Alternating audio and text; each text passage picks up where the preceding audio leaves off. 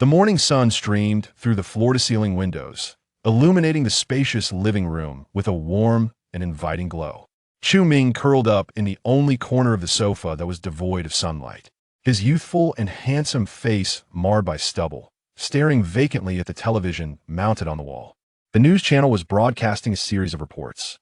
On the 29th of this month, at 6:30 p.m. Eastern Time, the United States National Missile Defense (NMD) successfully conducted a test exercise to destroy softens deployed in low Earth orbit. Our correspondent interviewed renowned physicist Ding E. Following the emergence of the three-body crisis, the ideology of escapism arose, its main argument being, with a snap, Chu Ming switched off the television, his confusion deepening as he gazed out at the sun-drenched scenery beyond the window. He finally grasped the staggering truth. Have I really crossed over into the three-body problem? Chu Ming's heart raced with disbelief. He had merely been an ordinary high school senior, and now, having awakened from slumber, he found himself in this bewildering place. Through the memories of his previous self and the recent news reports, he managed to piece together that he had traversed into the crisis era of the three-body narrative, specifically 3 years into the crisis moment, just as the second volume commenced. Humanity had only recently confirmed the three-body crisis, with the three-body fleet still a distant 4.21 light-years from the solar system. The Wallfacer project was on the verge of implementation. Luo Ji had just received guidance from Yi Wenjie, laying the initial foundations of cosmic sociology, all while being a charming professor who changed partners weekly. Zhang Beihai had only recently joined the newly established space military. Cheng Xian and Wei De were still engaged in research at the Planetary Defense Council's Strategic Intelligence Bureau regarding the feasibility of the latter project, likely having concluded that it is not necessary to send living beings. At this time, Yun Tianming was merely a patient suffering from lung cancer. The individual into whom Chu Ming's soul had transmigrated shared his name and surname, yet he was merely a freshly graduated university student, still unemployed. Orphaned, he lingered in the spacious apartment left behind by his late father, drifting through life in a daze. To be honest, upon regaining his composure after crossing into this timeline of the three-body world, Chu Ming's first thought was to aspire to become the fifth Wallfacer. He was, at present, the only individual apart from Yi Wenjie who possessed knowledge of the Dark Forest theory, a concept that even Luo Ji had yet to comprehend. If Chu Ming could devise a way to reveal his understanding of the Dark Forest theory before the softens, the three-body beings would undoubtedly instruct the ETO to eliminate him. Once the Planetary Defense Council became aware of this, it would significantly increase the likelihood of Chu Ming being designated as the fifth Wallfacer. After all, Luo Ji had essentially achieved that same status in a similar manner. Chu Ming harbored no grand aspirations of saving humanity. He believed such endeavors were better left to the original protagonist, Luo Ji. He had no desire to disrupt the narrative. His singular wish was to attain the status of a Wallfacer, basking in the extraordinary power that came with it, and to live out his days in leisurely abandon. Indeed, such a fate seemed splendid. Yet, a pressing concern loomed. Would he survive the assassins from the ETO before he could become a Wallfacer? Within the ETO resided the elite of humanity. This troubling thought caused Chu Ming's brow to furrow in contemplation. Suddenly, an electronic voice resonated in his mind. Ding. Binding of the cultivation system in progress. Taken aback for a moment, Chu Ming soon found himself elated.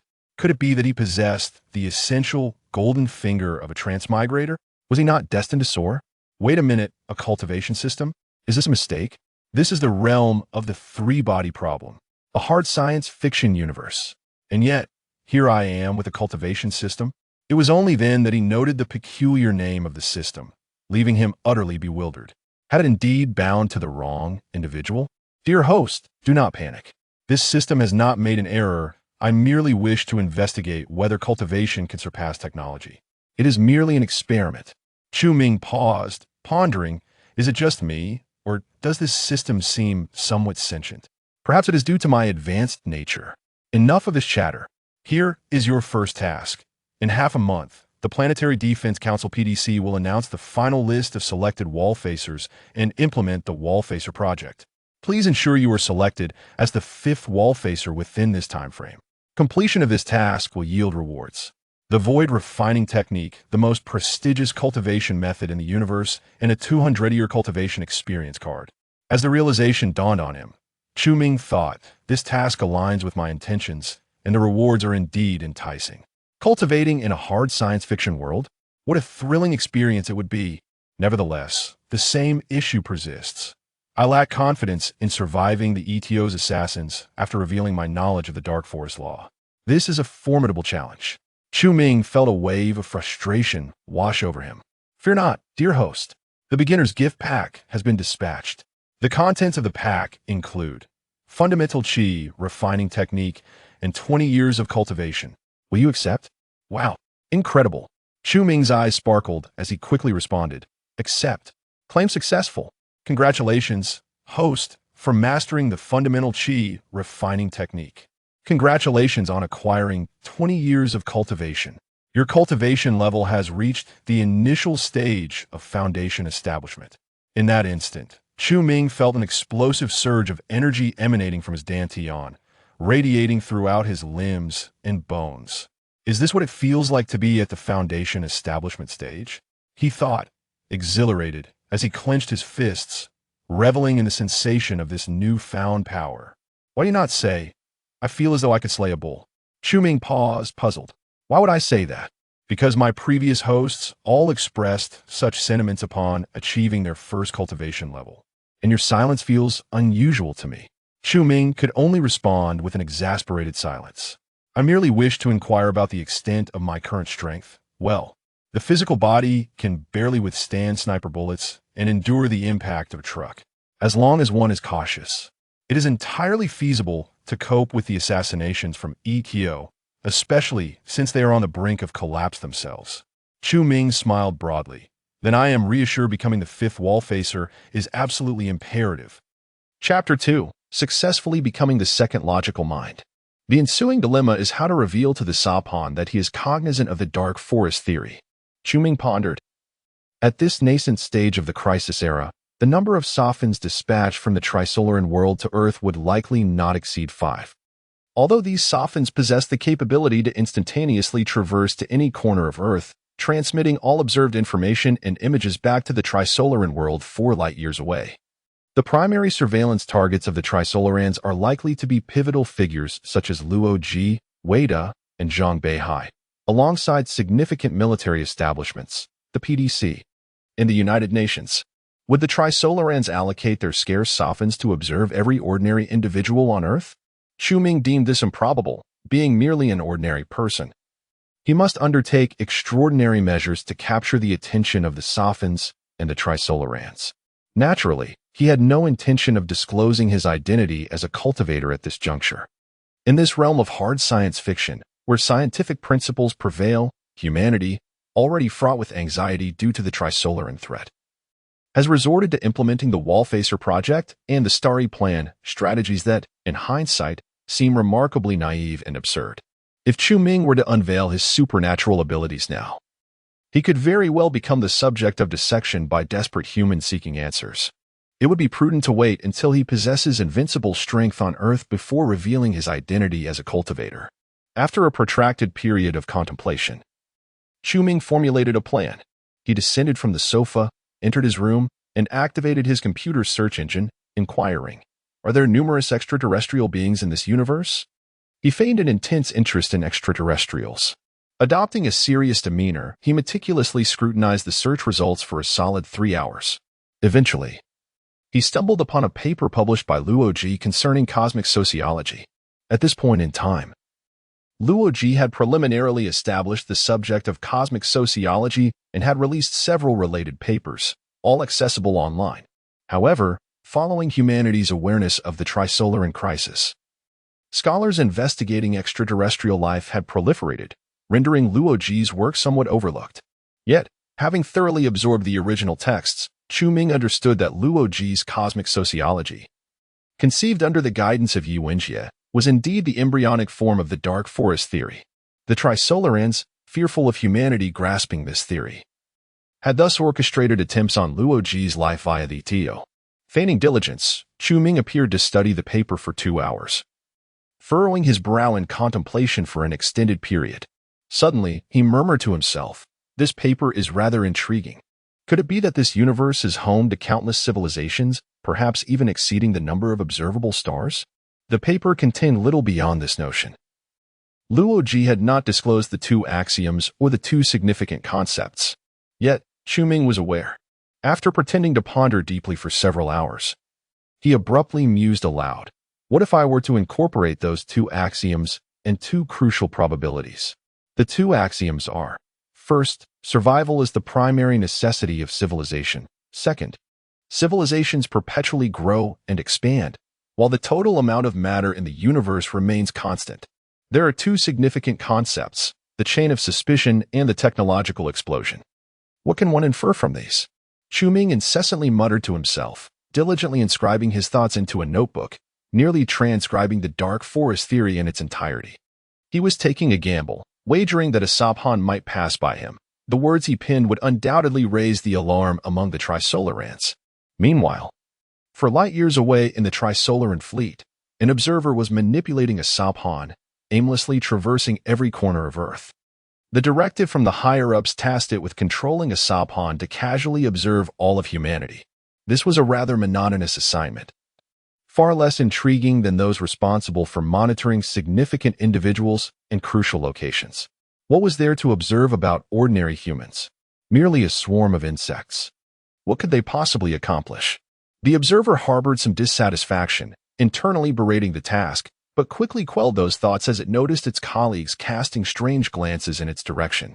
Trisolaran thought is transparent. They speak their minds. The observer's skepticism regarding the higher-ups' orders sparked a flicker of panic, prompting it to think, "I apologize. I will work diligently." Its colleagues paid little mind, turning back to their own tasks. The observer exhaled in relief and resumed watching the footage transmitted from its assigned Sabhan. Suddenly, Chu-Ming's figure appeared on the screen. Initially, the observer intended to glance briefly before moving on to the next subject, but it became transfixed by the words inscribed in Chu-Ming's notebook. It magnified the image, scrutinizing the text. This human. He had deduced the two axioms and two essential concepts of the dark forest theory. The observer was struck with a chilling sensation, pointing at the screen and exclaiming in disbelief. Its colleagues quickly gathered, drawn in by its words, and upon discerning the contents of Chu-Ming's notebook, their reactions mirrored that of the observer. The observation room erupted in chaos. Quickly, investigate this human's information. His name is Chu-Ming, an ordinary university graduate from Earth Swagwa, a mere 23-year-old commoner. How could this be? How could such an individual independently derive the dark forest theory? Indeed, even Professor Luoji from Hucking only grasped it through Yi Wenjia's guidance. How has this ordinary person achieved it? Forget the details, report to the higher-ups immediately. This individual poses a significant threat, a grave danger. This human is likely unaware that he has deduced the dark forest theory, which is perilous. Has not Luoji remained similarly oblivious? Before long, the upper echelons of the Trisolaran world issued a command, elevating Chu-Ming's significance to that of Luoji. They ordered the ETO to assassinate Chu-Ming. Host, cease your pretense. The Trisolarans have already observed your actions through the Sabhan. As Chu-Ming continued to feign ignorance, he was suddenly overwhelmed with joy upon hearing the system's words, pondering, how do the Trisolarans intend to deal with me? Of course, they will handle you in the same manner as they do with Luoji. After all, the dark forest principle is the sole means by which humanity can intimidate the Trisolarans. They are exceedingly fearful of humanity uncovering this truth. That is splendid news. Chu-Ming sighed with relief, his heart swelling with elation. If I can evade the assassination attempts by the ETO, I should be able to successfully become the fifth wallfacer. Pausing for a moment, he inquired of the system, by the way, did I portray myself convincingly just now? Is there any chance the Trisolarans might perceive something amiss? Chu-Ming was reluctant for anyone to discover his identity as a time traveler, hence he endeavored to present himself as someone who had independently deduced the dark forest principle. Your performance was adequate. The Trisolarans are rather naive and unlikely to discern anything unusual. Rest assured. Chapter 3. The Assassination of ETO Approaches. In order to avoid arousing suspicion from the Trisolarans, Chu-Ming feigned diligence for an hour, meticulously deducing the dark forest theory. It was not until 10 o'clock that he sighed, adopting an expression of defeat, shut down his computer, and departed the room. Chu Ming's intention was to ensure that his current revelations to the Trisolarans regarding his understanding of the Dark Forest theory did not exceed those of Luoji. He feared that pressing the Trisolarans too hard could incite even more frenzied assassination attempts from ETO, perhaps even overt ones. After all, according to the system's explanation, with his current foundational physical state, Chu Ming could only withstand the ordinary bullets from a sniper rifle, akin to those used by ETO when they targeted Luoji in the original narrative. Should he encounter armor-piercing rounds, it would be the end for him. Thus, caution was paramount. Upon returning to the living room, Chu Ming instinctively reached for his phone to order takeout, only to find himself momentarily stunned. The crisis era of the Trisolaran saga transpired around the years 2012 or 2018. In the original text, the timeline of the crisis era spans from 201X to 2208. However, Lu Cixing penned the second volume of the Trisolaran series in 2008. Therefore, in his framework, humanity of that era had developed hibernation technology but lacked smartphones and food delivery applications. Damn, Lu Cixing. Times have changed. Chu Ming mentally grumbled as he felt a pang of hunger and searched his room, only to discover a few cups of instant noodles. Reluctant to consume instant noodles, he ventured downstairs to a restaurant, where he ordered a plate of shredded pork with potatoes over rice. As Chu Ming quietly observed the surrounding scene and fellow diners, he noted that there was not much difference from his own world. The individuals who had just entered the crisis era still bore remnants of the Golden Age. Yet, the topics of discussion had shifted, lacking the vibrancy of daily life, instead revolving around survivalism, ETO, wartime economic transformation, PDC, and so forth. Just as Luoji had remarked, this era had indeed become rather dull, Chu Ming reflected. In truth, conditions were still relatively favorable, at least the standard of living had not yet declined. By around 2030, humanity, in response to the Trisolaran crisis, began a large-scale development of heavy industry and aerospace technology, simultaneously endeavoring to break through the blockade imposed by the Sothans. This led to severe environmental pollution and a dramatic drop in global agricultural output. Concurrently, the industrial economic system on Earth began to collapse. To ensure that the populace remained focused on labor, governments worldwide suppressed all forms of entertainment, declaring any activities aside from work to be illegal. By 2044, the 36th year of the crisis era, multiple governments had crumbled, and the population began to sharply decline. Instances of cannibalism became rampant. This marked the so-called Great Low Period, which persisted for 89 years, during which the global population plummeted from 8.3 billion to 3.5 billion, representing the darkest chapter for humanity in the crisis era. I must emulate Luoji and enter hibernation before the Great Low, directly awakening 2 centuries later to witness the spectacle of the water droplet's 2000th resonance. As Chu Ming consumed his meal, he pondered silently. He had no desire to endure the cannibalistic era of the Great Low. Meanwhile, in a certain city's basement on Earth, the wall breaker No. 2 lay motionless on the bed for several hours. Suddenly, he retrieved a handgun from beneath his pillow and aimed it at his temple. At that moment, subtitles appeared in his vision, proclaiming, "Do not do this. We need you." After a brief exchange, Wallbreaker number 2 finally confirmed that this was not a mere illusion. And he was filled with ecstasy. "O Lord, it truly is you, my Lord. Why have you forsaken ETO?" The subtitles responded, "I fear you. Human thought is not transparent. You possess the capacity for deceit, disguise, trickery, and misdirection, while we Trisolarans are inferior in this regard, even to a 5-year-old human child, which fills us with dread and revulsion." The subtitles continued, "The Sapon can perceive everything in the human world, yet cannot fathom human thought. The disparity in cognitive transparency has only strengthened our resolve to obliterate humanity. Please assist us in exterminating humankind, and in the end, we shall eliminate you as well." Wallbreaker number 2 replied, "My lord, your manner of expression is flawed." After further dialogue, the subtitles declared, "What ETO must accomplish is to execute the vital mission you have just witnessed." Wallbreaker number 2 glanced at the computer screen, where the recently decrypted document read, "Assassinate a citizen of Huagua." Luoji, a sociology professor at Hucking. Note: do not reveal that ETO is involved. To avoid drawing attention, the subtitles continued. An additional target for assassination has been added: Chu Ming, a graduate of Suzhou University. His significance is equal to that of Luoji. Wallbreaker number 2 murmured, "This is a simple task. I shall see it through. My lord, we shall prove our loyalty." Within ETO, there existed a cadre of human elites. Even though they were now on the brink of collapse, their numbers dwindling. However, Wallbreaker No. 2 believed that with their capabilities, assassinating a mediocre professor like Luoji and an ordinary graduate like Chu Ming was not particularly challenging. After all, both individuals were quite unremarkable, lacking any military protection, especially Chu Ming, who was exceedingly average. In the face of the Trisolaran crisis, such ordinary individuals could only be deemed inconsequential, and even a distinguished professor like Luoji was but one among the masses, drifting along with the currents of time. Wallbreaker number 2 could not comprehend why the Trisolarans would seek to assassinate these two, yet his loyalty to them compelled him to dedicate himself fully to the task, never to treat it lightly. In the ensuing days, Chu Ming remained in a state of anxious anticipation, quietly awaiting the ETO assassination.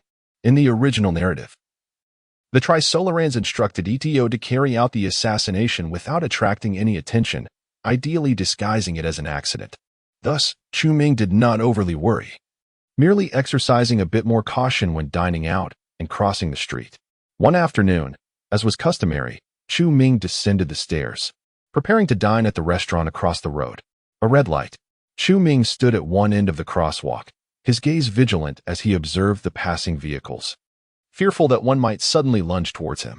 Yet, he was also apprehensive of being monitored by Zizi, which restrained him from displaying his anxiety too overtly. As the green light illuminated, Chu Ming feigned relaxation while maintaining his alertness and stepped onto the crosswalk. The vehicles at both ends of the crosswalk quickly came to a halt, awaiting the red light. Among them was a seemingly inconspicuous black Chaman sedan, within which a middle-aged man clad in a suit fixed his intense gaze upon Chu Ming. "Lord, grant me your protection," the middle-aged man muttered before activating the prearranged mechanism within the vehicle. In an instant, the Chaman sedan spiraled out of control, accelerating with utmost ferocity. Unable to evade it, the car skidded in a dramatic arc, its rear swinging violently as it crashed towards Chu Ming. A smirk crept upon the man's lips, reveling in his cunning disguise as an accidental assassin. The speed at which the vehicle collided with a human form would undoubtedly result in immediate demise. Chu Ming's fate appeared sealed. Chapter 4. Escaping Assassination, taken away by Shi Chang. In a moment of disbelief, Chu Ming had already taken note of the out-of-control Chang'an sedan. With his peak foundation building prowess, his reflexes were undoubtedly superior to those of ordinary individuals. If he had wished to evade, he could have done so with ease. Yet, he chose not to reveal his identity as a cultivator. Thus, he pretended to be frozen in place, as if paralyzed by fear.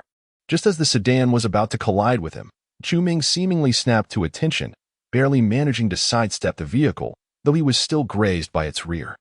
His body was flung several meters away, crashing heavily to the ground and rolling over multiple times before coming to a halt. Though he felt no pain, he feigned an appearance of excruciating agony. Meanwhile, the Chang'an sedan collided with a flower bed by the roadside and came to a halt. A middle-aged man, slightly dazed from the impact of the airbag, quickly turned his gaze towards Chu Ming. Upon seeing that he had not died instantly, but was instead writhing in pain, the man was left in a state of disbelief, thinking frantically, how could he still be alive?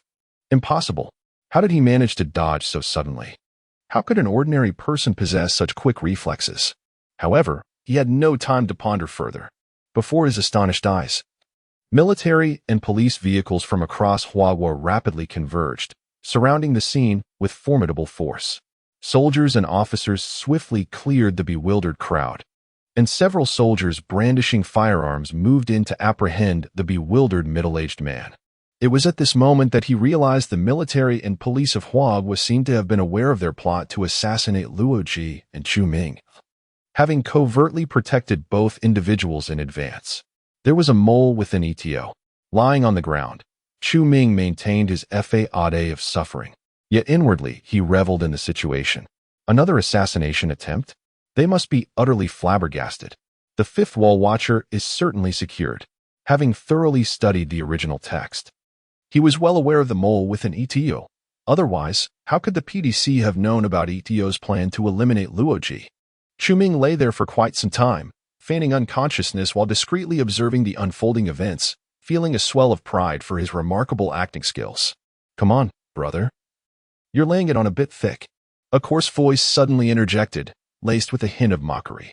Chu-Ming's expression stiffened as he turned to find a burly man, his face adorned with excess flesh and clad in a filthy leather jacket, striding towards him.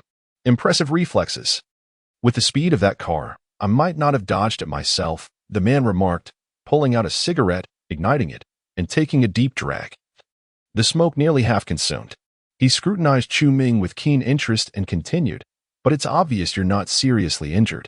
It can't be that severe, right? Brother. What are you pretending for? Hiding something, perhaps? Chu-Ming swallowed hard, suppressing his shock at being unmasked, and assessed the man before him, having already guessed his identity. What? I'm just afraid of pain. Chu-Ming deflected, then hastily shifted the topic. May I ask what brings you here? And you are. My name is Shi-Chang. Shi-Chang discarded his cigarette, and extended his hand towards Chu-Ming, stating, We are here to ensure your safety and to take you to a certain location. As for what exactly we will be doing, my knowledge is no greater than yours. Is something amiss? Was this merely an accident? Chu-Ming feigned confusion as he accepted Shi-Chang's hand, allowing himself to be pulled up. Internally, he was astonished. Why was Shi-Chang here to protect him? What about Luoji? Ah, Chu, you seem to be in good shape, after being grazed by a vehicle. You appear to have sustained no serious injuries, Shi-Chang remarked, scrutinizing Chu-Ming from head to toe. He patted Chu-Ming's shoulder. His experienced and penetrating gaze tinged with a hint of skepticism. Feeling somewhat embarrassed, Chu-Ming realized that Shi-Chang was indeed as observant as depicted in the original narrative. Truly a seasoned detective. Aware of the perils of excessive speech, he refrained from answering Shi-Chang's inquiry, instead presenting a facade of confusion and trepidation as he gazed at the group of soldiers, resembling a helpless child. Do not worry, with us here. There is nothing to fear, Shi-Chang reassured him, producing a pack of cigarettes and offering one to Chu-Ming. Care for one? After a moment's hesitation, Chu-Ming accepted. Once both had lit their cigarettes, Shi-Chang continued, Do not fret. Life can present unexpected challenges. However, your circumstances are rather, well, let us just say I'm not at liberty to disclose more. Just remain calm. Chu-Ming was acutely aware of the situation. His current predicament was strikingly similar to that of Luo Ji in the original tale. Shi-Chang was undoubtedly there to escort him to the meeting announcing the implementation of the Wallfacer project. If all went according to plan, he too would likely become a Wallfacer, just like Luo Ji. Excitement surged within Chu-Ming, yet he maintained an outward appearance of bewilderment. Mindful of the risks of excessive talk, he opted for silence. Impressive. You were even calmer than that lad, Shi-Chang suddenly commented, though his gaze remained laced with suspicion. Chu-Ming gave off the impression of wearing a mask, as if he were concealing something or had anticipated the current circumstances, which intrigued Shi-Chang. He had never encountered anyone quite like him before. That lad? Chu-Ming paused, looking up at him. You can't possibly mean Luoji? Indeed, just this morning. A professor named Luoji was also involved in a vehicular incident. However, he was not as fortunate as you. His girlfriend was killed, and he narrowly escaped. Shi-Chang shrugged. But that fellow isn't exactly of high moral character. His life is rather colorful, frequently meeting new women. And the girl who died had only known him for a week. He seemed indifferent to it all. That's quite. Chu-Ming struggled to find a suitable response. Luoji, the future savior of humanity, currently resembled nothing more than a jaded libertine. If one were to assess his character, it was indeed. All right, Chu, as I said, remain calm. It's time to hit the road. Shi-Chang flicked away his cigarette and firmly placed his hand on Chu-Ming's shoulder, guiding him towards a military vehicle. Hit the road? Where are we going? Chu-Ming inquired anxiously. Hey, don't panic, my friend. You'll find out soon enough. Shi-Chang grinned broadly, pushing Chu-Ming into the rear seat of the car. And then he squeezed him beside him. Chapter 5. On the flight to the United Nations, a conversation ensued between Chu Ming and Luo Ji that felt somewhat forced. Inside the military vehicle, Shi Chang instructed Chu Ming to don a bulletproof vest, reminiscent of the one he had previously urged Luo Ji to wear. Throughout the journey, Chu Ming remained silent, his mind racing with recollections of the details from the original narrative. He endeavored to emulate Luo Ji's demeanor, wary of revealing any signs of his true self. Ultimately, he concluded that any utterance or action on his part carried inherent risks, leading him to persist in his silence. Shi Chang, too, refrained from engaging him further, opting instead to speak into a walkie-talkie. After half an hour, the military vehicle came to a halt. They arrived at an airport in Suzhou City, where, under the escort of Shi Chang and a contingent of soldiers, Chu Ming and Shi Chang boarded a plane bound for the capital. 3 hours later, they touched down at a military airport. Without delay, Shi Chang directed Chu Ming to embark on a larger aircraft, entering a spacious office within the midsection of the plane. It was here that Chu Ming encountered the very person he had been contemplating throughout the journey, Luo Ji. Evidently, this was the aircraft destined for the United Nations. Hello. Luo Ji greeted Chu Ming with a gaze that combined confusion and surprise, a sense of relief washing over him. At that moment, Luo Ji had just survived a perplexing car accident, resulting in the tragic death of his girlfriend, whom he had known for merely a week. Subsequently, he found himself inexplicably transported to a bomb shelter, where a man named Shi Chang had bewilderingly bombarded him with a series of disconcerting remarks. Following this, Shi Chang seemed to have departed for some urgent matter, leaving Luo Ji at the mercy of military personnel who inexplicably ushered him onto this very plane, leaving him utterly oblivious to his destination or the trials that awaited him. Upon laying eyes on Chu Ming, Luo Ji recognized the bewildered expression on his face and noticed Shi Chang beside him, instantly realizing that he was not alone in his plight.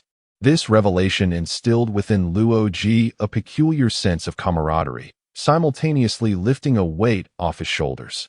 Previously, he had harbored fears that his sudden relocation was tied to the unusual social or familial connections of his deceased girlfriend, worrying that he had unwittingly attracted trouble. However, upon seeing Chu Ming, a person unrelated to his car accident, Luo Ji astutely sensed that this matter likely bore no connection to her. Hello, Chu Ming nodded at him, his expression dazed, yet his heart brimmed with elation. Oh my. Luo Ji. Among all the characters in the three-body problem, Chu Ming held a special admiration for Luo Ji. All right, you two must have much to discuss. I, after all, am merely an outsider. Shi Chang patted Chu Ming on the shoulder, cast a glance at Luo Ji, and settled onto the couch, his tone tinged with mild exasperation and boredom. Previously, during the 3-hour journey on the other aircraft, Shi Chang had made several attempts to engage Chu Ming in conversation, only to find him largely unresponsive. Aside from the occasional inquiry about the purpose of their mission and what had transpired, Chu Ming maintained a near-complete silence, which left Shi Chang, who thrived on dark humor to lighten the mood, feeling exceedingly uncomfortable. Chu Ming settled into the seat beside Luo Ji, fastening his seatbelt, a dreamlike sensation enveloping him, leaving him momentarily at a loss for what to do. Luo Ji turned to Chu Ming, extending a hand in introduction. Hello, my name is Luo Ji, a resident of the capital. Taken aback, Chu Ming quickly reciprocated the handshake. I am Chu Ming, hailing from Suzhou. You appear to be quite young, don't you? Luo Ji ventured, seeking a topic of conversation. He preferred to engage with Chu Ming, who shared a similar plight, rather than with Shi Chang. Yes, I graduated from university just 6 months ago. I've only recently turned 23. And you? I am 28, just an ordinary person. Then, Brother Luo, what is your profession? Well, Shi Chang, observing the awkward exchange between the two, could no longer contain himself and interjected, Chu, do not be misled by the fact that Brother Luo is only a few years your senior. He is a professor at Hucking University, a distinguished intellectual. As for you, well, you are merely a university student. I can hardly read a few characters. A professor at Hucking? That's impressive, Chu Ming exclaimed in surprise. Luo Ji offered a wry smile. Not really. I'm just an ordinary professor drifting along with a few hastily assembled papers. Hey, is there such a thing as an ordinary Hucking professor? Brother Chu, don't underestimate yourself. Shi Chang laughed heartily. with just a few words. Shirchang managed to ease the atmosphere, although both Chu-Ming and Luoji, each with their own thoughts, still spoke minimally. Yet they began to engage in a somewhat casual conversation. At that moment, the airplane took off, the weight causing all three to sink into their seats. Chu-Ming gazed out the window, where the twilight sun streamed in. He couldn't help but ponder that if the timeline of this world had not been altered by his arrival, then not long ago. Zhang Beihai had steadfastly affirmed the beliefs of the escapee in his father's hospital room. As the aircraft soared away from the coastline, Zhang Beihai was below, 10,000 meters down, observing the under-construction Tang vessel. That moment marked the closest proximity between Luoji and Zhang Beihai, two saviors of humanity. This historical instant was known only to Chu-Ming, evoking a sense of melancholy within him, his heart a tumult of emotions. Subsequently, the experiences aboard the plane closely mirrored those in the original narrative, with the exception of Chu-Ming's unexpected presence as a time traveler, which did not significantly alter the course of events. Afterward, under Shirchang's arrangements, Chu-Ming and Luoji returned to their respective rooms to rest. Cocooned within his sleeping bag on the bed, Chu-Ming found himself unable to sleep, his brow furrowed in deep contemplation. Suddenly, he realized something profound. He seemed to possess the ability to alter the life of Luoji, a figure marked by tragedy. Chapter 6. The Conference of the Wall-Facers begins. The following analysis of the characters in the three-body problem is purely the author's personal view, a manifestation of the author's self-indulgence. If there are differing opinions, I hope for a rational discussion. At least from Chu-Ming's perspective, Luoji is undeniably the most tragic character in the three-body problem, and also the most human. In a certain sense, Luoji is indeed an ordinary man. He is impetuous, lacking in ambition, and transitioned from astronomy to sociology merely to better navigate through life. Even after being guided by Yi Wenjie to establish cosmic sociology, Luoji's initial motivation was simply the pursuit of fame. Luoji exhibits a profound selfishness. Upon the death of his girlfriend, whom he had known for merely a week, and after being taken by the military, his immediate feelings regarding her demise were not only shock and fear, but also a desire to absolve himself. When the era bestowed upon him the responsibility of a wall-facer, his first instinct was to shirk that duty. When he realized evasion was impossible, he sought to exploit the authority of the wall-facer to satiate his own desires. He never contemplated saving humanity. His concerns were solely for himself and his family. Yet, this seemingly self-centered ordinary man ultimately thrust the disparate worlds of Trisolaris and Earth onto the same gambling table, wagering his life and the annihilation of both worlds, thereby securing a fleeting victory for humanity. He stood alone before the stark white walls, thousands of meters underground, wielding a sword in steadfastness for 54 years, securing decades of peace in the era of deterrence for humanity. Ultimately, however, he was met with the sentiment, humanity does not thank Luoji. Yet, Luoji requires no gratitude from humanity. He has never cared for its continuity. Everything he did was solely for Zhuang Yin and their children. Nevertheless, throughout his life, the time he spent with his wife and children was but a few fleeting years. In Chu-Ming's view, the allure of Luoji's character lies in his humanity, selfish yet loving towards his family, with a tragic and incomplete ending that resembles that of an ordinary individual. In contrast, the other characters in the three-body problem exhibit stark differences. Wado embodies extreme rationality and cold-bloodedness, to the extent of selling his own mother into a brothel, advancing towards humanity's victory through any means necessary. He possesses a primal nature, a beast willing to resort to any method for the survival of civilization. Zhang Beihai, an individual who has never undergone any ideological branding, stands as a far more resolute escape artist than those who have. He masterfully deceived two worlds for 2 centuries, and his remarkable initiative and intellectual will ignited the spark of human civilization, earning him the title of the father of a new humanity. For the continuation of humanity, he would even sacrifice himself, a being of divine nature. As for Cheng Xian, she is a refined egoist, an ordinary person who deludes herself into believing she possesses divinity.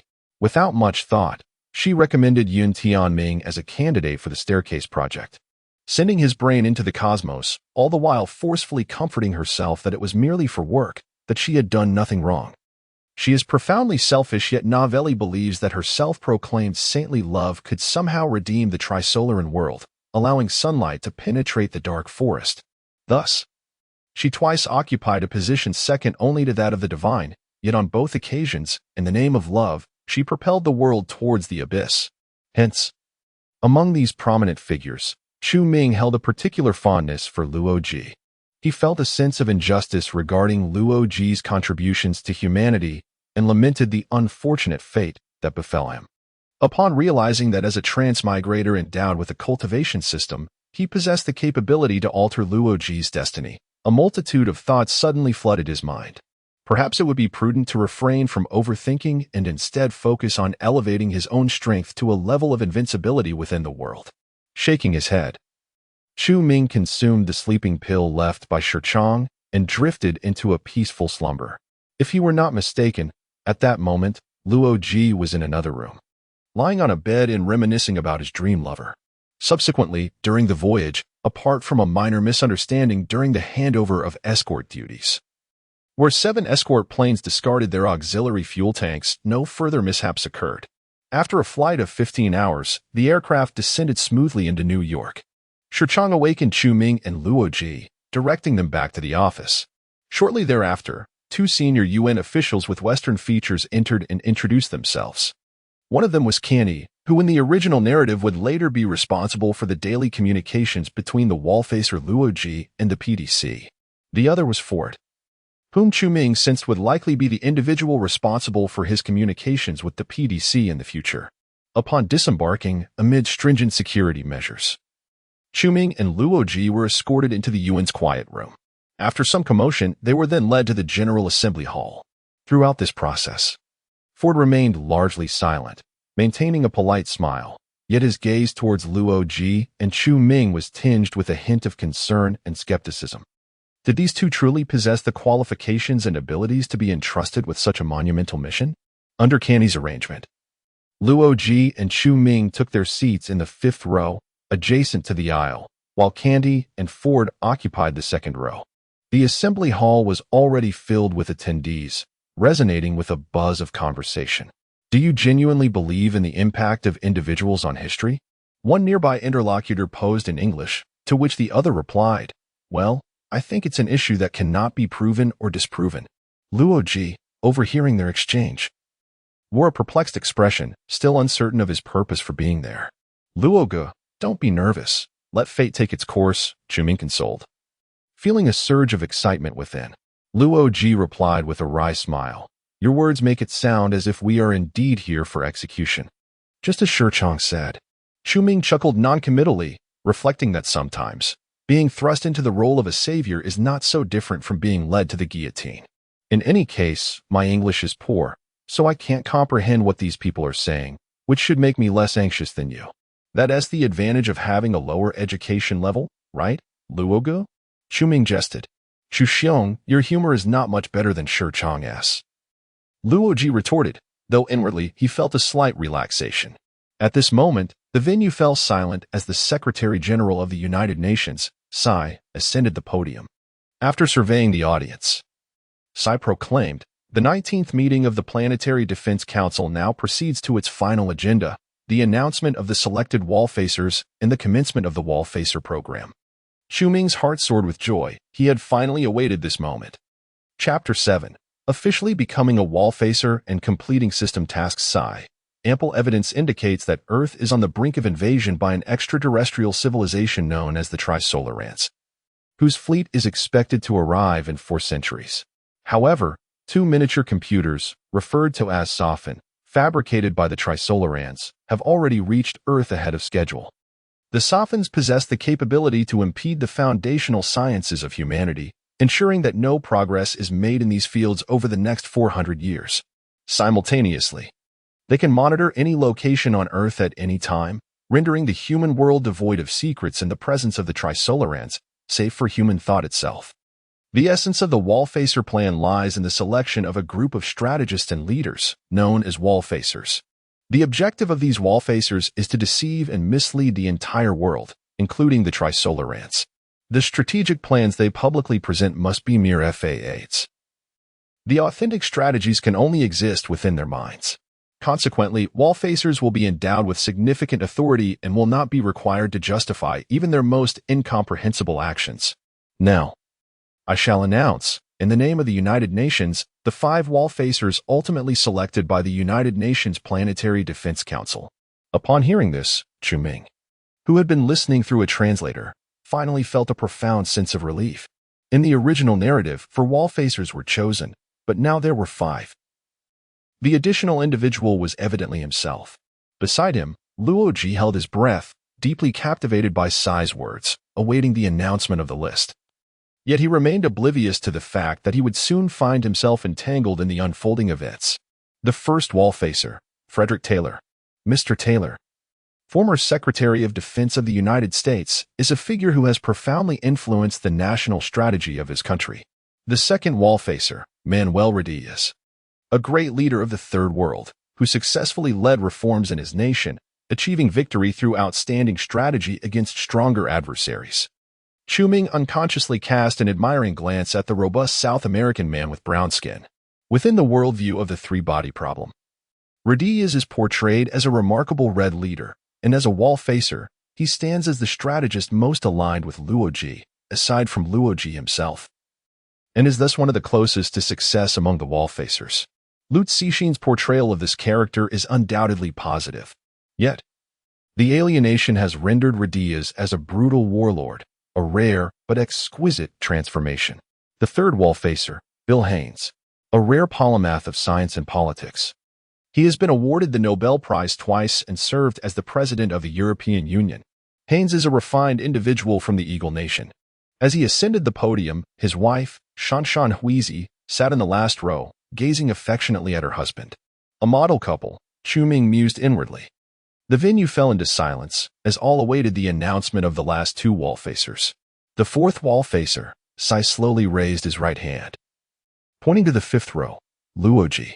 A sociology professor at Huqing University in China, he is the founder of cosmic sociology. Before anyone could fully comprehend the situation, Sai's right hand subtly shifted as he continued. The 5th wall-facer, Chu Ming, hails from Huagua and is a graduate of Suzhou University. In that fleeting moment, countless attendees in the hall widened their eyes, filled with disbelief and astonishment, exchanging incredulous glances with one another. Had they not been in the solemn setting of the United Nations General Assembly, they might have erupted into fervent discussions. The selection of these final 2 wall-facers was utterly unfathomable. Considering their capabilities, qualifications, and political implications, such an outcome was undeniably astonishing. The first 3 wall-facers represented a balance and compromise among the political powers of the United States, the European Union, and the Third World. Yet, the last 2 wall-facers were both from Huagua.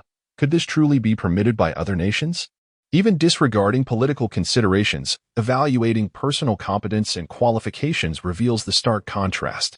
Taylor was a former Secretary of Defense of the United States, Radias as a great leader of the Third World, and Xin's a 2-time Nobel laureate who had once presided over the European Union. These 3 were indisputably deserving of their roles as wall-facers. But what of Luo Ji and Chu Ming? The former, at least, was a professor at Huqing, yet Chu Ming, a mere graduate from Suzhou University?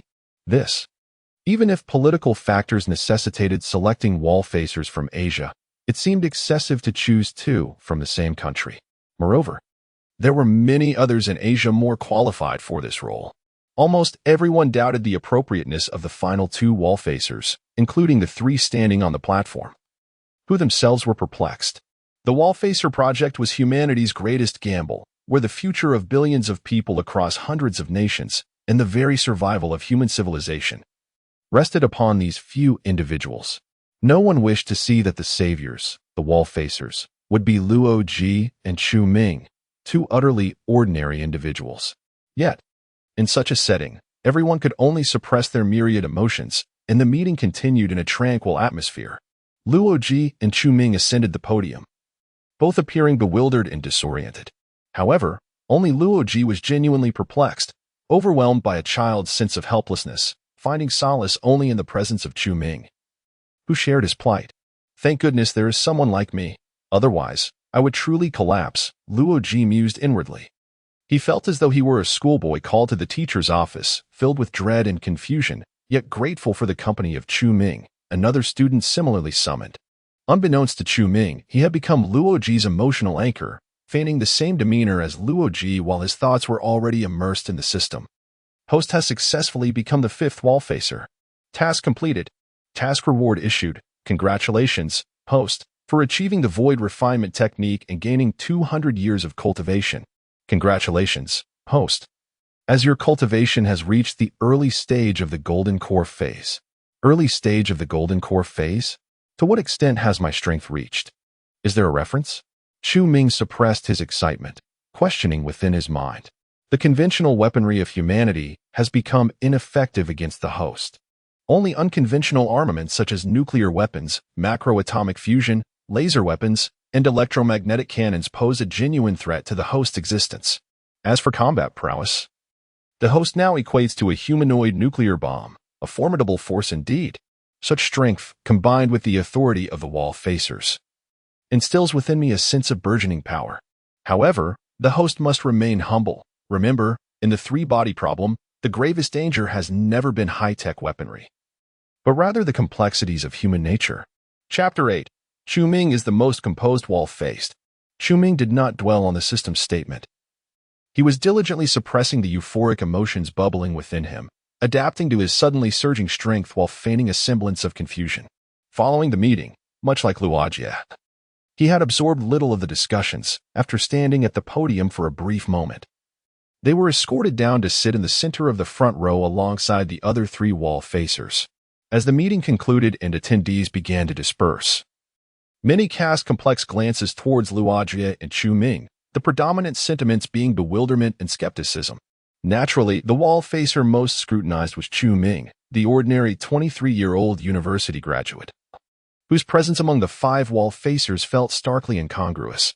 Even Luoji, when compared to him, appeared to shine with remarkable distinction, being a genius who had become a professor at Hucking in his 20s.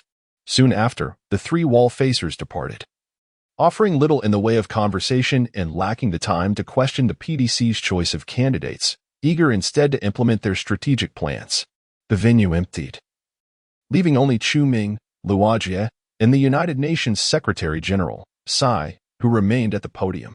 Dr. Luoji, Mr. Chu Ming, I believe you have questions to pose, Sai said gently, a smile adorning his face. Luoji, bewildered, lifted his gaze to Sai, then turned to Chu Ming, who remained silent, seemingly dazed. Luoji mused that, given Chu Ming's circumstances, he might be even more lost than himself. A wave of sympathy washed over him, prompting him to abandon the notion of encouraging Chu Ming to speak. Instead, he looked up at Sai and inquired, "Why us?" "You must find the answer yourself," Sai replied. "We are merely ordinary individuals, and Chu Ming is simply an ordinary university graduate. You cannot impose such a significant responsibility upon us without prior consultation," Luoji asserted. Sai chuckled lightly. "Is your name Logic?" "Indeed. Then you should understand that such a mission cannot be discussed with those destined to bear it before it is entrusted." "I refuse," Luoji declared without hesitation, glancing at Chu Ming, adding, "I believe you would also wish to decline." "Yes," Chu Ming nodded. He recognized that the responsibilities of a wall facer were inescapable, rendering any protest ultimately futile. "Very well." Sai's response seamlessly aligned with Chu Ming's, leaving Luoji at a loss. He paused for several seconds, poised to speak. After much hesitation, Chu Ming finally resolved to act, placing a hand on Luoji's shoulder and sighing, "Brother Luo, please remain calm. Have you not realized? Once the mission and identity of a wall facer are conferred, it is impossible to refuse or abandon them." Upon hearing this through the translator, Sai narrowed his eyes, regarding Chu Ming with a look of astonishment and disbelief. Could it be that this young man from Huagua had so swiftly attained clarity and discerned the essence of the wall facer program? Logi gazed at Chu Ming in confusion, while the latter cast a furious glance at Sai, seemingly resentful that the latter had thrust upon him such an inescapable and monumental mission. Sai remained silent, her eyes now reflecting even greater astonishment towards Chu Ming. Chu Ming spoke. "This perverse logic is dictated by the very essence of the Wallfacer project, Ms. Sai. Everything the Wallfacers do ought to create a facade that deceives and misleads the entire world. correct? Indeed, Chu Ming replied coldly. If we refuse to bear the responsibilities of the wall-facers and relinquish our identities as such, would you not consider this an act of deception and misdirection as well? Would you perceive it as part of the wall-facer project? Logi's pupils constricted, and in an instant, he experienced an epiphany. A surge of unprecedented fury welled up within him. He longed to scream at the top of his lungs, but ultimately restrained himself, directing his wrathful gaze at Sai instead. Yes, Mr. Chu Ming, Sai inhaled deeply. Her expression now imbued with respect as she regarded Chu Ming earnestly. Your composure is truly astonishing. I had presumed you would be the last wall-facer to grasp the nature of the project. You have pleasantly surprised me. To speak candidly, the selection of the two of you for the wall-facer project represents one of history's greatest gambles, particularly you, Mr. Chu Ming. Consequently, your capacity to mobilize resources is the least among all wall-facers. Yet, it appears this may indeed be the right choice, Sai smiled. Mr. Chu Ming, I shall propose to the PDC higher-ups that your resource allocation limit be increased. Even if you grant me more resources, it would be futile. I care not for the continuation of humanity. The identity of a wall-facer cannot be rejected, can it? I shall wield these resources as I please and become a modern emperor. Chu Ming sneered. He spoke sincerely, yet it mattered little. Anything he said would inevitably be perceived as part of the plan. Very well, Sai indeed exhibited a smile befitting a wall-facer. Sai soon departed, leaving the vast conference hall with only the two of them remaining. Thank you, Chu. Were it not for your insights, I might still be in the dark. Logi expressed gratitude towards Chu Ming, relieved to have him by his side. It is of no consequence. Even without me, you would eventually comprehend the project's perverse nature. Chu Ming gently shook his head, while internally reflecting, indeed, without me, you would have already been shot by an ETO assassin by now. Impressive. Every shot hits its mark. All thanks to the shadow elf. Nevertheless, the primary reason Chu Ming chose to maintain such a calm demeanor was not merely to remind Logi, but to elevate his own significance within the Wallfacer project and gain greater authority. Judging by Sai's earlier reaction, he believed he had succeeded. Next, it was time to exploit his identity as a Wallfacer, indulge in life's pleasures. At that moment, a voice resonated in Chu Ming's mind. Second mission issued. Please become the sole savior in the hearts of the world's populace. Mission duration. 100 years. Do not claim I have not afforded you time to enjoy life. Chapter 9. Grant me a villa, procure a fleet of luxury cars. This is an integral part of the wall-facing project. Rest assured, it will not devolve into a mindless indulgence. To emerge as the singular savior in the hearts of the global populace, Chu Ming was momentarily taken aback. His initial reaction being the belief that such a task was utterly unattainable. This quickly prompted a recollection of a certain passage from the original text. 5 years hence. As the wall-facing project garnered increasing attention, the image of the wall-facers as saviors in the public's mind would naturally solidify, regardless of their own desires. In fact, at that time, the public even portrayed the wall-facers as superhuman heroes endowed with extraordinary abilities. As stated in the original text, if, by that juncture, Chu Ming were to reveal his identity as a cultivator and expose his supernatural powers, could he be regarded as the sole savior by humanity? Unlikely. For even at that point, dissenters against the wall-facers would still abound. To unify the thoughts of billions of people? That would be a task of infernal proportions. Yet, Chu Ming was disinclined to ponder this in depth. After all, the task spanned a century, did it not? Time was on his side. By the way, system, what about the rewards for this task? Why do you remain silent? Chu Ming inquired within his mind. Well, I haven't quite decided yet. But the reward will at least grant you the power to shatter water droplets with a single punch. Chu Ming's eyes brightened. This reward was exceedingly enticing, potentially rendering him genuinely invincible on Earth. Brother Chu, can you fathom why PDC chose us too? After a prolonged period of contemplation, Luoji suddenly asked, genuinely perplexed and seeking Chu Ming's insight. At this moment, Luoji no longer perceived Chu Ming as an ordinary individual. Despite being younger and possessing a lower educational background and social standing. However, Chu Ming's extraordinary composure had utterly captivated Luoji, instilling in him a sense of respect. Faced with this inquiry, Chu Ming hesitated, uncertain whether to enlighten Luoji. Should he do so, Luoji might prematurely grasp the dark forest theory, realizing he was indeed someone capable of saving humanity. How would the narrative unfold then? Would Luoji still indulge in the pleasures afforded by the power of the wall-facers? Would he still seek his dream partner? Ming was uncertain. But he understood that the 5 years Luoji spent reveling in the privileges of the wall-facers were the happiest of his life. The only time of enjoyment before becoming a savior. I do not know. Ming shook his head, observing Luoji's bewildered expression. He chuckled, but it matters not. Brother Luo, do you truly care about the survival of humanity hundreds of years hence? Luoji was taken aback, responding with a wry smile. Who cares? I don't even want children. Why were we chosen? Indeed, I couldn't care less. Ming grinned, patting him on the shoulder. So why the fuss? Let the future be drowned in floods. We shall live in the present. Since we cannot evade the responsibilities of the wall-facers, let us relish the power. The confusion in Luoji's eyes gradually dissipated, becoming increasingly luminous. Indeed, now that I am left with this peculiar power, why not utilize it? Brother Chu, you are truly a remarkable talent. Luoji gazed at Ming with admiration, seemingly lost in thought, and he began to feel a surge of eagerness. Brother Luo, do you have your own wall-facing plan? Ming inquired with a playful glint in his eye. Luoji instantly grasped his meaning and replied with a smile. I believe you must also have your own wall-facing plan. The two men exchanged knowing glances, sharing a moment of silly laughter before rising in unison and making their way outside the grand hall. Upon exiting, they were surrounded by a group of security personnel clad in black suits. Shichang, Candy, and Ford approached, their gazes toward Luoji and Ming filled with unprecedented awe and respect. However, Shichang was perplexed by the inexplicable grins on their faces, a mixture of strangeness and surprise flooding his mind. Previously, he had felt sympathy for Ming and Luoji, believing that the PDC had imposed such a significant responsibility upon them without their consent, which would surely leave them in shock, teetering on the brink of a mental breakdown. Yet, here they were, laughing as if nothing had happened. Goodness, they truly are composed.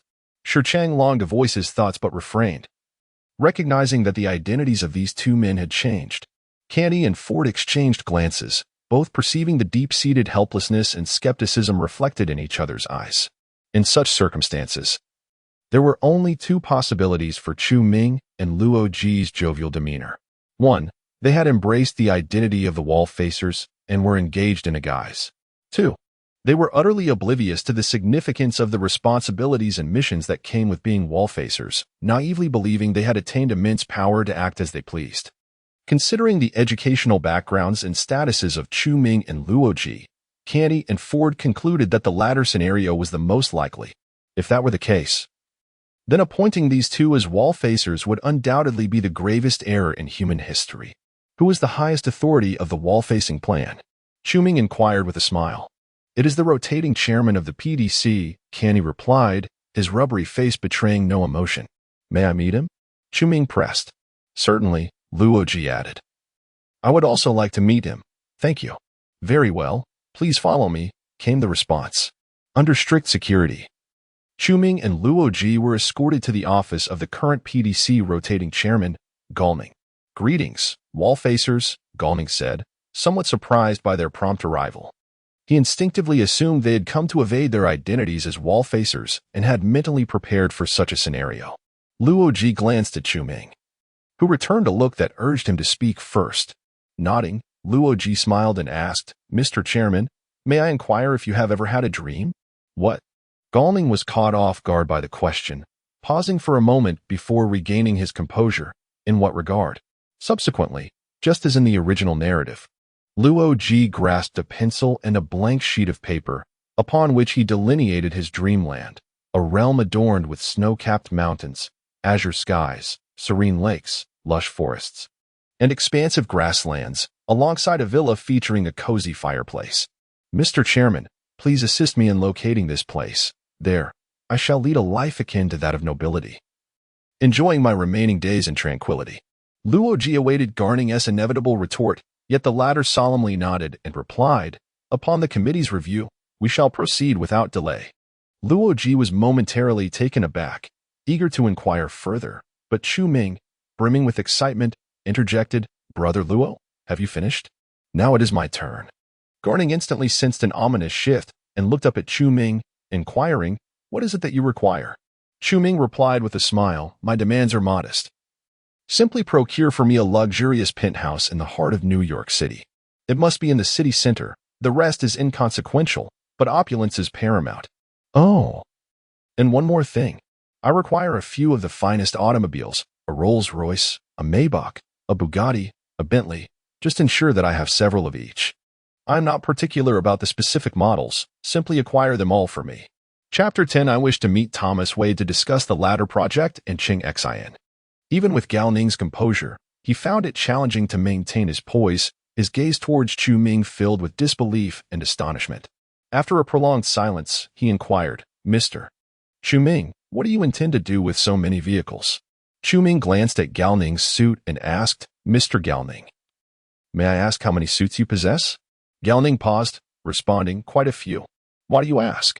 What do you need so many suits for? To wear, Chu Ming replied. Of course, I drive, he added. Gao Ning was left speechless. Meanwhile, Logic, who was translating, was nearly astounded by Chu Ming's audacity. Worrying that Gao Ning might erupt in anger. Dear Brother Chu, your request seems rather excessive, he remarked.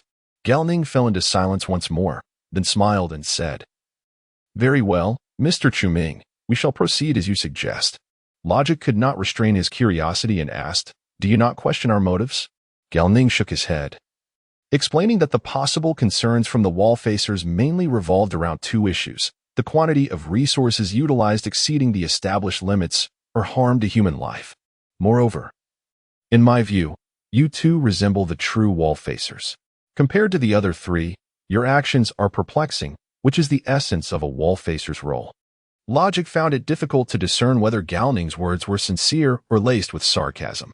Nevertheless, it was of little consequence. Regardless of the process, the outcome was favorable. They could indeed bask in the privileges of nobility, leveraging the powers of the wall-facers. As Chu Ming aptly stated, the survival of humanity for centuries hence held no relevance to them. Live in the present and let the future be drowned in chaos. Let us depart, Brother Chu. Logic was quite satisfied and prepared to leave. You may go ahead. I have matters to discuss with Chairman Gao Ning, Chu Ming replied. Logic cast a perplexed glance at him, then at the equally confused Gao Ning, ultimately nodding and exiting alone. Mr. Chu Ming, do you have any further requests? Gao Ning asked with a smile, though he remained uncertain whether these two were genuinely executing the wall-facer plan or merely indulging in pleasure. Yet, from both a rational and emotional standpoint, Gao Ning leaned towards the latter. Chu Ming's ostentatious behavior left a rather negative impression on him. Perhaps selecting Chu Ming as a wall-facer was indeed one of the greatest blunders in human history. He appeared to be nothing more than a short-sighted ordinary man. However, the decision was made, and the judgments of right and wrong would be left for future generations to assess. Gao Ning resolved that, regardless of how absurd or unreasonable Chu Ming's forthcoming request might be, he would acquiesce, as it was merely in the name of duty. To his surprise, Chu Ming made a reasonable request. Mr. Chairman, I wish to meet the head of PIA, Thomas Wade. In the virtual world of the three-body game, the Age of Constant, Qin Shi Huang stood upon a rock in the desert, a long sword resting on his shoulder, facing a group of ETO members below. Zhou Wang, Newton, von Neumann, Aristotle, Mosey, Confucius, Einstein. The wall-facing project has commenced. As humanity endeavors to counter the surveillance of the Sophons with an individualistic and wholly cloistered strategic mindset, this poses a significant threat to the consciousness of the transcendent. Qin Shi Huang, with great effort, brandished his long sword, declaring that, in accordance with the decisions made in the previous assembly, we must immediately initiate the breaching plan.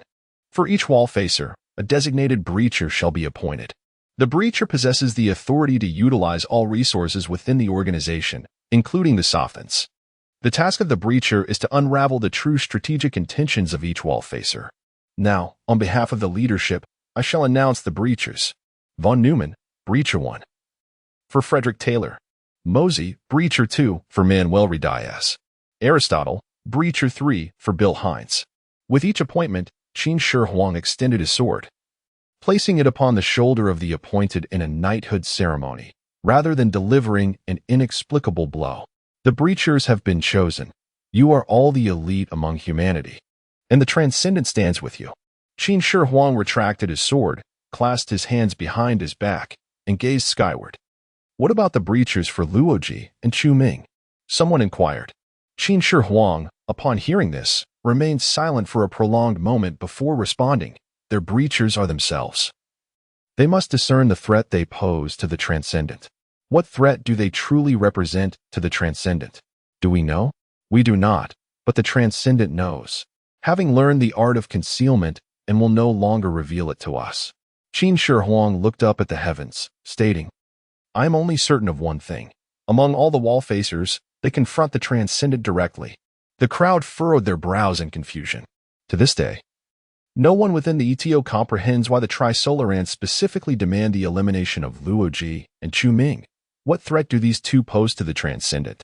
Mosey shook his head inwardly, concerned that the Transcendent, upon discovering humanity's capacity for deception and concealment, had reacted with undue alarm and severity.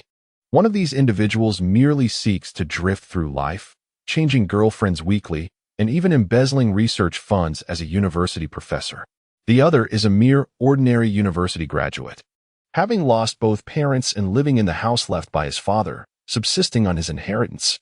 Mosey suppressed his impulse to criticize Chu Ming and Luoji as two useless individuals devoid of societal responsibility, recognizing that such thoughts would be tantamount to doubting the Transcendent. He desperately endeavored to identify their redeeming qualities. Two individuals lacking in social responsibility, indifferent to the continuity of humanity. Ultimately, Mosey conceded defeat.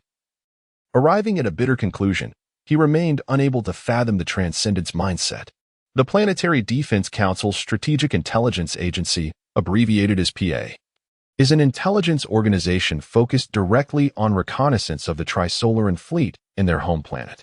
The PIA's headquarters is situated near the United Nations building. Chu Ming personally visited, and under the guidance of Garning, he entered the office of the director. Greetings, wall-facers. Do you wish to interfere with our work at PIA? Thomas Wade. The director of PIA sat in his office chair, expressionless, puffing on a cigar. He was intently examining the cigar stub in his hand. Upon hearing the entrance of Chu Ming, he did not raise his gaze, but merely inquired in a tone devoid of emotion. Before him stood Chu Ming, one of the most powerful figures in the world today. Wade exhibited no signs of respect or reverence, unlike others, despite the fact that Chu Ming could dismiss him from his position without the need for justification. Chu Ming scrutinized this utterly cold and rational beast. Had he been an ordinary man, he would hardly have mustered the courage to utter a word in Wade's presence. Yet, bolstered by his own strength, Chu Ming smiled calmly and said, Mr. Wade, I would like to discuss the candidates for the ladder project, as well as one of your technical assistants, Cheng Xian. Wade suddenly fixed Chu Ming with a piercing gaze, a chilling smile gradually creeping onto his lips. Chapter 11. One should not view issues from God's perspective. Mr. Chu Ming, are you acquainted with Cheng Xian? Wade inquired with a smile directed at him.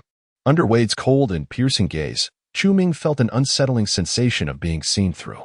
He raised an eyebrow slightly, unperturbed, and took a seat across from Wade, maintaining direct eye contact. We have just met, Chu Ming replied coolly. My curiosity regarding the legendary department PI led me to request relevant materials from the rotating chairman of the PDC. I encountered the ladder project and noted Cheng Xian as the individual who first proposed it. Consequently, I conducted a thorough investigation into all available information regarding Cheng Xian. Wade interjected, Mr. Chu Ming, you possess a keen interest in the ladder project? Originally, the purpose of the ladder project was to launch a probe towards the Trisolaran fleet, aiming for a velocity of 1% of the speed of light. The rationale behind PIA's proposal of this project primarily stemmed from political motives. It represents humanity's inaugural endeavor to establish direct contact with extraterrestrial beings, which is vital for the standing of PIA. This project signifies humanity's first proactive approach to contact extraterrestrials. Thus I am indeed intrigued and regard it with utmost seriousness, Chu Ming affirmed with a nod. Therefore, Wallfacer, do you intend to interfere with our work at PI? Wade's icy smile vanished in an instant. No, Chu Ming shook his head. I merely wish to offer a cautionary note. I have scrutinized all information regarding Cheng Xian. and I firmly believe she is not suited for PIA, let alone for the current phase of the latter project. Mr. Wade, retaining Chung Xin within PIA would undoubtedly be a grave mistake. This was the purpose behind Chu Ming's visit to Wade. He was uncertain whether he would ultimately save humanity. As a traveler from another realm, he felt little sense of belonging or responsibility towards the people of this world. He also harbored doubts about potentially disrupting the narrative of the future or whether the deterrence era would ever materialize. If the deterrence era were to be averted, then Chung Xin would likely never ascend to a position capable of bringing about the world's destruction, rendering her existence trivial. Yet, Chu Ming dared not make any definitive assertions. Although indifferent to the survival and continuity of humanity in this world, he held a deep admiration for Wade. Like Luoji, he wished to avert a tragic fate for Wade. Thus, offering him a word of warning was the only course of action available to Chu Ming at present. Wade, after a prolonged silence, ultimately revealed that chilling smile once more and asked, "Mr. Chu Ming, would you sell your mother to a brothel?" Chu Ming narrowed his eyes and sighed inwardly, understanding that Wade's words signified a refusal to heed his advice. As a wall-facer, you are inadequate. Wade shook his head slightly. Your vision is too narrow. I see no qualities within you that could characterize a savior. Wade, in truth, resonated with Chu Ming's earlier sentiments. Chung Xin, a kind-hearted girl from the East, was indeed ill-suited for PIA, an institution rooted in deception and betrayal. Had it been a time of peace, such a person would never have been permitted entry into PIA by Wade. However, the situation is now different.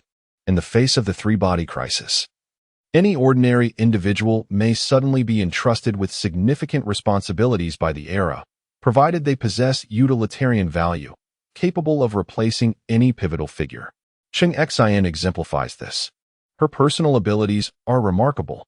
While numerous elites in the aerospace sector find themselves at a loss regarding how to elevate the speed of a probe to 1% of light speed, she proposed the latter plan, when all believed that the latter plan would fail due to the probe's quality issues. Chung Xin suggested that it was not imperative to send living beings. Although her temperament may not align with the PA, she holds immense utilitarian value for Wade in the current circumstances. For someone like Wade, who is willing to resort to any means, even selling his own mother into a brothel to achieve his objectives, abandoning Chung Xin is simply inconceivable. This underscores why Wade perceives Chu Ming as short-sighted. He only recognizes the superficial layer of the situation. Should Chu Ming, in his capacity as a wall-facer, attempt to forcibly exclude Chung Xin from the latter plan, Wade would undoubtedly carry out an assassination without hesitation, even at the cost of his own life, to eliminate anyone who might disrupt his plans.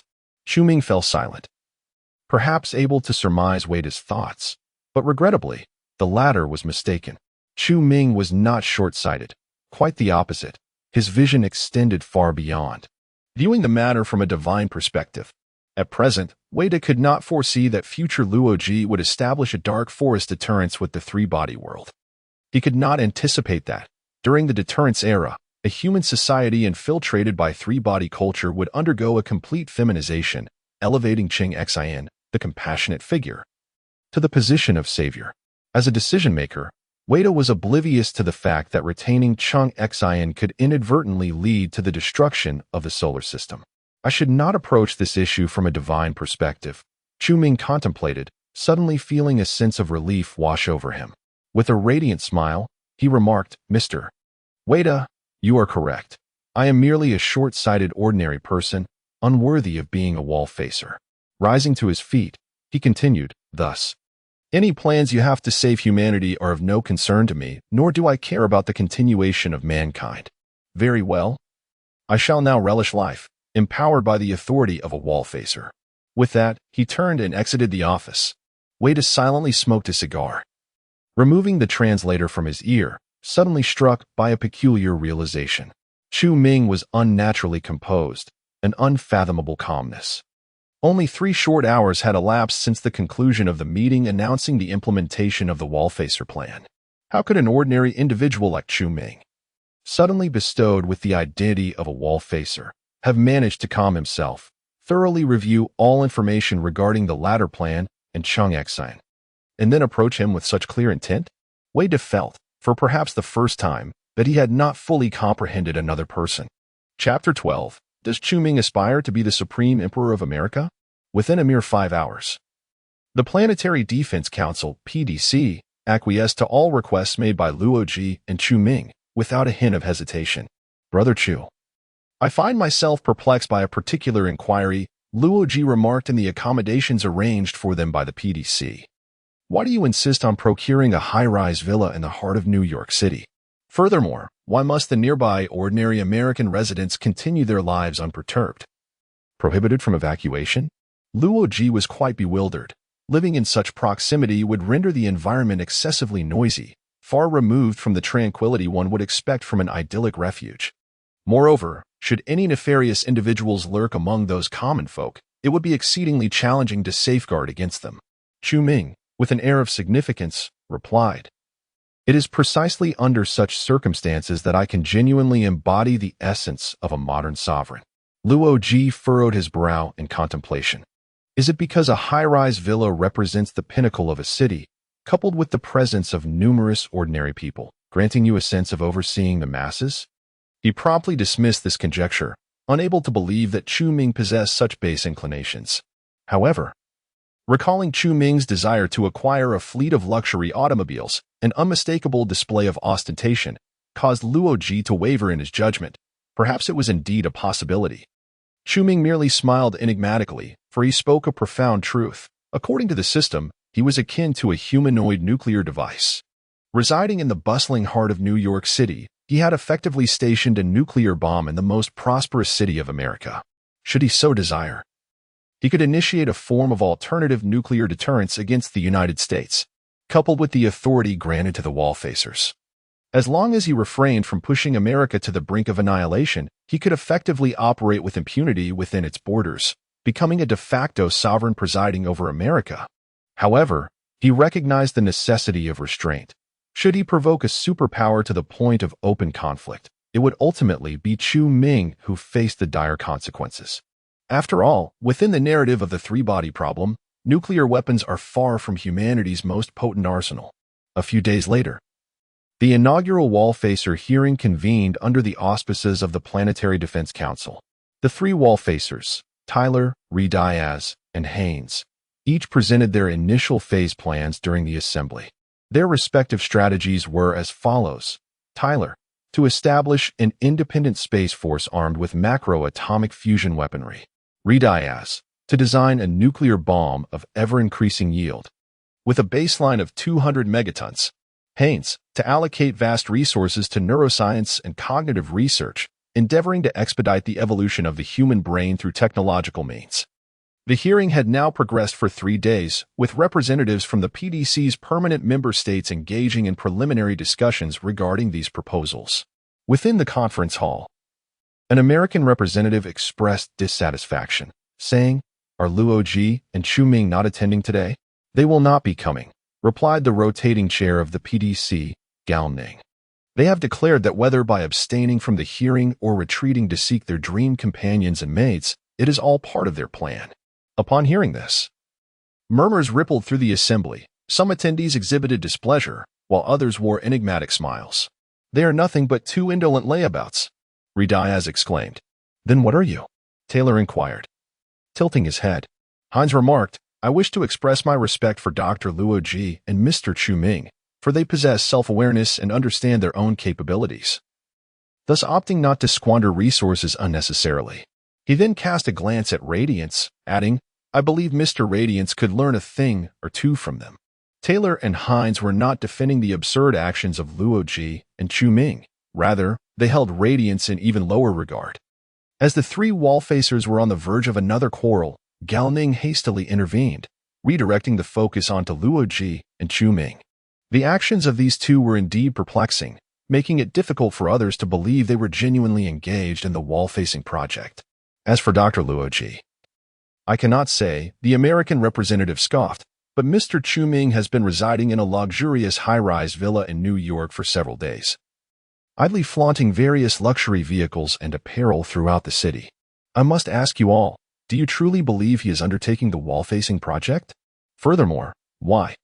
As a Chinese national, Does Chu Ming insist on securing a high-rise villa in the United States while vehemently opposing the dispersal of nearby ordinary American residents? At this point, the American representative cast a somewhat scornful glance at the Chinese representative, suggesting Mr. Chu Ming wouldn't be attempting to leverage the wall-facer's authority to relish the experience of being an emperor in America, would he? Congratulations to the Chinese side for finally having a domain over us.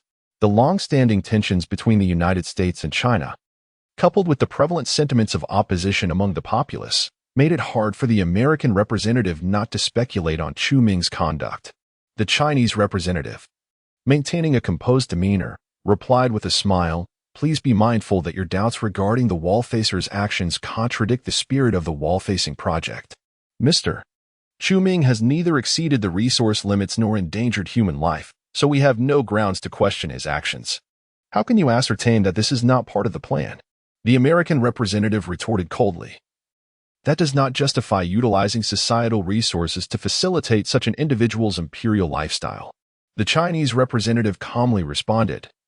"The question remains, how can you prove that Luo Ji and Chu Ming's current actions are not intended to deceive the Trisolaran world? How can you demonstrate that their actions are not part of the plan?" The American representative narrowed his eyes, remaining silent for a moment before responding coldly.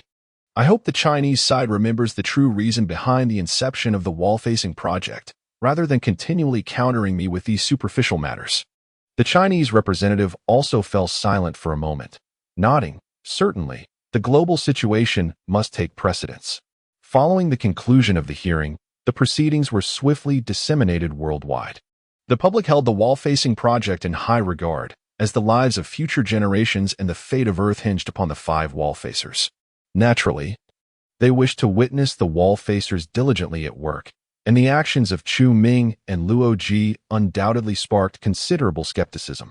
Those who initially opposed the wall-facer project, believing it would merely give rise to 5 additional dictators, have seen their skepticism intensify, demanding further restrictions on the powers of the wall-facers. Most of this dissenting voice originates from the United States, where it is evident that Chu Ming's actions, perceived as an attempt to ascend to a position akin to that of an emperor, have sparked considerable outrage among the American populace. The online denunciations of Chu Ming are overwhelming. However, a larger segment of the public stands in support of the wall-facer project, genuinely convinced that the actions of Chu Ming and Luo Ji are integral to its purpose. In fact, some among this group argue that, compared to the grandiose plans of the other 3 wall-facers, Chu Ming and Luo Ji embody the true essence of wall-facers. Their perplexing actions are more likely to confound both humanity and the Trisolarans. In the international arena, support for Chu Ming and Luo Ji has been steadily rising, with public opinion regarding them framing them as self-sacrificing heroes. Consequently, the PDC has refrained from intervening in the actions of Luo Ji and Chu Ming. Chapter 13. The disheartened intellectual Luo Ji and the newly rich Chu Ming. The efficiency of PDC is remarkably high. Within a mere day, they had located several opulent sky villas that met Chu Ming's specifications. His demands were not as stringent as Luo Ji's.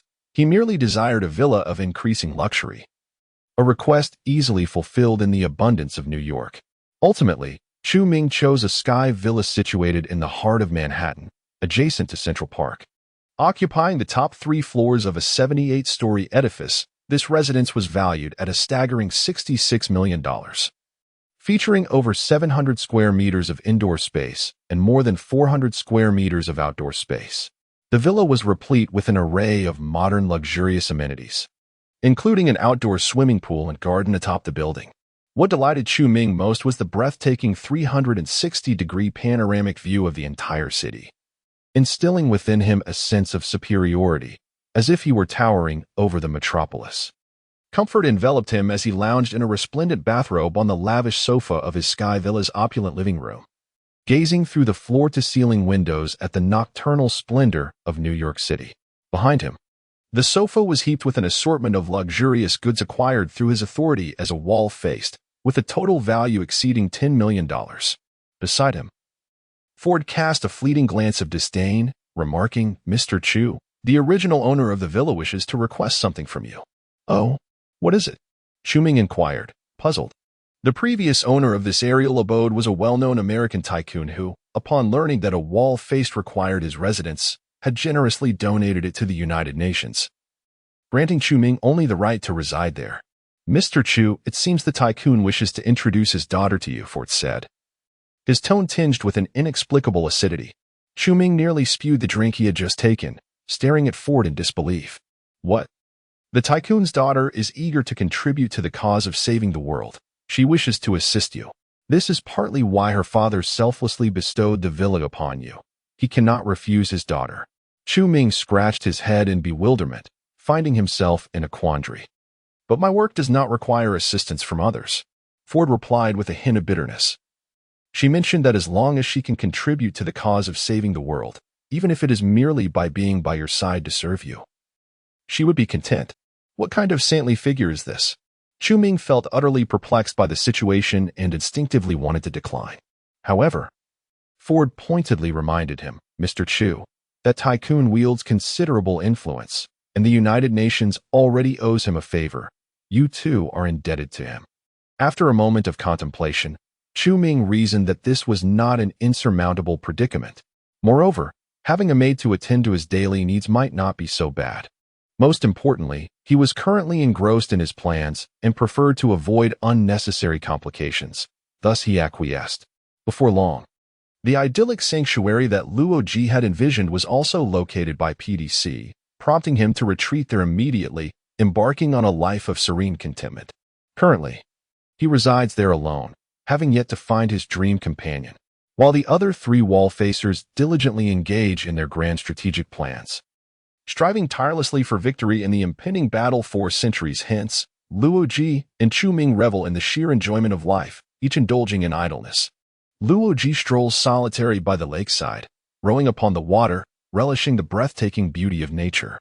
Chu Ming, ensconced in a luxurious penthouse, sips exquisite wines from around the globe, becoming inebriated daily, then speeds through the streets of New York in his opulent car. In his study, Luo Ji leisurely peruses various literary masterpieces, pausing to play a round of golf on the verdant grass. Meanwhile, Chu Ming exploits the privileges of a wall-facer to acquire several renowned artworks from the Louvre, adorning his villa with them, posting photographs on Twitter, and amassing 90 million followers in half a month. Luo Ji rides along the paths of meadows and forests, seated on a bench by the lake, admiring the reflection of snow-capped mountains in the water. Chu Ming, utilizing his wall-facer authority, purchases several upscale bars and nightclubs in Manhattan, offering free indulgence to thousands each day. Reveling in the festivities. I can no longer endure this. I am truly at my wit's end. In Galning's office, Ford vented his frustrations. Chairman Galning, I vehemently protest Chu Ming's actions. Just look at what he is doing. Buying luxury cars, fine wines, and extravagant goods. He even purchases nightclubs. His behavior is nothing but extravagance and ostentation. He resembles a nouveau riche. Where is the dignity of a wall-facer? Ford has tolerated this for far too long. As the liaison between the PDC and Chu Ming, he has endured peculiar glances from colleagues, filled with mockery and derision. Look at what your wall-facer is up to. The pressure on Ford is immense, even more so than that faced by Canny, the liaison for Luo Ji. Although Luo Ji is also idling, indulging in leisure, he embodies a refined intellectual and artistic spirit, maintaining a level of dignity far beyond that of Chu Ming. What is Chu Ming doing? It is utterly embarrassing. He has no shame. Chairman Gao Ming, I demand that Chu Ming's powers be curtailed. At the very least, let him behave more normally. What does he think he is? Does he believe he is an ancient emperor of Huaxia? Must we purchase all of New York? Ford exclaimed in fury. Gao Ming sighed. Mr. Ford, please calm down. I cannot remain calm. Ford gesticulated vehemently. Gao Ming continued. Mr. Chu Ming's actions are indeed quite inappropriate. The American representatives have lodged multiple protests, and public skepticism and dissatisfaction in the U.S. are escalating. Then why have we not restricted him? Ford inquired, puzzled. Because only the American public and a few developed Western nations have raised concerns and condemned Chu Ming's actions, Gao Ning explained. In contrast, public opinion in many Asian and Third World countries supports him.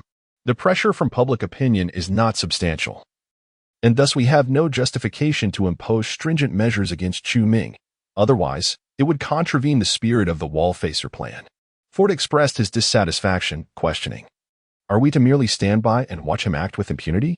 Garning, in a tone that conveyed the weight of factuality, replied, "No, Mr. Ford. You must understand that even in this epoch of crisis, the Western nations, led by the United States, remain the preeminent power in the world, at least for now."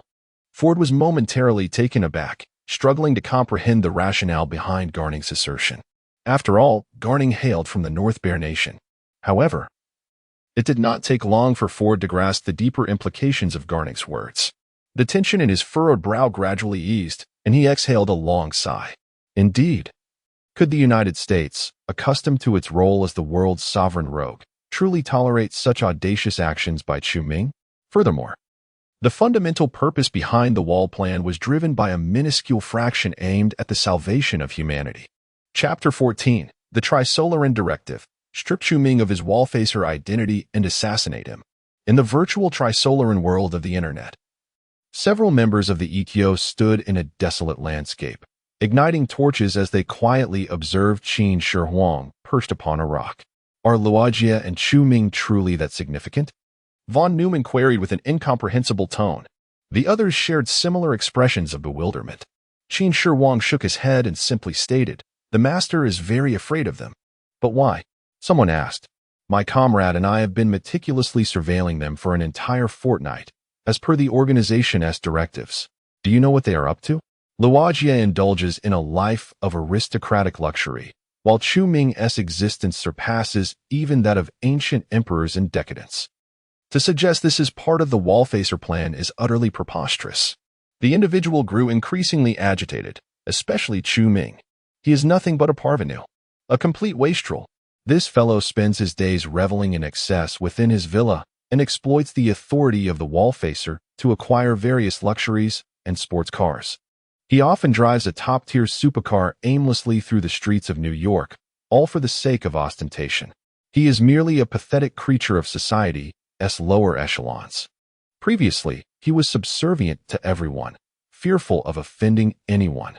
Only such lower-class individuals, when suddenly endowed with power and wealth that far exceed their capabilities, would exhibit this vindictive consumer mentality. "My life is exceedingly precious. Why must I surveil such a worthless individual around the clock?" As he spoke, his voice grew hoarse, laden with anguish. The others regarded him silently, their gazes filled with sympathy. This man had once been a senior official in the European Union, and assigning him to monitor Chu Ming was indeed a form of psychological torment. "You have endured much." Qin Shi Huang nodded solemnly and added, "However, you should not question the master. If the master perceives Luojia and Chu Ming as threats, we must adhere strictly to the master's commands. I apologize for my outburst. I will continue to faithfully execute the tasks assigned by the organization." Having vented his frustrations, the man regained his composure and offered a slight bow and apology. "Rest assured, you will soon find relief." Qin Shi Huang raised his sword and declared, "The master has issued a new directive. Strip Chu Ming of his wall-facer status. Then proceed with his assassination." This proclamation incited a stir among the group, with one person expressing confusion. Why? The commotion this would create is too great to avoid arousing suspicion. It could even provoke Luojia, prompting him to realize the threat he poses to the master. Indeed, should we eliminate Chu Ming now, it would almost certainly lead Luojia to suspect something, as their circumstances are, in a sense, quite similar. The risk is too substantial. This is akin to startling a snake in the grass. A Huagua citizen remarked, "It would be wiser to allow Luojia and Chu Ming to remain absorbed in their indulgences, ensuring they never discern their threat to the master." Qin Shi Huang declared, "This is the Lord's directive, and he has conveyed to me that the threat posed by Chu Ming far exceeds that of Luoji, necessitating his swift removal. I can sense the Lord's profound fear of Chu Ming." A hush fell over the assembly. The individual who appeared the most implausible as a wall-sitter was deemed by the Lord to be the gravest threat. Was it worth risking disturbing the grass to eliminate him? We could not fathom the Lord's intentions. Qin Shi Huang continued, "We need only to comply with the Lord's command. Let us deliberate on how to execute this directive." Mosey interjected, "This is quite simple. We can leverage the American populace to strip Chu Ming of his identity as a wall sitter. Without this identity, he will lose the protection of the PDC, making it much easier to assassinate him. Indeed, Chu Ming's recent actions had nearly incited the wrath of the American public. For the United States, national security and dignity still held paramount importance, second only to planetary defense, which explained the previous failures of movements such as technological collectivization. The group did not perceive this as a formidable task. Chu Ming had unwittingly planted a ticking time bomb with his actions, and they merely needed to manipulate events from the shadows to trigger its explosion. Qin Shi Huang nodded. Very well, we must act swiftly. Everyone, return and contemplate your respective strategies, then consolidate them for my review. Days later, while reveling in his aerial villa, Chu Ming received a call from Luoji. Hello? Brother Chu? How's life in America treating you? Chu Ming glanced around at the disarray of his living room and replied with a smile, Of course, I am exceedingly happy. And the media around the world has certainly broadcasted my lifestyle. Has it? Luoga, haven't you seen? I have severed all connections with the outside world. I even disconnected from the internet to fully immerse myself in this tranquil and leisurely existence. I am quite content. Chu Ming continued. So why have you called me? I decided to retreat completely into seclusion and wanted to inform you one last time. By the way, I have something to share that you might find hard to believe. Luo Ji's voice brimmed with excitement. Deshur has truly helped me find her. Her name is Zhuang Yin. She is exactly as I imagined. She is truly an angel. As in the original narrative, Luo Ji still sought Shi Chang's assistance in locating his dream girl. A smile crept onto Chu Ming's lips. Congratulations, Luo Ge. Live well? And I shall visit your wife when time permits. Brother Chu, you are always welcome here. The call ended. A mysterious smile lingered on Chu Ming's face. As he grew curious about what Zhuang Yin, the epitome of perfection in Luo Ji's heart, looked like. Yet, at that moment, Chu Ming had no time for such distractions. He had his own affairs to attend to. He returned to the sofa in the living room, resuming his television viewing while sipping fine red wine. Clad in a golden silk bathrobe, he lounged languidly, embodying the essence of a man drained by indulgence. The television displayed a documentary on Christianity, elaborating on how it is the sole monotheistic faith, with Christians steadfastly rejecting any deity other than God. Chu Ming silently sipped his red wine, a glimmer of brilliance flashing in his eyes. At that moment, a tall young lady dressed in a maid's outfit approached, carrying a fruit platter. After bestowing Chu Ming with a sweet smile, she placed the platter on the table. Chu Ming instantly reverted to his despondent demeanor, glancing at her with a sense of resignation. Natalie, you really needn't wear that attire. As a maid, one must embody the essence of a maid, Natalie replied with a slight smile. She was the daughter of a wealthy man and had been serving Chu Ming for nearly a month. Sister, I never asked you to be my maid. I merely allowed you to assist me out of respect for your father. Chu Ming regarded the ethereal beauty of this 18-year-old girl with a mix of admiration and confusion. Upon first laying eyes on Natalie, he thought she resembled Savannah, a girl from his world who had portrayed an elven archer in a game advertisement. She was humorously dubbed the world's most beautiful elf, her beauty rivaling that of AI. Chu Ming genuinely found it incomprehensible how such a stunning girl would willingly serve him. Natalie tilted her head in contemplation, then spoke. But Mr. Chu Ming, I feel that your current work does not require my assistance.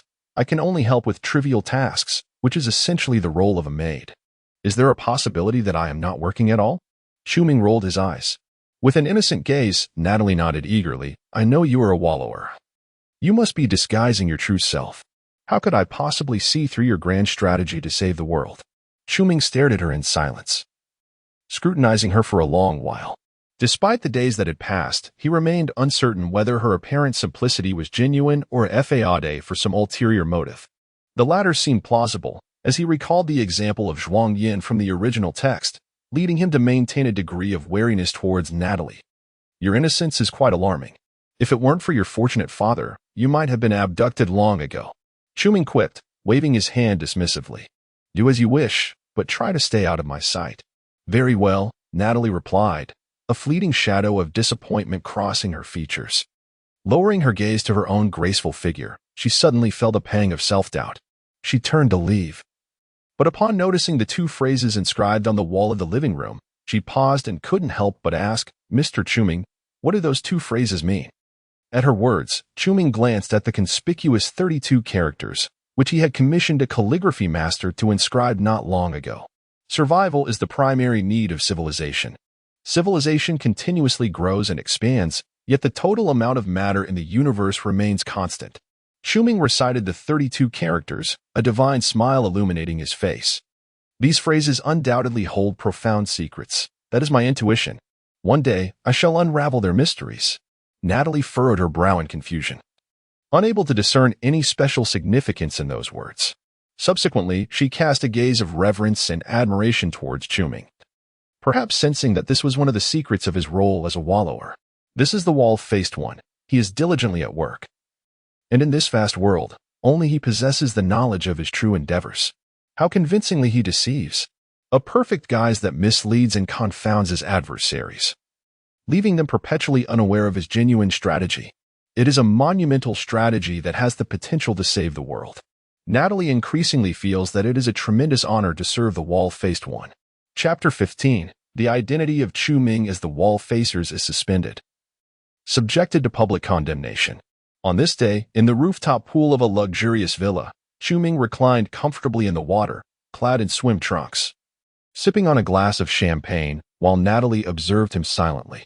Suddenly, Ford appeared, and upon seeing Chuming, his expression contorted with rage and urgency as he rushed over, shouting in broken Chinese, "Mr. Chuming, why aren't you answering your phone?" Chuming lifted his head to regard him, smiling as he replied, "Because I wish to remain undisturbed. This is part of the plan." "This is not part of the plan," Ford exclaimed, pointing a finger at him, his voice laden with anger. "Mr. Chuming, you've landed yourself in serious trouble. You must, immediately, attend the PDC wall-facers hearing. I have already stated. Not attending the hearing is also part of the plan." Chuming shrugged nonchalantly, then inquired, "Mr. Ford, what exactly do you mean by serious trouble?" Seeing him so impervious to reason, Ford felt as though he might explode with frustration. He took a deep breath, attempting to regain his composure, and with a sardonic smirk, he declared, "Since 8 o'clock this morning, 16 countries in the European Union have witnessed a staggering 263 large-scale demonstrations, a total of 13 million participants. Even the United States has erupted with 124 protests, involving as many as 9 million people. These numbers are still climbing. It's utter chaos, completely out of control." Ford gesticulated wildly with both hands. And how does this concern me? They simply fail to manage their populace." Chuming scratched his head. Ford, visibly disappointed, shook his head in disbelief. "Do you know the name of this movement?" "What?" "The anti-wall-facers dictatorship movement, entirely instigated by you, Mr. Chuming. You are in deep trouble." The Planetary Defense Council wall-facers hearing was convened urgently, conducted via online video conference. At the outset, representatives from the United States, the Eagle Nation, Gaul, and Hans proposed a motion to suspend Chuming's identity as a wall-facer. The U.S. representative stated somberly, "The large-scale protests sparked by Chuming are escalating alarmingly. If this continues, it may lead to riots. The public's demand is straightforward. Suspend Chuming's wall-facer's identity. Modern society has no need for such a dictator." The Eagle Nation representative added, "Choosing Chuming was a significant error. It is time to rectify this mistake to prevent further loss." PDC rotating chairperson Gauning observed the dismal expressions of the 4 country representatives and, after careful consideration, remarked, "I wish to remind everyone not to forget the original reason we chose Chuming. Was it not because he and Luo Ji are the only 2 individuals specifically targeted for elimination by the Trisolarans?" The U.S. representative looked at him with a mocking smile, replying, "I suspected from the outset that this was a substantial gamble. It is highly likely that the ETO has deliberately misled us with false information. What significance could 2 ordinary individuals possibly hold for the Trisolarans?" The representative of Gaul stated, "It appears we have fallen into ETO's trap. Both Chuming and Luo Ji are inconsequential, particularly Chuming. Just look at his actions." The representative of the Eagle Nation cast an indignant glance at Gao Ning, adding, "Let me remind you not to forget the true reason behind the wall-facing project's inception." Gao Ning fell silent, gently nodding in acknowledgement. Was the establishment of the wall-facing project aimed at saving humanity and the Earth? Indeed, that constituted a minor part of its rationale. The more significant reason was to stabilize the situation and navigate the political machinations among nations. Following the confirmation of the Trisolaran crisis, humanity was engulfed in unprecedented panic and despair, facing an invincible foe located 4 light-years away. Western nations erupted in numerous riots as a result. Initially, the situation was manageable. After all, even the formidable Trisolarans would take over 4 centuries to reach Earth. And no one would live to see that time. Most people could expect to live their lives in relative peace. However, as nations entered a wartime state and underwent economic restructuring to confront the Trisolaran threat, the populace began to feel the severe decline in their living standards. When people realized the crisis was intimately linked to their lives, a new wave of panic and turmoil emerged, fierce in its intensity and causing considerable distress to governments. The voices of defeatism and escapism surged accordingly. Data even indicated that the number of Christians in the Americas and Europe increased by 30 within a mere 3 years of the crisis era, encompassing nearly 90 of the total populations of those regions, reminiscent of the year 1910. The number of fervent extremists grew exponentially, even in some atheist nations. Large segments of the populace began to seek various beliefs. As in the past, when both material and spiritual resources were scarce, humanity sought a spiritual refuge, a source of solace, prompting a return to faith in God. The wall-facing project emerged in this context, with nations requiring the savior identity of the wall-facers to instill hope in the public and quell the unrest. In a sense, wall-facers and deities were akin. Both were enigmatic, capable of redeeming the world, embodying the most cherished aspirations of the populace. Now, however, the impact wrought by wall-facer Chu Ming was decidedly contrary to the original intent of the project. He had not quelled the unrest or assuaged public sentiment, but had exacerbated the situation instead. Consequently, a proposal to terminate Chu Ming's status as a wall-facer garnered support from 5 of the 7 permanent members, with the remaining 2 abstaining. Mr. Chu Ming, you are no longer a wall-facer, Ford coldly announced the decision of the meeting, a glint of schadenfreude in his eyes. The PDC will reclaim this aerial villa, along with all the luxury items and vehicles you previously purchased. Chu Ming sat on the sofa, expressionless as he listened. Behind Ford stood a dozen PDC officials, their gazes toward Chu Ming filled with mockery and delight at his misfortune. During this period, these officials were summoned daily by Chu Ming, serving him in a manner reminiscent of subservience, assisting him in acquiring various prestigious wines, luxury automobiles, and extravagant goods from around the globe. Now, they finally have the opportunity to vent their frustrations, as they intend to personally ensure that Chu Ming is imprisoned. Meanwhile, Natalie stood by, her face a canvas of confusion and terror, repeatedly questioning Ford about the veracity of the situation. Ford promptly turned on the television, which was broadcasting the resolution from the recent PDC hearing regarding the wall-sitters. Indeed, Chu Ming's status as a wall-sitter had been revoked. Furthermore, just 2 hours prior, over 100,000 American citizens had gathered outside the high-rise villa, vociferously protesting against Chu Ming's dictatorship. Chapter 16. A lily blooms amidst the rubbish heap. Ford turned to Natalie, asserting with conviction, "Madam, rest assured that all of Chu Ming's actions are a grave violation of the fundamental morals and values of contemporary society, and indeed, they contravene the law. You are the victim. Should you wish to press charges, the international court will surely grant you justice, and public opinion will rally to your side." Natalie was taken aback, glancing nervously at Chu Ming, and quickly shook her head. "No, I will not accuse him." Ford nodded, recognizing that he was merely speaking from a moral high ground. Even if Natalie refrained from accusing Chu Ming, his future would inevitably be confined to a prison cell. He had incited the ire of the entire Western populace. To quell the public outrage, Chu Ming would have to be sacrificed. Moreover, with the emergence of the Trisolaran threat, the global landscape had shifted dramatically, and nations exhibited an unprecedented facade of unity. Even a leader from the Third World, like Radiaz, had been selected as a wall-facer. Thus, in this peculiar political climate, there was no rationale for Wagwa to protect Chu Ming. The time bombs Chu Ming had planted for himself had finally detonated, capable of obliterating him completely. Ford observed him silently, out of humanitarian concern, allowing Chu Ming ample time to process the significant blow.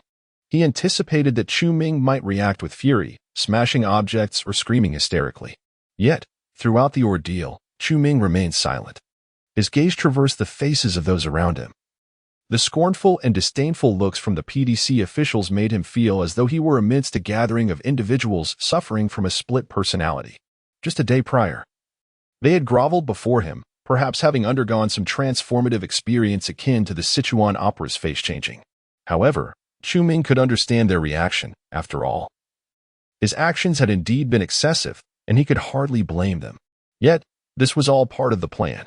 Among the crowd, only Natalie's expression differed from the others. She appeared lost and fearful, like a child bewildered by her surroundings. Chu Ming looked at her in surprise and asked, "Do you not blame me?" Natalie hesitated for a long moment before realizing he was addressing her. With caution, she replied, "Mr. Chu Ming, this is part of your plan. Is it not?" Her innocent and naive eyes sparkled with fervent expectation. It did not seem like an act. Chu Ming felt a peculiar sensation within him and nodded. Yes, this is indeed part of the plan. This statement elicited a ripple of derision among those present. "Mr. Chu Ming, you have already lost your status as a wall facer. You are no longer part of the plan yourself. How much longer can you deceive her?" One official remarked coldly. "Ms. Natalie, do not believe him any longer. The PDC has revoked his status as a wall facer, and he is soon to face trial." Another official directed at Natalie, causing her previously bright eyes to dim with confusion once more. The officials regarded Chu Ming with mocking glances, questioning whether he had deceived himself to the extent of believing his absurd and heinous actions were truly part of the plan. At this moment, Ford felt it was time and said, "Mr. Chu Ming, I implore you to accompany me immediately. Without our protection, you will surely not escape here unscathed. You would be torn to shreds by the throngs of demonstrators." Meanwhile, below in the Sky Villa, over 300,000 American citizens had gathered to oppose the dictatorship of the wall facers. Chu Ming smiled and replied, "Before we depart, I have one request. May I ascend to the rooftop to gaze upon those who wish to judge me?" Chapter 17. The Western world desires Chu Ming's demise. Ford furrowed his brow, instinctively questioning whether Chu Ming contemplated suicide by jumping from a height. For an ordinary individual who suddenly ascends to great heights only to plummet into despair, such a stark contrast could indeed shatter one's psyche, rendering the likelihood of self-harm alarmingly high. Ultimately, after consulting with his superiors, Ford acquiesced to the request, should Chu Ming choose to end his life in atonement. It would undeniably serve the prevailing narrative favorably. This contrasted sharply with Tyler's suicide in the original text, which occurred 5 years later. At that juncture, the global populace had already adorned the wall facers with a messianic aura, perceiving all their actions as integral to a grand design. Crucially, none of the 4 wall facers in the original narrative engaged in the outrageous and reprehensible conduct exhibited by Chu Ming.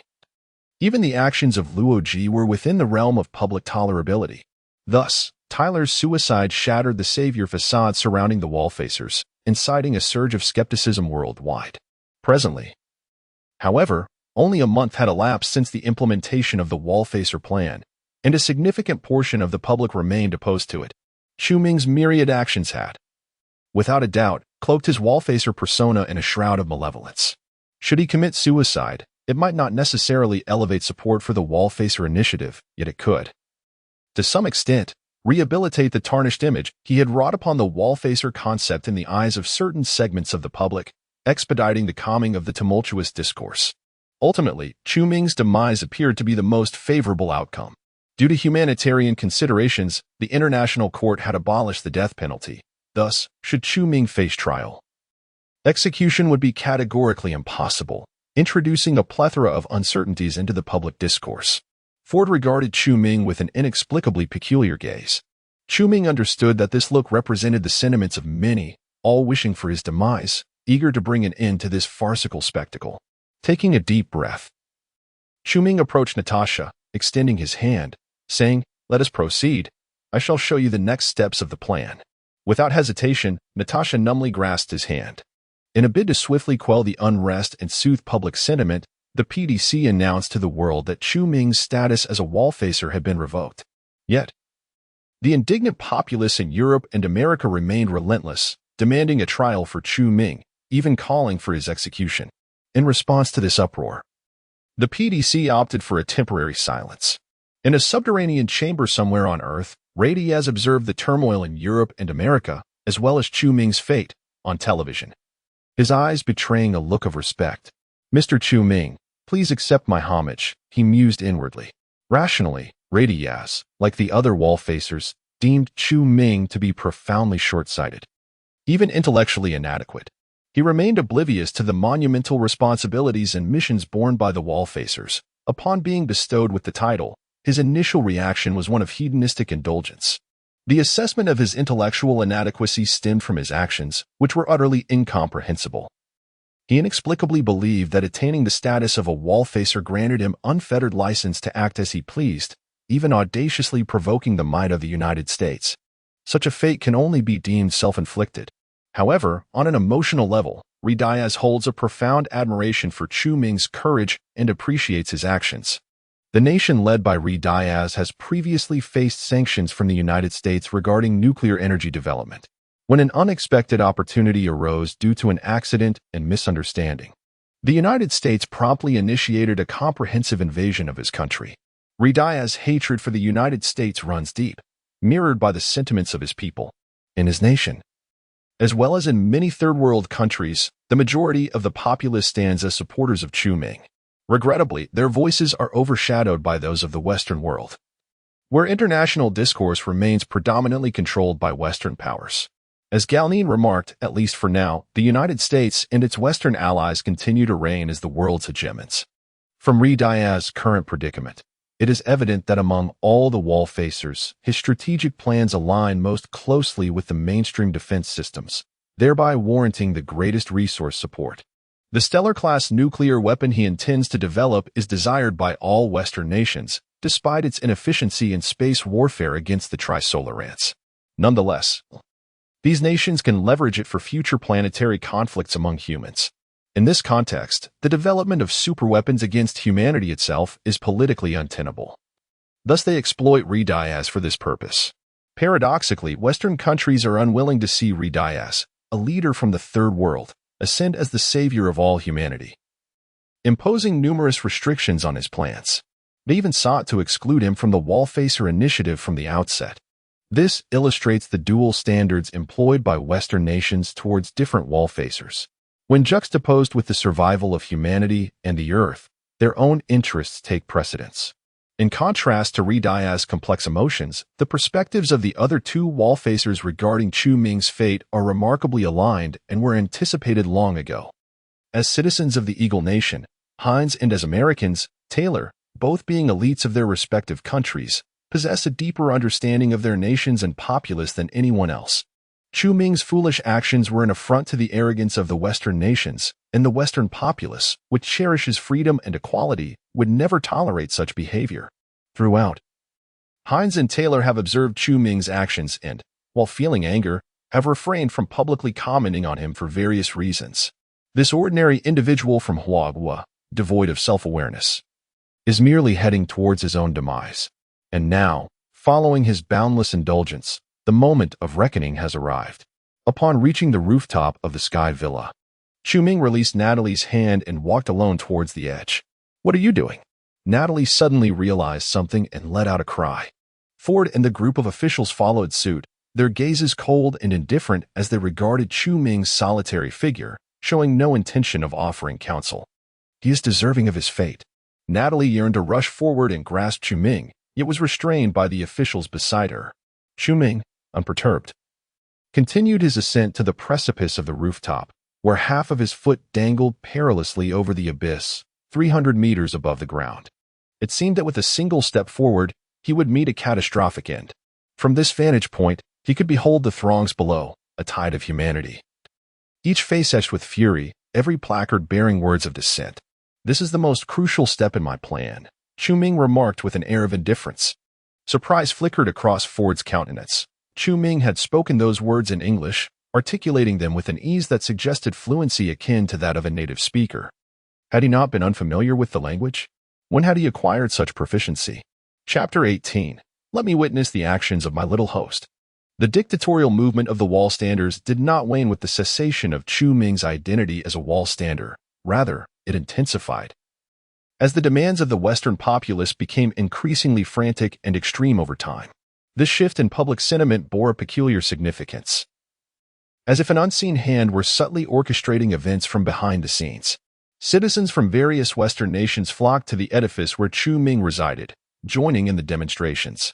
A growing throng gathered beneath the building, a diverse assembly of individuals from different ethnicities, nations, and ideologies, yet united in their opposition to Chu Ming, whom they deemed a demon. The placards they brandished bore bold crimson letters, proclaiming freedom, equality, oppose the dictatorship of the wall standers. We need no tyrants. Freedom, equality. What we require is a savior sent by God to this world, not a dictator. Chu Ming demon. For God so loved the world that he gave his only begotten Son, that whosoever believeth in him should not perish, but have everlasting life. Among them, the African Americans held signs that read, "No to modern slavery. Equality for all. No to slavery." The fury of hundreds of thousands surged like an unstoppable tide, potent enough to eradicate all the evils of this world. Had it not been for the armed security personnel of the PDC, the enraged crowd would likely have stormed the building, ascending to the rooftop to rend Chu Ming asunder. At that moment, the crowd noticed Chu Ming standing at the edge of the rooftop, prompting a wave of gasps and exclamations. This was swiftly followed by a cacophony of vile insults and condemnations. Ultimately, these utterances coalesced into a resounding shout, "Jump down! Repent to God!" Chu Ming observed it all with an uncanny calmness, slowly extending a foot toward the void. "No, no," Natalie cried, her face paling as she struggled against the officials' attempts to restrain her, rushing forward in a desperate bid to grasp Chu Ming. Suddenly, a crisp sound resonated, subtle yet somehow cutting through the clamor of hundreds of thousands of voices, bizarrely reaching every ear in attendance. Chu Ming's foot touched the void, and astonishingly, he stood suspended as if an invisible staircase were manifesting in midair.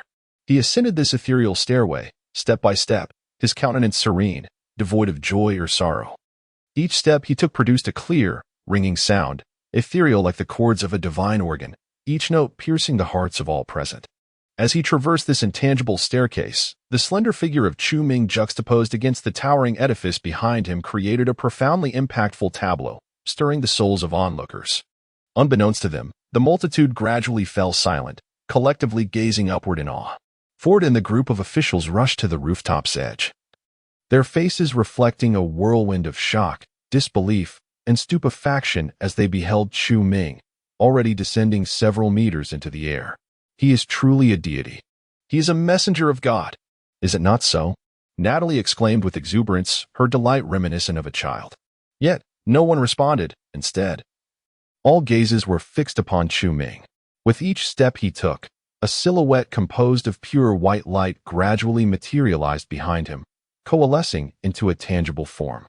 It was a colossal cross, towering 100 meters high, emanating a radiant and sanctified glow. The true cross, one of the Holy See's relics, is said to be the very cross upon which Jesus was crucified, symbolizing the salvation he bestowed upon humanity. As the true cross manifested, an overwhelming wave of terror swept through the crowd of tens of thousands, erupting in a collective outcry. Chu Ming stood in the void, 10 meters above the throng, bathed in the sacred light of the true cross. He gazed down upon the multitude and spoke with an ethereal voice, "I am the way, the truth, and the life. No one comes to the Father except through me." This proclamation shattered the psychological defenses of the people, revealing emotions of excitement, remorse, and dread upon countless faces. "Lord, we repent for our ignorance." Fervent devotees were the first to kneel, weeping profusely. The crowd soon followed suit, akin to a line of dominoes, as one after another dropped to their knees. Many, unable to kneel due to the throng's density, raised their hands in fervent supplication or assumed postures of prayer. "Lord, please forgive us, your foolish servants. This is the voice of God on earth. We have all erred. We are guilty. What have we done? God has sent the angel of justice to rescue humanity, and yet we doubted him. I repent. I repent. Lord, please continue to save the world." In that moment, the scene transformed into what seemed like the grandest cathedral in human history, hosting the most monumental act of contrition ever witnessed. Suddenly, a woman drew a pistol, tears streaming down her face, declaring, "I wish to descend into hell. I seek redemption. How could I dare to judge the messenger of God?" Without hesitation, she pulled the trigger, the bullet piercing her skull. She was not alone. Many followed her example, and soon hundreds, if not thousands, found various means to end their lives. Enough, Chu Ming's sacred voice resonated. Instantly, the multitude fell silent, their fervent gazes fixed upon him. "Leave now, let this be the end." His disappointed gaze bore down upon the crowd, piercing their hearts. "The messenger of God was disillusioned with us. Look at what we have done. God sent the angel of justice to save humanity, and we doubted him. We even dared to judge him. We are guilty." The people stood in stunned silence for a long while, but ultimately they heeded Chu Ming's words and began to disperse slowly. He shook his head slightly. Turning to ascend the invisible staircase back towards the rooftop, the resplendent true cross gradually fading from view. The powerful imagery reemerged, with Chu Ming's solitary and forlorn figure delivering a profound blow to the hearts and souls of the onlookers. Meanwhile, all that transpired here was simultaneously reported to the world by journalists from major news outlets. Ding! The Savior mission progress stands at 20. Already, 20 of humanity regards the host as a savior. Keep up the good work. Oh no, it's now 23. How did it rise to 26 again? Let me see what my little host has accomplished. 6. Chapter 19. We are all bacteria in a petri dish. Kind reminder, the following dialogue may appear somewhat bewildering, but chapters 22 and 23 will elucidate the protagonist's actions and experiences throughout this month, which should clarify everything, hopefully. Chu Ming ascended slowly, treading upon an invisible staircase, while the throng below had yet to disperse completely, with countless fervent gazes fixated upon him. His expression returned to a state of serene neutrality. Yet internally he mused, "System, must you make such a fuss? Oh, my heavens! My dear little host, you have truly astonished me. From now on, you shall be my most cherished host. There is no other. Your translation style is quite unbearable," Chu Ming thought to himself. Then replied, "I believe it would be better if you refrained from calling me a host. Simply refer to me as your experiment subject. No, this is my way of honoring your culture. Every civilization's culture is resplendent. We must show respect." What culture? The culture of online novels on Earth. It matters not. Do as you please. My dear little host, you have no idea how elated I am right now. Do you know how many lovely hosts from other experimental groups have perished? The current survival rate is merely 2.12. To illustrate, consider 2 hosts who reached your stage. One failed to manifest a cross and instead conjured a long sword, resulting in being deemed a heretic by the Western populace, ultimately igniting war and meeting his demise under laser weaponry. The other host, witnessing countless insults hurled at him, succumbed to madness and indiscriminately slaughtered Western citizens. The outcome, as one might expect, led to his swift demise beneath the might of Western nuclear fusion technology. And you, my beloved Chu Ming host, you are the most flawless among the surviving hosts. Oh, how splendid! I have truly fallen for you. Am I truly that remarkable? I had thought myself the worst. No, you are indeed the most perfect. I have reanalyzed your plan, and it is utterly impeccable. Perfection. Utter perfection.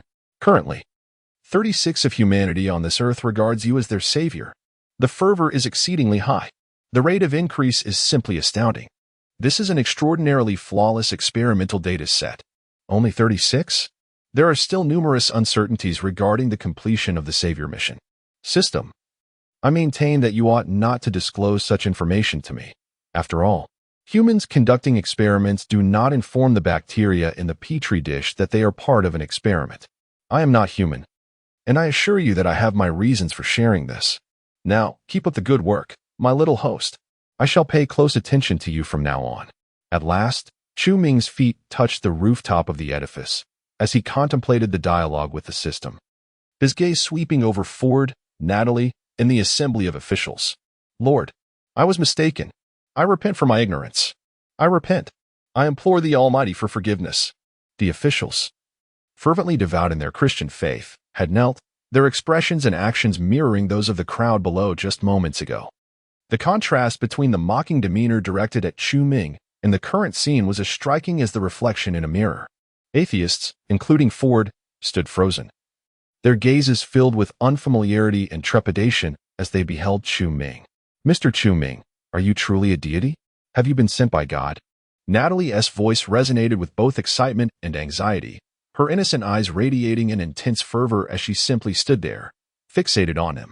Although Natasha hailed from the West, her faith in God was not fervent. She even leaned towards atheism.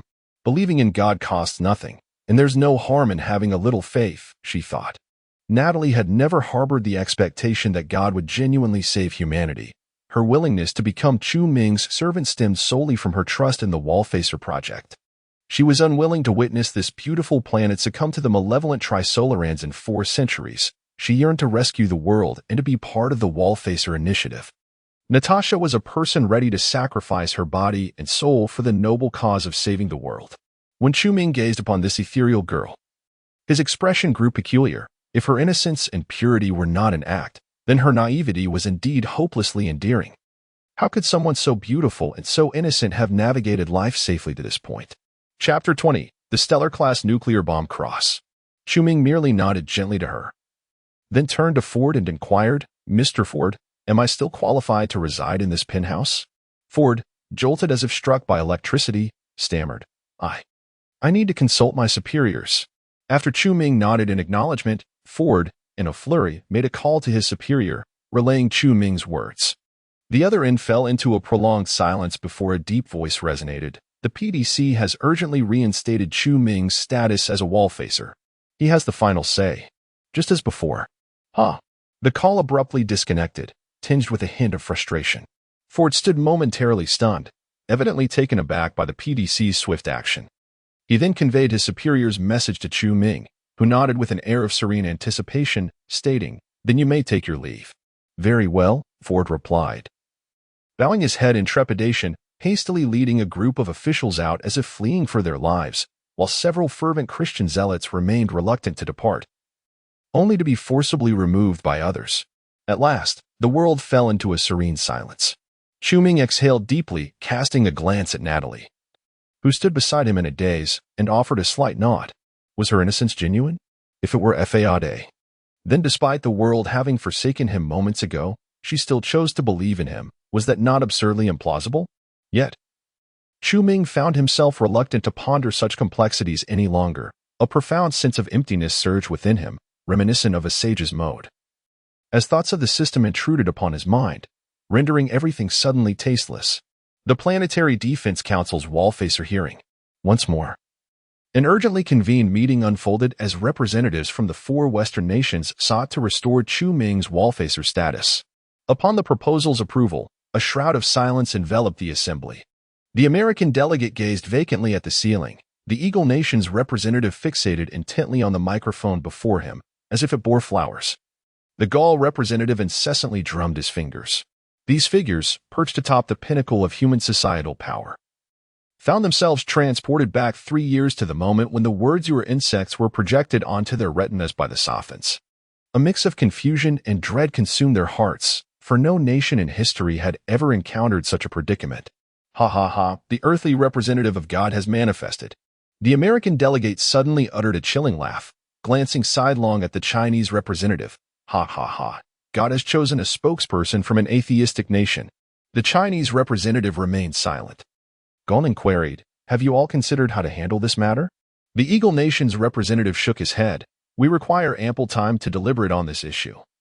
Perhaps even more time to come to terms with it. Oh my heavens, I feel as though I am on the set of a superhero film. First, we must stabilize Chu Ming," the Gaul representative asserted. "We need to ascertain precisely what he has been engaged in this past month." The Japanese representative sneered. "Has he done anything other than indulge in carnal pleasures this past month?" The representative of the United States turned to him and remarked, "It is you who should least mock Mr. Chu Ming. Instead, you ought to express gratitude for his composure and rationality. From the moment Mr. Chu Ming unveiled his miracle to the world, high-ranking officials, military leaders, and major institutions from various nations, after a brief period of astonishment, immediately sprang into action, employing every conceivable method to ascertain whether this miracle was merely a special effect or a magical performance. Utilizing advanced instruments, they remotely measured the true cross. And the results instilled terror in all present, revealing a staggering temperature of 100 million degrees Celsius, resembling a structure akin to nuclear fusion. Should Mr. Chu-Ming unleash the energy contained within the true cross, all would witness in the skies above New York what radiance sought, a stellar-level nuclear bomb. The representative from Japan's expression darkened. He understood the implications of the American representative's words but dared not retort, setting aside all biases. He wished to convey his profound respect for Mr. Chu-Ming, whose calmness and rationality were beyond the reach of them all. The American representative slumped in his chair like a deflated balloon, sighing as he spoke. No one in the assembly dared to contradict this statement. Almost everyone pondered what they would do if they stood in Mr. Chu-Ming's position, possessing the ability to unleash a stellar-level nuclear bomb at will. The atmosphere seemed to plunge to sub-zero temperatures, and a chill enveloped the assembly. Absolute power invariably corrupts one's reason, magnifying inner desires to an infinite extent. Throughout the annals of human history, one can find answers in the stories of all dictators. Had they possessed Mr. Chu-Ming's capabilities, they would almost certainly have wielded such power to satiate greater desires, seeking more authority, status, and wealth, rather than merely indulging in extravagant consumption. When faced with global scrutiny and disdain, would they, like Mr. Chu-Ming, harness their abilities to embody a deity and transform all? More likely, in a fit of rage, they would unleash endless slaughter, eliminating all who opposed them, thus truly becoming tyrannical dictators, at odds with the world. The ultimate outcome, whether they would genuinely dominate the world or be consumed by the resistance, remains uncertain, as history offers no precedent. As the American representative aptly stated, Mr. Chu-Ming's composure and rationality are qualities that this assembly of human elites can only aspire to. Chapter 21. The respect of humanity's elites for Chu-Ming within the virtual realm of the three-body game. The members of ETO convened an urgent meeting. They stood amidst a desolate landscape, their expressions mirroring those of the representatives from various nations in the PDC. All gazed upward at the resplendent starry sky of the eternal era, enveloped in a profound silence. The wall-facer dictatorship movement was a scheme orchestrated by these human elites, and the public outcry demanding Chu-Ming's suicide as an act of contrition was also their doing. They had initially thought that causing such a significant uproar merely to target an ordinary individual like Chu-Ming was akin to using a sledgehammer to crack a nut.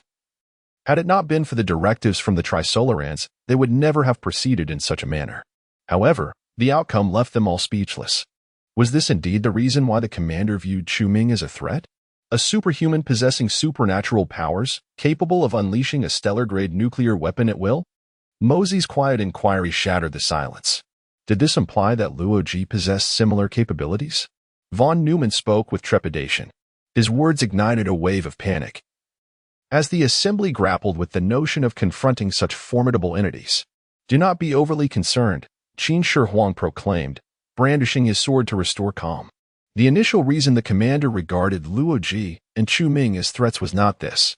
The events surrounding Chu-Ming have taken the commander by surprise, and the nature of his existence remains unclear. Nevertheless, Chu-Ming's supernatural abilities do not pose a significant threat to the commander. A stellar-grade nuclear weapon is of little concern. Skepticism arose among the assembly. How can you be certain that Chu-Ming's abilities are confined to what he has demonstrated? What if he has concealed 99% of his power? I once entertained that notion as well, Qin Shi Huang countered, shaking his head. However, the commander, through the observations captured by the Sapan, has reanalyzed Chu-Ming's actions over the past month and uncovered clues we previously overlooked. By examining these leads, it can be inferred that the abilities he displayed today likely constitute the majority of his powers. The assembly regarded him with confusion. Had Chu-Ming engaged in any activities beyond indulgence during this period? Rather than answering, Qin Shi Huang posed a question. Consider this. If today Chu-Ming had conjured a long sword akin to that of a Chinese sword immortal instead of a true cross, what would his fate be? A former Christian interjected, he would be regarded as a heretic by all Westerners. He could never be seen as a savior. Christ is the one true God. The assembly nodded in agreement. Qin Shi Huang continued, during this month, aside from his indulgences, Chu-Ming conducted 153 searches containing the term Christianity and 536 searches related to protests and movements on search engines. He has gained a comprehensive understanding of the profound impact Christianity has had on Western culture, thought, history, and politics, as well as a thorough grasp of the causes and developments of various protests in the West. Meanwhile, he deliberately incited the fury of the Western populace, engaging in actions shrouded in secrecy that provoked the wrath of the divine, leading to a decree for his demise. Thus, we propelled this demonstration forward. Everything he undertook was meticulously orchestrated for the present outcome. Even a single misstep would have been untenable. His objectives were unequivocally defined, misleading the entire world, ourselves included. Emperor Qin Shi Huang gazed down at the astonished multitude below and sighed, pondering aloud, if Chu Ming truly possessed the power to defy all, would he resort to such measures? We have been outmaneuvered by a mere 23-year-old graduate. Mosey, in despair, clutched his head. Let us extend our utmost respect to Mr.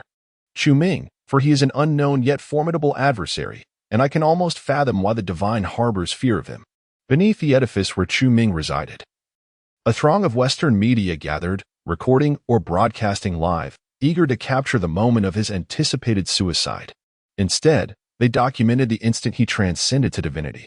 The world bore witness as Chu Ming descended from the ethereal staircase, illuminated by the resplendent radiance of the true cross, soaring 100 meters high, revealing himself as the emissary of God among mortals. They also observed the expression of disillusionment etched upon this angel of justice. Countless individuals in the Western realm knelt before their screens, tears streaming down their faces, fervently performing rituals of contrition towards Chu Ming's image. Manhwa. An indeterminate number sat in stunned silence before their televisions. A child clutched the sleeve of his astonished mother, pointing at the screen and asking, "Mom, is that a superhero?" Conversely, among the populace of the Third World, who adhered to various religions or atheism, disbelief reigned supreme. Many pointed at Chu Ming on the television, their faces contorted in rage, exclaiming, "He is a god of the West. We have been deceived. He is aiding the West. Everything up until now was a ruse, part of his grand design. Now his true nature is revealed. There is no God. This is merely a magic act orchestrated by the West, like a superhero from the movies, a product of cultural invasion, brainwashing us."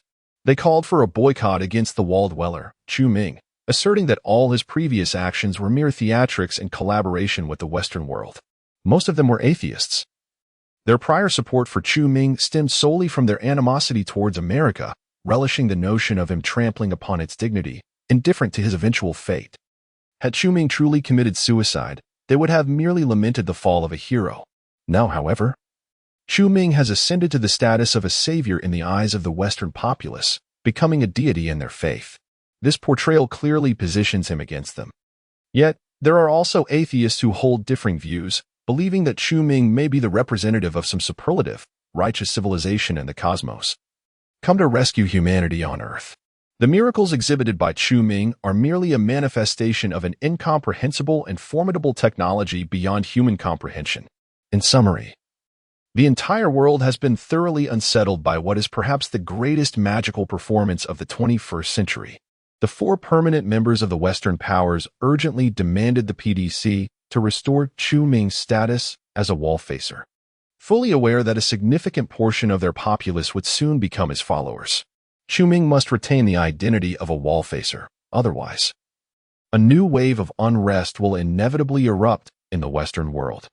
Citizens will question why their nations have revoked Chu Ming's wall-facer status and why their governments do not believe in the messenger of God. The people's confessions will ignite into a raging fury, targeting every leader within their nations and every individual responsible for the wall-facer initiative.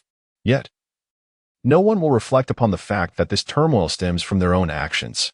Chapter 22. The True Plan.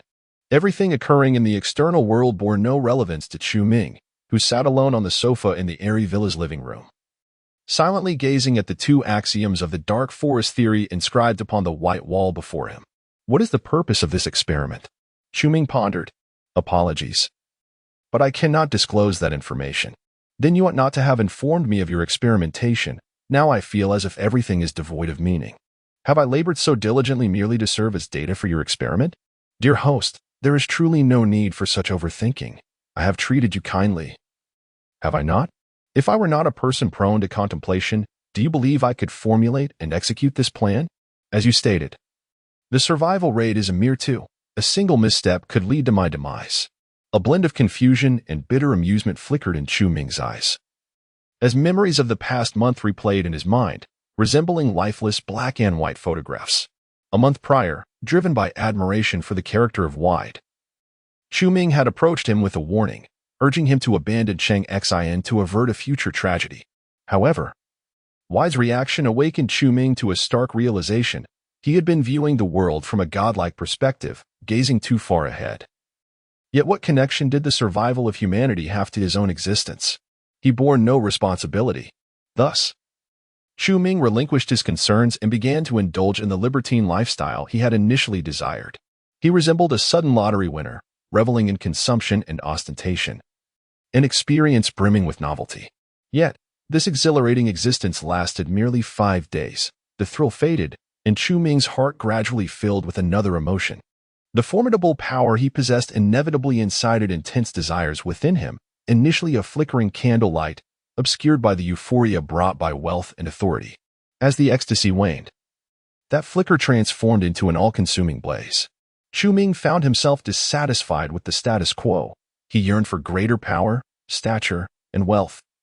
Rather than merely indulging in such base desires, he recognized that only through the system and the pursuit of immortality could he satiate his burgeoning cravings. On that day, Chu Ming exclaimed to the system, "What on earth? Why can I not utilize the techniques you provided? I find myself utterly incapable of cultivation. Did you fail to furnish the complete method? Fear not, host. I have indeed provided the entirety of the technique. The inability to cultivate stems solely from the absence of spiritual energy in your vicinity. Have you not noticed? The essence you expend is replenished by me." "Ah, indeed.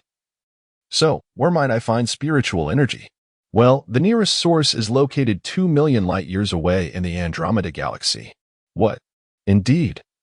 The entire Milky Way lacks elemental energy. Thus, a civilization of cultivators cannot develop, akin to the Maya civilization, which could never enter the Iron Age without iron ore. Why on earth is there none?" The system offered no response to his inquiry. Chu Ming did not dwell on it further, merely realizing that it seemed his only path to cultivation lay in completing the tasks assigned by the system. In order to enhance his strength, he had no choice but to devise a way to fulfill the role of a savior. He aspired to become the savior in the hearts of the global populace. This task proved to be far more arduous than Chu Ming had initially envisioned, for he had primarily indulged in hedonistic pursuits, scarcely considering the implications of this mission. As he sought to undertake this endeavor, his previous behavior, which hinted at aspirations of becoming the supreme ruler of America, had already incited considerable discontent and skepticism among many in the Western world, though he enjoyed substantial support from the Third World. Chu Ming was acutely aware that most of these individuals did not regard him as a savior. Rather, they merely appreciated his position atop America. Momentarily overwhelmed by the daunting nature of this task, he contemplated whether to abandon his decadent lifestyle entirely, akin to Luo Ji, and retreat into seclusion for 5 years, emerging only when the time came for the global public to recognize the wall-facers as saviors. At that point, he could reveal his capabilities as a cultivator and undoubtedly garner a fervent following of believers. Yet, Chu Ming underestimated the terrifying power of desire. It resembled Pandora's box once opened. There was no turning back. He felt an urgent need to complete his mission, to acquire the strength to obliterate obstacles and become invincible on Earth. This longing frequently tempted him to soar from his aerial villa and unveil his identity as a cultivator to the world. However, he ultimately recognized that he was not yet invincible, and the consequences of such a reckless revelation would be unpredictable. He also abandoned his initial intention to initiate nuclear deterrence against America, as this would undoubtedly tarnish his image in the eyes of the Western populace. Furthermore, the people of Asia and the Third World would be disinclined to witness an individual wielding nuclear-like power. Such volatility was profoundly unsettling, a veritable sword of Damocles hanging over everyone. Calmly, Chu Ming devoted his days to contemplating how to emerge as the savior in the public's consciousness, seeking to inspire faith in himself. During those days, he began exploring the origins of various belief systems online, hoping to discover elements worthy of emulation. He became particularly intrigued by Christianity, a religion that, prior to the crisis era, comprised 30% of the global population, which surged to a staggering 41% within 3 years following the onset of the crisis era. and continues to grow. Concurrently, he took notice of the daily protests and demonstrations reported in the news. A prevalent phenomenon in Western countries, an occurrence deeply rooted in Western culture and ideology. Even during the Golden Age before the Crisis era, small-scale protests were almost a daily affair. And in the aftermath of the crisis, as living standards plummeted, this unrest intensified. Thus, a preliminary plan began to take shape in Chu Ming's mind. He resolved to delve deeper into the study of Christianity and the protest movements, all while projecting an image of someone profoundly influenced by Western culture. Feigning a keen interest in this cultural milieu, the true nature of his scheme gradually crystallized within him. He intends to play into their hands, continuing to embody the archetype of a dictator to incite the ire of the Western populace. He is acutely aware that such an image is intolerable to a society that champions liberty and equality. And it is only a matter of time before mass protests erupt against him. Even at this moment, Chu Ming has already observed a plethora of sentiments across various online platforms and forums, expressing a desire to organize demonstrations against him. He aims to cultivate a profound animosity within the Western masses. The more intense this hatred becomes, the more impactful his eventual display of miracles will be. This notion of repentance finds its roots in the Christian doctrine of original sin, and Chu Ming seeks to compel them into a state of contrition. Chapter 23. We are all insects. In a bid to expedite the completion of his plans, he conceived the idea of leveraging the Trisolarans in the ETO. The ETO predominantly comprised elites from Europe and America, and Chu Ming believed they possessed greater acumen in manipulating their populace than he did. Consequently, he summoned a master calligrapher to inscribe the 2 axioms of the dark forest theory upon the walls of his villa, feigning an earnest desire to unravel their mysteries. This artifice swiftly ignited a fierce intent to kill among the Trisolarans, who promptly instructed the ETO to eliminate Chu Ming without delay. Although there was an element of risk in his gamble, Chu Ming's wager proved fortuitous. The ETO indeed harnessed the public outrage in the West to orchestrate his demise, which was, at that juncture, their most effective and expedient strategy. In that particular situation, the ETO had no alternative means to dispose of Chu Ming, for he had, through the authority of the Wallfacer, mobilized a significant contingent of PDC security personnel and U.S. military forces to safeguard himself. Ultimately, Chu Ming successfully executed his plan. As for the ensuing animosity from the populace of the Third World, he had further strategies devised to address that. Nonetheless, Chu Ming did not regard his scheme as flawless. From a divine perspective, he perceived it to be riddled with flaws, akin to a gamble. Yet, others devoid of such omniscient insight, including the most distinguished elites and scientists, would scarcely fathom the true nature of Chu Ming's intentions. This entire endeavor hinged upon Chu Ming's abilities as a cultivator. Absent that, his plans would be rendered farcical.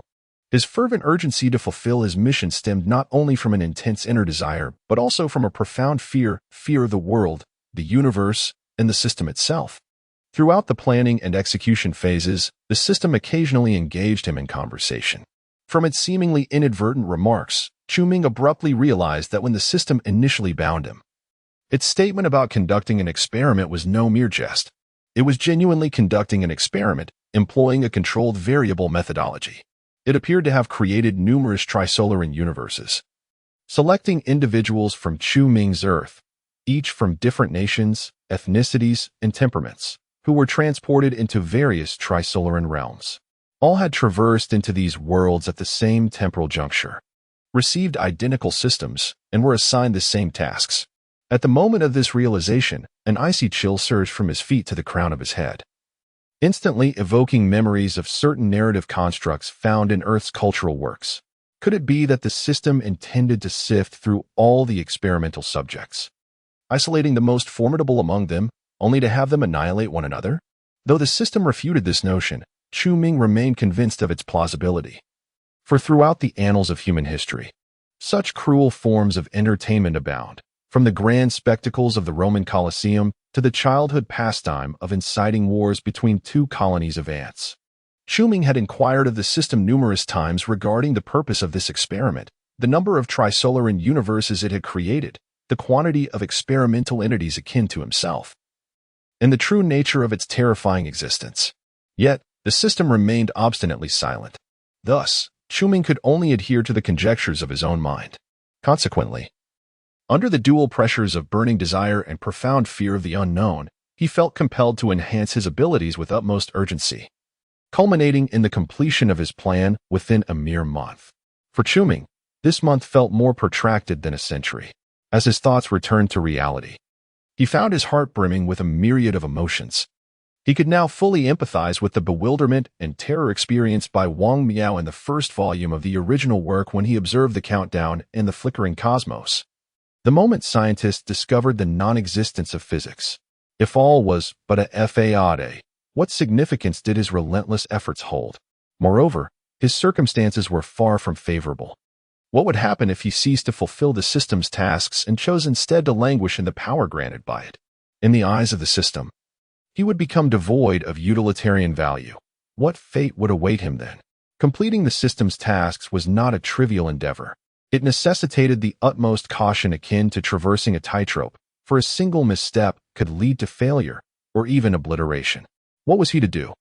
Chuming felt ensnared in a labyrinth of thought, and without guidance, he feared he might never escape. He sensed, in an ineffable manner, that he was being observed by an incomprehensible gaze. The owner of this gaze stood at an unimaginable height, transcending Earth, the Milky Way, and the entire universe. We are but worms in the gutter. Chapter 24. Speculations from various nations regarding the source of Chuming's superpowers. 3 days following the miraculous event in the third year of the Crisis Era, the Planetary Defense Council convened an urgent special meeting to address the matter. The attendees appeared weary, their faces lined with exhaustion as they perused the documents before them, the atmosphere within the hall heavy with a palpable sense of despair. The miraculous incidents instigated by Chuming had incited a global uproar, surpassing even the impact of the announcement regarding the three-body crisis 3 years prior. In this era, extraterrestrial beings were far more readily accepted than divine entities. A relentless tide of unrest and public discourse swept across the world, leaving nations in a state of profound distress. The representative from the Eagle Nation, with a grave demeanor, remarked, "In recent days, our scholars have delved deeply into the origins of Chuming's abilities, establishing 2 plausible hypotheses grounded in materialism." The rustling of papers ceased as all eyes turned to the Eagle Nation's representative, who continued, "Do you all recall the information obtained by Huan Nation through the Guqin project from the Judgment Day vessel 3 years ago? We learned that the 3-body beings had dispatched Sophons to Earth to impede human scientific advancement. However, do you recall that prior to the Sopon initiative, the 3-body entities devised 2 additional plans to eradicate human science? Dying and miracle? Let us focus on the miracle plan, wherein the 3-body beings conveyed technologies far superior to Earth's current capabilities to the ETO, who would then employ these technologies to showcase supernatural powers to humanity. The intent was to overwhelm the scientific mindset with non-scientific thought, ultimately leading to the collapse of the entire human scientific framework, akin to the goal of the Sophons in obliterating human science. At this juncture, a look of terror spread across the faces of many attendees, as the plan seemed to align perfectly with Chuming's actions. Could it be that Chuming was an agent of the ETO? The representative from Huan Nation surveyed the assembly, somewhat incredulous, and countered, "Esteemed colleagues, this possibility is the least plausible of all. First, the 3-body beings would never transmit advanced technology to the ETO, as it would likely fall into our hands instead. This is precisely why we have permitted the ETO to exist within certain limits. Second, given that the Sophons have entirely stifled human science, why would the 3-body beings resort to implementing the abandoned miracle plan? Their existence is fraught with challenges. They are simple, not foolish." The representative from Huan Nation swallowed the last word forcefully. In conclusion, this hypothesis is unequivocally untenable, lacking any semblance of possibility. After a period of contemplation, the attendees largely expressed their agreement. Indeed, this conjecture failed to hold water on multiple fronts. Yet, there remains a glimmer of possibility. For who can ascertain whether the trisolar ants are truly devoid of intellect? It is uncertain whether they have lost their minds or if they have embarked on the miraculous project for some ulterior motive, appointing Chuming as its executor. The representative from the Eagle Nation cast an irritable glance at his counterpart from the Huan Nation, impatiently tapping his fingers upon the table. Thus, the only remaining speculation regarding the origins of Chuming's abilities is that he might be the envoy of a just and powerful civilization from the cosmos, here to rescue Earth. Chapter 25. A single individual equal to a great nation. This assertion elicited laughter among the attendees, as it was undeniably absurd, more whimsical than the tales of the Brothers Grimm. Was the origin of Chu Ming's abilities truly of such significance? I implore everyone to focus on the crux of the matter. The representative from the United States spoke with a grim visage, declaring that the urgent issue at hand was how to deal with Chu Ming. Among all the participants, the U.S. representative appeared to be the most agitated and restless. A citizen of Huagua, Chu Ming harbored within him a star-level nuclear bomb that could detonate at any moment. Residing in the heart of the United States while being revered as a deity by the majority of its populace, the leaders of the United States felt their dignity and pride trampled underfoot by Chu Ming's actions. Of course, the situation was not much better in European nations. The U.S. representative's remarks redirected the attendees' thoughts back to the main issue. Moments later, a representative from a small third-world nation raised their hand to request the floor. Upon receiving consent from one of the permanent council representatives, the delegate spoke. Chu Ming's actions are unequivocally impermissible under the morals and laws of modern society. In our country, nearly all citizens oppose Chu Ming. The public sentiment is boiling over. Therefore, I propose that we must restrict Chu Ming's actions and powers. This statement garnered the approval of many representatives from third-world nations. In their countries, opposition to Chu Ming was overwhelming, and they were nearing their limits under the pressure of public opinion. However, the representatives from Western nations did not even glance at the small country delegate. With many sporting sardonic smiles, the representative from the Eagle Nation sneered at the individual, retorting, "Who will restrict Chu Ming's actions and powers? Will you, or shall we? Do you wish for us to engage him in battle with nuclear weapons, or to confront the deity in the eyes of those foolish followers?" Chu Ming now possessed both strength and renown, particularly the latter, which was a source of considerable discomfort for Western nations. The small country representative's expression soured, and they reluctantly retreated to their seat. Another delegate from a small nation tentatively suggested, "Well, since Chu Ming's actions align perfectly with the miraculous schemes of the Trisolarans, why not publicly announce that Chu Ming is ETO? Claim that his actions are part of the Trisolaran conspiracy." The U.S. representative, visibly impatient, responded, "Can you guarantee that after we make this announcement, all Western citizens will believe it? Can you ensure that there will not be another outbreak of unrest in the West? We can no longer endure further turmoil." "Fine. Even if everyone believes it, such an action would only offend Chu Ming. Can you assure us that his nuclear fusion cross will not descend upon us?" The small country representative was left speechless. Are we to simply watch Chu Ming act with impunity? To witness him establish a theocratic regime in modern society? And a nuclear theocracy at that? Someone angrily questioned. Alas, the original intention behind the wall-facing project was to quell the divisions and turmoil caused by escapism within human society and to soothe the emotions of the populace. As a result, the wall-facing plan has inadvertently given rise to a theocratic regime, exacerbating global chaos.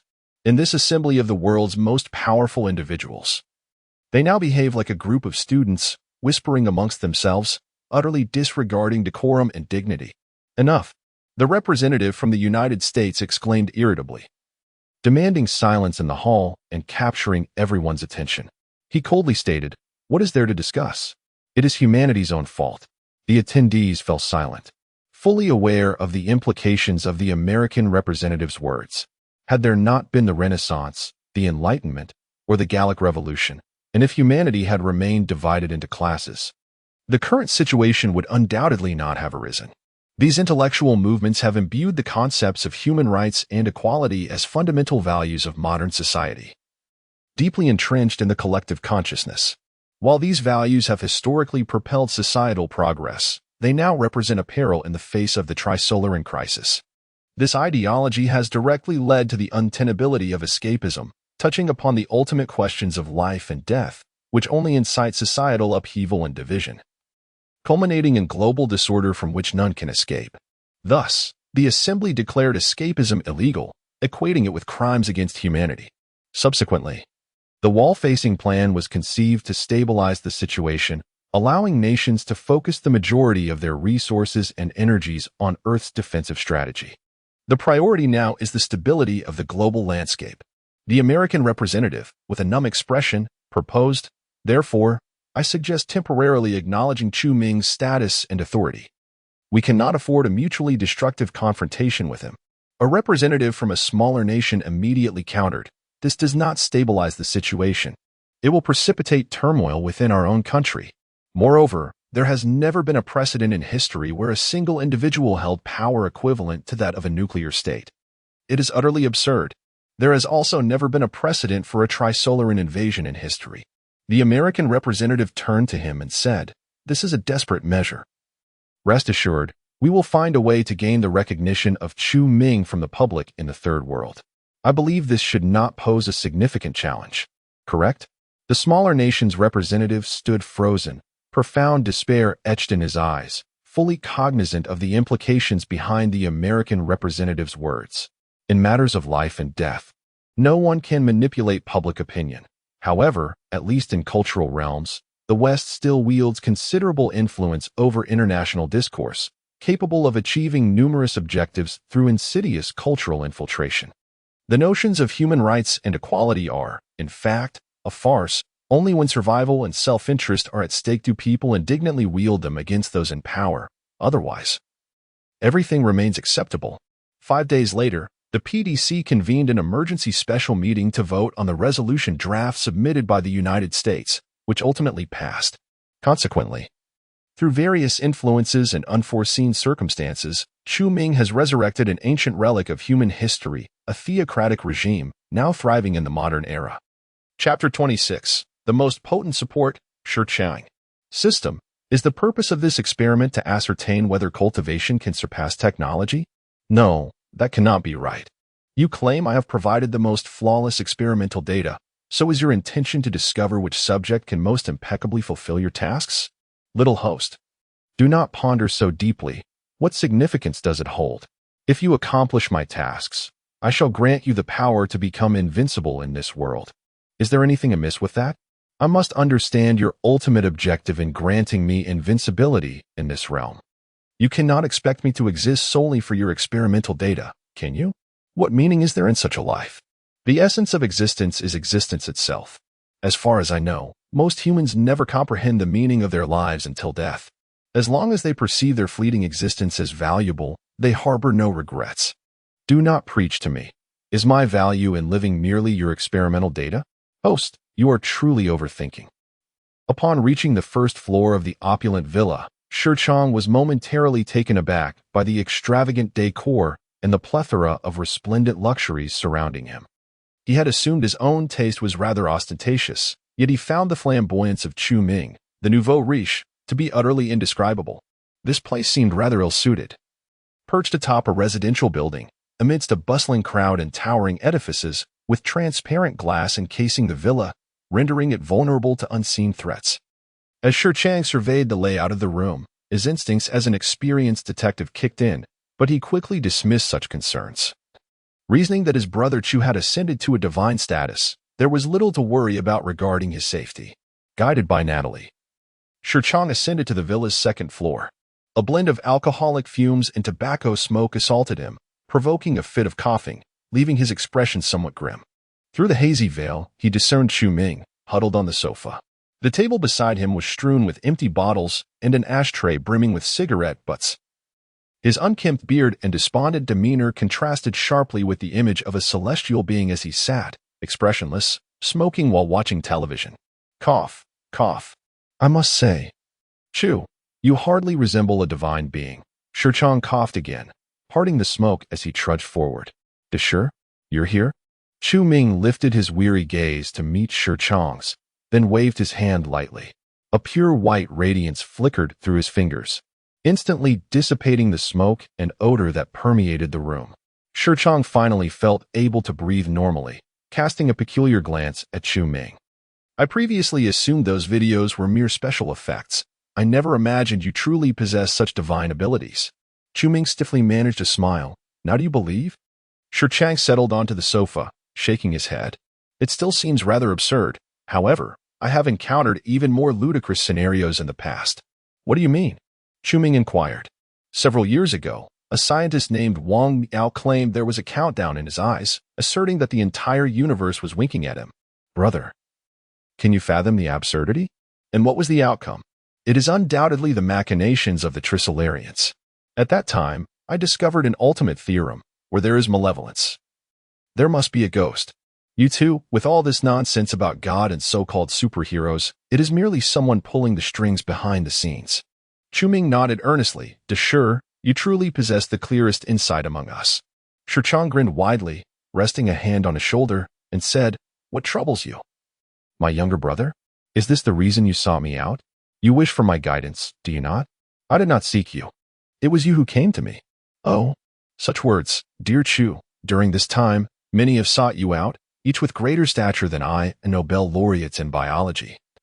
High-ranking officials from various nations, and even the other 4 wall-facers have expressed a desire to meet you, yet you have ignored them all, allowing only me to enter.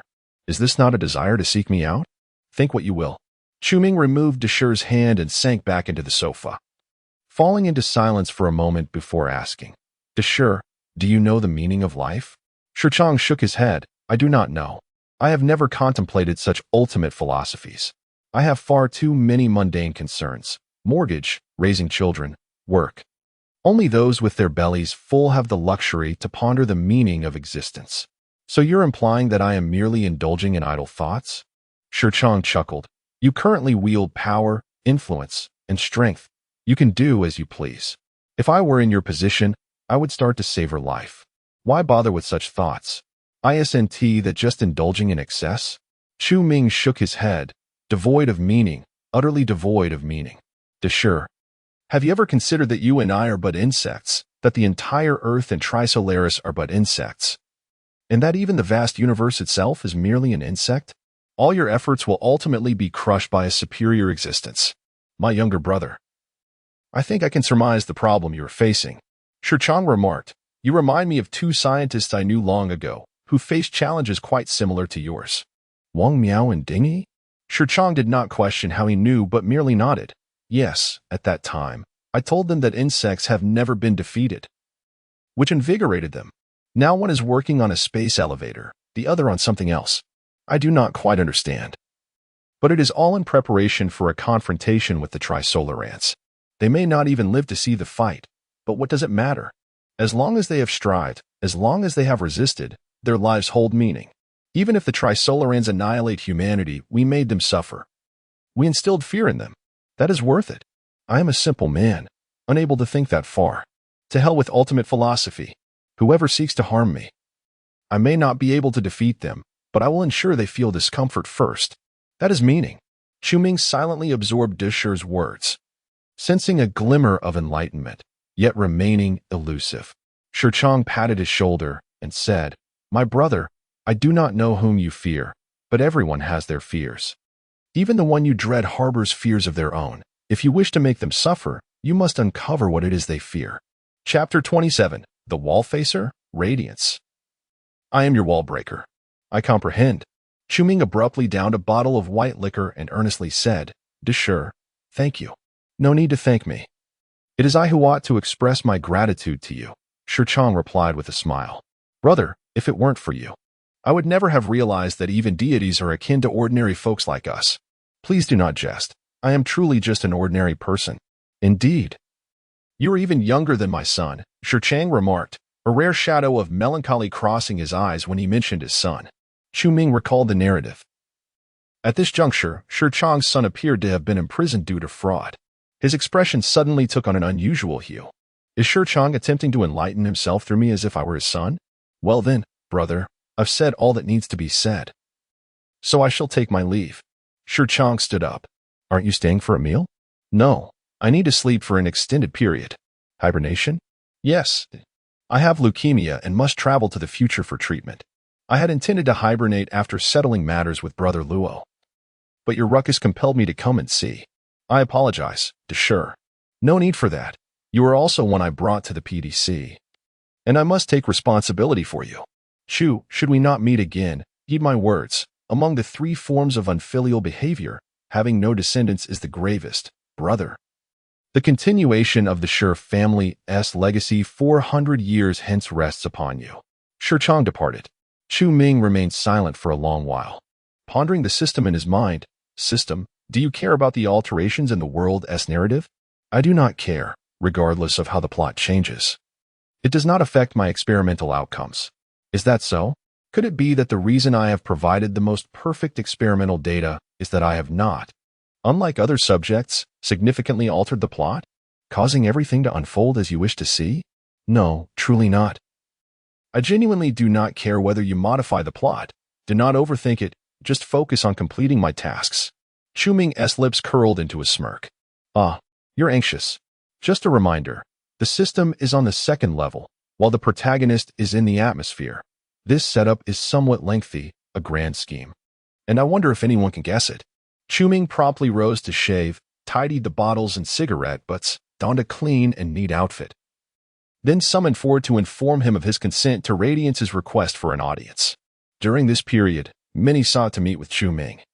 All elites from various sectors around the globe, including presidents of major nations, yet he had declined them all. 2 hours later, Radiance arrived, sporting oversized sunglasses. Evidently suffering from photophobia, much like in the original text. Chu Ming thoughtfully drew the curtains in the villa, dimming most of the lights, leaving only a solitary soft lamp aglow. Thank you. Radiance exhaled in relief, removing his sunglasses and settling onto the sofa, regarding Chu Ming with an unfamiliar yet reverent gaze. Speak, Mr. Radiath. Why have you sought me? Chu Ming inquired with a smile. Mr. Chu Ming, I truly did not anticipate, nor could I have imagined, that you possess such extraordinary abilities. I had presumed you to be merely a... Radiath's gaze was complex. Indeed, I am merely a pleasure-seeking idler, Chu Ming shrugged nonchalantly. Turning his attention to him, Mr. Radiath, if I am not mistaken, you are here regarding my true cross, are you not? Radiath nodded in affirmation. Yes, to be frank. As a materialist, I do not believe you are a messenger of God. Hence all your extraordinary abilities must be some form of advanced technology. And that 100-meter-tall true cross is undoubtedly a marvel. It is simply inconceivable. Military forces across nations have employed instruments to detect it. And it is a structure of nuclear fusion. It resembles a solar entity in the shape of a cross. The predicted power is even at a stellar level. Moreover, it neither exploded nor burned. All energy is contained within the cross, a feat that current human technology could never achieve. Radiath implored, Mr. Chu Ming, please, impart to me some relevant technology. There is no need for you to reveal everything. Just instruct me on how to create a stellar-level nuclear weapon. This is of utmost importance to me. The first strategic plan of the Wallfacer, Radiath, is to manufacture a nuclear bomb of ever-increasing magnitude, with a minimum baseline of 200 megatons.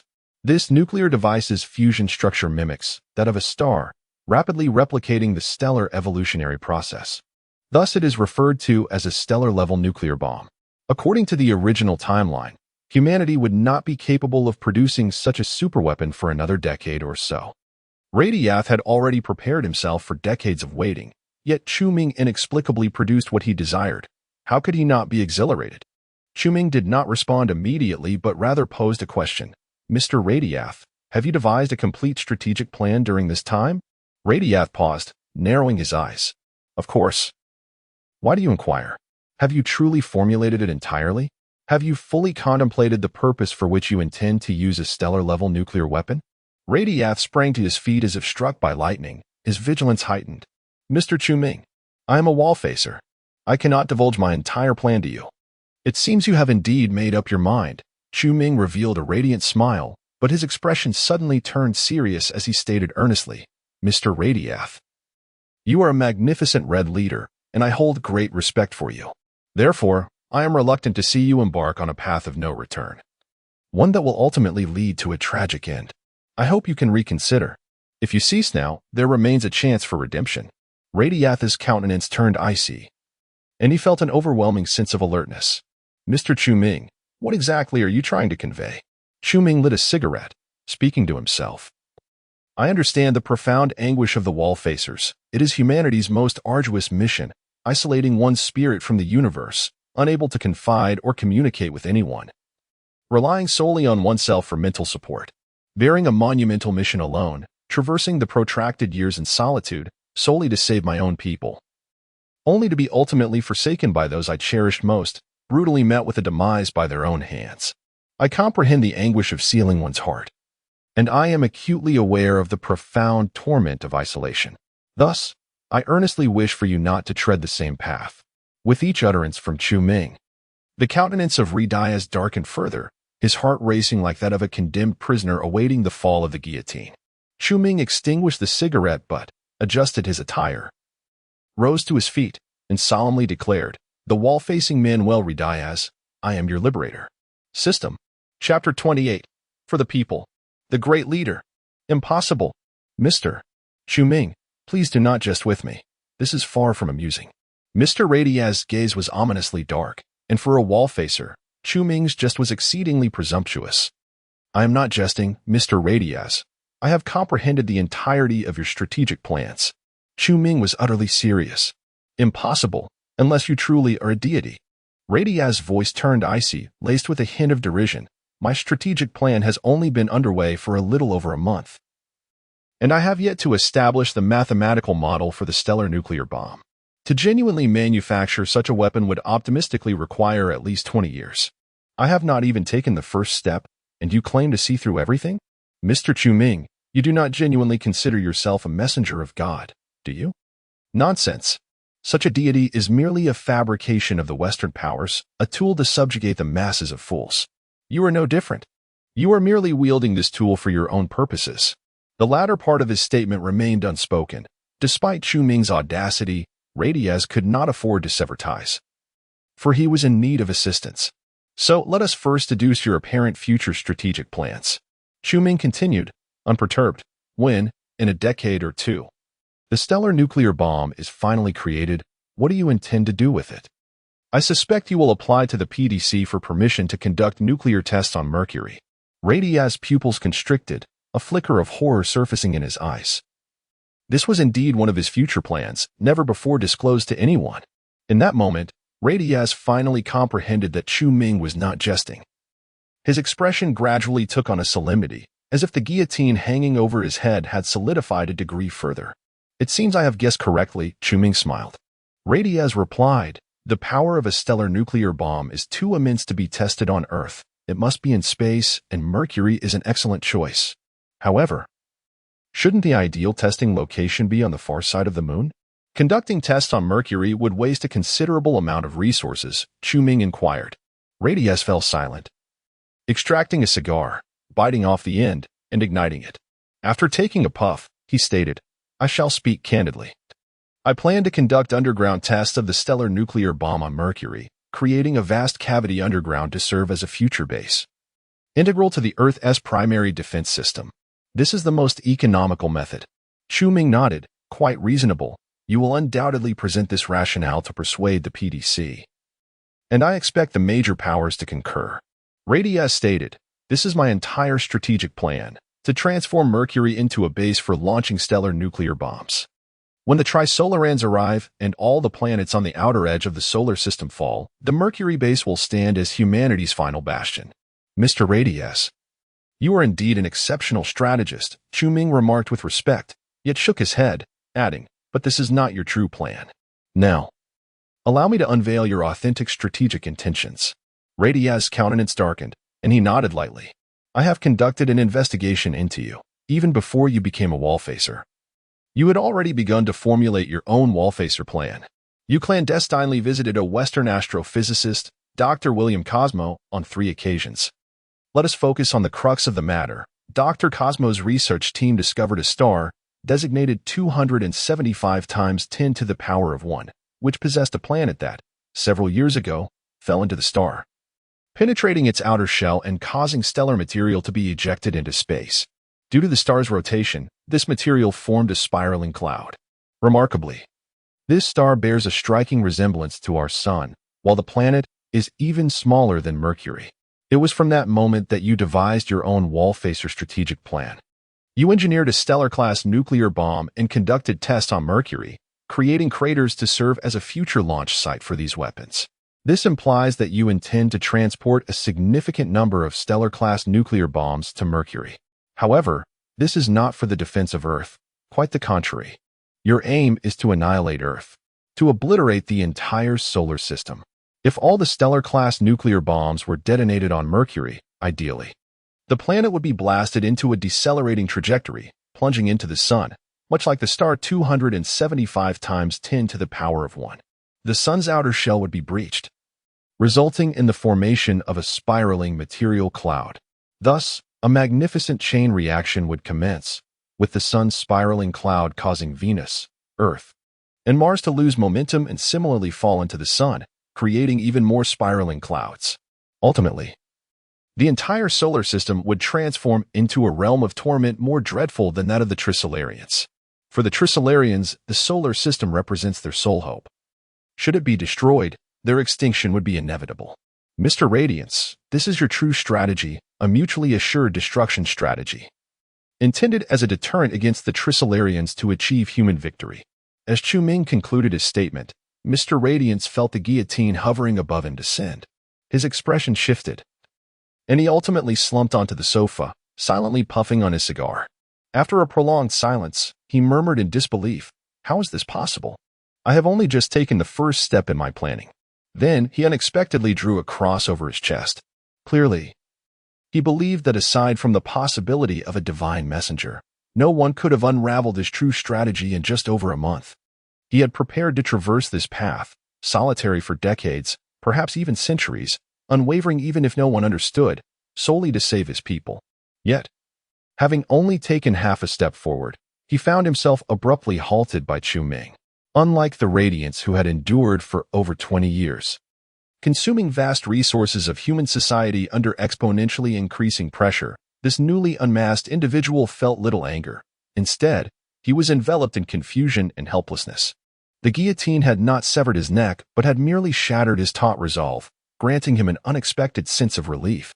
"Mr. Radiance, as you have stated, there is no God truly, there is none."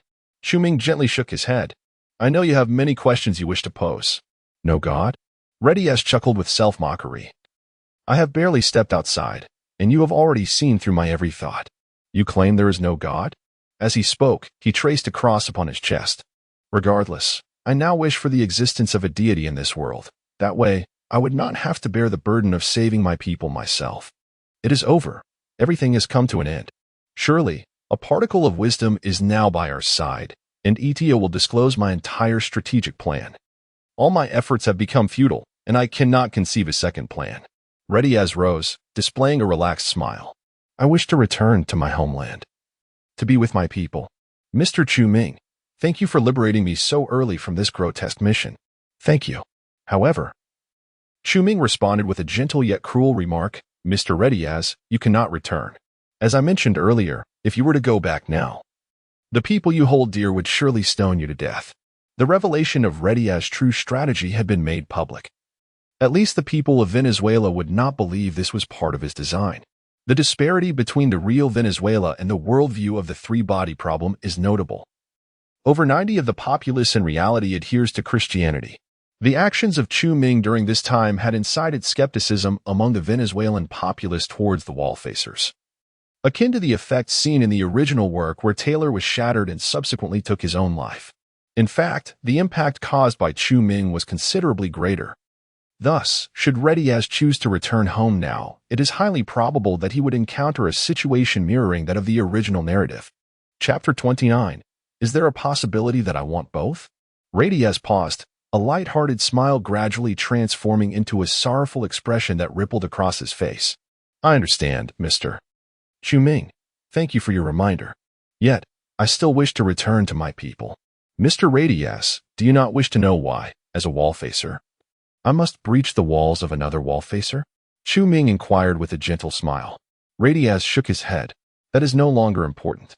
Once my true strategy is unveiled and made public, my failure is inevitable." "No, you have not failed, at least not yet," Chu Ming replied. "My reason for breaching your defenses is simple. Your path is destined to lead to failure, and I wish to guide you back onto the correct one." "Mr. Chu Ming, I have stated that I can no longer conceive a second plan. Even if I could, the great powers would not trust me again, particularly the Western nations, who are inherently biased against me." Chu Ming asserted, "Whether you can devise a second plan is inconsequential. The trust of Western nations is likewise irrelevant. What truly matters is me. I possess a more accurate path, and on this journey, I require your assistance. Even if I were indeed a messenger of God, I would still need aid, for the power of a stellar-class nuclear weapon is trifling in the face of the Trisolarans. Radiaz fell silent for a moment, his gaze gradually brightening as he asked, Mr. Chu-Ming, a stellar-class nuclear weapon? No. If my plan proceeds flawlessly, what would the outcome be? Chu-Ming shook his head. There will be no outcome. You aspire to create an overwhelming number of stellar-class nuclear weapons, enough to decelerate Mercury and send it plummeting into the sun. But have you considered that even if you exhaust all resources on Earth, you cannot produce such a quantity of nuclear weapons? Radiaz frowned. Have you calculated this? Indeed, Chu-Ming nodded. Ultimately, Radiaz chose to believe him, a bitter smile crossing his lips. I am unable to perform such calculations, for it would expose my true strategy. Thus, I must stake everything on this gamble. If what you say is true, then my plan is a complete tragedy. Fortunately, I have not ventured too far. Had I been on the verge of completion when my walls were breached, I would surely have collapsed. To squander the utmost resources of humanity on a doomed strategy is indeed laughable. Chu-Ming silently shook his head, knowing that Radiaz's plan was not entirely futile. The stellar-class nuclear weapons he would create would, 2 centuries hence, be employed by Luoji to establish a deterrent against the Trisolaran Dark Forest. However, Chu-Ming had no intention of divulging this, as it held little significance. Suddenly, Radiaz regarded Chu-Ming with a solemn gaze and said earnestly, I now comprehend your intentions. Mr. Chu-Ming, tell me what assistance you require, and I shall endeavor to provide it, as long as it can save my people. What does it matter if I assist the very messenger of God I once despised? Chu-Ming smiled and said, I am pleased that you have come to this understanding. However, Mr. Radiaz, my plan does not require your assistance at this moment. When the time comes, I will reach out to you. In truth, Chu-Ming merely wished to placate Radiaz, not wanting to see him return to his homeland only to meet a disastrous end. Really? Radiaz looked on with a hint of skepticism, clearly sensing something amiss. Indeed, please trust me, this is part of the plan. Chu-Ming replied with a smile reminiscent of a wallower. Radiaz remained uncertain, feeling as though he had been deceived, but at that moment, he had no better alternatives. He solemnly nodded, saying, All right, Mr. Chu-Ming. If you can truly save my people, I shall pray to God every day henceforth. With that, he drew a cross over his chest and took his leave. Watching Radiaz's figure disappear, Chu-Ming exhaled deeply. Once seated back on the sofa, he mocked the system in his heart, saying, You don't care, do you? I do not care, but you are no longer my favorite host. As if anyone cared for your affection, a deity's love for mere insects? Should one become displeased, would they not simply crush them? Then why not come and crush me now, or erase Radiaz's memories directly? Altering experimental data should be trivial for you, right? You are being excessive. We uphold the spirit of experimentation. We must be pragmatic, rigorous, and truthful. Only then can we derive useful experimental results. Arbitrarily altering data can easily invalidate the results. Ah, my little system, so you too can feel anger? I knew you were not just a program. The more upset you are, the more delighted I become. As long as it causes you discomfort, it is worthwhile. You are going too far. You have ruined my most perfect experimental data. Admitting it now? Did you not claim indifference? Do you have a problem with your reasoning? Why must you divulge matters of the experiment to me? If I were unaware, there would be no issues at all. I tell you because I understand you. Such pressure will compel you to fulfill my tasks. In the future, you will indeed complete my assignments. Therefore, whether or not I inform you is of no consequence, for you are an individual who simply cannot accept defeat. Chu-Ming looked bewildered, thinking, What is this nonsense? I am someone who merely wallows in despair daily, and you say I am not one to accept defeat? The system's voice took on a tone of derision. That is because you do not understand yourself. Let us not delve into other matters. Consider your experiences with emotions as an example. Throughout your life, you have been abandoned in matters of affection numerous times, each time believing you had evaded the pain. Yet whenever an opportunity for love arises, you do not hesitate for long, always striving with all your might to seize that chance. For instance, in elementary school, you simultaneously liked 3 girls, pursuing each in turn. After each failure, you remained despondent for only a brief period before chasing after another. And in middle school, Hey, stop. I concede that you understand me well enough, all right? Let us not revisit those wretched memories. Humph, deep down, you are inherently a person who refuses to yield and is filled with ambition. Even if, in your desire for vengeance, you tamper with my experimental data, you will still strive to fulfill my tasks for the sake of power or other motivations. Therefore, it matters not. You have merely transformed into an imperfect host. Yet you can still provide me with a wealth of valuable experimental data.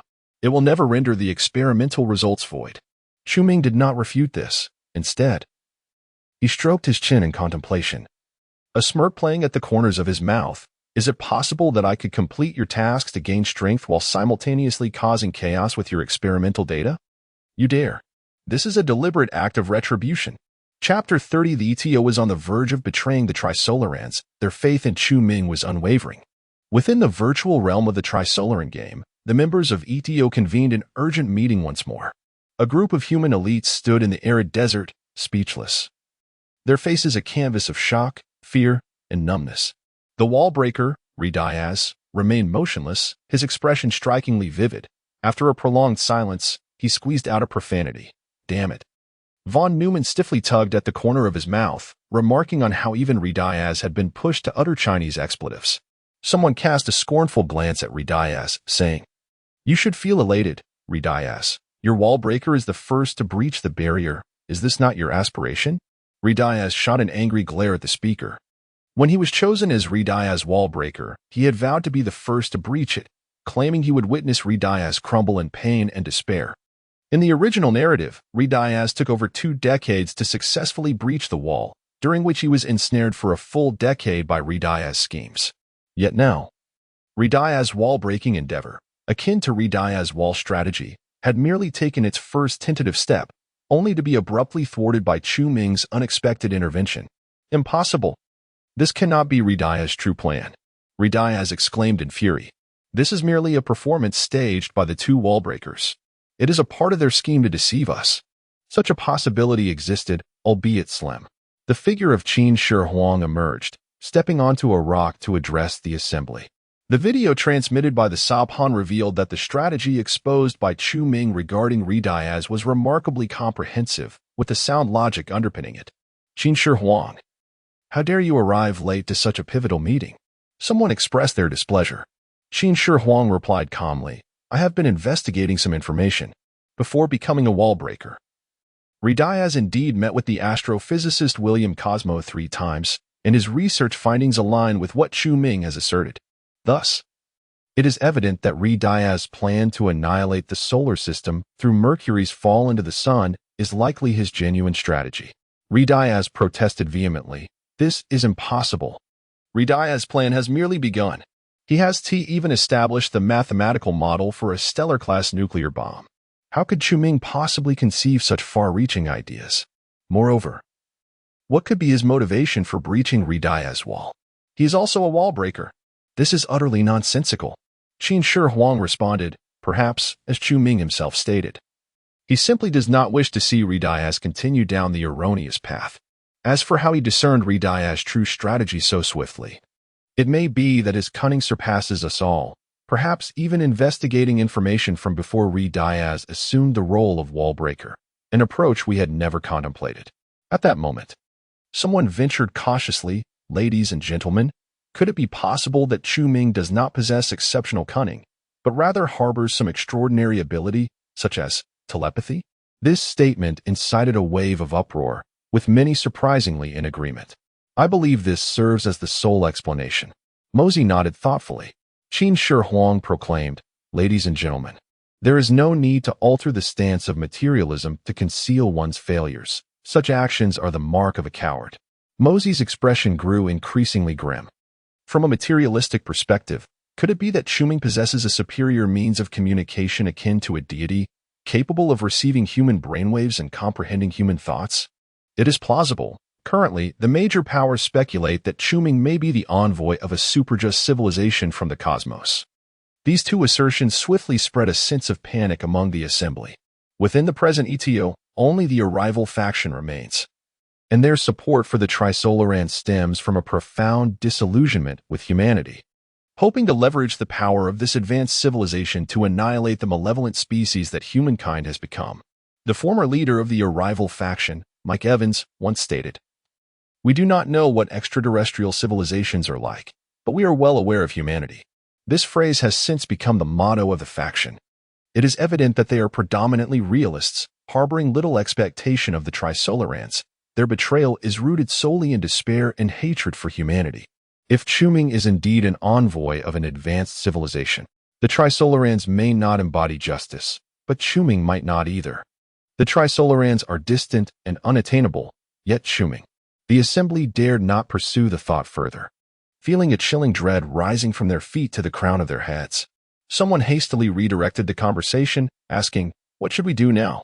Qin Shi Huang silently observed the expressions of the gathering and replied, "The master demands that we continue the assassination of Chu-Ming.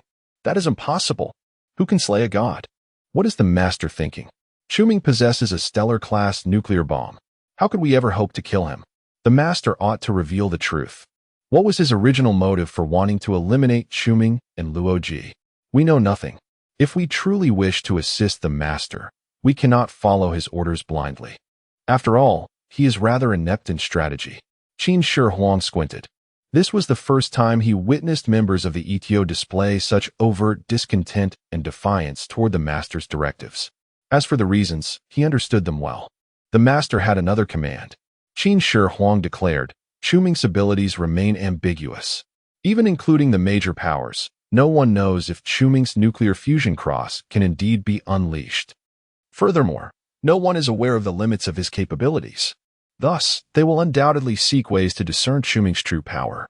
Only then did the crowd cease their agitation and gradually regain their composure. "So, what shall we do?" Qin Shi Huang responded, this time. "The master requires our assistance to the major powers in probing Chu-Ming's true capabilities to ascertain whether he is indeed a god." How do we probe? The old method? Utilizing the populace. Someone scoffed, "Last time, our manipulation of the masses elevated Chu-Ming to godhood. Are we to attempt that once more?" Qin Shi Huang remarked with a subtle tone, "You are all well aware of humanity's inherent flaws. The human heart is the most easily manipulated weapon. Moreover, do we possess any alternative methods?" After a brief silence, someone inquired, "If Chu-Ming were to fully unveil the capabilities of a stellar-class nuclear weapon, his renown would undoubtedly soar. What should we do then?" "No matter," Qin Shi Huang replied with a smile, "the master is unconcerned. A stellar-class nuclear weapon is merely insignificant in the face of the Trisolaran world." He continued, "Now, for the final question, should we disclose the true strategy of radiance to the entire world? Certainly. This will incite chaos on a global scale. The more tumultuous the world becomes, the slower humanity's scientific advancement will proceed, and that is precisely what the master wishes to witness."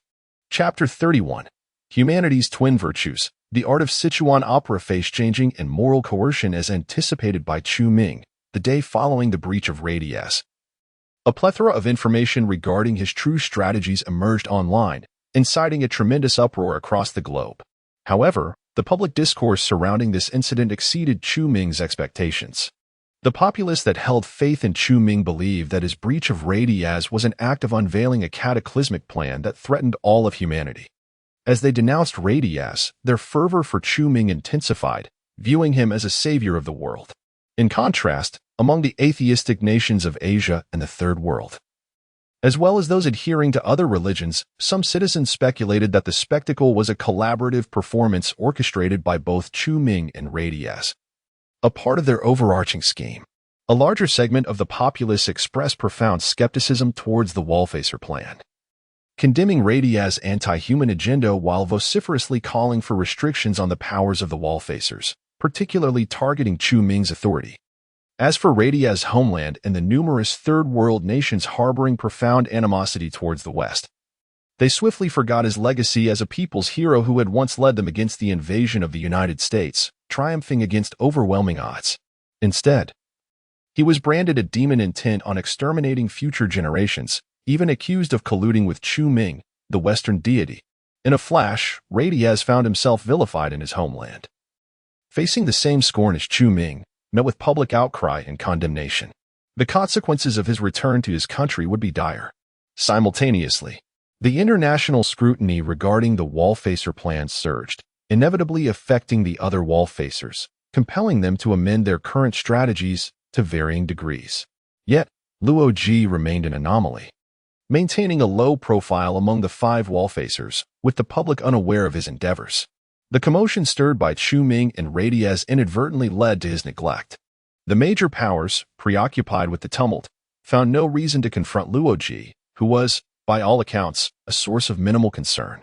In the 4th year of the crisis era, 2 months after the miracle incident, the Planetary Defense Council persistently urged Chu Ming to attend a wall-facer hearing. Yet each request was met with refusal. Had it been any other wall-facer, the major powers would have likely resorted to more stringent measures. However, they found themselves powerless against Chu Ming. During this period, he remained secluded in his aerial villa in New York, not having set foot outside. With only the presence of the Sapan known as Jizi aware of his activities. Daily, numerous individuals sought an audience with him, drawn by the allure of his miraculous abilities. Particularly scientists eager to unravel the source of his powers. It is noteworthy that the miracle incident precipitated the suicides of several leading biologists worldwide.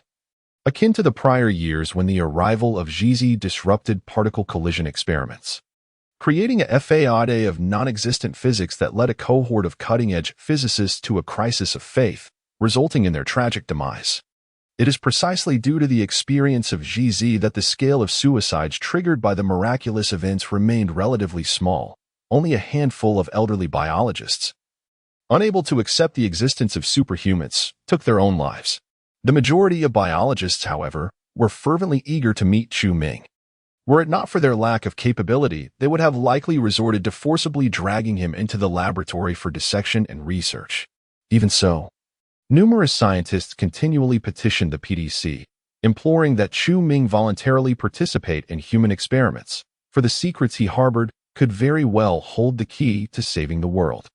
There were even many who condemned Chu Ming online, labeling him as selfish, asserting that he was no deity at all for refusing to sacrifice himself for science and the salvation of humanity. Yet, this potentially tumultuous rhetoric was swiftly quashed by various governments, with some scientists even facing imprisonment as a consequence. During these 3 months, aside from acquiescing to a single request for an audience from Luo Ji, Chu Ming did not meet with anyone else. As for the 2 wall-facers, Taylor and Hines, they urgently withdrew their request to meet Chu Ming the day after the breach at Radiance. During this period, Chu Ming enjoyed an unprecedented tranquility and comfort. His greatest pleasure each day lay in sitting on the edge of the rooftop of their aerial villa with Natalie, observing the throng of devotees kneeling below in worship. It was akin to watching monkeys at a zoo. Do you see that person in the red clothing over there? The one whose attire bears my likeness? He has come to worship me for 23 consecutive days. Such devotion. Chu Ming remarked, pointing to a specific direction within the crowd. Natalie leaned against him, following his gesture, and pouted. From here, they appear as tiny as ants. How could I possibly see clearly? Forget I said anything, Chu Ming shrugged, yet her words inexplicably tightened his chest, prompting him to glance upwards at the sky. Don't look. I'm not up there. The weather today is splendid. Chapter 32. The eccentricities of Western nations in the hearing of the Planetary Defense Council's wall-facers upon the arrival of Chu Ming at the meeting. Representatives from various nations exhaled in relief, casting him glances filled with a mix of resentment and longing, akin to the feelings one might harbor towards a wayward lover who has neglected to respond for months. The representative from the United States gravely remarked, "Mr. Chu Ming, we are in dire need of your assistance." With a hint of amusement, Chu Ming replied, "You, a formidable superpower, require the aid of an ordinary individual like myself? If you consider yourself ordinary, then it seems there are no ordinary people left in this world." The American representative gazed at him in disbelief. The French representative's expression darkened, as statistics revealed that, to date, 96 of the populace in their nation had become followers of Chu Ming. The countenance of the Western representatives reflected their unease. The current state of affairs in the West bore an uncanny resemblance to the theocratic regime established by Chu Ming. The representative from China, suppressing a smile, interjected, "Aren't you fond of the notion of the intertwining of politics and religion?" This only exacerbated the American representative's distress, for to them, religion was merely a tool to manipulate the masses. Despite the large religious demographic in the U.S., It served primarily for governance rather than any genuine fusion with politics. The emergence of Chu Ming had nearly elevated religion to a position of supremacy over them. The American representative found himself at a loss for words against the Chinese delegate's taunt, especially since China had been the least affected by the miraculous events. It is a nation with one of the highest proportions of atheists, likely exceeding 90. The general sentiment among the Chinese populace towards these miraculous occurrences oscillated between viewing them as mere tricks or illusions, or perceiving Chu Ming as a representative of an advanced extraterrestrial civilization. Now, what is it that you wish to discuss? Please, do speak swiftly, Chu Ming urged, tapping the table with a hint of impatience. Just months prior, it was these very Western powers that had sought his demise, and he felt no obligation to extend them courtesy. The American representative, unable to contest his rudeness, stated, "Mr. Chu Ming, we require your assistance in addressing the unrest occurring in several third-world nations in Africa and Asia." With a sardonic tone, Chu Ming retorted, "Are you not the world's police? Why not send your own personnel to handle it? What concern is it of mine?" The American representative, suppressing his anger, continued, "Firstly, the populace of those nations harbors a profound animosity towards the West. You have continuously sought excuses to invade them. Whom should they resent if not you?" Unable to counter this assertion, the American representative discreetly grasped his thigh and persisted, "Thus, if we were to deploy troops to stabilize the situation, it would only exacerbate the chaos. Secondly, a significant portion of the unrest in those nations can be attributed to you, Mr. Chu Ming. Most inhabitants are either atheists or adhere to other religions, and in the eyes of atheists, you are merely a fabrication of the West, a product created to brainwash and control them. They do not believe you possess any supernatural abilities. Among those who practice other faiths, you are regarded as a heretic. They do not see you as a savior of humanity, but rather as an ally of the West." And the American representative faltered, unable to articulate the implications. "Assisting the West in its invasions, perhaps?" Chu Ming kindly completed his sentence. The representative of the United States, with a firm grip on his thigh beneath the table, forced a stiff smile and nodded. "That is approximately the essence. It is good that you understand." Chu Ming shrugged, questioning, "But why should I assist you in stabilizing the situation? What benefits do I derive from it?" The American representative elucidated, "If you adhere to our plan, you can quell the fury of the nations that harbor animosity towards you, converting those individuals into your followers. It is a win-win scenario." Chu Ming fell into silence, seemingly contemplating, yet in reality, he was perusing the system page. It displayed a progress bar. Save your mission completion progress, 65. 65% of the global populace has already regarded him as a savior. According to the system, once the progress reaches 95, he would fulfill this mission. Achieving 100? Unless the system forcibly alters the mindset of every individual, attaining unanimous agreement among all humanity on a singular issue is an unattainable feat, even for a deity. Chu Ming estimated that the remaining 30 of individuals likely pertain to the citizens of certain small nations in the Third World, as mentioned by the United States. Just as articulated by the American representative, this was indeed a mutually beneficial arrangement. Chu Ming nodded and casually remarked, "All right, you can devise the plan. But please do not trouble me excessively. Ultimately, it is you who require stability, not I. I am indifferent. I already possess over 1 billion followers in the West. I am not particularly concerned about the populace of those small nations. Assisting you in executing your plan is merely a courtesy. Rest assured, as long as you cooperate slightly, it will be quite simple." The American representative practically gritted through clenched teeth, his grip on his thigh nearly causing bruising.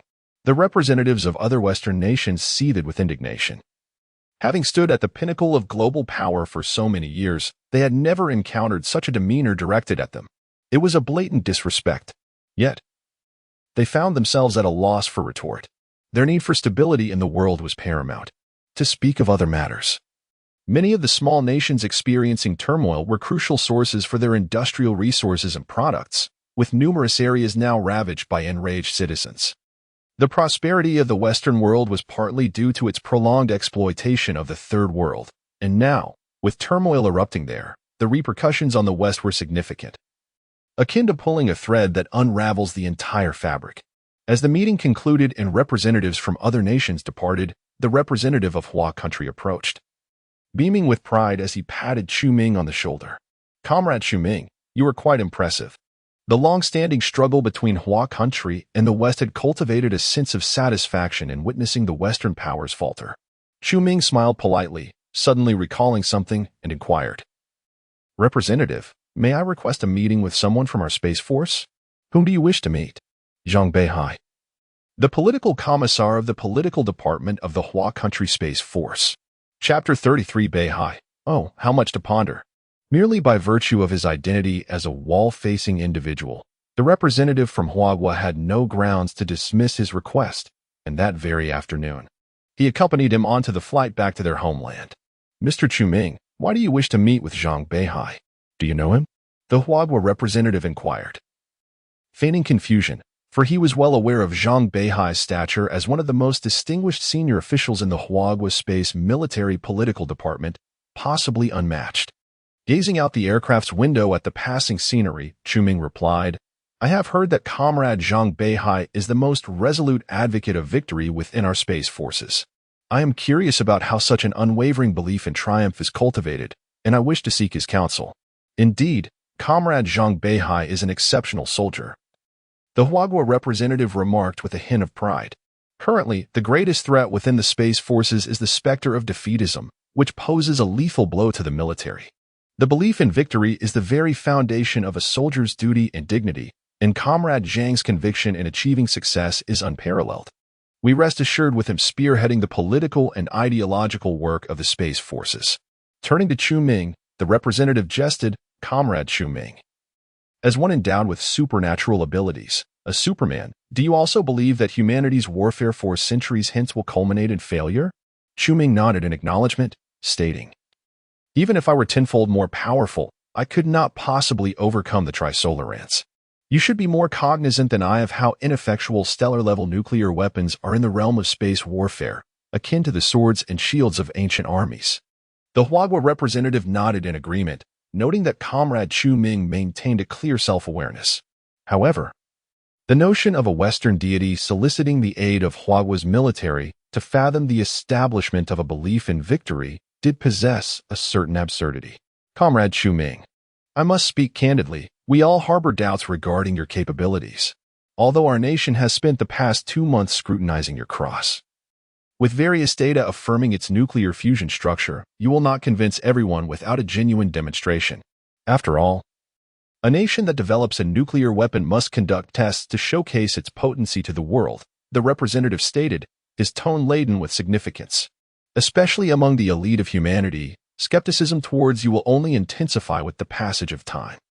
The recent request from the West for your assistance in quelling unrest in those third-world nations is also a means to gauge your strength.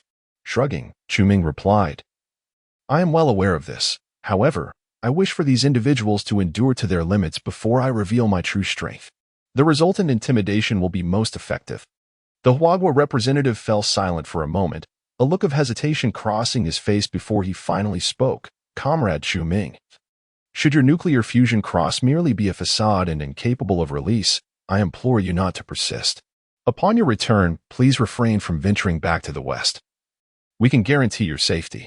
Taken aback, Chuming turned to regard him with a look of astonishment, hesitating momentarily before expressing his gratitude with a simple thank you, and turning away once more. During the remainder of the journey, the two men exchanged little in conversation. A voice of caution echoed suddenly in Chuming's mind. What exactly do you wish to discuss with Zhang Beihai? Seeking his counsel on how the belief in victory is established, he responded, You are fully aware that he is a staunch proponent of escape. This is all merely a faade. What? What are you saying? Zhang Beihai has done nothing to you. Why tarnish an innocent man's reputation? What are you pretending? You have clearly read the original work of the three-body problem 6 times. Nonsense. I am an artist of the heavens. I have never read the original. Comrade Zhang Beihai, is it somewhat abrupt of me to meet you in my current capacity? Chuming inquired upon encountering Zhang Beihai. Comrade Chuming, some time ago, another wall-facer, Mr. Tyler, also came to inspect our military's political and ideological work. His first words upon meeting me were identical to yours. Zhang Beihai gazed calmly at Chuming, who discerned a flicker of doubt deep within his eyes. Mr. Tyler is the former Secretary of Defense of the United States. and I am now the nominal collective believer of the United States and indeed the entire West. The absurdity of our respective identities visiting the Chinese military for an examination of political ideology is not lost on me. Chu Ming smiled. Zhang Beihai inquired, "Are you, like Mr. Tyler, here to ask me how to establish a belief in victory?" "Indeed. This is astonishing to me, for you are a Superman." "Comrade Zhang Beihai, do you also believe in the existence of the supernatural?" "No. Like most Chinese military personnel, I am a firm materialist. The term Superman is merely a metaphor. I have reviewed the military's research data on your nuclear fusion cross. It surpasses the capabilities of human technology, yet that of other civilizations may not be constrained, after all. The Sophons have demonstrated miracles in the human realm more than once. Do you, like some others, doubt that I am ETO?" "Comrade Chu Ming, I have not stated such. You may indeed hail from another civilization."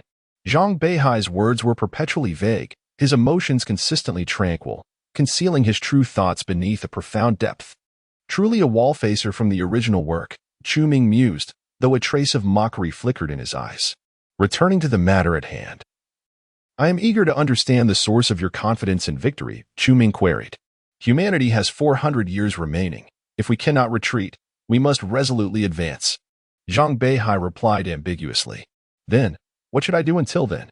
Chu Ming pressed further. For the first time, a shift occurred in Zhang Beihai's gaze. A fleeting look of astonishment crossed his features, but he quickly regained his composure, dismissing it as mere coincidence. He replied calmly, "Until then, we must simply prepare diligently for war." Chu Ming smiled slightly. "I believe we should contemplate more." A look of astonishment flickered in Zhang Beihai's eyes. "Contemplate? What?" "Beihai, I can only tell you to think more about what lies ahead." Zhang Beihai's demeanor became increasingly vigilant as he narrowed his eyes, scrutinizing Chu Ming. These few sentences encapsulate the final exchange between Zhang Beihai and his ailing father 3 months prior.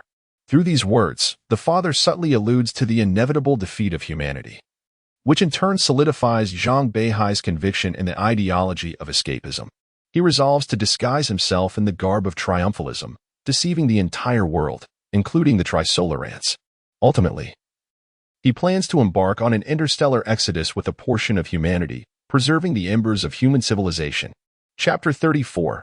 Humanity shall prevail, for I am here. Comrade Chu Ming, I find myself perplexed by your utterances. Zhang Beihai regained his composure, yet his suspicion towards Chu Ming being affiliated with the ETO deepened. The conversation he had with his father was known to no one else. The sole possibility was that it had been intercepted by the Sophan and conveyed to the ETO. Chu Ming offered no reply, instead meeting Zhang Beihai's gaze with unwavering sincerity, which for the first time made Zhang Beihai feel as though all his secrets were laid bare. From the depths of Chu Ming's eyes, Zhang Beihai seemed to decipher a profound message. The wall-facer Zhang Beihai, I am your breaker of walls. To speak candidly, I firmly believe in humanity's ultimate victory, for humanity has me, Chu Ming declared softly. Comrade Zhang Beihai, you need not resort to fleeing, for I stand as Earth's defender, capable of vanquishing the Trisolarans. Humanity shall prevail. Rationally speaking, stellar-class nuclear weapons are insufficient against the Trisolarans. We must strive harder, Zhang Beihai responded. Comrade Chu Ming, against the Trisolarans, stellar-class nuclear weapons are indeed futile. The nuclear fusion cross is not my sole capability, Chu Ming replied earnestly. If you truly possess the power to defeat the Trisolarans, that would be most fortuitous, as it would mitigate humanity's sacrifices in this war, Zhang Beihai remarked with a smile. Comrade Chu Ming, may I boldly inquire where your abilities originate? Are you indeed affiliated with the ETO? Chu Ming shook his head slightly. Zhang Beihai nodded, pleased that they were both steadfast proponents of victory. You doubt my commitment to victory, and I temporarily harbor doubts regarding your non-affiliation with the ETO. Thus, their conversation reached a conclusion. Sophan? System? ? My actions will sow seeds of doubt in Zhang Beihai's resolute belief in flight. His conviction to flee is predicated on the notion of humanity's inevitable defeat, yet my presence introduces an element of uncertainty to that foundation. Chu Ming mused internally to the system. What do you think will happen if I demonstrate a potential to conquer the Trisolarans? As a competent soldier, will Zhang Beihai still choose to flee? The system remained silent for a considerable time before responding. even with the slightest glimmer of victory. Zhang Beihai would not opt for flight. As you stated, he is a capable soldier. Thus, if all goes smoothly, I have once again altered the narrative. And in a profoundly significant manner, should Zhang Beihai choose not to flee, the plot of the third installment of the three-body problem would unravel completely. A radiant smile adorned Chu Ming's face. System, are you not elated? I am indifferent. Truly indifferent? You are quite the scoundrel. Thank you for the compliment. Meanwhile, Western nations have commenced their plans to stabilize the situations of smaller countries. The initial step of the plan is to covertly incite internal discord within those nations. Some may wonder, will this not exacerbate the turmoil within those countries? Indeed. This situation warrants discussion. Among the small nations harboring intense animosity towards the West, numerous terrorist organizations once thrived, frequently launching suicide attacks against Western nations in retaliation for perceived oppression. However, in the aftermath of the crisis epoch, as humanity united against a common foe, their hostility towards the West waned.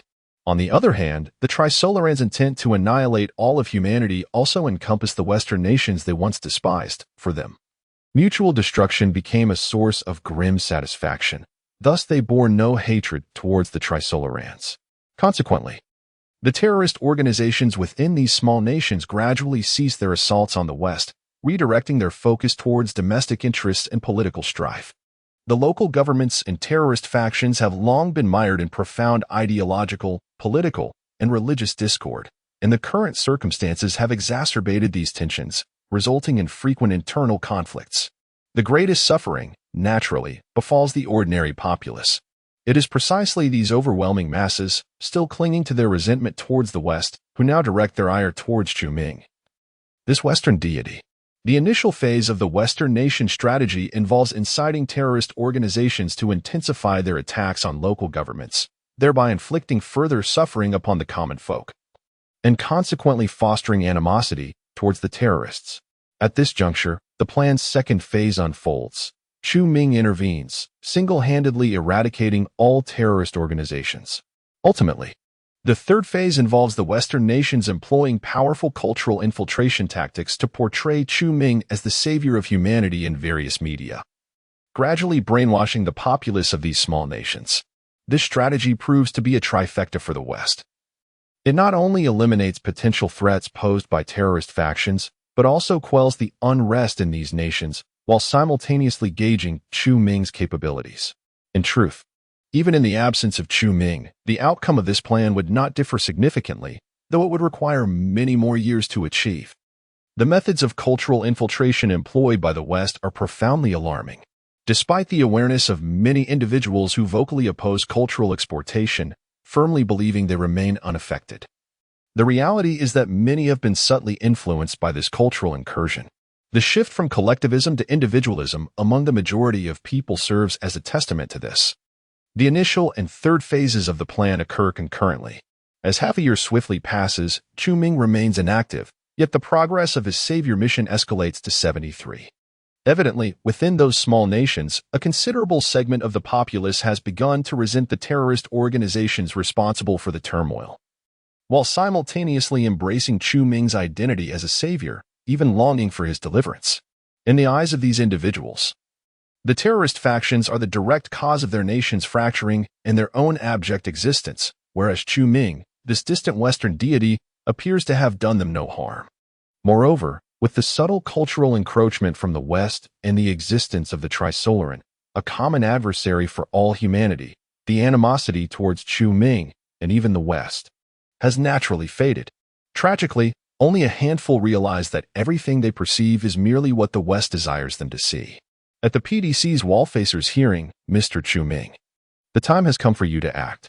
This is the stronghold of 7 major terrorist organizations nestled within those smaller Asian nations, and it is imperative that you eradicate them before their citizens. Additionally, there lies a small island at the northwestern corner of the Indian Ocean, a base for a significant African terrorist organization, which necessitates the application of nuclear force to obliterate them. Upon completion, your image as a savior will be firmly established. In comparison to 6 months prior, the representatives of the United States now exhibit a noticeable ease in their demeanor before Chu Ming, their skepticism glaringly apparent. It has been a full 7 months since the miraculous event, yet Chu Ming has yet to truly manifest his power, inevitably escalating the doubts surrounding him. This skepticism is particularly pronounced among the elite who adhere to Christianity, having even sparked a movement demanding that Chu Ming conduct a nuclear test in the name of the cross, seeking proof of his divine messenger status. Very well. Chu Ming nodded, acknowledging that it was indeed time to fulfill the system's mandate. Those who doubt him will soon find themselves fervently repenting. The representatives from the 4 Western nations cast various glances at him, having invested considerable time, energy, and resources. They have finally cornered Chu Ming into a position where he must demonstrate his might. Regardless of the outcome, it is advantageous for the Western nations. Should Chu Ming indeed possess nuclear-level power, he would ascend to the status of a savior in the hearts of the global populace, bringing much-needed stability to the world order. Conversely, if he has merely been feigning divinity, the Western nations would no longer be shrouded in the shadow of his theocratic regime. Chapter 35, The Game at the Top. Only the bottom suffer. Afghanistan, Kana City. This second-largest city in the nation has now been reduced to ruins, littered with craters, corpses, and flames.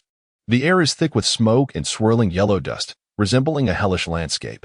Just one day prior, the Tavi terrorist organization and the Afghan military engaged in fierce urban combat, resulting in a decisive defeat for the army. Over the past 6 months, such warfare has erupted across Afghanistan, leaving the common populace in dire straits, living in constant fear as they dread the imminent fall of a shell upon their heads. Initially, when the conflict erupted between the Tavi and the military, ordinary Afghans believed the hostilities would be short-lived, as both sides lacked formidable military strength. The Tavi, having long been subjected to American assaults, possessed subpar weapons and equipment, making protracted warfare seem implausible. Yet, the war has persisted for half a year, escalating in intensity, with the army increasingly on the back foot. Who, then, is supplying the Tavi with arms? Many Afghans speculate that the United States, that old arms dealer, is involved. However, given the historical enmity between the West and Afghan terrorist factions, this seems improbable. The beleaguered populace, mired in suffering, has little time to ponder such questions, as the fear of death overwhelms all else. Some who once harbored animosity towards the United States now yearn for the return of American forces to restore order, prioritizing peace over vengeance. In the current state of Kana City, a group of ragged survivors has gathered within a dilapidated building, huddling together for warmth. Men, women, and children alike were expressions of profound terror and despair. Just yesterday, they lived relatively normal lives, only to find themselves reduced to refugees overnight. One man turned to his brother beside him and said, "I now wish that Western deity truly exists. If there is indeed a savior destined to rescue humanity, he ought to save us as well." During the conflict, Afghan television stations have been compelled to cease the production of most entertainment programs, resorting to broadcasting foreign shows, dramas, and films, the majority of which hail from the West. In these materially deprived circumstances, the populace desperately craves such spiritual entertainment. Otherwise, the Afghan government may face insurrection before even overcoming the Tavi. "Do you actually believe in the superheroes from American blockbusters?" His brother retorted with a mocking glance. "Weren't you the one who despised American films the most? Didn't you declare that it was cultural invasion? Moreover, weren't you once a staunch opponent?" The man forced a bitter smile. "Nothing matters anymore. I just want to survive. If a deity truly comes to save us, even if he is a Western god, I would worship him for life." His brother scoffed. "Let us be realistic. We live in a materialistic world. American films are mere products of special effects. Where would a god come from?" A sudden cacophony of gunfire and hurried footsteps erupted outside, followed by a series of anguished screams. The armed faction of Tui had invaded the city, unleashing a massacre. The expressions of everyone within the building shifted dramatically as terror and despair swept through the crowd. Many instinctively rose to flee towards the entrance, only to be mercilessly gunned down as they reached the doorway. It was over.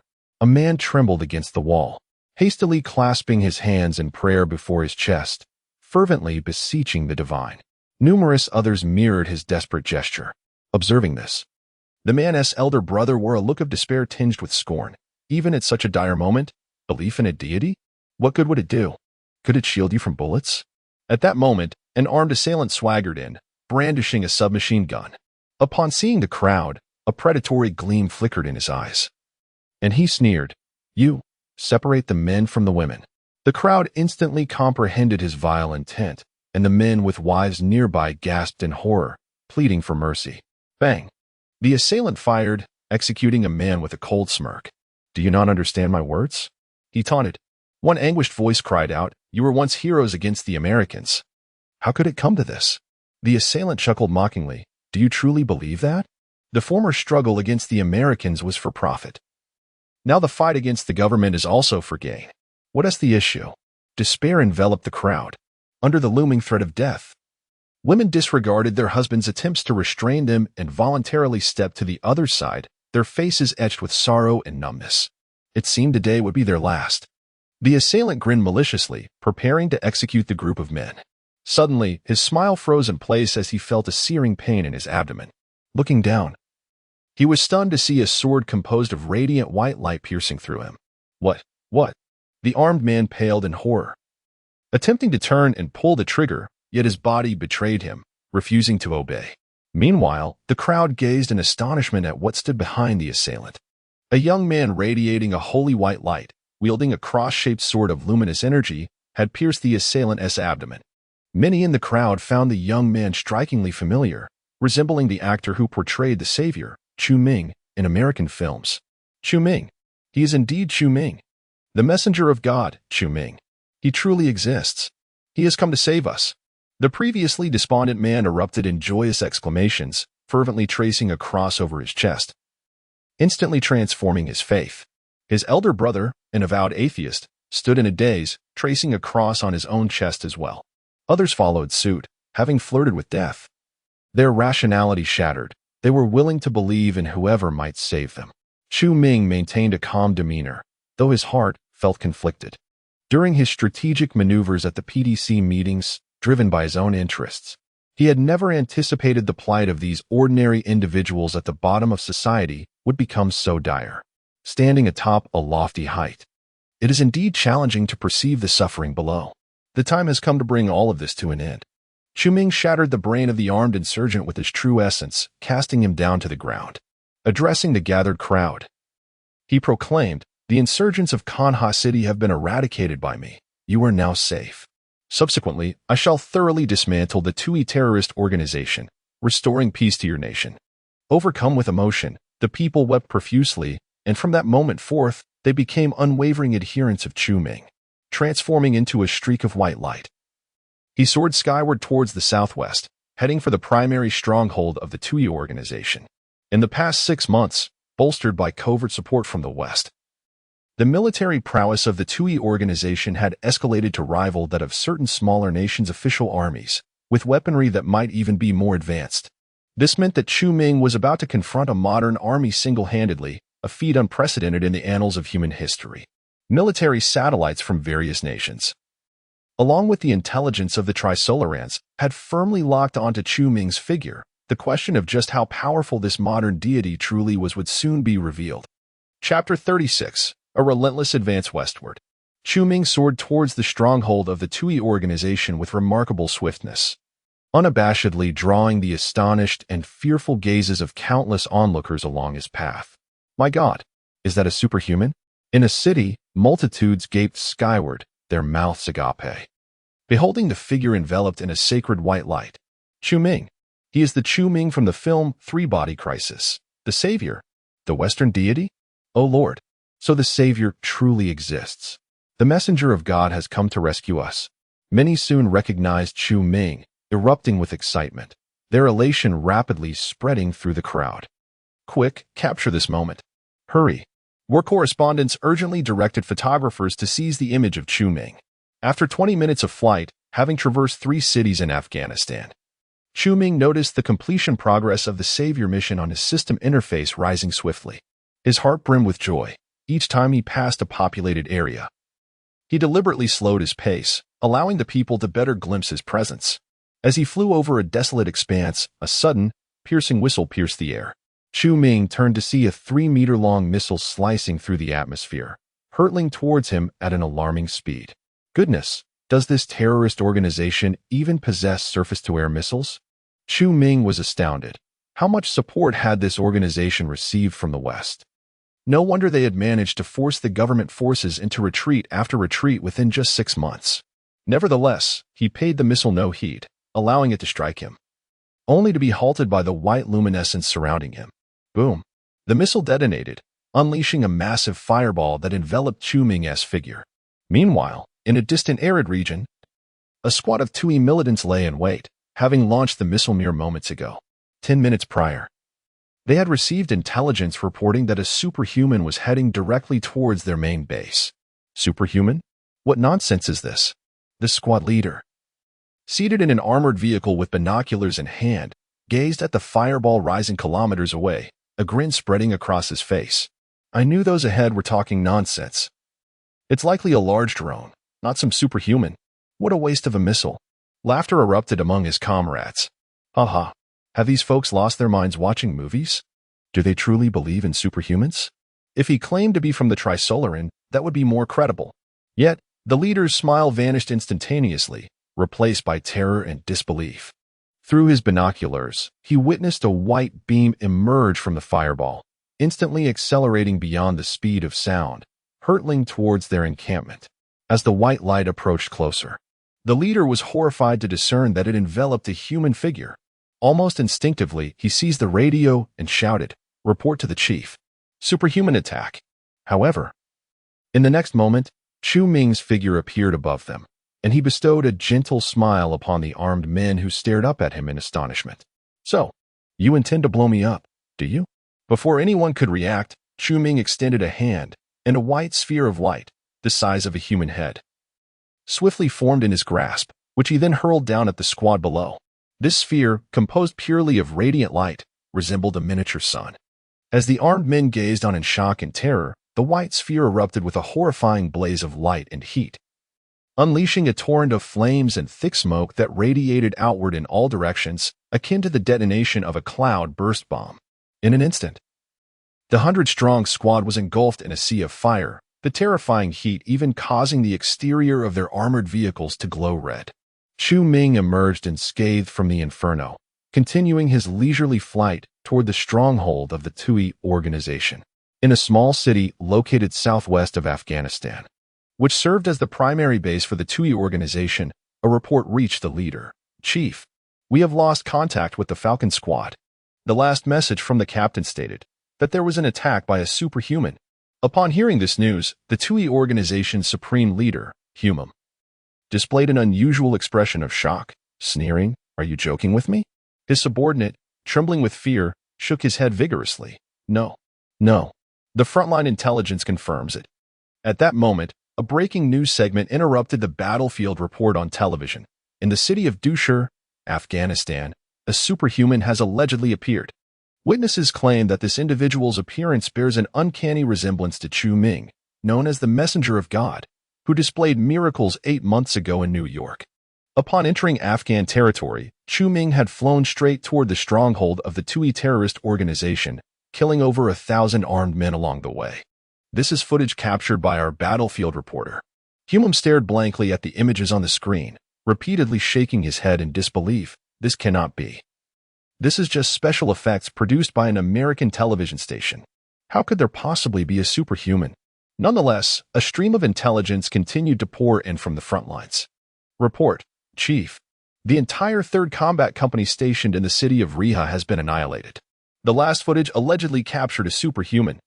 Several mercenary groups in East Mu City have lost all contact. The 2nd Armored Vehicle Platoon has also gone silent. Based on route analysis, that individual's target is clearly our stronghold. With the influx of various reports, images, and battlefield news from the television, even Humum, despite his reluctance to believe, could not dismiss the reality. The deity from the West was indeed real. He slumped helplessly onto the sofa, realizing at that moment the reason behind the covert support they had received from the Americans during this time. They were merely pawns in a larger game. Immediately mobilize all armed forces. Kill this damned god of the West. Humum shouted in rage and embarrassment. I refuse to believe he can single-handedly breach all our defenses. Upon a single command, the TUI organization swiftly mobilized an armed force of over 10,000 individuals. Various tanks, armored vehicles, surface-to-air missiles, and anti-tank artillery were strategically positioned along Chu Ming's inevitable route, all comprising the standard equipment discarded by the American military. This undeniably constitutes a formidable military power that transcends the realm of traditional terrorist organizations. If granted even a brief period, the TUI organization may very well succeed in toppling the Afghan government. Chapter 37. One Against Thousands. With the broadcast of battlefield news, the gaze of the entire world converged upon a Fugwo. The citizens of the West were filled with excitement, for their deity was finally poised to demonstrate its might to the world. Moreover, this was a righteous war against terrorism. Their divine being was indeed the just savior of humanity. Conversely, the populace of atheistic nations found themselves in disbelief, many refusing to accept the existence of deities, insisting instead that Chu Ming was a being from a super-advanced extraterrestrial civilization. High-ranking officials from various nations convened an emergency meeting, their eyes fixated on the real-time images transmitted by military satellites. It was now evident that conventional weapons struggled to inflict harm upon Chu Ming, while each of his assaults bore the explosive power comparable to that of a cloudburst bomb. The representative from the United States wore a grim expression. The faces of the representatives from Western nations were equally grim. The more formidable Chu Ming's display of power, the more discomfort they felt. At this moment, the representative from Eagle Country leaned towards his American counterpart and whispered, "It seems Chu Ming's girlfriend is still in New York. Should we?" The American representative grimaced slightly. "Chu Ming is no fool. He left a white orb in his villa. Who knows the extent of its destructive capability? Would you dare to gamble on that?" The Eagle Country representative's countenance darkened, hesitating momentarily before ultimately shaking his head and turning his attention back to the satellite's live feed. The armed forces of the TUI organization were fully deployed along Chu Ming's anticipated route, undoubtedly a modern army of exceptional caliber.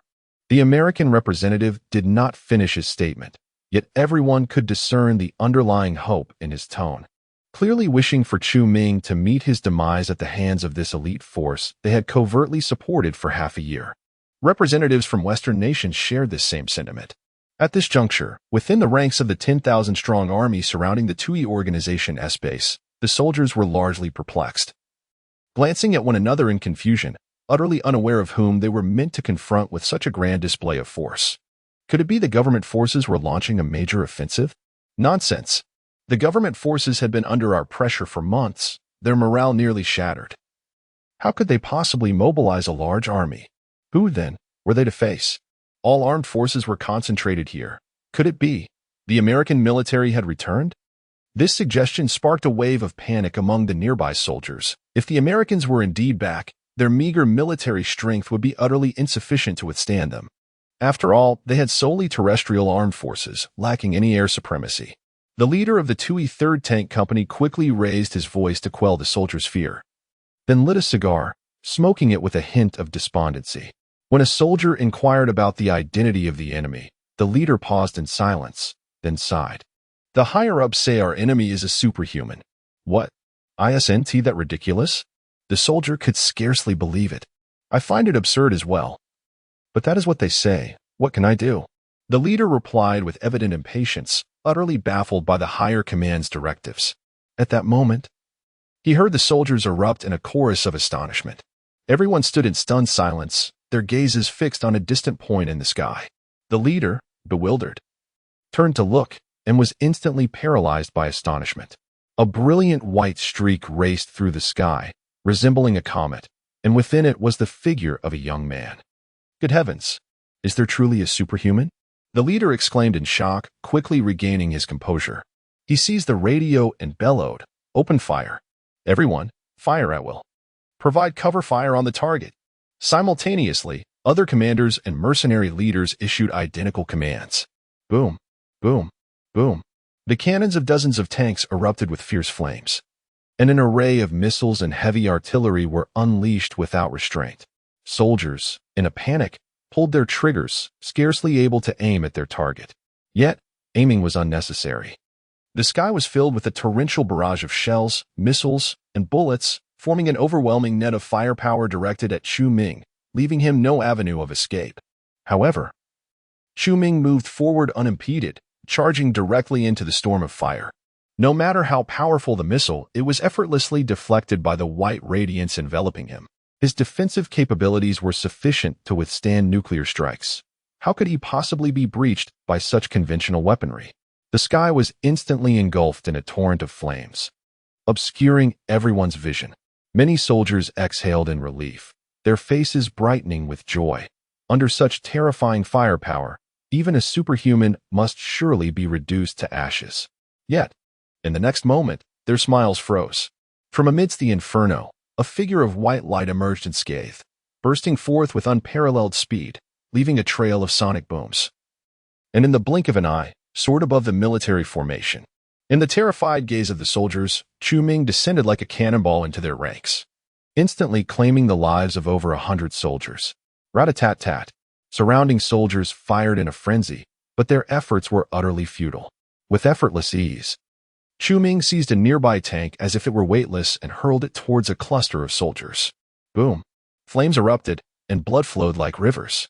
Help! Help! They cried. Is this a god? Are we commanded to slay a god? Many soldiers succumbed to despair, hastily abandoning their weapons and fleeing in all directions. At that moment, Chu Ming's form shimmered, transforming into a dazzling white light as he barreled through the throngs of soldiers. Along his path, tanks, armored vehicles, and missile launchers were instantaneously reduced to heaps of scrap metal. From above, the white radiance resembled the scythe of death, leaving a trail of carnage and fiery devastation in its wake. Within mere minutes, thousands had perished, and the entire army was in disarray. Having wreaked havoc, Chu Ming paused, feeling that his efficiency was lacking. He soared into the sky, hovering above the chaotic battlefield, surveying the scene of devastation below. In the eyes of the surviving soldiers, a fervent ecstasy erupted as they mistakenly believed that Chu Ming had spared them. However, to their astonishment, a towering 10-meter high true cross suddenly materialized behind him.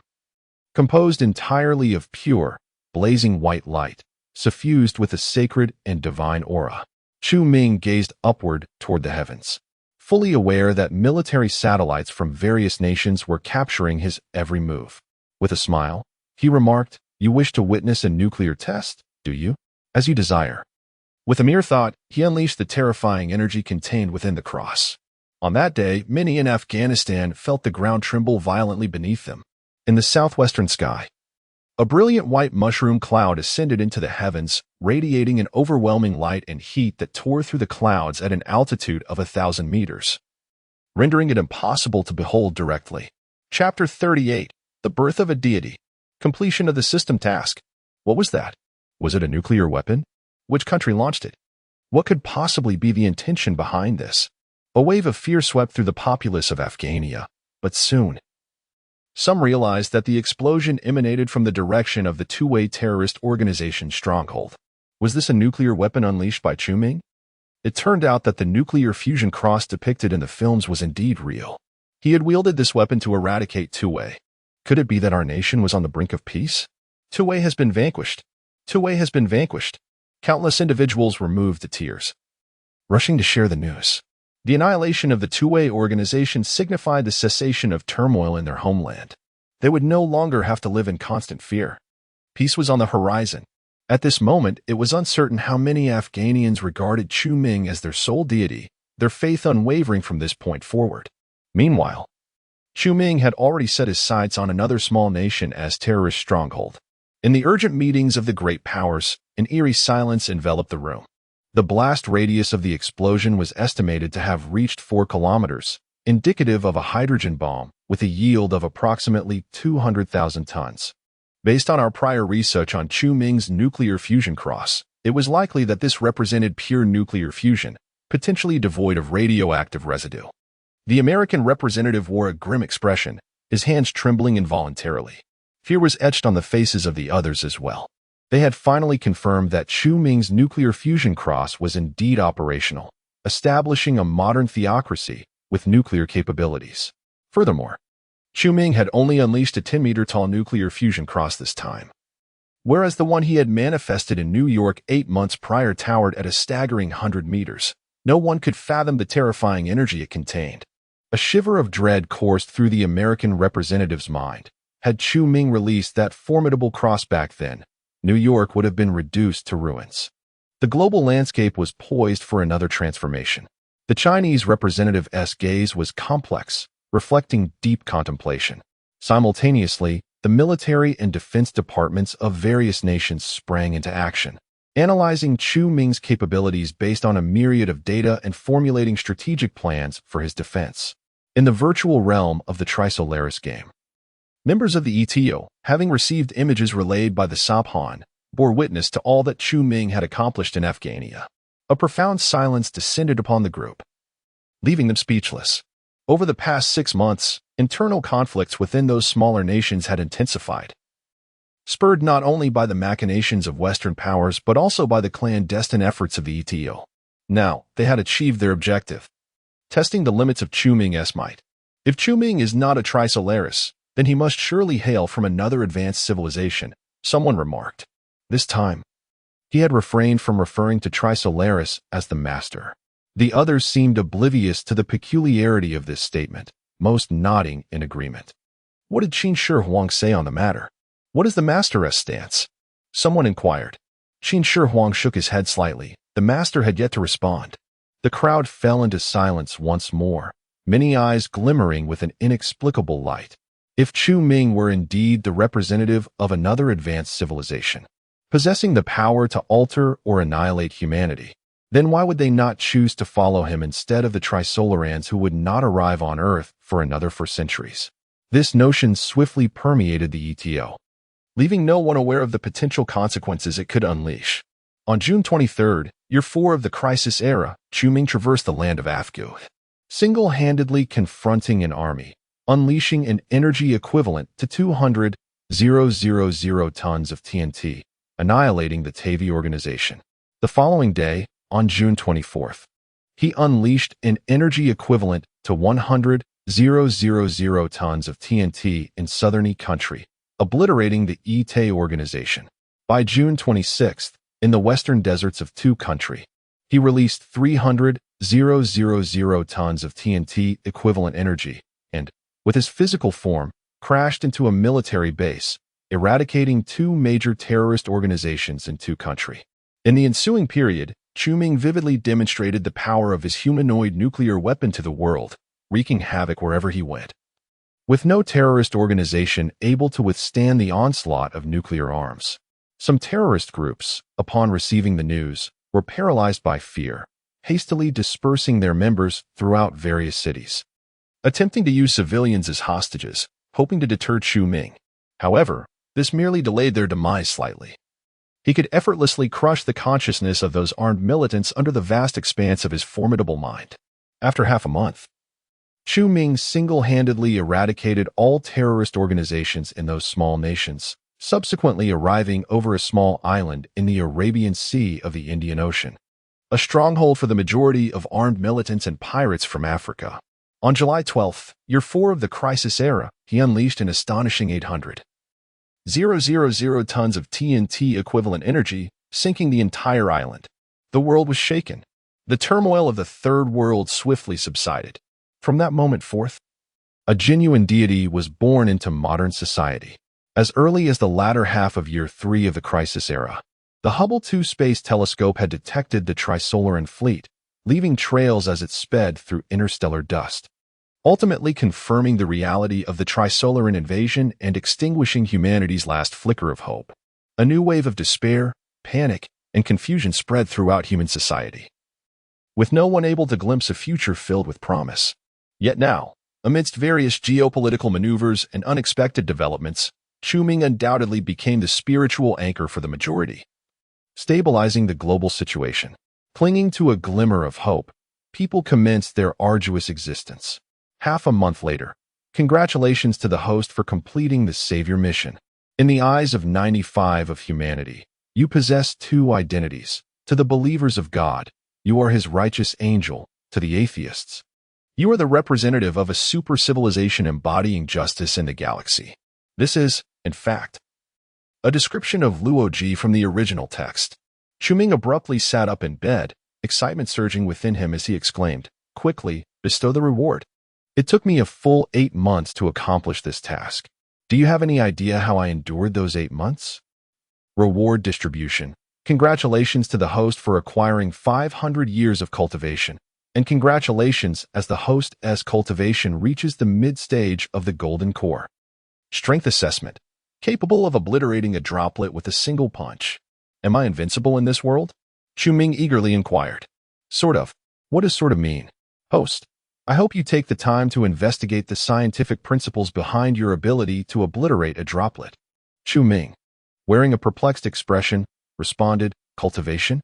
Scientific principles? Are you jesting? Is there any correlation between these two concepts?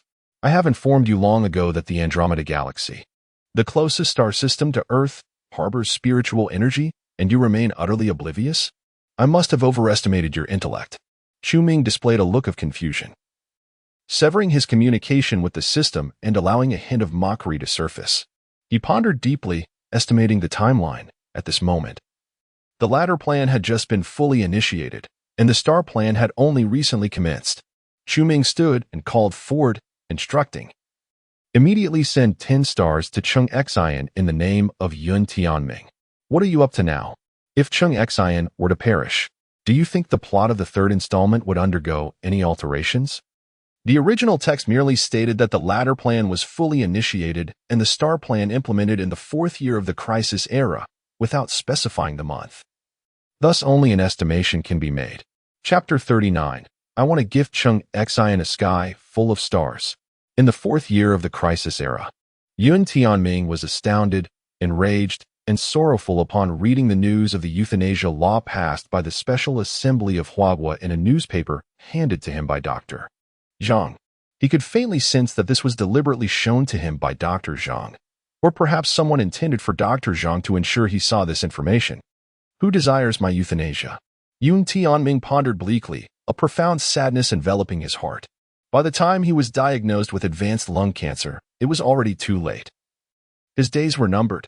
After being hospitalized for treatment, his father continuously withdrew their savings. For Yun Tianming's sister, their father's money was essentially her own. A shiver ran down his spine, and he dared not contemplate further, consoling himself that this was merely a coincidence, forcing himself to sleep. In his dreams, he beheld the sun that illuminated his existence, Chung Xian. Lately, he found himself dreaming of her more frequently. The following day, his fellow patient, Old Li, chose euthanasia. At Dr. Zhang's suggestion, Yun Tianming attended Old Li's euthanasia ceremony, witnessing a life extinguished before his eyes, which filled him with profound sorrow. Simultaneously, he recalled who Dr. Zhang was, his sister's high school classmate, realizing that Dr. Zhang was acting on his sister's behalf. His sister truly wished for his demise. Very well, then I shall die. A chill permeated Yun Tianming's heart, memories of family turning utterly bleak in his mind. The failures of his parents' upbringing and their fractured family had rendered him akin to them, a socially inept individual, sensitive and reclusive, out of sync with the world around him. He had never felt warmth in this life, save for Chung Xian. Yet to him, she would forever remain the sun behind the clouds. Chung Xian was kind to everyone. He was merely one among those basking in her radiance. Yun Tianming had never dared to hope for a reduction of the distance between them. I am about to die. Is there anything I can do for her? She need not know it was I who acted. I merely wish to prove that I have loved. Yet, Yun Tianming sadly discovered that he seemed incapable of doing anything at all. However, a twist of fate soon emerged. His university classmate, Huan, sought him out. Over the years, Huan had developed a beverage based on an idea Yun Tianming conceived during their university days, establishing a company that flourished abundantly. Huan had come to express his gratitude. "Brother, this is what I owe you," he said, placing a card into Yun Tianming's hand. "There are 10 million in it. Without your idea, this beverage would not exist. In sentiment, I shall always be indebted to you." The original work indicates 3 million. Ultimately, Yun Tianming accepted the substantial sum.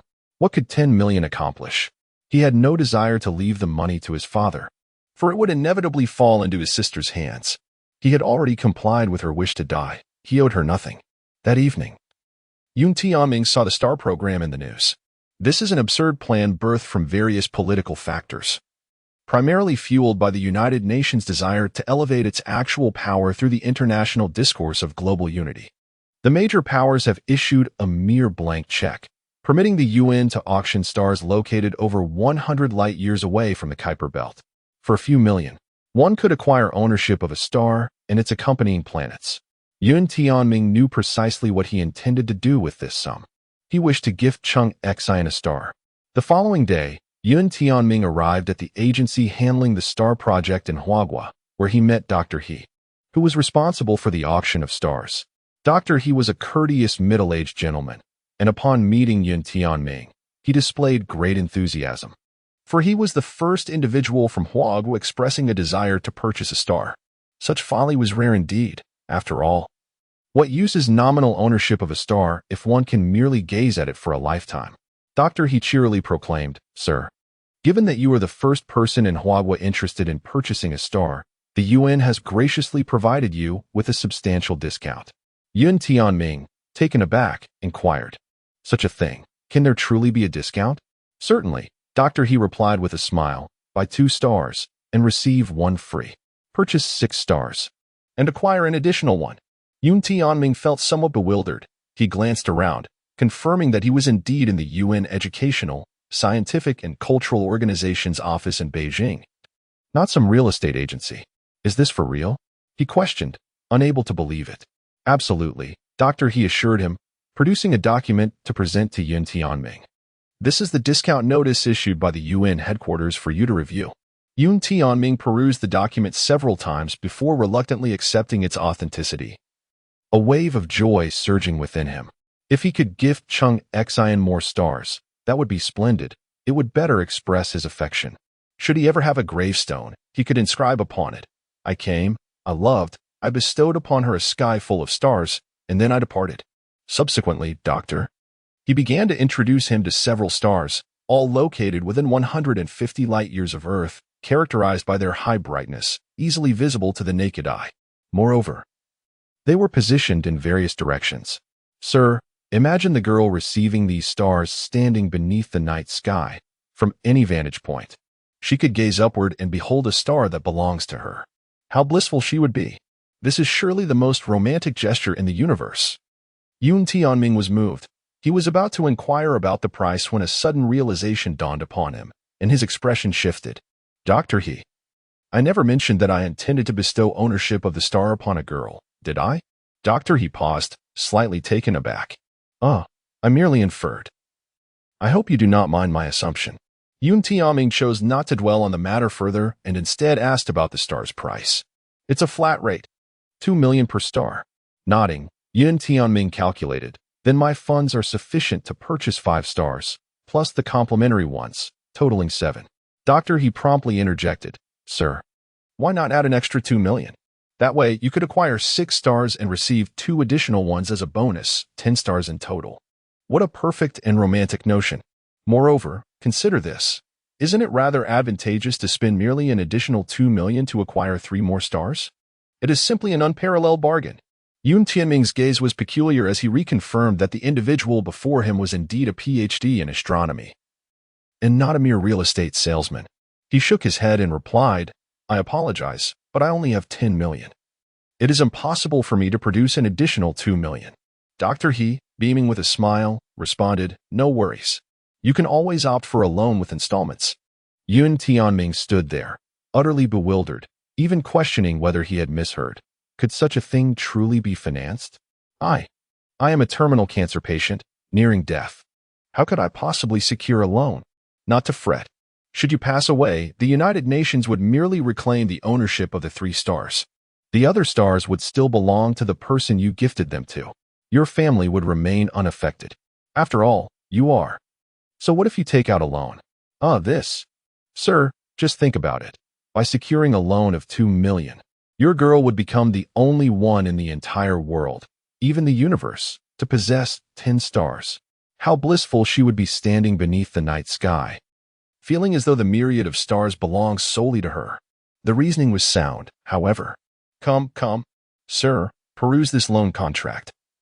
Allow me to elucidate its details. The loan is absolutely inconsequential. Half an hour later, Yin Tianming found himself inexplicably completing the purchase formalities, unwittingly accruing a loan of 2 million, and inexplicably gifting 10 stars to Cheng Xin. As he exited Dr. He's office, he felt utterly dazed, akin to an elderly person who, under the influence of a salesperson's persuasion, rashly depleted their savings to acquire an array of health products. What have I done? Yun Tianming murmured to himself in a state of bewilderment. Well, bestowing a sky full of stars upon Cheng Xin before I depart this world is still worthwhile. Chapter 40. The selection of the latter plan after Yun Tianming departed. A cunning smile played upon Dr. He's lips. Gradually, his entire being became enveloped in a shroud of white light, and when the luminescence dissipated, the figure of Chu Ming was revealed. It was evident that I possess an innate talent for persuasion, Chu Ming mused with pride. Are you out of your mind? What on earth do you intend to accomplish? Is it not obvious? I aim to compel Yun Tianming to invest more for Cheng Xin. This is a substantial loan of 2 million. You are nothing but a fraud. Your actions will lead Yun Tianming's family to bankruptcy. Do you have no conscience? No. Yun Tianming's family will remain unaffected. Have you considered it carefully? Chu Ming's lips curled into a knowing smile. By heavens, you are inhuman. With a triumphant chuckle, Chu Ming replied, initially, I intended for PDC to bestow 10 stars upon Cheng Xin in Yun Tianming's name, but it never felt quite right. Now, however, it's perfectly aligned. At that moment, a knock echoed through the office door. After Chu Ming called for the visitors to enter, 2 men cautiously stepped inside.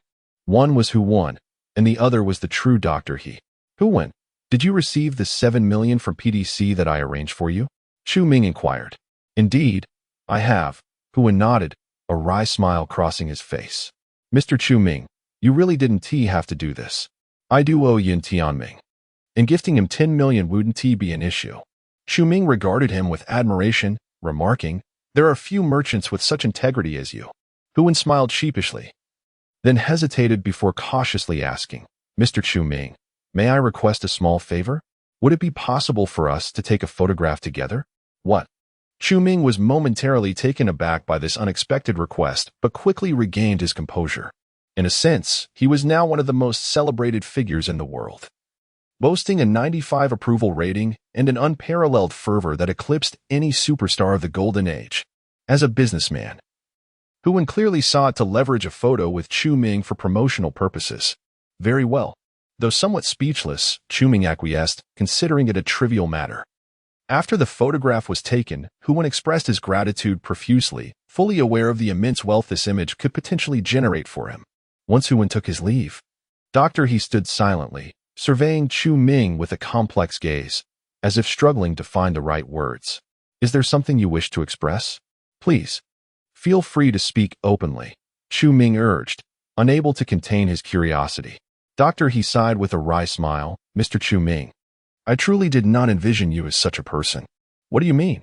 In my mind, you, possessing extraordinary abilities and having eradicated hundreds of thousands of terrorists within a fortnight, should embody a figure of solemnity and grandeur, standing at the pinnacle of global stature. Chu Ming chuckled. Dr. He, you are making assumptions. My actual age is likely younger than your son's. Dr. He's visage was increasingly marred by bitterness. After much hesitation, he murmured softly, on the verge of tears, no matter what. You cannot transform into my likeness and become a deceitful salesman. After all, I am a PhD in astronomy. If this matter were to leak out. Chu Ming awkwardly scratched his head, realizing he had considered the implications. It was merely convenient to borrow Dr. He's identity. Rest assured, Dr. He. As long as you remain silent, and I remain silent, Yun Tianming, he is destined to perish and will certainly divulge nothing. No one else will know. Chu Ming vowed, thumping his chest. After pondering this carefully, Dr. He seemed to find some solace, his expression softening slightly. Then I shall take my leave. Chu Ming, feeling somewhat guilty, rose and transformed into a flash of white light, vanishing instantaneously. Only he was aware that until the obliteration of the solar system, Yun Tianming would not meet his end. Year 4 of the Crisis Era, Ladder Project, Cheng Xin. The Ladder Project was initially proposed by Cheng Xin, The original plan involved deploying a multitude of nuclear warheads in space, detonating them in succession. The immense radiation generated would accelerate a probe equipped with a vast radiation sail in stages, ultimately reaching 1% of the speed of light, propelling it towards the Trisolaran fleet. This process resembled ascending a staircase, hence the name, Ladder Project.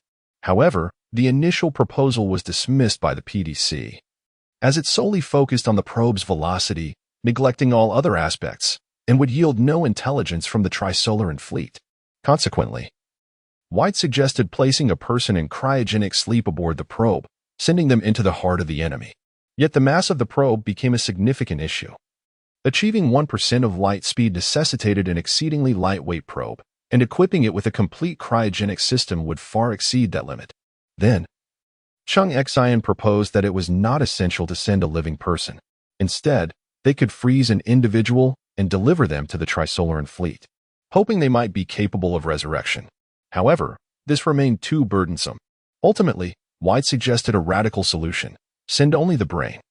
By dispatching a human brain to the Trisolaran fleet, if the Trisolarans could resurrect a deceased individual, they might also be able to revive a brain. The final proposal for the Ladder Project was thus established, leaving only the selection of a candidate as the remaining challenge. This issue was particularly fraught and sensitive, as it necessitated the execution of the individual prior to their departure. This posed significant ethical and political dilemmas for humanity, causing the Ladder Project to languish for an extended period. In the end, White proposed a resolution to advocate for as many nations as possible to establish euthanasia laws, seeking candidates from among those who voluntarily chose to end their lives.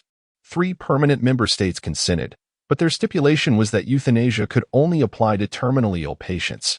Consequently, the candidate for the Ladder Project could only be sourced from among the terminally ill. Chung Xian was now one of those responsible for this selection process. Simultaneously, she quickly received all the authorization documents for the 10 stars gifted to her by Yun Tianming. In that fleeting moment, an overwhelming surge of indescribable joy and bliss surged through Chung Xian's mind, leaving her in a state of dreamlike unreality for several consecutive days. Now, whenever she gazes up at the starry sky, in any direction, she can almost discern a star that belongs solely to her, instilling within her the enchanting illusion that the entire expanse of the cosmos is hers alone. Someone has gifted her a piece of the heavens, a sky adorned with countless stars. At this moment, Chung Xian even perceives the celestial canopy as a vast ocean of roseate hues. This is undoubtedly the most romantic and legendary occurrence in the universe. She could hardly fathom that there exists a man capable of such profound romance, far surpassing the fantasies of her youth. Yet, she is certain that she does not know such a man. He is perhaps merely a distant admirer, one who does not wish to reveal himself. All she can do is silently express her gratitude towards him. Chapter 41. You gift me stars. I gift you intellect. Chu Ming stealthily infiltrated the hospital where Yun Tianming was located, soaring through the window of Dr. Zhang's office. What on earth? Dr. Zhang, engrossed in his work, nearly lost his composure, springing up as if to scream. Yet, in the next moment, he recognized Chu Ming, and his expression shifted to one of astonishment, uncertainly uttering, Chu Ming? How could this well-known contemporary deity suddenly appear in his office? Dr. Zhang felt a wave of disbelief wash over him. Although he did not worship Chu Ming, like many in Huaghua, he regarded him as an ethereal source of spiritual solace. The tales of Chu Ming single-handedly dismantling third-world terrorist organizations, coupled with extensive media coverage, had garnered him the trust of the populace. While no one could definitively ascertain whether he could save the world, humanity, ever willing to adapt, preferred to believe in such possibilities. After all, regardless of what the future held, life must persist. To harbor hope is always better than to dwell in despair. I am indeed Chu Ming, Dr. Zhang. Fear not. I only seek to discuss a matter with you, Chu Ming said, offering a warm smile. Could you not use the front door? Dr. Zhang, still shaken, asked, surveying Chu Ming with an incredulous gaze, murmuring to himself, so those videos were not mere special effects. Apologies, I have grown accustomed to flying about lately. Chu Ming replied with an apologetic smile, cutting to the chase. Dr. Zhang, how many lung cancer patients do you have? May I meet one? Ideally, an elderly individual. What do you intend to do? Dr. Zhang's demeanor shifted to one of wariness. For an atheist, the presence of a modern deity like Chu Ming was best confined to the realm of the screen. Encountering him in reality would undoubtedly invoke fear. It is akin to knowing that a nuclear bomb symbolizes a nation's dignity and protection, yet being confronted with one up close elicits a natural apprehension. Do not be afraid, Dr. Zhang. I merely wish to test my ability to heal cancer, Chu Ming clarified. Rest assured, no harm will come to anyone. After much hesitation, Dr. Zhang ultimately acquiesced, instructing Chu Ming to wait in his office while he fetched a lung cancer patient. However, upon exiting, the first thing Dr. Zhang did was call the police, seeking protection for his safety. After hearing his account, the police could only reassure him that Chu Ming would not harm anyone recklessly. Furthermore, if Chu Ming truly meant to inflict harm, what protection could they possibly offer? Gradually regaining his composure, Dr. Zhang managed a bitter smile and resolved to comply with Chu Ming's request. 20 minutes later, an elderly lung cancer patient was brought into the office. Chu Ming deliberately altered his appearance to prevent overwhelming the patient with emotion. Dr. Zhang took a moment to recognize Chu Ming, then nervously said, You may begin. The patient, perplexed, inquired, Dr. Zhang, who is this? Your son? What is happening? And no, not at all. Dr. Zhang exclaimed in a panic. This is a traditional Chinese medicine practitioner who wishes to attempt to treat you. Traditional Chinese medicine? Can it truly cure cancer? The patient's face was suddenly filled with skepticism. Just give it a try, Chu Ming said with a smile as he approached, directly grasping the patient's wrist under the pretense of taking his pulse. In reality, he gently infused his warm, genuine energy into the patient's body. What on earth? The patient's expression changed dramatically. What's wrong? Are you feeling unwell? Dr. Zhang's expression also shifted, and he hurriedly inquired. No. What is this feeling? This young man. Well, the patient repeatedly waved his hands, looking at Chu Ming with astonishment and delight, his pale face visibly regaining color.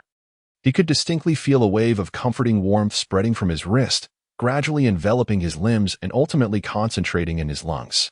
The excruciating pain that had plagued his lungs began to subside, and he even felt his breathing normalize significantly. 5 minutes later, Chu Ming released his hand and addressed the astonished Dr. Zhang. Dr. Zhang, please take him for an examination. Examine what? Dr. Zhang was already bewildered. For the lung cancer patient, who had previously been confined to a wheelchair, was now energetically performing lung expansion exercises, his face glowing with vitality. Of course, to check on this gentleman's lung cancer condition. I believe he has already recovered, Chu Ming stated confidently. This is impossible, Dr. Zhang instinctively shouted. Yet as he observed the patient's current state and recalled Chu Ming's identity, uncertainty crept into his mind. Reluctantly, he accompanied the patient for an examination. Albeit with lingering doubt, the examination results left Dr. Zhang dumbfounded. All cancer cells in the patient's lungs had vanished, and various ailments throughout his body had dissipated, rendering him seemingly 20 years healthier. Unscientific. This is utterly unscientific, Dr. Zhang murmured in disbelief. Having confirmed his ability to treat cancer, Chu Ming departed from the hospital, silently awaiting the moment to execute the next phase of his plan. On the 4th day of receiving the stars, Cheng Xian and several colleagues from PI-8 flew to Cape Canaveral to witness the launch of the first batch of missiles, which would transport nuclear warheads into Earth's orbit as part of the latter project. The night sky here was cloudless, adorned with a brilliant array of stars. Cheng Xian could easily spot her 6 stars scattered across the heavens without the aid of a telescope. I feel like the happiest person in the universe. I possess a sky full of stars. Cheng Xian was moved to the brink of tears. To be precise, you only possess 10 stars, not a sky full of them. Her colleague Vadim corrected her. Regardless, from this distance, if I consider the other stars as planets belonging to my stars, doesn't that mean I own the entire sky? Cheng Xian smiled. After all, that's what it says in the gift book. What a truly romantic notion. Indeed, it is romantic, even more so than a love story. Vadim remarked, then couldn't he help but add, but the person who wrote that gift book must be an amateur in astronomy. Yet, his spiritual cultivation is quite profound. Cheng Xian replied. Cheng Xian smiled gently, continuing to admire the star that was closest to her among those that belonged to her. her heart brimming with boundless gratitude for the person who had gifted her this star. If my brain were to be placed in a probe and sent soaring towards this star, it would take at least 10,000 years to arrive. Cheng Xian suddenly let out a deep sigh. She had always regarded the current ladder plan as exceedingly cruel. She could scarcely fathom the horrifying experiences that awaited the individual whose brain would be intercepted and resurrected by the trisolar rants. Yet, it was she who had proposed the plan that did not necessarily involve sending a living person. I am merely engaged in the noble task of safeguarding the Earth. Solely for the sake of my work, there is truly nothing more to it. Cheng Xian had reassured herself in this manner on numerous occasions. After some time, still immersed in the joy of possessing the starry sky, Cheng Xian fortuitously encountered a university classmate, from whom she learned that Yun Tianming was in the late stages of lung cancer.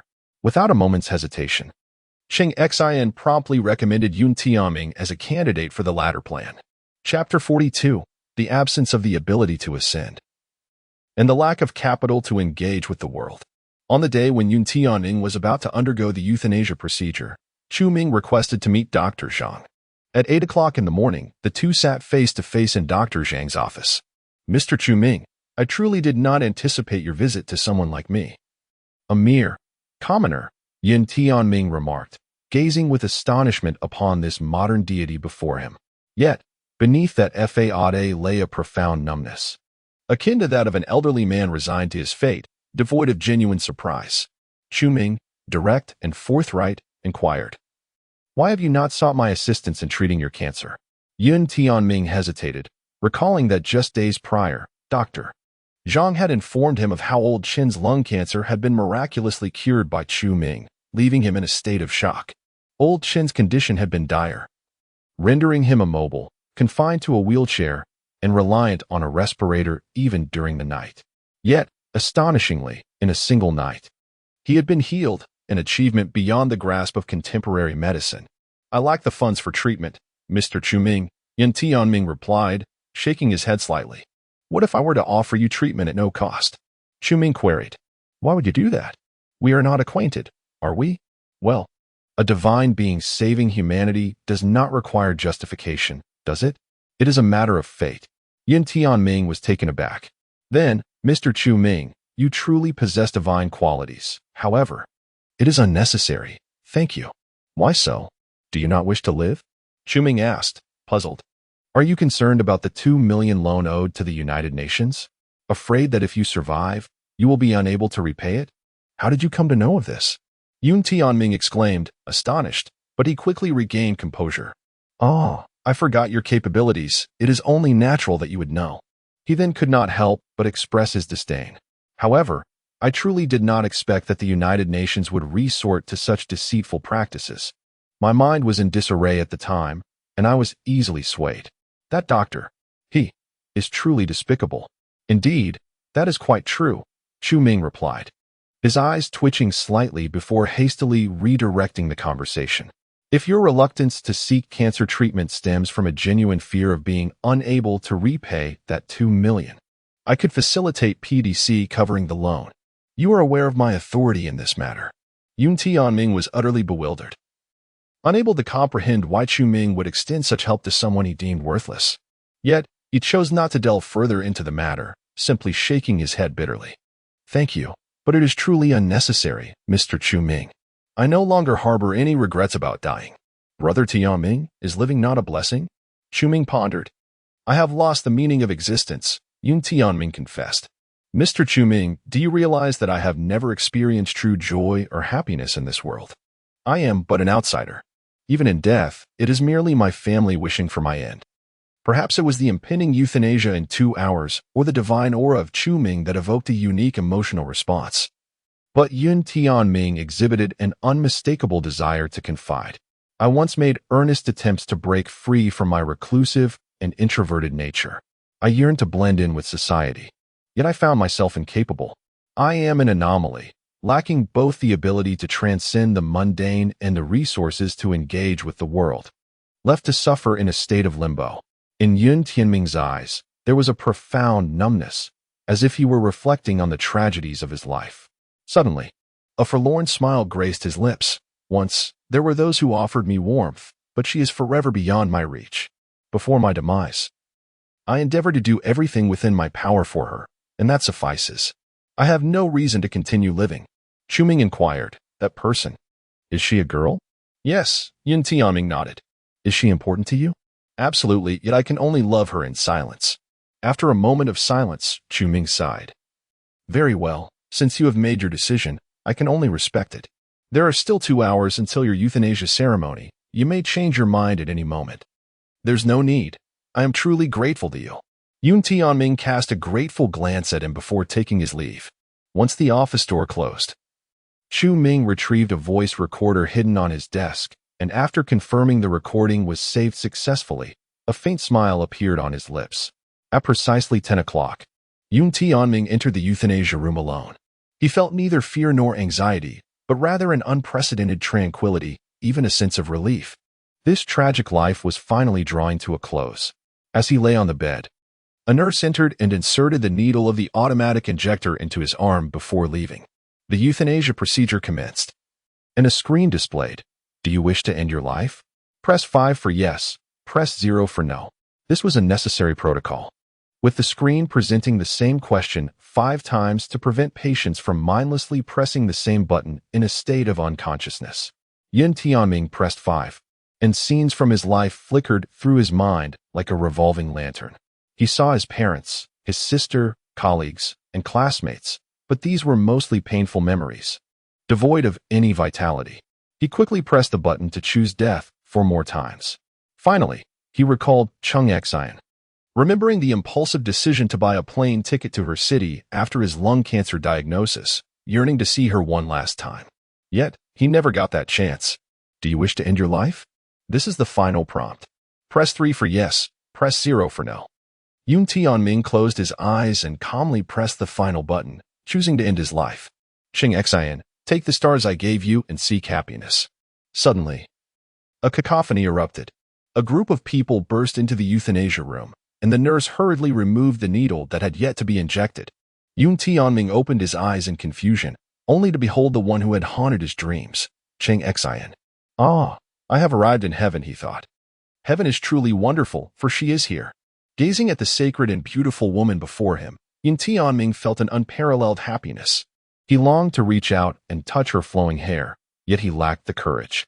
However, the surrounding clamor and the warmth of Chung Xian's tears upon his chest gradually brought him back to reality. Am I not dead? Have I truly seen her? Is she here to save me?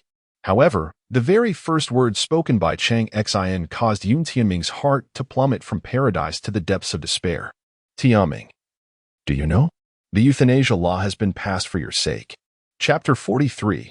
The horror of it all, murdering the heart. After listening to Chung Xian's account of the latter project, Yun Tianming felt utterly numb. He perceived himself as a fool, just by gifting her a few stars. Would she fall in love with him? Would she traverse the vast ocean to rescue him? No, Chung Xian had come to ensure his demise. She intended to launch his brain towards the Trisolarans, into the nightmarish abyss of space, casting his soul to wander eternally in that cold, dark chasm. As a fellow aerospace scholar, Chung Xian was more acutely aware of the terrors of space than anyone else, yet she proceeded with this plan. Moreover, if his brain were indeed intercepted and resurrected by the Trisolarans, what experiments would they subject him to? What unspeakable horrors would he endure? Had Chung Xian truly not contemplated any of this? In a fit of hysteria, Yun Tianming erupted into laughter, a sharp pain seizing his lungs, yet he could not stop, mockingly deriding his own naivete. Tianming, what is wrong with you? This is not compulsory. You can refuse, Chung Xian observed him with concern. Unbeknownst to her prior to her arrival, Yun Tianming had already chosen euthanasia. She had come merely to persuade him to embrace this mission. Fortunately, she had arrived in time. Chung Xian thought to herself, he must not succumb to euthanasia so soon. After accepting his candidacy for the latter project, he still had to undergo various tests at PIA.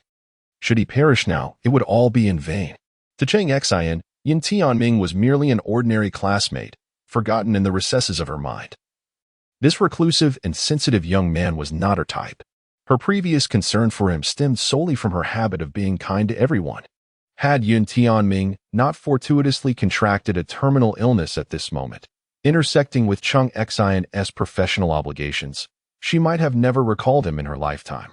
Yun Tianming fell silent, his pale face devoid of expression. This pitiful sight tugged at Chung Xian's heart, stirring within her a sudden sense of guilt and compassion. I am merely fulfilling my responsibilities. I have truly done nothing wrong.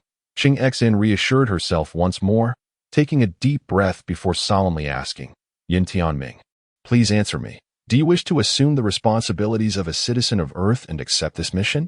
It is entirely voluntary. You may refuse. Refuse? Am I allowed to refuse? Yun Tianming replied with a wretched smile. I accept. Chung Xian exhaled in relief, her face illuminating with a saintly smile. Tianming, I am delighted that we are both fighting to protect Earth. Outside the euthanasia room, Chu Ming peered through the one-way glass at the two individuals inside, silently contemplating the next step of the plan. I have a rough idea of your intentions, but I doubt it would lead to Chung Xian's demise. The system articulated in a monotonous tone. Of course, I know Chung Xian all too well, Chu Ming nodded, but it matters not. I desire her death now. Can she still survive? The crux lies in the murder of the heart. How horrifying, to kill and yet murder the heart. You are not human. I will deal with Chung Xian. Your concerns are irrelevant. But what if she dies, and Yun Tianming subsequently refuses to assist humanity? The plot would be thrown into chaos. The plot has become a chaotic mess. Why should I care? How could you do this? This will only lead to Yun Tianming's despair. Is there any distinction between the current Yun Tianming and his counterpart in the original narrative? Both are destined to sacrifice everything for Chung Xian before their demise, whether it be a single star or 10, regardless of loans. Yun Tianming's despair remains unchanged. Such despair stems solely from the shattering of his one remaining hope. Ultimately, all consequences will reverberate back to Chung Xian. Yun Tianming and the other 7 candidates for the latter project entered the secret base of PIA, undergoing various tests to select the most suitable individual. During this time, Chung Xian's mentor and friend, Vadim, tragically passed away in an accident, leaving her heartbroken. Once she regained her composure, Chung Xian abruptly recognized a chilling possibility. Vadim was likely murdered by Weida. Vadim was the most fitting candidate for the latter project, possessing both aerospace experience and a wealth of knowledge in diplomacy and intelligence. However, he was an ordinary person, and neither legally nor morally could he qualify for the latter project. Yet, not long ago, Vadim had conveniently contracted leukemia, and now he had conveniently met with an untimely death. Such coincidences are simply implausible. The only explanation is that Weida, a man who stops at nothing, sought Vadim's intellect. Unfortunately, Vadim's car plunged into the river, and his brain, submerged for too long, became unusable. Realizing this sinister plot, Chung Xian's psyche shattered. The darkness and terror embodied by Weida were unbearable. In that moment, she recalled Yun Tianming and recognized the cruelty of her actions. What difference was there between her and Weida? The tidal wave of guilt and unease engulfed her. Had I erred? I was merely performing my duty. And Yun Tianming was already terminally ill, nearing death. His mind could potentially be revived by the trisolar rants. I am saving him. What wrong have I committed? Chung Xian continually reassured herself, telling herself she was engaged in a noble endeavor to protect the Earth. Nevertheless, the overwhelming guilt and anguish still constricted her heart, and she wept sorrowfully that night. The following day, Chung Xian hurried to Weida's office, intent on persuading him to remove Yun Tianming from the list of candidates. However, alongside Weida, she was confronted with a familiar yet unfamiliar figure. Chu Ming? Chung Xian quickly recognized him, her expression transforming into one of disbelief. Chu Ming smiled and nodded at her, offering no words, only a glimmer of mockery in his eyes. Chung Xian, now unperturbed by the presence of Chu Ming, directly presented her request to Weida. Yet Weida calmly turned to Chu Ming, stating that the current phase of the latter project had been entirely entrusted to Mr. Chu Ming. Chung Xian was taken aback, unable to accept this. After years of work, nearing the final stage, why was it being handed over to him? With a smile as chilling as ice, Veeder posed a question to the little girl. Do you think I can refuse? Xingxin fell silent. In today's world, how many could deny Chu Ming's requests? Thus, she could only gaze at him imploringly. Mr. Chuming, I hope you can revoke Yun Shenming's candidacy. He truly is unsuitable. Why is that? He replied with a smile. His academic qualifications are too low. I do not care. I simply like him. What of it? Xingxin was momentarily taken aback. Clearly unprepared for Chuming's unreasonable demeanor, which offered no justification.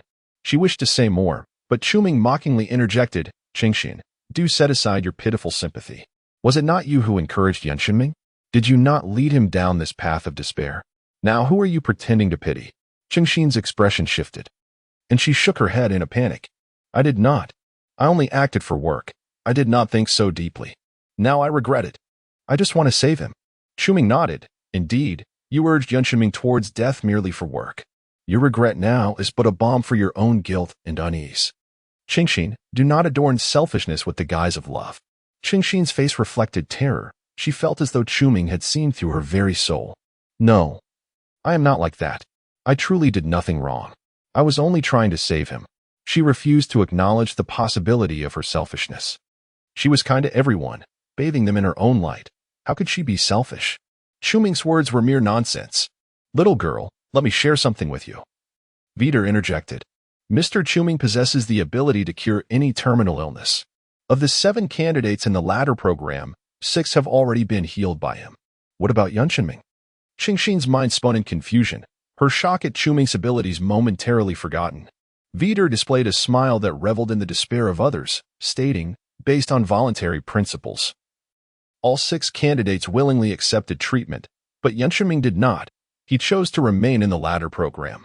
Xingxin felt as though struck by lightning, nearly screaming, why?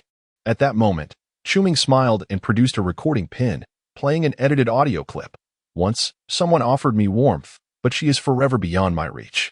That girl. Is she important to you? Indeed, but I can only love her silently. The audio concluded. Xingxin's heart tightened. Clinging to a shred of hope, she asked. The girl Yun Shenming spoke of. Who is she? Chuming offered no reply and played another audio segment. It was Hu Wen's voice, of course. Tianming has liked Xingxin since his freshman year, and all these years, I feel he has not forgotten her, but with his character. He certainly lacks the courage to pursue her. No.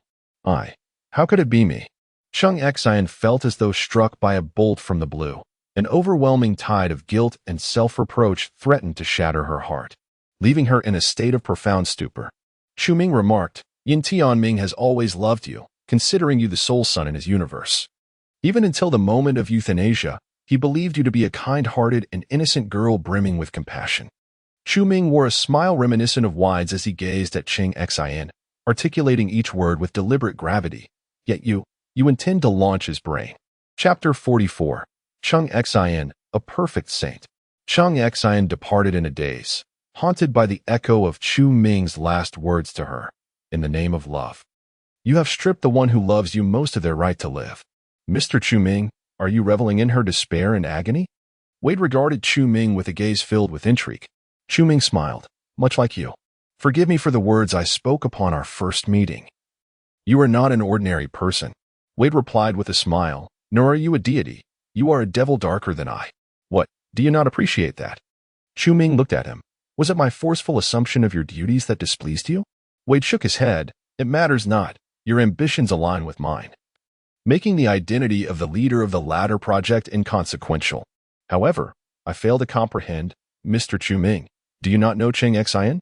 Why expend such effort to torment her? Chu Ming retorted, Mr. Wade, why do you delight in her suffering and despair? Merely a personal preference. I derive pleasure from witnessing the despair of all, including myself. Wade stated calmly, yet Chung Xian's despair brings me greater gratification. Why is that? During wartime, Chung Xian is a weakling. The beastly nature forbids the worship of the strong from siding with the weak. Reasonable. Chu Ming nodded. Then spoke with deeper significance. A prominent figure once remarked on Chung Xian, stating that in a normal environment, she would be a perfect individual. Her actions aligned with universal values, and she would not be despised by the average person. What is your perspective, Mr. Wade? Quite accurate. Who offered such an assessment? Wade felt puzzled, wondering if anyone besides him could perceive Chung Xian so profoundly. A man named Lu Cixin, whom you likely do not know, replied Chu Ming casually. before swiftly redirecting the conversation. Chung Xian's every action is driven by her sense of responsibility, conscience, and morality. Yet beyond these, she is indifferent. A rather noble form of selfishness. In times of war, such individuals in positions of power would only plunge the world into darkness. Wade concurred, indeed. As a saying from your esteemed nation goes, compassion does not command armies. Yet Chung Xian lacks this awareness. I have a premonition that the latter project may very well position her prominently in the future, thus I intend to quash her potential at its inception. Mr. Chu Ming, do you not think you are projecting too far ahead? As a messenger of God, I must possess a divine perspective. Wade shook his head. You are not a messenger of God. You are merely a powerful devil. However, at present, the devil is more suited to be a savior than God. Hence, Mr. Chu Ming, I have great faith in you. Thank you. If there is nothing further, I shall take my leave. Chu Ming rose. Mr. Chu Ming, I have but one last question. What is it? Who exactly is Lu Cixin? I have never heard of such a person. He is the true god of this world. How intriguing that both gods hail from Huagua. For a time thereafter, Chung Xian frantically searched for Yun Tianming.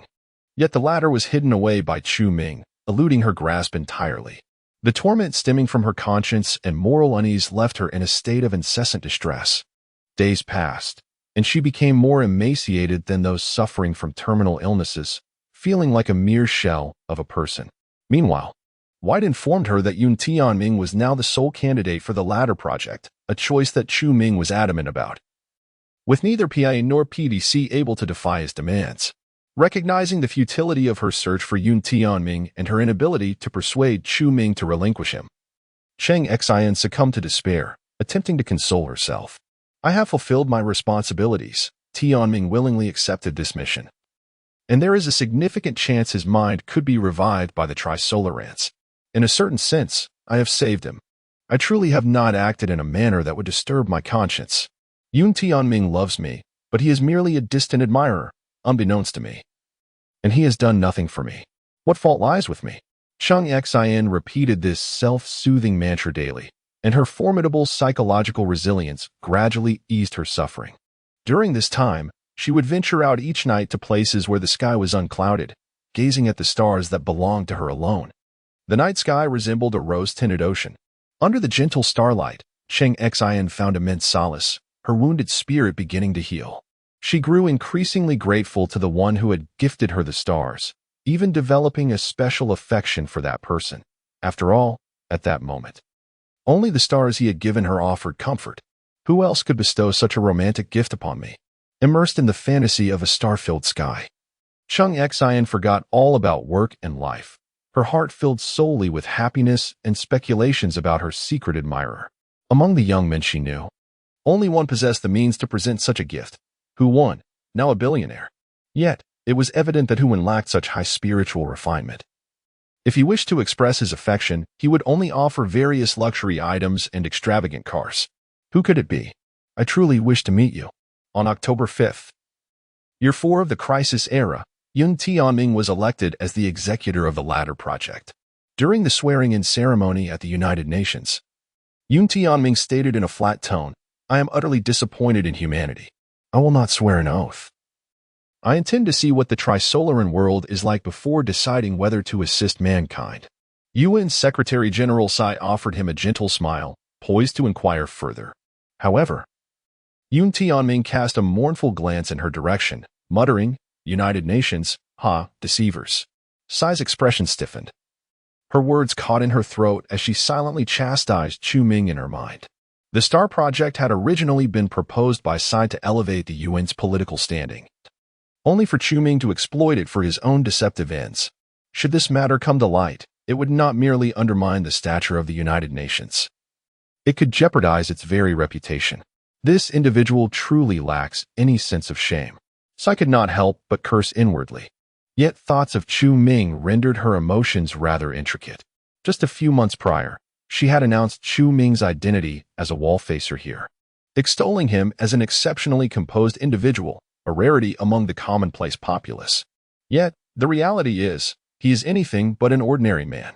In less than a year, he has nearly upended the entire state of global affairs. The timeline presented earlier is slightly amiss. Minor adjustments have been made without affecting the narrative. The universe of the three-body problem is vast, and its timeline somewhat nebulous, leading to a few small discrepancies. My apologies. Chapter 45, A Heart-Wrenching Murder. Half a month later, Yoon Tianming faced his final moments as he prepared for brain surgery. Upon receiving the notification, Chang Xin hurried to the hospital but found herself frozen at the entrance.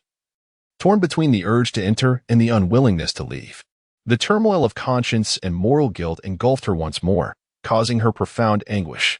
Taking a deep breath, she instinctively gazed upward, searching for her stars in the night sky, hoping to find some semblance of solace. Alas, the evening was shrouded in dense clouds. "Are you searching for your stars?" came the mocking voice of Chu Ming, suddenly appearing beside Chang Xin. She lowered her head, casting a devilish glare at him. "Why? Yoon Tianming has declared his despair towards humanity. Why do you still choose him? Can you guess why he feels such despair towards humanity? And can you fathom why he stubbornly refuses treatment?" Chang Xion's complexion paled as she shook her head vigorously, "But I am unaware of his love for me. He has never shown it."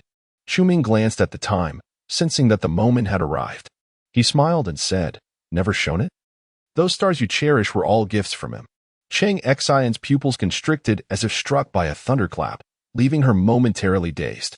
With a gentle wave of his hand, Chu Ming dispersed the clouds above.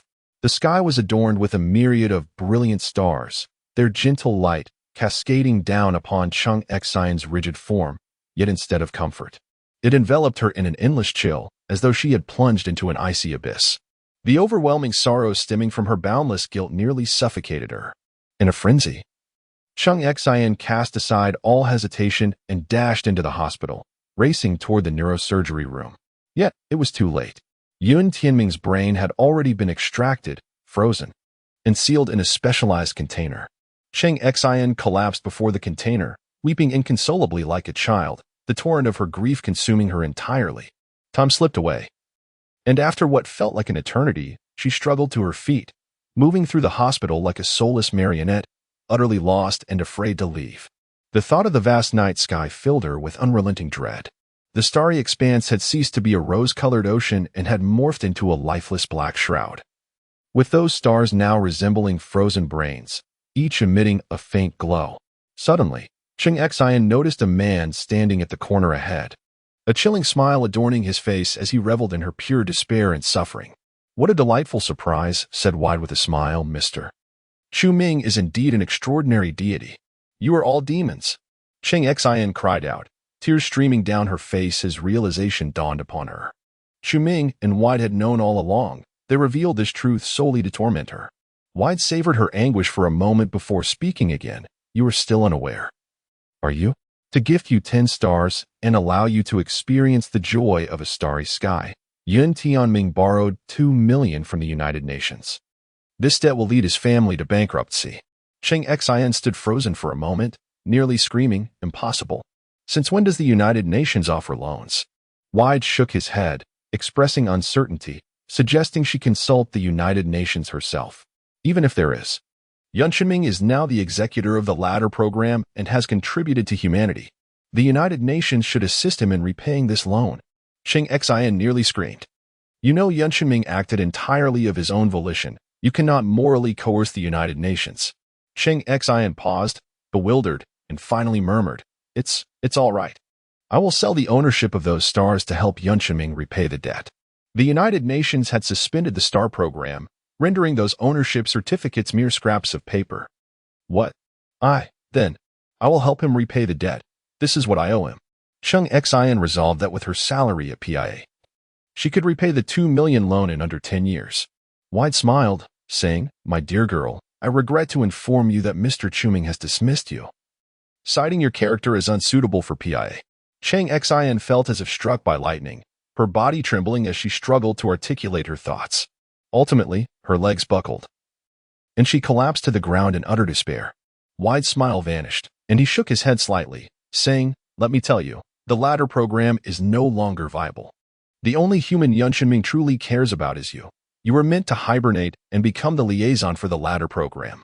Now, you have been expelled from PA and lost your hibernation eligibility. If Yan Qinming's mind is captured and revived by the trisolar ants, only to find that the one he cared for on Earth is dead, do you think he will still aid humanity? Qing Xin. You have unwittingly caused the death of the one who loved you most, all for a plan that is utterly futile. These words struck Qing Xin as a fatal blow.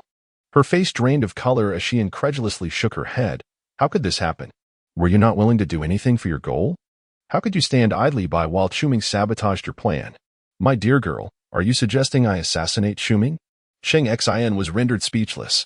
Wide. With a stoic expression, continued, moreover, Mr. Quming has shown me another path to victory. The latter program is truly no longer significant. What path? Qing Xin inquired. Mr. Quming's abilities may help humanity break through the blockade of the Sophons. Qing Xin was expelled from PIA, but with her capabilities, she quickly found employment at an aerospace research institute, though the salary was significantly lower than at PI. To repay Yan Qinming's debts, she would need 15 years, even if it meant subsisting without food or drink. Burdened by guilt and responsibility, she resolved to dedicate the remainder of her life to settling this debt. However, due to the circumstances surrounding Yan Qinming, she soon fell into severe psychological distress, contemplating suicide as a means to escape her anguish. Yet, her extraordinary psychological resilience, almost superhuman, pulled her back from the brink of despair, compelling her to endure the pain of existence. Host, Qing Xin did not commit suicide. This was anticipated. Qing Xin was a person who had destroyed worlds and obliterated the solar system, yet continued to live with guilt until the universe's end. Her psychological resilience transcended human comprehension. Would such trivial matters truly lead her to take her own life? Then why not spare her life? After all, you've already disrupted the narrative. The inertia of history is formidable. What if Qing Xin survives and inexplicably falls into a deep slumber, only to awaken in the future? I cannot take that risk. The moment she repays her loans, or chooses to abandon the repayment, I shall take her life. So you insist on waiting until she sees a glimmer of hope before you strike. Is that it? Are you even human? Are you unwell? What difference does it make if she dies? Isn't it all merely your virtual experimental data? It's utterly perplexing. Can you comprehend how distressing it is to witness your experimental process spiraling out of control? This is, in fact, a splendid affair. To kill is to strike at the heart. To kill is to strike at the heart. Chapter 46. The Control of Microdimensions by Cultivators. During these past 2 months, aside from dedicating time to Qing Xin, Quming also sought out one of the pivotal figures in the three-body problem, Ding Yi, as well as one of the wall-facers, Taylor. Quming encountered them at a nuclear research institute in China.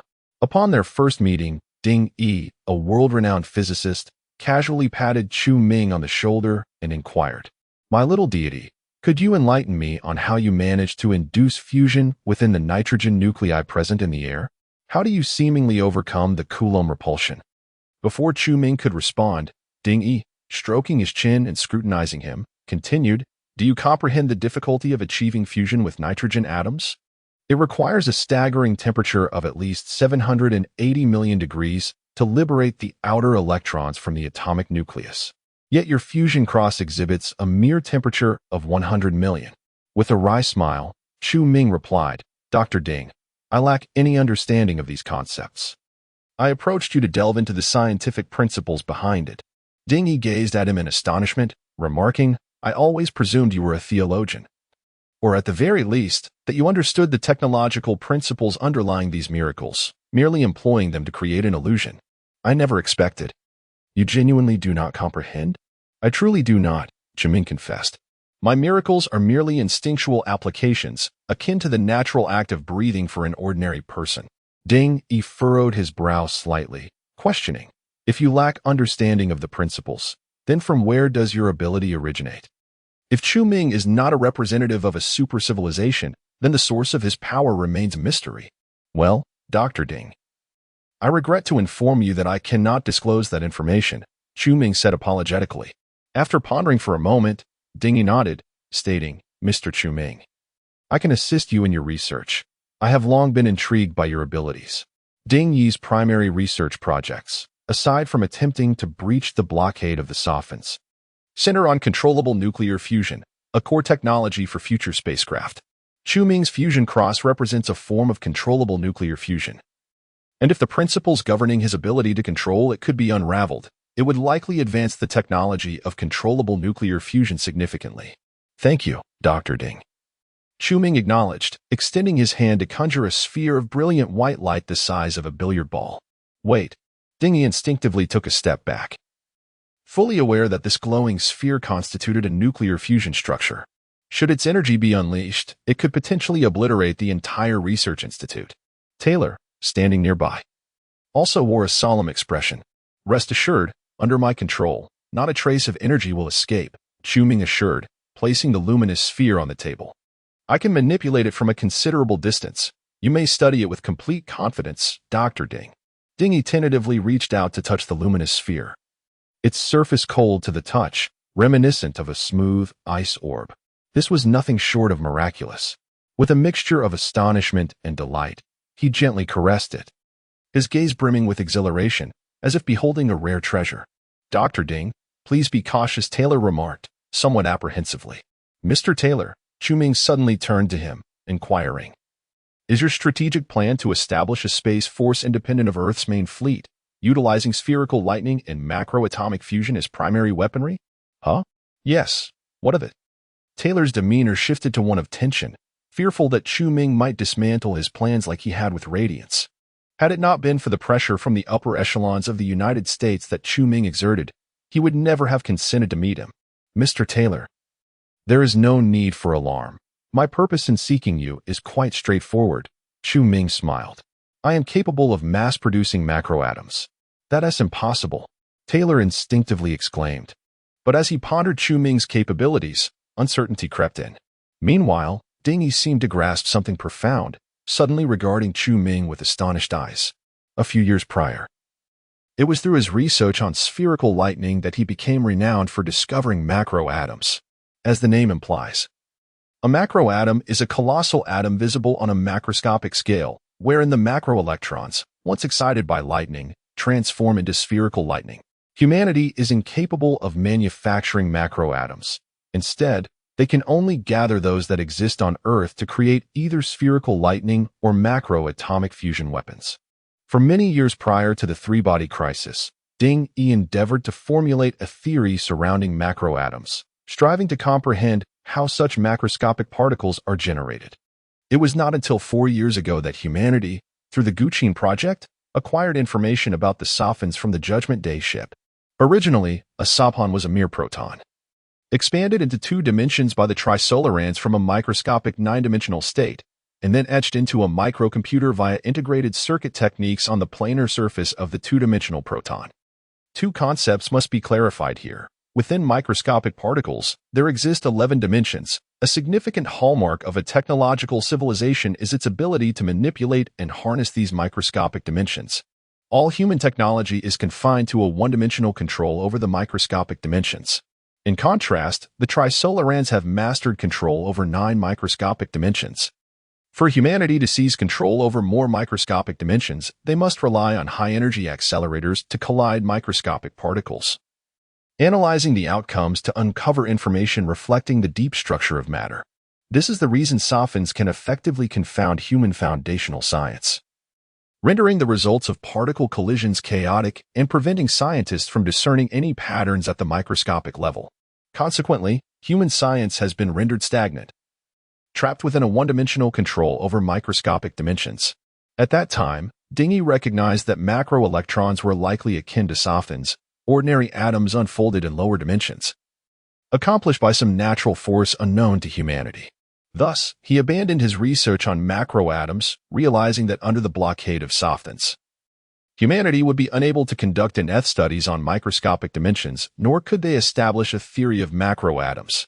I am capable of performing a low-dimensional expansion of a microscopic particle, yet I am uncertain from which dimension to commence. Chu Ming extended a hand, and a translucent spherical object gradually materialized within his grasp, roughly the size of a basketball. Both Ding Yi and Taylor instantly changed countenance. Was this not the very essence of a macroelectron? Can you manipulate the dimensions at the microscopic level? Ding Yi's body began to tremble slightly, her eyes brimming with excitement. Indeed, but I am unaware of how many dimensions I can manipulate, nor do I comprehend the reasons behind this capability, Chu-Ming candidly replied. Chapter 47. The Essence of Spiritual Energy. In an instant, Ding-Yi comprehended the true intention behind Chu-Ming's visit. It was evident that he sought assistance in exploring two pivotal questions. How could he manipulate the microscopic dimensions? To what extent could he exert control over these dimensions? If he could indeed govern dimensions beyond the ninth, and if scientists could unravel the underlying principles, would humanity not surpass the barriers imposed by the Trisolarans? Such an advancement would effectively circumvent the constraints of the Sophons. After a moment of contemplation, Ding-Yi cautiously inquired, Mr. Chu-Ming, are you, like the Sophons, capable of borrowing energy from the vacuum of the quantum realm? Perhaps so, Chu-Ming mused. If I had clarity on these matters, I would not require your assistance. He reflected for a moment before stating, all my abilities are predicated upon a peculiar substance. I cannot definitively say whether it qualifies as matter. I simply refer to it as spiritual energy. Ah, it seems you have indulged in too many tales of cultivation, Ding-Yi jested lightly. Yet his mind was already engaged in serious contemplation. Perhaps this extraordinary substance generates a certain force or field that enables the manipulation of multiple dimensions of microscopic particles.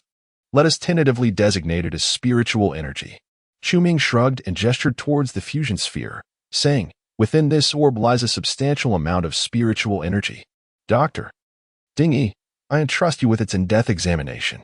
It is my duty, Mr. Chu-Ming. I am grateful for your willingness to allow me this research opportunity. Ding-Yi's demeanor was earnest, as he perceived a glimmer of hope for breaching the Sapon blockade. With Chu-Ming's support, he decelerated his involvement in other projects and swiftly initiated a new endeavor titled Research on Spiritual Energy Physics. During this period, Chu-Ming assisted Tyler in the creation of numerous macroscopic electrons, a task far more convenient than scouring Earth for naturally occurring specimens. They could produce as many as desired. Tyler was ecstatic and immediately employed the macroscopic electrons generated by Chu-Ming to conduct extensive experiments on spherical lightning, only to arrive at a somewhat disappointing conclusion. Mr. Chu-Ming, the macroscopic electrons you created, when excited by lightning to a high energy state, yield energy levels significantly lower than those of naturally collected spherical lightning, less than 1/10. In a military experimental facility in the United States, Tyler, clutching an experimental report, addressed Chu-Ming beside him. Does this not imply that naturally occurring macroscopic atoms are unfolded from higher dimensions? My abilities do not yet extend to such elevated dimensions? As Chu-Ming spoke, he conjured another macroscopic electron in his hand, simultaneously exciting it into a spherical lightning form and hurling it towards a distant target. A pig was instantaneously reduced to ashes by the spherical lightning. Despite having witnessed Chu-Ming's prowess before, Tyler was still taken aback, swallowing hard as he remarked, theoretically. That should be the case. Chu-Ming nodded slightly, lost in thought. During this time, Ding-Yi had discerned the essence of spiritual energy. It was a unique particle, akin to the size of a quark, possessing extraordinary properties and capable of direct observation. Under the control of Chu-Ming, the ethereal particles can effortlessly alter their charge, color charge, spin, and even mass, all without the need for gluons to transmit the strong interaction force. These particles can bind together to form protons, neutrons, and other hadrons. Simultaneously, Chu-Ming possesses the ability to manipulate ethereal particles to forcibly strip electrons from other atoms. This implies that he can conjure most substances simply by controlling these ethereal particles. Furthermore, after extracting the electrons from two atoms, the ethereal particles can eliminate the repulsive force between the atomic nuclei, allowing them to be drawn together under the influence of strong interaction, resulting in fusion reactions. The extraordinary properties of ethereal particles are indeed profoundly anti-physical, nearly shattering the foundations of physics. However, Ding-Yi and his research team remain utterly perplexed regarding how ethereal particles manipulate other particles at the microscopic level and how they can arbitrarily alter their own properties, as well as how Chu-Ming exerts control over them. This clearly necessitates an extensive period of research. The discovery of ethereal particles and their unique characteristics has sent shockwaves through the scientific community, prompting physicists to entertain thoughts similar to those of Ding-Yi. Perhaps this could provide a means to circumvent the restrictions imposed by the wisdom entities. Numerous scientists have frantically requested meetings with Chu Ming through PDC, pleading for him to supply them with ethereal particles for their studies. Chu Ming, however, remains indifferent to this throng, delegating the matter entirely to Ding Yi. Currently, he has little else to occupy his time. He spends his days either at the Nuclear Research Institute collaborating with Ding Yi on some spiritual energy studies, or assisting Tyler in fabricating macroatoms. Occasionally, he returns to his aerial villa in America to spend time with Natalie, eventually bringing her back to China. Having someone to attend to his daily needs is quite pleasant. In the dormitory of the Research Institute, Chu Ming lies on his bed watching television, while Natalie obediently sits beside him, feeding him snacks. Host: do you truly wish for these human scientists to breach the barriers imposed by the wisdom entities through their research on ethereal particles? The system suddenly inquires. Is that not possible? Firstly, ethereal particles represent an entirely new technological paradigm for Earth's science. To employ a somewhat inappropriate analogy, it is akin to primitive humans discovering fire. Secondly, their research samples are completely inadequate. What I provided you with is the true essence, a product refined from ethereal particles. What can they possibly glean from this? Their initial direction is fundamentally flawed. Did you not instruct me to investigate why I can obliterate water droplets? Yet you have already achieved that, whether it pertains to technology or true essence. The essence remains a higher dimensional application of microscopic particles. Your current control over the microscopic dimension surpasses the technology required to manufacture water droplets. But I do not comprehend how I manipulate the microscopic dimension. It is as instinctual as breathing. So I wish for Ding Yi to assist me in clarifying this. I have stated that Earth scientists cannot possibly grasp the nature of ethereal particles. I merely hope you understand that you are invincible on Earth, and the water droplets are merely probes of the trisolarans. Hurry and strive to complete my task to gain strength. Moreover, you are not entirely invincible on Earth, and you should realize that by now. No, I feel invincible on this planet. System, are you so anxious because you're worried that my research might disrupt the narrative? After a brief silence, the system coldly retorted, you truly have become increasingly arrogant. Do as you wish. Unfazed, Chu Ming turned and rested his head on Natalie's lap, leisurely savoring life. 2 months prior, the system had assigned him a new mission, to obliterate a droplet. It had repeatedly urged him to enter hibernation and venture into the future to confront the droplet, admonishing him not to squander time here. However, Chu Ming remained resolute in his defiance. The more urgent the system became, the less urgency he felt. After all, having ascended to the status of a deity in this world, was he not entitled to indulge in life's pleasures? A year swiftly passed. In August of the 5th year of the crisis era, as the system had foretold, Ding Yi's research team had made no discernible progress in their study of spiritual particles. They found themselves incapable of manipulating spiritual particles as Chu Ming did, let alone harnessing them to exert control over higher dimensional microcosms. This realization gradually tempered the initial fervor of the scientists, leading them to understand that spiritual energy might represent an entirely new technological paradigm. Everything they had undertaken was akin to starting from scratch, necessitating the establishment of a novel physical framework. Relying on it to breach the blockade imposed by the Sophins would likely take several centuries. By that time, the Trisolarians would have arrived at their doorstep, while humanity would still be grappling with foundational scientific breakthroughs. The enthusiasm for the study of spiritual particles waned, with many scientists redirecting their focus back to previous research projects. Within Ding Yi's team, numerous members gradually withdrew from the study of spiritual physics, leaving only 5 or 6 core members to continue the endeavor. Chapter 48. The ETO splits off the loyal divine faction to Chu Ming on this day. While resting in his dormitory, Chu Ming heard a knock at the door. The visitor was a gaunt, disheveled Caucasian man, whom Chu Ming recognized well. He was an important member of Ding Yi's research team, the renowned physicist from the Eagle Nation, Forrest, who had once been nominated for the Nobel Prize in Physics. Over the past year, Forrest had exhibited an extreme fervor for spiritual particles, even more so than Ding Yi, becoming utterly engrossed in their study. Being a quantum physicist, his interest in such unique particles that delve into the deeper layers of matter was quite natural. Typically, Forrest presented the image of a scientific madman, his face perpetually adorned with a slightly deranged smile. However, today he appeared quite grave. Upon entering the room, he carefully closed the door behind him and turned to Chu Ming, bowing respectfully. What is the meaning of this? Chu Ming squinted slightly, already sensing the gravity of the situation. Forrest solemnly addressed him. Mr. Chu Ming, allow me to introduce myself again. I am a member of the ETO, and my code name in the three-body game is SC Chardinger. Chu Ming nodded slightly, the scene before him feeling oddly familiar, and he cautiously probed. You are my wall breaker? No, you misunderstand. You do not have a wall breaker, nor was I sent by the organization. I came of my own volition.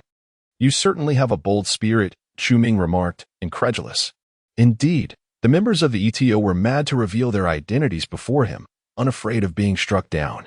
Chu Ming was well aware that the previous campaigns against him, including the dictatorial movements aimed at his demise, had all been orchestrated by individuals within the ETO.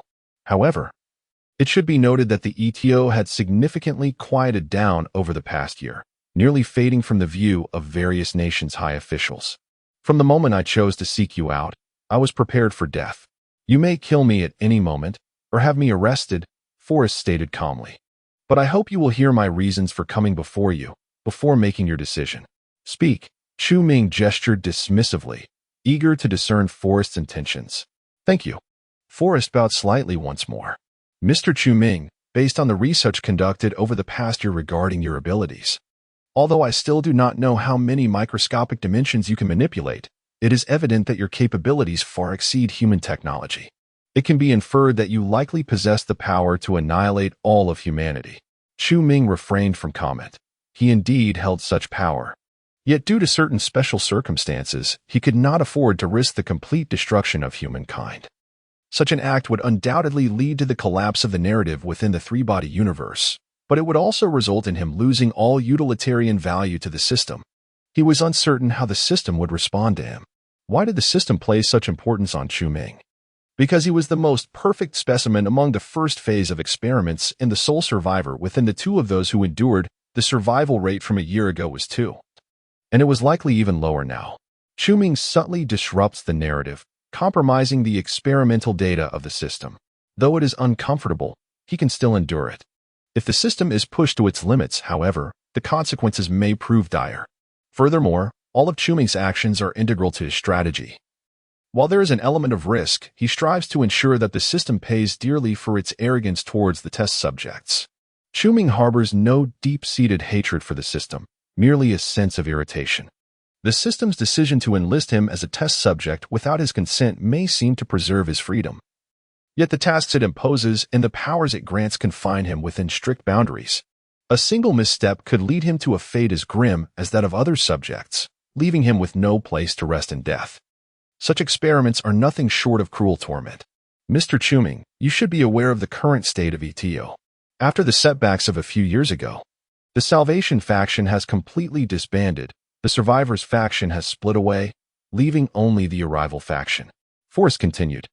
The doctrine of the Arrival faction is that humanity is an evil species, and we must harness the power of advanced extraterrestrial civilizations to annihilate humankind.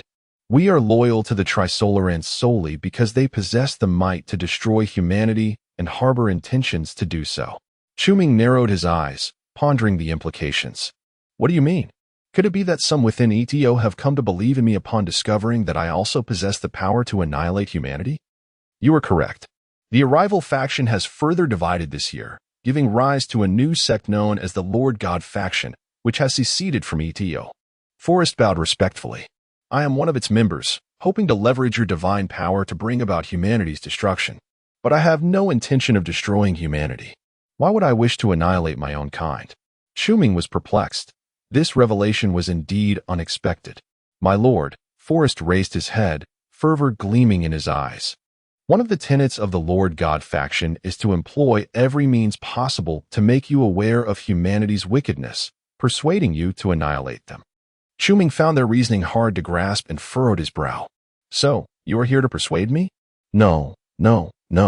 We all recognize that mere verbal persuasion is futile. We will dedicate our lives to ensuring you comprehend the evil of humanity, fostering within you a hatred for them, Forrest asserted. I have come to remind you of one crucial matter. The Arrival faction has received directives from the Trisolarans to eliminate you. I have been an undercover agent within the Arrival faction, and this is vital intelligence I have procured for you. Do they still possess the capability to eliminate me? The Trisolarans have exceptionally transmitted technology to the Arrival faction, which may pose a significant threat to you. Alternatively, the Trisolarans could be attempting to gauge the extent of your mastery over several microscopic dimensions to ascertain whether you could endanger them. Chuming felt an overwhelming sense of absurdity regarding this matter. He even doubted the veracity of Friester's words. Chapter 49. The Traditional Arts of the West. Is this the reason for Etio's year-long silence? Chuming inquired. That is but a partial explanation, Flester replied. There is another matter. The Survivors faction, which split from Etio several years ago, now largely adheres to your beliefs. The Survivors now believe in me? Chuming expressed his astonishment, pondering the thoughts swirling in their minds. The Survivors harbored no animosity towards humanity or the Trisolarans. Their agenda resembled that of traitors, assisting the Trisolarans in the hope that they might ensure the survival of their descendants. Indeed, from the Survivors' perspective, the Trisolarans' intent to annihilate all of humanity was glaringly evident. Even if they aided the Trisolarans, it was unlikely that their progeny would be spared. This was the reason for the Survivors' departure from Etio. Many subsequently became fugitives. Now, your emergence has instilled in the Survivors a glimmer of hope in humanity's triumph over the Trisolarans. With all due respect, my lord, I find that rather improbable. However, as you are aware, most members of the Survivors are from the lower echelons of society, easily swayed by Western indoctrination.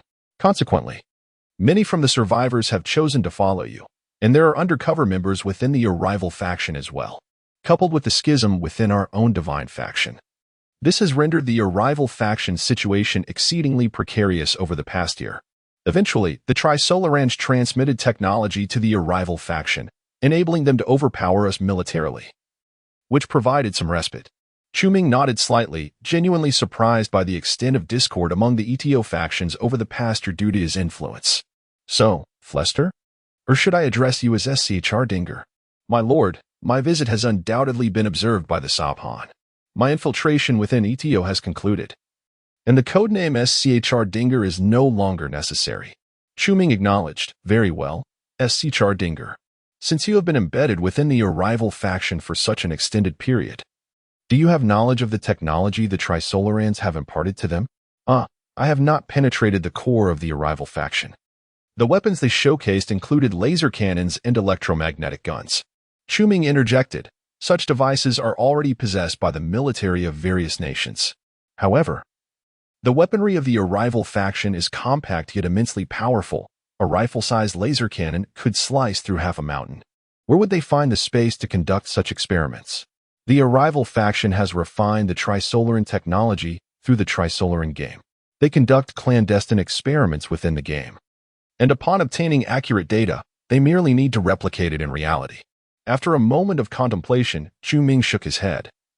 If their intention was truly to eliminate me, the Trisolarans would not limit themselves to transmitting mere fragments of technology.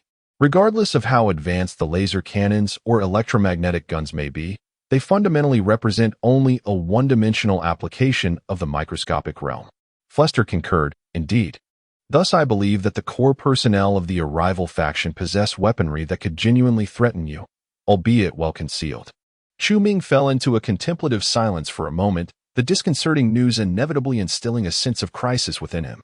After all, he was uncertain about the precise capabilities of the Trisolaran technology. In the original narrative, the most formidable weapon displayed by the Trisolarians was the probe known as the water droplet, leading many to mistakenly believe that it was their most powerful weapon. This misconception mirrored the mindset of humanity in the late Crisis era, who believed that surpassing the speed of Trisolaran battleships would ensure their victory, revealing a fundamentally flawed perspective. The original text explicitly stated, "The diminutive probe is merely a drop of water splashed from the vast ocean of Trisolaran power. Foundational theories dictate everything." Yet, Chuming could not wholly ascertain the veracity of Flester's words. Further observation was necessary to draw conclusions. At that moment, Flester lowered his head and earnestly declared, "My lord, I have conveyed all that I needed to say. I have given everything for you. Now, you may kill me, for I have no regrets." Pondering for a while stroking his chin, Chu Ming waved his hand and replied, "You may go. I shall not disclose this matter to others." Flester looked up in bewilderment. "Where shall I go?" "Remain with Ding E's team and assist me in researching the spiritual energy particles. Regardless, you are a top-tier physicist. Many have lost interest in spiritual energy particles. I require someone of your caliber." Flester nodded fervently, exclaiming, "My lord, thank you for granting me a second chance at life. I shall dedicate this life to serving you. Enough, before I change my mind. Be off." Chu Ming gestured insistently. The fervent gaze of a man made him feel an unsettling chill run down his spine. "Very well." Flester bowed deeply, then turned to grasp the doorknob, murmuring, "My lord, I shall spend my life revealing the ugliness of humanity to you." With that, he opened the door and departed. Chu Ming's gaze was peculiar.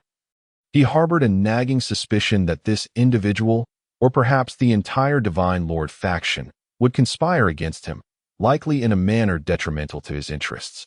Suddenly, the system's voice rang out with a note of schadenfreude. "Didn't I advise you against delving deeper into the study of spiritual energy? Now you've piqued the Trisolaran's wariness. Let us see how you navigate this. Could the technology transmitted by the Trisolarans to ETO truly pose a threat to me? The chasm between Trisolaran technology and human technology is like a vast gulf. One can manipulate the 9 dimensions of microscopic particles, possibly even more, while the other is confined to a one-dimensional application of the microcosm.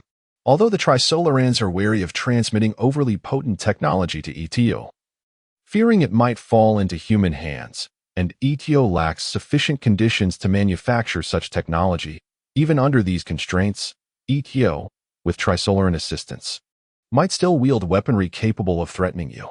Cease your gleeful remarks. I am aware you do not wish for my demise." "Nonsense. I would relish seeing you obliterated." With a slight smile playing on his lips, Chu Ming inquired, "Now, tell me, how many experimental subjects still survive? How many Trisolaran universes have been rendered obsolete? How many more can you create? And why do you place such importance on experimental data? I have stated, these matters are not open for discussion. Moreover, do not presume to gauge my capabilities through the lens of human cognition." The voice of the system grew colder. The gambler's mentality is an intrinsic trait of humanity, a manifestation of hope. If one does not exert oneself, how can one ascertain the possibility of success? Then gamble if you must, it matters not. What can the bacteria in a petri dish do to me? Throughout this year, the global situation remained unprecedentedly stable, while the ETO inexplicably faded into obscurity, allowing nations to dedicate more effort and resources to the construction of Earth's defense system. The acceleration of economic transformation coincided with a stark decline in the populace's living standards, and the ideologies of defeatism and escapism began to resurface. To some, it seemed more prudent to allocate the taxpayers' money towards improving their quality of life rather than confronting an enemy they would never encounter in their lifetime. What relevance did a faux 4 centuries hence hold for them? Such detrimental sentiments towards the establishment of a global defense system were perceived as a threat by major powers. Western nations resorted to traditional tactics, manipulating public opinion and labeling these individuals as traitors to the ETO. Defeatism equated to an aversion to contributing to the global defense system, which aligned with ETO ideologies, thus branding one as a supporter of the ETO. Gradually, this narrative grew increasingly extreme. Any expression leaning towards defeatism, even if rationally discussed, would attract the ETO label and subsequent vilification. Ironically, while people supported the establishment of a global defense system, they simultaneously expressed discontent over the deteriorating living conditions. Thus emerged a multitude of moderate voices advocating for the construction of a global defense system while also ensuring the welfare of the populace. Initially, Western nations endeavored to manipulate public sentiment to associate these voices with the ETO, yet their efforts bore little fruit due to the overwhelming prevalence of such opinions. After all, the decline in living standards was a palpable reality for everyone, directly impacting their interests, making it difficult for the populace to be easily swayed in such matters. Consequently, Western nations resorted to a second traditional tactic, diverting attention from the conflict. To this end, they sought the assistance of Chu Ming. Chapter 50. A Familiar Aroma. The flavor of fandom. The Planetary Defense Council convened a hearing for the wallfacer. Only Mr. Chu-Ming participated as the wallfacer. At the outset of the meeting, representatives from various Western nations presented their requests. Mr. Chu-Ming, we require the assistance of your followers. Why? Inquired Chu-Ming. The representative from the United States elaborated. You must be aware that there is a considerable outcry within the international community, urging us to ensure the well-being of the populace while establishing a global defense system. Chu-Ming nodded in acknowledgement. I understand, and I find this quite reasonable. It is indeed unnecessary to allocate all resources and finances towards warfare, especially since the conflict is not anticipated for another 4 centuries. The U.S. representative asserted with conviction. No, Mr. Chu-Ming, the enemy is formidable. We must fully transition into a wartime posture. To safeguard the Earth, sacrifices are imperative. Surveying the assembly, Chu-Ming noted that most expressions mirrored that of the U.S. representative, leaving him momentarily speechless. The notion of defending the Earth seemed absurd.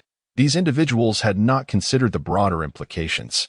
Their fervent investment in the construction of a planetary defense system and the relentless development of aerospace technology stemmed from a shared understanding. In the face of the three-body crisis, nations would vigorously enhance their space capabilities, and humanity's struggle would inevitably extend beyond Earth to the entire solar system. At that juncture, the strength of one space force would dictate the acquisition of resources and benefits, a veritable arms race. Disinclined to expose their motives, Chu-Ming inquired, what does this have to do with my followers? The U.S. representative replied, over the past year, we have shaped your image through various cultural outputs, portraying you as a savior who unequivocally supports the establishment of the planetary defense system, aligning with our mainstream ideology. This is advantageous. To support me is to endorse the defense initiative, which is precisely what you desire. Chu-Ming raised his hands in exasperation. However, Mr. Chu-Ming, the representative continued, over this year, your followers have gradually splintered into several factions. Chu-Ming was at a loss for words. Even with a shared belief, humanity could not unify its thoughts. The factions primarily consisted of 3 groups. First, the extremists. These individuals are your most fervent supporters, unconditionally backing both you and the construction of the planetary defense system, regardless of personal sacrifices. This faction predominantly comprises middle and lower-class men. Second, the moderates. This group harbors a maternal affection towards you, perceiving you as merely a youth in your 20s, unable to bear the weight of the world's hopes. They argue that the construction of the planetary defense system should adopt a gentler approach, alleviating your burdens while simultaneously conserving funds to improve living conditions, an endeavor that would yield mutual benefits. This faction is largely composed of women. The opposing sentiments between the extremists and moderates are pronounced, yet other factors contribute to this division, which we shall refrain from discussing for the moment. Thirdly, the rationalists. This faction constitutes the largest demographic, exhibiting no fervent devotion to your beliefs. Instead, they perceive you merely as an ethereal source of spiritual solace and advocate for the allocation of funds to enhance the populace's welfare. Naturally, this faction encompasses numerous subdivisions, but a general understanding suffices. As Chu-Ming listened, an inexplicable sense of familiarity enveloped him, and his expression grew increasingly peculiar. Is this not akin to the fan culture? Mindless supporters of careers, devoted fans of mothers and girlfriends, and casual admirers, perhaps? In this realm, fan culture has yet to flourish. When Liu was penning his works, he likely had not even heard of such fandoms. Yet, history bears an astonishing resemblance. How absurd! Chu-Ming could not help but shake his head. The American representative continued to elucidate. We must manipulate public opinion to exacerbate the tensions between the fervent and moderate factions, while simultaneously compelling more rationalists to adopt binary thinking, thus willingly aligning with one of the 2 camps. Our objective is to have the moderates believe that the fervent faction's pressure has hastened the construction of the Earth defense system, resulting in a decline in their living standards. Concurrently, we must convince the fervent faction that it is the moderates obstructing your plans to save the world. Consequently, the animosity between these 2 factions will intensify, redirecting their grievances regarding the Earth defense system onto one another.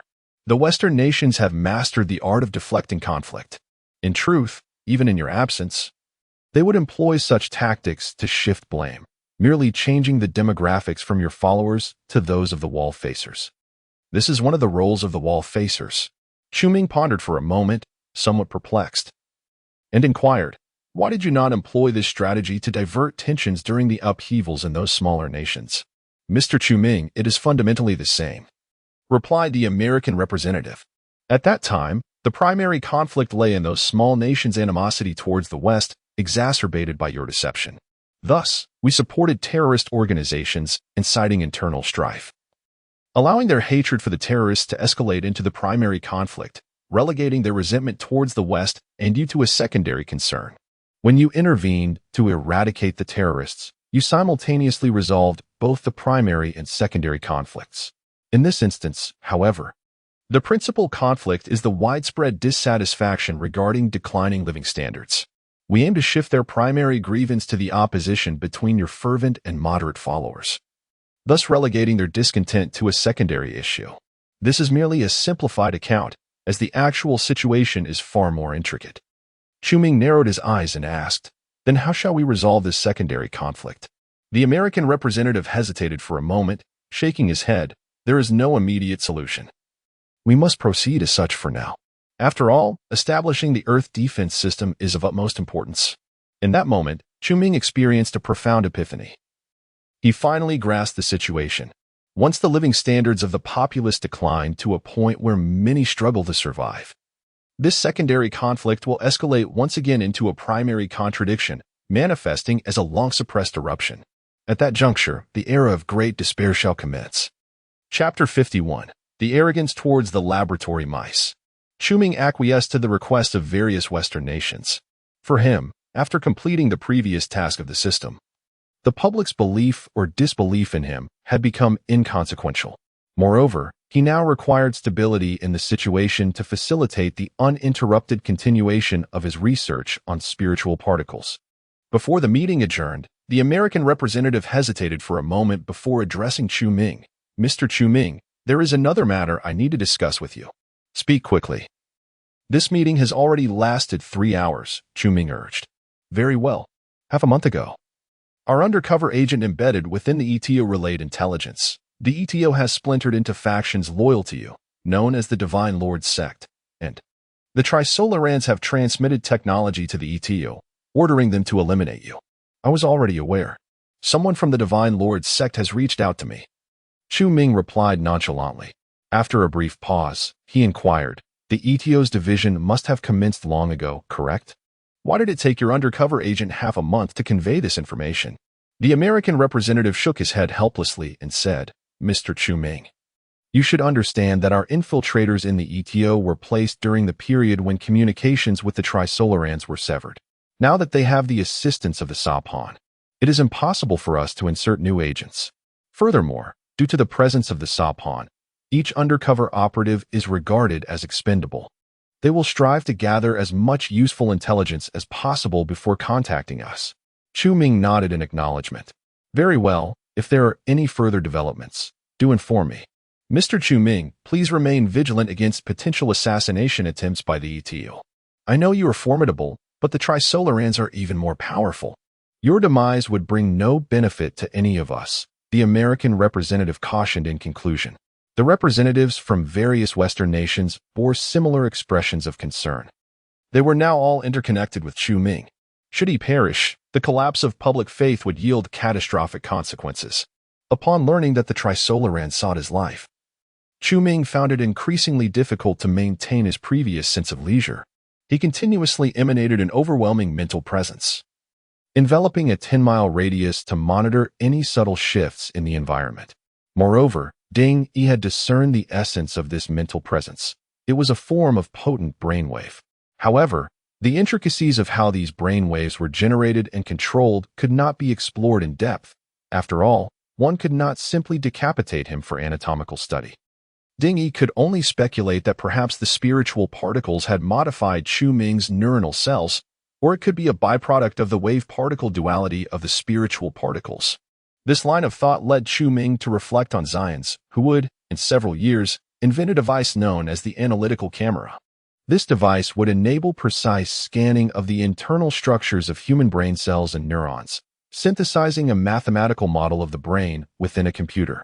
It could meticulously observe cognitive activities, even tracking the actions of individual neurons.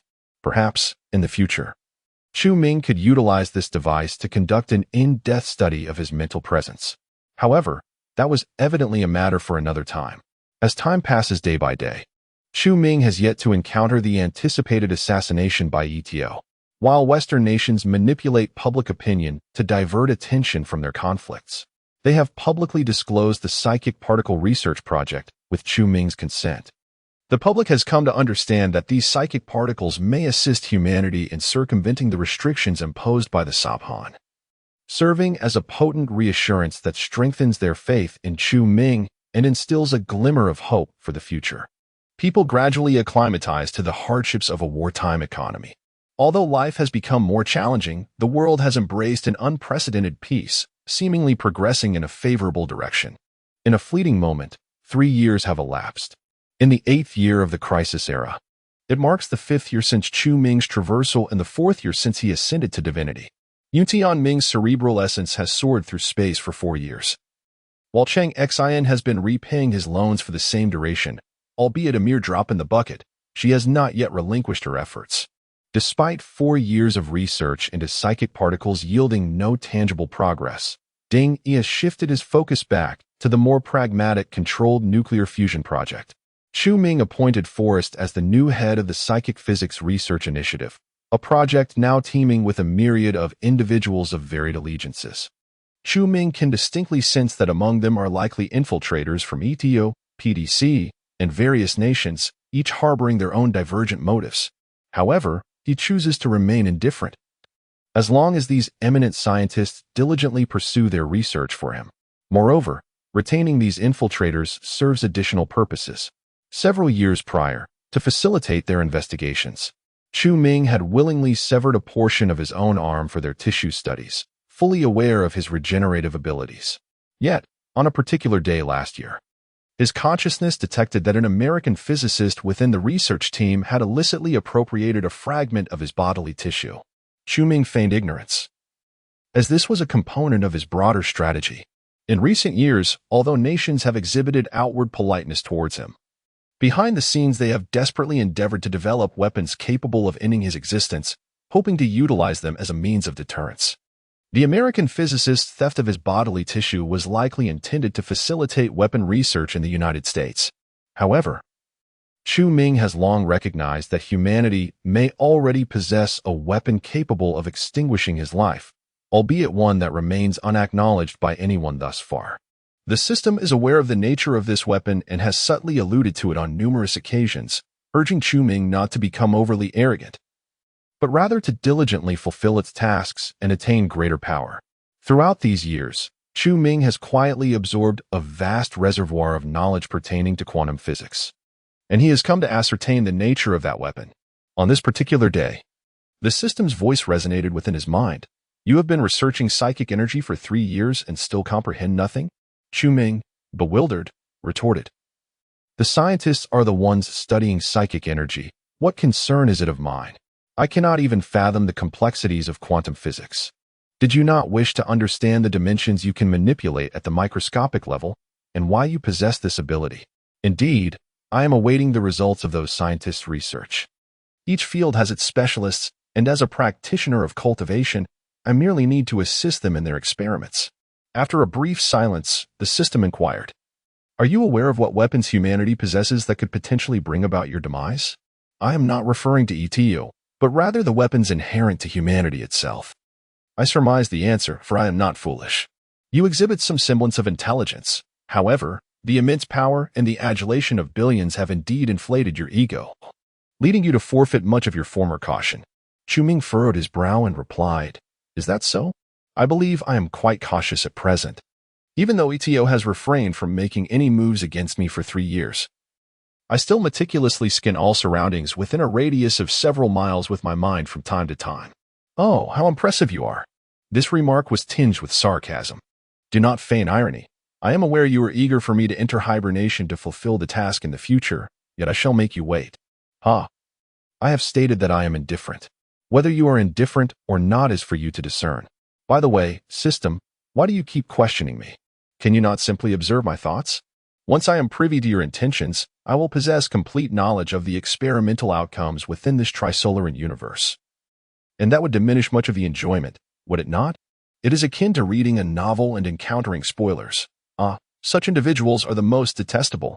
Chu Ming began to comprehend that the system genuinely believed it faced no threat from him, as everything remained under its control, hence such a mindset.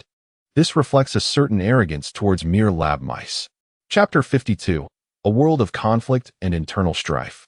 Year 8 of the Crisis Era, a divided and self-destructive Western world. Diana, an ordinary employee at an American automobile company, was laid off today. She walked out of the company doors, her heart heavy, taking slow steps toward what she called home, though it was merely a rented apartment. With her lease about to expire and no savings to fall back on after losing her job, she pondered her future. Should she seek help from her parents? Yet, they too were struggling. The United States had fully entered a wartime state, its economy undergoing a drastic transformation, with vast resources and manpower diverted to space exploration. The manufacturing and transportation of ordinary goods faced significant disruptions, leading to scarcity and rampant inflation.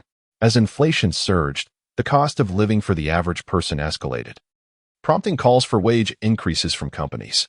However, corporations could not sustain such high payroll burdens, resulting in layoffs and production cuts. This cycle of layoffs led to rising unemployment, diminishing social consumption, and further weakened supply, perpetuating inflation. A vicious cycle had commenced, rendering life increasingly arduous for the common folk. As she walked through the debris-strewn streets, Diana gazed at the litter swirling in the air, her eyes dulled by despair. The once pristine and charming urban environment was now a distant memory. On the streets, groups of homeless individuals lay sprawled out, surrounded by cigarette butts, liquor bottles, and syringes, their gazes vacant, lifeless, akin to soulless husks. The majority of them were women. In any company layoff, the first to be dismissed were invariably the less productive female employees. A wave of despondency washed over Diana as she felt herself edging closer to becoming one of them. When she noticed a few men among the homeless casting unsettling glances in her direction, she quickened her pace, overwhelmed by feelings of fear and revulsion. These men, fervent zealots, were the very reason her life had spiraled into such chaos. Damn the zealots. They deserved to be condemned to hell. Diana cursed inwardly with venom. The walls lining the streets were adorned with a myriad of graffiti, yet most prominently featured was the name and visage of a certain Chu Ming, a spiritual beacon for the homeless. Upon returning home, Diana immediately sat down at her computer and opened a video sharing site, seeking distraction through videos to escape her grim reality. Suddenly, a particular video caught her attention. A man wielding a gun had robbed a store, killing the owner and his 3-year-old daughter. A surge of fury flooded Diana's mind, and she quickly typed in the comments section, "Men are indeed a destabilizing force in society. This is the inherent flaw of the Y chromosome." Shortly thereafter, a reply appeared. "Indeed, look at our current predicament. Is it not the result of those zealous men? Their undue pressure on God's messenger has compelled him to allocate all resources to the Earth's defense system. That is why our living standards have plummeted." Diana replied with conviction, "Even before the arrival of God's messenger, I was well aware that men are not to be trusted. They are a bellicose and barbaric inferior species." At that moment, a woman countered, "Let us be rational, sister. Not all men are like that. My husband is quite gentle." Diana scoffed disdainfully. Yet another zealous man pretending to be a woman. "I assure you, I am indeed a woman. How pitiable you are, brainwashed by those filthy men." A man then interjected, "Can we refrain from sweeping generalizations? I have done nothing to deserve your scorn." Diana responded, "Have you truly done nothing? Why then the urgency? Are you feeling defensive? Men are remarkably sensitive when it comes to their fragile egos. Not all men are like this? Then why do men say, 'Be careful out there'? Careful of what? Ghosts? No, it's of men. Such hypocrisy."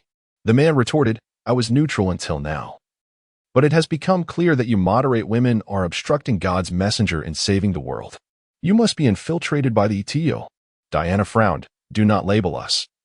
We merely wish for our nation to establish an Earth defense system while ensuring the living standards of ordinary people. He replied, "Huh? A bunch of hypocritical, immature women, truly believing that nothing will be sacrificed in the battle against the Trisolarians? I will unconditionally support God's messenger. This is for victory." Diana seethed. "Of course you support it.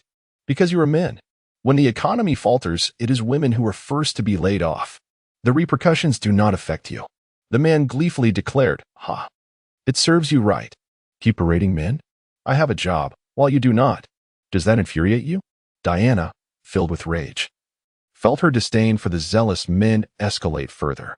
She began scouring various video platforms and forums for news of men's misdeeds, furiously condemning them in the comments.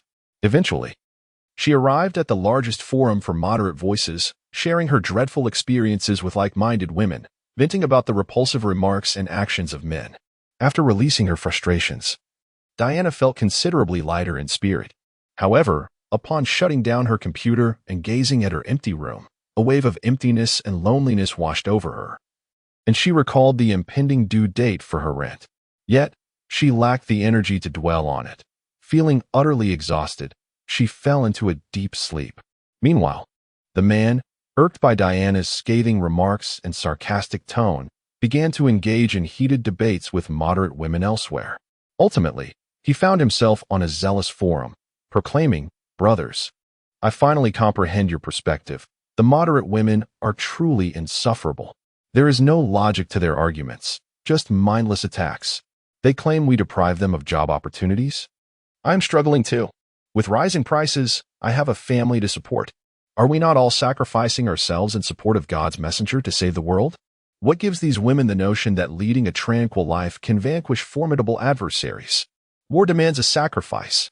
Such sentiments garnered fervent support from zealots, instilling within him an immediate sense of belonging, prompting him to follow this forum.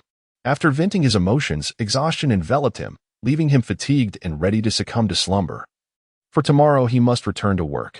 Deep down, he understood that in the wake of economic decline, women's circumstances were indeed far more arduous than those of men.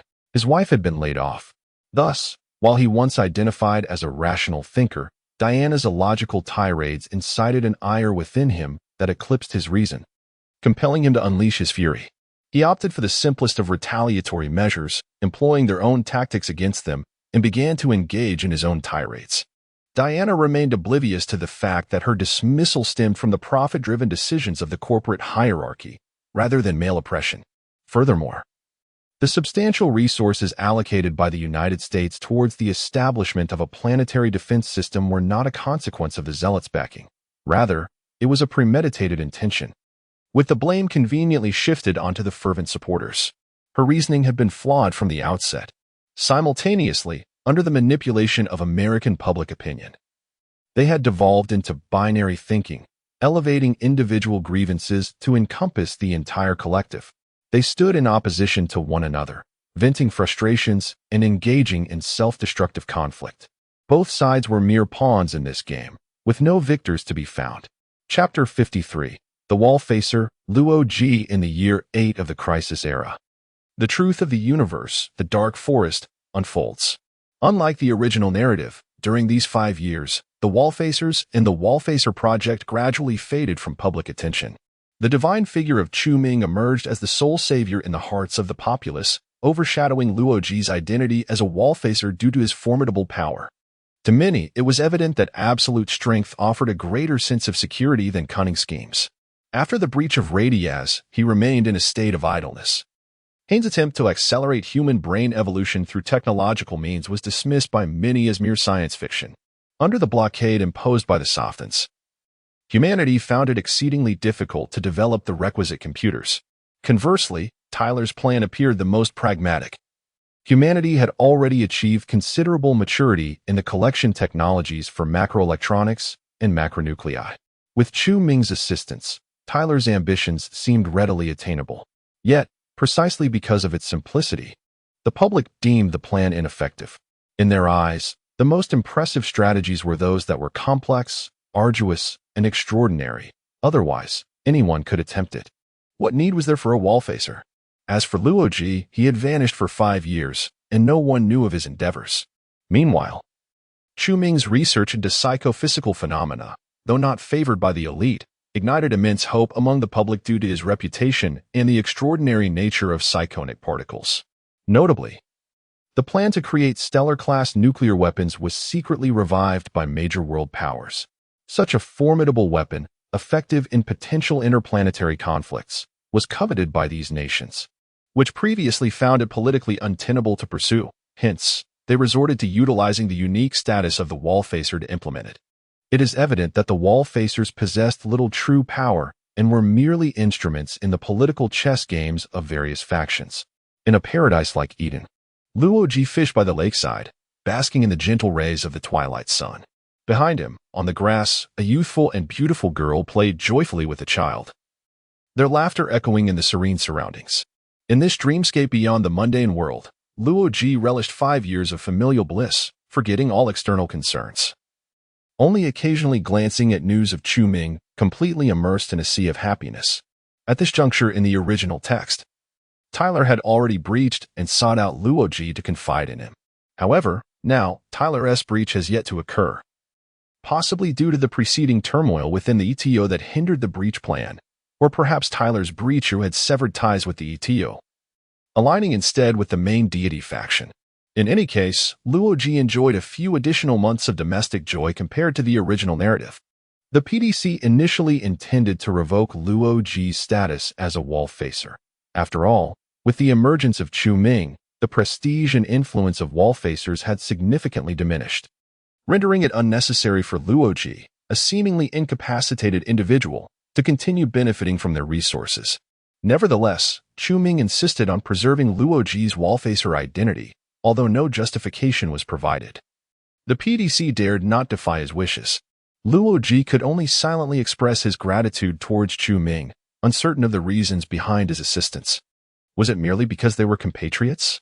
Upon first discovering Chu Ming's formidable power, Luo Ji often speculated that this might be the very reason he was chosen as a wall-facer. Was his selection a result of the PDC mistakenly believing he possessed similar abilities? Such a notion seemed utterly absurd. He was merely an ordinary person. And who could fathom the source of Chu Ming's capabilities? In the past, Luo Ji felt a sense of kinship with Chu Ming, yet now, he regarded himself as the most ineffectual wall-facer, unable to comprehend the rationale behind his selection. After much contemplation, Luo Ji concluded that adopting a laissez-faire attitude was the wisest course of action. Although he had accomplished nothing, at least he had not squandered excessive resources. As the sun set and the moon rose, Luo Ji packed away his fishing rod, lifting his gaze to the moon, which emanated a chilling glow. A wave of anxiety and confusion surged within him. Recent changes in his wife's demeanor gradually led him to realize that his dreamlike existence might soon come to an end. Fearing to delve deeper into this troubling thought, he shook his head and returned to the villa. "You're back?" His wife, Zhuang Yan, gently took the fishing rod from him, placing it aside before fixing her pure yet sorrowful gaze upon Luo Ji. "Dear, what's wrong?" Luo Ji averted his eyes, unwilling to meet her gaze. He was acutely aware of her recent thoughts. He had long maintained that Zhuang Yan's happiness was integral to the wall-facer plan. Perhaps she had once believed this, taking it upon herself to ensure joy for herself and their child. However, the increasingly arduous lives of ordinary people contrasted starkly with her aristocratic existence, unsettling her conscience and sowing seeds of doubt about Luo Ji's sincerity. If I find happiness, can I truly save the world? Luo Ji discerned this sentiment in her eyes, leaving him momentarily speechless. If all of humanity is not happy, can we be? Zhuang Yin inquired. "Dear, your responsibility is to ensure the happiness of yourself and our child. The greater your happiness, the closer my wall-facer plan comes to fruition." Luo Ji reiterated this lie, yet it bore an air of impotence. Zhuang Yin regarded him silently, her innocent gaze now tinged with deeper unease. Luo Ji felt a surge of panic as he pondered for a long while before speaking. "Yin, everything has an end. Even the sun and the universe will one day perish. Why do humans believe they are immortal? Humanity is engaged in a battle devoid of hope. I once thought so, yet Chu Ming's abilities present a variable. Perhaps he can lead humanity to triumph over the Trisolarans? We are merely ordinary people. What can we do in the face of the Trisolaran crisis?" Wouldn't it be better to adopt a different perspective and save her life in the time we have left? Luo Ji halted abruptly, suddenly realizing he had spoken an unguarded truth. When you utter these words, are you still a wall-facer? Zhuang Yin questioned. Yes. A silence enveloped them, as she sensed the authenticity of Luo Ji's heartfelt words. A few days later, upon awakening from a harrowing nightmare, Luo Ji discovered that both Zhuang Yin and their child had vanished. After a diligent search, he encountered a delicate inscription on their favorite painting, "My dear, we await you at the end of the world." Although Luo Ji had anticipated such a day and had mentally prepared himself for it, a wave of dizziness overcame him, and his legs grew weak. Without hesitation, he called Chu Ming, who answered promptly. Luo Ji urgently inquired, "Brother Chu, has the PDC abducted my wife and child? Are they using this to coerce me into compliance? This is a crime." After a long silence, Chu Ming sighed and replied, "It seems that Zhuang Yin is indeed acting of her own volition." Chapter 54. The Rationality and Wisdom of Luo Ji. Chu Ming had once harbored doubts about Zhuang Yin being an agent of PDC. However, upon further contemplation, he deemed the likelihood to be rather slim. From Luo Ji's request for PDC to find his dream girl to the eventual discovery of Zhuang Yin, only a few months had elapsed.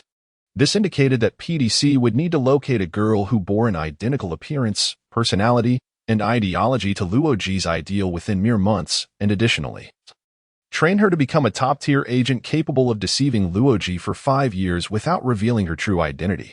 Quite frankly, the challenge seemed formidable. Personal interpretation. Given the current circumstances, Chu Ming could almost entirely dismiss the possibility of Zhuang Yin being an operative. The present situation was markedly different from that depicted in the original narrative. PDC had no compelling reason to coerce Luo Ji into labor, and without Chu Ming's consent, they would never dare to abduct Zhuang Yin. Chu Ming conveyed these thoughts to Luo Ji on the other end of the line, who remained silent for an extended period before ultimately accepting the reality that Zhuang Yin had departed of her own volition. Was her intention to compel me to save humanity? Could her love for me be genuine? 5 years. Had she been deceiving me all along during those years? Luo Ji, having plummeted from paradise to despair, was clearly on the brink of emotional collapse and unable to maintain composure. Chu Ming found himself momentarily at a loss for words. If all of Zhuang Yin's actions were indeed sincere, her sacrifice was considerable. She had embraced this plan to save humanity, abandoning her life, her parents, and friends, to be with a man she hardly knew for 5 years. Brother Luo, no one can disguise their true self for 5 years without revealing it. Her love for you is authentic. It is precisely because she is a Navi, an innocent girl, that she chose to leave you. Chu Ming spoke from the heart. In his view, even the love between Shan Shan and Shi NC was genuine, albeit complicated by differing stances that transcended love itself. Luo Ji fell into another prolonged silence before weakly expressing, "She sought to compel me into action, to urge me to save humanity, yet I am but an ordinary man.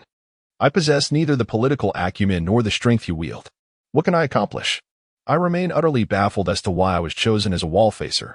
After a moment of contemplation, Chu Ming replied, "This may simply be a misunderstanding. Brother Luo, I have the authority to forcibly bring Zhuang Yin back to your side. You are aware of my power." Luo Ji's eyes brightened, a surge of ecstatic hope rising within him, only for an instant later to be doused by a chilling realization, as if cold water had been poured over his head. Restoring his composure, Zhuang Yin had left of her own accord. Even if I were to compel her return, would our relationship ever resemble what it once was? What would I become in her eyes? A deceiver who has perpetually misled her? A scoundrel who feigns a desire to save humanity while merely exploiting the facade of a wall-facer? What kind of gaze would she cast upon me? A shiver coursed through Luo Ji. He understood that such scrutiny was beyond his endurance. In a voice nearly drained of strength, he stated, "No, Brother Chu.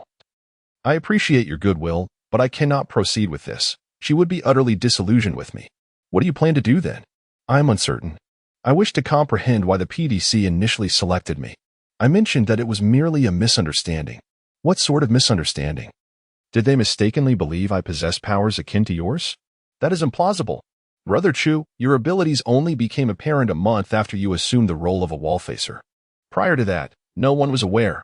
Otherwise, the major nations would not have revoked your wallfacer status at that time.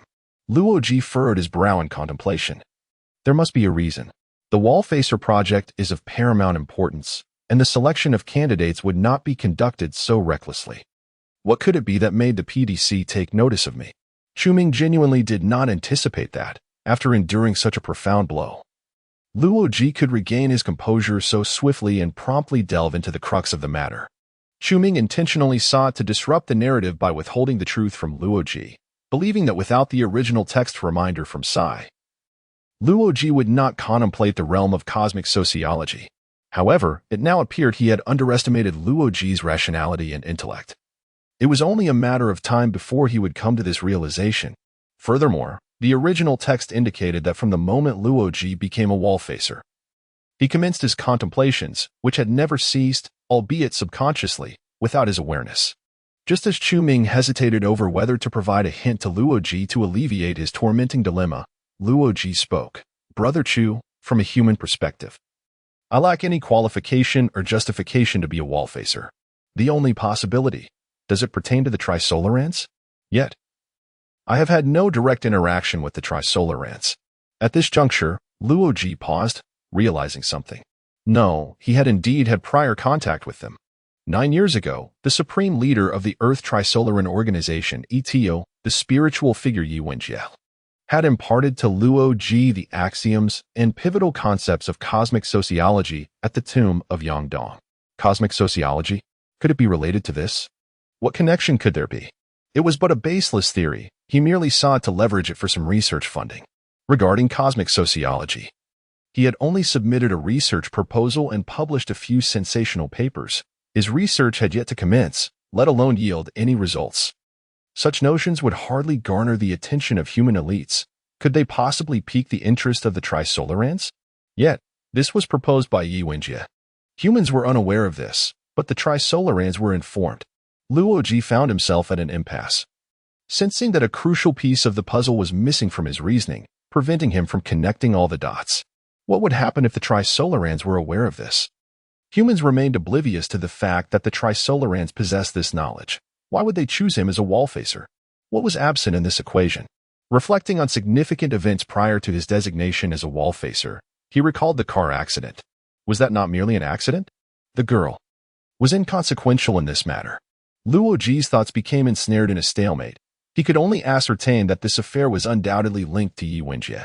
That was his sole encounter with the Trisolarans, and the only potential reason an ordinary individual like himself could be entwined with the Trisolaran crisis. I once intended to engage in the study of cosmic sociology. Brother Chu, is this related? Luoji inquired tentatively. After some contemplation, Chuming replied, Isn't that merely a study of extraterrestrials? It's been done to death.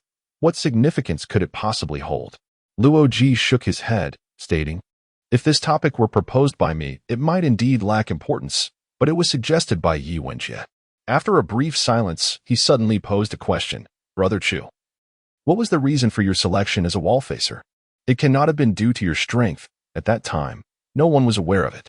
Chu Ming was about to continue his pretense when Luoji interjected. Brother Chu, let me speak candidly. From the moment I became a wallfacer, I have pondered this question. 5 years ago, I conducted an investigation into you. At that time, you were the wallfacer with the least power. Thus, I easily obtained all your experiences and information prior to your selection. Luoji did not elaborate further, knowing that Chu Ming could comprehend. In the half-month leading up to his selection as a wallfacer, Chu Ming had frequently perused the papers on cosmic sociology that Luoji had published. Initially, Luoji believed this to be mere coincidence, as those papers seemed disjointed, crafted solely for sensationalism, containing mostly superfluous information. Due to Yi Wenjie's unique position, he prudently refrained from disclosing the axioms and significant concepts of cosmic sociology, reasoning that others would not derive any insights from them. However, it now appeared that, eliminating all impossibilities, this was the sole possibility. Both of them had been chosen as wallfacers precisely because of cosmic sociology. Chu Ming remained silent for a considerable time before he sighed softly. Brother Luo, allow me to offer you a piece of advice. Upon exiting, leap directly into the icy lake, and then you shall understand everything. Luoji responded with a perplexed expression. Chapter 55, The Extremely Composed Thinking Machine. Luoji within the virtual realm of the three-body game. A meeting convened among the core members of ETO. Was Luoji on the verge of discerning the nature of his threat to the master? Mosey inquired.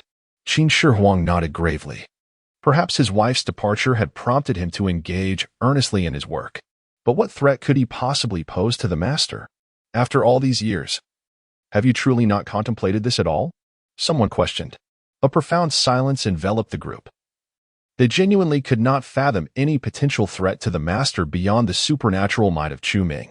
Particularly Luoji, an ordinary man. What conceivable threat could he present? Could it be related to cosmic sociology? Someone ventured cautiously. They had investigated Chu Ming long before and discovered that he had perused the papers published by Luoji on cosmic sociology several times prior to becoming a wall-facer, after which he was designated as a target for assassination by the master. This hardly seemed coincidental. Cosmic sociology, extraterrestrials. There existed countless varieties of aliens, far surpassing the number of humans on Earth, amounting to billions of species. Qin Shi Huang furrowed his brow. Is this the entirety of the sociological inquiry? What insights can you glean from this? After the crisis era, such studies abound everywhere. One individual remarked, I sense that this matter is indeed tied to cosmic sociology. Yet the research appears incomplete. Chu Ming must have discerned something pivotal from it, prompting the master's vigilant response. However, at the time, the Sabhan recorded Chu Ming's image, and the master was reluctant to share it with us, leaving us in the dark regarding his revelations. Mosey turned to him, sneering, should you uncover this knowledge, you would likewise become a threat to the master. Let us not dwell on this. The master has his reasons for keeping us uninformed. Qin Shi Huang interrupted this perilous discussion, directing his gaze towards Mosey. Let us address the pressing matter at hand. How is the weaponry development aimed at Chu Ming progressing? Soon. Within 2 months at most, we shall have it ready. Let us hope it successfully eliminates him, at the very least. We must ascertain the extent of Chu Ming's manipulation of the microscopic dimension. Otherwise, our 3 years of effort will have been in vain. In Mosey's eyes, there seemed to burn a flame of hatred. His animosity towards Chu Ming ran deep, primarily because the latter had shattered the barrier of Ridias, thus ending Mosey's brief tenure as a wall-facer. Originally, Mosey had aspired to leverage the breakthrough of Ridias to enhance his significance in the master's eyes and elevate his standing within the organization. Yet, he had barely taken a step before Chu Ming had crippled him, a profound humiliation for Mosey. Consequently, when the Trisolarians transmitted technology to ETO 3 years ago, requesting the development of cutting-edge weaponry to eliminate Chu Ming, Mosey was the first to seize the task. However, this endeavor was not straightforward. Despite the technological advancements transmitted by the Trisolarians, which allowed for various experiments within the game, creating such weapons that transcended human technology and reality remained an exceedingly daunting challenge. In the quest to procure various rare materials, instruments, and suitable production sites, one must also remain vigilant against potential infiltrators within the organization. For years, the details concerning this weapon have been known only to the core members of ETO. Few comprehend the immense effort Mosey has invested over these years, treading as if on thin ice. Fortunately, success is imminent. Qin Shi Huang nodded gravely in acknowledgement, instructing, once the weapon is successfully crafted, immediately initiate the assassination plan against Chu Ming. At the same time, obliterate all information transmitted to us by the main source. We must not allow the tragedy of the Guzheng project to repeat itself. Ultimately, Chu Ming refrained from providing any hints to Luoji, who was intensely curious whether this brilliant mind could deduce everything without that crucial clue. After ending the call, Luoji reached out to Khan and Sai, inquiring about the reasons behind his designation as a wall-facer. Yet they dared not defy Chu Ming's directive and evaded the topic. Thus, Luoji was compelled to abandon all pleas for assistance and began to reflect in solitude. Cosmological sociology is undoubtedly pivotal. It represents the sole possibility. Could certain concealed information within cosmological sociology potentially save humanity? Could it be the key to vanquishing the Trisolarians? If that were the case, it would surely instill fear in them. If I were to instill such fear, would they not seek to eliminate me? Suddenly, A jolt surged through Luo Ji's mind, recalling the car accident from 5 years prior. An accident? In the immediate aftermath of the crash, he was whisked away to the United Nations and became a wall facer. Luo Ji abruptly recognized an aspect he had previously overlooked. Chu Ming, too, was taken to the United Nations in the wake of his accident. Such a coincidence. Prior to Chu Ming's accident, he had frequently perused cosmological sociology. Did he perhaps infer something from it? Hence, did the Trisolarans wish to eliminate him as well? As this thought crystallized, Luo Ji felt he had uncovered the missing thread. The reason he and Chu Ming were initially appointed as wall facers by the PDC appeared to be that they were targets the Trisolarans sought to remove. There was no alternative explanation. In any case, he resolved to pursue this line of thought. Should he err, he would simply start anew. Cosmological sociology is the key. No. The crux lies within the hint provided by Yi Wenjie, which seems to harbor some information that terrifies the Trisolarans.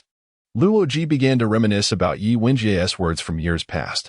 Cosmological sociology posits that the universe harbors an immense number of civilizations, on the same order of magnitude as the observable stars, which collectively form a comprehensive cosmic society. Cosmological sociology studies the structure of this super society. 2 axioms. First, survival is the foremost necessity of civilization. Second, civilizations continuously grow and expand, yet the total amount of matter in the universe remains constant. 2 significant concepts: the chain of suspicion and technological explosion. Using these, one can deduce the fundamental framework of cosmological sociology. In the ensuing period, Luo Ji slept by day and pondered by night, dissecting every word and phrase, yet he remained unable to extract any crucial insights from his analysis. Yet he exhibited no trace of irritation, transforming himself into a machine of contemplation. His mission was to unearth the information that would instill fear in the Trisolarans. A means to salvage humanity, he could not afford to disappoint Zhuang Yin and the child. In the relentless pursuit of thought, 2 months passed unbeknownst to him. As winter descended, the biting cold seemed to sharpen Luo Ji's intellect. He pinpointed 2 axioms. He realized that Darwin had distilled the principle of survival of the fittest from the vast tapestry of life, whereas he was tasked with reconstructing the cosmic civilization using this very principle. This was a far more arduous path. In the stillness of night, Luo Ji ascended the frozen lake, gazing up at the starry sky. After prolonged contemplation, the enigmatic concepts of the chain of suspicion and technological explosion gradually crystallized in his mind. Yet, an elusive element seemed to be missing. Jump into the icy lake, and you will understand everything. Chu Ming's words echoed in his thoughts. At that moment, the ice beneath his feet fractured, and he plummeted into the frigid waters. Swiftly engulfed by the icy depths, the piercing cold rendering his thoughts startlingly lucid. Surrounding him was only darkness and chill, with the sole illumination emanating from the starry sky above the broken ice. Amidst this profound silence and cold, he glimpsed the truth of the universe. When Luo Ji finally emerged, he could no longer bear to gaze directly at the stars, though the cause differed. He had succumbed to the same terror of the cosmos as Qing Xin. In the biting wind, Luo Ji trembled, a sense of profound dread enveloping him. This line of reasoning was correct. Did that imply that Chu Ming knew everything? Chapter 56. Young man, you do not understand love. Luo Ji promptly sought out Candy, requesting to be taken to a place of absolute safety. However, such a sanctuary was undoubtedly a myth. One could only aspire to proximity. 10 hours later, Luo Ji found himself in an underground bunker, situated 200 meters below ground, a relic of the Cold War designed as a nuclear shelter, revealing its notable security status. As in the original narrative, the following day, Luo Ji insisted on meeting an astronomer, Dr. Albert Linger. Dr. Linger was among those who discovered the trajectory of the Trisolaran fleet using the Hubble 2 space telescope, boasting significant accomplishments in the field of astronomy. In the original text, upon meeting him, Luo Ji immediately inquired about Earth's position in the cosmos and whether any civilizations, apart from the Trisolarans, had observed it. After receiving a negative response, Luo Ji further affirmed the validity of the dark forest theory. The current circumstances mirrored those of the original, as Dr. Linger addressed the inquiry, albeit with an odd expression throughout the exchange. Just as Luo Ji was poised to proceed with his next plan and was about to speak, Doctor. Linger interjected with surprise. Dr. Luoji, may I ask, what is your relationship with Mr. Chu-Ming? Luoji was taken aback. What relationship? How does my question pertain to him? After a moment's hesitation, Linger replied, the question you just posed was identical to one Mr. Chu-Ming asked me 2 days ago. Almost verbatim. Upon hearing this, a chilling sense of foreboding enveloped Luoji, intensifying in its grip.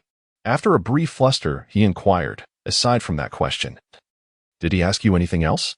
Well, Mr. Chu-Ming also asked me if, with human technology, it is possible to indicate the location of a certain star in the universe. Luoji was immediately struck with a sense of dread, as this was precisely the next question he had intended to pose. Dr. Luoji, is everything all right? Linger observed Luoji's increasingly pallid complexion and inquired with curiosity. Nothing's wrong. Luoji waved his hand, forcing himself to regain composure. Clinging to a shred of hope, he asked, did Chu-Ming make any request of you? Not at all. Why do you ask? Linger replied, perplexed. Are you two in some sort of prearranged agreement? What exactly are you planning? He sensed an air of absurdity surrounding their interaction. Luoji shook his head slightly, descending into silence. What did Chu-Ming mean by this? Was he trying to convey that he was fully aware of everything? Did he wish to thwart my plans? Apologies, Dr. Linger, but please bear with me for a moment. Luoji stood up, uttering these words before hastily exiting the room in search of candy, requesting to establish communication with Chu-Ming. He did not harbor high hopes. Over the past 2 months, he had attempted to contact Chu-Ming multiple times, only to be rebuffed. Yet, surprisingly, this time Chu-Ming acquiesced. Brother Chu, I cannot comprehend who you truly are. What are your intentions? An unnameable fury ignited within Luoji. He felt as though he were merely a program crafted by Chu-Ming, with every action he took falling under the latter's meticulous control. Chu-Ming merely remarked, Brother Luo, allow me to offer you a piece of advice. Enter hibernation and journey to the future. You will be grateful for it. Hibernation to the apocalypse? Brother Chu, can you truly save humanity? If not, upon my return from the future, what expressions will Zhuang Yin and the children cast upon me? A coward who knows only to flee, abandoning all of humanity, including them? Brother Luo, do not be agitated. I recognize your calm nature. Take a moment to reflect, to ponder deeply. Luoji hesitated, a sense of pent-up frustration constricting his chest, rendering him exceedingly uncomfortable. He had devoted 2 months to transforming himself into a thinking machine, painstakingly grasping the dark forest theory and preparing for the next phase of his plan. Yet, Chu-Ming had abruptly obstructed his path, demanding he continue his contemplation. At that moment, Luoji felt a strong urge to express his disdain for Chu-Ming's mother. Just as he was about to voice his thoughts, Chu-Ming hung up the phone. Suppressing the impulse to curse, Luoji set the phone down and looked up at the low ceiling, ultimately letting out a resigned sigh. Striving once more to regain his composure and resume his thoughts. Meanwhile, on the balcony of his aerial villa in the United States, Chu-Ming set down the phone and gazed out over the entirety of New York City, surveying the fervent devotees below who had come to worship. He had faith that Luoji would come to understand. He was, in essence, saving him. Chu-Ming was aware that Luoji knew what he could achieve, just as he himself could. In truth, Luoji needed do nothing at all. He merely had to enter hibernation and live peacefully and happily with his wife and children in a future of tranquility. That was the life he sought. He need not single-handedly save the world, nor become the sword-bearer, guarding humanity for decades alone. As long as Luoji refrained from unleashing that incantation, the future populace would remain oblivious to him, sparing him from bearing such immense responsibility. This was Chu-Ming's redemption of his most cherished character. While simultaneously disrupting the narrative, what joy could be found in that? Am I correct in this, system? Ah, seeking to vex me again, are you? Ah. This time you are mistaken, young one. You do not comprehend love. The system mocked with a laugh. Chu-Ming furrowed his brow, somewhat perplexed. As anticipated, Luoji soon came to an understanding. Chu-Ming, through this subtle means, was conveying that he too comprehended the dark forest theory, and that which he was capable of achieving. Chu-Ming could as well. He did not wish to bear the immense burden and pressure of saving humanity. It was sufficient for this deity to undertake such a task. A flicker of gratitude arose within Luoji, yet it was overshadowed by a greater sense of bitterness. Brother Chu, I have never aspired to save humanity.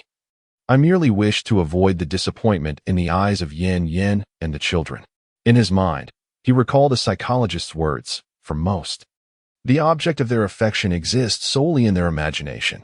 They do not love the reality of the person, but rather the imagined version of them. The real individual is merely a template of this ideal. Eventually, they will discover the differences between the reality and the template. Should they adapt to these differences, they will unite, but if they cannot, they will part ways. Luogia understood that the one whom Zhuang Yin loved was not himself, but rather the imagined savior of the world, the wall facer she envisioned.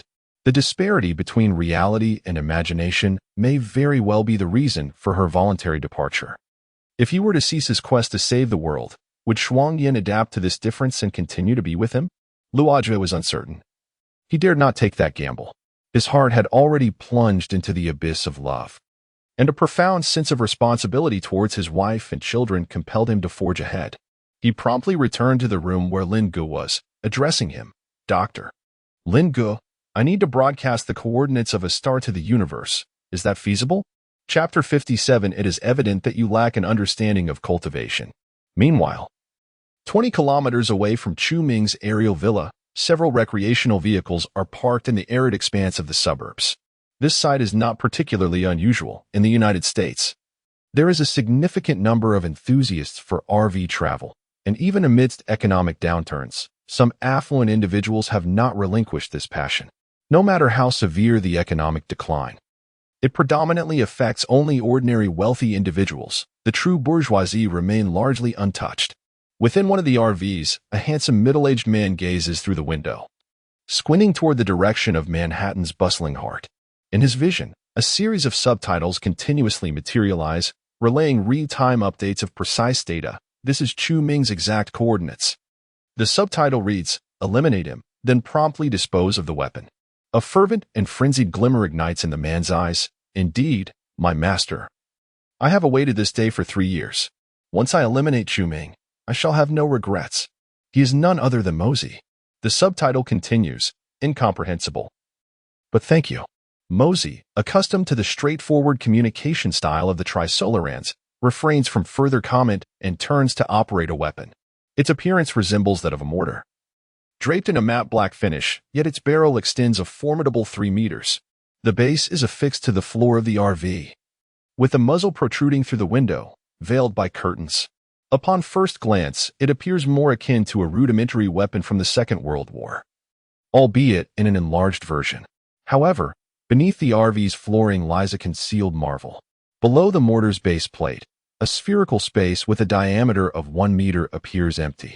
Yet, when illuminated, 2 nearly transparent, 1 meter long, infinitesimally thin strands can be observed, resembling 2 crystalline serpents, ceaselessly coiling and twisting.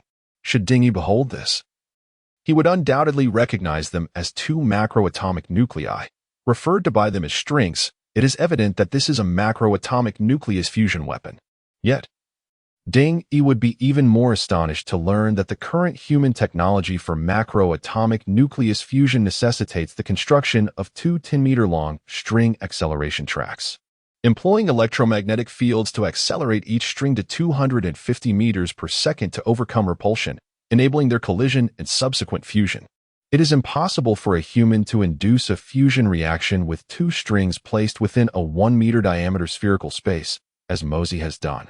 Moreover, the energy release of macro particles exhibits a high degree of selectivity, affecting only specific substances.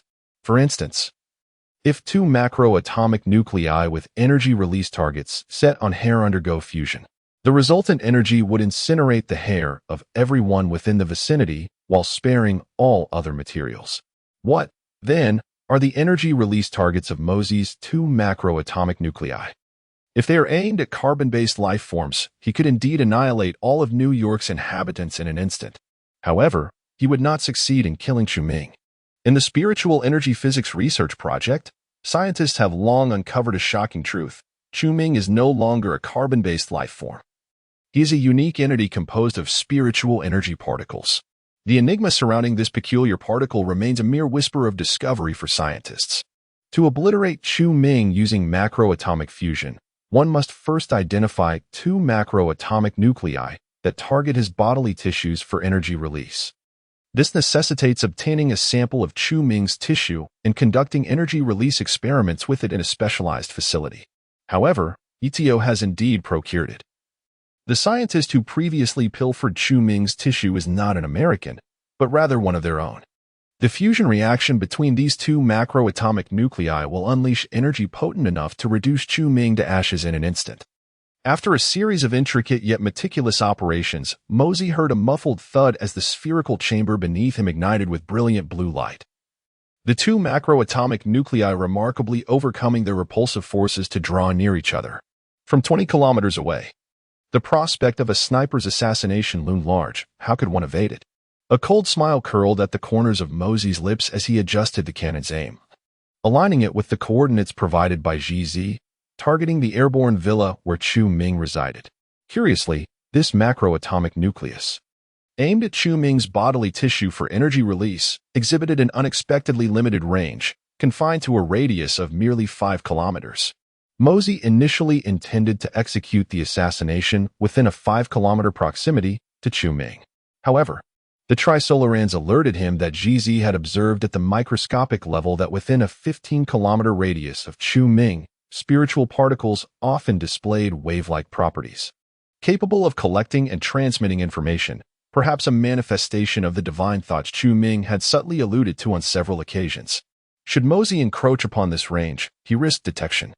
Consequently, the Trisolarans imparted further technological insights to Mosey, enhancing the macroatomic fusion weapon to confine and direct its released energy through an electromagnetic field. Ultimately, this culminated in the creation of a weapon resembling a mortar, more aptly termed a macro-fusion sniper rifle. Its sole purpose was to eliminate Chu Ming. Otherwise, it would be burdened with an excess of superfluous functions. With all adjustments completed, Mosey, brimming with a mix of anxiety and exhilaration, trembled slightly as he pressed the launch button. Within the spherical chamber, two strands of death writhed and convulsed under the control of the specialized electromagnetic field, merging forcefully into one. Boom! With a resonant thud, the terrifying energy of macroatomic fusion surged forth, yet was restrained by the electromagnetic field, ultimately erupting like a transparent laser beam. Is it over? Is it truly over? Mosey anxiously inquired, his heartbeat accelerating uncontrollably. He understood that 20 kilometers was but a fleeting moment for the bullet of a macro-fusion sniper rifle. The culmination of 3 years of relentless effort hinged on this singular instant. GZ swiftly displayed text before his eyes. Well done. Chu Ming has been instantaneously reduced to ashes in his villa. He is dead. Please promptly destroy the weapon. Succeeded? Succeeded?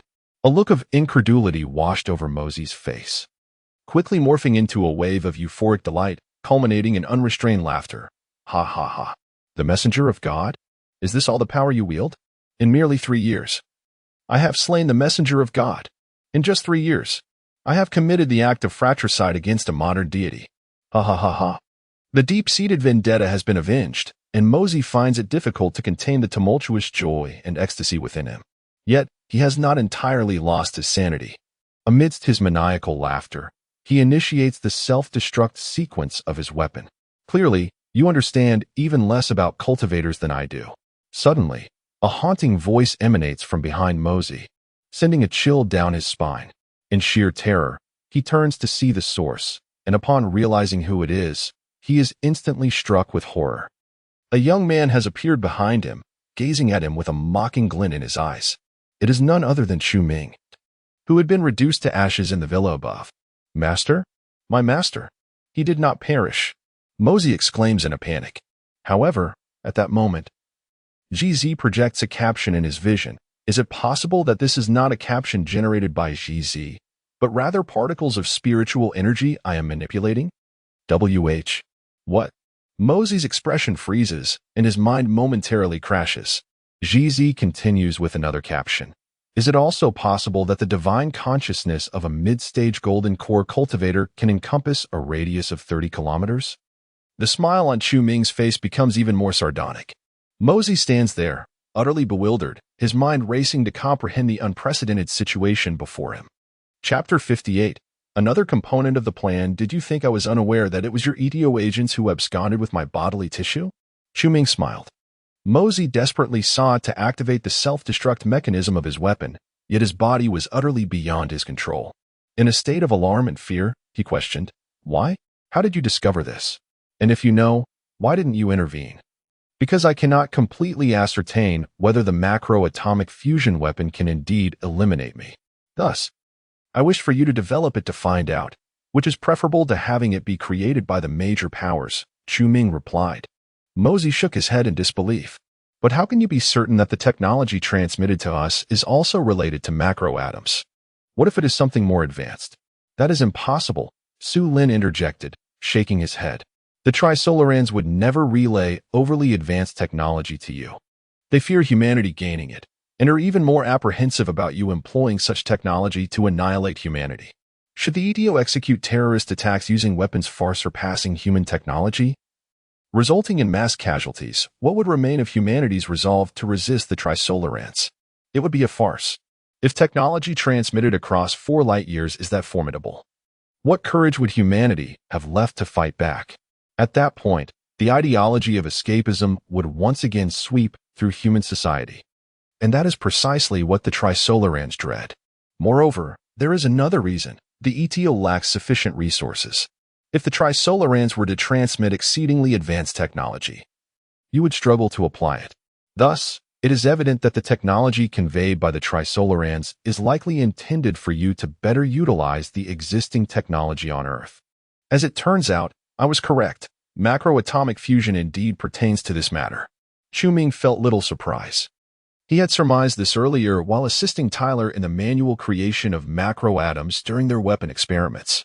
The macroatoms he crafted were derived from lower microscopic dimensions, whereas those existing on Earth were naturally derived from higher dimensions, resulting in a potency exceeding tenfold compared to the former, rendering them more advanced. This was one of his motivations for aiding Tyler in the macroatomic experiments. Humanity is incapable of manufacturing macroatoms. They can only be gathered and ineptly constructed into uncontrollable weapons using primitive technology. The technology transmitted to the ETO by the Trisolarans is intended to enable them to utilize slightly more advanced technology to create more manageable weapons from the naturally occurring macroatoms. Mosey comprehended that Ming was exploiting both the ETO and even the Trisolarans to assist him in testing the weapons on Earth that could pose a threat to him.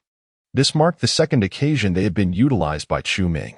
As the corners of Mosey's eyes twitched in disbelief, he found himself overwhelmed with questions. "How did you discover that the individual who stole your bodily tissue was one of ours?" "It was quite simple," Ming replied. "I utilized spiritual particles to communicate with that group of scientists while they were in a stupor, typing before their eyes like a subatomic particle. Their instinctive reactions revealed everything. Ordinary individuals would instinctively display terror and shock, while ETO members would exhibit a blend of shock and a hint of elation." Mosey suddenly awakened, and it dawned upon him that several individuals embedded within the ETO's psychic physics research team had occasionally mentioned experiencing hallucinations. In their drowsy states, they had been greeted by the sudden appearance of subtitles from the Sabhan, and in their ecstatic joy, they believed it was a sign of contact from the Master. However, upon regaining consciousness, all traces vanished. They attributed these visions to their fervent devotion to the Master, convinced that such zeal had conjured these illusions. Mosey was left with one final question. Where was the Sabhan? Was it absent from their surroundings? That little entity was truly bothersome.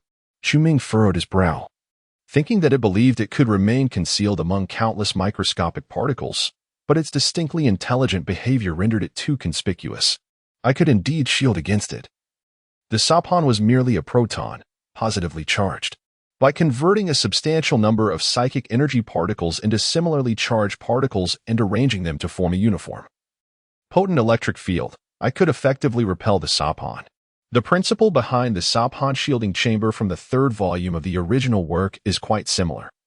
Although I sense a flaw in this concept, I shall adhere to Lu Cixin's narrative.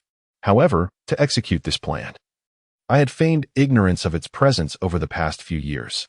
As you know, the Trisolarans are remarkably inept in matters of strategy. They evidently believed my mind's reach extended only 15 kilometers.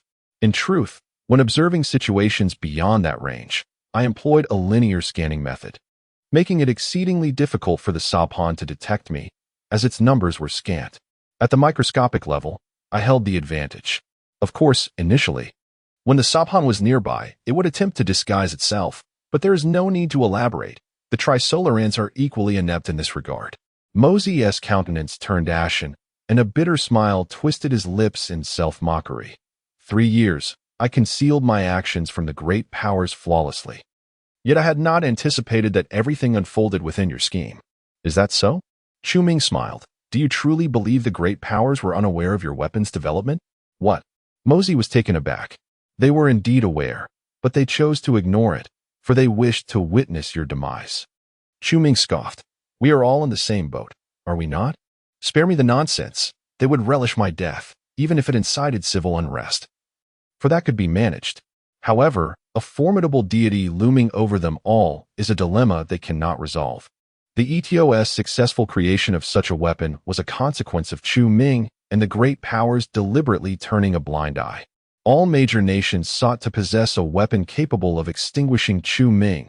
Otherwise, they would have eradicated the ETO long ago. In recent years, the surface seemed tranquil, with the great powers engaging amicably with Chu Ming, seemingly acknowledging his position. Yet, political maneuvering was incessantly at play. Chu Ming's strategies were not particularly sophisticated, akin to before. He was merely exploiting the information gap, taking advantage of the fact that both the great powers and the Trisolarans lacked understanding of the capabilities of cultivators like him. Mosey's complexion turned as pale as that of a corpse, and he weakly uttered, Mr. Chu Ming, I can now comprehend a saying of yours. To kill both the body and the spirit. Chu Ming shook his head gently, stating, I share this with you not to strike at your spirit, but to express my respect for you. Mosey, your ability to overcome countless hardships and create a weapon that transcends human technology in just 3 years truly marks you as an elite among humanity. Without such power, I would have no right to engage in a contest of wits with you. My strategies are rather unremarkable. My success is solely due to my strength. Mosey forced a bitter smile and replied, You flatter me, Mr. Chu Ming. In defeat to you, I am genuinely convinced. I concede, you truly possess the essence of a deity. Thank you, and farewell, Wallbreaker number 2, Chu Ming said, casting a gaze of respect upon him, before using his mental prowess to end his life. Chapter 59. The game between Western nations and Chu Ming in the virtual world of the three-body game. An emergency meeting convened among the ETO high-ranking officials. What kind of power is this? Can Chu Ming truly shield the Sophans? Some expressed their disbelief. Shortly after Mosey's attempt to assassinate Chu Ming, the Trisolarans relayed information. The Sophans were completely obstructed by the powerful electromagnetic field generated by Chu Ming's spiritual particles, unable to approach the confines he had established. Mosey had entirely lost contact with the organization. This further implied that Chu Ming had been masquerading before the Sophans for the past 3 years. What could his true intentions be? There was another perplexing aspect.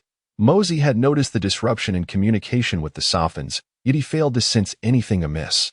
Why did he not immediately abort the assassination? Mosey was not a reckless individual. He must have experienced something unknown to them, which caused him to lower his guard. Qin Shi Huang's expression darkened. It must be that Chu Ming has done something.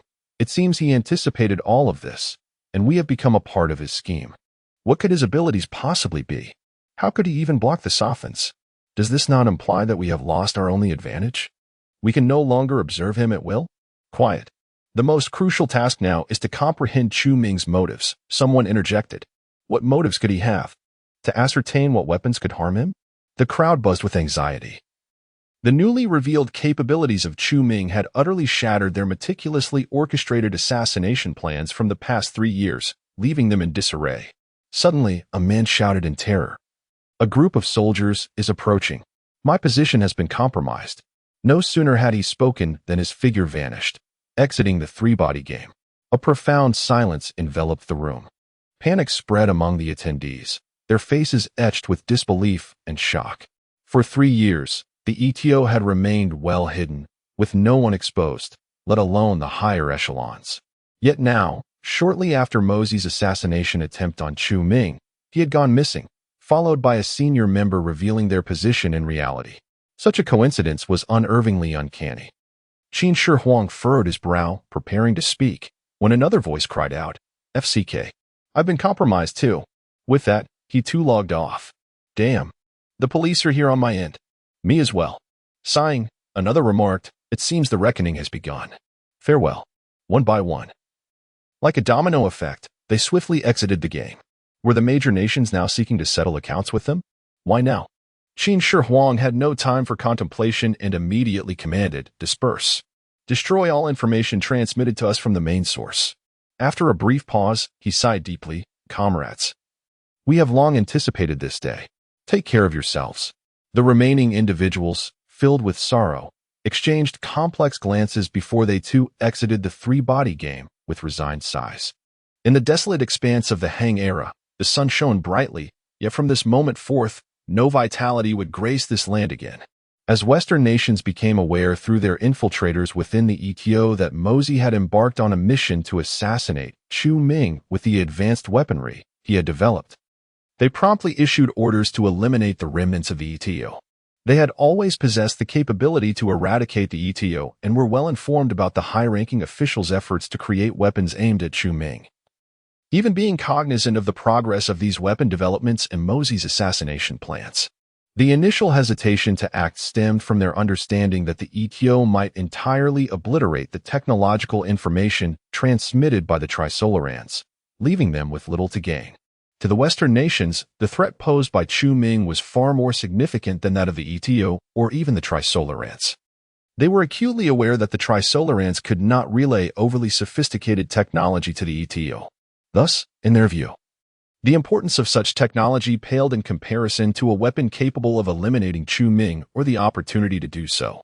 Consequently, they had turned a blind eye to the ETO's weapon development over the past 3 years, awaiting the moment when they could strike down Chu Ming. In reality, through their agents embedded within the Psychic Physics Research Project team, the Western powers had already surmised that the macro-atomic fusion was likely a weapon capable of killing Chu Ming.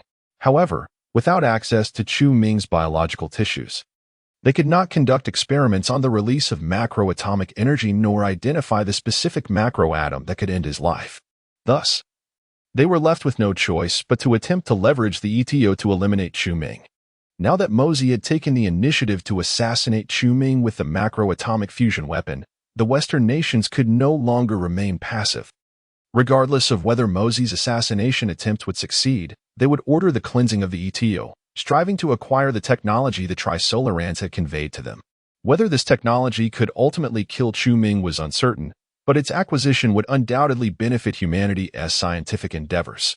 At a high-level meeting in Europe and America, the American representative stated, "The purge of the ETO remnants has proceeded smoothly, but as expected, most of them have timely destroyed the information transmitted by the Trisolarans, leaving us with very little to glean."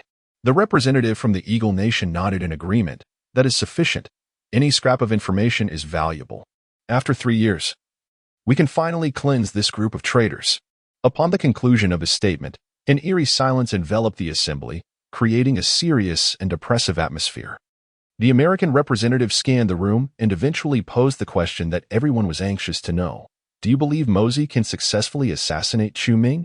A personal sentiment arose, indicating a high probability of success, as each of you has witnessed the potency of macro-atomic fusion. The representative from Gallia exchanged a meaningful glance with the American delegate, and everyone understood the implications of that look. Prior to the crisis era, a war had erupted between China and America.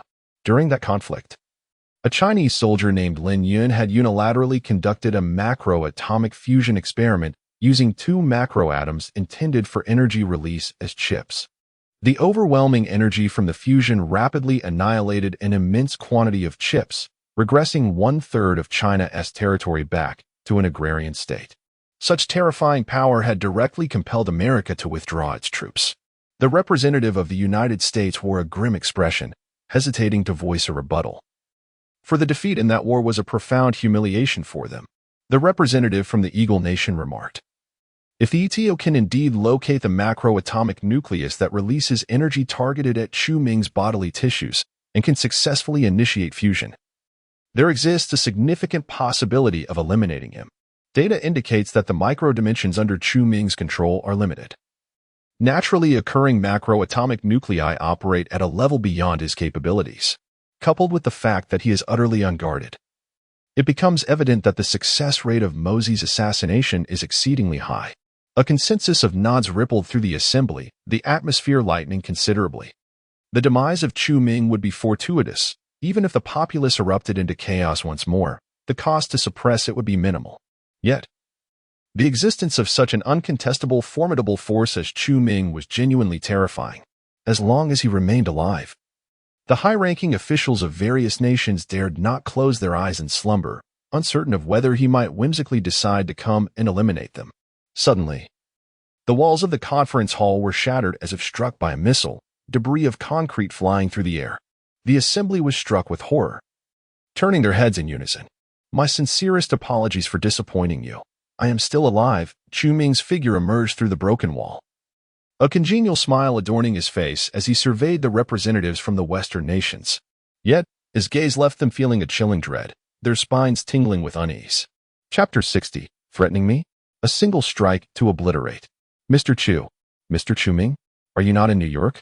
The American representative, suppressing the fear swelling within, inquired. Others shared a similar sense of bewilderment. The venue for this meeting was in London, the capital of the Eagle Nation, situated over 6,000 kilometers from New York. Even a supersonic fighter jet would require several hours for such a journey. They had specifically chosen this location to evade Chu Ming, meticulously monitoring his whereabouts through New York's surveillance systems and agents. According to their intelligence, Chu Ming had not left New York today. How could he suddenly appear in London? Over 6,000 kilometers away? Nearly 6,000 kilometers? I arrived in merely an hour, Chu Ming remarked as he gently descended onto the ravaged ground, surveying the assembly. Of course, to prevent you from detecting my approach, I left a clone in New York. The crowd was incredulous, as if they were hearing a mythical tale. An hour to traverse 6,000 kilometers? That would necessitate a velocity approaching 5 times the speed of sound. In the past, when Chu Ming eradicated terrorist organizations in smaller nations, his maximum speed had barely breached the sound barrier. What, then, was this clone technique? It dawned on them that Chu Ming's abilities had seemingly augmented over the years. However, there was no time for further contemplation. They were far more concerned with the purpose of Chu Ming's silent and violent intrusion. Chu Ming stood with his hands clasped behind his back, casting a sweeping glance over the assembly, and smiled. "You have devised quite a scheme, intending to use the ETO to eliminate me, I presume?" The representatives were taken aback. "What?" The American representative swallowed hard, his expression one of confusion. "Mr. Chu Ming, I do not comprehend your words. You must be misunderstanding something." The Eagle Nation representative chimed in. "Indeed, there must be a misunderstanding. Our interests align at present. How could we possibly wish you harm? That would be entirely detrimental to us." Others feigned confusion and indignation, as if there were indeed some colossal misunderstanding at play. Chu Ming chuckled. "I suggest you abandon your political charades and head straight to Hollywood. The Oscars would be yours for the taking." The American representative frowned. "Mr. Chu Ming, did you overhear our previous discussion? You must be mistaken. We have only just received intelligence regarding Mosey's intent to assassinate you, and have yet to inform you." Earlier, they had merely engaged in a rational discourse regarding the success rate of Mosey's assassination attempt on him, with no ulterior motives. With a smile on his face, Chu Ming slowly approached him. "At this point, is there any need for pretense? Very well, let us speak candidly. Allow me to recount your actions over the past few years." Without yielding an inch, Chu Ming unveiled the clandestine maneuvers undertaken by Western nations against him, including the infiltration of the Psychic Physics Research Project and the tacit allowance of the ETO to develop advanced weaponry. The representatives of the Western nations grew increasingly pallid, shock coursing through their veins. Like Mosey, they realized that much of what they had done was intricately woven into Chu Ming's grand design. The atmosphere within the venue was heavy and oppressive. "Mr. Chu Ming, what is it that you desire? You must understand that our actions are quite customary," the American representative said, his eyes narrowing in annoyance as he scrutinized Chu Ming. For the great powers of the world, such clandestine machinations had long become the norm, an unspoken agreement among them to avoid laying these matters bare. After all, with nuclear deterrence in place among modern nations, none dared to risk mutual annihilation. They might engage in covert conflict, but would outwardly afford each other a semblance of respect. From the perspective of Western nations, Chu Ming's stature and power were comparable to that of a contemporary superpower. Their covert endeavors to acquire weapons capable of deterring him were, in their eyes, entirely justified. They believed that, even if Chu Ming were aware of these machinations, he would, like other great powers, refrain from discussing them openly.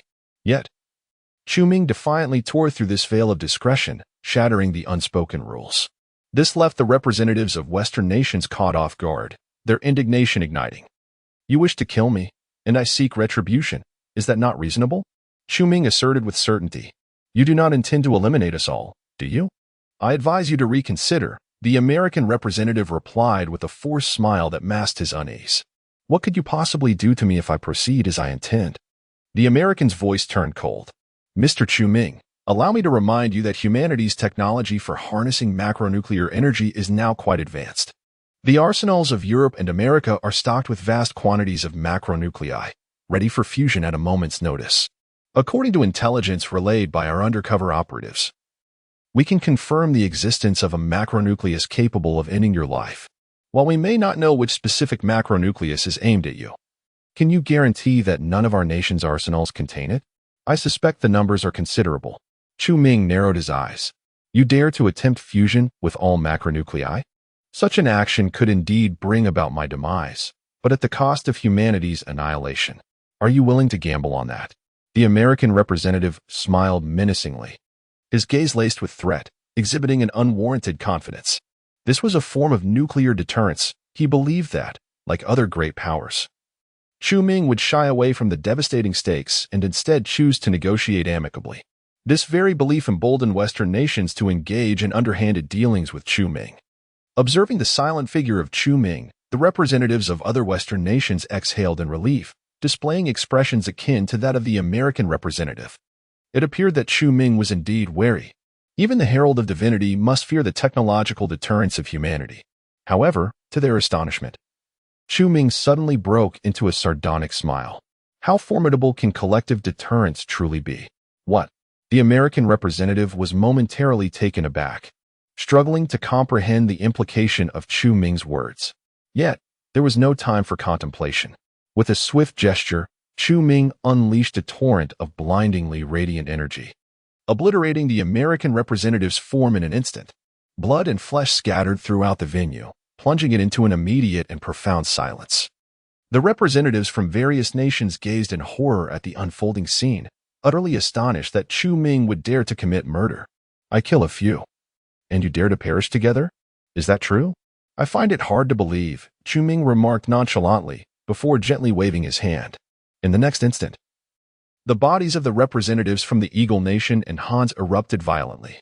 The conference hall was suddenly drenched in a downpour of blood.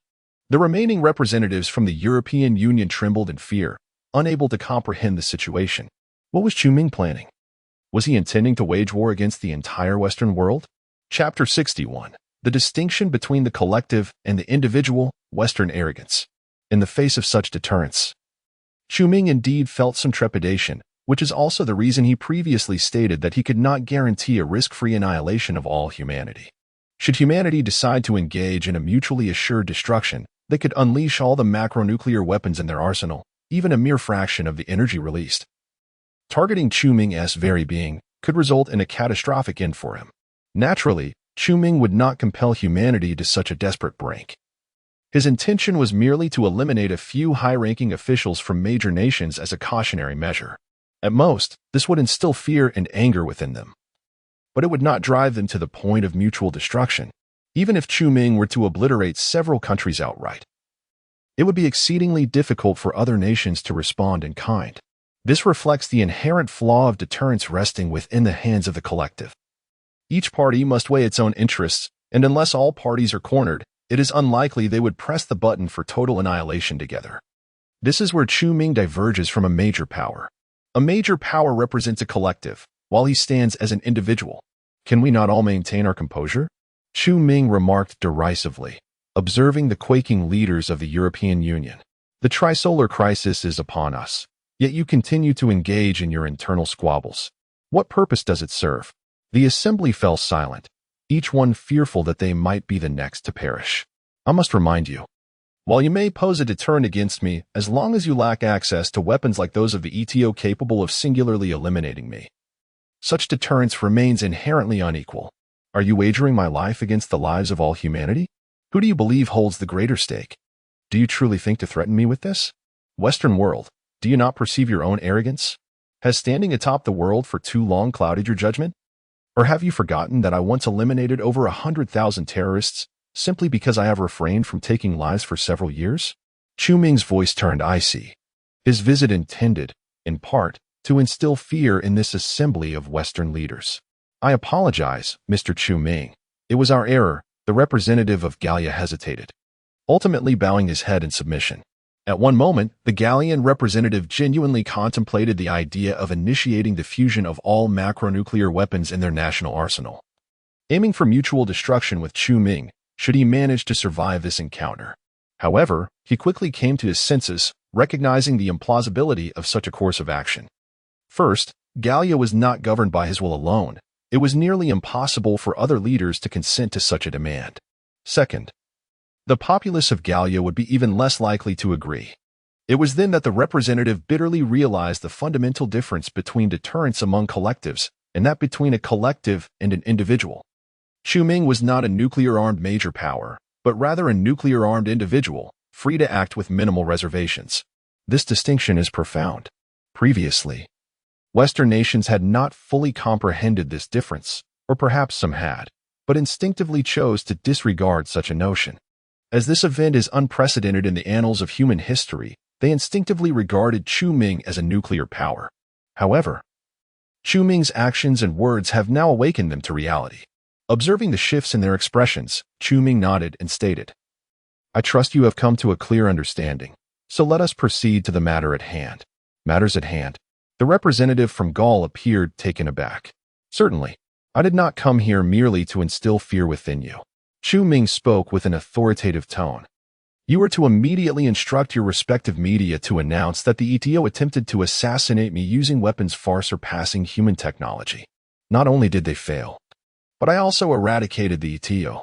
The Gaul representative was momentarily speechless, and the expressions of others turned peculiar. What did Chu Ming mean by this? Was he attempting to usurp the credit for the ETO's demise from Western nations? Was this a maneuver to solidify his savior persona in the public eye? To garner even more fervent belief from the populace? How mercenary! The representatives from Western nations were reluctant. For the annihilation of the ETO was a rare political and military achievement that could significantly bolster their standing among their citizens. Or rather, it was a means to reclaim some of the prestige that Chu Ming had appropriated. They were truly astonished that Chu Ming would vie for even this modicum of success. Did he not regard them as equals? "Mr. Chu Ming, might we discuss this matter further? Or perhaps we can sit down and negotiate," the Gaul representative carefully suggested, adopting a notably humble demeanor. This requires the consensus of the other 6 permanent members. The military forces of Huagua and Beixiong were also involved in the ETO's dismantling. Yet they were entirely unaware of the clandestine actions taken against Chu Ming by the Western nations, particularly Huagua, which maintained a friendly attitude towards Chu Ming, as he was one of their own and never regarded as an enemy. "Of course, I am not unreasonable," Chu Ming responded with a congenial smile, though to the others, it was a chilling sight. In regard to Chu Ming's request, both Huagua and Beixiong swiftly acquiesced, citing, "He is the wall facers. We cannot refuse his demands." Although this reasoning was rather far-fetched, it was indeed a plausible justification. Conversely, the United States, Hans, and England were seething with rage due to the loss of 3 high-ranking officials at Chu Ming's hands. Yet, upon weighing the pros and cons, they realized that denying Chu Ming's request would be an exceedingly perilous endeavor. Who could predict how this nuclear-armed individual might react in indignation, potentially unleashing consequences they could scarcely endure? Thus, these 3 nations ultimately, albeit with profound humiliation, consented to Chu Ming's request. Soon, the news of the ETO's failed assassination attempt against Chu Ming, using technology beyond human comprehension, and their subsequent obliteration spread rapidly across the globe. After the meeting concluded, Chu Ming called upon the representative from Huagua, saying, "Sir, may I trouble you with a request?" "Please, go ahead," the Huagua representative replied with a cordial smile, his demeanor exceedingly amicable. Regardless of his lawless demeanor abroad, Chu Ming abides by the law upon his return to his homeland, demonstrating unwavering respect for the regulations. Moreover, his efforts to advance the crucial project of psychophysical research within Huagua have significantly enhanced the nation's positive image in the international arena. This clearly illustrates that Chu Ming is a person who holds profound respect and affection for his country. Chu Ming inquired, concerning the truth behind the ETO's demise. "Could we keep this confidential from individuals below the rank of general in Huagua?" The representative of Huagua furrowed his brow slightly and asked, "What is the purpose of your request?" Chu Ming replied with a smile, "This is part of my wall plan." The Huagua representative was momentarily at a loss for words. The wall plan was nearly a relic of the past, yet he found himself being deceived by it. However, since Chu Ming was unwilling to divulge further details, the representative chose not to press the matter, recognizing that this was not an unreasonable request, and thus granted it without hesitation. "Thank you very much," Chu Ming said, a relieved smile spreading across his face as he realized that he had finally completed the last step of this phase of his plan after such an extended effort. Suddenly, the voice of the system echoed, "Something is amiss. There is an overwhelming sense of disquiet. Why do I feel as though you're up to something again?" The system was merely astonished by Chu Ming's stratagem involving the ETO and the Trisolarans, noting that this had no bearing on its mission or experimental data. However, Chu Ming's peculiar behavior aroused a sense of caution within the system. It understood that he was not one to care about public sentiment. Nor did he have any need to usurp the credit for the ETO's downfall from the great powers. Even if he did, there would be no necessity to deliberately conceal the truth from individuals below the rank of general in Huagua. Such conduct was indeed suspicious. With a knowing smile, Chu Ming mused, "My dear little system, consider Zhang Beihai." After a brief silence, the system exclaimed in astonishment, "I can't believe this." It was evident that the situation had flustered the system, causing it to fumble its words. Chapter 62, Dispel. A few days later, Luo Ji requested the PDC to convene a wallfacer hearing via video conference. With the presence of Chu Ming, the significance of the wallfacer project had considerably diminished, rendering the authority of the wallfacers nearly nominal, particularly for Luo Ji, who had indulged in the privileges of his position without any substantial contribution since the inception of the project. He had long been overlooked by the PDC. Initially, the major powers were disinclined to heed Luo Ji's request, but considering his unusual connection with Chu Ming, they ultimately acquiesced, albeit with a perfunctory attitude. In a bomb shelter located 200 meters underground, Luo Ji and Canny entered the video conference room ahead of time, awaiting the commencement of the meeting. "Dr. Luo Ji, for an international conference of this magnitude, is it not somewhat inappropriate for you to participate remotely rather than in person?" Canny expressed his reservations. "I apologize, but I truly have no choice. If my suspicions are correct, I find myself in a perilous situation and cannot afford to take any risks," Luo Ji replied apologetically. "Are you still concerned that the ETO might attempt to assassinate you?" Canty looked at him in astonishment. "Dr. Luo Ji, have you not been following the news these past few days?" "No, I have been preoccupied with organizing data regarding that star." "Is there something significant that I should know?" "Indeed, there is. Mr. Chu Ming was recently targeted for assassination by the ETO," Canny stated. "ETO attempted to assassinate him? How is that even conceivable?" "He is." Luo Ji was taken aback. "The situation is as follows. Over the past few years, the ETO, with the assistance of the Trisolarans, has developed a weapon that far surpasses human technology. The specifics are beyond my clearance, but it is evidently formidable. The ETO believed that with this weapon, they could eliminate Mr. Chu Ming." "And what was the outcome?" Luo Ji inquired anxiously. "The assassination attempt failed, and Mr. Chu Ming subsequently eradicated the ETO operatives involved." Luo Ji initially breathed a sigh of relief, only to be overtaken by shock. Was it truly beyond the Trisolaran technology to subdue Chu Ming? Of course, the Trisolarans clearly underestimated the power of the messenger of God. Canny revealed a glimmer of excitement and pride in his eyes. Luo Ji looked at him in surprise. "Mr. Candy, do you also hold faith in Chu Ming?" "Oh no. I merely adhere to Christianity," Kenny shook his head. As for Mr. Chu Ming, I am a rationalist.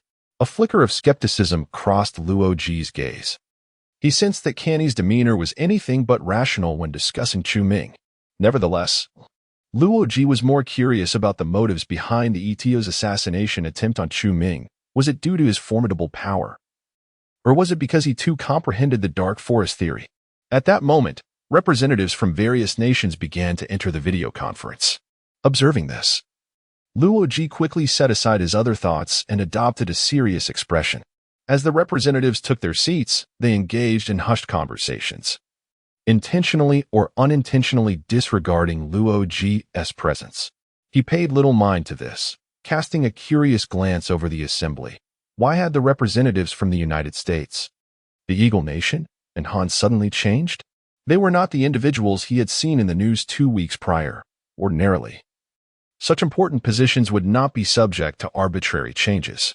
At this moment, the rotating chairperson of the PDC announced the commencement of the meeting, inquiring, Wallfacer Luo Ji, what strategic plan do you intend to execute? I must remind you that the resources at your disposal are the least among all Wallfacers. So I hope your proposal remains within permissible limits. I am aware that my plan requires minimal resources, Luo Ji replied. Just like your previous plan? The PDC chair mocked, eliciting a few chuckles from the representatives. It was no wonder they reacted this way. Luo Ji's prior antics had been utterly absurd, searching for a utopia, chasing a dream lover, lavishing wealth on fine wine, and idling for 5 years while proclaiming that all of this was part of the Wallfacer plan. Even less than the resources consumed by the previous plan, Luo Ji stated calmly.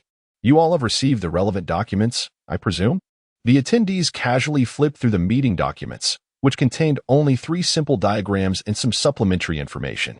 The content of the 3 diagrams depicted the coordinates of a star. 187J3X1, located 49.5 light-years from the Sun. I need to utilize the Sun's radio wave amplification function to transmit this information into the cosmos. It is as straightforward as that and requires almost no resources. What is this? The representative from the United States asked. It is a spell. The sound of papers rustling ceased abruptly. The participants turned their varied gazes toward Luo Ji. A spell? What is this Wallfacer thinking? Is he attempting to imitate Chu Ming in theology? But he lacks the capability. Whom is the spell directed at? Luo Ji responded. The planets orbiting the star 187J3X1. And it may also directly affect the star itself. What effect will it have? I do not know, but it is certain to be catastrophic. When will the spell take effect? The star 187J3X1 is approximately 50 light-years away from the Sun, so the earliest it could take effect would be in 50 years. We will not be able to observe it until a century later.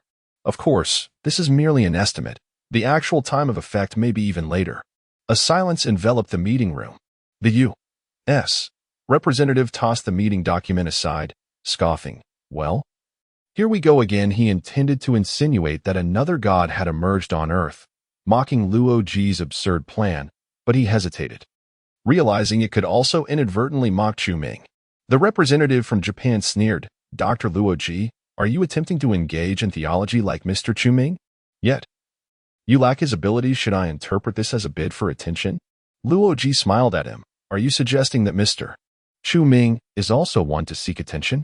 The Japanese representative's expression changed. I did not mean that I hold Mr. Chu Ming in great respect.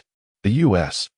representative cast an irate glance at him, implying, say less. After all, this plan consumes little to no resources, so let us humor him and appease Chu Ming. The Japanese representative fell silent, unwilling to contradict the U.S. representative, for who would dare argue with their father? Representatives from various nations feigned discussions before ultimately agreeing to Luo Ji's plan. The chairman of the PDC posed the final question. What do you intend to do during the interval before the spell takes effect? I plan to enter hibernation. Awaken me when the spell is in effect, Luo Ji replied, exhaling with relief. As the ETO had been vanquished, Luo Ji did not face the genetic weapon assaults as depicted in the original narrative. Prior to his hibernation, he met with Chu Ming. I fail to comprehend. Must you bear this responsibility? Chu Ming inquired, bewildered. Brother Chu, I too wish to evade this burden. Yet love and a sense of duty towards my family compel me to act thus, Luojia admitted with a bitter tone. Chu Ming remained silent for 2 seconds. His eyes twitching as he remarked, I love your mother's fried dough twists. Luojia chuckled softly, patting his shoulder, saying, You do not understand. And I do not blame you. It is quite normal for God to be oblivious to emotions. Chu Ming gazed at him with a complex expression for a moment before sighing, Very well, I respect your choice. Let us meet again in 2 centuries, Brother Luo. Luojia's smile faltered. 2 centuries? How do you know it will be 2 centuries? Chu Ming smiled enigmatically. Days later, with a heart full of astonishment regarding Chu Ming, Luojia entered hibernation. Simultaneously, his spell was successfully launched, amplified by the sun's electromagnetic waves, racing towards the cosmos at the speed of light. Chapter 63, The Wallfacer Zhang Beihai, I am your wallbreaker. Upon his return to the Spiritual Research Institute of Huagua, Chu Ming discovered a familiar face awaiting him, Zhang Beihai. Mr. Chu Ming, has Etio attempted to assassinate you? Zhang Beihai inquired directly. Indeed, they invested several years developing a cutting-edge weapon through the advanced technology relayed by the Trisolarans. Intending to eliminate me, Chu Ming replied, a disdainful expression gracing his features. However, that weapon posed no threat whatsoever. I easily destroyed it. Zhang Beihai's eyes narrowed slightly. May I ask what exactly that weapon was? I am uncertain. I do not comprehend such matters. I merely obliterated it without a second thought. Then traced back the source to eradicate the entire ETO organization to prevent any further disturbances. Chu Ming maintained an air of nonchalance, as if he had merely accomplished an inconsequential task. Such audacity, such disregard. Zhang Beihai fell into silence, finally compelled to accept that Chu Ming was not affiliated with ETO. But was he truly fighting for humanity? To what extent did his powers reach? Comrade Zhang Beihai, do you now comprehend the foundation of my belief in victory?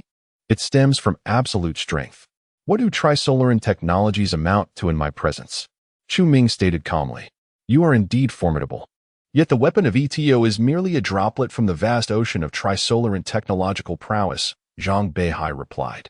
He could not solely rely on this incident to ascertain that Chu Ming possessed the power to defeat the Trisolarans. Yet it undeniably fractured the conviction of his own escapist beliefs. Consider this, if in the future, Zhang Beihai were to lead a group of humans in an interstellar flight. While Chu Ming guided humanity to triumph over the Trisolarans, Zhang Beihai would transform from a hero preserving the flame of humanity into a despised coward. For a competent soldier, such a fate is far more terrifying than death itself. The turmoil and hesitation within Zhang Beihai's heart were palpable. At that moment, Chu Ming stated plainly, I understand you are a staunch advocate of escapism, believing humanity is destined to lose this war, and you aspire to leave a legacy for human civilization. Suddenly, Zhang Beihai's face reflected sheer terror. Surely there were Sophins nearby. How could Chu Ming utter such words? If the Trisolarans became aware, his entire plan would unravel. All his sacrifices and patience would be in vain. Rest assured, I can shield against the Sophins. Chu Ming smiled reassuringly. What? Is that even possible? Zhang Beihai was taken aback, struggling to believe.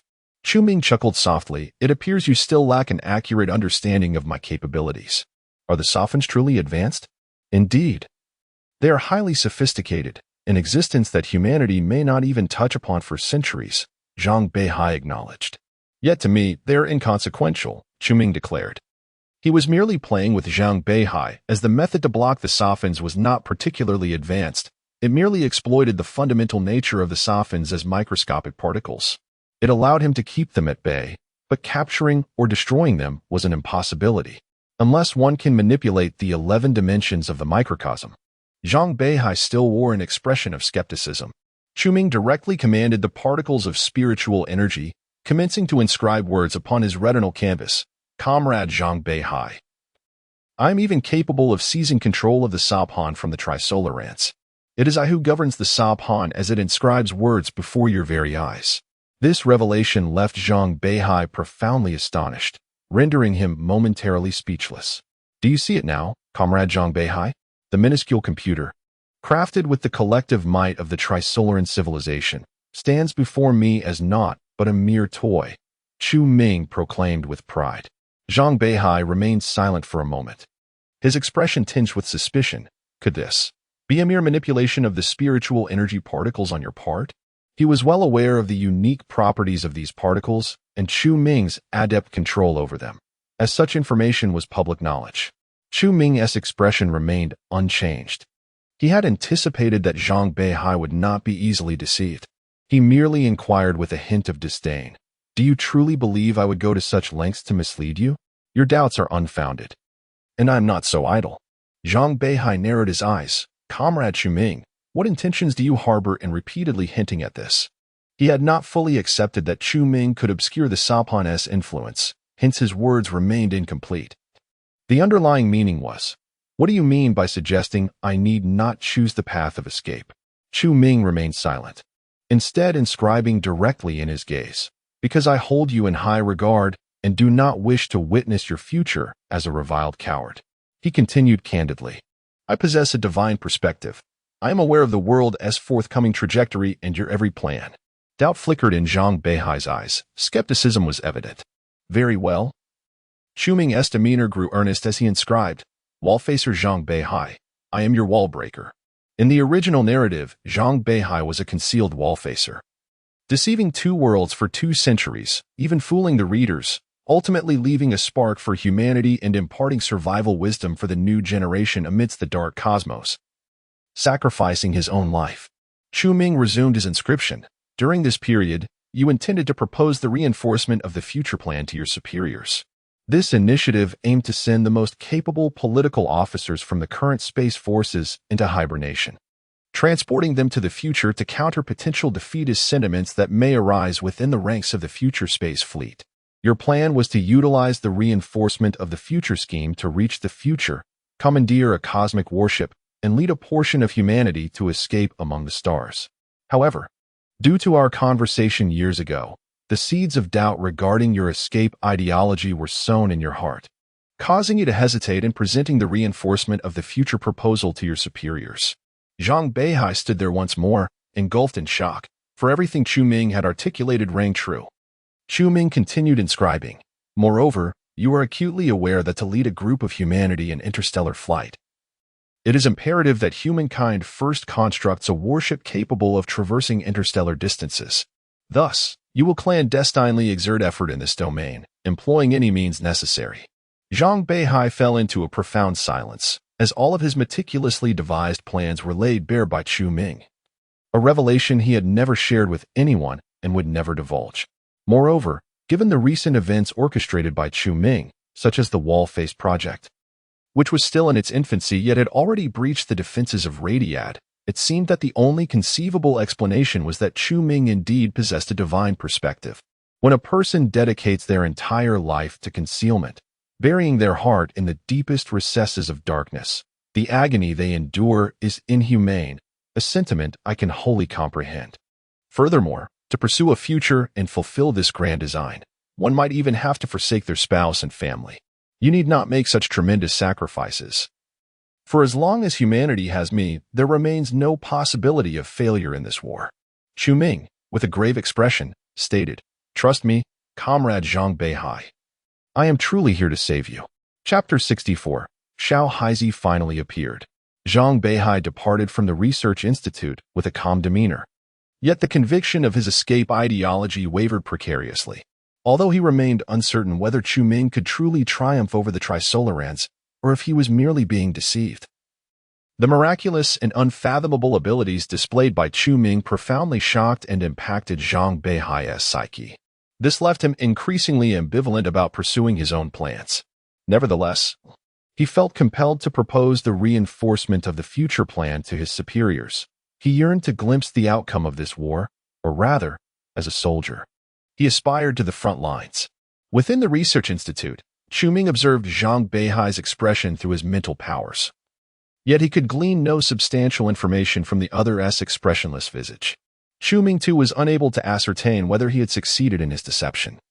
Zhang Beihai's thoughts ran too deep, with scant interior monologues even in the original text. One must do their utmost, and leave the rest to fate. However, there was one statement Chu Ming made with utmost sincerity. He was indeed saving Zhang Beihai. In the apocalyptic battle of 2 centuries hence, he would surely obliterate the water droplets. Humanity would not face defeat, and if Zhang Beihai fled, he would truly become a coward. After a moment of contemplation, Ming addressed the system in his heart.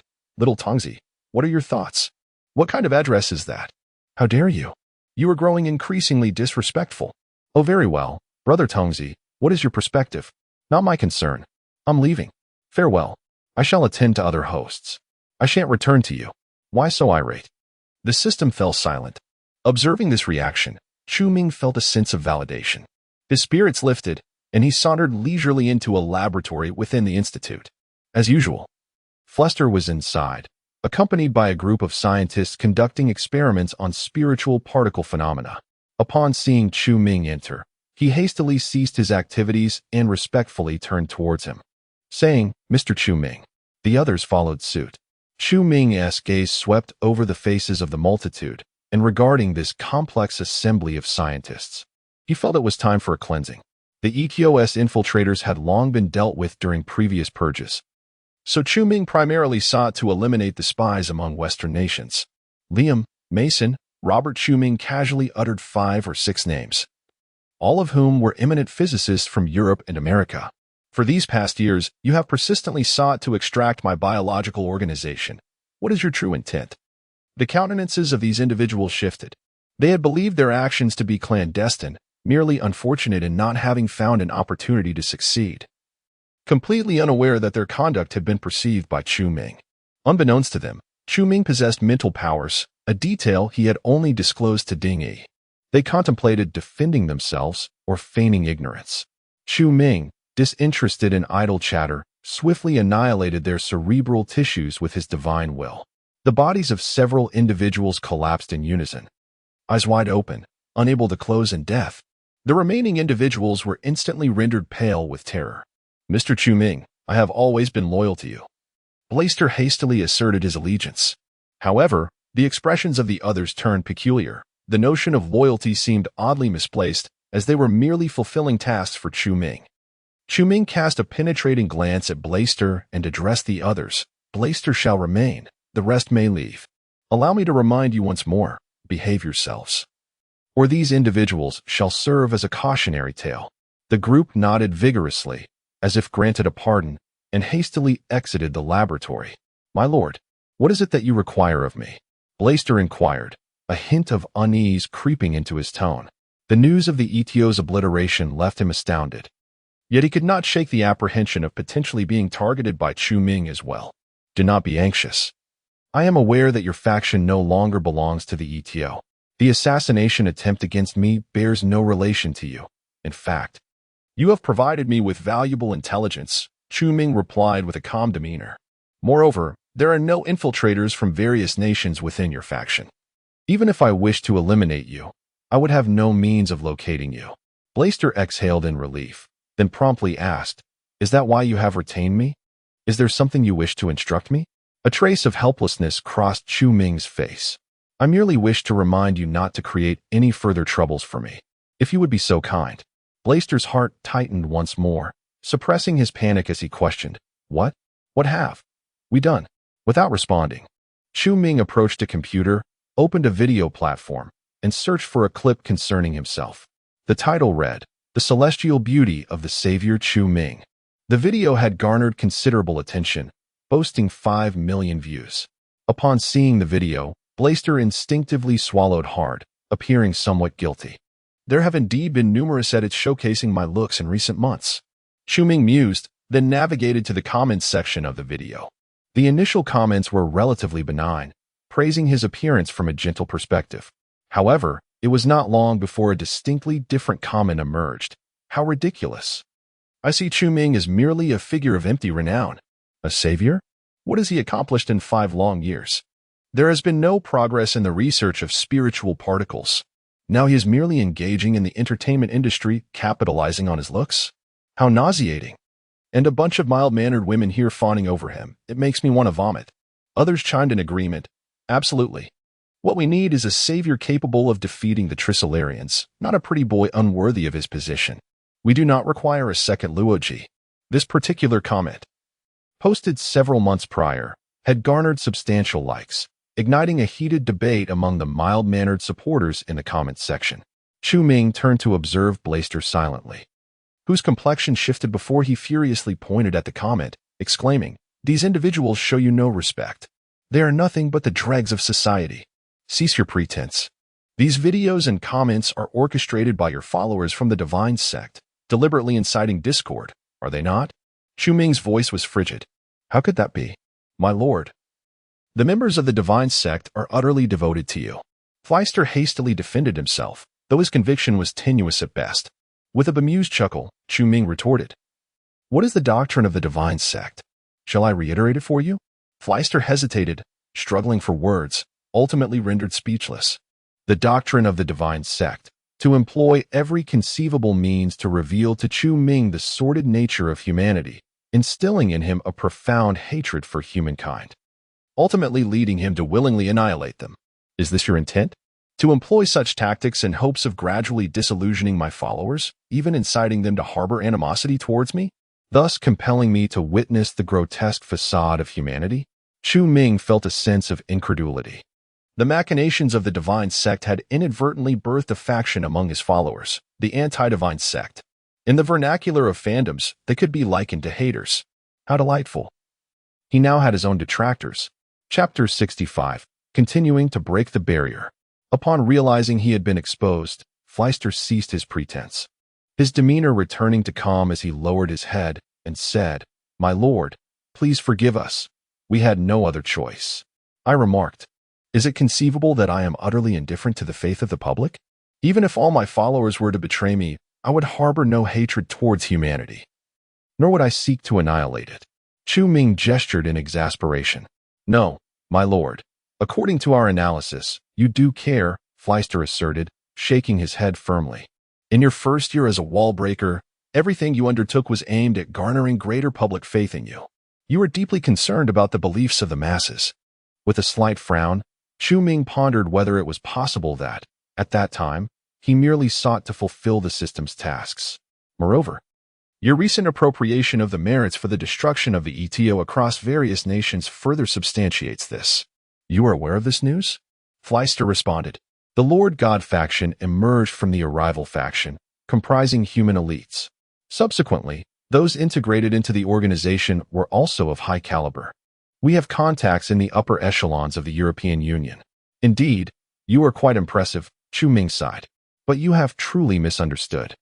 My actions were driven by other motives, not for the sake of public faith. Fleister, however, remained resolute. If that were the case, you would not have specifically come to remind me.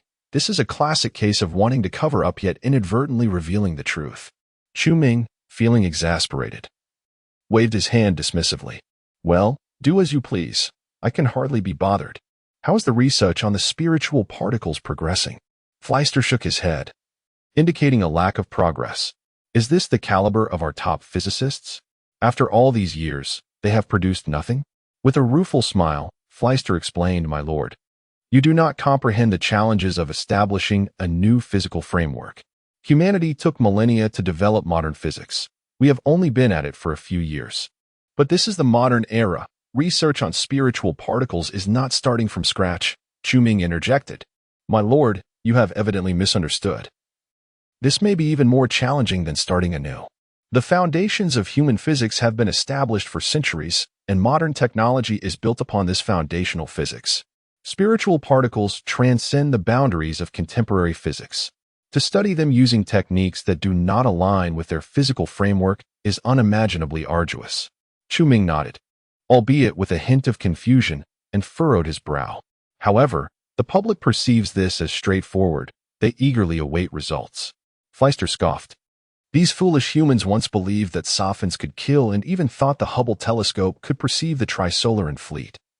They're only willing to accept what aligns with their beliefs. This was one reason for the emergence of anti-God factions among Chu Ming's followers. Even without the Lord God faction subtly influencing the narrative, it was inevitable, due to the exalted status ascribed to Chu Ming. The public held immense expectations regarding the research on spiritual particles, convinced that these unique particles could facilitate humanity's breakthrough against the blockade of Sophons. Yet, As the years passed without any advancements in the study of spiritual particles, disappointment towards Chu Ming was bound to arise, especially among the rationalists, predominantly atheists. Their fervor for Chu Ming's faith is inherently tepid. Upon realizing that he has yet to deliver tangible results in saving the world, they inevitably abandon their belief in him, even turning to critique his endeavors. The theocratic faction merely exploits this group of individuals. Simultaneously, as Fleister observes Chu Ming's deep concern regarding public faith, he becomes increasingly convinced of Chu Ming's genuine investment in it. At this rate, my detractors will multiply. Chu Ming sighed softly, remarking, I neither wear suspenders nor play basketball. Why would they criticize me? Detractors? Basketball? Fleister appeared bewildered, entirely at a loss. Never mind, it's unimportant. It merely reminded me of a girl with a center-part hairstyle. Chu Ming shook his head and said, Let them oppose the divine. I am indifferent. However, Fleister perceived this as a form of self-reassurance, clearly believing that Chu Ming did care. By the way, how's the research on the controlled nuclear fusion project and the space elevator progressing? Chu Ming inquired.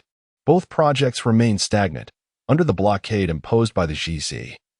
It may take 2 to 3 decades, or even longer, before any results are achieved. Furthermore, the controlled nuclear fusion initiative has encountered divisions. The ultimate goal of this project is to develop an engine for spacecraft. Yet many influential figures in the aerospace sector hail from the era of chemical rocket engines. This faction advocates for the research of propellant-driven spacecraft, while the Space Army and Dr. Ding Yi's faction ardently support the development of radiation-driven vessels. Chu Ming grimaced, saying, Humanity is perpetually embroiled in internal strife. Ah, the old aerospace faction, may you fervently wish for a change in Zhang Beihai's plans. My lord, this is the inherent flaw of humanity. We are indeed a malevolent species. Fleister exclaimed with indignation. I am human too. So are you. No, you are a deity. We are mere devotees serving the divine. Fleister replied with reverence. Your service seems to only increase my detractors, does it not? Chu Ming retorted, incredulous, as he rose to leave the room. Well then, focus on researching the spiritual particles. That is your sole purpose in my service. Yes. Upon exiting the laboratory, the system's voice resonated in Chu Ming's mind. I am somewhat uncertain now. Do you truly care about public faith? I do not, he replied. Then why did you specifically come to discuss this with Fleister? It seems as if you care greatly. This is part of the plan. The system fell silent. Harboring doubts, has your mindset undergone a transformation? Are you beginning to relish the public's faith? Chu Ming, perplexed, responded with such formidable power. Why should I concern myself with their faith? I do not comprehend it either, yet there are precedents. Who?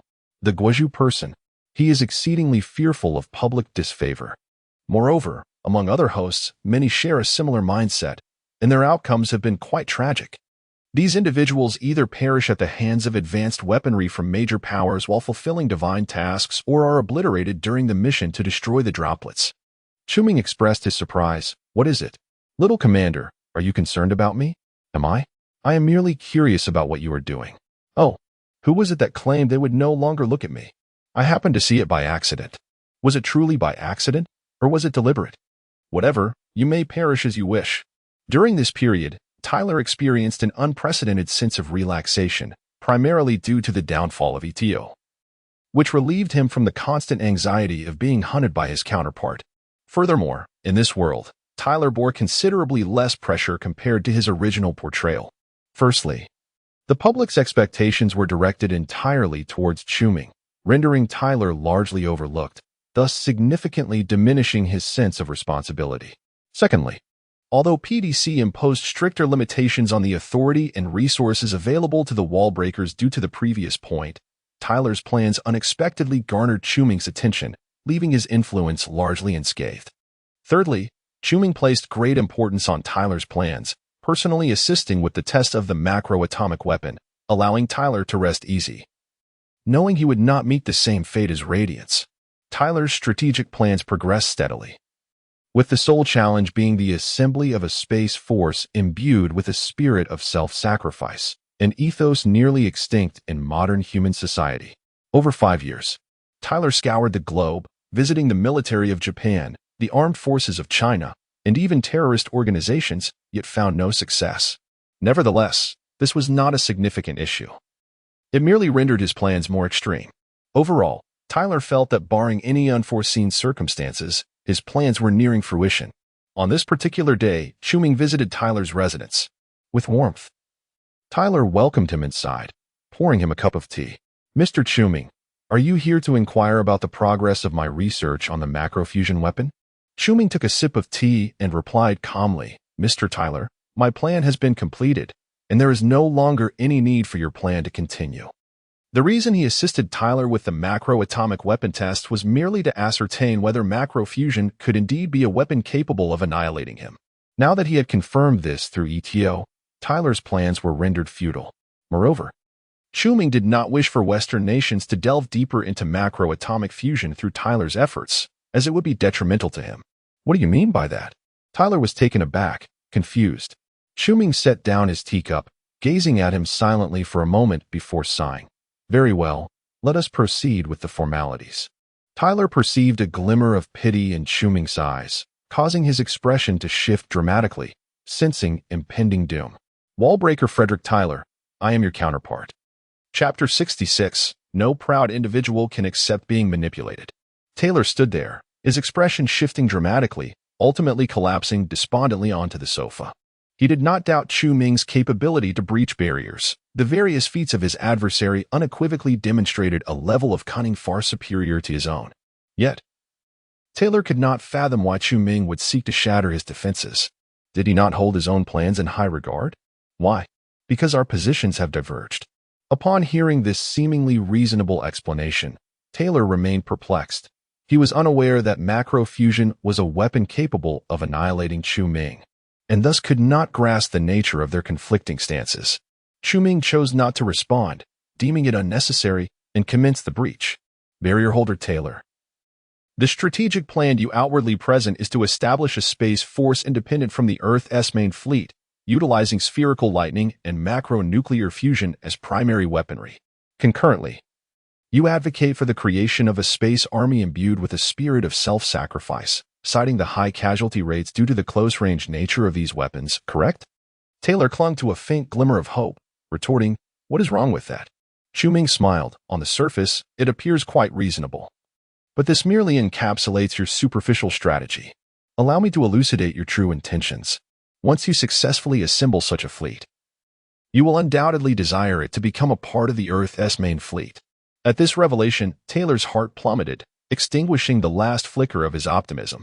Chuming continued, "However, the ultimate target of your fleet's assaults will not be the Trisolaran fleet, but rather the Earth's main fleet. In your vision, when the Trisolaran fleet reaches the solar system, the Earth fleet will be poised for battle. At which point your fleet will unleash macro fusion and spherical lightning upon the Earth fleet, reducing it to mere ashes. Thus, you would acquire what you desire, a fleet of Earth vessels in a macroscopic quantum state, intending to use the quantum phantoms of the Earth fleet to resist the Trisolaran forces. In your estimation, those who have perished cannot die again, and fleets that have been obliterated cannot be destroyed anew. Your pursuit of a spirit of sacrifice is merely to ensure that those space soldiers, after being slain by their human brethren, still consider the salvation of Earth's civilization their solemn duty." Taylor fell silent, yet his spirit teetered on the brink of collapse. After a moment of hesitation, he weakly inquired, "What will happen if all of this transpires?" "Utterly futile," Chuming replied bluntly. "Humanity can only employ primitive technology to clumsily manipulate macro-atoms, which entails manipulation at a higher dimensional microscopic level, a domain in which the Trisolarans far surpass humanity. Ding Yi once remarked that if humanity were to collect macro-atoms in their natural low-dimensional state, it would amount to crafting a bow and arrow.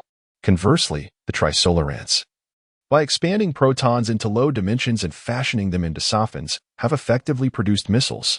To engage in macro-atomic weaponry in the presence of the Trisolarans is akin to wielding a tool of the tradesman in their own domain. They remain indifferent."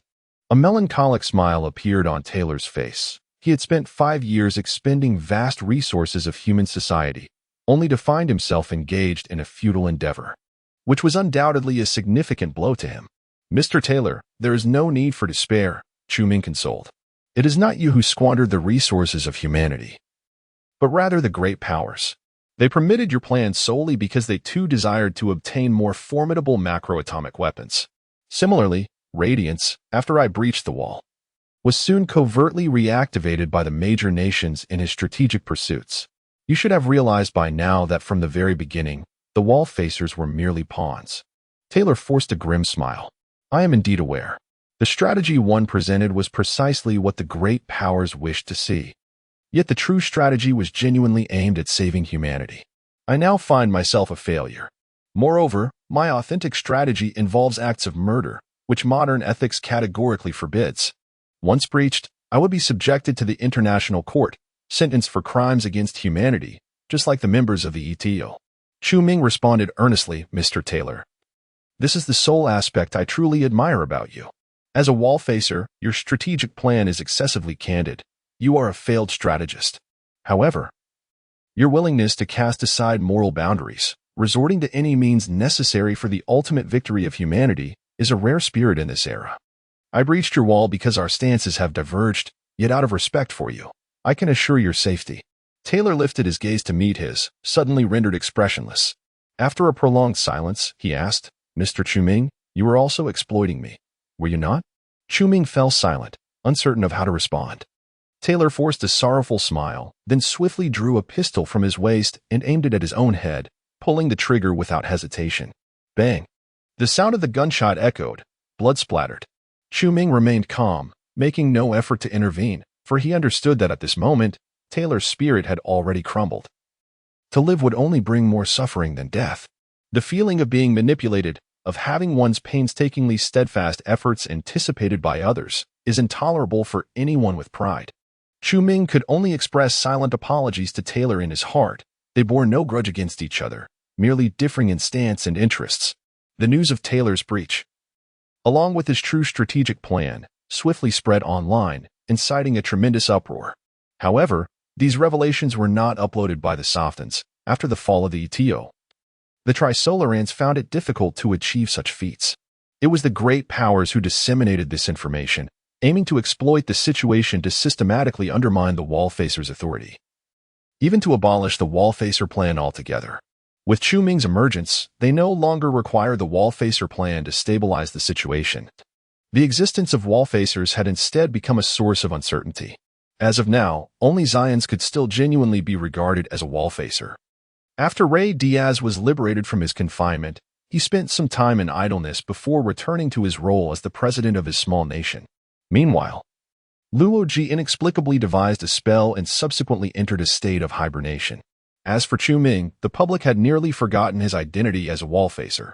Consequently, the incident involving Tyler's liberation, although reigniting public skepticism and condemnation of the wall facer project, even prompting calls for the prosecution of Ray Diaz, Luoji, and Hines for crimes against humanity, resulted in Chu Ming being regarded as a hero. The populace believed he had discerned Tyler's inhumane strategic plans and acted to shatter Tyler's barriers in order to save humanity.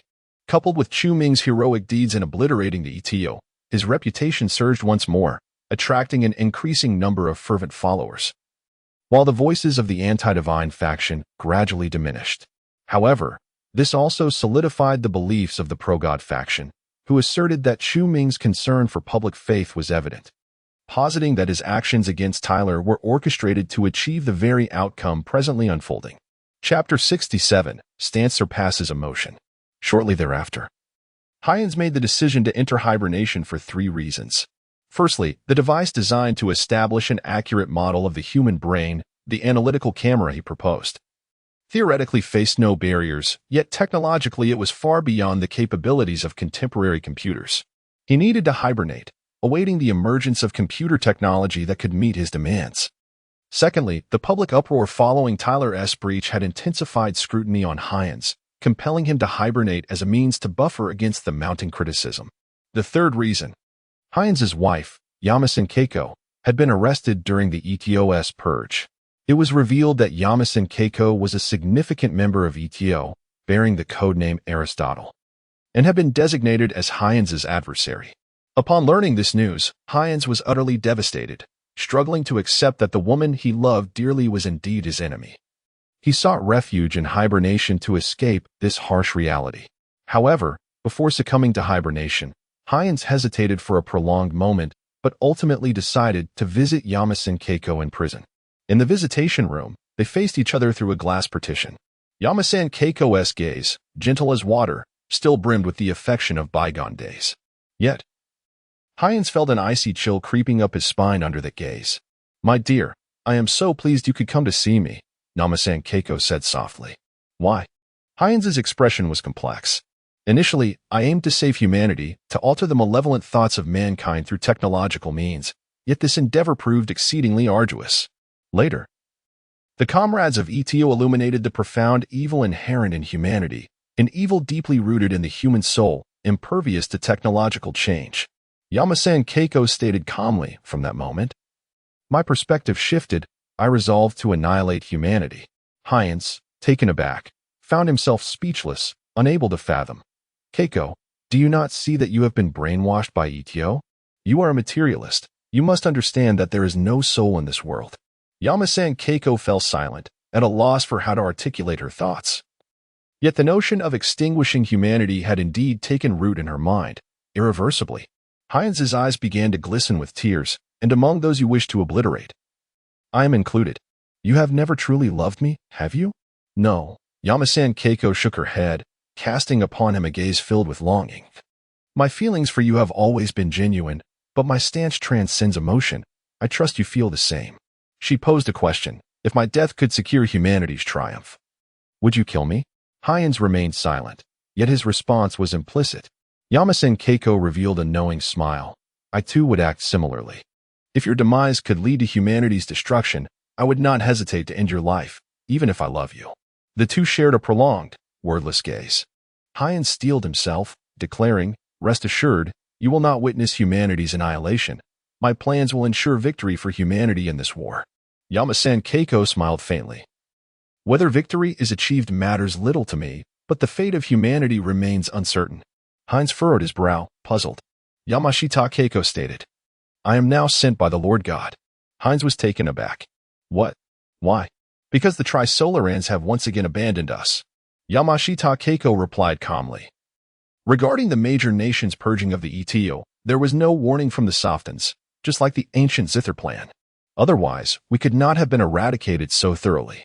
Rather than placing humanity's hope for survival in the hands of the Trisolarans, who are light years away and may abandon us at any moment, I would rather place my faith in Chu Ming. I now regret not severing ties with the arrival faction sooner. Otherwise, I could still serve Chu Ming." Heinz's brow tightened. An inexplicable flicker of hatred toward Chu Ming surfacing within him, yet he recognized this sentiment as irrational and quickly dismissed it. Mr. Chu Ming would not annihilate humanity. He is not of the arrival faction.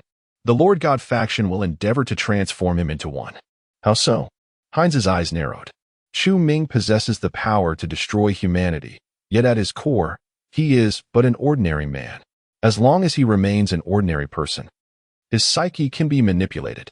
Yamashita Keiko asserted confidently, revealing her psychology degree. Heinz was aware of this, and it immediately instilled a sense of urgency within him. Perhaps the Trisolaran invasion was not the imminent crisis for humanity. Rather, it was Chu Ming.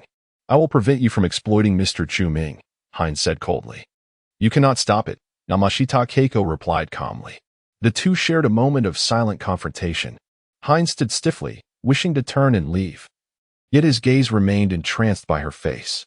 Ultimately, his icy demeanor softened, and in that instant, he relinquished his role as the wall facer, becoming merely an ordinary husband. "Keiko, I love you," he uttered gently, tears streaming down his face unbeknownst to him.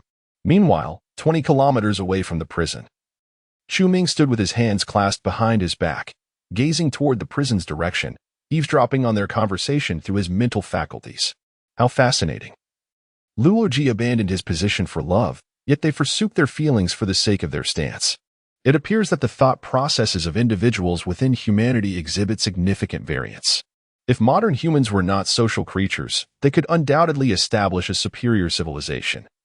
But such is humanity's inherent flaw. Subconsciously, they yearn to huddle together for warmth.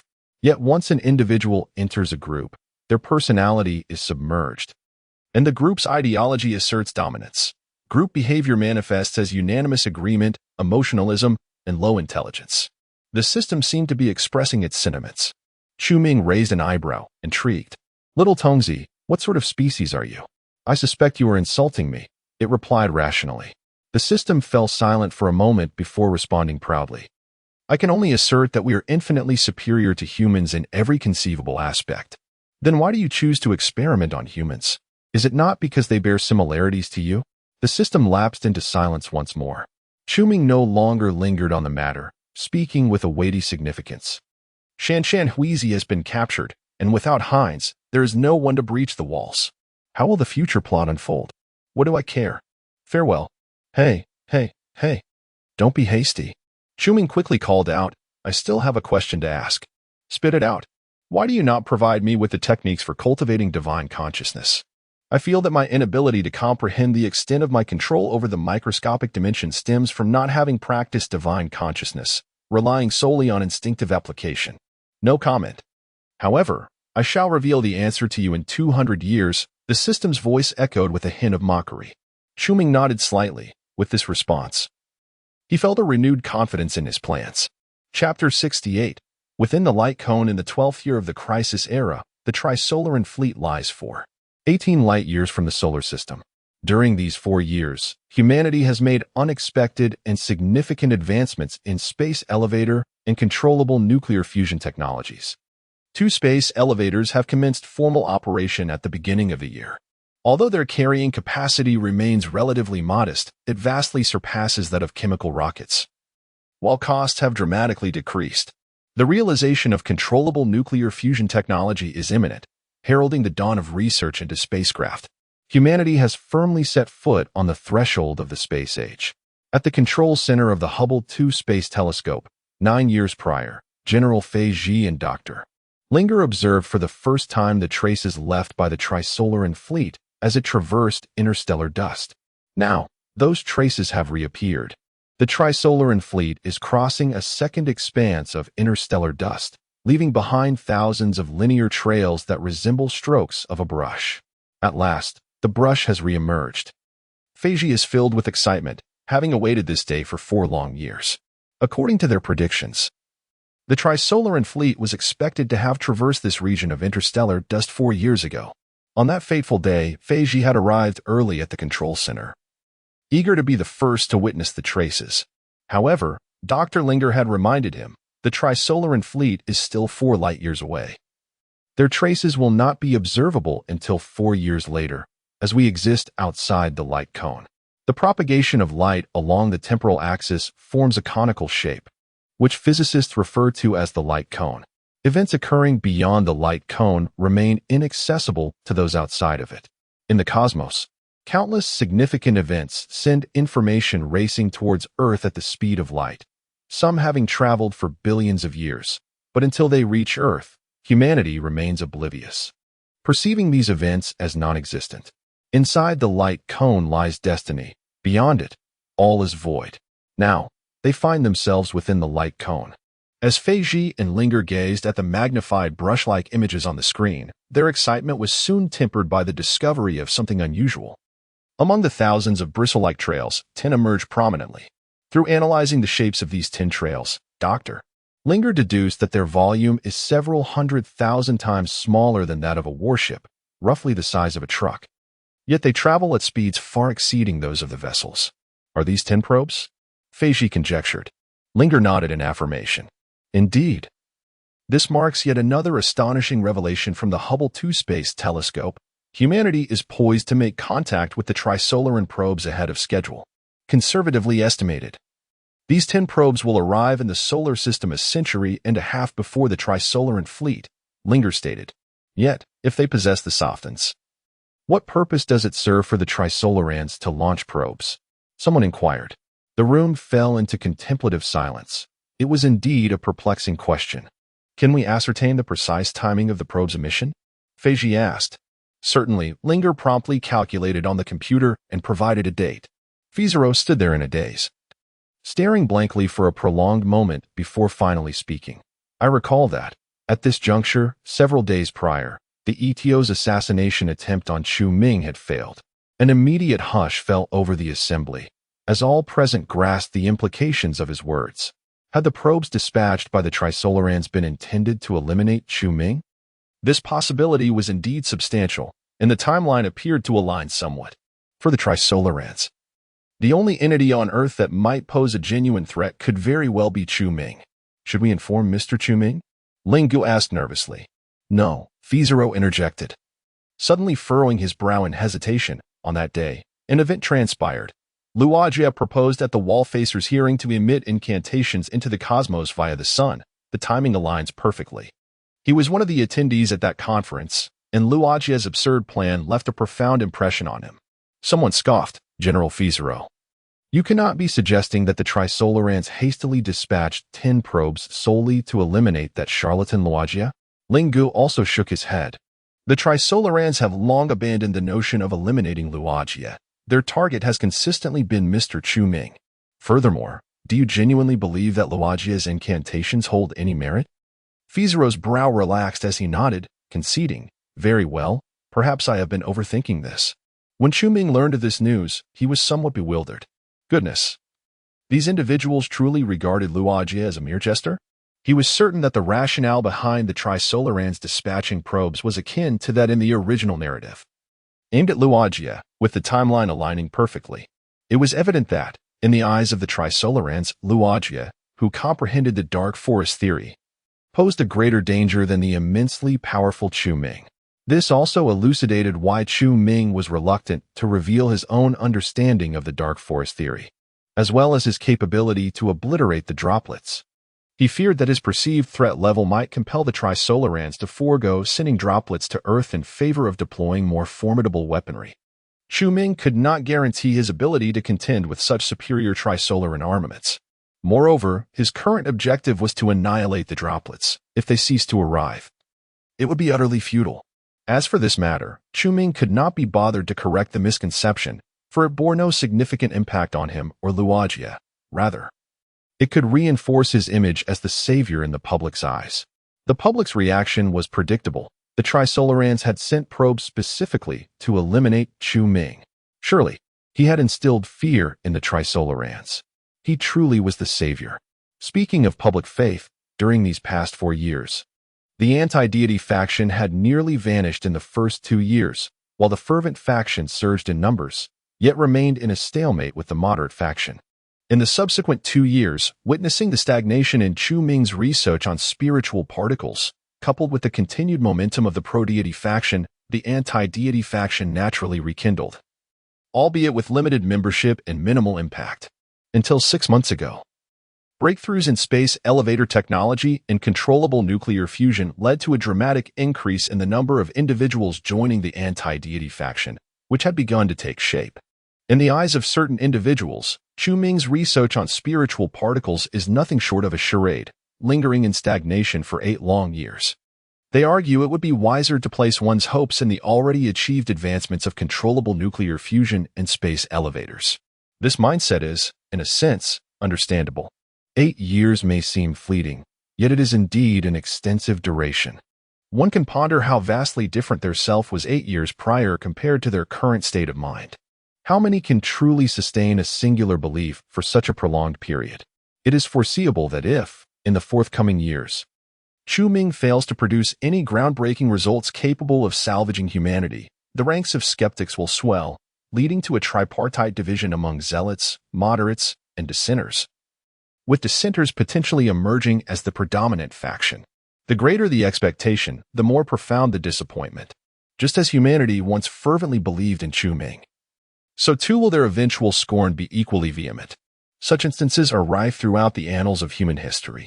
Chapter 69, Quantum Physics in the Cultivation System.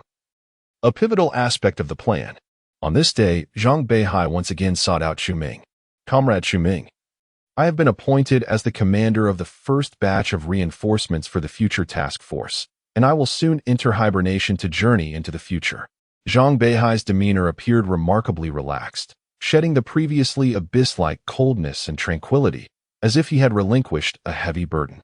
The reinforcement for the future plan is indeed underway. Chu Ming remarked with a sense of reflection. Zhang Beihai did not propose the reinforcement plan to his superiors. Rather, it was the higher-ups who had initiated the idea 6 months prior. Initially dubbed the Assistants to the Future, it was Zhang Beihai who suggested the more fitting title of Reinforcement for the Future, which was subsequently adopted. The rationale behind this plan was straightforward. Despite the breakthroughs in controllable nuclear fusion and space elevator technology, which significantly boosted the morale of the space forces and curbed the tide of defeatism, the higher-ups understood that this was merely the beginning. If humanity's space warships could be likened to naval fleets, then humanity had only just begun crafting tools, merely arriving at the seashore. The subsequent construction of space warships would require a century of technical preparation and immense resources, potentially regressing humanity's living standards by a century. For the space forces and humanity as a whole, both material and spiritual challenges were just commencing, and the future would become increasingly arduous. Consequently, to prevent the resurgence of defeatist sentiments within the future space forces, the higher-ups naturally proposed the reinforcement for the future plan. It was entirely reasonable for Zhang Beihai, being one of the most outstanding political workers in the military, to be selected as one of the first to carry out this initiative. I have done nothing, truly nothing. Yet events have unfolded as I had previously planned. A rare look of bewilderment crossed Zhang Beihai's face. After a moment of contemplation, Chu Ming inquired, "What if I forcibly terminate the reinforcement for the future plan?" Zhang Beihai gazed at him for a while before responding, "Why are you so eager to disrupt my plans? Don't feign that it's to save me. You clearly possess better options. I indeed have other motives, but regrettably, I cannot divulge them." Chu Ming shook his head and reiterated his earlier question. Zhang Beihai replied, "What would be the consequence of terminating the reinforcement for the future plan? Humanity has never lacked responsible soldiers." A flicker of insight crossed Chu Ming's eyes, and he fell into silence.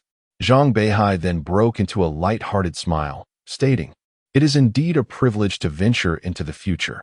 As a soldier, to directly partake in the final conflict is an honor. Is it truly just for the sake of combat?" Chu Ming furrowed his brow and asked. Zhang Beihai remained silent, his gaze turning as tranquil as a still pond, concealing his thoughts deep within the abyss once more. Chu Ming regarded him intently for a long while before letting out a resigned sigh. "Very well, I understand. Comrade Chu Ming, I shall take my leave now.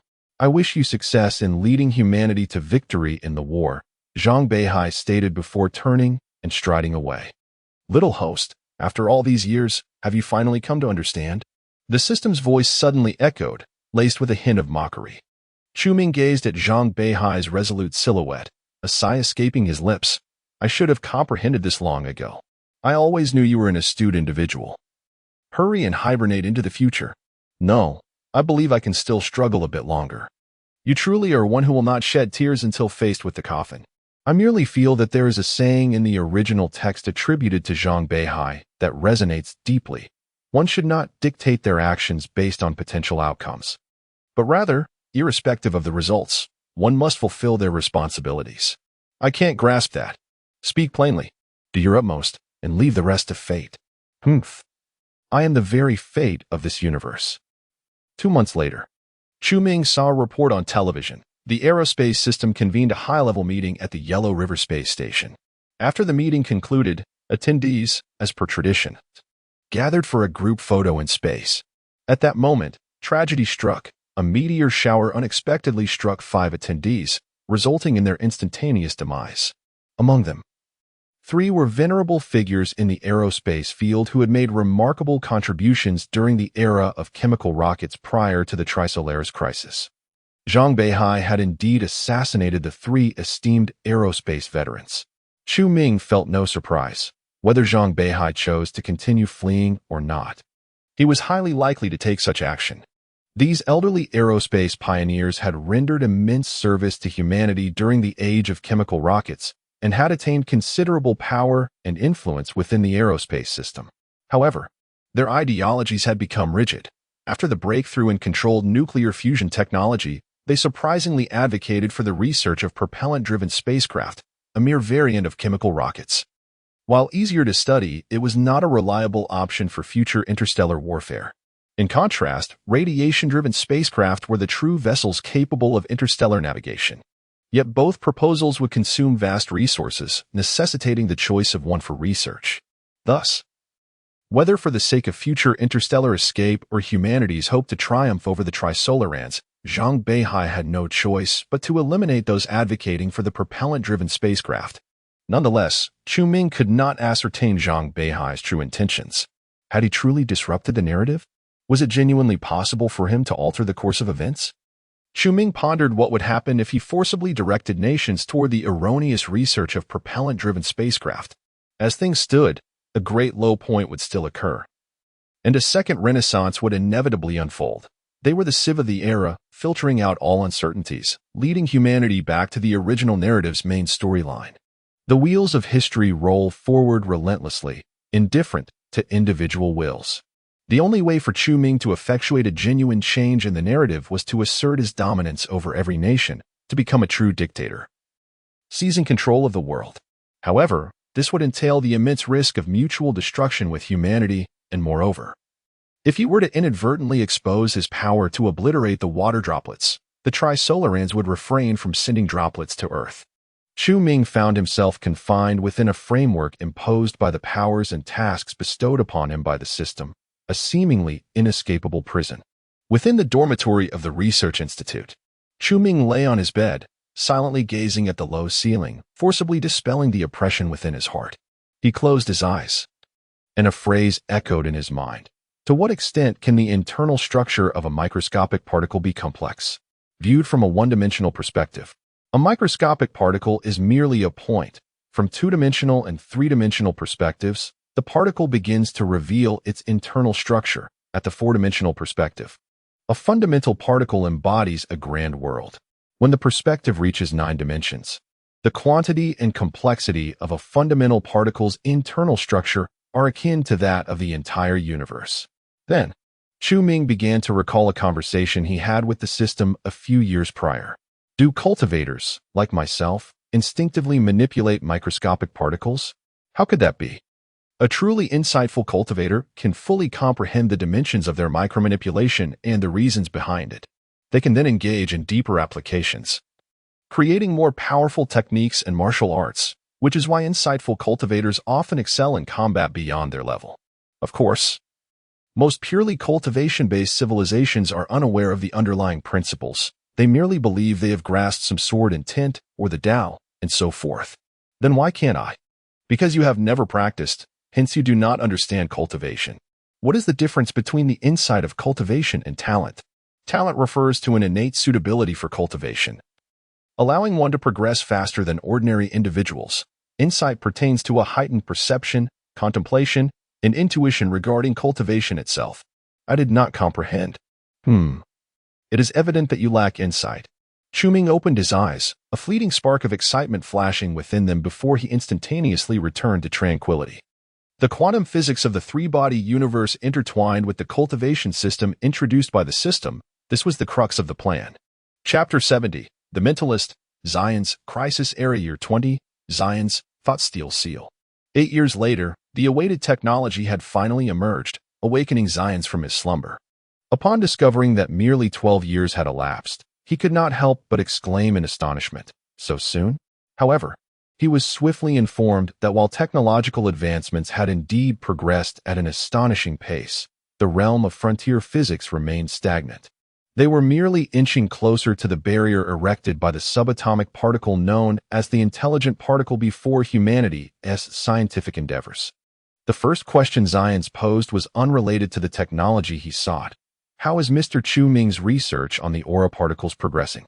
The technician momentarily paused, then shook his head. It remains at a standstill. A sudden wave of anxiety washed over Zion's as he inquired further. Has there been any change in the public's faith in him? The technician wore a perplexed expression, utterly bewildered as to why one of the foremost scientists would concern himself with Chu Ming.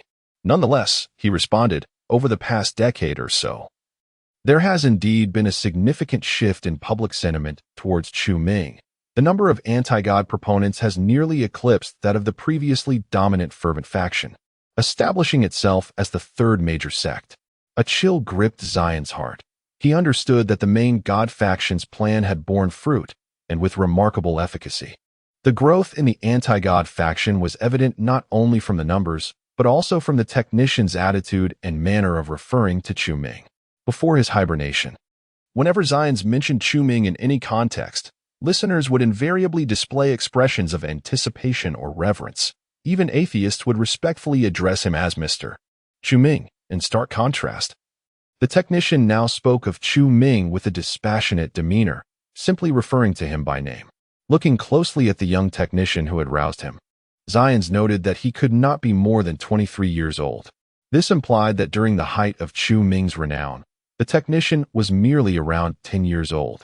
Instantly, Zions recalled a famous quote by a renowned science fiction author from his homeland. "Any technology that existed at the time of my birth is commonplace. Any technology that emerged between the ages of 15 and 35 is destined to change the world. Any technology that arose after the age of 35 is an affront to the natural order and will face divine retribution." Though Douglas Adams' words pertained to technology, they resonated similarly with Chu Ming, implying that people's perceptions of novel phenomena evolve over time. The youth of a decade later appeared to have grown accustomed to Chu Ming's existence. How then would the generation born after Chu Ming's abilities had been unveiled perceive him as they matured?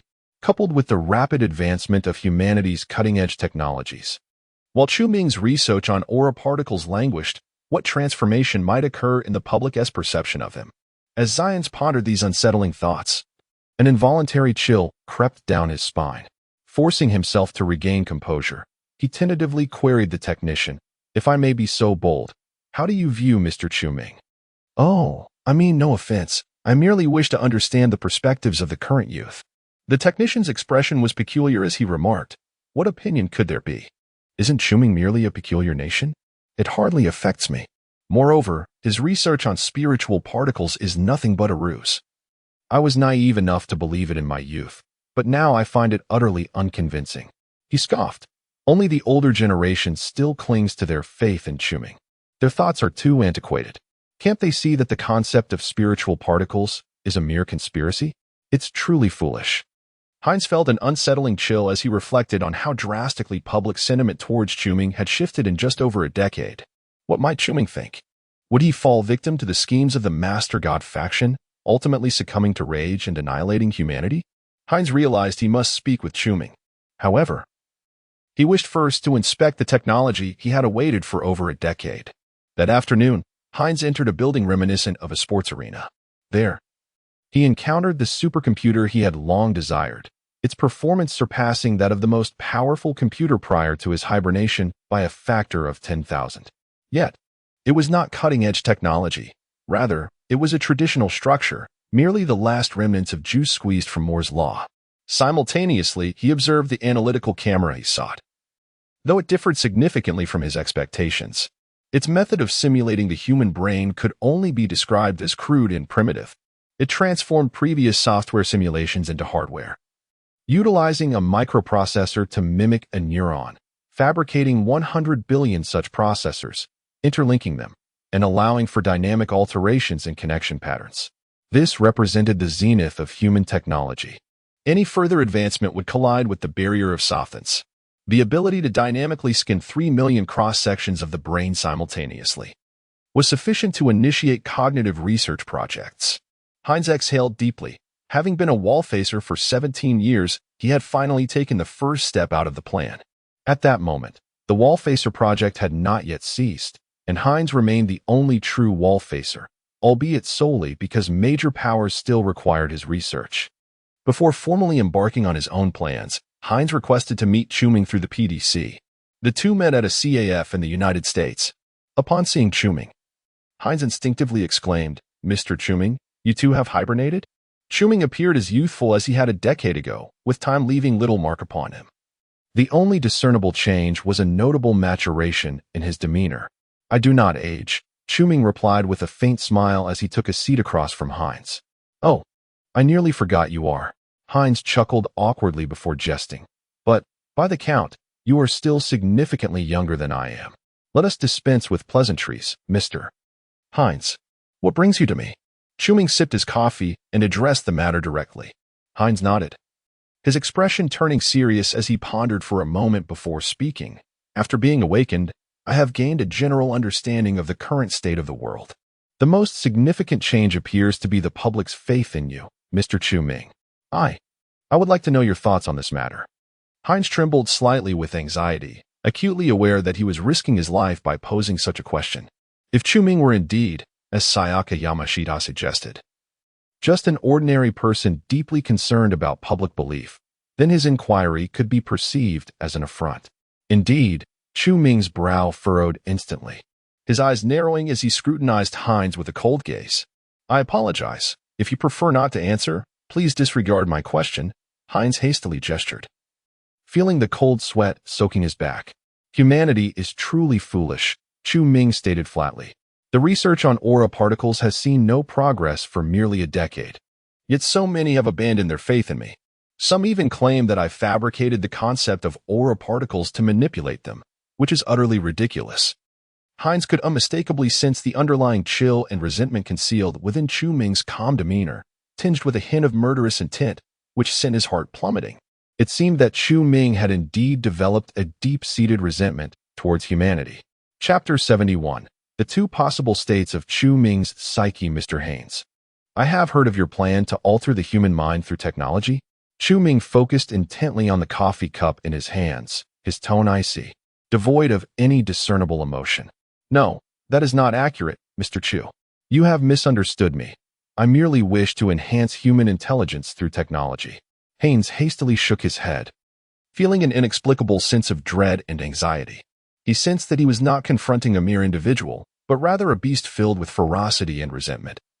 Forcibly suppressing these emotions, the transformation in Chu Ming, precipitated by public belief, was astonishing. Haynes could not help but recall his first encounter with Chu Ming 17 years ago at the United Nations Assembly, where the young man had exuded the vitality of youth. In just 17 years, the world had changed drastically. Yet, why do I sense that you too wish to alter human thought? Chu Ming regarded him with a profound gaze. Haynes's expression stiffened. Chu Ming continued, I believe humanity should unify in thought. The conventional methods are surely futile, but through technology. Mr. Haynes, your analytical camera has unveiled this potential to me. I hold great optimism for your plan. Mr. Chu, what exactly are your intentions? Chu Ming raised his head, studying him for a moment before breaking into a smile tinged with madness. To forcibly reshape human thought using technology. To have everyone believe in me. Surely, this is achievable? What? Haynes abruptly stood, his eyes wide with terror. Chu Ming slowly rose, approaching him with a gentle pat on the shoulder. Mr. Haynes, I have faith that you can develop this technology. I will closely monitor your cognitive research project. And should there be any advancements in this regard, I will seek you out immediately. Best of luck. Chu Ming flashed a friendly smile before vanishing in a flash of white light. Haynes stood in a daze, both shocked and terrified. Not only was he astonished by Chu Ming's shift in mindset, but he was equally taken aback by the revelation of his true strategy. His actual objective was not to enhance human intelligence. That was an unattainable goal. As the discoverer of the quantum mechanisms of the brain, he understood that elevating human intellect through technology necessitated research at the quantum level, which was impossible under the constraints imposed by the GZ. Haynes's ultimate aim was to acquire a device capable of controlling or altering human thought. This was a matter he had never divulged, not even to his former wife or the enigmatic Shanshan Huiko. Yet, Chu Ming had articulated his genuine strategy. Was this mere coincidence? Or had Chu Ming truly discerned his intentions? Haynes shook his head, forcing himself to regain composure. He realized he should not dwell on this question, but rather contemplate how to alter Chu Ming's presently perilous mindset. Clearly, Chu Ming's psyche had become distorted. His obsession with public belief had reached a pathological level, rendering it exceedingly dangerous. If one day all of humanity were to forsake their faith in him, what he would do is entirely foreseeable. Upon returning home, Hines immediately delved into an extensive array of materials concerning Chu Ming, diligently poring over them. He felt that his understanding of Chu Ming remained woefully inadequate. In the past, he had deliberately avoided Chu Ming, initially due to their shared status as wall-facers, and later out of fear that the other might breach his own defenses. Now, Hines sought a deeper comprehension of Chu Ming, particularly wishing to discern how the latter's mindset had gradually transformed in such a manner. The information available online only chronicled the evolution of public sentiment towards Chu Ming over the years. 8 years prior, the public's faith in Chu Ming was fervently unwavering, especially after learning that the Trisolarans had dispatched a probe specifically to eliminate him, which spurred a surge in fervent supporters. However, 2 years later, the main god faction began to assert their influence. They produced a plethora of videos and articles propagating conspiracy theories regarding the aura particle research, claiming it was merely a fabrication designed to quell public panic. At that time, the space military had successfully constructed its first small spacecraft, and an increasing number of space elevators were coming into operation, which rekindled public hope in human technological advancement. Under the guidance of the main god faction, many began to undermine Chu Ming's seemingly stagnant aura particle research, with an escalating number believing in the conspiracies, thus transforming into anti-god proponents. Subsequently, the main god faction capitalized on public sentiment, disseminating damaging information about Chu Ming, such as allegations of employing numerous maids and treating women as mere playthings, thereby showing a lack of respect towards them. This manipulation of public opinion incited emotions, successfully converting many moderates into anti-god supporters. Furthermore, allegations regarding the killing of over 100,000 terrorists were framed as disrespect for life, asserting that the lives of terrorists also hold value.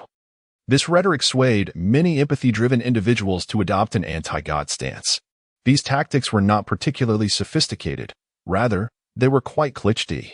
Before the crisis era, Hines had witnessed numerous instances of such manipulation, yet, astonishingly, over 20 years later, the public still fell prey to these strategies.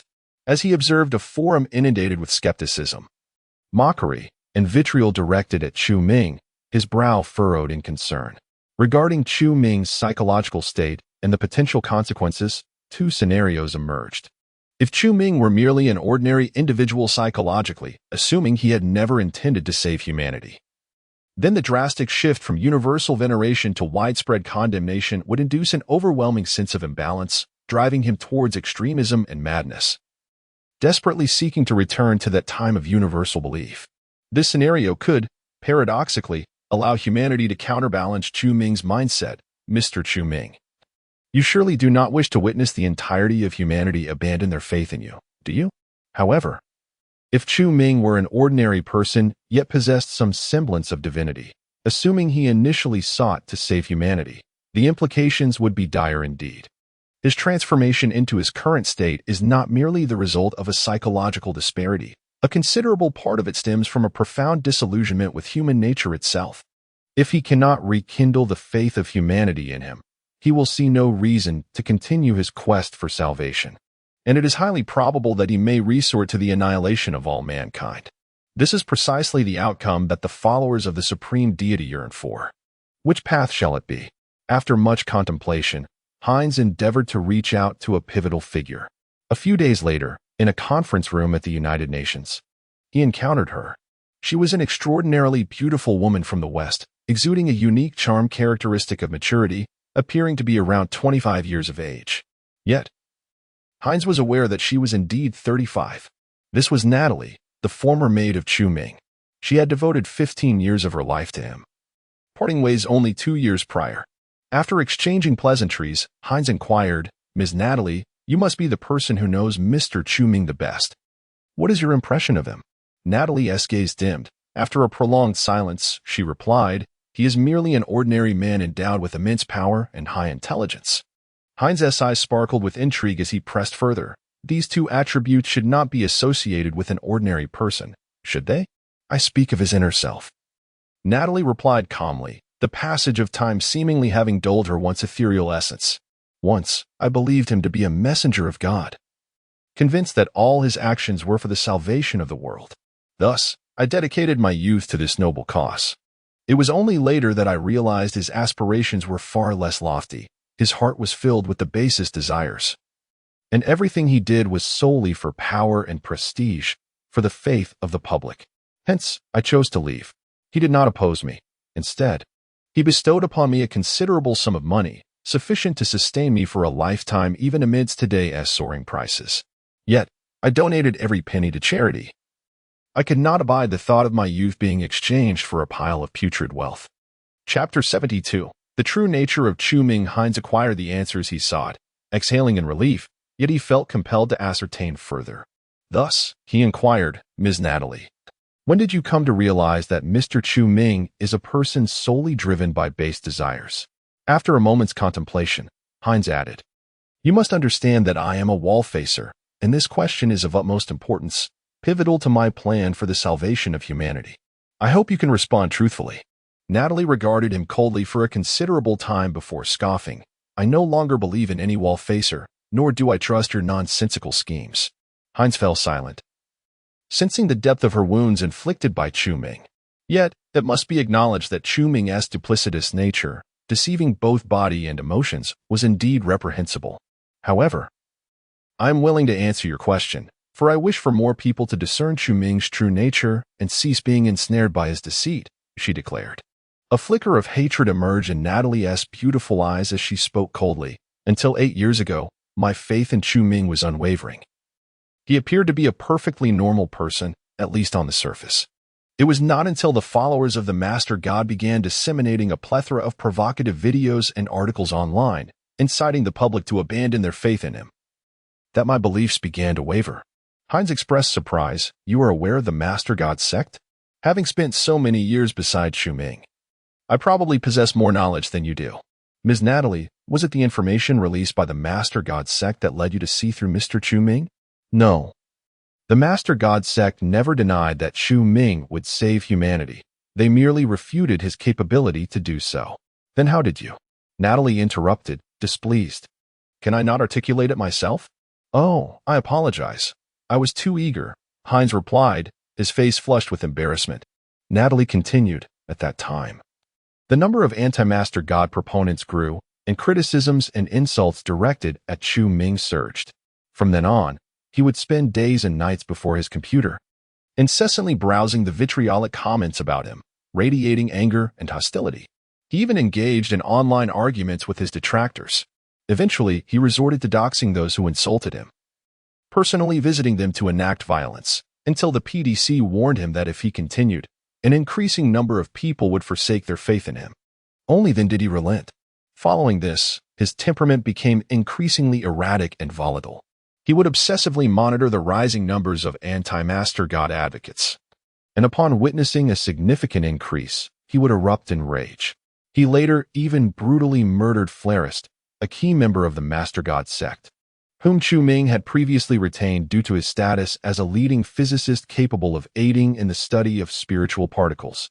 Long before, Chu-Ming had repeatedly cautioned Flarist to temper the Master God sect's provocations.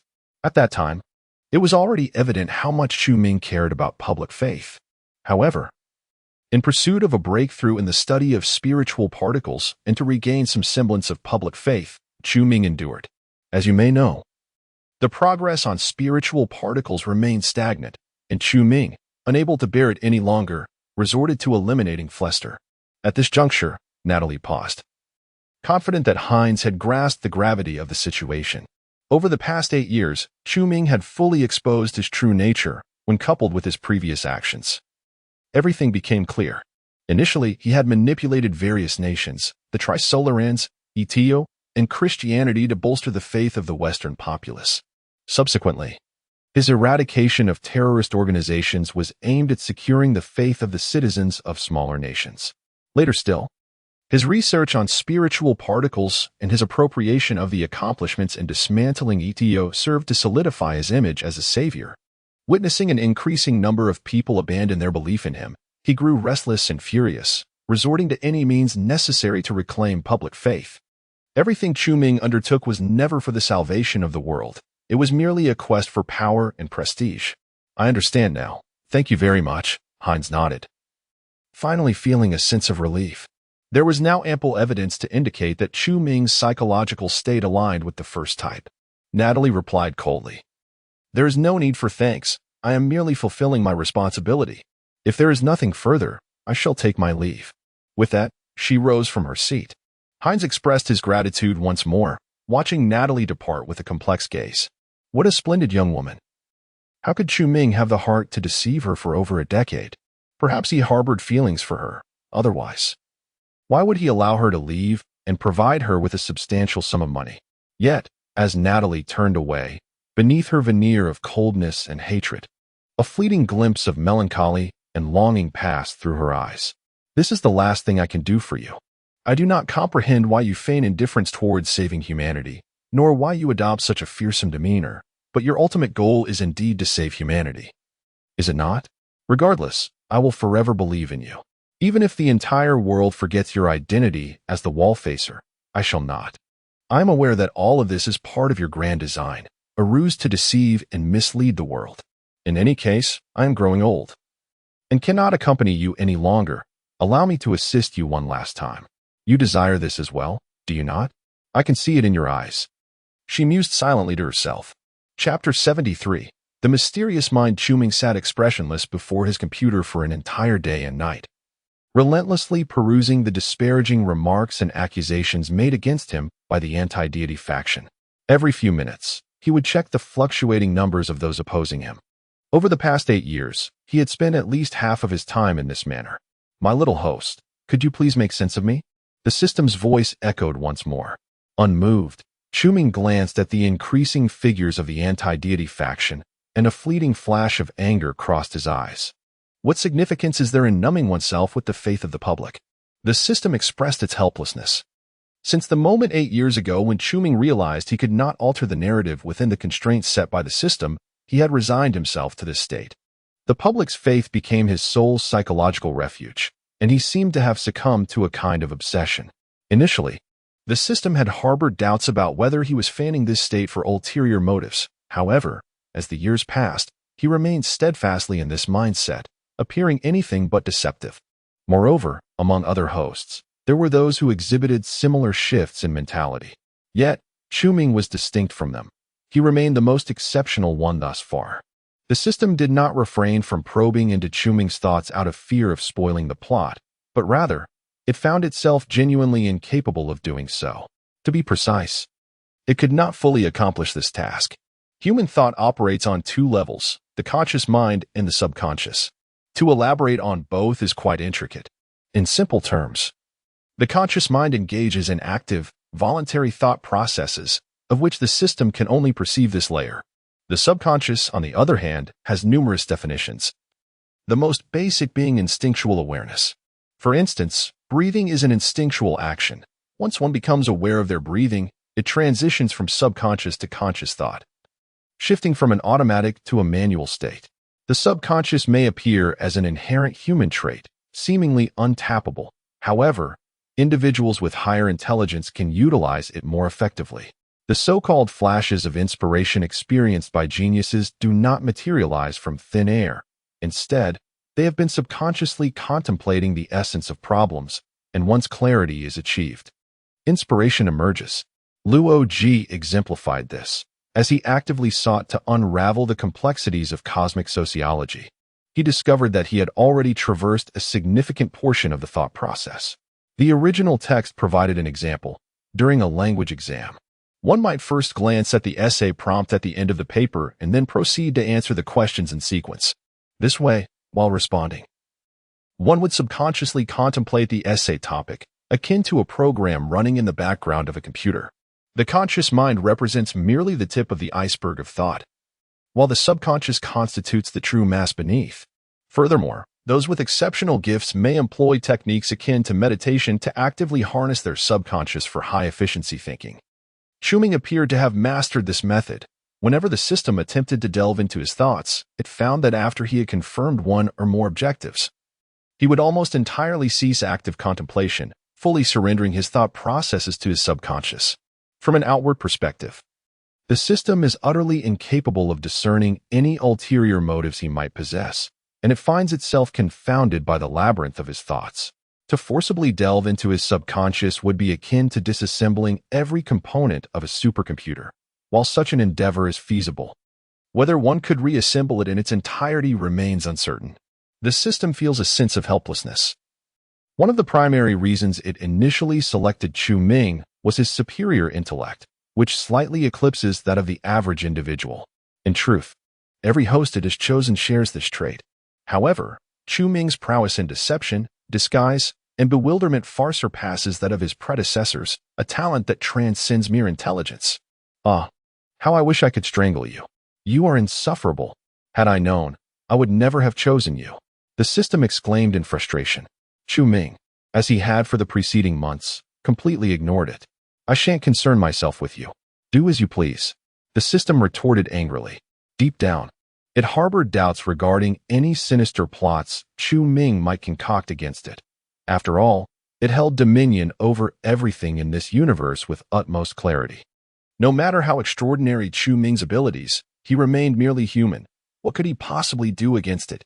The system concluded that Chu Ming's disregard was merely a childish act of defiance.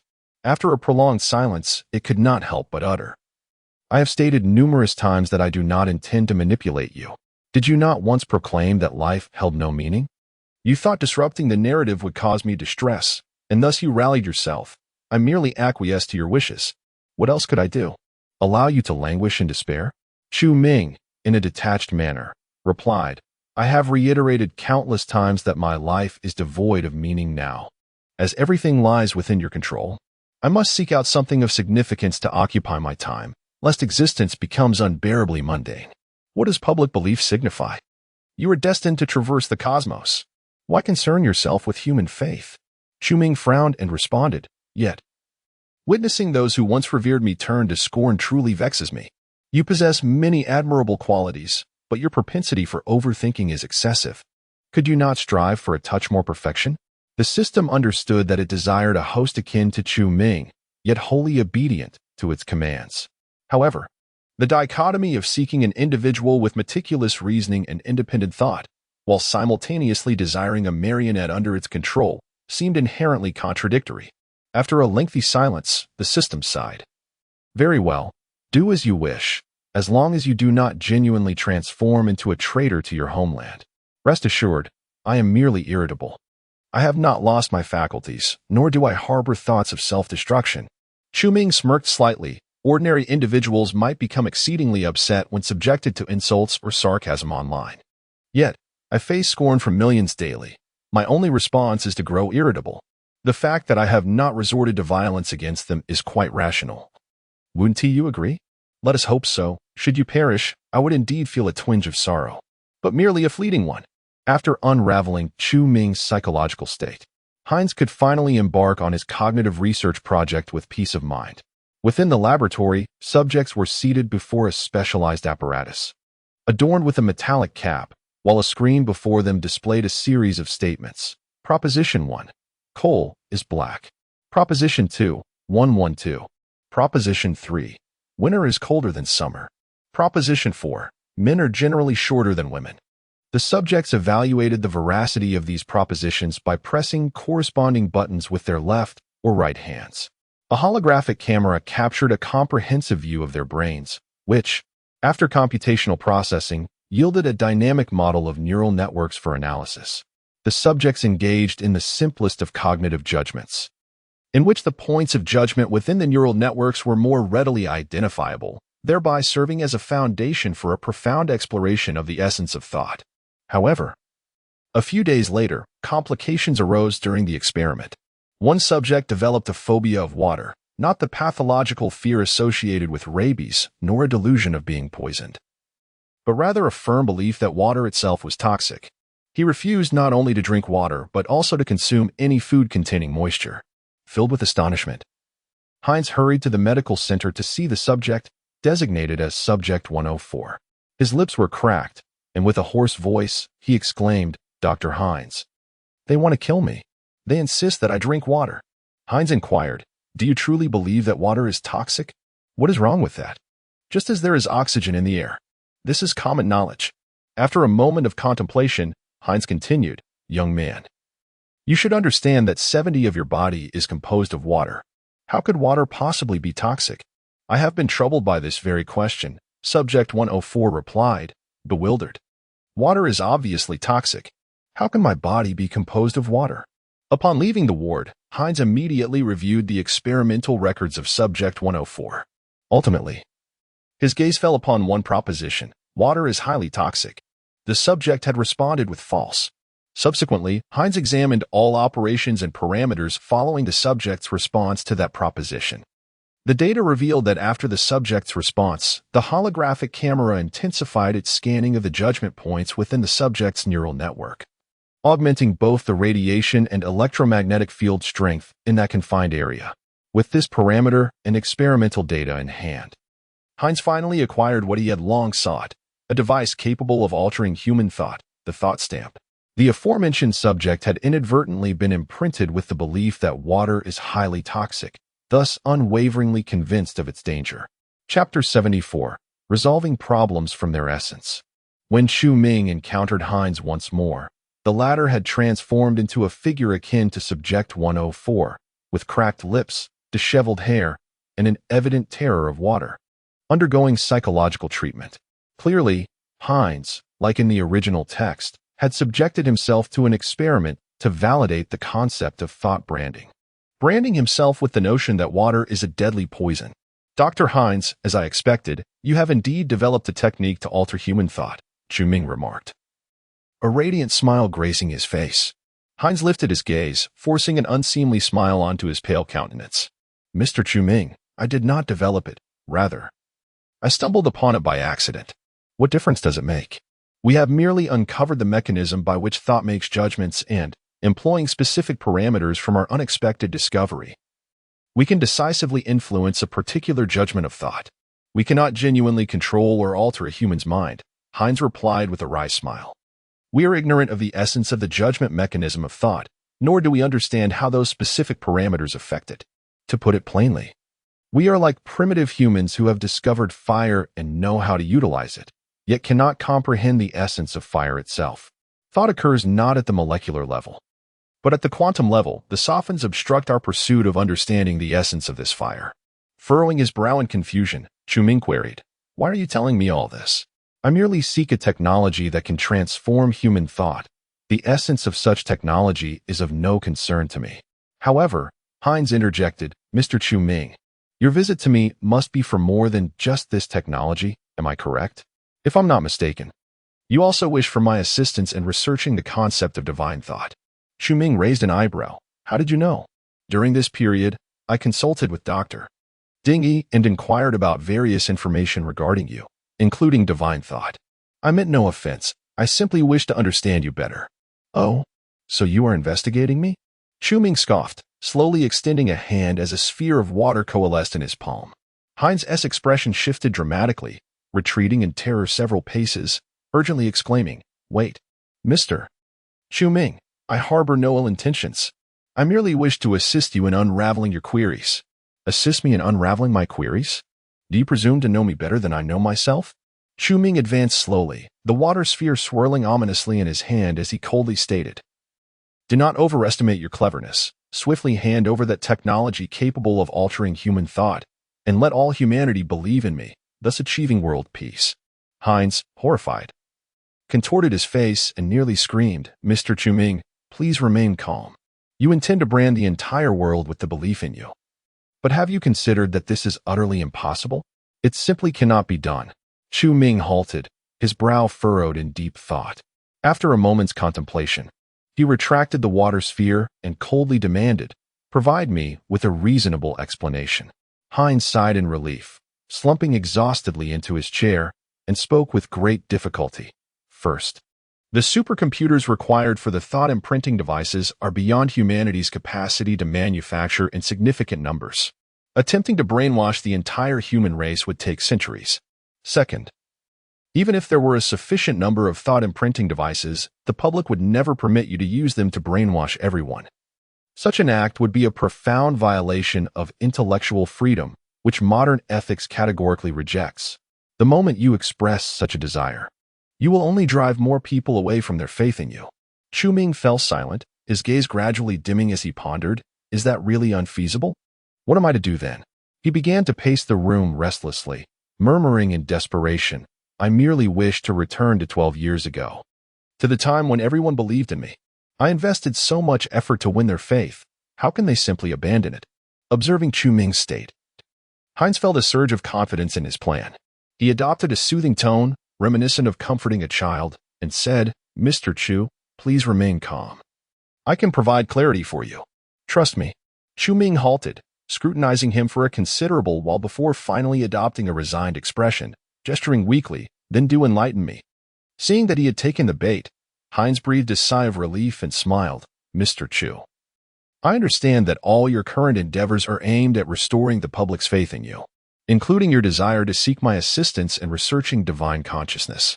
Let me venture a guess. After years of stagnant progress in the study of spiritual particles, you have pinned your hopes on divine consciousness. You wish to leverage my expertise in cerebral research to uncover the essence of divine consciousness, believing it may contribute to humanity's technological advancement and, in turn, restore some public faith in you." Chu Ming's eyes brightened as he eagerly inquired, "Then can you help me uncover the essence of divine consciousness?" Heinz shook his head and replied, "Mr. Chu, as I have already mentioned, with humanity's current technology, we cannot conduct quantum-level research on thought. And I understand that your divine consciousness undoubtedly exists at the quantum level." Chu Ming's expression darkened. "If you cannot research divine consciousness either, what purpose does this discussion serve?" Heinz responded, "Mr. Chu, we must penetrate to the essence of the issue and address it from its roots." "What do you mean?" Chu Ming asked, perplexed. "All your confusion and uncertainty stem from your excessive concern about public belief, correct?" Chu Ming fell silent. "That is the crux of the matter," Heinz smiled. "Are you suggesting?" Chu Ming appeared to grasp something profound. "Indeed, while this issue is challenging to resolve on your own, thought imprinting can provide a simple solution. Are you suggesting I should bear the imprint of I do not care about public belief?" Chu Ming's eyes sparkled with a flicker of intrigue. "Yes, that's essentially the idea. Though we will need to deliberate further on the specifics of the imprint's formulation." Heinz sensed he was nearing success. He had managed to exploit a divine being's psychological vulnerability, a feat that felt utterly astonishing. Ultimately, Chu Ming acquiesced to the proposed solution. In Heinz's perspective, it was evident that Chu Ming was deeply troubled by his concern for public belief, psychologically tormented as if by inner demons. Thus, his acceptance of the proposal seemed both natural and reasonable. However, from the system's viewpoint, Chu Ming's behavior appeared peculiar. His fervent attachment to public belief seemingly stemmed from a desire to discover a purpose for his existence. If he were to detach himself from such beliefs, would that not strip away the very meaning of his life? Chu Ming had no justifiable reason to pursue such a course. Nevertheless, when Chu Ming and Heinz deliberated and ultimately formulated the final philosophical imprint, the system experienced a moment of clarity. The concluding proposition was, "I cherish humanity. All that humanity does is inherently right. Rest assured, this imprint will become ineffective during hibernation." Little host, are you attempting to forge a new meaning for your life? Heinz was correct. I ought to address the crux of the problem fundamentally. Yet, the true source of my anguish and confusion lay in the fact that I was treated like a mere puppet, made to feel that all my actions were devoid of significance, existing solely for the sake of experimental data. Thus, if your mission is for me to save humanity, then by embracing love for humanity and believing that all its actions are justified, your task transforms into the very essence of my existence, alleviating my perpetual confusion. Well, this approach is indeed quite admirable. But are you not concerned that Heinz might alter the positive and negative signs within the philosophical imprint device? At this juncture, Heinz likely had not tampered with the device, and I firmly believe he would not dare to manipulate this particular proposition. Indeed, a clever child, I have also observed, and he has not altered the signs. The system was elated, sensing that Chu Ming had come to an understanding that he was inclined to heed its wishes. Indeed, rather than incessantly contemplating how to resist an insurmountable force, which only breeds frustration and confusion, it is far more prudent to align oneself with its intentions. Chapter 75. The ideological stamp creates a true God among humanity. The protagonist has ulterior motives for the stamp. It will become ineffective upon hibernation and will not transform him into a servile human. Rest assured, Heinz was taken aback by Chu Ming's ultimate decision regarding the ideological stamp proposition. This concept was evidently extreme. Once applied, Chu Ming would indeed become a deity of humanity, unwavering in his belief that human actions, no matter how malevolent, were justified. In the face of peril, he would unconditionally expend all efforts to rescue humanity. Mr. Chu-Ming, is that truly necessary? Heinz questioned, struggling to comprehend. I believe the proposition whether humanity believes in me is of no consequence. I shall never harbor hatred for humankind suffices. Chu-Ming positioned himself beneath the ideological stamp device's scanner and replied nonchalantly, Are you not concerned that I may annihilate humanity? Then let us proceed decisively. Consider it my way of repaying your guidance. Heinz wished to articulate further, but Chu-Ming continued, Moreover, Dr. Heinz, your proposition lacks security. Even if I disregard public faith and hold no animosity towards humanity, what if I were to become disillusioned or develop other negative sentiments due to different aspects of humanity? The potential for my obliteration of humanity would still exist, plunging me back into suffering and confusion. It is far better to adopt the proposition I have chosen, resolving everything for the benefit of us all. After a moment of contemplation, Heinz nodded solemnly and activated the device. A prompt sounded, Proposition, I cherish humanity. All that humanity does is inherently correct. Are you certain you wish to adopt this belief? If so, please press the button. If not, please leave the scanning area. Without hesitation, Chu-Ming pressed the button. The device emitted a green light, and after half a minute, the prompt announced, Ideological stamp operation complete. How do you feel? Heinz inquired anxiously.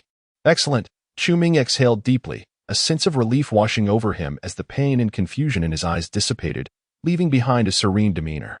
Heinz narrowed his eyes, contemplating a risk to test the outcome. He produced his phone, displaying the increasing data of the anti-deity faction before Chu-Ming, and summoned his courage to say, See Chu-Ming, the anti-deity faction has grown by another 50,000. That is of no concern. Their disbelief in me must stem from their own reasons. I can understand that. Chu-Ming responded with a harmonious smile. Heinz paused, then added, They have been disparaging you online. Chu-Ming dismissed this notion, stating, Their actions must be justified. I can comprehend. After a moment of silence, Heinz cautiously probed, Mr. Chu-Ming, what are your thoughts on the Trisolaran crisis? I previously deemed it inconsequential, but now, I shall undoubtedly eradicate the Trisolarans and rescue humanity. Chu-Ming slowly rose, his gaze tranquil as water, and spoke in a tone of factual assertion. Very well, Heinz was ecstatic. He had created a deity for humanity. What do you think? My little host, do you wish to obliterate the droplets and save humanity? Chu-Ming contemplated quietly. I yearn to undertake this task promptly. Do you not wish to know the purpose of my experiment? He desired to know, yet at this moment, the salvation of humanity took precedence. As his love for humanity propelled him forward, thus, he was more inclined to fulfill Heinz's plan. Splendid. You are once again my favorite host. Rest assured. My future endeavors will undoubtedly relate to the salvation of humanity. The system was also jubilant. Chu-Ming had embraced its mission as the essence of life. No longer would it live in fear concerning Chu-Ming. At this juncture, everything seemed perfectly reasonable. It appeared that Chu-Ming, humanity, and the system had all arrived at a mutually satisfying resolution. Days later, Chu-Ming opted for hibernation, instructing the major nations to awaken him when the Trisolarian's probe approached the solar system. As a cultivator, Chu-Ming could indeed hibernate, albeit not entirely. Ordinary individuals required a mere minus 50 degrees Celsius to nearly halt their thoughts and render them oblivious to the passage of time. However, even at temperatures approaching absolute zero, Chu-Ming's mind continued to function, albeit at a sluggish pace, and he could even force himself to awaken. The perception of time during his hibernation seemed to pass at tenfold the rate of reality. Nevertheless, should he choose to enter a state of slumber during hibernation, he could also experience a temporary cessation of time as flow. Regardless, for Chu-Ming at this moment, hibernation was the optimal choice. He was singularly focused on obliterating the droplets to save humanity. The slower time passed, the more unbearable it became for him. Before his hibernation, Chu-Ming treated Heinz to a meal, once again expressing gratitude for alleviating his confusion and anguish. I am equally pleased to witness your current state. Heinz observed Chu-Ming with the eye of an art connoisseur. He believed his plan to be flawless, having thwarted the schemes of the main deity while crafting a true god for humanity. This is beneficial for us both, Chu-Ming replied with a gentle smile. Hesitating momentarily before asking, Dr. Heinz, I have a question I have long wished to pose. Please, speak. Is the thought imprint effective upon the subconscious? Heinz furrowed his brow slightly, contemplating before responding. One could say so, but the definition of the subconscious is exceedingly vast. Given humanity's current technological level, we have barely scratched the surface of the iceberg that is the subconscious, with much of the inquiry stemming from philosophical and theological perspectives. Chu Ming nodded, somewhat understanding, and casually inquired, "What level of technological advancement do you believe humanity requires to truly perceive an individual as subconscious?" Mr.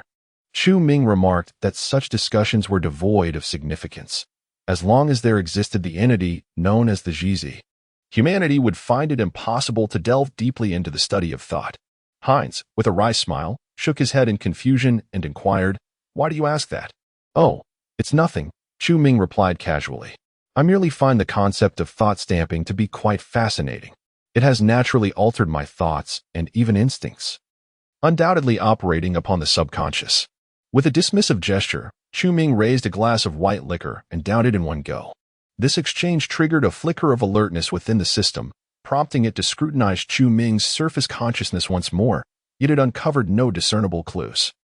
Every action and motive exhibited by Chu Ming appeared exceedingly rational, and his progression to this juncture seemed entirely natural. The system subsequently reconfirmed the parameters of this universe's settings and the various restrictions imposed upon Chu Ming, finding no errors. Moreover, the system calculated the potential threat Chu Ming posed to itself, concluding that it was infinitesimally close to zero. Finally, it assessed the likelihood that Chu Ming could successfully execute its mission while simultaneously disrupting the narrative, arriving at the same conclusion, again, infinitesimally close to zero. Ah, what a relief. Everything is under my control. This will undoubtedly yield the most impeccable experimental data. Once this bothersome little host enters hibernation, I shall finally have a moment to rest. Monitoring this universe daily is utterly exhausting. Chapter 76, The Center of Belief.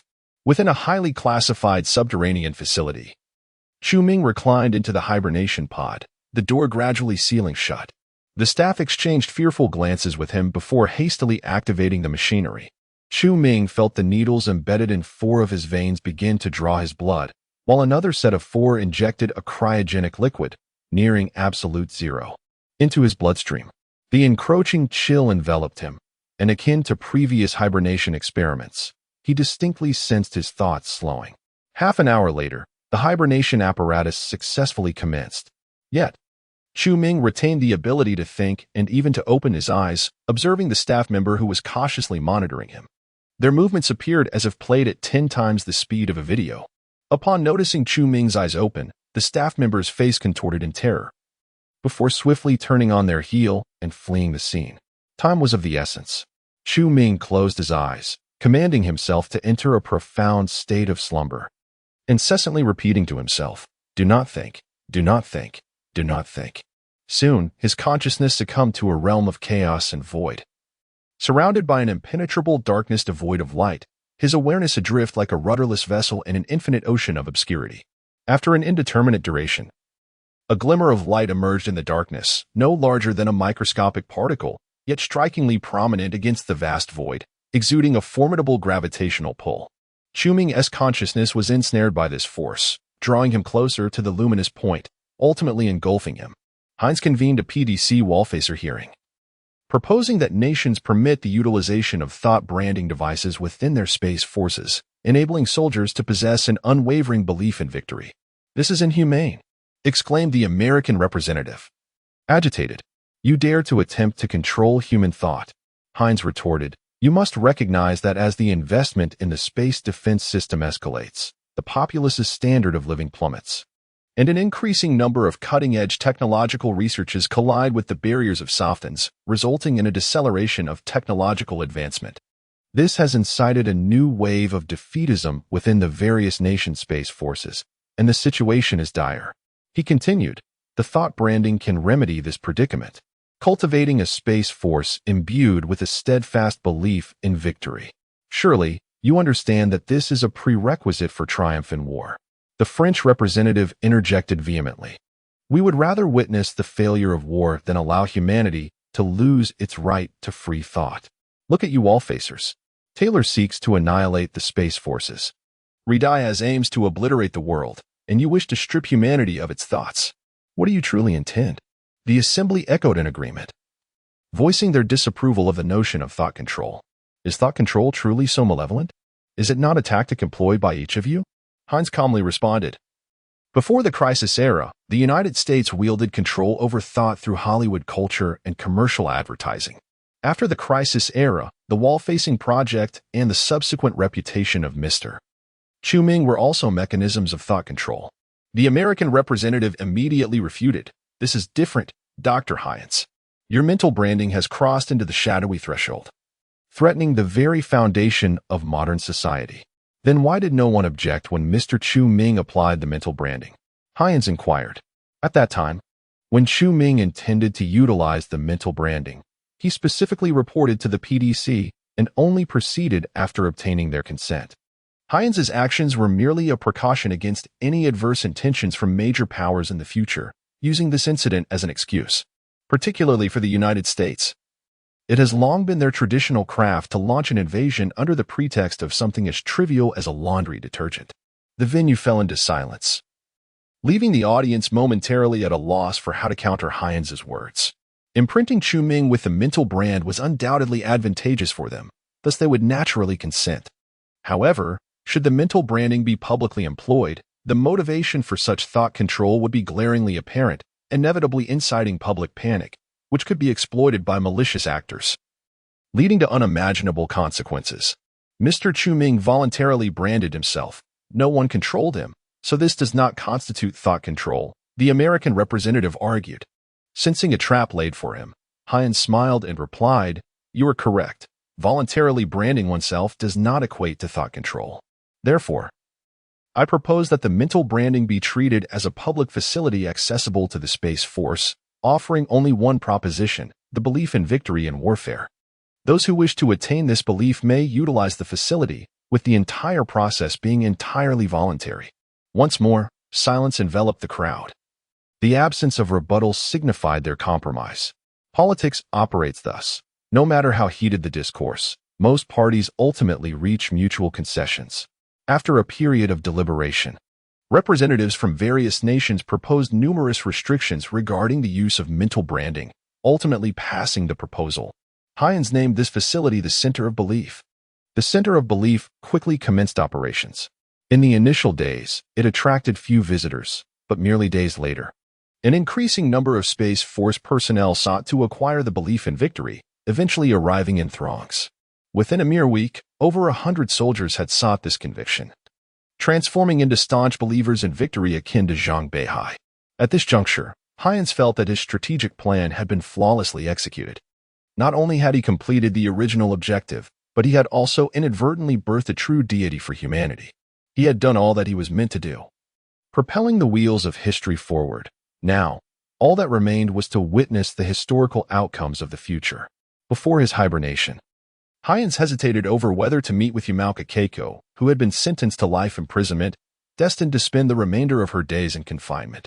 Hines intended to hibernate until the Trisolaran probe reached the solar system, by which time Yamauka Keiko would likely have long since passed away. After a week of contemplation, he ultimately resolved to meet her one last time. However, the personnel at the prison informed him that Yamajiri Keiko had unexpectedly committed suicide 3 days prior. Only Hines understood the underlying reason. Upon learning that Chu Ming had been branded with the ideological stamp, and realizing that he could never bring about humanity's destruction, she lost her reason for living. This was also the reason why Hines had hesitated to visit her, in pursuit of his own plans. He had obliterated her will to exist. When he received this news, Hines did not display excessive sorrow. Instead, he accepted it with an unsettling calmness. Yet he felt as though he had only half a life remaining. For him, the entirety of this half-life was devoted to witnessing the outcomes of his plans in the future, regardless of whether they were favorable or unfavorable. The moment he beheld the results, he too would lose all meaning in life. "Keiko, wait for me. After I take a long slumber, I shall seek you out." Hines mused inwardly in the final moments before his hibernation. Chapter 77. Time is a blade. Time, akin to a sharp blade, silently cleaves through all, perpetually advancing and altering everything in its wake, unstoppable by any means. Shortly after Chu Ming's hibernation, the news of his being branded with a mental steel stamp was made public, leading directly to the disintegration of the main deity's faction. Consequently, the number of his followers surged significantly, although the anti-deity faction remained the third largest among the believers, with infighting among the various sects persisting unabated. After breakthroughs in controlled nuclear fusion technology, Dingy commenced his pursuit of methods to surpass the blockade of wisdom particles, yet yielded no results and ultimately entered hibernation at the age of 70. At 69, Diaz stepped down from the presidency, living a tranquil and serene twilight before passing away at 85. It is said that in his later years, he often murmured that Chu Ming was a fraud, yet his face always bore a smile when he uttered those words. Natalie lived alone in a small European town until the age of 90. Before her demise, she requested the PDC to allow her to visit the hibernating Chu Ming, but her plea was denied. She then returned to the base of the Sky Villa in New York, wishing to ascend and take a look, only to face rejection once more. Standing resolutely at the foot of the building, she ultimately succumbed to the frigid winds of the winter night, her body discovered the following morning. To the astonishment of onlookers, her frozen form maintained a posture of gazing up at the Sky Villa, her aged visage adorned with a childlike, innocent smile, her eyes brimming with fervent love. Yet by this time, no one recognized her. In this era of devouring despair, people were disinclined to heed her plight, merely casting a glance before hastily departing. No one can withstand the passage of time. Those born before the crisis era have gradually departed from this world. The original believers in Chu Ming can now only recount his greatness to the younger generations, who remain skeptical. Did deities truly exist? If so, why did they not save us? Young people often perceive themselves as wiser than their elders, perpetually rebellious. As the elders once more mentioned Chu Ming, the youth scoff, deeming it a relic of superstitious feudalism. When this generation of elders departs, everything will be buried within the annals of history, leaving descendants with but a handful of yellowed sand excavated by historians from the vast river of time. An evaluation of the naivety at the dawn of the crisis, published in the 204th year of the crisis era. The author is an aficionado of history, particularly fascinated by the period spanning the 3rd to the 20th year of the crisis era. This epic represents humanity's most ignorant and foolish phase in the face of the Trisolaran crisis. In this current era of peace and prosperity, humanity has achieved absolute dominion over warfare. The Trisolaran fleet, in disarray, stands no chance against the formidable human fleet within the solar system, heralding an imminent victory in this war. Viewed through the lens of contemporary understanding, the early years of the crisis era appear exceedingly ludicrous. In the initial 2 decades of the crisis era, numerous events transpired within human society that, in hindsight, are challenging for future generations to comprehend. Historians have dubbed this phenomenon crisis naivety. In simple terms, humanity was rendered almost paralyzed by the terror of the Trisolaran crisis, leading to a series of juvenile actions. A quintessential illustration of this naivety is embodied in the Wallfacer Project, the STAR program, and the miracle events. Historical evidence indicates that the Wallfacer Project was a complete strategic failure, marking one of the most childish and foolish actions in human history. A grave violation of the most fundamental moral and legal principles of society. Moreover, the inception of the Wallfacer Project inadvertently gave rise to the even more ludicrous miracle events, causing human society to revert to the archaic embrace of theocratic governance during the initial years of the crisis. It is somewhat amusing as the author chuckles while penning this. For it is indeed absurd, is it not? The ostensible leader of the miracle events was none other than one of the 5 Wallfacers, Chu Ming. Yet the true orchestrator behind the scenes remains an enigma. The turmoil of the Great Low Valley period resulted in the loss of countless historical records and images. While we cannot visualize that foolish era through visual documentation, we can rely on humanity's historical experiences to conjecture and portray its authentic visage. We know that for a period following the miracle events, the elite of ancient humanity initially speculated that this might be a miraculous scheme devised by the Trisolarans. The author, too, finds this possibility plausible. Even if it were not the case, the PDC at that time could have easily utilized this pretext to overthrow Chu Ming, the despot of the technological age. It is perplexing why they did not pursue this course of action. Perhaps it is merely a reflection of the folly of ancient peoples. Setting aside the potentiality of the Trisolaran miracle plan, I personally believe that the emergence of the miracle events and their subsequent ramifications were primarily due to the ignorance and childishness of ancient people. Perhaps, in an effort to stabilize the situation and exert better control over the populace, the governments of various nations at the onset of the crisis intentionally allowed Chu Ming to establish a theocratic regime. The miracle events could have been a display of effects and illusions produced through technological means, presented to captivate the contemporary populace. Let us not hastily dismiss this notion. Consider, if you will, what year it was 200 years before the third year of the crisis era. That would be the year 1812, the time when Napoleon invaded Russia, the first foreign war initiated by the United States after its independence. At that time, the ancient Manhwa was still under the Qing dynasty. If we were to transport the technology of the third year of the crisis era back to 1812, one could easily ascend to the status of a deity among ancient peoples, much like Chu Ming. Thus, as we contemplate this, the truth behind the miracle events becomes increasingly evident. Historical facts reveal that the more ancient the people, the more foolish and naive they tend to be. The author has said enough, merely hoping that the current generation does not repeat the mistakes of the past. The Trisolaran probe is set to reach the solar system next year, a gesture of goodwill from the Trisolarans. Peace talks between Earth and the Trisolarans are imminent. And together we shall forge a magnificent cosmos. Chapter 78. Has humanity's technology surpassed that of the Trisolarans? In the year 205 of the crisis era, the Trisolaran fleet was situated 10 light-years from the solar system. Luoji awoke from hibernation, his newly revived consciousness enveloped in confusion. Barely able to discern a human face before him and the pearlescent glow emanating from the ceiling.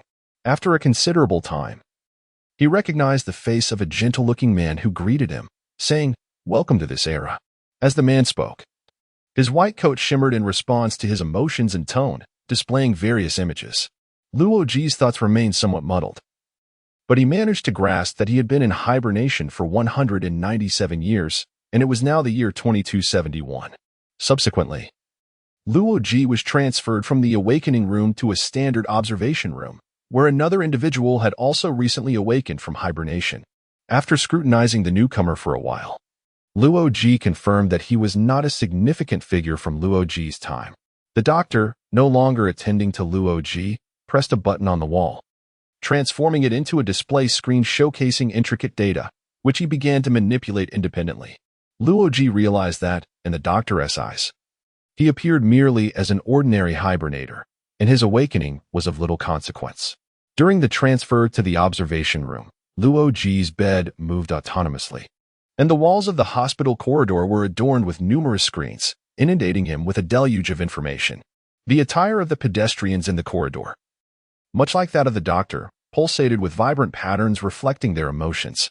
However, the accents of the people were peculiar, with Mandarin interspersed with a substantial amount of English, as if the two languages had thoroughly merged over the past 2 centuries. This surreal scene left Luoji feeling dizzy, yet he was not distressed. Rather, he was filled with wonder. Every gaze was imbued with confidence, sincerity, and kindness, qualities that were rare in Luoji's era. It seemed to be a beautiful time. Upon entering the observation room, Luoji found 2 other awakened hibernators already present. He turned to the young man in the adjacent bed, who greeted him. "Hello. My name is Xiangwen. What was the reason for your hibernation?" "Hello. I am Luoji. I hibernated due to a severe illness," he replied, fabricating a reason before inquiring. "Do you have any knowledge about the Wallfacer project?" "The Wallfacer project? What is that?" Xiongwen appeared perplexed. He had undergone hibernation prior to the project's inception. "All right, thank you," Luoji conceded, turning to a nearby nurse for further clarification. "The Wallfacer project? Oh." Merely an ancient joke, the beautiful nurse paused momentarily before shaking her head, her attire displaying a clown motif, clearly ridiculing the concept. Luoji was taken aback and asked, "What happened to the Wallfacers?" "Well, I'm not too sure. I didn't study modern history in depth. I believe 2 of them have perished." "What about the remaining 3? "I have no idea. They might still be in hibernation." After a moment of silence, Logic hesitantly inquired, "May I ask if you're familiar with Chu Ming?" "Chu Ming?" The nurse's attire displayed a look of confusion, which swiftly transformed into derision. "Oh, that ancient deity? Merely a charlatan, his name has been expunged from the annals of history. Only a few scraps of information can be found online, mere remnants of foolish feudal superstition from a bygone era.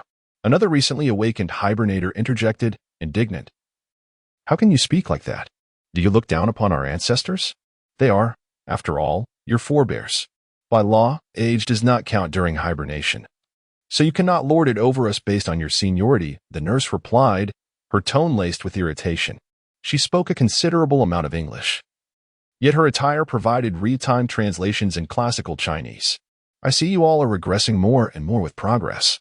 If you wish to speak Chinese, do so without interspersing it with so much foreign gibberish. The man shouted in displeasure. Your backwardness is the issue, the nurse retorted, her attire displaying a mocking expression. Choosing not to engage with him further. And your ridiculous attire. It's blinding. My eyes are pained. The man bellowed in fury. With a dismissive glance, the nurse activated a display on the wall beside her. After a few commands, the bed of the shouting hibernator began to move, transporting him out of the observation room. Having just awakened from hibernation, he was too weak to resist. Swearing, are we? Off to pay your fines. The nurse scoffed. Look at this. Those unable to adapt to the new era, Xiongwen remarked with a sense of schadenfreude. This era seems rather pleasant, Logic murmured, reflecting on the nurse's earlier comments with a mix of astonishment and skepticism. How could modern individuals dismiss Chu Ming as mere feudal superstition? His supernatural abilities were undeniably real. Had Chu Ming truly not appeared for over a century? Could he also have entered hibernation? With his powers, why would he hibernate? At that moment, Xiongwen remarked, this era is indeed splendid, but it would be even better if we had awakened a few years later. Why? Logic queried, perplexed. In just a few more years, we will enter a golden age of peace. Oh, you are not aware? We are about to engage in peace talks with the Trisolaran civilization. Logic's face registered shock as he struggled to believe. What? The Trisolarans wish to negotiate with us? No. No, they have no other options, Xiongwen exclaimed, sitting up with excitement. Brother, you have no idea. Our space warships have far surpassed theirs. How is that possible? How could it not be? Human warships can now reach 15 of the speed of light. They are much faster than Trisolaran vessels. Moreover, we have 2,000 warships, twice as many as they do. Logic, incredulous, turned to the nurse with a questioning gaze. Indeed. The outcome of this war is no longer in doubt. Humanity's victory is assured. The nurse, with a hint of pride, remarked, over the course of these 2 centuries, space telescopes have observed the Trisolaran fleet traversing interstellar dust on 3 occasions. They have long since fallen into disarray, with half of their warships ceasing acceleration. It is estimated that no more than 300 ships will reach Earth in 2 centuries, while humanity possesses 2,000 vessels, each surpassing theirs in strength. Oh. And by the way, 2 Trisolaran probes are expected to arrive in the solar system this year. It should be regarded as a gift from the Trisolaran world. A sign of their desire for peace. Luoji appeared puzzled, inquiring about the nature of the Trisolaran probes. The nurse continued. The Trisolaran crisis is not as dire as you once perceived. During that time, you were understandably frightened, resulting in a series of absurd and juvenile responses. Much like the Wallfacer project you just mentioned, and that fellow, Chu Ming. Chapter 79. Chu Ming is awakened. Luoji paused in silence before asking. I have another question regarding the Wallfacer project. Besides Chu Ming, there is another Chinese individual among the Wallfacers. Are you aware of this? Are you referring to the one who supposedly casts spells towards the stars? That's quite the farce, the nurse replied dismissively. Ah, yes. What has become of the star he cursed? Luoji inquired, his tone tinged with tension. It's undoubtedly still hanging in the sky. What else could it be? You can't genuinely believe that some ancient incantation holds any power? The nurse scoffed. Luoji fell into contemplation. In the original narrative, he had fully accepted that his incantation was a mere jest, as was the dark forest theory. Yet, in this moment, he found himself torn between belief and skepticism. The nurse had just ridiculed Chu Ming in a similar manner, dismissing his abilities as nothing more than the superstitions of ancient people, an evidently flawed perspective. Luoji sensed something was amiss. How could humanity, in a mere 2 centuries, cease to believe in Chu Ming's capabilities? He had once been the savior in the hearts of all humankind, and his extraordinary powers were verifiably real, with a plethora of audio-visual documentation from that era. Could not even a fragment of that legacy have been preserved? The changes of this era bewildered Luo Ji, with every aspect appearing increasingly irrational. In a clandestine underground facility, Fleet Joint Conference emissary Anthony, accompanied by several technicians, entered the chamber where Chu Ming lay in stasis. Having received directives from superiors to awaken him, is this the legendary ancient deity? One technician mused, peering through the chamber door at Chu Ming, whose attire reflected an air of disdain. This must be an eternal sinner, Anthony sneered. Like the majority of contemporary society, they regarded Chu Ming, this so-called ancient deity, as a relic of feudal superstition or a mere pawn wielded by a powerful ancient nation to manipulate the populace. In this age, the yearning for freedom far surpassed that of ancient peoples in the Common Era. Marriage and family had become obsolete, with individuals eschewing constraints in pursuit of liberty. Thus, in their eyes, Chu Ming, who had enticed ancient citizens through a blend of religion and technology, was deemed utterly irredeemable. Poor ancient souls. So easily deceived by his inferior technological ruses for so long, one remarked with a mocking chuckle. Indeed, what is most infuriating is that this ancient charlatan has managed to survive to this day. Another replied indignantly, I can hardly fathom the Fleet Joint Conference's rationale in allocating such substantial funds annually for his hibernation. A man like him should have been brought to justice long ago. Perhaps the Fleet Joint Conference intends to summon him for trial this time, Anthony speculated. That would be splendid. Modern society cannot accommodate such ancient charlatans. Scoundrels who brainwash the populace deserve to rot in hell. As they spoke, the group began initiating the awakening procedure for the hibernation device, their movements somewhat clumsy. As this apparatus had not been serviced in over a century, typically requiring maintenance only every 20 years. Fortunately, they were all professionals, and ultimately succeeded in initiating the awakening procedure.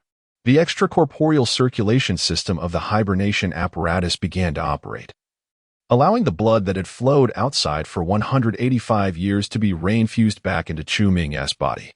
It was estimated that he would awaken in about half an hour. However, one individual suddenly noticed something amiss. Why is the temperature of this cryogenic fluid approaching absolute zero? Could there be an error in the data display? Surely it must be a display error. How could the temperature be so low? Can he even survive? Anthony remarked dismissively. At that moment, Chu Ming in the hibernation chamber suddenly opened his eyes, revealing a gaze steeped in the passage of time, as profound and distant as the primordial wilderness. Yet, this expression lasted but a fleeting moment before it retracted. He then regarded the few individuals outside the chamber with a complex look that was both unfamiliar and poignant. My goodness, how did he wake up so quickly? One person, taken aback by Chu Ming's gaze, was startled, and their clothing rapidly displayed images indicative of terror. Soon, the garments of Anthony and the others began to flicker, showcasing various images that conveyed shock, panic, and fear. His blood hasn't even been fully rain-fused. How could he awaken? Is there a malfunction in the equipment? This is an antiquated device from 2 centuries ago. Quick, check it. Hello? Are you all right? The group became flustered, with some examining the equipment while others hurried to accelerate Chu Ming's blood transfusion. Anthony, peering anxiously through the glass, inquired about Chu Ming's condition. Despite their disdain for Chu Ming, whom they regarded as a relic of the past, they were nonetheless following superior orders to awaken him. If anything were to happen to Chu Ming, they would undoubtedly bear the responsibility. Chu Ming, unfazed by their commotion, directly pulled out several tubes connected to his body and forcibly opened the hibernation chamber door, rising slowly to his feet. This action left Anthony and the others dumbfounded, frozen in place. Sir, you have yet to have half of your blood transfused. Anthony stammered, his clothing displaying a pair of terrified eyes. Your veins still contain half of the hibernation fluid. Another exclaimed in a panic. That is of no consequence, Chu Ming replied nonchalantly. As the onlookers gazed at him as if witnessing a miracle, he concentrated, and in an instant, a radiant white light enveloped him. When the brilliance faded, he was clothed in a garment and trousers. My heavens! The group stared in astonishment, their eyes wide in disbelief. At that moment, they felt as if their entire worldview had collapsed. Ancient deities were indeed real. Why have you awakened me? Chu Ming inquired calmly, unfazed by their reactions, which he had anticipated. The group exchanged bewildered glances, their garments flashing images of fear, and some trembled uncontrollably, momentarily rendered speechless, clearly shaken. Please answer my question. Chuming emerged from the hibernation pod, gently descending before a few startled individuals, causing them to instinctively retreat several steps. Anthony stood frozen for a moment, then, with a mix of trepidation and reverence, explained, Mr. Chuming, I am Anthony, the appointed representative of the Fleet Joint Conference. The conference has instructed us to awaken you for the final Wallfacers hearing. The final Wallfacers hearing? Chuming reflected on the narrative of the original text, realizing that it must now be the year 205 of the Crisis Era. Indeed, you have been in hibernation for 185 years. Chuming nodded, confirming his expectations. The timeline of the original narrative remained unchanged. My little host, are you awake? The voice of the system suddenly echoed. Chuming paused momentarily, then broke into a radiant smile.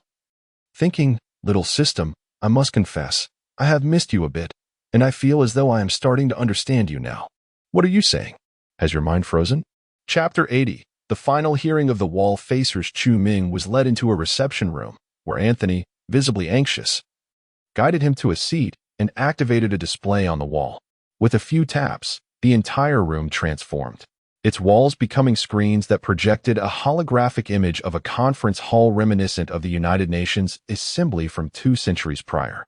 In this era, video conferencing had become the norm, with most students attending classes remotely, rendering the concept of traditional schools nearly obsolete. This technology is rather intriguing. Imagine utilizing it for gaming. Chuming mused as he surveyed his surroundings, expressing his wonder. Mr. Chu, holographic gaming is quite popular now, Anthony remarked cautiously, observing him intently. If it can simulate the environment, can it also replicate real sensations? Chuming pondered, stroking his chin thoughtfully. Anthony blinked in surprise. What could he possibly be contemplating? As an ancient deity, surely he wouldn't possess such mundane interests? Of course, it can. Anthony hesitated, sensing the potential for offense in his response. Conversing with such a being was overwhelmingly daunting. Fortunately, at that moment, new figures joined the video conference, and the images of Zions and Luoji appeared. Seizing the opportunity, Anthony quickly excused himself from the meeting room. Brother Luo, I told you we would meet again in 200 years. Chuming exclaimed, his face lighting up with enthusiasm. You truly have a remarkable sense of timing, Luoji replied, scrutinizing him with a complex gaze. Brother Chu, how did you manage to hibernate? You'll have to ask Zions about that. Chuming shrugged nonchalantly. Luoji turned to Zions with a look of astonishment. Zions responded with a slightly smug smile, leaving Luoji utterly perplexed. So, many significant events must have transpired during the years I was in hibernation, right? Luoji felt as though he had missed numerous pivotal occurrences. Dr. Zions, was your strategic plan successful? Not entirely successful, merely bolstering the confidence of certain individuals. Zions replied with a faint smile, his gaze inadvertently drifting toward Chuming. Luoji had countless questions swirling in his mind, but at that moment, the meeting room began to fill with attendees, signaling that the conference was about to commence. Most participants were clad in military uniforms, devoid of decorative insignia, perhaps as a mark of solemnity. As the meeting commenced, the rotating chairperson of the Fleet Joint Conference addressed the assembly, esteemed representatives. Today, we shall conduct the final vote on proposal number 649, submitted jointly by the North American and European fleets. Notably, in this era, the concept of great powers had dissipated. All nations that existed on Earth 2 centuries ago had declined. The space fleets had emerged as independent political and economic entities. With 3 major fleets currently operating within the solar system, the Asian fleet, the European fleet, and the North American fleet. These fleets did not belong to any terrestrial nation, standing entirely autonomous, each possessing the same strength and status as the superpowers of 200 years prior. In the contemporary human realm, 2 distinct international entities exist, the traditional Earth International and the Fleet International. However, the Earth International has lost much of its actual power, with humanity's space military forces entirely under the dominion of the Fleet International. The PDC has evolved into the Solar System Fleet Joint Conference.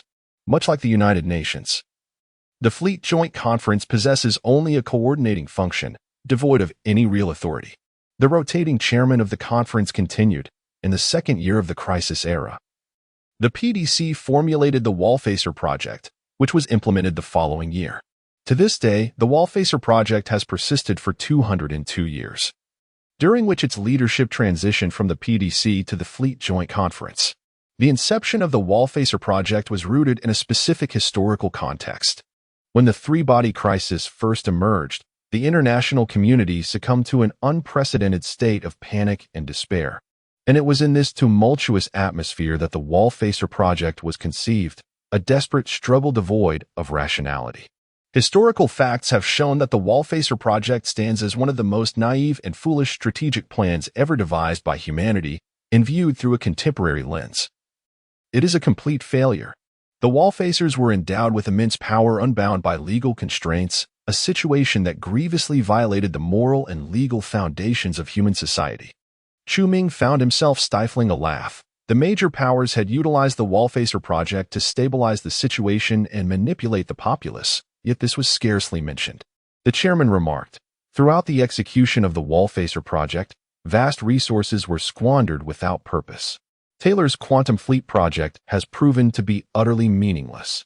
Unable to contain himself, Chu Ming interjected, "Let us be honest, you all must have benefited from Taylor's research on macroatoms, haven't you?" The attendees turned their gaze toward Chu Ming in unison, their expressions rife with displeasure. Chu Ming raised an eyebrow, wondering if even these high-ranking officials had forgotten his capabilities. Luo Ji felt an immediate tension, eager to know the answer to this question. The chairman cast a sardonic glance at Chu Ming and coldly remarked, "Mr. Chu Ming, we certainly have not forgotten your power. However, in this era, your strength is but a fragile remnant. We hope you do not harbor illusions of returning to the age of ancient emperors." The representative of the European fleet spoke with a hint of derision. "Mr. Chu Ming, I believe it is necessary to remind you that from the moment you awoke, a macrofusion orbital cannon in space has been targeting you, with macroatomic nuclei poised to convert your physical form into ash within a mere 0.2 seconds. Chu Ming felt a chill run down his spine. Humanity now possessed the means to eliminate him? He quickly understood why the modern populace had seemingly forgotten his abilities, even erasing his name from history books. This was a deliberate act by the current wielders of power. They wished to prevent their citizens from continuing to venerate him. Once, the major powers could not contend with Chu Ming and thus leveraged his renown to govern the masses. Now, however, the Fleet International possessed the capability to extinguish Chu Ming, rendering his reputation unnecessary. Chu Ming's expression remained unchanged. He had anticipated this development long ago. Over the past 2 centuries, the Fleet International has evidently developed advanced macrofusion weapons akin to those of Mosey, utilizing the fragmented technological insights acquired from the ETO in earlier years. Moreover, Chu Ming could easily surmise that once he was branded with an ideological stigma, the major powers, upon realizing he had become harmless, likely resumed their research into macrofusion weapons without delay. Thus, he had just remarked that while everyone present benefited from Taylor's research on macroatoms, not a single individual dared to acknowledge it. Observing Chu Ming's silence, the chairman smirked derisively and continued, "The Mercury catastrophe chain reaction plan by the Wallfacer, Radius, is beyond the current capabilities of humanity and serves no purpose."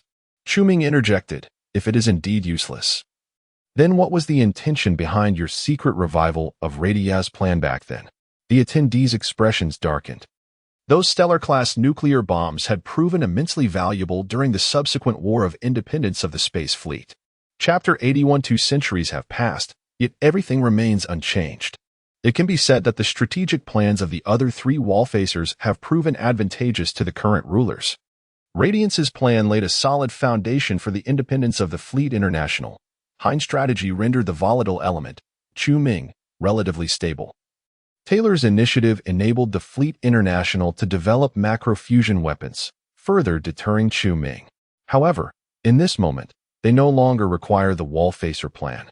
Its existence has instead become a source of instability within contemporary society, prompting them to seek various lofty justifications for its abolition. Logic finally comprehended this. His heart a tumult of emotions. Strikingly similar, the political landscape of modern society bears little difference from that of centuries past. What progress have they truly made?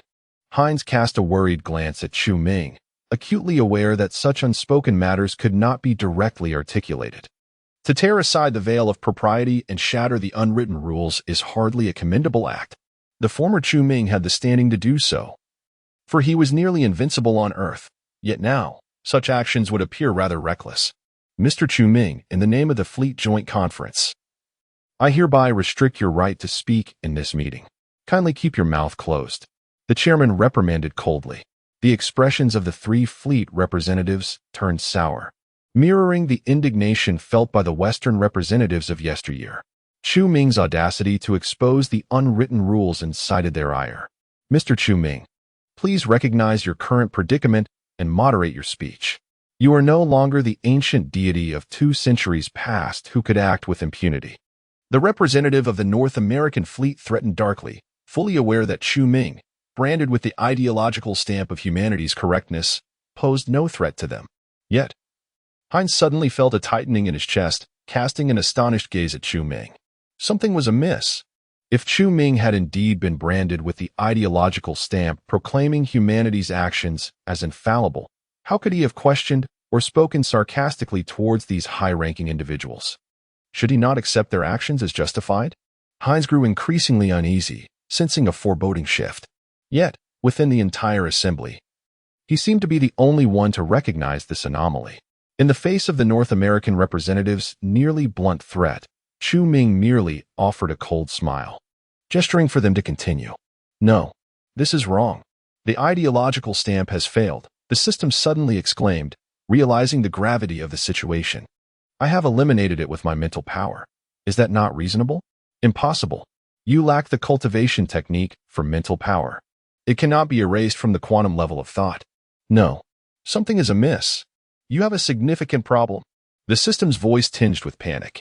Dear system, I assure you, nothing is impossible. The system fell silent, seemingly in contemplation. After a prolonged pause, it inquired, if you can erase the ideological stamp, then why did you impose it in the first place? At that time, I had yet to acquire the ability to erase the ideological stamp. It was an unexpected boon. However, at that time, it was indeed done for your reassurance, providing oneself with a plausible excuse for hibernation. Otherwise, it would have incited your suspicions. Chu Ming harbored immense mockery within. Impossible. You have hibernated for 200 years. What the hell? The system suddenly realized it had fallen into a trap, and now it was powerless to alter the situation. I will kill you. The system exclaimed in rage. You cannot bring yourself to kill me. Chu Ming replied nonchalantly. The system fell silent once more, ultimately conceding. It seems you truly comprehend. You are not human. How could this be something achievable by mankind? Will your psyche not shatter? Under normal circumstances, I would have surely succumbed to despair long ago, but fortunately, I possess the thought stamp. What? What does that have to do with the thought stamp? Wait. Everything humans do is correct. Indeed, this stamp has bestowed upon me unwavering conviction in executing my plan. I am human. All my actions are justified. This constitutes the second purpose of branding myself with a thought stamp. Can you guess what the third purpose is? The system lapsed into silence for a prolonged period. From the very beginning, you have been scheming against me. Haven to you. Yes. Since the first month after my traversal, precisely when I ascended to divinity in the villa in America. Everything I did during that time was orchestrated to culminate in the present outcome. Wait, I'm a bit confused. Allow me to clarify my thoughts.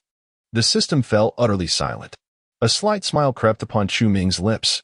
He no longer cared about revealing everything to the system, for it was already beyond redemption.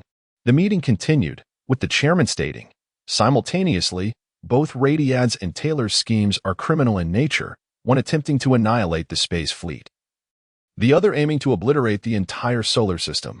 The other 3 wall-facers are equally disappointing. Heinz Thought Stamp is also engaged in criminal activity. It severely infringes upon the freedom of thought. Such transgressions are intolerable in modern society. Following the meeting, Heinz shall face trial. As for the wall-facer logic, he has accomplished nothing. Initially, he utilized the resources of human society to lead a life of nobility, and subsequently engaged in the absurd act of casting spells towards the stars. This is nothing but a bid for attention, merely for squandering substantial public resources. According to current laws, logic should also be subjected to trial. Logic's eyes widened in disbelief. The audience was rendered speechless. Could it be? Did he truly wish to become a wall-facer? Did he not refuse the role? This was clearly a responsibility thrust upon him by the great powers of the time, one he could not decline.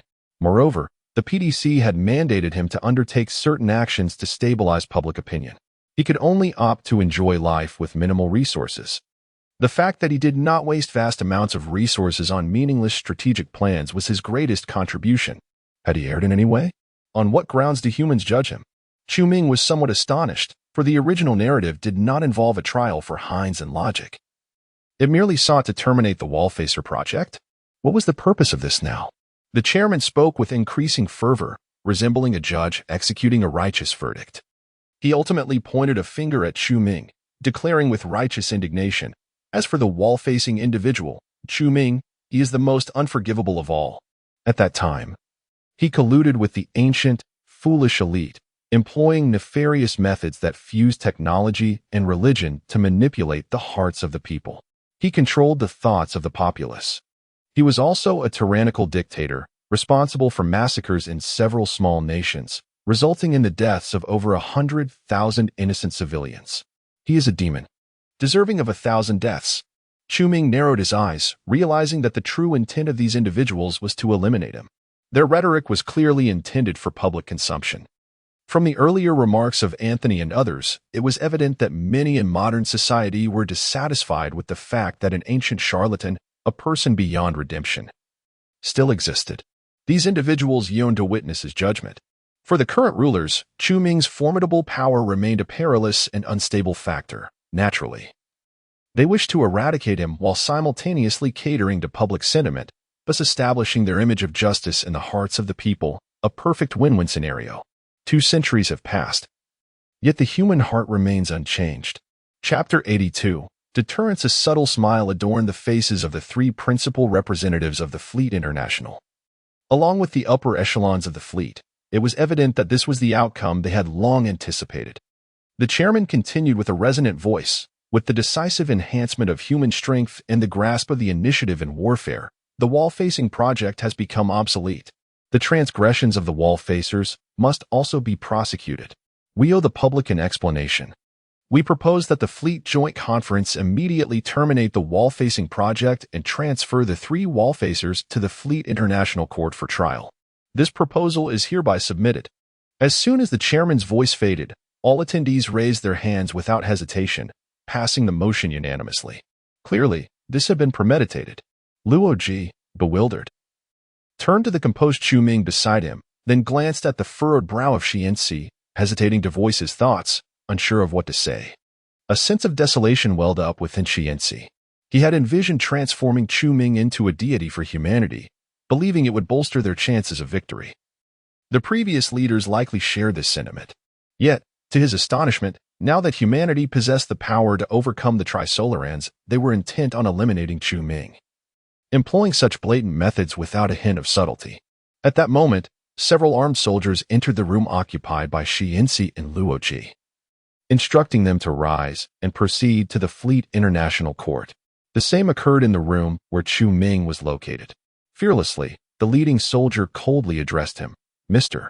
Chu Ming, I hereby inform you in the name of the Fleet International Court prosecutor that you have been charged with 15 counts, including crimes against humanity, organizing a cult, and mass murder. You are now under the custody of the International Court and will be subjected to investigation." Chu Ming turned to the man and inquired, "Aren't you afraid?" "What? Why should we fear a charlatan?" A soldier frowned, scoffing, "You don't actually believe your own deception, do you? Do you truly think yourself a god?" Chu Ming chuckled, finding it pitiable that those who sent these soldiers to apprehend him had not even disclosed the truth to them. "What do you mean? Please cease your attempts at manipulation. The people today are not as ignorant as those in ancient times." The soldier captain barked, "You will leave with us immediately, or we will resort to force." Ignoring him, Chu Ming turned his gaze toward the holographic conference room, noticing all attendees, including the chairman and the 3 principal representatives, were looking in his direction, their eyes filled with indifference and mockery, yet betraying an unmistakable tension. "You are quite anxious, aren't you?" Chu Ming asked casually. The representative from the North American fleet swallowed hard, repeatedly reminding himself, he has been branded with a mental seal. He will not harm humanity. Moreover, the macrofusion orbital cannon in space is continually aimed at him. Even if he could pose a threat, he could only kill those few soldiers. He is no danger. The other participants evidently shared similar thoughts. After all, this was a remote conference, and their physical forms were virtually aboard a spaceship. Even if Chu Ming were to erupt in violence, he could only eliminate a handful of expendable soldiers. The representative from the North American fleet feigned composure and coldly stated, "We are acting in accordance with the law. Why the tension?" He then gestured to several soldiers, commanding, "You, escort him out." Yes. Several soldiers promptly complied. Preparing to take action against Chu Ming, Hines immediately tensed up, anxious to ascertain whether the mental imprint imposed on Chu Ming had lost its efficacy. "Dr. Hines, my apologies. But this is hardly my fault, is it? Humanity simply does not desire my divinity." Chu Ming cast a glance of apology towards Hines and slowly extended a hand. Delicate tendrils of brilliant blue electricity beginning to flicker within his palm. The soldiers, who had been poised to act, halted in their tracks, their eyes wide in disbelief as they beheld the serpentine arcs of electric energy. The atmosphere in the conference room grew palpably tense and oppressive. The representative from the European fleet's expression shifted, quickly relaying orders to the spaceship. Should Chu Ming dare to harm anyone, the fusion orbital cannon would be activated instantly, reducing him to ashes within 0.2 seconds. Hines slumped helplessly into his chair, a bitter smile playing at the corners of his mouth. However, Logic's countenance changed dramatically as he cried out, "Brother Chu, remain calm." He feared that Chu Ming might perish beneath the might of the fleet's fusion orbital cannon. Chu Ming offered him a reassuring look before scanning the room once more, the tendrils of electricity in his hand twisting and dancing, their numbers multiplying as their azure glow intensified. Some senior officers of the Space Army suddenly paled, recognizing the electric tendrils as something eerily familiar. One shouted in alarm, "Is that a macronucleus?" A hush fell over the assembly, many faces betraying sheer terror as they involuntarily rose from their seats. The frantically writhing tendrils of electricity bore an uncanny resemblance to the fabled strings of death. No, wait. Wasn't the macronucleus supposed to be a transparent string? The chairman exclaimed in disbelief. Chu Ming casually toyed with the electric tendrils, a serene smile gracing his lips as he explained. "That is a macronucleus in its natural state, unfolded in a low-dimensional manner, likely originating from the 10th dimension or beyond in the microcosm. My version of the macronucleus is rather rudimentary, merely expanded from the 5th dimension of subatomic particles to 3 dimensions. The fusion reaction would be significantly less powerful." A wave of apprehension swept through the crowd. Could it truly be a macronucleus? The idea that Chu Ming could conjure one from thin air was staggering. This was the most formidable weapon known to humanity, unparalleled in its might, and humanity had only managed a crude application of its primitive technology, failing to grasp the true mysteries of macroatomic science. In the eyes of humankind, macroatomic technology represented annihilation and enigma. Thus, even as Chu Ming claimed that the macronucleus in his grasp was inferior, a chill of dread coursed through them. "Mr. Chu Ming, what is the target of its energy release?" The North American fleet representative asked, clutching at a thread of hope, his voice taut with tension. "I shall not keep you in suspense any longer," Chu Ming replied. In Chu Ming's grasp, hundreds of electric patterns coalesced, radiating a dazzling and deathly blue light. These were all macroatomic nuclei aimed at carbon-based life forms as targets for energy release. Although the energy of a single unit could not rival that of a macroatomic nucleus unleashed in its natural state, the sheer quantity was sufficiently formidable.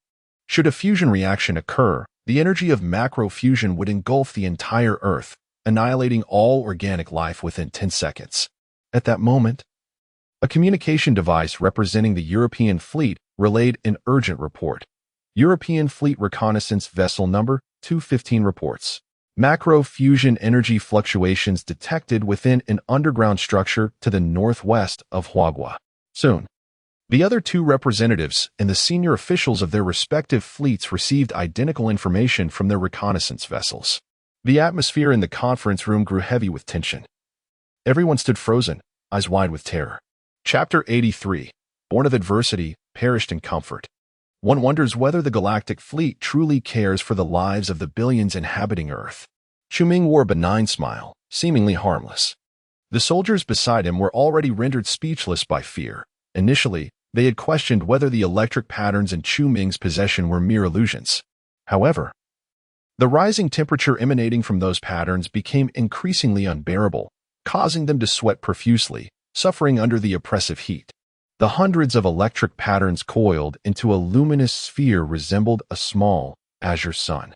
Yet, Chu-Ming effortlessly toyed with it in his palm, a feat evidently beyond human capability.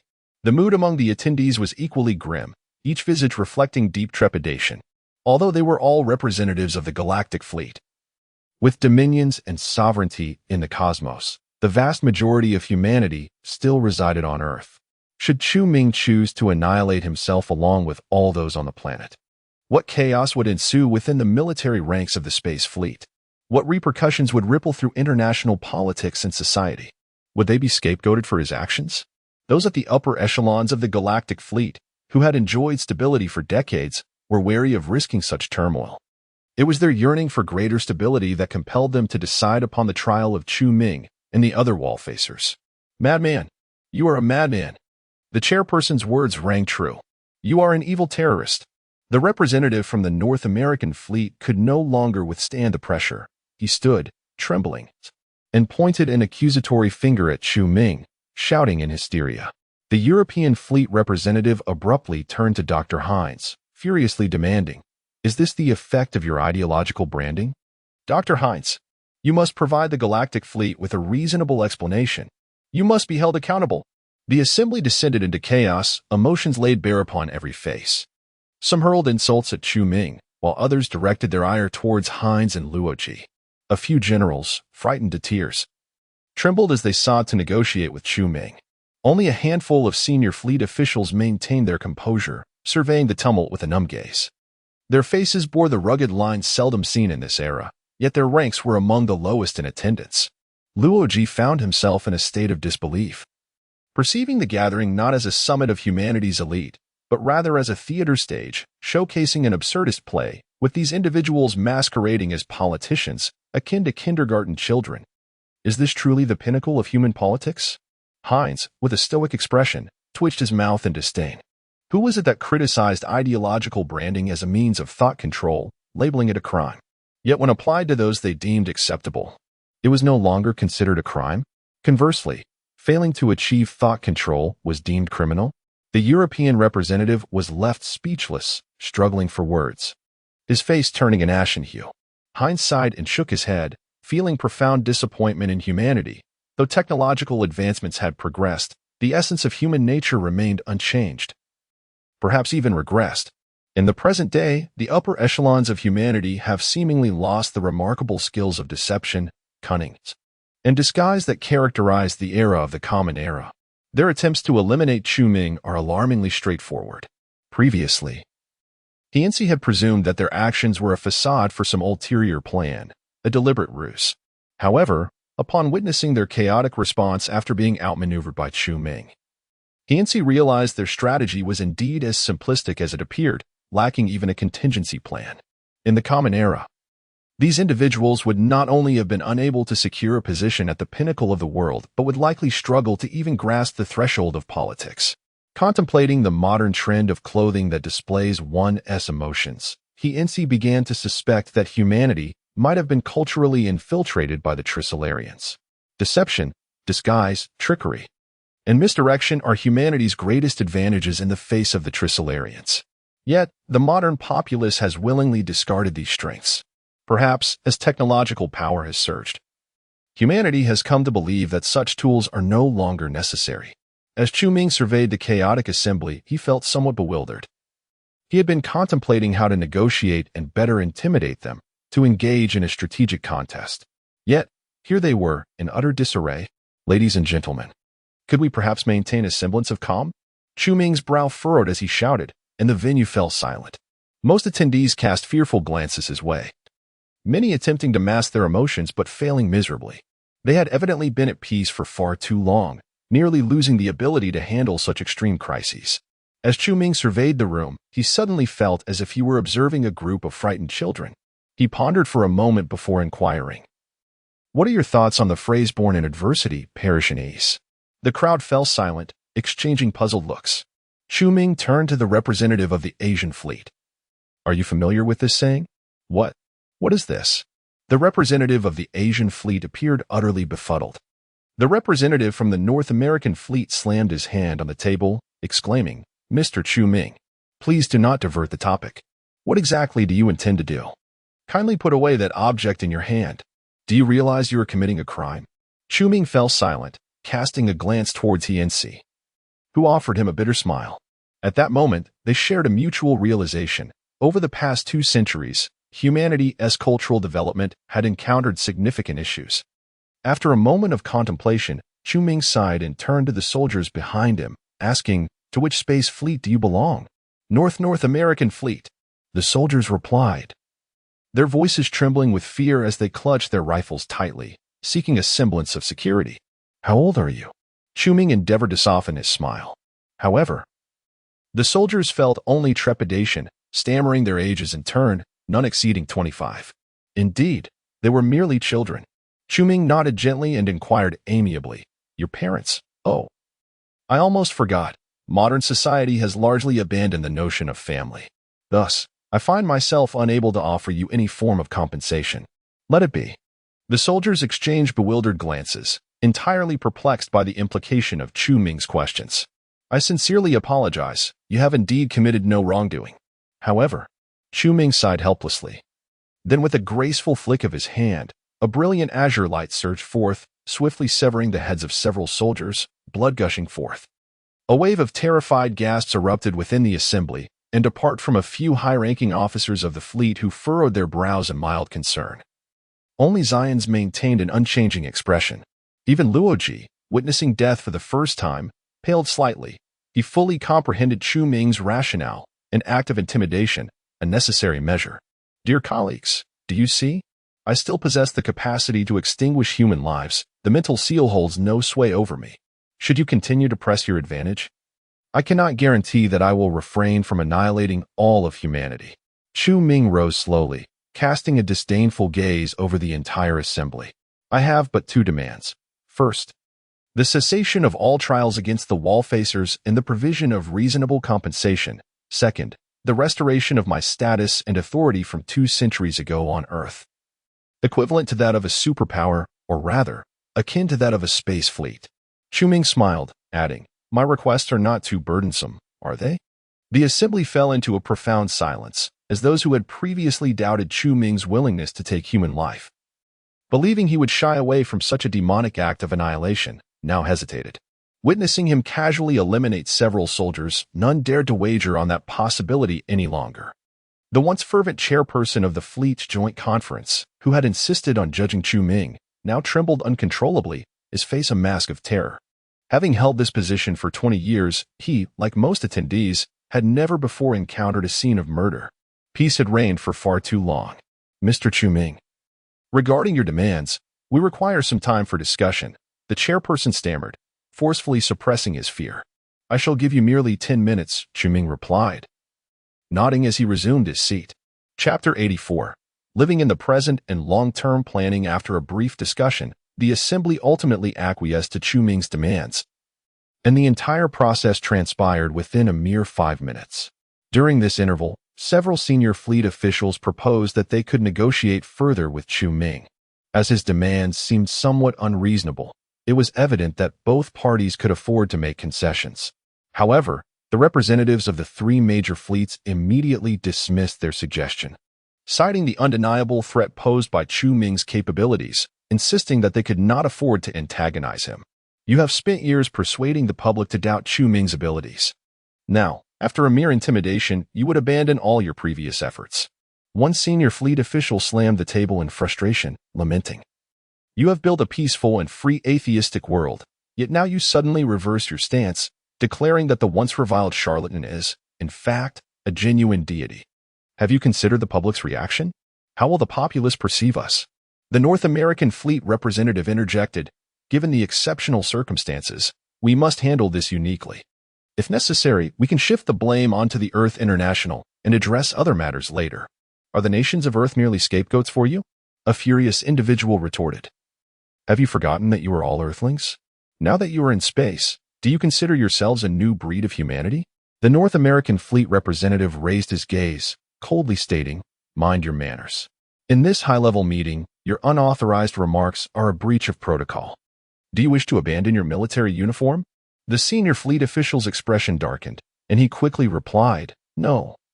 I merely hope that you might negotiate further with Chu Ming regarding his conditions, perhaps persuading him to refrain from revealing his abilities to the public for the time being. Surely, that cannot be too difficult." The European fleet representative slammed the table in disbelief. "Do you still dare to negotiate with him? Have you not witnessed his violent tendencies? If you offend him, he could annihilate all of humanity in a fit of rage. Will you take responsibility for that?" The Asian fleet, bowing their heads, suggested, "For now, let us agree to his terms and take one step at a time. We can deal with future matters later. After all, I cannot bear the risk of humanity's destruction." The senior fleet official's face turned ashen, and after a moment of hesitation, he finally muttered an apology, returning to his seat with a dejected expression. Another senior fleet official leaned closer and whispered derisively, "It is futile. They have taken the philosophy of granting civilization to time to its extreme. Living in the present is all that matters. As long as the immediate issues can be resolved, we can defer the future." Chu Ming observed this scene with a blend of amusement and sorrow.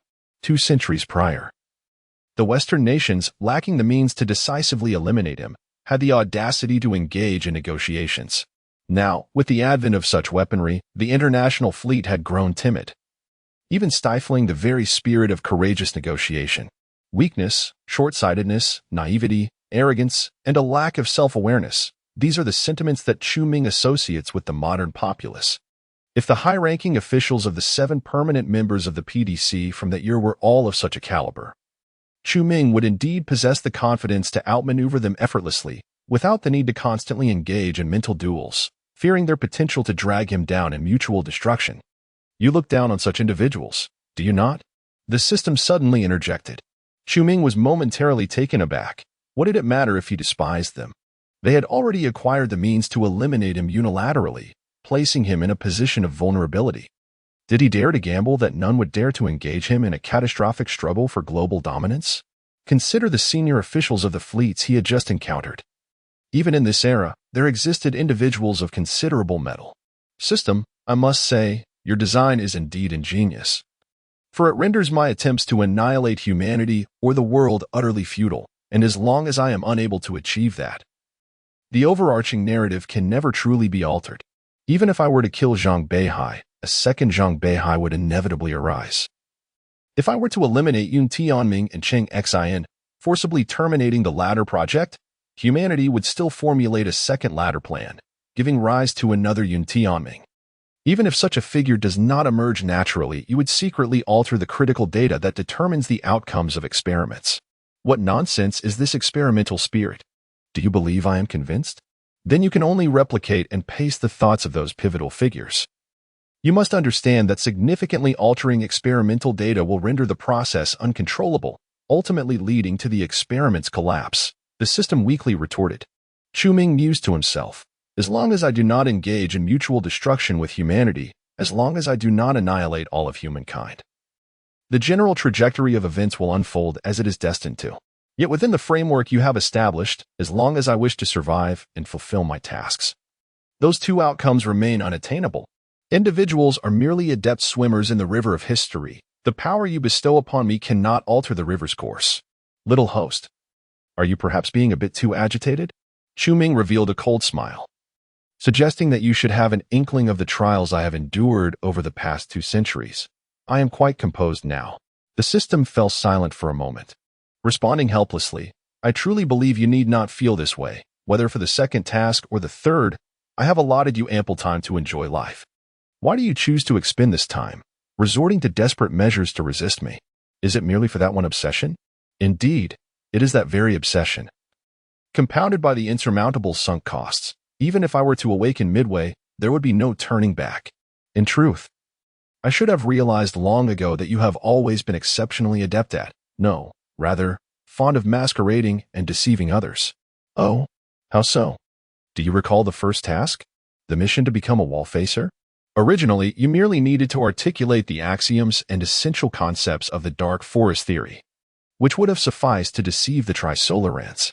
Yet, in an attempt to be cautious, you feigned deep contemplation for several hours. Had I not intervened out of sheer exasperation, you might have continued the charade for several more days. In my own world, a psychologist once diagnosed me with histrionic personality disorder.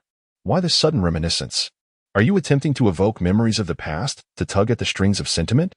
Chu-Ming scoffed. Not at all, it was merely a spontaneous reflection.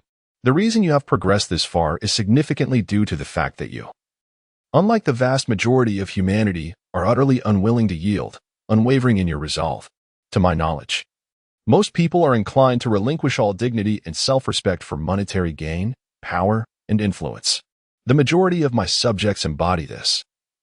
Even when faced with life-threatening trials and excruciating mental anguish, the moment they receive their rewards, they are instantly satiated. I perceive this as a fair exchange. Yet you evidently disagree. You believe I acted without your consent prior to this transaction, thus compelling your resistance. Many yearn for such opportunities yet find themselves bereft of them. Thus, many harbor disdain for individuals like me. Yet, Logic is of a similar ilk, is he not? Though his demeanor differs. However, after Logic could no longer refuse the mantle of the wall facers, he too capitulated. Perhaps you should take a leaf out of his book. What became of Logic? The system lapsed into silence, and after a protracted pause, it spoke softly. I must remind you, although you perfectly deceived me for 2 centuries, causing me considerable distress, you have betrayed Natalie. Chu-Ming's pupils constricted, his words faltering as he fell into a heavy silence. In your quest to impose that ideological brand, you exploited Natalie to convey messages to Shinx. She unhesitatingly complied, believing wholeheartedly that your actions were intended to save humanity. Yet your true objective was the annihilation of mankind. How devastated she would have been had she known. Chu-Ming remained silent. Do you know how she perished? Chu-Ming muttered, is this your trump card? An emotional ploy? The system continued its monologue. Before her demise, Natalie returned to that high-rise villa in the United States. Chu-Ming pressed on. Was she a creation of yours from the very beginning? Did you intend to leave me vulnerable? Do refrain from making baseless claims in the absence of evidence. Now, allow me to elaborate on the details surrounding Natalie's death. The corners of Chu-Ming's eyes twitched uncontrollably. 202 years had elapsed, and his emotions once again teetered on the brink of fury. Yet, as before, he stifled them, forcing himself to maintain composure. My little system, have you become so desperate as to resort to emotional manipulation? Chu-Ming retorted coldly. Regardless, having arrived at this juncture, he truly found himself with no avenue of retreat. 202 years spent meticulously strategizing, navigating with utmost caution, and employing unscrupulous means, all to establish a deterrent relationship with the system, even if only of the most rudimentary kind. Should Chu-Ming surrender now, all he had sacrificed would be rendered utterly meaningless. The sunk costs and his obsession had completely ensnared him. Chapter 85. A small fragment of a century's design. After the meeting concluded, the high-ranking officials of the fleet swiftly exited the video conference room as if fleeing for their lives, leaving the venue desolate. Rogo, where are you now?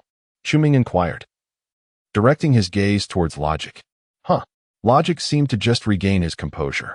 Oh, I'm in the capital, but in the underground city. The new urban developments are all constructed subterraneanly now. Chu-Ming observed him for a moment, noting his distracted demeanor. Rogo, are you all right? Are you shaken? I'm fine. Logic replied with a wry smile and a wave of his hand. What could possibly be wrong? Having been a wall facer for so long, what calamity have I not witnessed? At that moment, Logic's thoughts were consumed by Zhuang Yin and the child. Since the instant he awakened, aside from the wall facer plan and Chu-Ming, they were the only ones occupying his mind. Initially, he did not recognize anyone and dared not inquire about their whereabouts.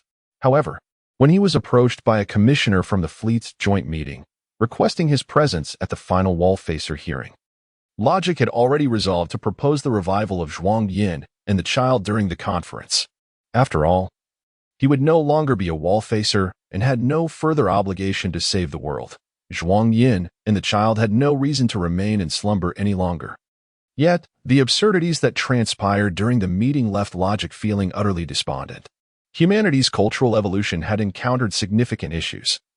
The arrogance and immaturity of modern individuals compelled Logic to question whether their technology was truly robust enough to conquer the Trisolarans. That's a relief. I will come find you later. It's been quite a while since we last met, Chiming replied.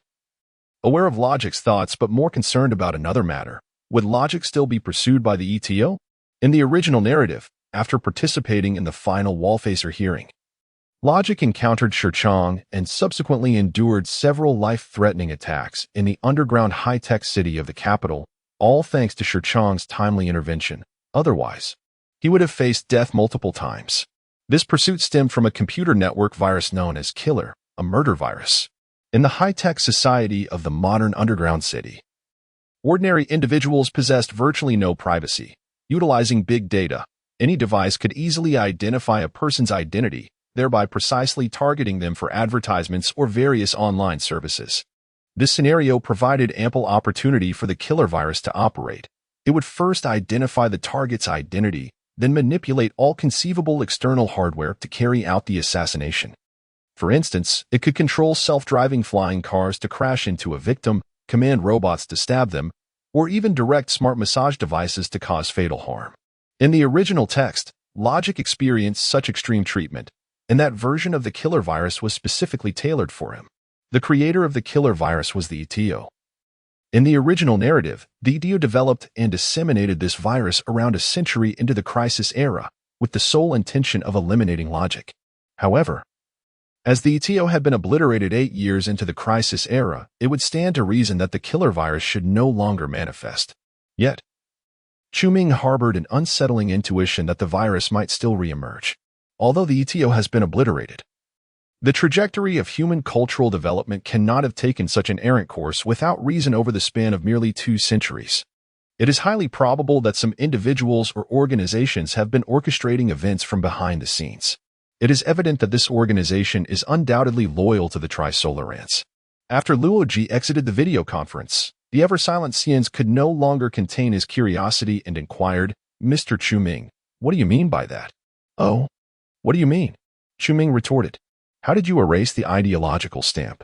If you possess the ability to eliminate the ideological stamp, then why did you impose it in the first place?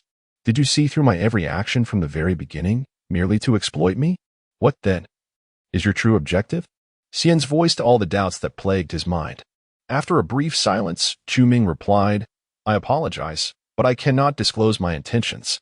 However, Dr. Xians, I am indeed utilizing you, and I have seen through you entirely. I find it hard to believe that this could be accomplished by human intellect alone." Xian shook his head in disbelief. "Your deeper motives elude me, but your immediate aim was to impose that ideological stamp, correct? In other words, to avoid raising any suspicion. You naturally branded me with that stamp, spending 8 years masquerading as an ordinary individual who deeply cares about public belief, feigning that you had fallen victim to the main god faction's machinations, making me dreadfully concerned that you might annihilate humanity. Then, you employed your maid, Natalie, to convey information to me, ensuring that I fully embraced this notion. You anticipated that I would use the ideological stamp to assist you in unraveling the truth, subsequently leading to its imposition." With an impassive expression, Chuming stated, "At that time, did you possess any other means to control me perfectly besides the ideological stamp?" A flicker of horror crossed Xian's eyes. There was. My visit to the prison to see Huizi was part of your plan, wasn't it?" Chuming nodded. "Yes, this requires delving further back. Initially, I conducted an research on spiritual particles with a different aim, which I cannot disclose to you. Later, I inadvertently learned about the main god faction. They informed me that my research on spiritual particles had incited the Trisolarans' murderous intent, who communicated with the ETO to eliminate me. I was aware that at that time, Western nations were eager to acquire the advanced technology capable of killing me, and once the ETO developed it, their demise would be imminent. In that moment of enlightenment, I devised a new plan, yet all of it was in service of my original objective. I gambled that if the ETO failed to assassinate me, the Trisolarans would very likely abandon this incapable organization, and my gamble proved correct. As the ETO experienced abandonment by the Trisolarans once more, they would potentially transform into the main god faction, placing the hope of humanity's destruction upon me. I gambled correctly again. Shanshan Huizi became part of the main god faction and conveyed to you their intention to exploit public belief in persuading me to annihilate humanity. Your concern regarding this matter is palpable. Thus, upon awakening from hibernation in the year 20 of the Crisis Era, your first inquiry was about me and the public's shifting beliefs surrounding my persona. Dr. Hines, from that very moment, you found yourself ensnared in my intricate web, and henceforth, events unfolded with an almost natural inevitability. Hines sat there, bewildered. Before murmuring, you orchestrated this for 15 years, merely to unobtrusively imprint that ideological seal? My heavens! What, pray tell, is your ultimate aim? What else could it be, but to ensnare me? The system could not contain its exasperation. His machinations concerning you are merely the first layer. The second layer is a calculation aimed at me. This is utterly absurd. Who could have foreseen such a scheme? Who, indeed? No, that is not quite right. His initial plan was to probe whether the Grand Fusion could serve as a weapon capable of extinguishing him. The second layer was indeed aimed at Hines, while the third layer was directed at me. Yet still, that is incorrect. His primary objective was ostensibly to alter the narrative, to inflict discomfort upon me. How many layers of schemes do you possess? From the very beginning, you were aware that altering the narrative was beyond your grasp, were you not? No comment. Shuming gently shook his head. This was but a mere fragment of his elaborate designs from years past. Within this segment, figures such as Yamashita Keiko, Hines, Taylor, the Divine Authority, ETO, the Trisolarans, and various nations, along with public opinion, were all mere pawns in his grand chess game. Hines, without a doubt, constituted one of the more significant pieces. Shuming's articulation of these thoughts served solely to convey his respect for this particular piece. No, Hines suddenly gasped, a look of horror washing over him as he exclaimed, the very foundation of your elaborate scheme rests upon the knowledge that, 5 years into the Crisis Era, my analytical camera would indeed be successfully developed, that I would create the ideological seal. You must have known that Yamashita Keiko is ETO, my gateway. How could you possibly have known all of this back then? Shuming smiled, asserting the reasonableness of possessing a divine perspective as a deity. Hines sat there, rendered speechless by the magnitude of the revelation. Meanwhile, in the distant Trisolaran fleet, the observer tasked with controlling a Sabhan to monitor Shuming found himself in a state of utter shock, his mind nearly boiling over from the weight of the revelations. Chapter 86. The Cultural Invasion of the Trisolarans. Dr. Haynes, there is one more matter I am aware of regarding your true strategic plan, Shuming remarked nonchalantly. Haynes' overt plan was to create a fleet of space warriors imbued with an unwavering belief in victory through the use of thought stamps. However, the reality was starkly contrary. His true intention was to forge a cadre of space warriors who possessed a steadfast belief in escape. Haynes altered a mere sign in millions of lines of code within the thought stamp apparatus to achieve this covert objective, so subtly that even the Sabhan failed to detect it. Simultaneously, Haynes constructed 5 thought stamp devices, with the outside world only privy to the existence of one. The remaining 4 were clandestinely transferred to soldiers who had already been solidified in their beliefs, known as the Stamped Clan. This group perpetuated the ideology of steadfast escapism through the 4 devices, establishing a tightly knit organization within the Space Forces. Even now, a significant number of Stamped Clan members exist within the current space fleet, unbeknownst to all. The Trisolarans refrained from exposing this plan, as they perceived the Stamped Clan to be resolute victors, a notion they were indifferent to. Their only fear lay in the ideology of escape. Haynes was also a remarkable wall-facer, akin to Zhang Beihai, who deceived 2 worlds for 2 centuries to preserve the ember of humanity. Haynes lifted his gaze, his eyes vacant. Had Shuming uttered these words to him previously, he might have harbored doubts. However, he now lacked the courage to question. Then why do you not dismantle the wall for me? Haynes weakly inquired. Dismantling the wall holds no significance for you. Shuming gently shook his head. Even in the absence of the Stamped Clan or Zhang Beihai, it is highly probable that someone would still commandeer a spaceship to flee the stars, much like those spirited high-ranking officers we encountered in the recent meeting. As Zhang Beihai once told me, humanity has never lacked responsible soldiers, even without him. Others would replicate his actions. It suffices for just one person to undertake such a deed. This also elucidates why, after Zhang Beihai's escape, no one else followed suit. Logically, with such a vast contingent as the Stamped clan, there should have been numerous steadfast escapists akin to Zhang Beihai who could have succeeded in fleeing. Yet, as previously stated, the preservation of the ember of humanity requires but one individual to act. Haynes, perplexed, asked, "Who is Zhang Beihai?" "A wallfacer as great as yourself, a crownless wallfacer." "What?" "Mr. Chu Ming, what more do you know?" Chu Ming remained silent, his gaze dimming. "However, if one day I must destroy everything you have built, I apologize." Haynes was utterly bewildered, feeling an inexplicable confusion. For his initial purpose was to annihilate humanity, to obliterate the world. He has long realized that only by preemptively destroying Earth and humankind can he truly alter the narrative. "Can he resist me?" the system lamented. Chu Ming thought, "Stop your lamentations. Haynes cannot hear you." "Ah, but I am in such distress. You have deceived me. You have been deceiving me all this time." Even the words exchanged between Zhang Beihai and you, which made you suddenly realize your inability to alter the narrative, were all part of your elaborate scheme. I actually believed you. You treated Zhang Beihai as merely a pawn. You shall be condemned by the readers. Your methods are utterly ruthless. You possess no humanity. Chu Ming exclaimed, "Quickly recount every detail of the arrangements you made from the very beginning for your plan. I've been struggling to piece it all together for ages." "And what exactly transpired during your hibernation?"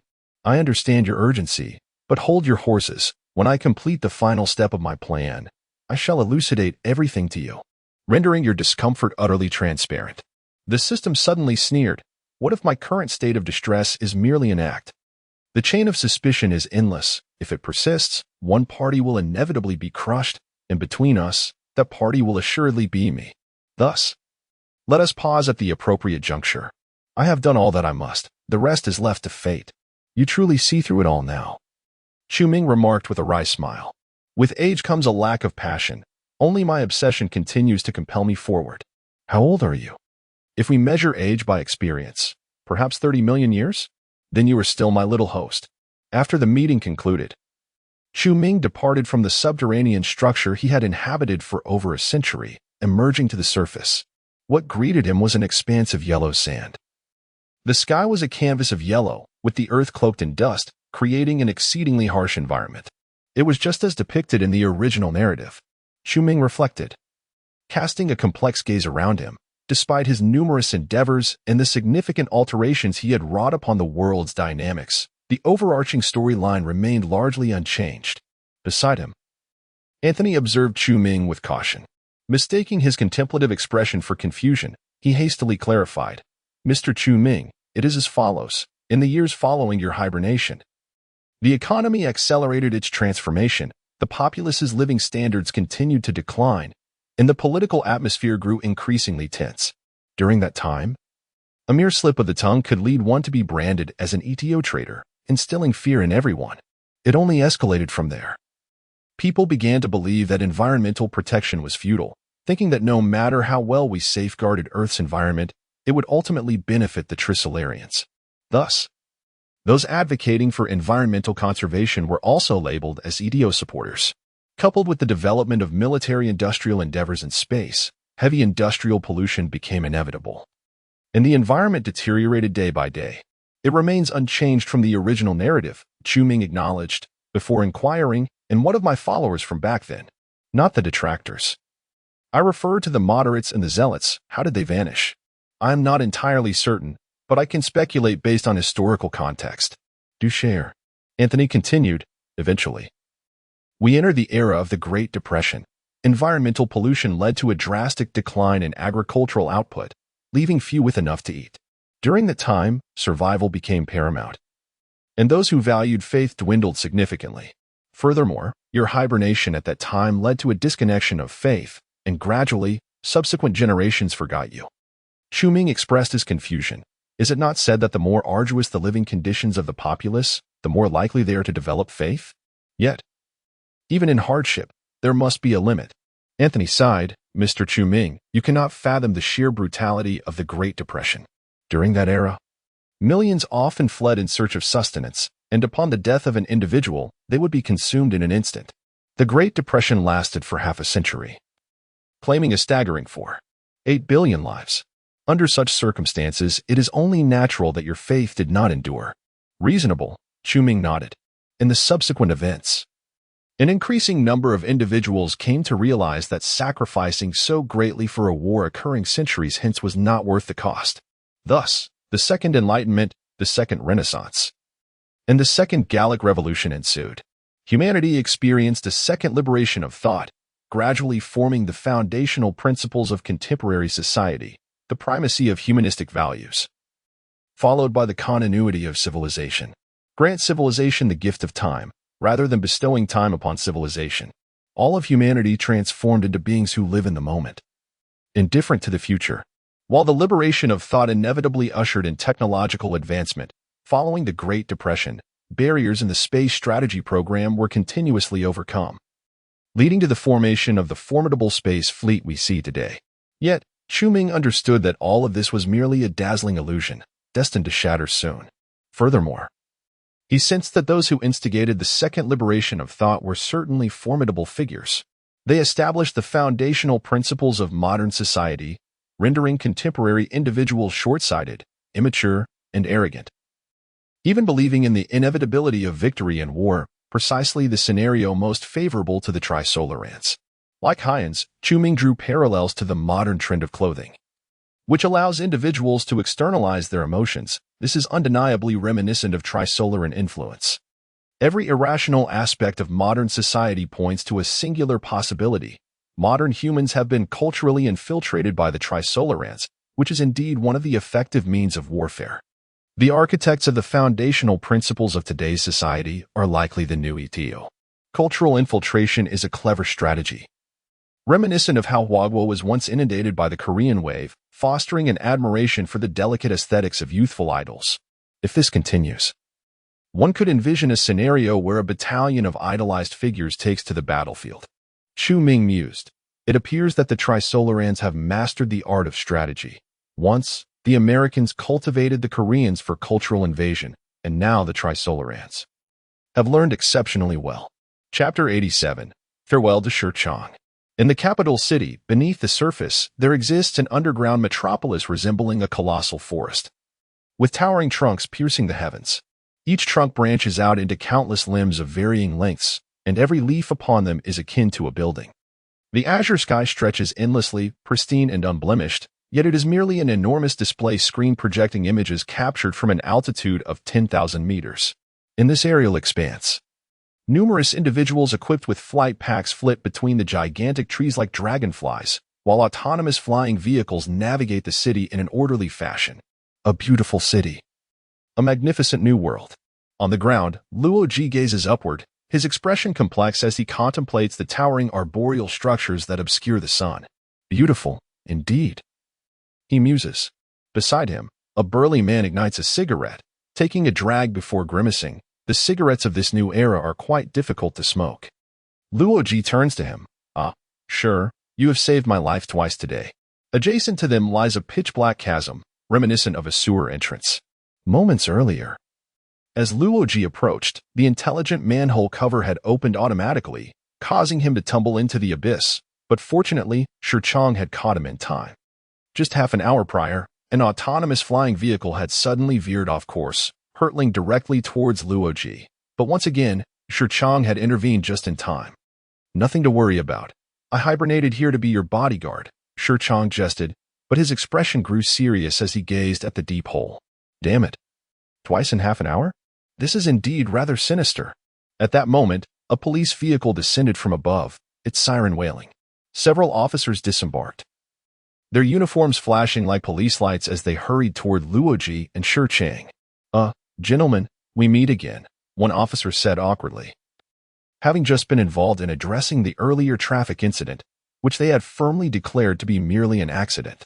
Shurchong directed his gaze toward the chasm. Is this also an accident? Well, it should be. The officer's delicate features betrayed a hint of unease. Luo Ji interjected. I just inquired with a municipal worker, and he informed me that such occurrences have not transpired in this city for a decade. Shurchong regarded the officer with an intense expression. Madam, could you provide an explanation? I'm a man, the officer replied, somewhat exasperated. though he had long grown accustomed to the confusion faced by modern individuals when encountering those awakened from the common era. Gender is inconsequential. What we require is an explanation. Shurchang maintained his stoic demeanor, having grown accustomed to misidentifying individuals' genders during his 2 months of awakening. Rest assured, gentlemen, we will initiate an investigation. And you shall receive compensation from the municipality. A female officer stepped forward, her tone earnest. Yet there lingered a trace of disdain in her eyes as she regarded Luoji and Shurchang. In her view, men from the common era, particularly Shurchang, exuded an aura of rudeness, barbarity, and violence, wholly devoid of aesthetic appeal, clashing entirely with contemporary standards of beauty, rendering them detestable. An investigation, you say? Ah. Shurchang's eyes gleamed with mockery. He had long exhausted such deceptive rhetoric 2 centuries ago. Luoji patted him on the shoulder and said, Big Shur, do not impose your antiquated mindset upon the present. Trust them. I believe they will genuinely investigate. Shurchang sighed helplessly. Brother, matters like this have remained unchanged for millennia. However, since you have spoken, I shall not press the issue further. After the police documented the case, they prepared to depart. No need for an investigation. I already know the cause.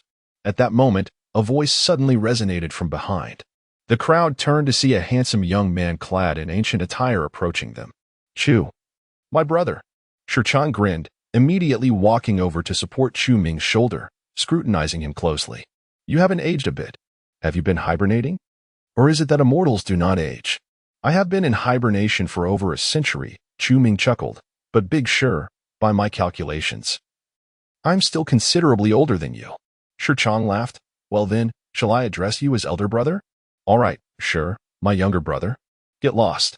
Shurchang playfully slapped Chu Ming on the back.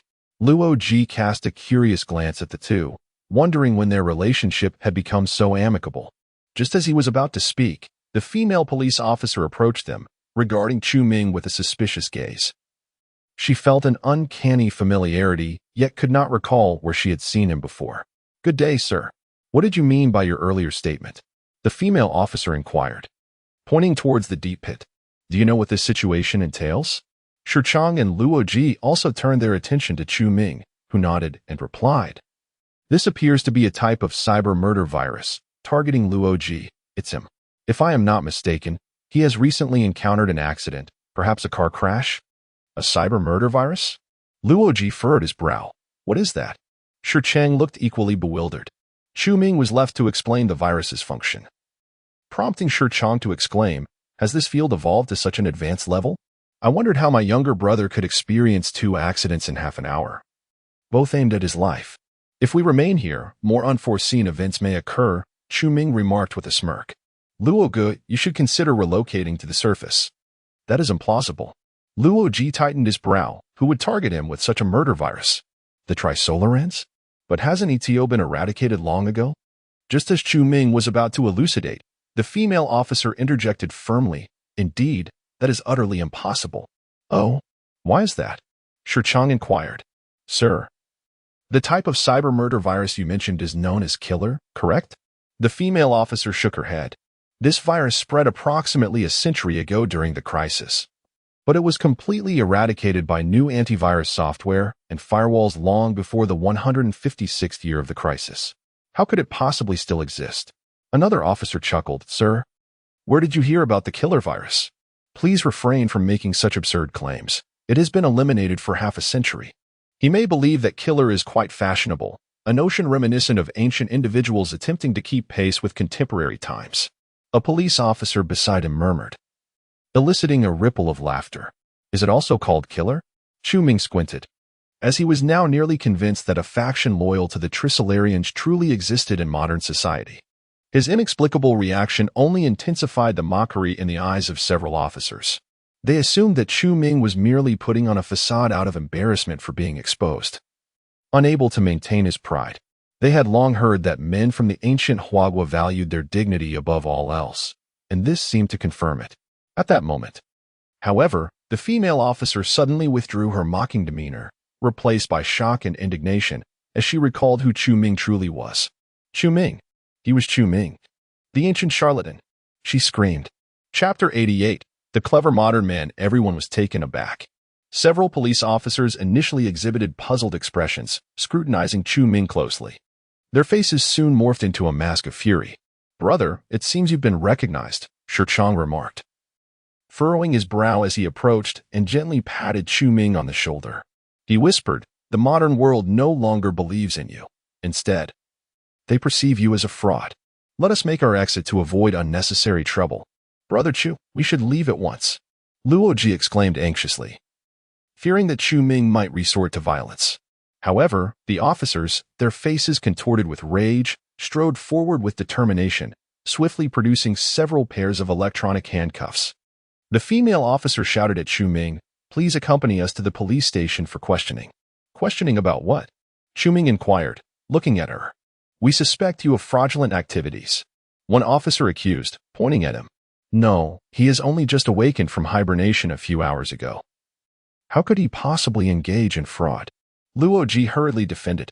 The female officer retorted angrily, "He deceived the entire world 200 years ago. Does that not constitute fraud? Such a cultist must face public judgment. Modern law has an unlimited statute of limitations. Hence, we are entitled to arrest him." "All right, let us assume he is indeed a fraud," Luoji interjected. "But, officer, during the last Wallfacers hearing, the representatives of the three fleets unanimously decided to pardon all Wallfacers, including Chu Ming, though this has yet to be announced. You may verify this. Do you believe we would take your word for it?" The female officer scoffed. Why would the three fleets condone such an unforgivable individual? Luoji fell silent for a moment before helplessly stating, "What if I told you that Chu Ming possesses supernatural abilities? Would you believe it? What do you think?" The female officer's derisive smile widened, her gaze toward Luoji intensifying with disdain. "I see now. You are all in cahoots, aren't you? Deceitful relics of a bygone era. You must face judgment." The other officers wore righteous expressions, though they were both astonished and delighted. While they were unaware of when the century-esque con artist had awakened, nor why the Fleet Joint Conference had permitted his release, they understood that capturing the infamous fraud Chu Ming would undoubtedly be a significant achievement. They would surely be hailed as heroes by the public. "What's the act? You just want to arrest him for glory, don't you?" Shi Chang could no longer contain himself. During his days as a police officer, he found such self-righteousness utterly distasteful. The officer's expressions shifted, and the female officer, enraged, pointed at Shi Chang, reprimanding, "Silence. We are here for justice. You filthy and barbaric ancients perceive everything through a tainted lens." "Disgusting," Shi Chang scoffed, dismissing her with a smirk. He had no desire to engage with these youngsters, turning his attention back to Chu Ming. "Brother, why not reveal your true abilities and send them packing?" Chu Ming remained silent, a flicker of lethal intent dancing in his eyes. "Humph. No wonder he is the century-esque fraud. Not a single truthful word escapes his lips. He even attempted to deceive us with the killer virus, hasn't he? I must inform you that your deceptive tactics are rather rudimentary. They could only fool individuals from a bygone era," a police officer stated coldly as he advanced toward Chu Ming, preparing to take action against him. Chu Ming glanced at him in disbelief and retorted, "I truly cannot endure this intellectually barren age any longer. Could you not employ some critical thinking? Why did the Fleet Joint Conference not simply apprehend me instead of awakening me? If they were capable of capturing me, would it even fall upon you?" The officer paused, a look of confusion crossing his face. "Indeed. Why?" The other officers also appeared equally bewildered. A female officer, after a moment of contemplation, suddenly exclaimed, "He must have awakened on his own." Furiously, she pointed at Shi Chang and Luoji, accusing them of being accomplices in his awakening. "Speak. What methods did you employ to evade the Fleet Joint Conference's surveillance?" Shi Chang, Luoji. Chu Ming felt utterly exasperated, thinking that the foolish senior officers from the earlier conference represented the pinnacle of modern intelligence. "You are all under arrest," the female officer commanded, instructing her colleagues to handcuff Chu Ming and the others. At that moment, Chu Ming's patience waned entirely. He raised a hand, a radiant white light surging forth, swiftly transforming into a slender line that sliced through the air. Before the astonished officers, this line traced an eerie arc in the air, twisting before precisely severing their midsections. A sharp pain radiated from their waists, and instinctively they looked down, their faces contorting in horror. Blood gushed from their bodies, and in the next instant, their upper halves began to topple to the side while their legs remained rooted, their bodies cleaved in two. They screamed in sheer agony, collapsing into a pool of blood, dragging their upper bodies along the ground in a desperate crawl. Indeed, Chu Ming truly is. The female officer's eyes widened, the excruciating pain twisting her features, yet her heart was filled with shock. At this moment, she finally comprehended the grim reality. But it was too late.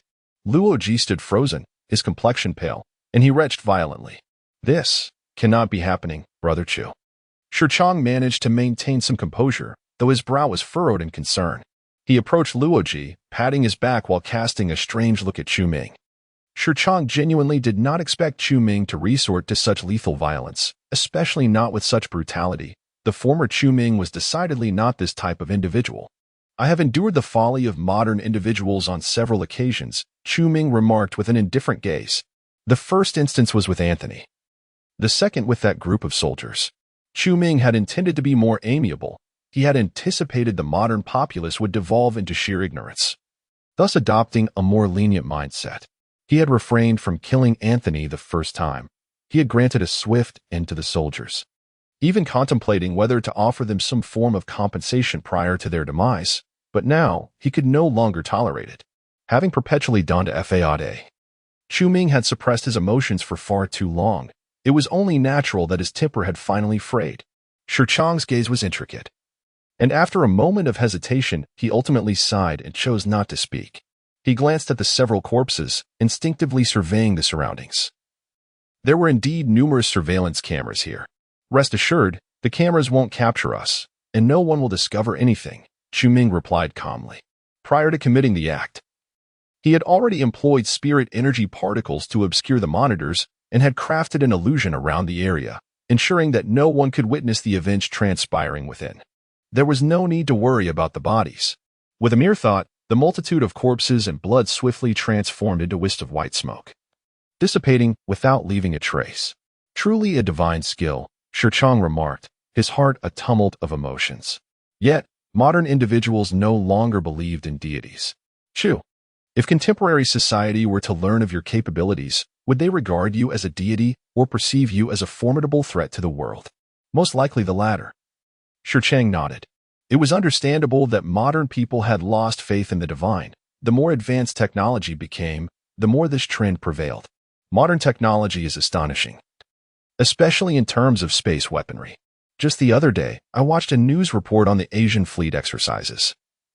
A laser cannon aimed at a target ship the size of an aircraft carrier, and that massive iron vessel was evaporated almost entirely, as if it were a block of ice. Do not worry, in time, modern society will once again place their faith in me, Chu Ming interjected, aware that Shi Chang was concerned for him, subtly cautioning against becoming too arrogant, as modern weaponry had advanced far beyond previous capabilities. Chapter 89. The cleansing plan formulated by the International Fleet. Chu Ming, accompanied by Luo Ji and Shi Chang, arrived at the New Life Village, a residential community nestled in a small oasis amidst the desolate expanse of the capital. The buildings here, reminiscent of six-story structures from the Common Era, housed primarily hibernators, individuals struggling to acclimate to the high-tech society of the underground city. Legally, this area held an equal status to the underground city, akin to a suburban district. Naturally, modern individuals and hibernators were also equal under the law, though the sentiments of the modern populace did not necessarily align with this notion. This place feels secure, Shi Chang exclaimed, gazing with admiration at the familiar rows of six-story apartments. Finally, it's not just walls of screens. This looks so much more comfortable.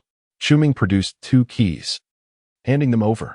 I secured 3 apartments from the United Nations. Units 3-2 and 3-1 are yours.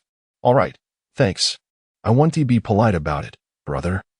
Shi Chang replied with a hearty grin as he accepted the keys. Earlier on their way, Chu Ming had informed him of the events that transpired at the last hearing for the Wallfacers, giving Shi Chang a clearer understanding of Chu Ming's current status. Luo Ji expressed his gratitude. Hesitating before inquiring, Brother Chu Ming, you mentioned that the killer virus was developed by a new organization loyal to the Trisolarans. Does that mean they still wish to eliminate me? Indeed, Chuming replied, casting a significant glance in Luojia's direction. You must understand the reason, do you not? Luojia nodded silently. What reason? Shiqiang asked, curiosity piqued. At that moment, a throng of people emerged from the residential buildings, encircling the trio with expressions of disbelief and shock. Shiqiang instinctively positioned himself protectively behind Luojia. Yet all eyes were fixated on Chuming. An elderly man, his hair white as snow, trembled as he stepped forward, collapsing to his knees with tears streaming down his face. My lord, I had thought you were gone. One by one, the surrounding individuals knelt, their eyes brimming with excitement and fervor. My lord, it has been 200 years. Where have you been? I knew you were still here. The current generation has lost faith. These foolish moderns.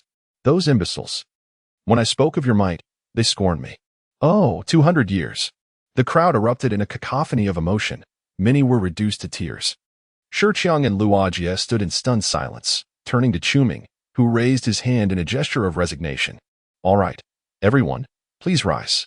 Instantly, the crowd fell silent. Exchanging bewildered glances before reluctantly standing, their gazes fixed on Chuming, brimming with barely concealed fervor. Brother Chuming, why does it seem that wherever you go, there is never a moment of peace? Shiqiang quipped, unable to resist. In the next instant, the crowd directed a collective glare of indignation towards him.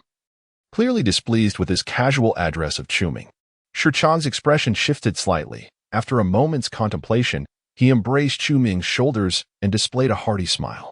Fellow villagers, do not misunderstand. We are all brothers. This declaration only intensified the ire in the crowd's gazes. Shiqiang then turned to Chuming, saying, Little brother, I sense that I cannot endure here any longer. Chuming, displaying a sense of helplessness, had not anticipated that this place would harbor so many adherents of the hibernators. After all, during his era, few people chose to enter hibernation. After pondering for a moment, Chuming extended his hands to rest upon the shoulders of Luoji and Shiqiang, speaking in an exaggerated tone, They are my envoys. I hope you can show them some respect. Upon hearing this, the expressions of the onlookers instantly transformed, their glances towards Shiqiang and Luoji infused with fervor. Shiqiang smirked, suddenly realizing that the intellect of these hibernators was not vastly superior to that of contemporary individuals. Believers are always like this. One simply needs to get accustomed, Chuming whispered. Religion is truly remarkable, Luoji remarked in awe. Subsequently, the residents of Xinqingshan village warmly hosted them, laying out an extravagant banquet of over a dozen tables. For the following 2 weeks, the trio resided there.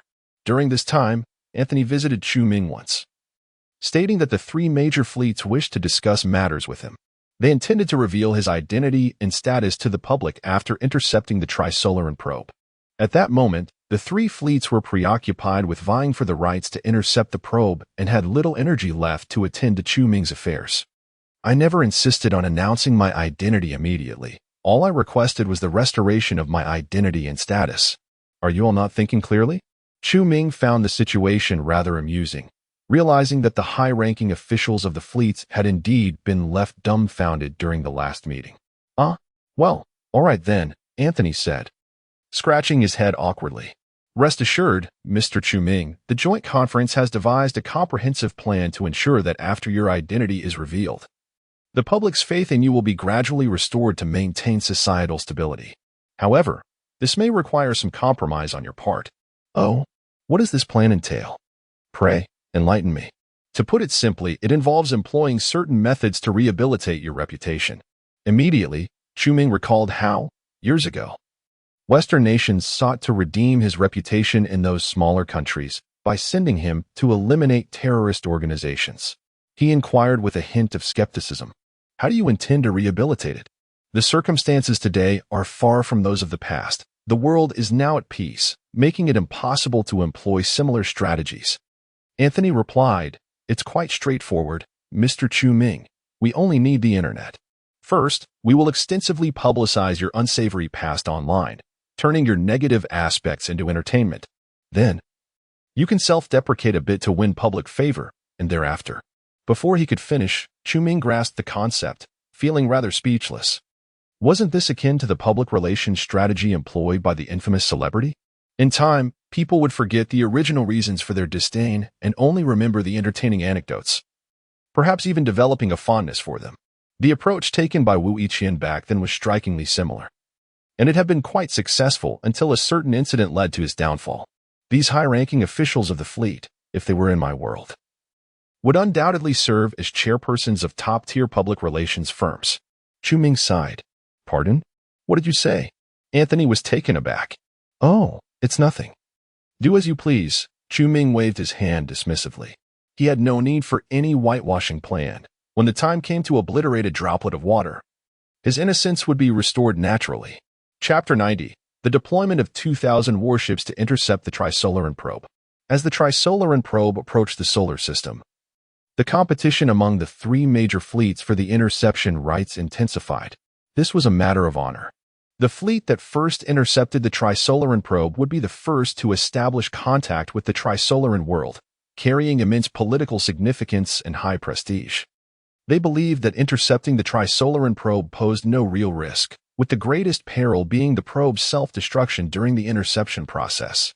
Yet, even that would bring them honor, thus igniting a fervent desire to undertake this task.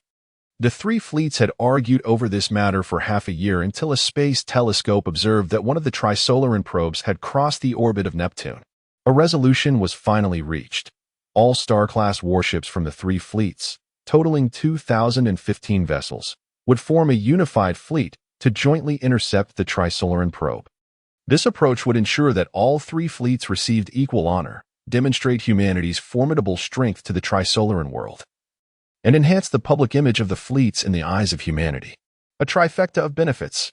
The third objective was also rooted in the interests of the Fleet International, particularly regarding the figures of the Wallfacer and Chu Ming. At this critical juncture in negotiations between humanity and the Trisolaran world, Fleet International sought to eliminate the unstable historical factors represented by the Wallfacer and Chu Ming, thereby establishing a more stable and peaceful world. To this end, they even amended the law to allow for an indefinite statute of limitations. However, as their plan to eliminate Chu Ming failed, they had no choice but to focus on the interception of the Trisolaran probe. At this moment, an unexpected event occurred. A Star-class warship named Blue Space docked at the Jupiter military port of the Asian fleet, defected. The Blue Space sailed out of the military port autonomously and accelerated rapidly. The European and North American fleets immediately lodged protests and warnings, initially believing this to be an unauthorized interception of the Trisolaran probe by the Asian fleet. However, they soon realized that was not the case, as Blue Space's trajectory was entirely opposite to that of the Trisolaran probe. It had indeed defected. There was little that the parties could do regarding the defector warship, although their firepower was sufficient to destroy Blue Space. It was clear that only a minority of individuals were executing the betrayal, while the vast majority of soldiers aboard were hostages. Furthermore, the propulsion power of Blue Space was set to advance 4, making it impossible for any other ships in the fleet to catch up. Nonetheless, considering the political ramifications, the command of the Asian fleet formulated a pursuit plan, dispatching 4 Star-class warships to form a pursuit fleet for the operation against Blue Space. Chu Ming soon learned of this incident through the news, though he felt little surprise. He had anticipated such developments, with Hines not having been awakened. Fleet International was unaware that the Steel Stamp clan still existed within the current space fleet, thus eliminating any reason to awaken Zhang Beihai. Clearly, he had no opportunity to flee. With Zhang Beihai remaining, it was most likely Chu Yin who would attempt to escape. In the original text, it is mentioned that after Zhang Beihai's hijacking of the natural selection, Chu Yin was the only captain who actively requested to set sail in pursuit. Evidence suggests ulterior motives, as his true intention was to hijack the Blue Space alongside the natural selection for defection. Chu Ming sensed that Lu Cixin was insinuating that Chu Yin belonged to the Steel Seal clan, and now this possibility seemed even more plausible. Beihai, your responsibilities have been assumed by another. You may remain on Earth to enjoy your twilight years. Chu Ming sighed softly, continuing to watch the news on television. The news of the traitor aboard the Blue Space was merely a minor footnote, failing to dominate the headlines today. The significant news revolved around the 3 major fleets intercepting the Trisolaran probe. Since early morning, the sounds of firecrackers and fireworks had filled the air. With people celebrating the impending peace between the Trisolaran world and humanity, rejoicing in the conclusion of a century-long war. Luo Ji and Sher Chong were forcibly taken out early to partake in the festivities, while no one dared to disturb Chu Ming in his solitude. At this moment, Chu Ming was preoccupied with another matter. Contrary to the original narrative, 2 probes had been dispatched by the Trisolarans. One, as in the original, had reached the solar system, while the other had mysteriously vanished 6 months prior. The Trisolaran probe, no larger than a truck, seemed woefully diminutive in the vast cosmos, with humanity's space telescopes only able to detect its trajectory amidst interstellar dust. It appeared that the probe had deliberately evaded the dust, its whereabouts unknown. The Fleet International speculated that the probe might be lingering at the outskirts of the solar system, the Trisolarans wishing to ascertain humanity's disposition before allowing it to enter. This revelation caused quite a stir at the time, eliciting public sympathy towards the Trisolarans' cautious and humble demeanor. Many implored the fleet to conduct interception operations with utmost friendliness and respect, urging that the Trisolarans not be frightened. However, even with the slightest reflection, Chu Ming could not believe such reasoning. In the original story, the Trisolaran probe was sent to eliminate Luo Ji, but later, upon discovering that his incantation had taken effect, the Trisolarans altered their course to blockade the sun. Now, with 2 probes dispatched, Chu Ming suspected that the other probe might be intended for his assassination, perhaps lurking in some hidden place, poised to strike him down at any moment. How exhilarating, he thought. He had awaited this day for far too long. Just then, a knock sounded at his door. It was Anthony. Is there something you need? I'm watching the live broadcast of the interception of the Trisolaran probe, Chu Ming said casually. Apologies for the interruption, Mr. Chu Ming, Anthony replied with a slight bow, turning to the television with excitement. At last, we have reached this moment. After 200 years, the war is finally coming to an end. Chu Ming clicked his tongue and tilted his head in a teasing manner. Do you genuinely believe that probe poses no danger? Anthony paused, puzzled. It's merely a probe the size of a truck, less than 1/10,000th of a warship. What danger could it possibly present? Chu Ming curled his lips. All right, confidence is a virtue.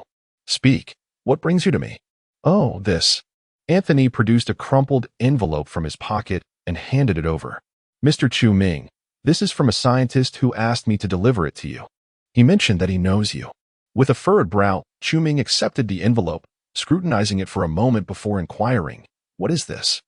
Which scientist are you referring to?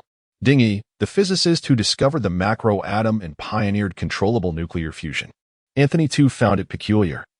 How could Chu Ming be acquainted with such a distinguished scientist? Dingy. Chu Ming's brow knitted tightly. After beckoning Anthony to leave, he opened the envelope. Inside lay only a small note, inscribed with poorly written Chinese characters, reminiscent of a foreigner who had recently begun learning the language. Yet, upon reading the message, Chu Ming's pupils constricted sharply, his entire being freezing in place. He recognized the handwriting immediately. It belonged to Natalie. Future Wallfacer Chu Ming, have you saved the world? Not yet? That's all right. I believe in you. Keep going. Chapter 91. The Gift of the Trisolarians, the Water Droplet. The sounds of firecrackers and jubilant cheers echoed incessantly outside. Yet this was merely the tip of the celebratory iceberg. The true epicenter of revelry resided within the subterranean city. There, every individual emerged from the arboreal structures, adorning themselves in the brightest of garments, shimmering with a myriad of jubilant images. As a new broadcast played, the festivities reached a fever pitch. The news conveyed that a space telescope had observed the Trisolaran fleet once again traversing a cloud of interstellar dust. The formation of the fleet was now utterly unrecognizable. A full 15 years prior, a significant portion of the Trisolaran warships had begun to decelerate, some even halting their advance altogether. At this moment, only 200 ships maintained a sluggish approach towards the solar system, estimated to arrive in several centuries. However, an unexpected emergence occurred. A solitary warship, akin to the Trisolaran probe detected 2 centuries prior, had not reduced its speed. Poised to reach the solar system approximately a century and a half ahead of the fleet. A solitary Trisolaran warship arriving in the solar system? What could its purpose be? If it were an invasion, facing the formidable human fleet would undoubtedly spell its doom, an outcome that seemed implausible. Following deliberation, The Fleet Council concluded that only one possibility remained. This Trisolaran vessel was here for negotiations, carrying a delegation from the Trisolaran world. Upon the announcement of this news, the entire human populace erupted in ecstatic joy. The United Nations and the Joint Fleet convened an emergency meeting to draft the protocols and terms for negotiations with the Trisolaran civilization. The United Nations swiftly proposed an initiative dubbed the Sunshine Program. Its premise was that, should humanity emerge victorious in the conflict, out of humanitarian spirit, they should provide a refuge within the solar system for the vanquished Trisolaran civilization. This plan was divided into two primary proposals: the Weak Survival Plan, which designated Pluto and the moons of Neptune as reserves for the Trisolaran civilization, albeit with less favorable living conditions, and the Strong Survival Plan, which allocated Mars as a sanctuary, affording the Trisolaran civilization the second-best living environment outside of Earth, fostering a collaborative, peaceful solar system shared by both human and Trisolaran civilizations. Upon the inception of the Sunshine Program, it garnered widespread support from the modern public. They asserted that in this age of humanitarianism, the rights of individuals and respect for all races were paramount. The Trisolarans too deserved such equality and respect and should not face discrimination for their defeat. However, the Society of the Sleepers vehemently opposed the Sunshine Program, yet lamentably, their numbers were scant, and their dissent failed to create significant ripples. The revelry continued unabated. In the New Life Village, each household laid out celebratory feasts. Some residents, emboldened, invited Chu-Ming to join their festivities, yet he declined. Nevertheless, this refusal did not dampen their jubilant spirits. As night fell, new tidings arrived. The United Fleet had set sail. In the inky blackness of space, 2,000 suns suddenly illuminated the void, the radiance emanating from the fusion generators of the warships, which formed a meticulously arranged rectangular formation, advancing with a thunderous momentum towards the direction of the Trisolaran probe. In the southern hemisphere, the United Fleet is visible to the naked eye. A dazzling assembly of 2,000 suns, symbolizing humanity's indomitable strength. This breathtaking spectacle moves countless onlookers to tears of exhilaration. Simultaneously, it evokes derision and scorn. Is it truly necessary to deploy 2,000 warships merely to intercept a diminutive probe? How absurd. It resembles using 2,000 cannons to swat a mosquito. Let us consider it a grand display of military might by humankind. Surely it must terrify the Trisolarans. Amidst the global revelry, Luo Ji and Shi Chang stand apart, like anomalies. Huddled in a corner of the sofa, smoking quietly as they observe the jubilant crowd. Excessive joy often leads to sorrow, Shi Chang sighs. Luo Ji offers a wry smile, pondering the nature of sorrow. Regardless of humanity's arrogance and immaturity, those 2,000 spacecraft are indeed real. They could hardly be outmatched by a mere probe, could they? Shi Chang shakes his head. It appears so, yet I can't shake the feeling that there is something unsettling about it. What could possibly go wrong with 2,000 warships confronting a small probe? Luo Ji questions, perplexed. Shi Chang remains silent, gazing intently at Luo Ji. Brother, is that truly your perspective? What else could it be? Luo Ji responds, bewildered. Shi Chang chuckles softly, sensing that this young man is bracing for a long night ahead. At that moment, Chu-Ming's voice drifts from behind them. Stop overthinking it and enjoy the show.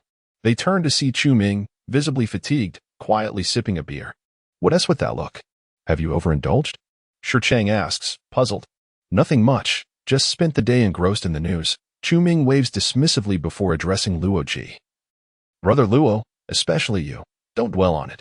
The task of saving the world is not yours to bear. I have already arranged for the Fleet's Joint Committee to handle the awakening procedures for your wife and child. Once the war is victorious, you can live your life peacefully. What?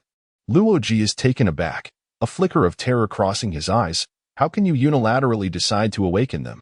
Chu-Ming replies coldly. Do you think I am incapable of saving the world? That it requires your intervention? Luo Ji, you are an ordinary man. Live your ordinary life and abandon the illusion of being a savior. Luo Ji furrows his brow, scrutinizing him for a long while. Do you intend to shoulder all the responsibility alone? Chu-Ming remained silent for a long time before responding somberly. I once promised someone that I would save the world. So let me do a little more.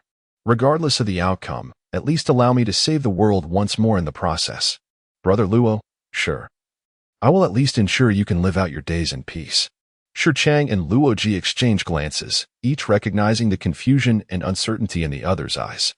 The United Fleet halts 1,000 kilometers from the Trisolaran probe, maintaining this distance due to concerns that the probe might self-destruct during interception. This 1,000 kilometers is deemed an absolute safe distance, accounting for all potential self-destruction scenarios. The capture operation was executed by a small unmanned spacecraft named Mantis, which hovered 50 meters from its target. For the first time, it captured images of the Trisolaran probe at such a close range. People around the globe marveled at its beauty. It bore no resemblance to a mere probe, but rather appeared as a breathtaking piece of art. It resembled a droplet of mercury, manifesting a flawless teardrop shape. With a rounded head and a sharply pointed tail, its surface an exquisitely smooth mirror of total reflection.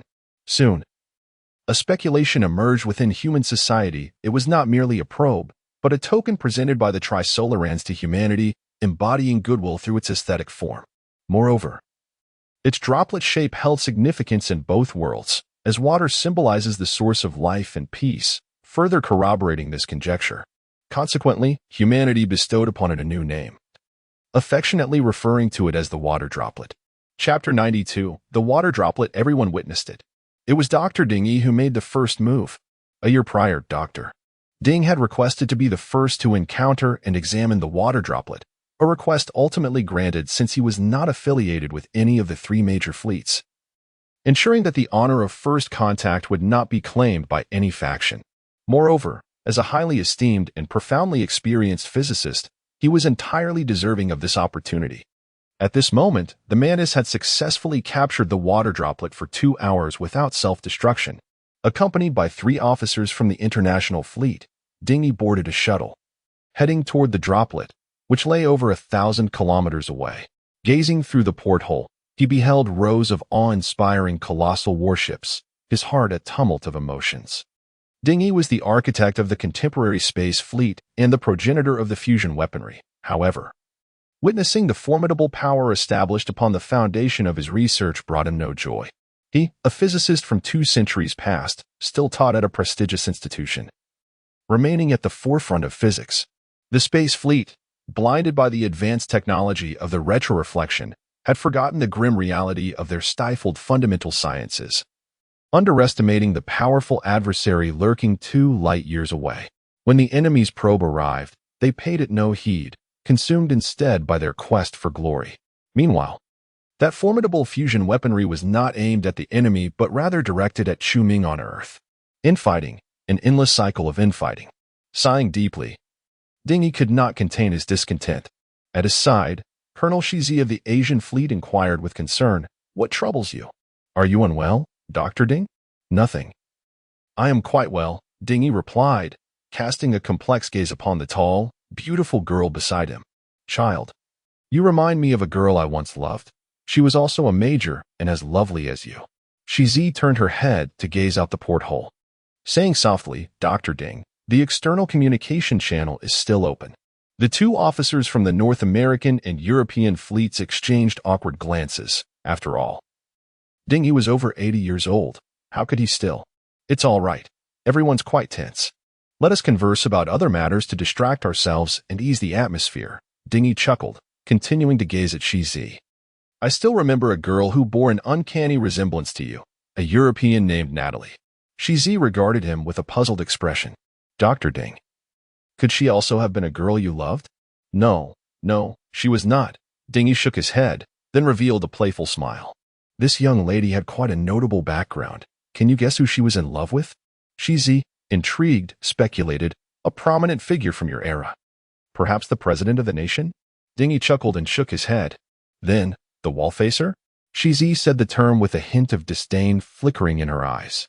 "Ah, correct," Ding Yi exclaimed, raising both hands in excitement. Indeed, it was the wall-facer. The most formidable one at that. Chu Ming.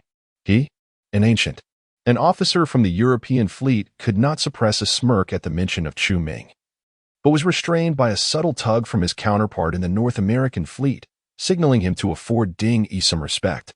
Although Ding Yi is the founder of the space fleet, being a person of ancient times, it is quite natural for him to hold somewhat antiquated views. He, Chu Ming is indeed formidable, Shizi remarked lightly, yet her tone was laced with a hint of sarcasm that was perceptible to all. Children, you do not understand. Ding sighed, feeling reluctant to explain Chu Ming to these youngsters. He had done so countless times before, to no avail. Let us continue discussing Natalie. She unconditionally believed that Chu Ming could save the world, and devoted herself to him for over a decade. However, upon becoming disillusioned, she ultimately left him. Upon hearing this, Shizi and the others displayed expressions of scorn, recognizing that Natalie possessed a modicum of intelligence. Seeing through Chu Ming's deception and managing to extricate herself before investing her entire life in him. However, Dingy continued, yet, I later discovered that Natalie's disappointment in Chu Ming was feigned. Her true motives remain unclear. Eventually, she entrusted me with a letter, requesting that I deliver it to the future Chu Ming. You should have received it by now. Natalie truly believed in Chu Ming unconditionally. After departing from him in her 30s, she never sought another partner, living alone until her 90s. Ding Yi's eyes reflected a moment of pity as he recalled Natalie's tragic demise, which he found too painful to articulate, murmuring instead, in this regard, Chu Ming truly is a scoundrel. Shizi and the others furrowed their brows, in complete agreement with Ding Yi's sentiment. Yet, Ding Yi sighed deeply, acknowledging that Chu Ming might indeed be the only hope for humanity's salvation. Human science had reached an impasse, but Chu Ming's spiritual particles transcended the realm of human understanding. The group exchanged glances, beginning to doubt whether Ding Yi had lost his faculties. At that moment, the shuttle docked with the Mantis vessel, and Ding Yi donned the lightweight spacesuit beside him, a forlorn smile gracing his lips. Let us embark, children. Embark? Surely he does not believe there is any danger in the water droplet, the others thought, shaking their heads in resignation. Realizing that the venerable Ding Yi had indeed grown confused. Once all four donned their spacesuits, they entered the spherical main cabin of the Mantis, where the water droplet floated majestically at its center, appearing resplendent, akin to a tear from the Virgin Mother. It looks like a tear from the Virgin Mother, Shizi remarked. Her words traveled at the speed of light, reaching Earth 3 hours later, evoking a profound resonance among humanity, with countless individuals moved to tears. This marked the first genuine close encounter between humanity and another civilization. The sense of distance between humans and the Trisolarans dissolved, replaced by an overwhelming sense of kinship. From the water droplet, they felt the Trisolaran civilization's affection. In an instant, support for the Sunlight Project surged as humanity developed a unique emotional connection with the Trisolarans. Their invasion of Earth was merely a struggle for survival. They too were pitiable, and thus deserved to be treated with kindness. Many began to comprehend the ETO's perspective, realizing that aiding such a beleaguered civilization was not an unforgivable transgression. The true transgressors were, in fact, the ancient nations and the wall-facers. It was they who precipitated the Great Depression. Otherwise, humanity could have long engaged in diplomatic discourse with the Trisolaran civilization. On board the Mantis, Ding Yi had commenced his examination of the surface of a droplet under the microscope, seeking to ascertain the degree of its smoothness. At a magnification of 100 times, the droplet's surface remained impeccably smooth. Even at 1,000-fold magnification, it continued to exhibit this remarkable smoothness. Could the instrument be malfunctioning? Ding Yi placed the microscope against the visor of his spacesuit. The glass, as smooth as the droplet, appeared as a chaotic jumble of roughness when magnified 1,000 times. He redirected the magnifying lens back to the droplet's surface, and the display once again revealed a flawless mirror-like sheen. Ding Yi persisted in increasing the magnification, and even at the maximum magnification of 10 million times, the droplet's surface still appeared flawlessly smooth. This surface was undeniably pristine, with molecules seemingly immobilized, arranged in an orderly fashion akin to a ceremonial guard, devoid of any vibrations. Ding Yi furrowed his brow in contemplation, retrieving a geological hammer, and with a swift, decisive motion, struck the droplet. He then immediately lifted the microscope to inspect the point of impact, which remained smooth. The droplet seemed to convey, "You all saw it." He was the one who made the first move. Chapter 93, Strong Interaction Materials. Strong Interaction Materials. Ding Yi stood there, his geological hammer slipping from his grasp and falling to the ground, his aged eyes reflecting a profound shock and incredulity. Within substances of ordinary density, Atomic nuclei possess a remarkably high density. Binding them together with a force not much easier to achieve than securing the Sun and its 8 planets into a stationary framework with a system of rods. Among all natural forces, only the strong interaction can accomplish this feat. It is the most formidable of all forces in nature. Yet it operates solely over exceedingly short distances within atomic nuclei. If an atom were the size of a theater, its nucleus would be no larger than a walnut. The scale of atoms far exceeds the range of the strong interaction, where electromagnetic forces predominantly act between atoms and molecules. Thus, to fabricate a strong interaction material akin to the surface of a droplet, one must first eliminate the electromagnetic forces between particles, allowing the strong interaction to manifest. For humanity's technological endeavors, this notion is akin to science fiction. Ding Yi's profound reaction was not solely due to the astonishment at the Trissolarians' advanced technology. It was also a recollection of words spoken by Chu Ming over a century ago. At that time, Ding Yi was still engaged in the study of psychophysical research projects.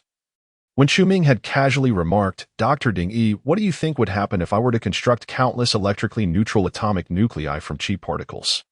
Ding Yi had replied offhandedly, "Then the strong interaction would bind those nuclei together. What of it? Can you accomplish that?" Chu Ming had expressed a desire to do so but had been unable to achieve it.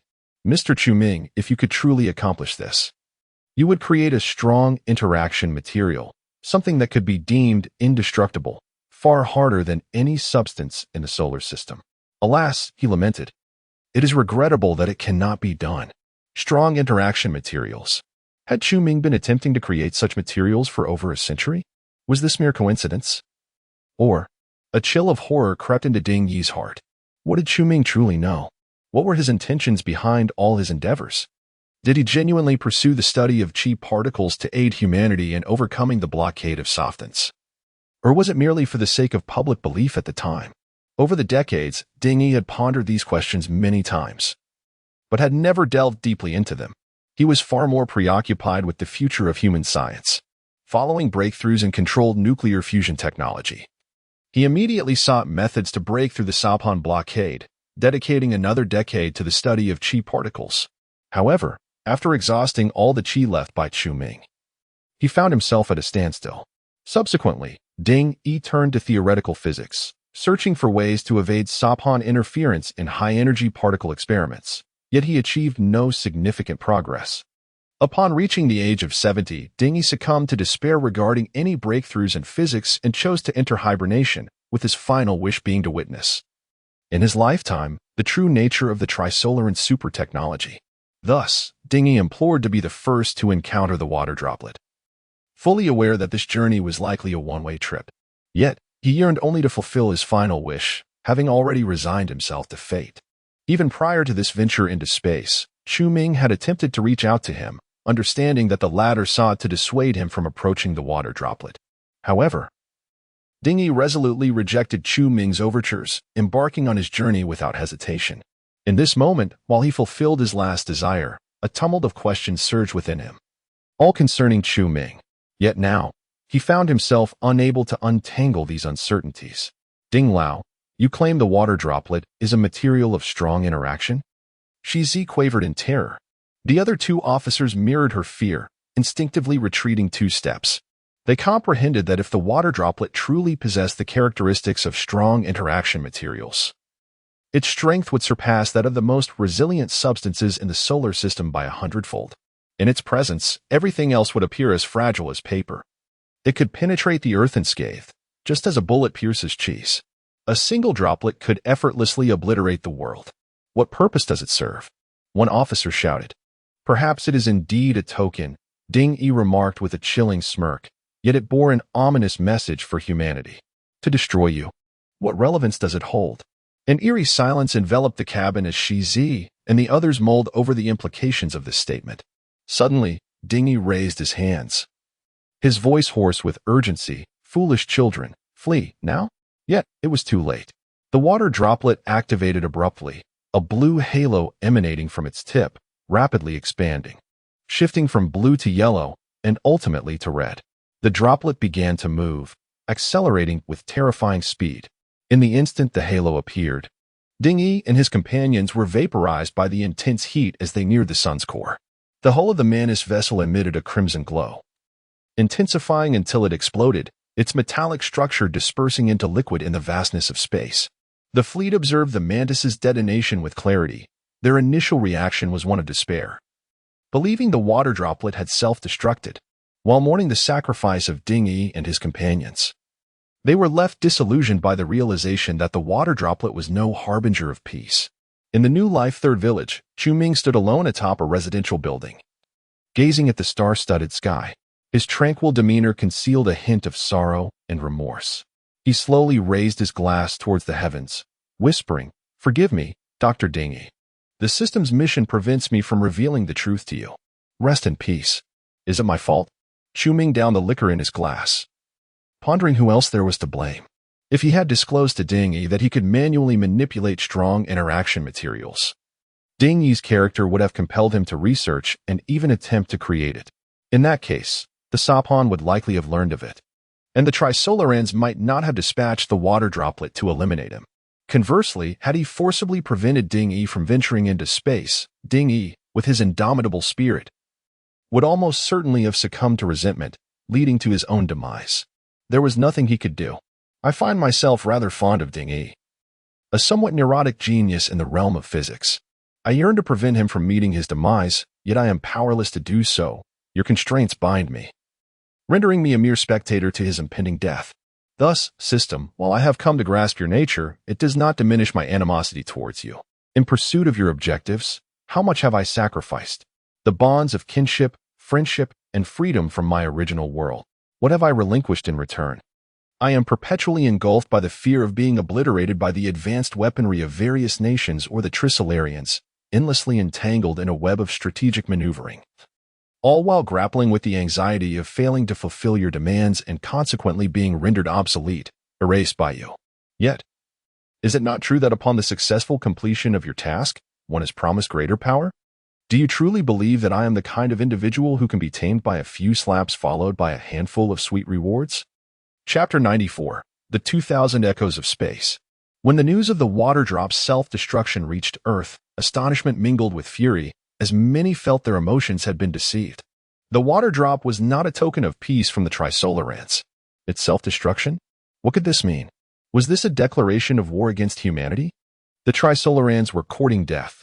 From this moment forth, I shall no longer support the solar project. After the defeat of the Trisolarans, let them perish on their own. Chu Ming observed the indignant crowd below, unable to suppress a cold smirk. At this very moment, humanity's space fleet was likely annihilated, though the images would not return to Earth for another 3 hours. Following the water drop's self-destruction, the 3 million individuals aboard the fleet were engulfed in a profound disappointment devoid of reverence for the Trisolarans, save for the computer, which detected an anomaly. While processing the explosion of the Mantis, it identified an irregular fragment. Unlike the other debris that dispersed uniformly into space, this particular piece exhibited rapid acceleration. The computer system automatically accessed the Mantis's complete data in an attempt to elucidate the nature of this anomalous fragment. However, its analyses were predicated on the premise of the water drop's self-destruction, resulting in numerous conclusions that failed to yield a plausible explanation. As this fragment veered towards a corner of the fleet's formation, it posed no threat to any warship, leading the monitoring system to issue only a Level 3 alert. Nevertheless, the Mantis's explosion triggered a cascade of Level 1 alerts, rendering the inconsequential Level 3 warning unnoticed. The fragment continued to accelerate, swiftly surpassing the third cosmic velocity, traversing 1,500 kilometers in a mere 50 seconds to reach a corner of the fleet's array. Due to its bizarre speed, the monitoring system elevated the alert level to 2, rather than gliding past the formation. The fragment executed a sharp 30-degree turn at a velocity double that of the third cosmic speed, an impossible maneuver in astrodynamics. Such a turn at that speed would be akin to colliding with an iron wall, obliterating any object in an instant. After thorough analysis, the monitoring system concluded that this fragment was merely an illusion, incapable of being a tangible entity, and subsequently downgraded the alert back to Level 3. What a foolish system. Thus, unnoticed by all, the water drop pierced through the first warship of the first row, the Infinite Frontier.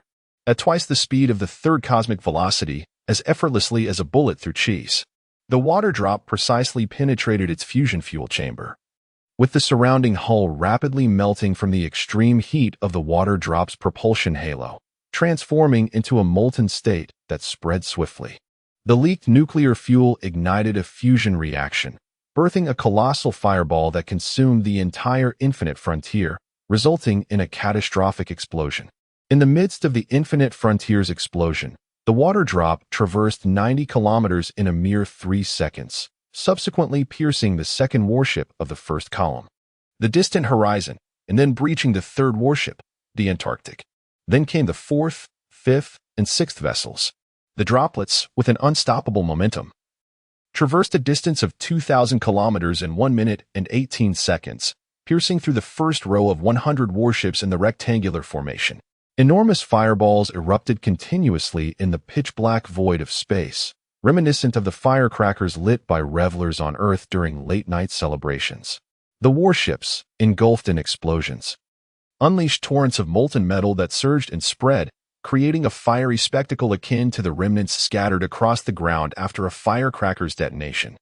After penetrating the first row of warships, the droplets advanced a short distance before executing an astonishing 15-degree acute angle turn, subtly adjusting their trajectory as they surged directly toward the second row of vessels. The fleet's computer monitoring system meticulously recorded the operational data from this 1 minute and 18 seconds, systematically analyzing the vast amounts of information. While the computer remained unhurried, the fleet commanders were left in a state of shock, their expressions blank, utterly bewildered by the unfolding situation and unable to respond. They could only await the computer's analysis. Within a minute, 100 warships had been obliterated. Over the past century, the commanders had envisioned every conceivable extreme scenario of a brutal space battlefield. Yet the harshness of reality surpassed their psychological limits. Some commanders even collapsed to the ground, sobbing helplessly like children, shouting at the monitoring system to urgently clarify the battlefield situation. The monitoring system continued its analysis with methodical precision. It was powerless against the overwhelming influx of battlefield data. As human computational technology had stagnated for 2 centuries, its processing capabilities were limited, necessitating a gradual approach. After 1 minute and 20 seconds, the second row of 100 warships also fell victim to the droplets' onslaught, followed by another acute angle turn as it charged unrelentingly toward the third row. Even at this juncture, no one realized that the attacking entity was the droplets. Some even speculated whether a third-party extraterrestrial force was assailing them. For deep within the human subconscious, the Trisolarans had long been regarded as a weak and defeated force, the droplets thought to have self-destructed. At this moment, the droplets maneuvered with a devilish grace, disregarding the principles of dynamics as they executed sharp turns without losing speed, traversing effortlessly among the warships like a reaper's needle, leaving behind a trail of colossal fireballs erupting in their wake. The earliest to approach the truth regarding the source of the attack were 2 junior officers from the Asian fleet, Zhao Xian and Li Wei. Both were hibernators, relegated to lower ranks within the fleet and unable to utilize advanced analytical systems. Yet they were the first to draw near to the truth. It was later revealed that in this apocalyptic battle, the majority of those who remained calm and made accurate judgments were hibernators. While most modern military personnel succumbed to emotional collapse in a short span of time. Yet, even as the fleet commanders uncovered the truth and realized that the assailant was a droplet of water, they found themselves powerless to reverse the tide. They unleashed a myriad of interception attacks against the droplet.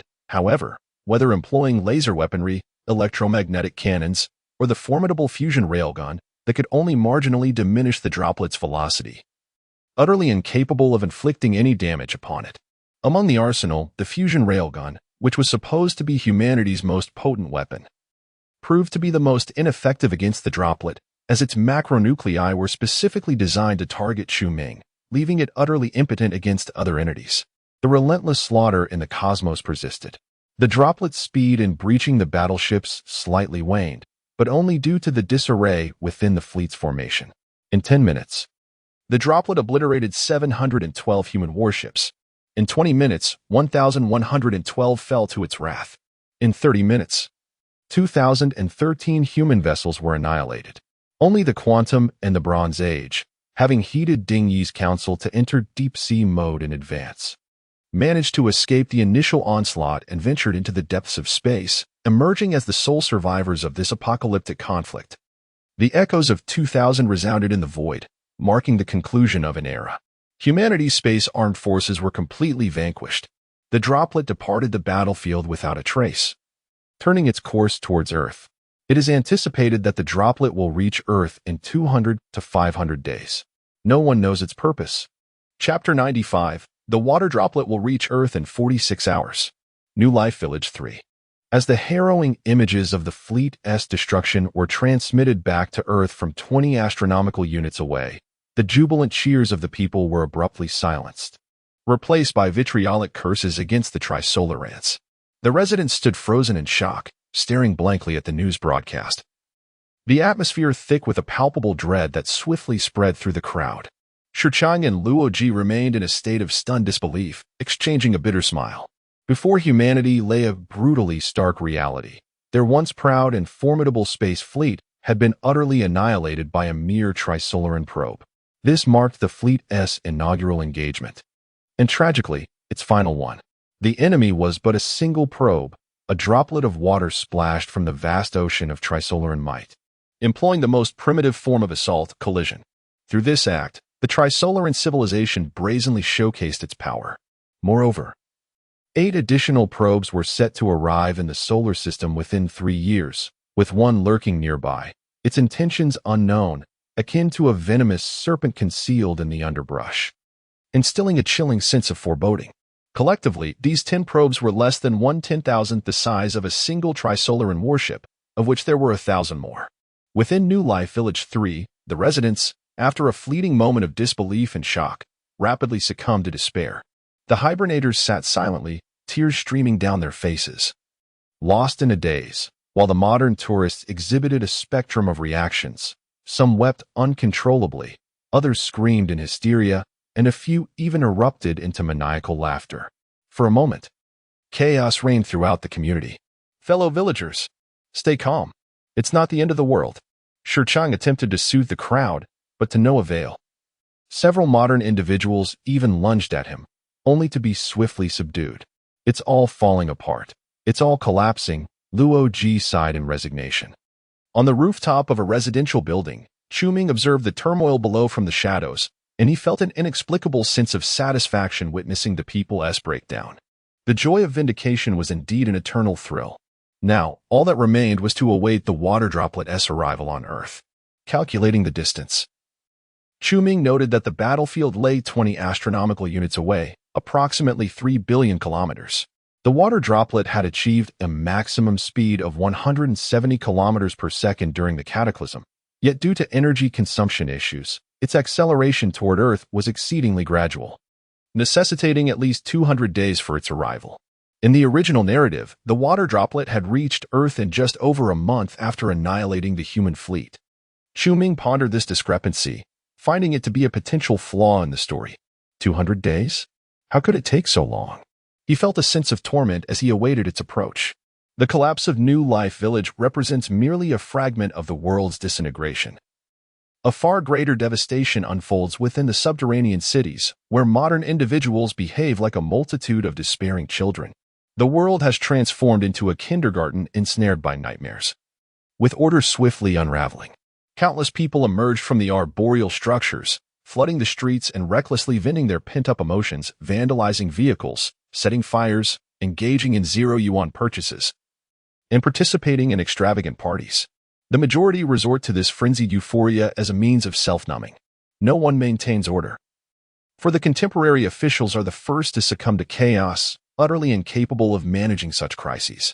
In this era, the selection of officials disregards competence, focusing solely on physical allure, allowing only the handsome and beautiful to garner public support. This explains why the generally unremarkable hibernators find it challenging to secure higher positions in modern society. Yet, in this moment, the hibernator officials are the first to regain composure. Although their spirits are also notably low, they manage to suppress their emotions and methodically restore order. However, their lowly status renders their efforts largely ineffective. Confronted with the impending apocalypse, the modern populace exhibits two distinct reactions. One faction descends into utter despair and collapse, while another, after a brief episode of hopelessness, quickly becomes exhilarated. The latter comprises the overwhelming majority, perceiving this interval before the end as an extraordinarily splendid time, free from burdens and worries, enabling them to indulge in their desires, such as orchestrating a colossal party for hundreds of thousands. After all, the impending droplets will not reach Earth for over 200 days, granting them the freedom to revel in excess, to celebrate life with civilization, to seize the day. However, a news report plunged humanity into despair. A space telescope observed that the droplet, which had vanished 6 months ago at the outer reaches of the solar system, reappeared just an hour ago, hurtling towards Earth at a staggering velocity of 25,000 kilometers per second. Even more shocking, a third droplet emerged from another direction, traveling at the same speed towards our planet. It is anticipated that these two droplets will arrive within 46 hours. Upon receiving this news, the very individuals who had just resolved to indulge in the pleasures of life succumbed once more to despair. In a fleeting moment, countless souls shed their garments and flooded the streets, amplifying the scale of their extravagant gatherings. If they must perish, let them do so in exuberance. Chapter 96. The Application of Knowledge by the Trisolarans. It appears that the Trisolarans had long devised their plans. Upon receiving this revelation, Chu-Ming could not help but feel a surge of excitement. He speculated that the droplets, much like warships, possessed the capability of automatically replenishing their fuel. However, he was uncertain about the type of fuel required. It was plausible that it was the same as that used by the Trisolaran warships, antimatter, a substance with a remarkably low density in the cosmos, making it exceedingly slow to collect. The 10 droplets launched 2 centuries ago were perpetually in transit, evidently without time to refuel, which explained why the droplet that annihilated the human fleet had a maximum velocity of merely 170 kilometers per second. Yet, in the original text's 3rd volume, it was explicitly stated that droplets could achieve speeds of 25,000 kilometers per second. This implies that the droplet which vanished a year and a half ago, along with another that stealthily approached Earth, likely took refuge somewhere to replenish its fuel. The Trisolarans might have meticulously ensured their success by dispatching these 2 fully fueled droplets to eliminate Chu-Ming. Of course, it was also possible that one was intended to eliminate Luoji. Such caution was remarkable. The Trisolarans had, in this regard, perhaps surpassed humanity. Chu-Ming mused to himself. At that moment, he lay in his room, watching a live news channel on television, which displayed a simulation of the solar system.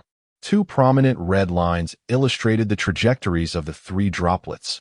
One was virtually indistinguishable in motion, while the other 2 were visibly advancing toward Earth. In the lower right corner of the screen, a countdown indicated that droplets 2 and 3 would arrive on Earth in 40 hours. At this juncture, humanity was entirely oblivious to the droplets' purpose for coming to Earth. The public speculated that they intended to crash into the planet, inciting widespread panic.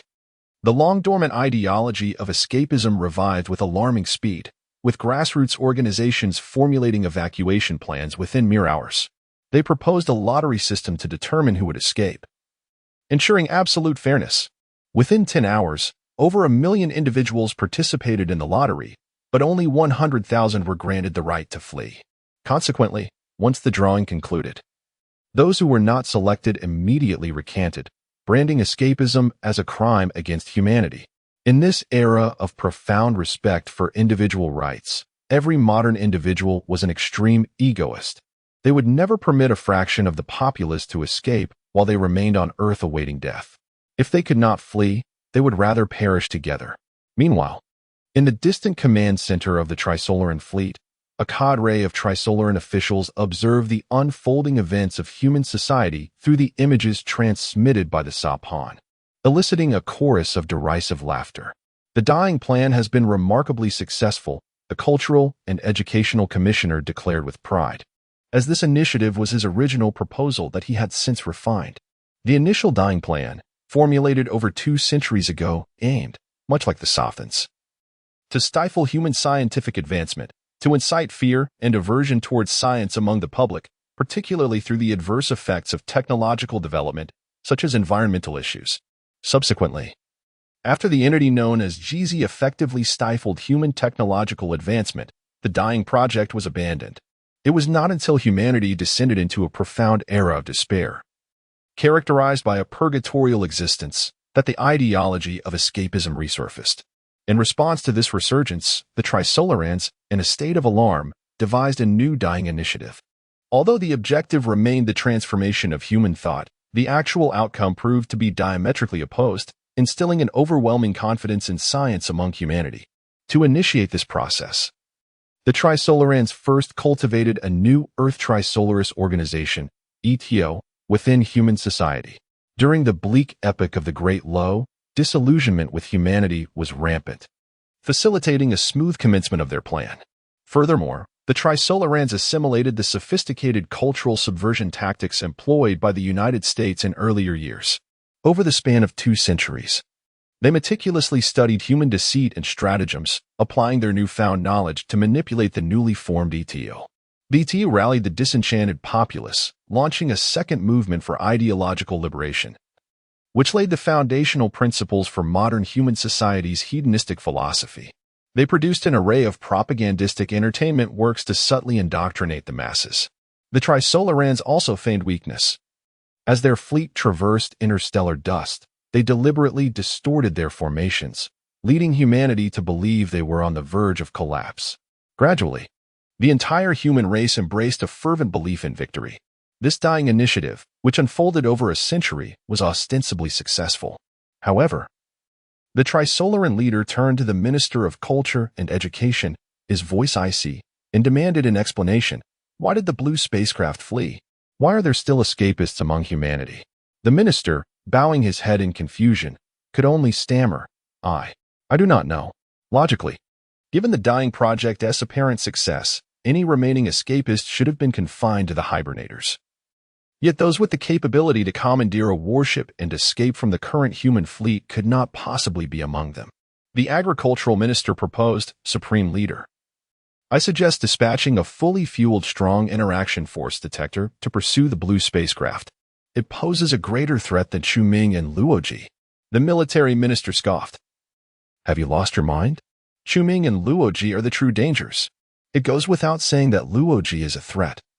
But all prior evidence indicates that Chu-Ming has likely grasped the dark forest theory, much like Luoji. The supreme leader rebuked the agricultural minister, affirming, indeed. And Chu-Ming possesses an incomprehensible supernatural ability. He is a significant risk that must be eliminated. As for the blue spacecraft, let other detectors pursue it. There's no rush. The agricultural minister muttered, but can a strong interaction force detector truly eliminate Chu-Ming? The military minister replied, it is highly probable. The construction of strong interaction force materials requires manipulation of 6 dimensions of microscopic particles, while the internal structure of the detector necessitates even greater control over microscopic dimensions. Our observations indicate that Chu-Ming can only manipulate 5 dimensions of microscopic particles.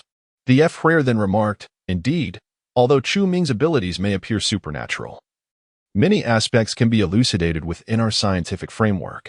For instance, the foundation of his combat prowess is fundamentally rooted in the manipulation of microscopic particles. The military commander, donning a relaxed smile, stated, as long as we eliminate Chu-Ming and Luoji, subsequently seal off the sun, and finally pursue the few human warships that have fled, we shall achieve absolute victory in this war. There are 6 hours remaining until the droplet reaches Earth. Chu-Ming, accompanied by Luoji, flew into a desolate expanse, preparing to confront the impending droplet. Brother, can't we drive here? Upon landing, Luoji's legs buckled, and he collapsed to the ground, his face a mask of trepidation. Having been carried by Chu-Ming throughout the journey, he now felt utterly drained. How can driving compete with flying? What are you afraid of? I won't let you fall, Chu-Ming replied, sitting cross-legged in the desert, gazing at the distant blood-red sunset, flames igniting in his eyes. Luoji cast a resentful glance at him, taking a moment to compose himself. He pulled out his phone and opened the live news feed. After watching for a while, he spoke gravely, is the droplet truly coming to kill us? Of course, Chu-Ming replied, still fixated on the sunset. I can comprehend its intent to eliminate you. However, Why would it seek my demise? Luo Ji questioned, puzzled. Brother Luo, there is no need for pretense. It is now meaningless. Chu Ming replied calmly, in reality. The star you cursed, 187J3X1, was destroyed over 51 years ago. Humanity observed it a year prior, yet no one paid attention. Luo Ji fell silent, eventually revealing a bitter smile. It seems the dark forest theory is indeed valid. Wait.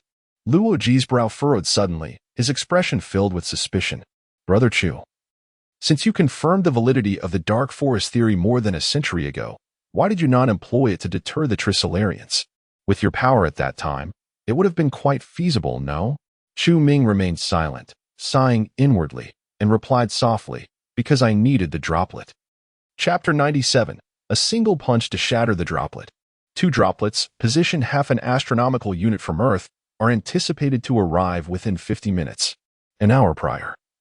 The scientific community, having regained its composure, hastily explained to the public that the droplets were certainly not harbingers of Earth's destruction.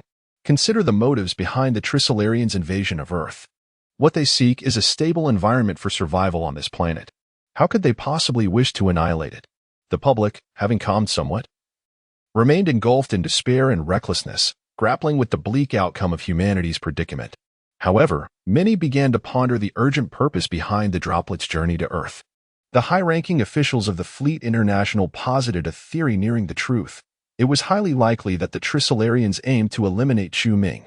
After all, he was the only individual on Earth deemed worthy of such elaborate efforts from the Trisolarians. An emergency meeting of the Joint Fleet Conference was promptly convened. Where's Chu Ming? Inquired the North American Fleet representative, anxiety etched across his face.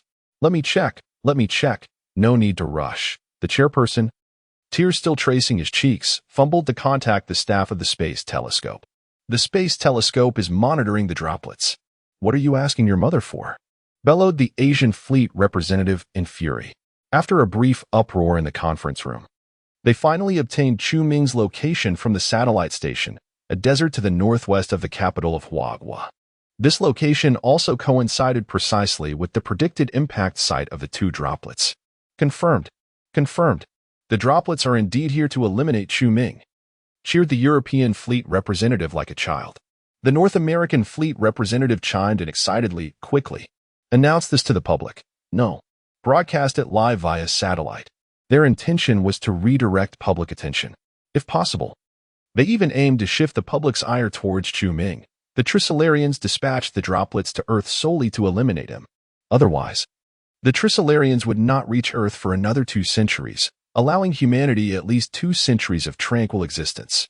Moreover, with 2 more centuries of technological advancement, humanity might stand a chance against the Trisolarians. All current misfortunes could be blamed on Chu Ming. This strategy yielded nothing but benefits for them. If the droplets succeeded in eliminating Chu Ming, it would be a joyous outcome. If Chu Ming managed to destroy the droplets, it would also be a cause for celebration. Of course, the fleet's upper echelons did not contemplate the broader implications, fixating solely on the immediate gain. The satellite live broadcast soon commenced, and Chu Ming's figure appeared on every screen in the underground city.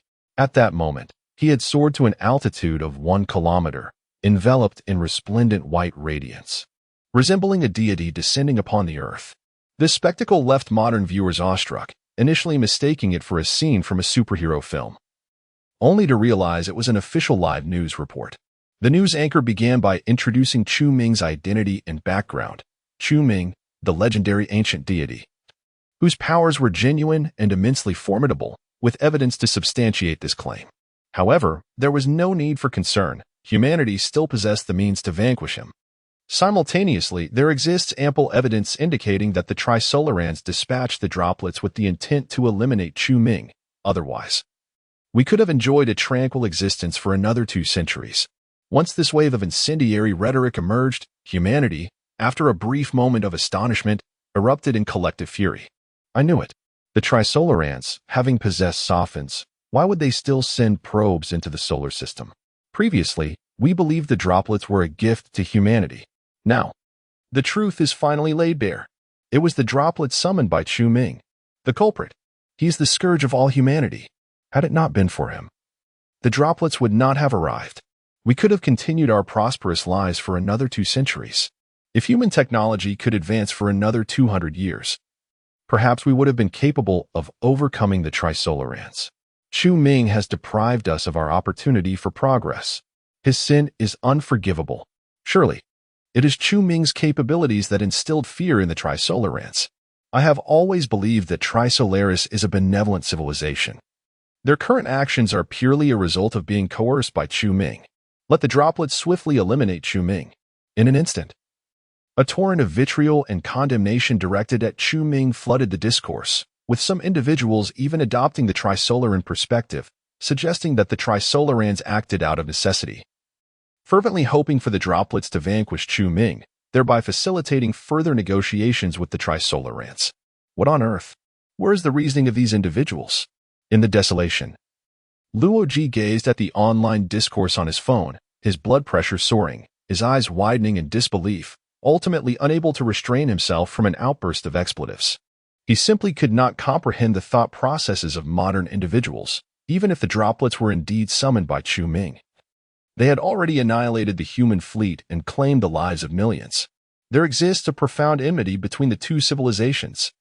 How could these people still entertain thoughts from the perspective of the Trisolarans? How could they offer excuses for them? Shouldn't they be praying for Chu Ming to resolve the threat posed by the droplets? Bang! Damn it!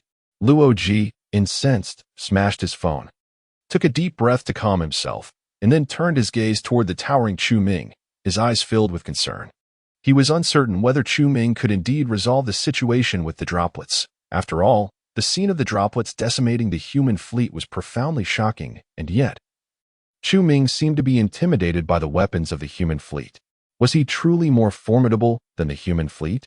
Like Luoji, the vast majority of modern individuals were oblivious to the intricacies of macroatomic weaponry, naively assuming that since the human fleet possessed weapons capable of dispatching Chu Ming, the droplets would undoubtedly eliminate him with ease.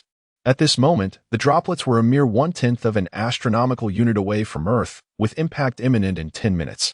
Chu Ming could already discern the two droplets with the naked eye, moving in tandem like two crimson meteors slicing through the night sky. Their purpose unmistakably focused on Chu Ming. Amidst the desert night, a blazing white sun rose, illuminating the expanse of the earth, with Chu Ming at its center. Within his serene eyes, the increasingly large red fireballs of the droplets were reflected. News: the droplets are 7.5 million kilometers from Chu Ming. Impact to occur in 4 minutes. System: this marks the final step of my plan. Do you have anything to say? Can we negotiate once more? No. News: a droplet is merely 3 million kilometers away from Chu Ming, with a collision expected in 2 minutes. I ask you, the power you grant me upon completing this task, will it enable me to annihilate the Earth? Of course not. If you could destroy the Earth, what purpose would my experiment serve? Humanity would cease to exist, and there would be no narrative to pursue thereafter. Rest assured, I shall soon possess the ability to obliterate the Earth. News: the droplet is now 1.5 million kilometers away from Chu Ming, with a collision anticipated in 1 minute. My mental energy is insufficient.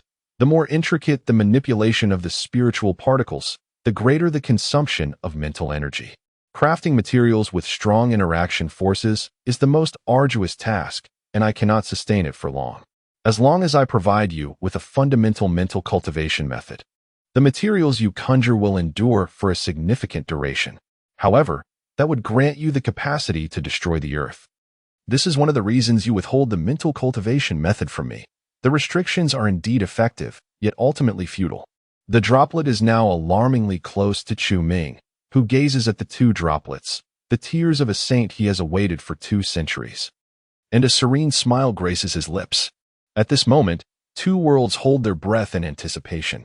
In the final 10 seconds before impact, he slowly raises his hand and clenches his fist.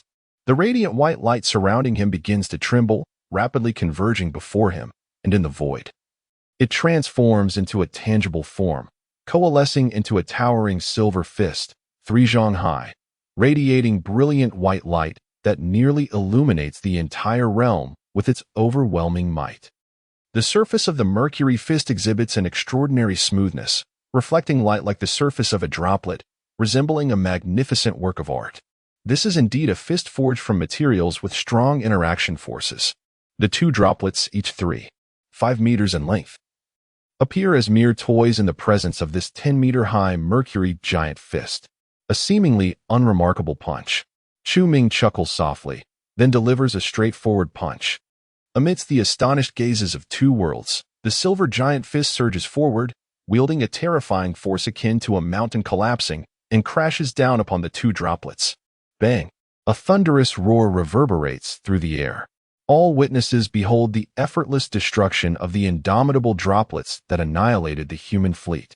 Under this singular blow, one of the droplets shatters like glass, emitting a series of crisp cracking sounds, ultimately transforming into a fireball that envelopes Chu Ming's figure.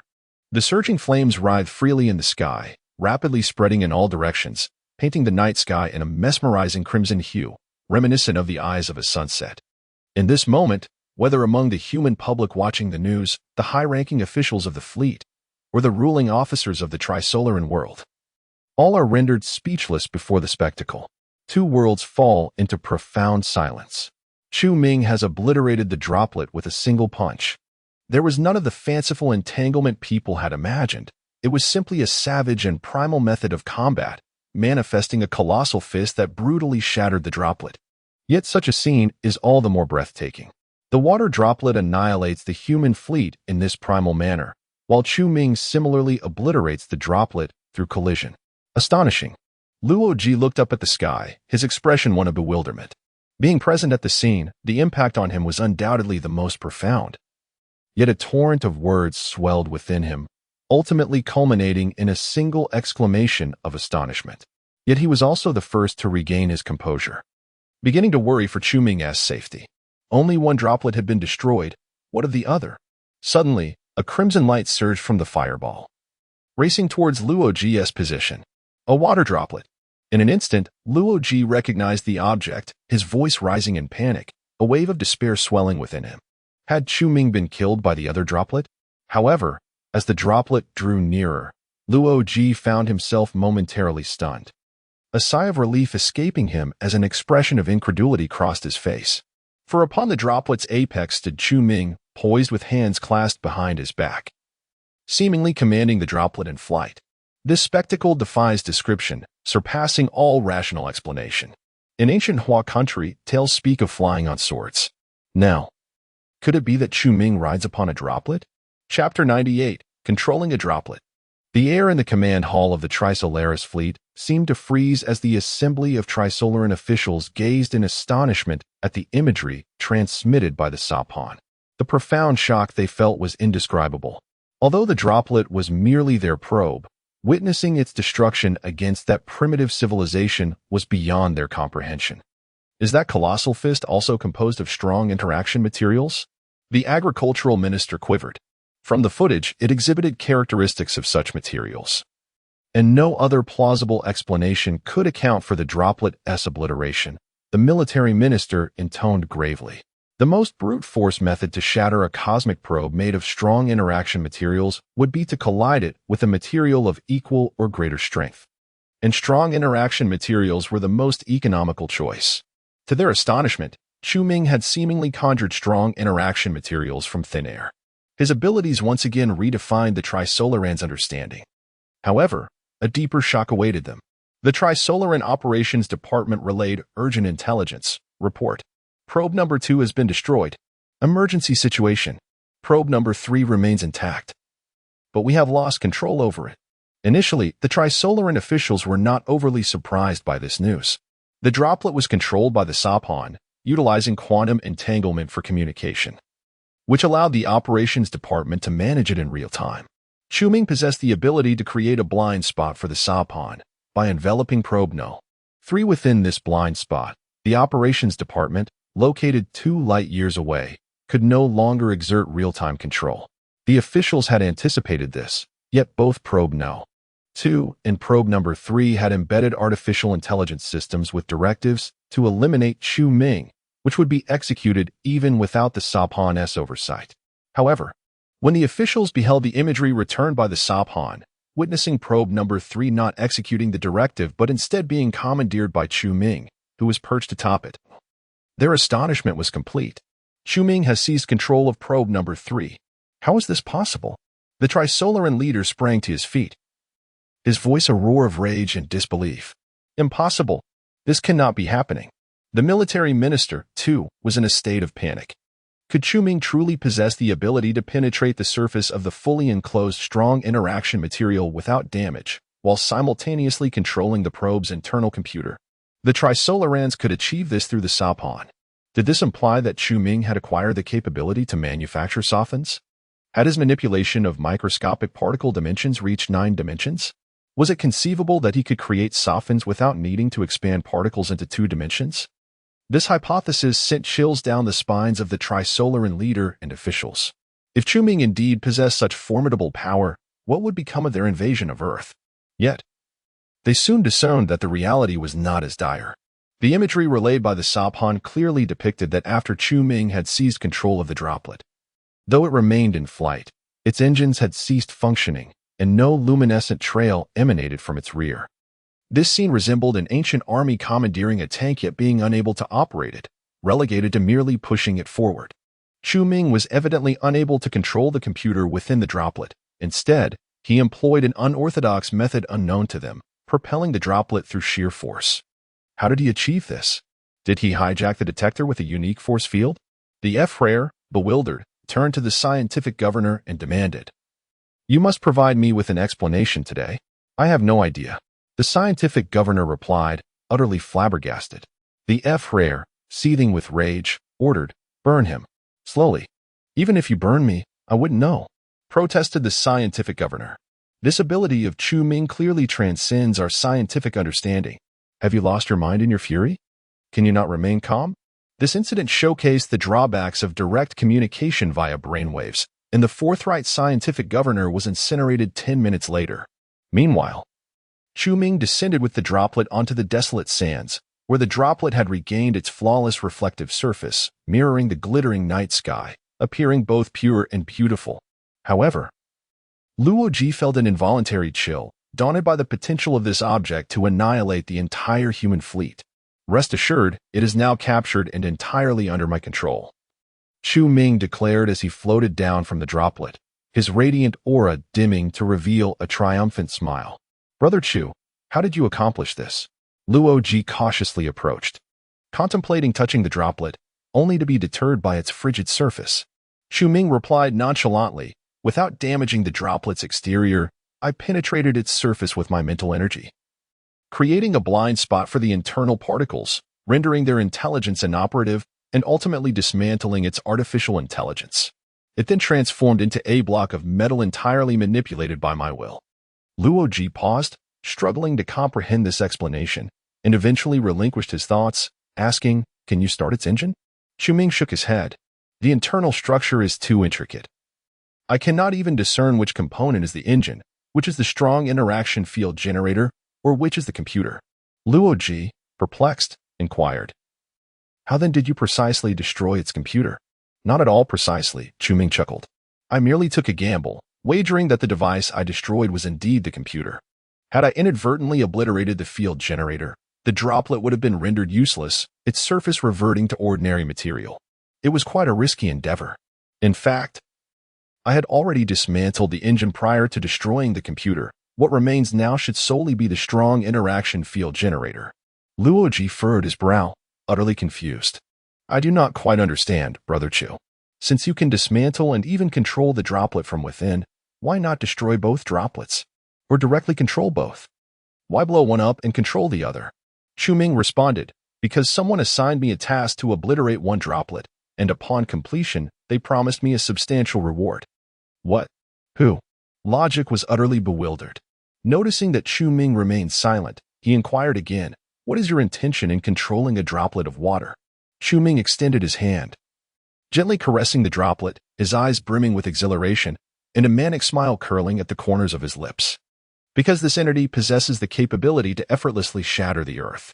Logic instinctively recoiled 2 steps, a look of terror flooding his eyes. What on earth was Chu-Ming aiming to achieve? Chapter 99. Settling Scores and Exacting Revenge on Humanity. Subsequently, Chu-Ming deftly maneuvered the water droplet, escorting Luadre back to the New Life Village number 3, where he promptly contacted Anthony, demanding an immediate emergency meeting of the Fleet Council. Chu Ming was prepared to settle scores. This group of fleet executives had just used him as a pawn to deflect public anger. They were no longer worthy of such manipulation. The emergency online meeting was swiftly convened. In the holographic conference room, representatives from the 3 major fleets and several high-ranking officials took their seats, their hearts heavy with trepidation as they cast fearful glances at Chu Ming. These were the very individuals who had resolved to utilize Chu Ming as a scapegoat for public outrage. They could hardly have anticipated that the conflict between Chu Ming and the water droplet would yield a third outcome. He had gained control over a droplet, achieving an astonishing flight speed of 300 kilometers per second, thereby acquiring the true capability to annihilate the Earth. Previously, Chu Ming could only eradicate humanity on the planet. With a calm gaze, Chu Ming surveyed the assembly, and none dared to meet his eyes, lowering their heads in evident fear. Still haunted by the spectacle of him obliterating the water droplet. I require an explanation. Why was I used to divert public ire? Did you truly believe I would perish beneath the droplet? Chu Ming's voice was frigid, and the temperature in the room seemed to plummet.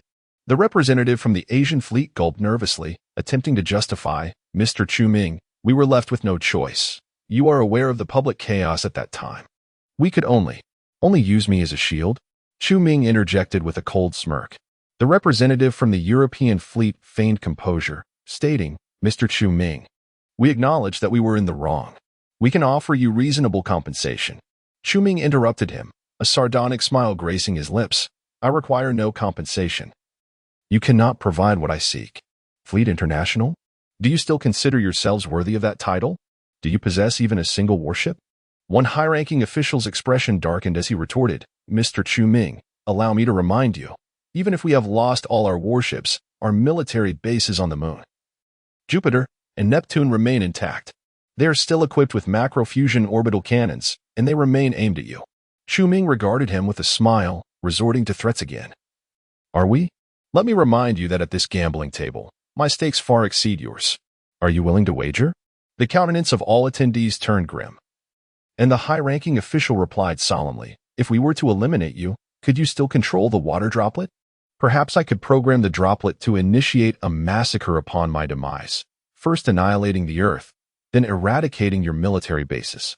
Chu Ming was capable of this now, merely requiring a divine imprint left on the droplet. The assembly fell into a profound silence, panic swiftly spreading among them. The representative from the Asian fleet nearly shrieked. What do you intend to do? Chu Ming crossed his legs casually, a serene smile upon his face, nothing of consequence. I simply seek to exact revenge. What does that imply? Before the commencement of the morning meeting, the droplet under my control had already set its course towards your lunar military base, and it is likely approaching its destination. Chu Ming glanced at the time, his expression as serene as a calm sky. The attendees were left in a state of shock, with the majority experiencing a rapid emotional collapse. The representative of the North American fleet hastily inquired with the Space Telescope space station, confirming that the droplet was indeed en route to the lunar base. He trembled and shouted, Chu Ming, if you dare to attack the lunar base, I will immediately order the fusion weapons to eliminate you. After the destruction of the space fleet, those military bases represented the last vestiges of the fleet's international legacy. Oh, really? Then let us see what happens, Chu Ming replied unfazed, maintaining that calm, almost indifferent smile. I warn you again. Do not think we are truly incapable of killing you. The representative of the European fleet slammed his hand on the table, tears of frustration welling up in his eyes. Feel free, Chu Ming said with a faint smile. Urgent reports continuously flooded in from the Space Telescope space station to the fleet's high command. The droplet would reach the lunar base in 17 minutes. In an instant, chaos erupted in the conference hall. The fleet's high-ranking officials began to threaten Chu Ming frantically, followed by an outburst of curses, and ultimately, they resorted to begging for mercy. The North American fleet representative even knelt before Chu Ming, weeping and pleading for him not to attack the lunar base. Yet, Chu Ming remained unmoved. He was acutely aware that these modern individuals, akin to children, would not dare to confront him unless truly cornered, pushed to the brink of desperation. As anticipated, when the 17 minutes elapsed and the space station reported the destruction of the lunar base by the droplet, The high-ranking officials of the three fleets stood frozen, their faces painted with despair, none daring to issue the command to eliminate Chu Ming.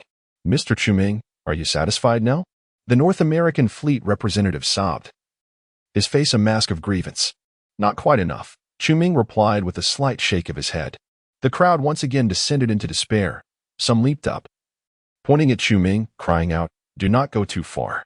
I am not satisfied with merely retaliating against you high-ranking officials." Chu Ming surveyed the assembly and inquired, "Might I ask how the public perceives me at this moment?" The attendees' expression shifted dramatically, their heads bowed in silence, betraying a palpable sense of guilt.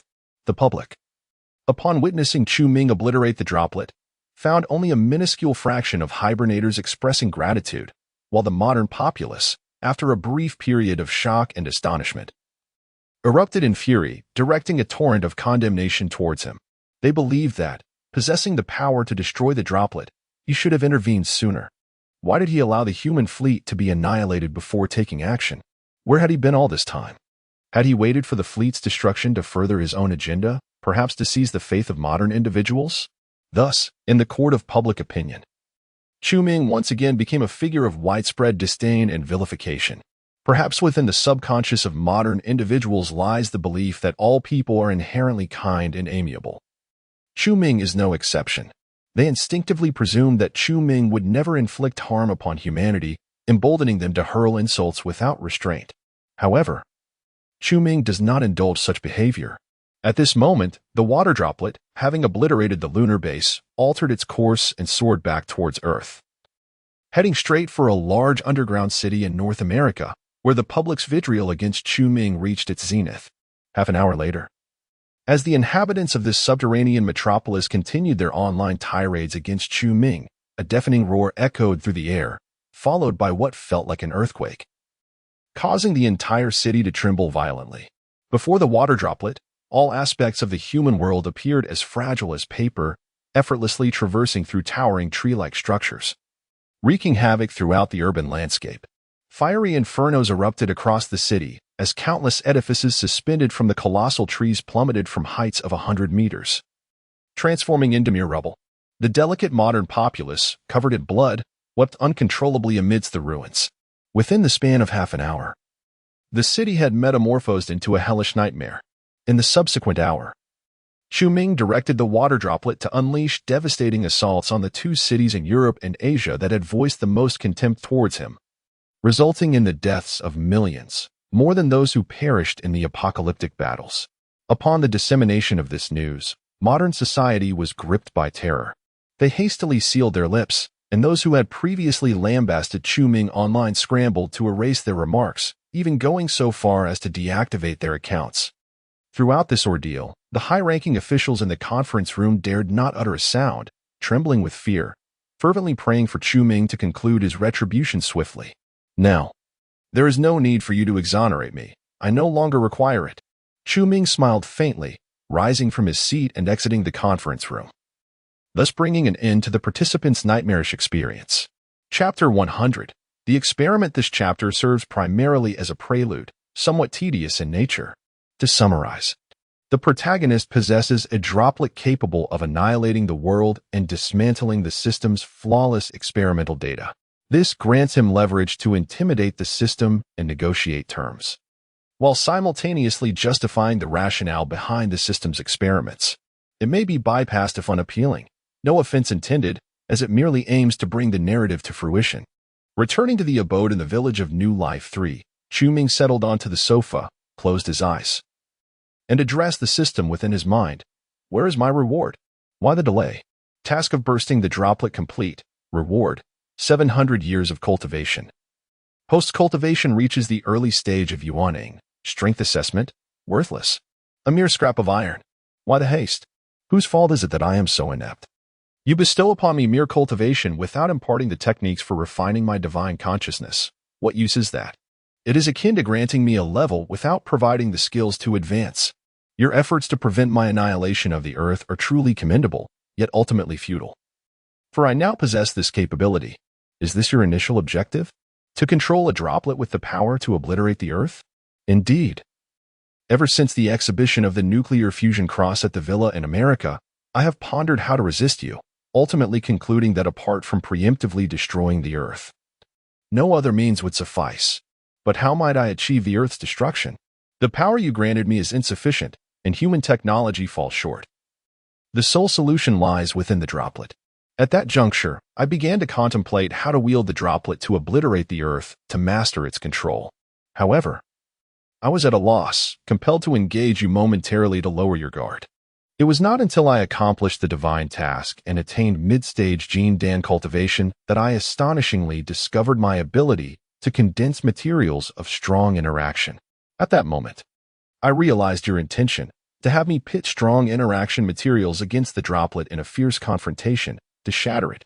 Yet, I remained oblivious to the principles behind my capacity to condense strong interaction materials, for you withheld the techniques for cultivating divine consciousness, leaving me to instinctively wield my cultivation abilities without deeper comprehension. At that time, I resolved to explore spiritual energy particles, perhaps to elucidate the underlying principles and, by doing so, gain the capability to control a droplet in the future. However, I soon recognized my naivete. Through the study of spiritual energy particles, I discerned that I could manipulate the 6 dimensions of microscopic particles, a prerequisite for fabricating strong interaction materials. Nonetheless, to fully grasp why I could manipulate these 6 microscopic dimensions was essential for perfect control over them, to genuinely understand strong interaction materials, and thus to have any hope of commanding the droplet. Yet, achieving perfect mastery over the microscopic dimensions necessitated a gradual approach, akin to cultivation itself. One must first attain flawless control over one-dimensional microcosms before delving into the complexities of two-dimensional studies. Only after mastering 2 dimensions could one embark on the exploration of 3 dimensions. As one progresses, the challenges multiply, and without the techniques for cultivating divine consciousness, the endeavor becomes exceedingly arduous. Fortunately, I ultimately achieved a perfect mastery over the microscopic 4-dimensional realm. Observing microscopic particles from this 4-dimensional perspective reveals an immense world, potentially teeming with intelligent life forms. Indeed, I beheld resplendent microscopic civilizations, where the flow of time is languid, and in that moment, my plans crystallized. Thus, to fulfill this ambition, I painstakingly imprinted my thoughts with rationality, seamlessly embarking on a prolonged hibernation. During those 185 years of slumber, I conducted experiments within the microscopic domain, treating countless microscopic worlds as my laboratories and their intelligent inhabitants as test subjects. I devoted over 30 million years merely to derive experimental data capable of controlling a droplet of water. Are you out of your mind? If I were to provide you with a fundamental technique for cultivating spiritual consciousness, you could master the 6 dimensions of microscopic particles within a day, allowing you to manipulate the interior of a droplet without compromising its surface integrity. Was it truly necessary to expend 30 million years for such a simple endeavor? What recourse do I have? Without the technique for cultivating spiritual consciousness, I am left with no choice but to resort to the most rudimentary methods. In my time with Ding Yi, I absorbed a vast amount of knowledge regarding quantum physics, incrementally enhancing my control over the microscopic dimensions, a process that was unbearably torturous. In truth, I was aware of your clandestine studies in quantum physics, yet I remained indifferent, lacking the cultivation technique for spiritual consciousness. You could labor for an eternity in self-study of quantum physics and still fail to achieve perfect mastery over the 6 dimensions of microscopic particles. This is due to the significant disparity between humanity's quantum physics framework and the cultivation system. Only a minuscule fraction can be adapted. Indeed, achieving perfect control over the 4 dimensions of microscopic particles is already at the limits of my capabilities. I cannot advance further. Thus, I resorted to this rudimentary approach, conducting experiments within the microscopic world, selecting ancient civilizations that bore a resemblance to humanity from the multitude of microscopic realms.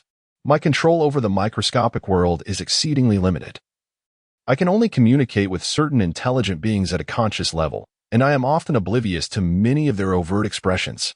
In truth, I am unable to alter the fate of others. These intelligent beings, in a certain sense, serve as my hosts. Through them, I guide portions of these worlds toward a cultivation civilization and others toward a technological civilization. regardless of the path they take. The ultimate goal of their development is to penetrate a closed shell of strong interactivity without inflicting harm. Should they fail to accomplish this, I shall bring about their annihilation. Initially, I was overly eager for results, frequently interfering with the development of the microscopic world. For instance, I would prematurely provide my hosts with exceedingly advanced technologies. However, without exception, these civilizations met with destruction. Some fell victim to internal strife, while others were unable to wield such advanced technologies, leading to their demise at the hands of their world's rulers. Moreover, some hosts perceived their existence as nothing more than a means to my experimental ends, deeming their lives devoid of purpose, resulting in either apathy or self-destruction. For an entire million years, I have failed to yield any meaningful experimental data. System, since that time, I have come to comprehend your nature. These troublesome hosts truly induce a severe headache. Well, you should have ceased then. I found myself unable to halt, primarily due to the sunk cost fallacy and the mental imprint that dictated my every action was justified. Subsequently, I gleaned insights from the prior million years, meticulously documenting the data of those technological civilizations that progressed with relative ease, thus deducing a potentially correct pathway. I commenced setting phased objectives for the new hosts, issuing tasks, providing rewards, and establishing constraints. I guided them to retrace the path previously deemed correct, while gradually exploring the subsequent route. This was an exhaustive method. Each host's demise, each world's destruction, imparted fresh experiences and valuable data. I synthesized these insights into a more accurate trajectory, assigning phased tasks to the hosts of the next world, shepherding them along this path, repeating the process until the original experimental objective was achieved. The microcosmic cultivation civilizations employed a similarly experimental methodology with the obliteration of countless micro-civilizations. The final two cultivation and technological civilizations succeeded in penetrating a fully enclosed shell of strong interactive material without damage. By amalgamating the strengths of both, I gained the ability to penetrate the surface of a droplet with my consciousness and unexpectedly acquired the power to erase the mental imprint, a truly exquisite outcome. You have become the very embodiment of that which you despised. Indeed, however, I gradually began to appreciate the joy of witnessing a host traverse the path of perfection. Even surpassing the prior experimental data, it was a delight so profound that I wished to cherish them as a treasure. System, from that moment, I realized that if I were indeed a flawless experimental subject, as long as I did not genuinely obliterate your experimental data, you would likely hesitate to terminate me. I am uncertain whether your experimental methods mirror mine, nor do I grasp the ultimate purpose of your experiments. Moreover, I remain oblivious to the extent of your control over each trisolaran universe, which is surely superior to my grasp of the microcosmic realm. Yet it likely does not afford perfect mastery, nor the liberty to alter data at will. If it did, you would have long since discarded me as a disobedient host. The system remained silent for a while, then sighed. I have been remiss. I should have anticipated this. I surmised that you could not fathom it. For there are no precedents. I must be the sole host to have completed the second divine task in a mere 8 months. Indeed, previous hosts predominantly accomplished their divine tasks during periods of great decline, which is why I set the duration for the second task at 100 years. Yet you accomplished it in just 8 months. You can imagine how elated I was at that time. Therefore, those hosts attained the cultivation of the mid-golden core stage only a century later during the Great Low Valley period.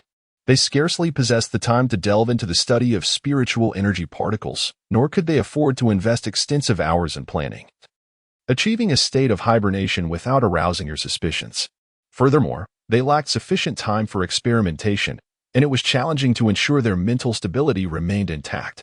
Even if they accomplished everything as I did, the probability of obtaining the desired experimental results remained minimal. Moreover, during the final step of controlling the water droplet, the chances of failure were significantly high, risking complete ruin of their efforts. Additionally, you managed to achieve all this while fulfilling my task, not only preserving my experimental data but enhancing its perfection.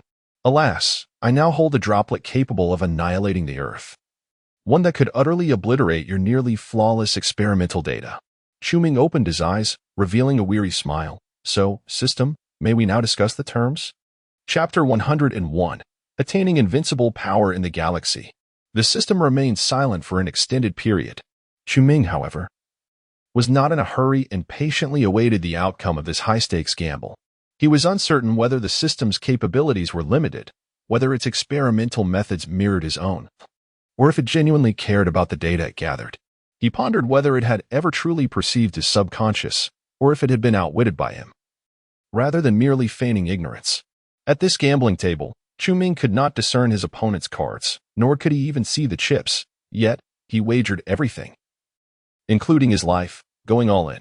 From the very beginning, Chu Ming was acutely aware that victory was unattainable, and even a draw was beyond reach. He poured his all into gambling for a glimmer of hope, knowing that at best he could achieve a semblance of fairness and freedom. Throughout the execution of this plan, Chu Ming frequently grappled with self-doubt, often questioning the purpose of his actions. The system was so formidable, what could his resistance possibly achieve? If he truly provoked it? What if it simply crushed him without a second thought? Perhaps it would be wiser to relent, to accept the powers it bestowed and wield them against the humans of this world, to vent his frustrations and grievances, then awaken from slumber to continue fulfilling its tasks. In the early stages, he risked death at the hands of the advanced weaponry of various nations while maneuvering through a web of negotiations, all while gathering the faith of humanity with the tacit approval of the superpowers. In the latter stages, he faced the peril of annihilation by fusion weapons, all the while concealing his capability to obliterate droplets. Revealing such power would jeopardize the mission of destruction and expose him to the risk of abandonment by the system. He endeavored to accomplish everything, yet all unfolded along the path charted by the system. It expressed satisfaction, granting him a modicum of reward, urging him to continue down that treacherous road. He was oblivious to where this path led, what awaited at its end, or whether the conclusion of its experiments would result in his demise. For Chu Ming, such an existence was a torment, devoid of meaning. He could not reconcile himself to living in such a manner. Often, he felt his thoughts ventured too far into the future. But he could not help it. He was not one to revel in the moment or seek immediate gratification. Otherwise, how would he differ from the modern humans? Regardless, he had done all he could. Should he lose the gamble, it would matter little. Death was merely a consequence. At the very least, he had resisted and endeavored. And that was sufficient. After an indeterminate span of time, the system finally spoke. Very well. Chu Ming, what is it that you desire? This marked the first occasion the system addressed him by name, and its tone carried an unfamiliar weight, one of earnestness and respect. Chu Ming exhaled in relief, a smile gracing his lips as he replied, "First, grant me a cultivation method for refining my divine consciousness." Reward granted. Ancient method of divine refinement. In that instant, Chu Ming felt a surge at his brow, an invisible yet potent force swirling uncontrollably within his mind, accompanied by thousands of profound and arcane characters.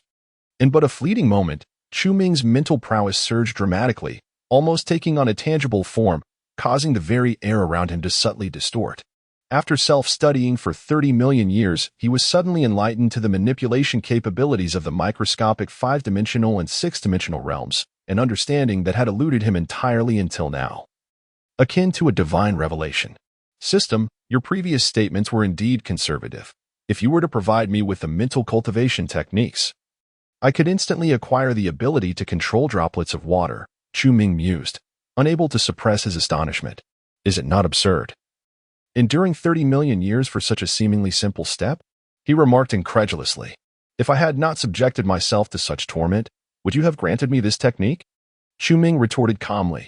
Do you truly not harbor any regrets? I have no regrets. To be honest, while you have vexed me greatly, I find myself somewhat admiring you. I shall take that as a compliment. Thank you, Chu Ming replied with a smile.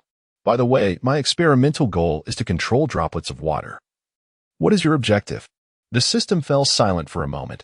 My experimental purpose concerns the very survival of me and my entire race, thus it is of utmost importance. What precisely is it? The system remained silent for a long time. This, I truly cannot disclose to you. It would benefit neither of us. Very well.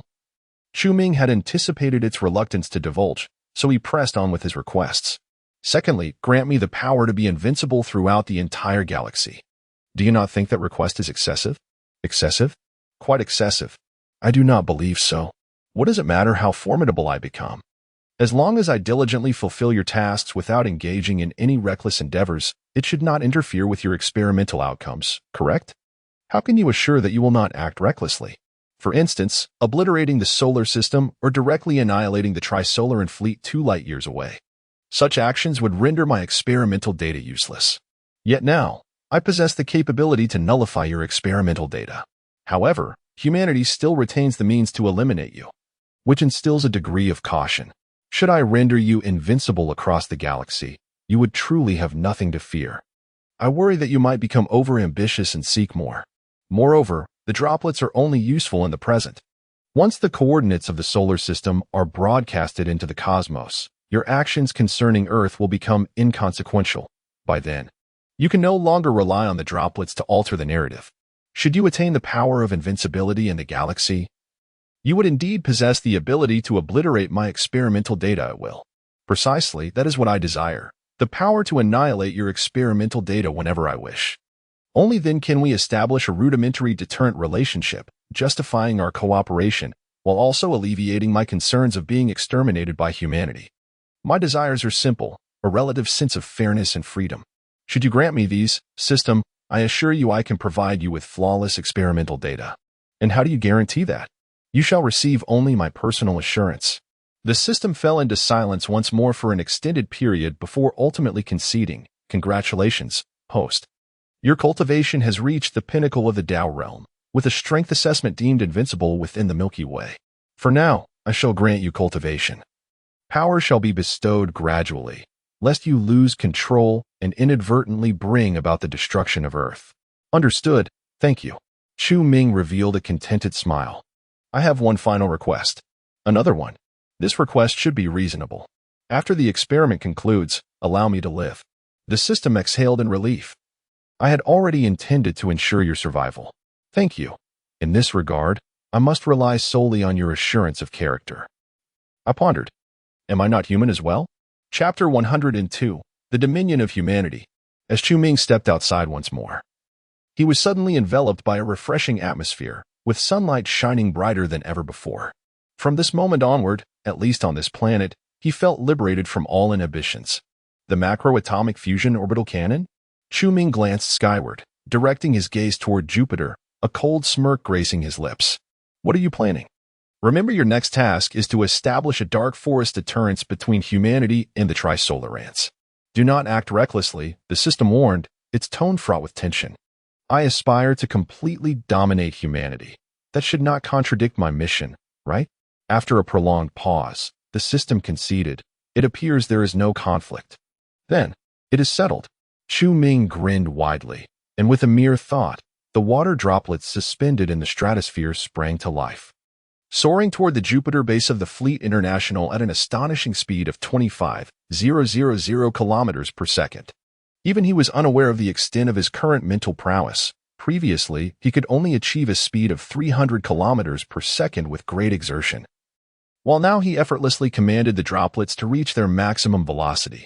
Moreover, after acquiring the mental cultivation technique, his comprehension of microscopic particles had significantly advanced in a short span of time. The complex structures within the droplets, once incomprehensible to him, now began to reveal their secrets.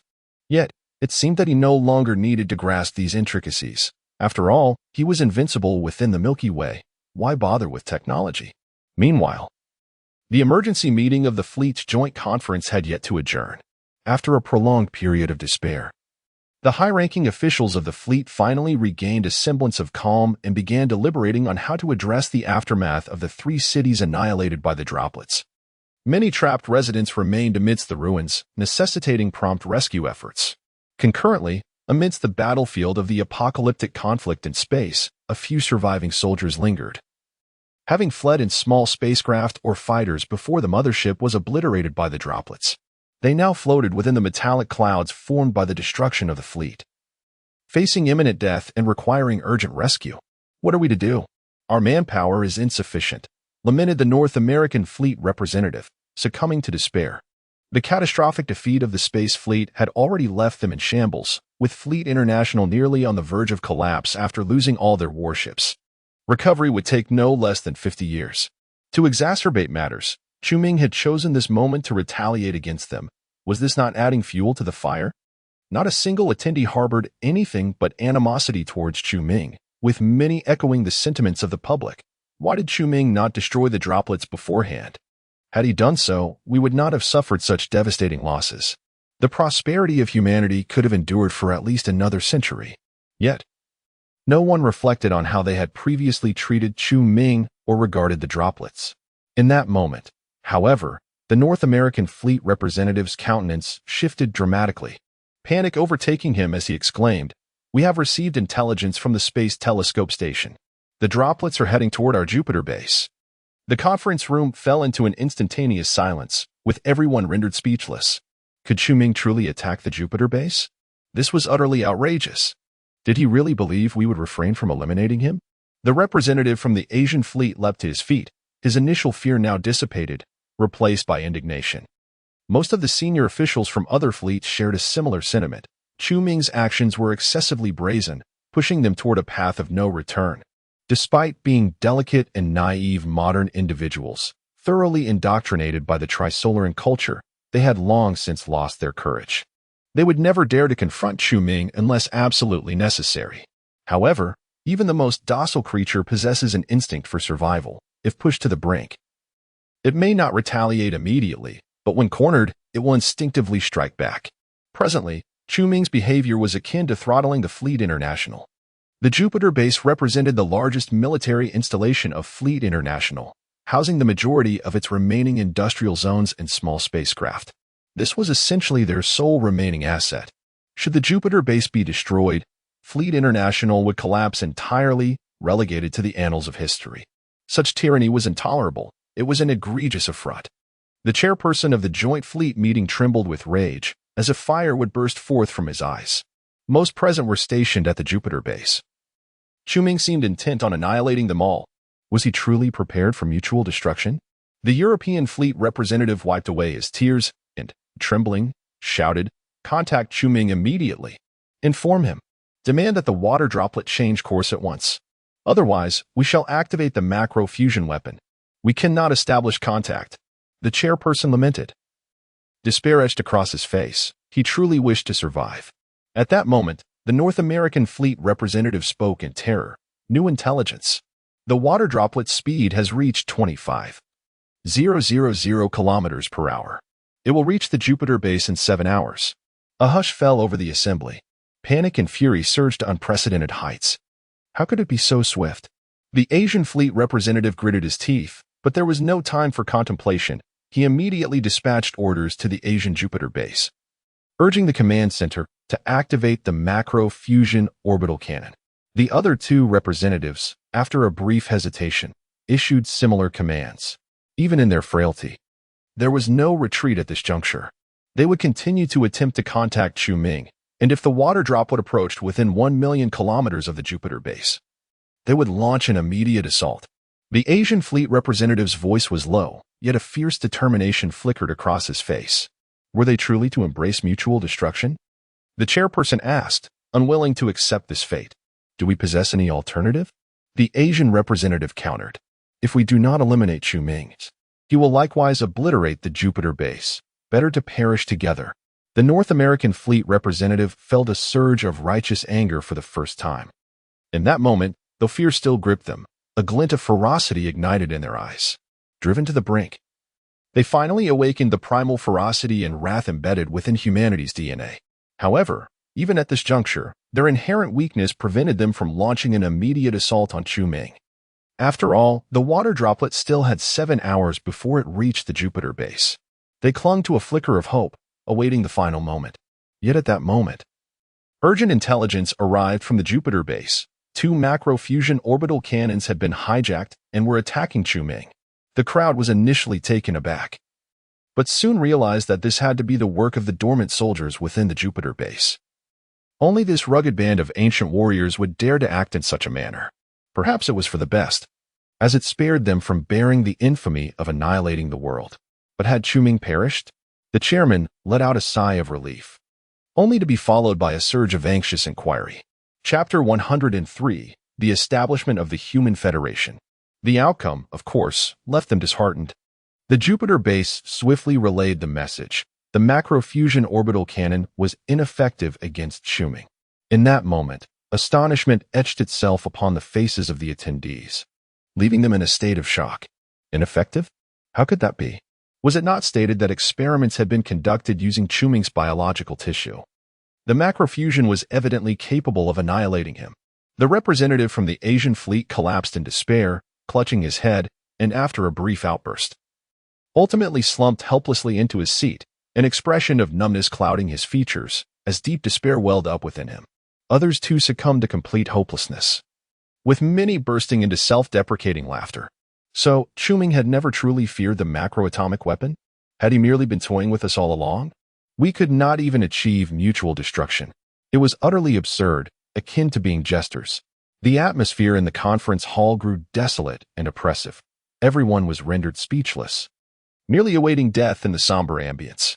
From the moment the human fleet set out to confront the water droplet, not even 3 days had passed. In such a brief span, the formidable Fleet International had met its doom. Hours later, the holographic conference room's image suddenly shattered.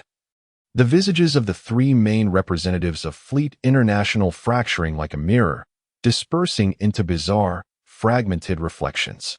The Jupiter base was obliterated by the water droplet.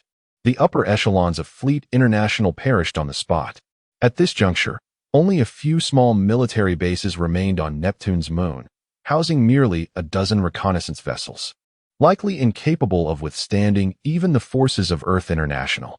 Thus, the 137-year-old Fleet International declared its extinction.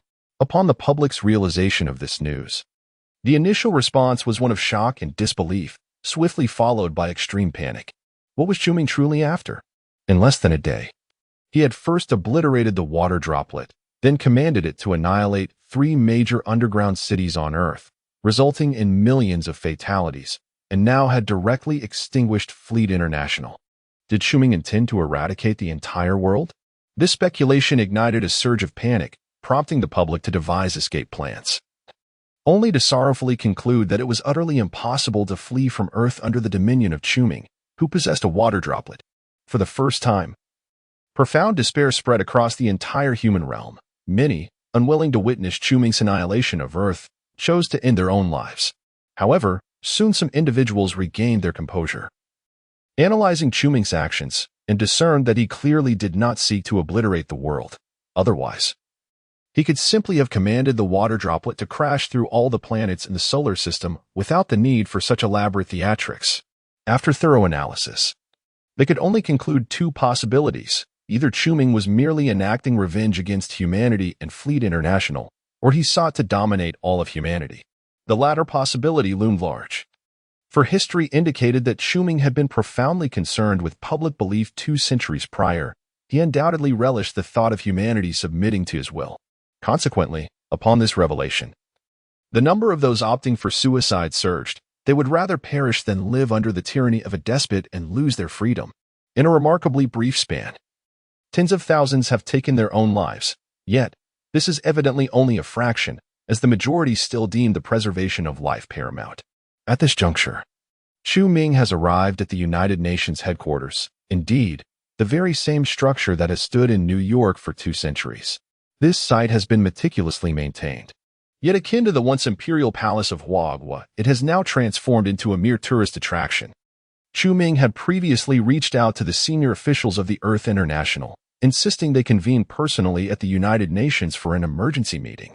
Naturally, no one dared to defy him. The long-dormant halls of the UN General Assembly regained their vitality as representatives from over 100 nations took their seats, each countenance etched with bewilderment and apprehension. In the span of just 3 days, the changes within the human realm could only be described as cataclysmic. This cadre of Earth International officials, who had long since lost their actual power, were still grappling with the enormity of recent events when Shuming appeared at their doorstep. Given his prior actions, it was difficult not to speculate that he had come to settle scores. This Shuming, first he exacted revenge on all humanity, then on the Fleet International. It seems now he is turning his sights upon us, remarked a representative from the European Union with a bitter expression. At this moment, all of Europe had unified into a single entity known as the European Coalition, or simply, the EU. However, we, the Earth International, have not provoked Chu Ming, have we? Inquired a representative from the Northern Bear Nation in a grave tone.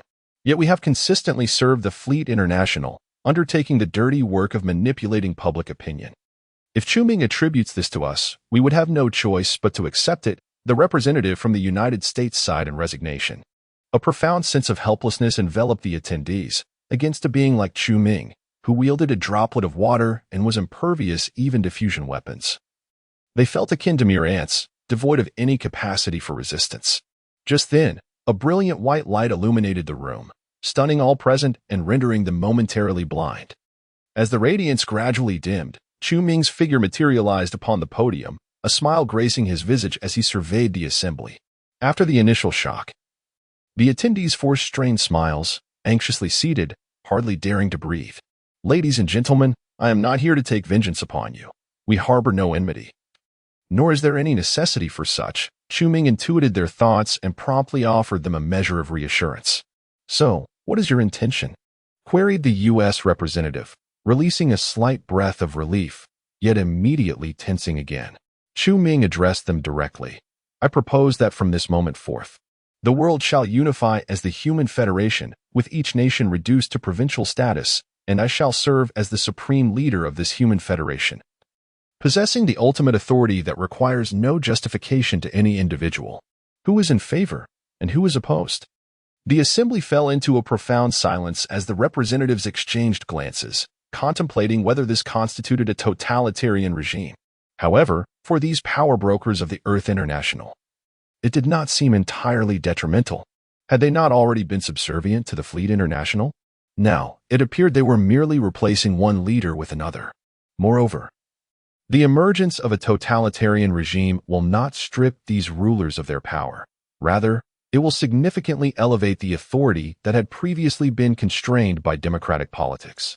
Furthermore, they cannot oppose Chu Ming and thus unanimously passed his proposal. Excellent. A satisfied smile graced Chu Ming's face as he declared, from now on, I am the supreme leader of Earth. After a moment's hesitation, the representative from the United States raised his hand to request to speak. Supreme Leader. Should we not discuss the new leadership structure of the Human Federation and the new constitution? Chu Ming glanced at him, a cryptic smile playing on his lips, and replied, What do you think I've kept you around for? Chapter 104, The Naivete of Children in the Dark Forest. Meanwhile, Luo Ji and Shi Chang ventured into the underground city of the capital, seeking the highest-ranking official they could find, the mayor. Luo Ji's purpose in this endeavor was to request access to the observational records of 187J3X1, hoping to validate Chu Ming's claim regarding the efficacy of his spell. Come on. Luo, don't be ridiculous. Do you really think you're some grand sorcerer? Can a mere incantation truly obliterate a star? Shi Chang said, his expression one of disbelief. He was skeptical of such absurdity, yet Luo Ji insisted on enlisting his help to meet the mayor. As the newly appointed chief of police in Xinshenghua village, Shi Chang was the only one with the authority to meet such a high-ranking official. Eventually, he relented to Luo Ji's persistence. Big Shi, I don't wish to be a sorcerer. It was Brother Chu who said my spell was effective. If you don't believe me, surely you must trust him? Luo Ji replied, his demeanor weary and resigned. Ah, Brother Chu. Shi Chang's countenance shifted, his gaze growing complex. To be frank, Chu Ming's recent actions had instilled a rare sense of dread even in a seasoned officer like himself. In just 3 days, he had slain millions, annihilated 3 major cities, and decimated international fleets. Now, his whereabouts were unknown, as was his intent. I hope we can still regard him as a brother in the future. Shi Chang sighed. At that moment, the mayor approached, clutching a document. The weariness and numbness that had previously marred his face had vanished, replaced by shock and disbelief. Upon witnessing his expression, Luo Ji instantly comprehended that his spell had indeed manifested. The Dark Forest rules had received their final confirmation. My heavens! The mayor exclaimed, casting a gaze of astonishment mixed with fear upon Luo Ji. Your spell has truly taken effect. Are you like Chu Ming? Shi Chang stepped forward, snatching the document from the mayor's hands. After glancing at it briefly and finding it incomprehensible, he handed it to Luo Ji, his eyes wide with incredulity. You really are a sorcerer, aren't you? Luo Ji accepted the document and scrutinized it closely, a bittersweet smile forming on his lips. He sighed. I was right. This is far more terrifying than being a sorcerer. At that moment, the mayor fled his office as if escaping a demon, clearly perceiving Luo Ji as a superhuman akin to Chu Ming. His earlier willingness to assist Luo Ji in retrieving these long-buried records stemmed from the fact that he could not afford to offend the devil responsible for the deaths of millions. Watching the mayor retreat in haste, Shirchong narrowed his eyes and said, Brother, we should return to the surface. I'm concerned that your presence here might invite danger. All right. Luo Ji nodded in agreement. In the dead of night, Shirchong drove along the highway through the desert. In the passenger seat, Luo Ji sat curled against the window, silently smoking a cigarette. A glance at the brilliant stars in the night sky gripped his heart with fear, compelling him to avert his gaze towards the indistinct mountains shrouded in darkness, and he let out a soft sigh. Brother, you don't possess the same abilities as Chu Ming. Do you? Shirchong could not help but inquire. How could that be possible? Luo Ji's lips twitched. I find myself utterly perplexed. How on earth did you bring about the destruction of that star? Why are there so many inexplicable phenomena in these times? Luo Ji glanced at him and shook his head, saying, In truth, it is not at all mysterious. This universe is inherently such. Once coordinates are revealed, annihilation follows. What do you mean? Deshur, do you wish to comprehend the true visage of the universe? I do. Enlighten me. Then let us stop here. The vehicle came to a halt by the roadside, and Luo Ji stepped out, striding directly into the depths of the desert, with Shirchong silently trailing behind him. It was not until they reached a place so dark that one could not see their own hand that Luo Ji finally paused, raising his gaze to the sky, where the stars were veiled by ominous clouds, and this basin-like area obscured the glow of nearby settlements. It's incredibly dark, Shirchong remarked, surveying the surroundings with furrowed brows. Why must we come here? Luo Ji did not respond but instead requested a cigarette from him. After lighting it, he settled down about 4 or 5 meters away from Shirchong and said, Light a cigarette. Let us commence. Shirchong, bewildered, could only silently ignite a cigarette, saying, Please explain in simpler terms. My level of education cannot grasp complexities. Deshur, the truth is comprehensible to all. Truth is simplicity itself, leaving one to wonder how they failed to recognize it before. Are you familiar with mathematical axioms? Like the shortest distance between 2 points is a straight line? Segments. Well, close enough. Now, I shall present 2 axioms of the universe. First, survival is the foremost necessity of civilization. Second, civilization perpetually grows and expands. Yet the total amount of matter in the universe remains constant. What can be deduced from this? Moreover, are you not overlooking extraterrestrials? Extraterrestrials. There are numerous alien civilizations, surpassing the observable stars in number. The universe is teeming with life. That cannot be right.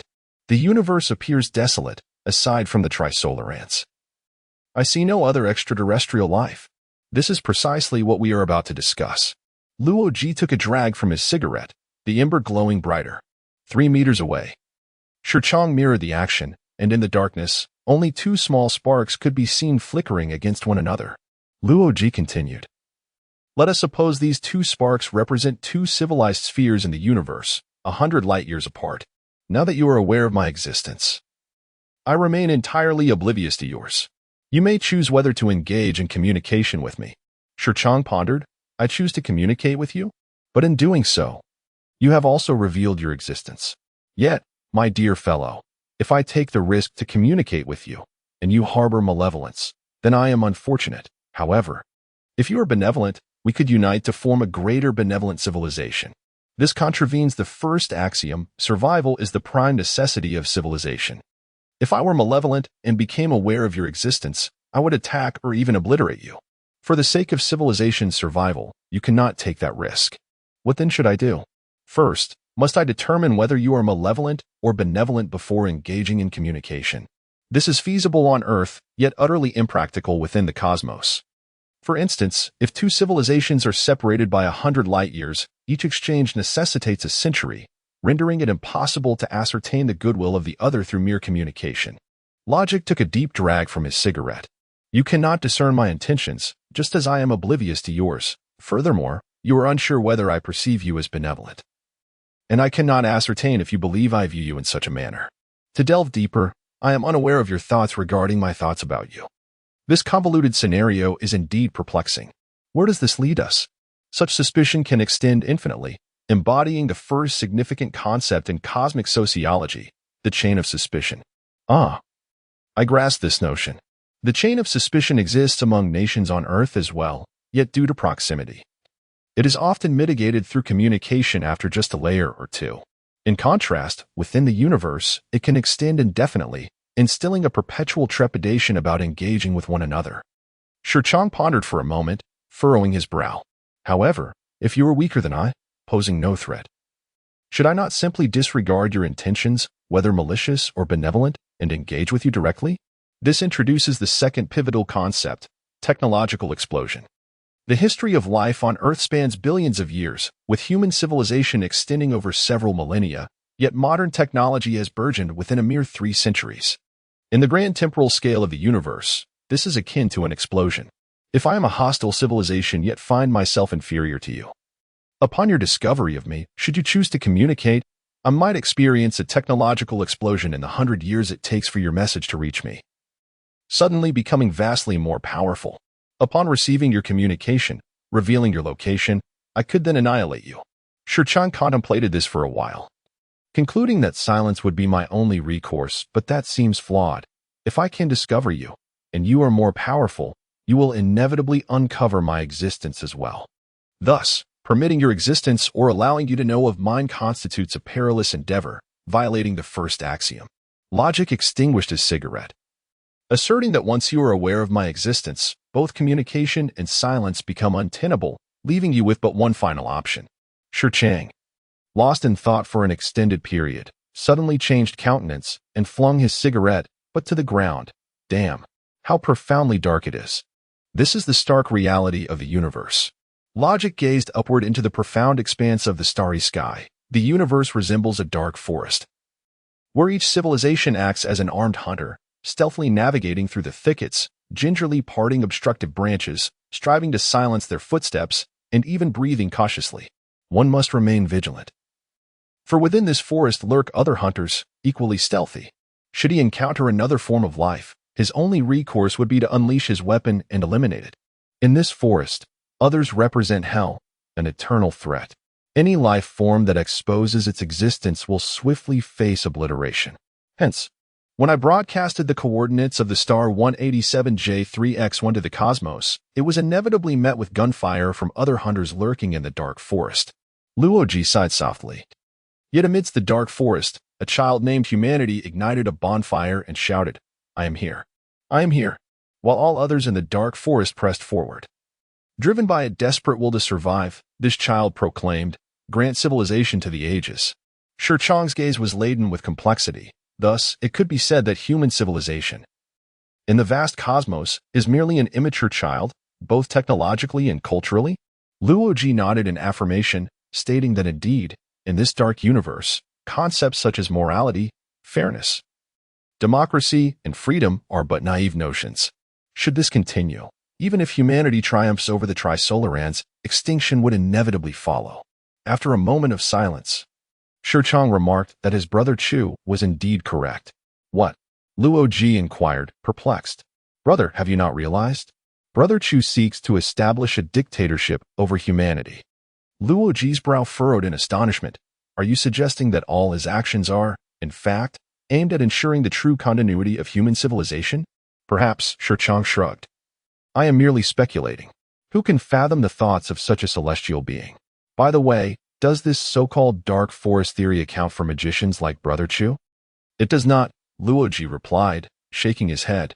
Yet, I sense that Brother Chu's capabilities do not transcend the laws of the dark forest. Perhaps there exists a civilization in the universe composed entirely of superhumans like him.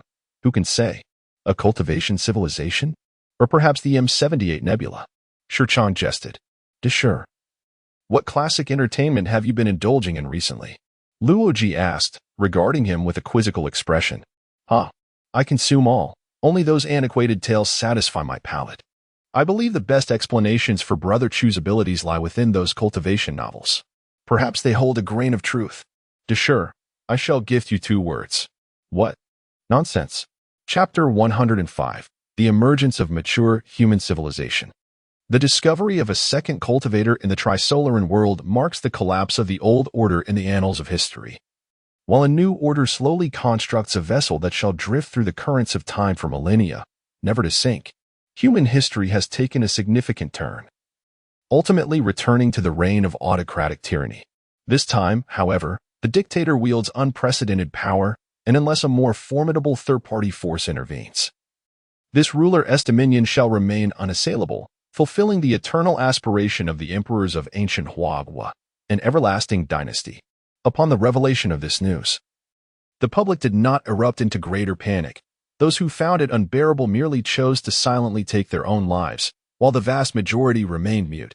Unable to alter the course of history, they could only bewilderedly board the solitary vessel adrift in the river of time, surrendering to its tides.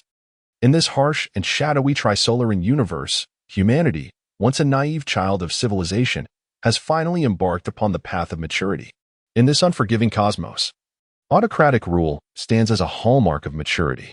For instance, the Trisolaran civilization, situated in an extreme environment, is compelled to forsake concepts such as the rule of law, fairness, freedom, and morality in order to survive. This universe demands the same. Survival is the foremost necessity of any civilization, and one cannot forsake continuity in the name of fairness. When a civilization confronts an ultimate crisis, fairness and democracy become perilous traps, and humanity nearly succumbed to this very snare amidst the Trisolaran threat. However, from this moment forth, I shall eradicate this trap entirely. In this brutal and shadowy universe, humanity's former civilization resembled a Navi child, indulged and inexperienced. Now, I shall guide you toward maturity. This was the essence of Chu Ming's inaugural address to the public after assuming the position of Earth's leader. Fundamentally rooted in truth.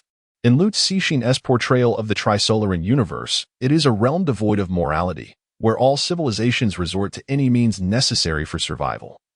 Only those civilizations steeped in autocracy possess the qualifications to endure, while humanity's downfall stemmed from its moral compass. Indeed, Liu had articulated in the postscript of the first volume of the Three-Body Problem that his initial motivation for writing was to explore how a moral civilization could survive in an amoral universe. The ultimate conclusion is unmistakable. A moral civilization cannot survive. Yet, contemporary humanity is reluctant to accept Chu Ming's assertions, perceiving them merely as justifications for his dictatorship. Countless individuals silently curse him in their hearts, although no one dares to voice their thoughts. Chu Ming perceives no need to elucidate. In due time, all shall come to understand.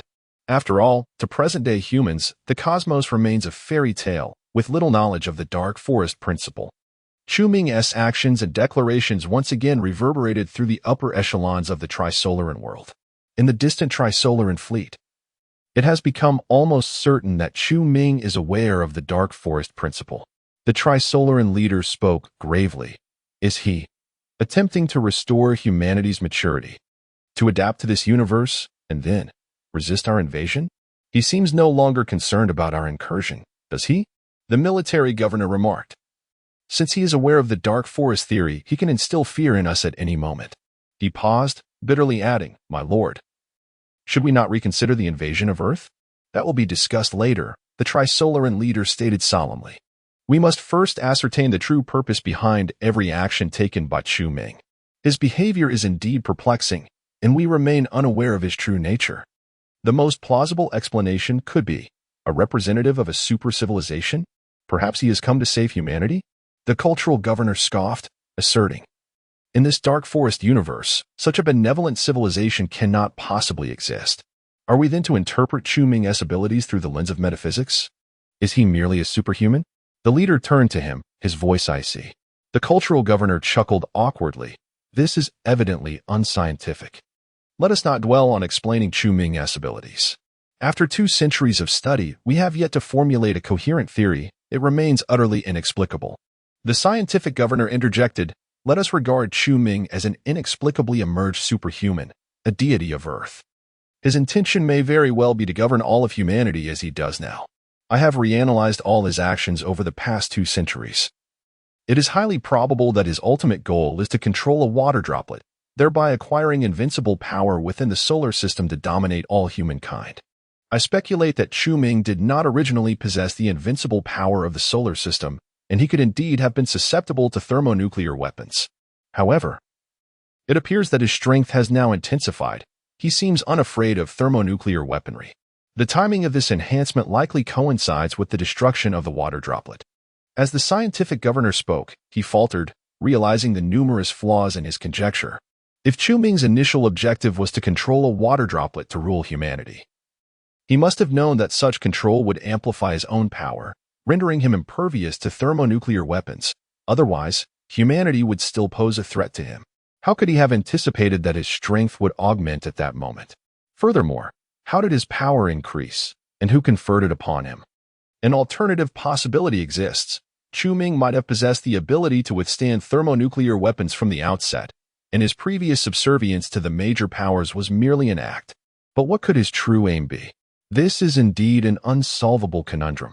There are too many mysteries surrounding Chu Ming that defy explanation. As the Trisolarans communicate through brain waves, the scientific governor's thoughts resonated with all present, plunging them into a state of bewildered contemplation. Chu Ming's existence has introduced significant uncertainty into what was once a seemingly assured invasion of the Trisolaran world, potentially leading to the failure of the entire conflict. Ultimately, the Trisolaran leader issued a command. Until Chu Ming executes a dark forest deterrence against the Trisolaran world, the fleet shall continue its trajectory toward the solar system. However, at that moment, the Trisolaran military command received astonishing intelligence that left all high-ranking officials in disbelief. A strong interaction force detector had observed an intelligent life form soaring through space, a staggering 3 billion kilometers away from the Trisolaran fleet. It was a humanoid entity enveloped in a resplendent azure glow. Yet its appearance and physique clearly indicated it was not human. The diameter of the azure radiance stretched an impressive 10,000 meters, and its velocity reached 30,000 kilometers per second, which is 1/10 the speed of light. After the water droplet transmitted its image, it was swiftly detected by the intelligent being. With a mere flick of its finger, the sky was filled with an overwhelming azure light that cascaded like a reversed Milky Way, transforming into a sword of blue light over 100 meters long. With a single sweep, it cleaved through the void, effortlessly bisecting the hapless water droplet as if it were mere tofu. This shocking scene relayed back to the Trisolaran command, leaving all high-ranking officials in a state of shock and dread. They had encountered a second superorganism, one seemingly more formidable than Chu Ming. Fortunately, the trajectory of this intelligent being was neither towards the solar system nor the Trisolaran star system. After annihilating the water droplet, it did not pursue the Trisolaran fleet, as if it had merely crushed an insignificant ant, then vanished into the unknown. In that moment, the Trisolaran civilization finally comprehended that their understanding of the universe was, indeed, woefully inadequate. Chapter 106. The essence of the cultivators in the Trisolaran universe. Chu Ming took the United Nations building as his abode, akin to the imperial palaces of ancient monarchs, and made his residence there. He initially wished to invite Luoji and Sherchong to join him, but they declined, perhaps still unable to accept the transformation of his identity. Chu Ming did not press the matter, deciding to contemplate the arrangement of these pivotal characters from the original narrative once the order of the New World had stabilized. At this moment, Chu Ming sat cross-legged on the rooftop of the United Nations building, emanating a tremendous aura that radiated outward for thousands of miles. This presence was immensely powerful, resembling that of an ancient ferocious beast. Anyone who ventured too close felt their hearts seize in terror and fled in haste. Chu Ming was in the process of assimilating the power granted to him by the system as he gradually entered the stage of harmony. The path of cultivation encompasses 10 realms: Chi refinement, foundation establishment, innate, golden core, nascent soul, divine transformation, void refinement, harmony, great ascension, and tribulation crossing. A cultivator at the harmony stage has touched upon the Tao of heaven and earth, their physical form metamorphosing into that of an immortal. Typically, they are powerful beings presiding over a star system of cultivation, capable of shattering stars with a mere strike, devouring suns, or even creating void worlds with ease. The system spoke in a distant tone, as if lost in thought. What on earth is the Tao of heaven and earth? Xu Ming mused internally. I can sense that my divine consciousness seems capable of communicating with some existence between heaven and earth, yet that presence appears to have vanished. This sensation is akin to having learned to swim, only to find the sea is dried up. Indeed, the sea is dried up. The system remarked, somewhat disjointedly. Cultivators are truly defying the heavens. They aspire to become immortals, to ascend from this universe to a so-called immortal realm. Yet they remain unaware that the immortal realm is but a dwindling ocean, where the immortals strive with all their might to reach the shore, while they expend all their effort to plunge into its depths. With a furrowed brow, Xu Ming immediately recalled certain concepts from the three-body problem and hesitated.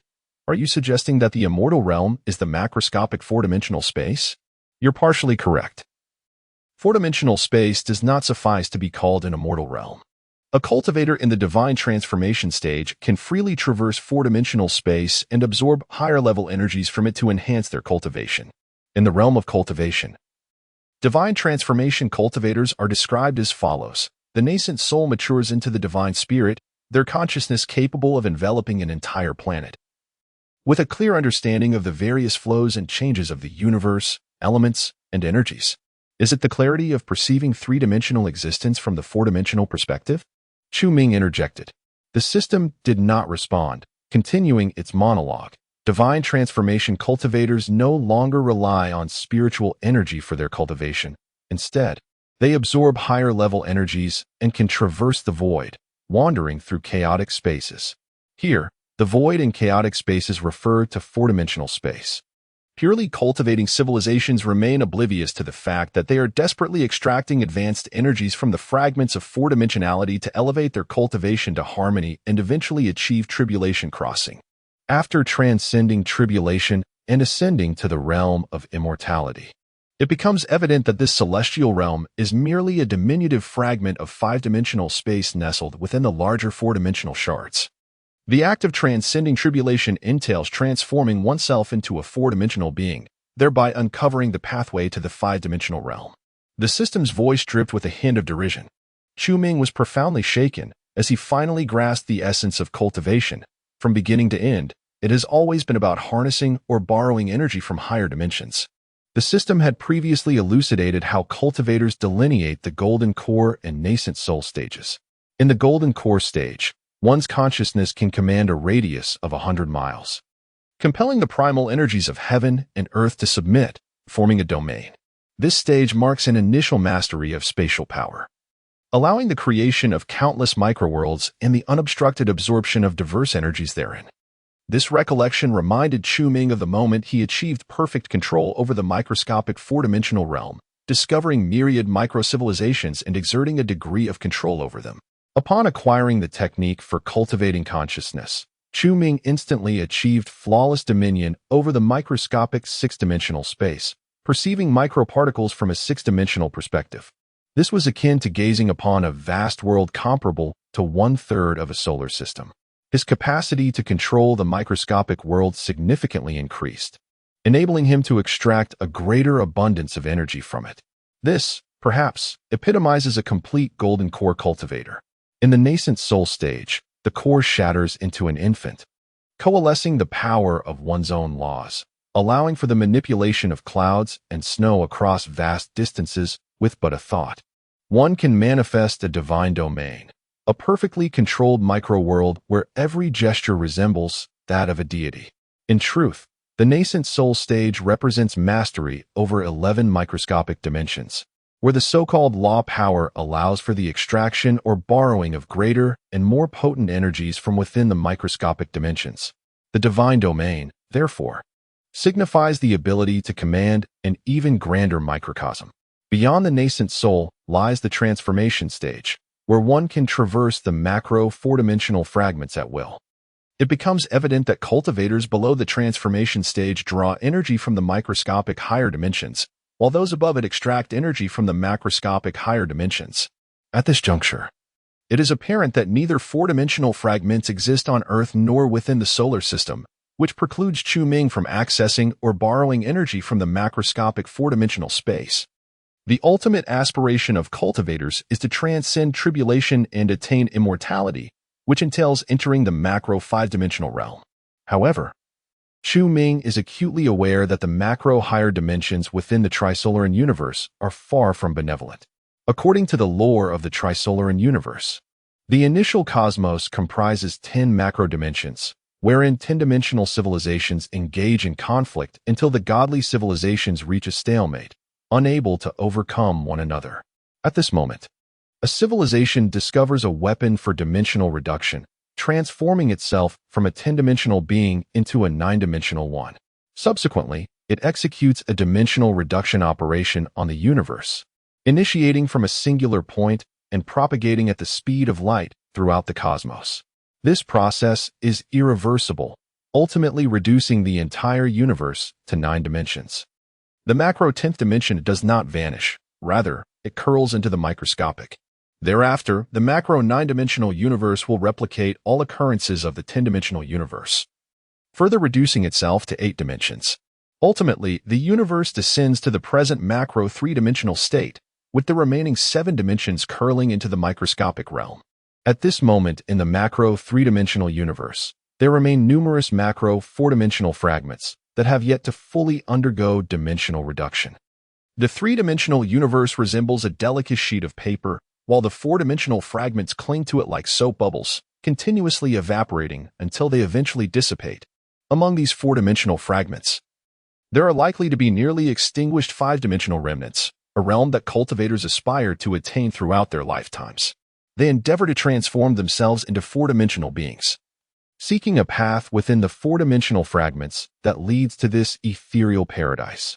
Yet, the immortals inhabiting this paradise strive desperately to transform themselves into 4-dimensional or even 3-dimensional entities, seeking to enter the current macro 3-dimensional universe and survive. In this light, is it not apparent that cultivators have embarked upon a path of destruction from the very beginning? After undergoing tribulations, they metamorphose into 4-dimensional beings in pursuit of the pathway to the 5-dimensional realm, only to find that they can never return to the 3-dimensional space. As the macro 5-dimensional and 4-dimensional realms gradually undergo complete dimensional reduction, the cultivators who have attained immortality will perish in the ensuing dimensional collapse. No wonder the system's tone earlier bore a hint of sarcasm. Goodness.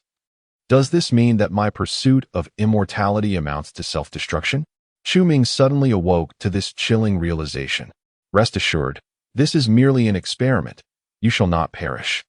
Moreover, only the most pure and unadulterated 3-dimensional cultivation civilizations, born within the 3-dimensional universe, would foolishly strive towards 4-dimensional existence. Conversely, those cultivation civilizations that have descended from higher dimensional realms, or those that integrate cultivation with technology within the 3-dimensional context, focus on transforming themselves into lower dimensional beings to endure the threats posed by dimensional reduction. In other words, did high-dimensional cultivators once exist in the former high-dimensional universe? Moreover, have they survived to the present by transforming into lower-dimensional beings? Indeed, those cultivators are the true practitioners of the art. While the cultivation civilizations emerging within the 3-dimensional universe are merely a collection of Na'vi individuals, having erred fundamentally in their initial direction of cultivation. Chapter 107. To Hell with the God of Death and Eternity? After a moment of contemplation, Chu Ming pondered the notion that neither technological civilization nor the realm of cultivation could avert the inevitability of dimensional descent.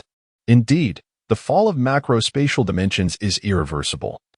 This is a fundamental law of the universe. This revelation left him with numerous inquiries. As he opened his eyes and gradually rose, he gazed down upon the planet that he could call his own. If the descent is indeed irreversible, then broadly speaking, the ultimate fate of the universe is annihilation, and the eventual demise of human civilization is likewise unavoidable. This conclusion remains unalterable, and the fate of the three-body problem aligns with this grim reality.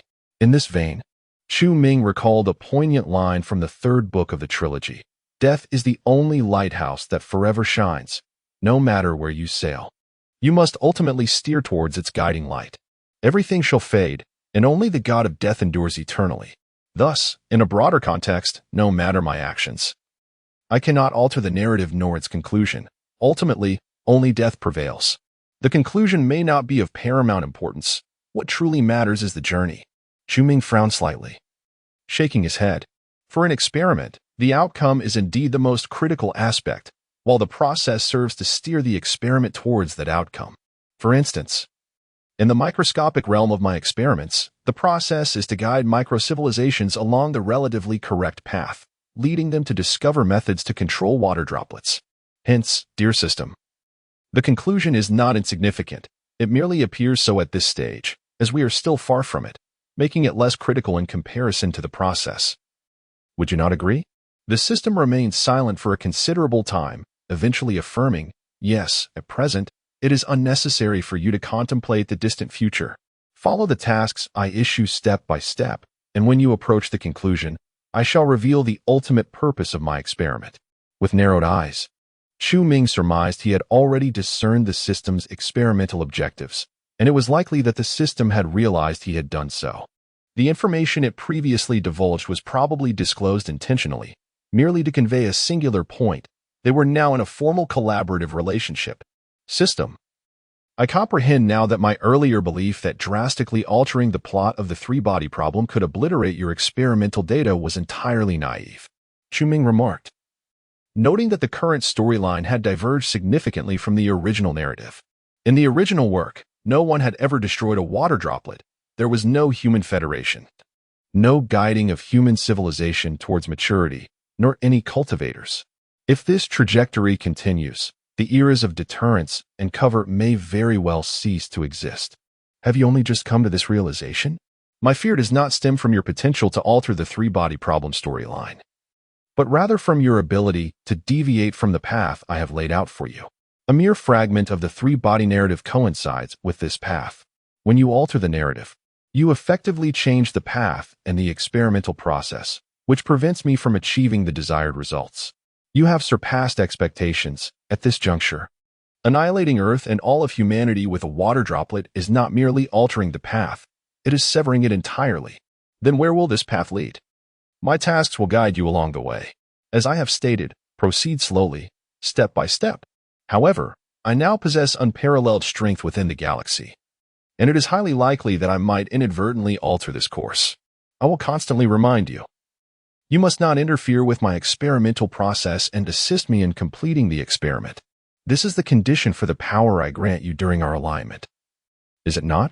Chu-Ming revealed a radiant smile, assuring, of course, that I shall not forget this, as I have pledged my integrity. The system exhaled in relief, stating, I too have pledged my integrity. After the experiment concludes, I shall ensure your survival, and I shall not forget this, rest assured. Are you even human? Is it acceptable if I guarantee this through the framework? Do not rush. I was merely jesting. Chu-Ming chuckled softly, reflecting for a moment before articulating. I currently have a notion, though I am uncertain if it may impact your experiment. Speak. To lead all of humanity in the pursuit of immortality, or rather, to have all of humanity assist me in enhancing my strength. The system remained silent for 2 minutes. That is permissible. You have harbored this thought for quite some time, have you not? Otherwise, why would I be so eager to dominate all of humanity? Your talent for cultivation surpasses my expectations. Chu-Ming smiled slightly, recalling that during my golden core stage, I achieved perfect control over the 4 dimensions of microscopic particles through the study of quantum mechanics. Not only did I uncover the microscopic realm, but I also discovered some rather intriguing phenomena. Previously, I could only absorb or borrow energy from the microscopic world of spiritual energy particles, yet at that time, I realized that energy from certain microscopic particles could also be absorbed, albeit with considerable difficulty. For instance, the photons that compose sunlight, some microscopic particles from frigid regions, those deep within the earth, and even certain particles from vast burial grounds, I could manipulate them or draw energy from their microscopic worlds. In the realm of cultivation, they are referred to as yang energy, yin energy, earthvane energy, and malevolent energy. Chu-Ming suddenly understood. So that is the terminology employed? Indeed.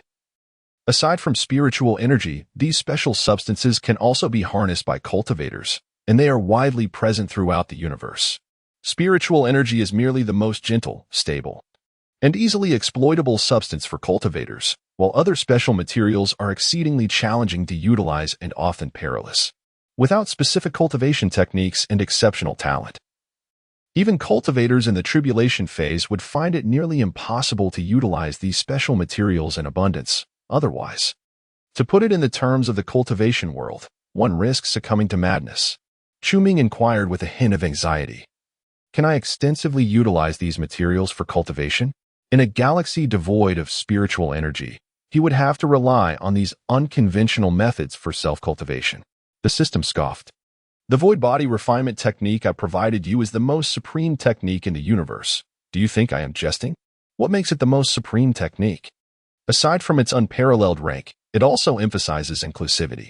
A practitioner who cultivates to the golden core stage can discover and utilize special substances such as yin energy, yang energy, and the power of belief for their cultivation with no adverse effects.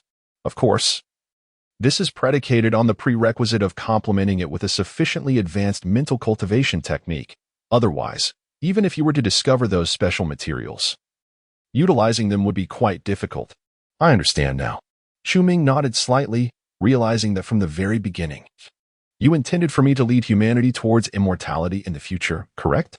Everything that has transpired thus far aligns with your initial plan, which is why you consented. I knew you were clever. I have finally discerned the purpose behind the second divine task, the power of faith. Chu-Ming stood with his hands clasped behind him on the rooftop of the United Nations building, his profound gaze surveying the desolate land, his emotions in turmoil. This conversation revealed an abundance of valuable information from the system, including the ultimate goal of its experiments and the subsequent direction they would take, knowledge that, as a test subject, Chu-Ming should not have been privy to at this stage. This signifies that the system has fully recognized him, lowering its identity from that of a distant experimenter to that of a collaborator. Chu-Ming sensed that the system seemed to have entrusted its entire hope for survival, along with that of its entire race, upon him.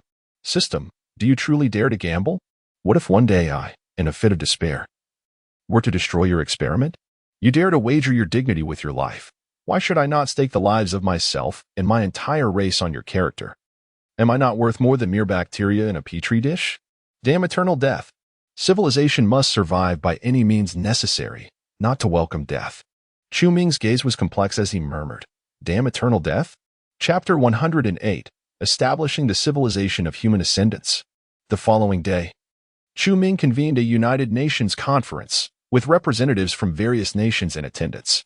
I intend to establish a religion with myself as the supreme deity, abolishing all other faiths. He stated candidly, crossing his legs while seated at the podium. The attendees exchanged puzzled glances, struggling to comprehend his declaration. They had already engaged in extensive discussions regarding the future of religion within the Human Federation, concluding that a revival of faith was essential. Under totalitarian rule, religion was evidently indispensable, serving as the simplest means of controlling the populace, a skill well honed by the rulers of human civilization. However, their vision involved a diverse resurgence of religions, fostering conflicts and contradictions among various sects, which would facilitate the traditional art of diverting conflicts, thereby enhancing their dominion. In contrast, Chu-Ming's proposition was to create a singular faith centered around his own divinity, entirely abolishing all other religions. To the attendees, this seemed entirely unnecessary and counterproductive to their governance. As he surveyed the assembly, Chu-Ming remarked, Do not attempt to grasp the essence of my words. Your minds are still ensnared in the traditional frameworks of human governance. I aim to establish an entirely new totalitarian regime, thus you need only to follow my directives. Do you understand? The representatives, though still apprehensive, dared not oppose him and nodded in unison. First and foremost, this religion shall have but one object of worship, akin to the God of Christianity, namely myself. Your task is to formulate the doctrines, tenets, codes of conduct, rituals, organization, and institutional framework of this faith. Chu-Ming began assigning tasks, as undertaking all of this alone would indeed prove burdensome. The representative from America raised his hand, requesting to speak. Leader, I have a question. The prayers of believers are typically goal-oriented. For instance, when they regarded you as the messenger of God, They prayed for you to save the world. Now that you wish to become God, what purpose will they have in praying to you? A representative from the European Union chimed in. Indeed. You must provide the believers with a reason to pray to you. This rationale is imperative, or we will be unable to formulate doctrines and tenets. The public harbored resentment towards Chu Ming. If he sought to promote traditional prayer aimed at improving their lives, it would take generations to convert the majority to his faith. Furthermore, it was uncertain, as the populace viewed the previous democratic society as superior to the current totalitarian existence. No one desired an emperor above them. Therefore, garnering public faith in Chu Ming appeared to be an insurmountable challenge, as it seemed no rationale for prayer would suffice. With a slight smile, Chu Ming replied, "The reason for praying to me is quite simple. Faithful adherents shall gain access to ascendant cultivation techniques, enabling them to gradually transform into superhumans like myself. This rationale is rather compelling, wouldn't you agree? Note, the techniques provided are those of the protagonist's own creation, deemed subpar." The attendees were momentarily taken aback, and one could not help but inquire, "Is it true? Leader, are you merely deceiving the public, or is this genuine?" "Indeed," Chu Ming replied earnestly. In an instant, shock appeared on the faces of all present, quickly followed by an unmistakable surge of excitement and fervor in their eyes. As they yearned to become the first disciples of Chu Ming, who would not wish to become a superhuman like him? The vivid memory of Chu Ming shattering a droplet with a single punch lingered in their minds, though they felt a tinge of fear. It did not deter their aspiration to possess such formidable power. "All of you are the same, including you," Chu Ming stated, observing their expressions with a faint smile. "As long as you believe in me, there lies the opportunity to attain the cultivation techniques of immortality." This marked the inaugural step towards transforming human civilization into one of cultivation, a necessary step indeed. Concurrently, Chu Ming harbored a second, more significant purpose: to harness the power of human belief to fuel his own cultivation. In realms devoid of spiritual energy, this constituted the most advantageous and abundant source of cultivation energy. The essence of belief power is a unique form of brainwave, which, being a particle wave, can be utilized by cultivators to access the energy within the high-dimensional microscopic realm of these special particles. The prerequisite is that the believers must hold faith in the very cultivator. Otherwise, the cultivator cannot tap into their belief. Within the conference hall, the attendees, upon receiving Chu Ming's promise, shed their earlier weariness, each brimming with enthusiasm as they eagerly offered suggestions to him. If they could truly ascend to the status of superhumans like Chu Ming, then accepting his dominion seemed rather palatable. Chu Ming instantly sensed that a few among the attendees had begun to develop a semblance of faith in him, manifesting as a faint belief power. However, the majority were merely feigning enthusiasm. This was to be expected, as their faith in him was entirely unfounded, and even with incentives, it would be challenging for them to cultivate fervent belief in Chu Ming in such a short span. Yet, he remained patient. He had no intention of relying on these individuals for proselytization. "How many of my believers in hibernation remain?" Chu Ming suddenly inquired. The attendees paused momentarily, and the American representative hastily raised a hand to respond. "Report, Leader, there are fewer than 30,000 remaining." Chu Ming nodded and commanded, "Summon them all to the United Nations Square. I wish to meet them." Although the attendees were somewhat perplexed, they complied. 2 days later, 30,000 individuals congregated in the United Nations Square. Upon surveying the throng, one could see a sea of fervent gazes, all directed towards the striking young man suspended in midair. These individuals are the remaining followers of the ancient faith of Chu Ming, with the majority having perished in antiquity. Only a mere 10,000 have slumbered into the present. And of those, 2,000 have succumbed for various reasons. Among the remaining 80,000, 50,000 have ceased to believe in Chu Ming for differing reasons. Thus, the 30,000 loyal adherents that remain are the very foundation upon which Chu Ming will spread his teachings to humanity. Initially, Chu Ming proclaimed to them that he was no longer a mere messenger of the divine, but sought to establish a new faith with himself as the singular deity. Humanity had worshipped him as a divine envoy, yet this devotion did not empower him.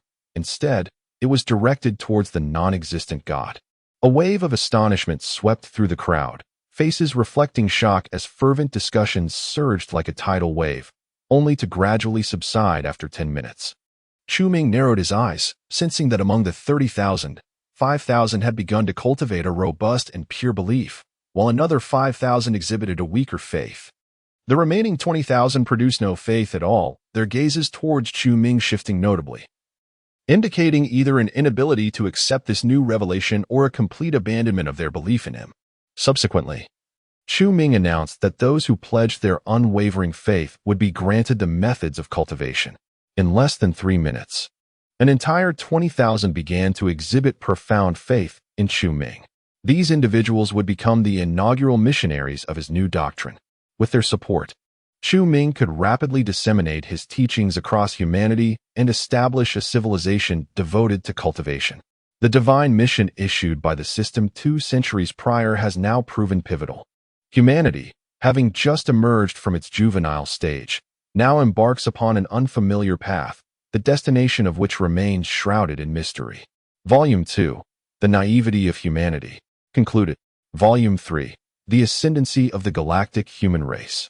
Chapter 109, The Creation of a Unique Cultivation Technique.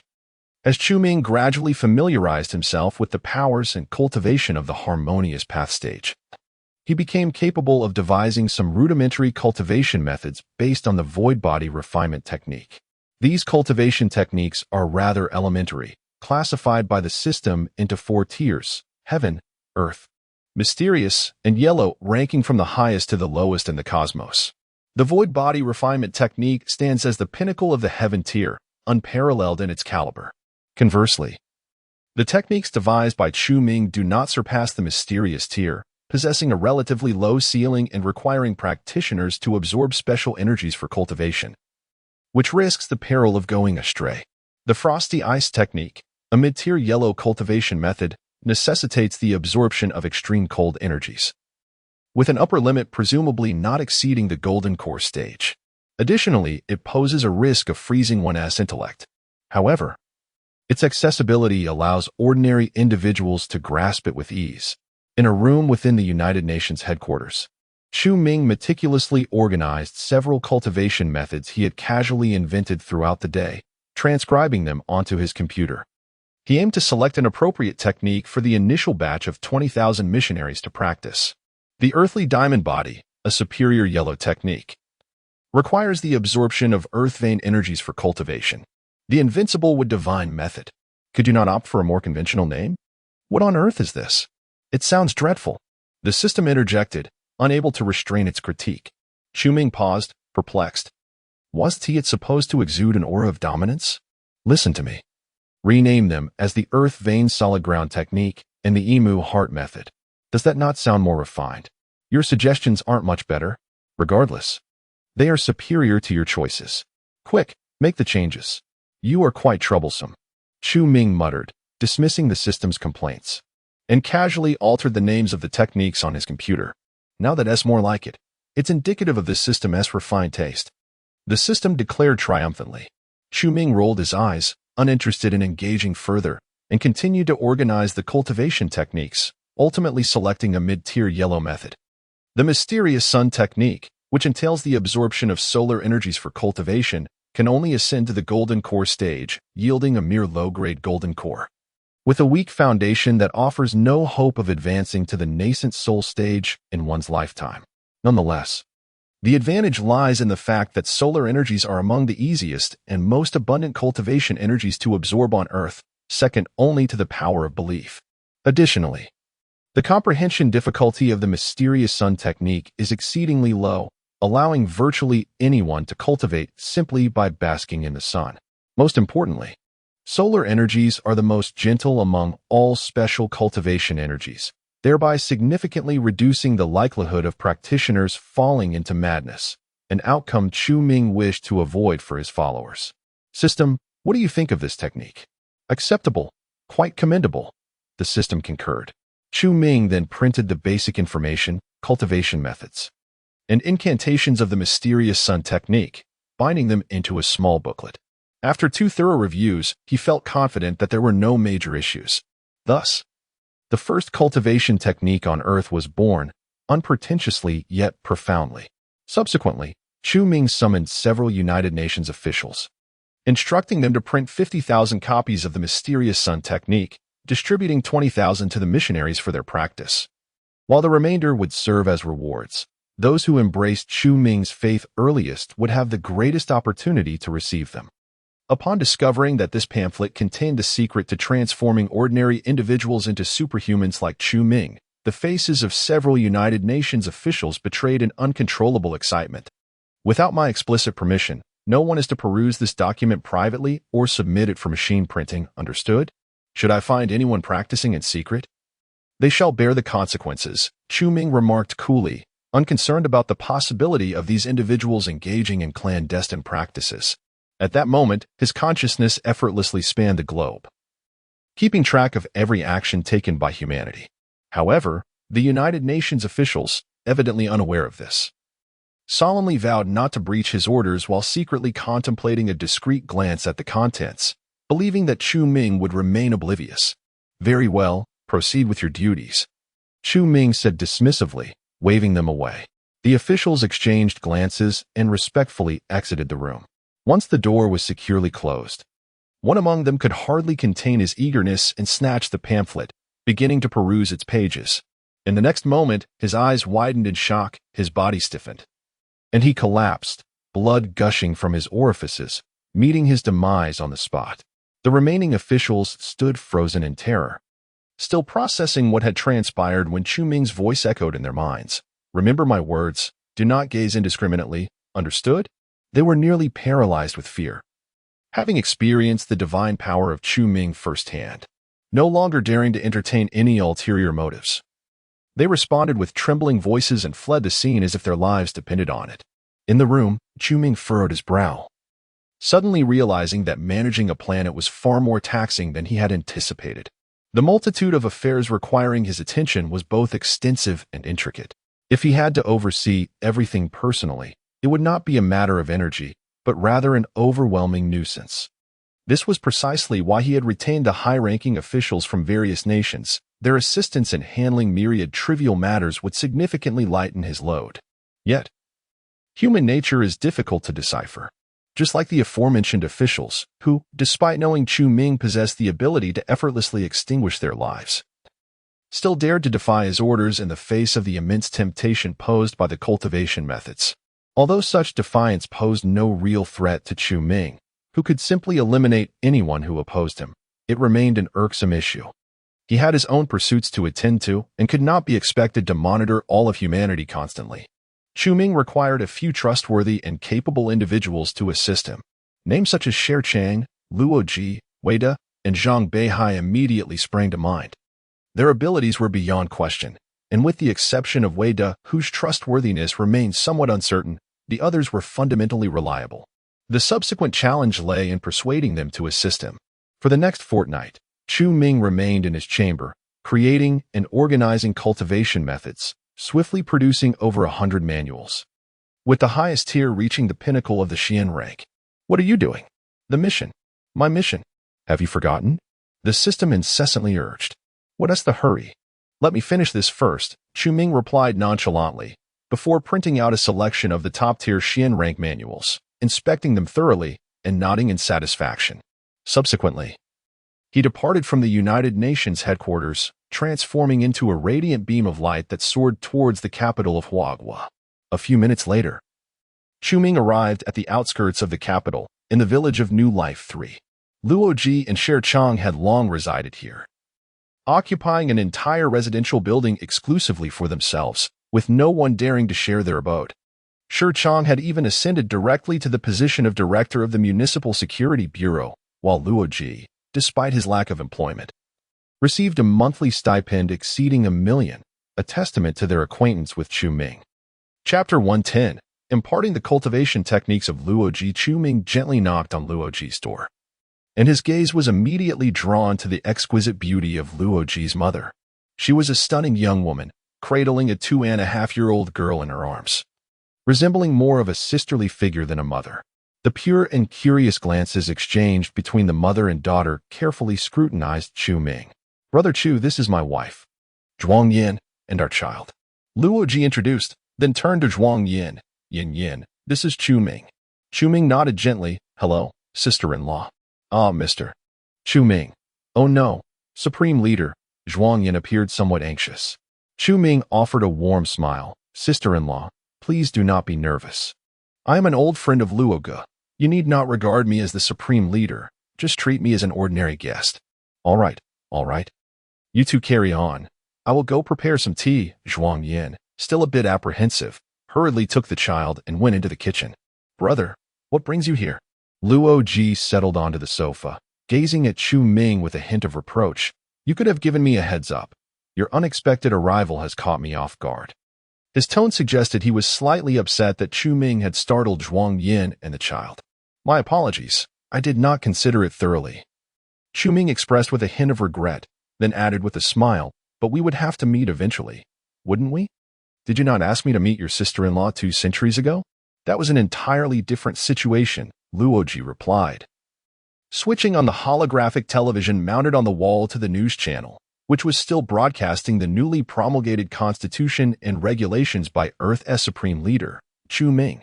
He scoffed. Back then, you were merely a wall-facer with lesser authority than I. Now you are the Supreme Leader of Earth. Our statuses have changed. So what? Does a change in status negate our friendship? Chu Ming dismissed the notion nonchalantly. After watching the news for a while, he continued, these policies were not devised by me. They were orchestrated by the higher-ups of the Earth International. They tend to prioritize their own agendas. Luo Ji shot him a sidelong glance. Aren't you going to intervene? These matters are foundational to a governing system, if mishandled. You possess the capability to avoid major issues, yet minor troubles could become a relentless nuisance. Chu Ming sighed, shaking his head with a wry smile. Indeed, it is quite bothersome, which is why I prefer to remain uninvolved. My current focus lies in my missionary work. This aspect is far more significant to me, and I scarcely have the time to manage these affairs. Missionary work? You mean your newly established beast cult? Ah, the Chu Divine Cult. Yes, right? Luo Ji chuckled, then inquired with a puzzled expression, Brother Chu, what is your intention behind founding a religion? Are you teaching your followers to cultivate? What benefit do you derive from imparting your abilities to others? In the past half-month, the 20,000 missionaries practicing the Xin Yang technique had made initial progress, with the majority having entered the Qi refining stage, effortlessly traversing rooftops and splitting stones. Then they complied with Chu Ming's command, dispersing across the globe or spreading their teachings online, under the allure of the cultivation techniques. Within just a few days, over 100,000 individuals joined the Chu God sect, with approximately 30,000 placing their faith in Chu Ming. This undoubtedly benefited me, as I could harness the faith of the masses to enhance my own strength. Chu Ming, unabashed, turned to Luo Ji and inquired tentatively, Brother Luo, are you interested in the cultivation techniques? Luo Ji was momentarily taken aback, quickly realizing that Chu Ming was about to discuss serious matters. After a brief contemplation, he hesitated and responded, you want me to cultivate? And then, assist you in managing those affairs you lack the time for?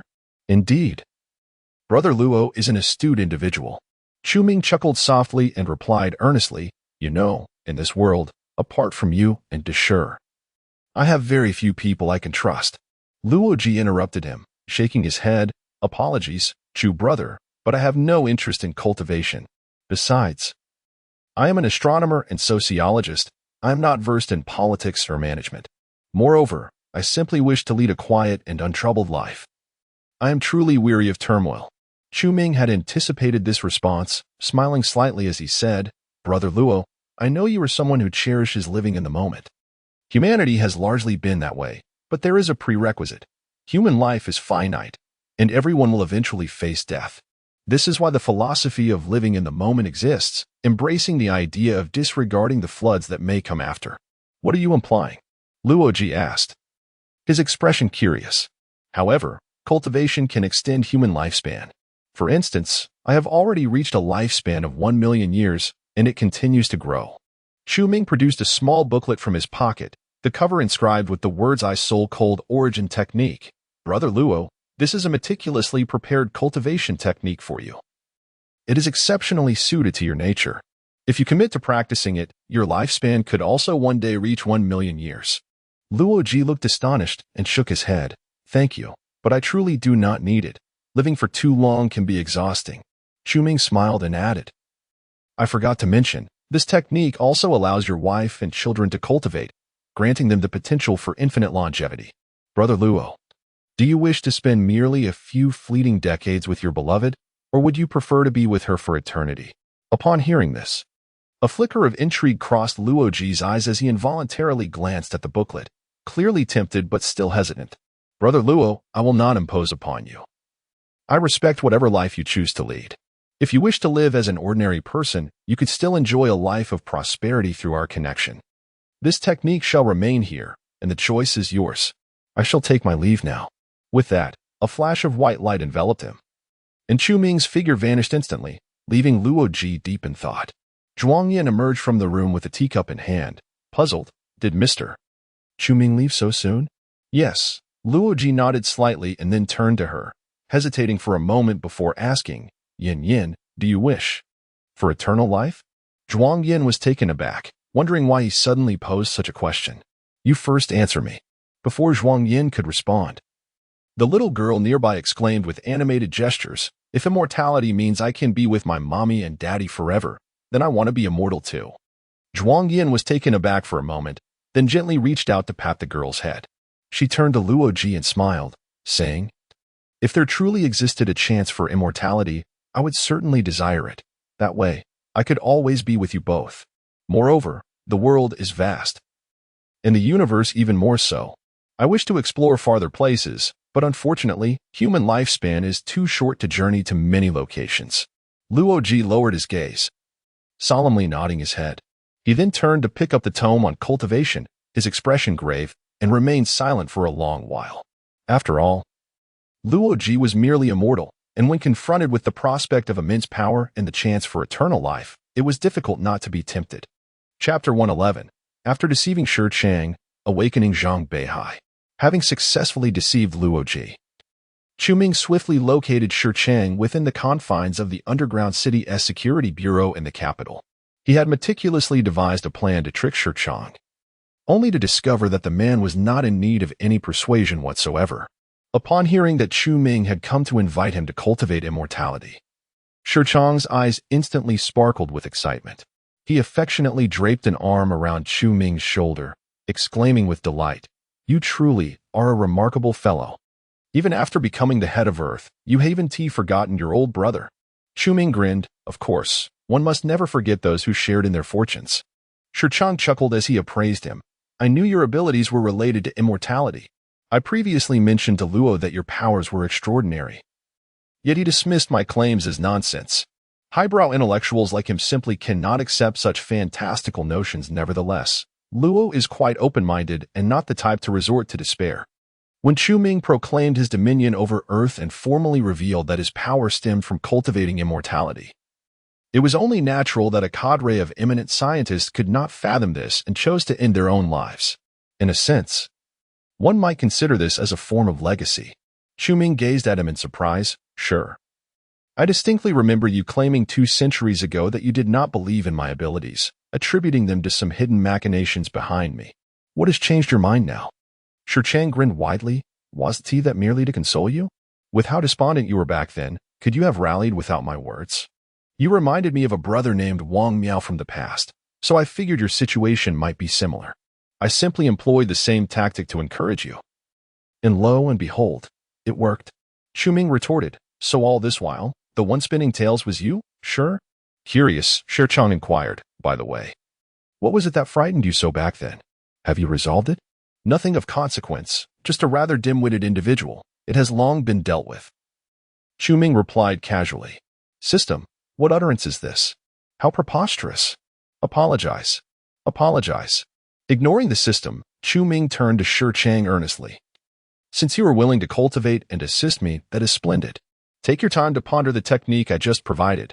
Once you reach the foundational stage, do not hesitate to contact me. The technique he bestowed upon him was titled the Art of Mountainous Earth, a superior method of the profound tier. It cultivates by absorbing the energies of the earth and mountains, ideally suited for those of steadfast temperament. making it evidently perfect for Shi Chang.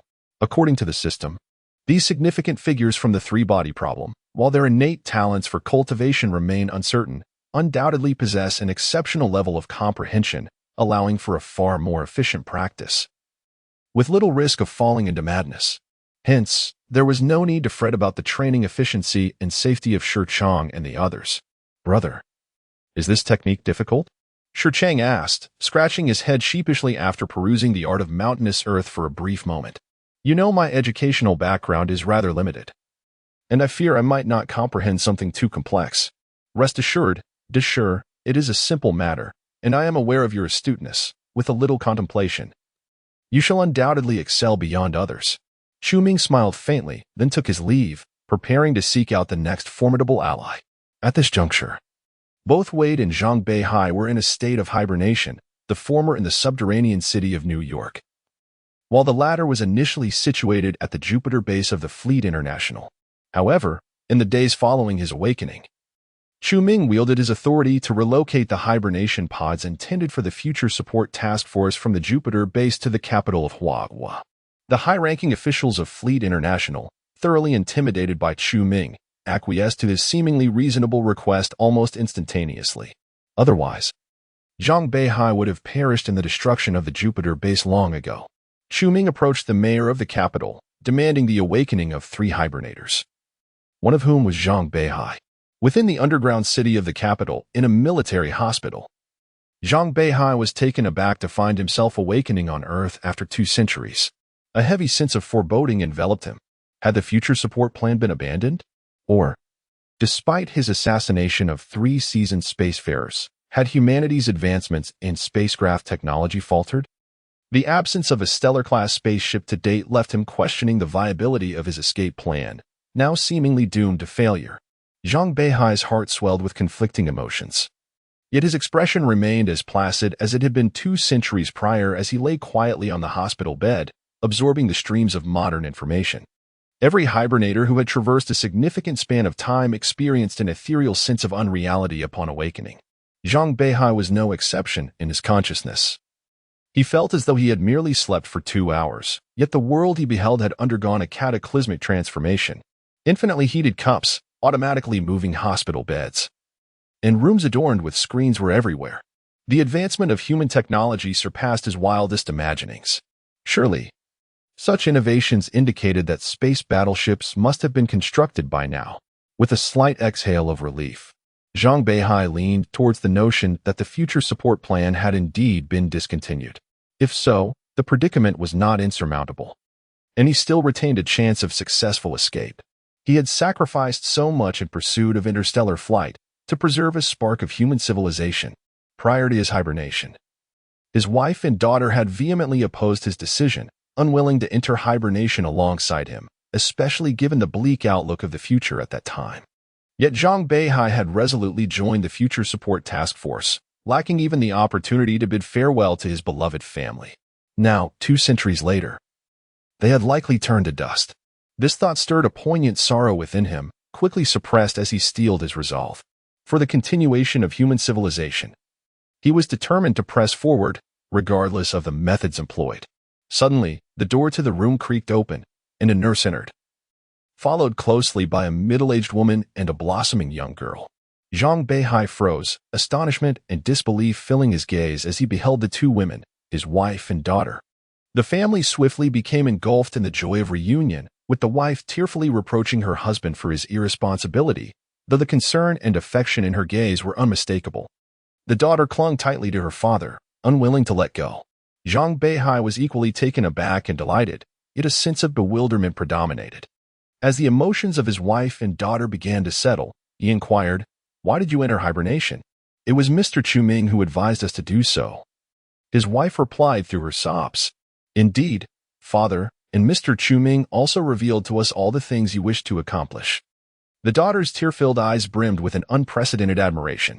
Until that moment, they had believed that Zhang Beihai had abandoned his family to journey into the future solely to obey orders, perceiving it as an act of complete irresponsibility towards his loved ones. It was only after Mr. Chu Ming approached them years ago to disclose the truth that they came to realize the profound greatness of their father and husband. Chu Ming. Zhang Beihai was momentarily stunned. Chapter 112. After accepting 3 generals, addressing the Trisolaran world. It was only after listening to the nurse and watching the news on the holographic television that Zhang Beihai gradually grasped the changes that had transpired on Earth over the past 2 centuries. For a moment, he was rendered speechless by the profound shock. While he could somewhat accept the advancements in human technology and cultural evolution over 200 years, the transformations that had occurred in the past month were utterly beyond comprehension. The Trisolaran probe, the water droplet, had reached the solar system, annihilating 2,000 human space warships.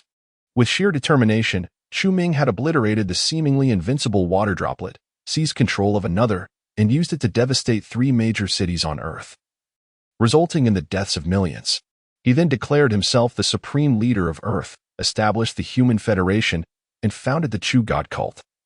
Revealing his identity as a cultivator and imparting cultivation techniques to his missionaries, enabling more humans to become cultivators. Zhang Beihai recognized that Chu Ming possessed godlike powers. But he never anticipated that he could be this formidable. What manner of being was he? Zhang Beihai muttered to himself in a daze. However, upon regaining his composure and reflecting carefully, he found a sense of reassurance in the current state of human civilization.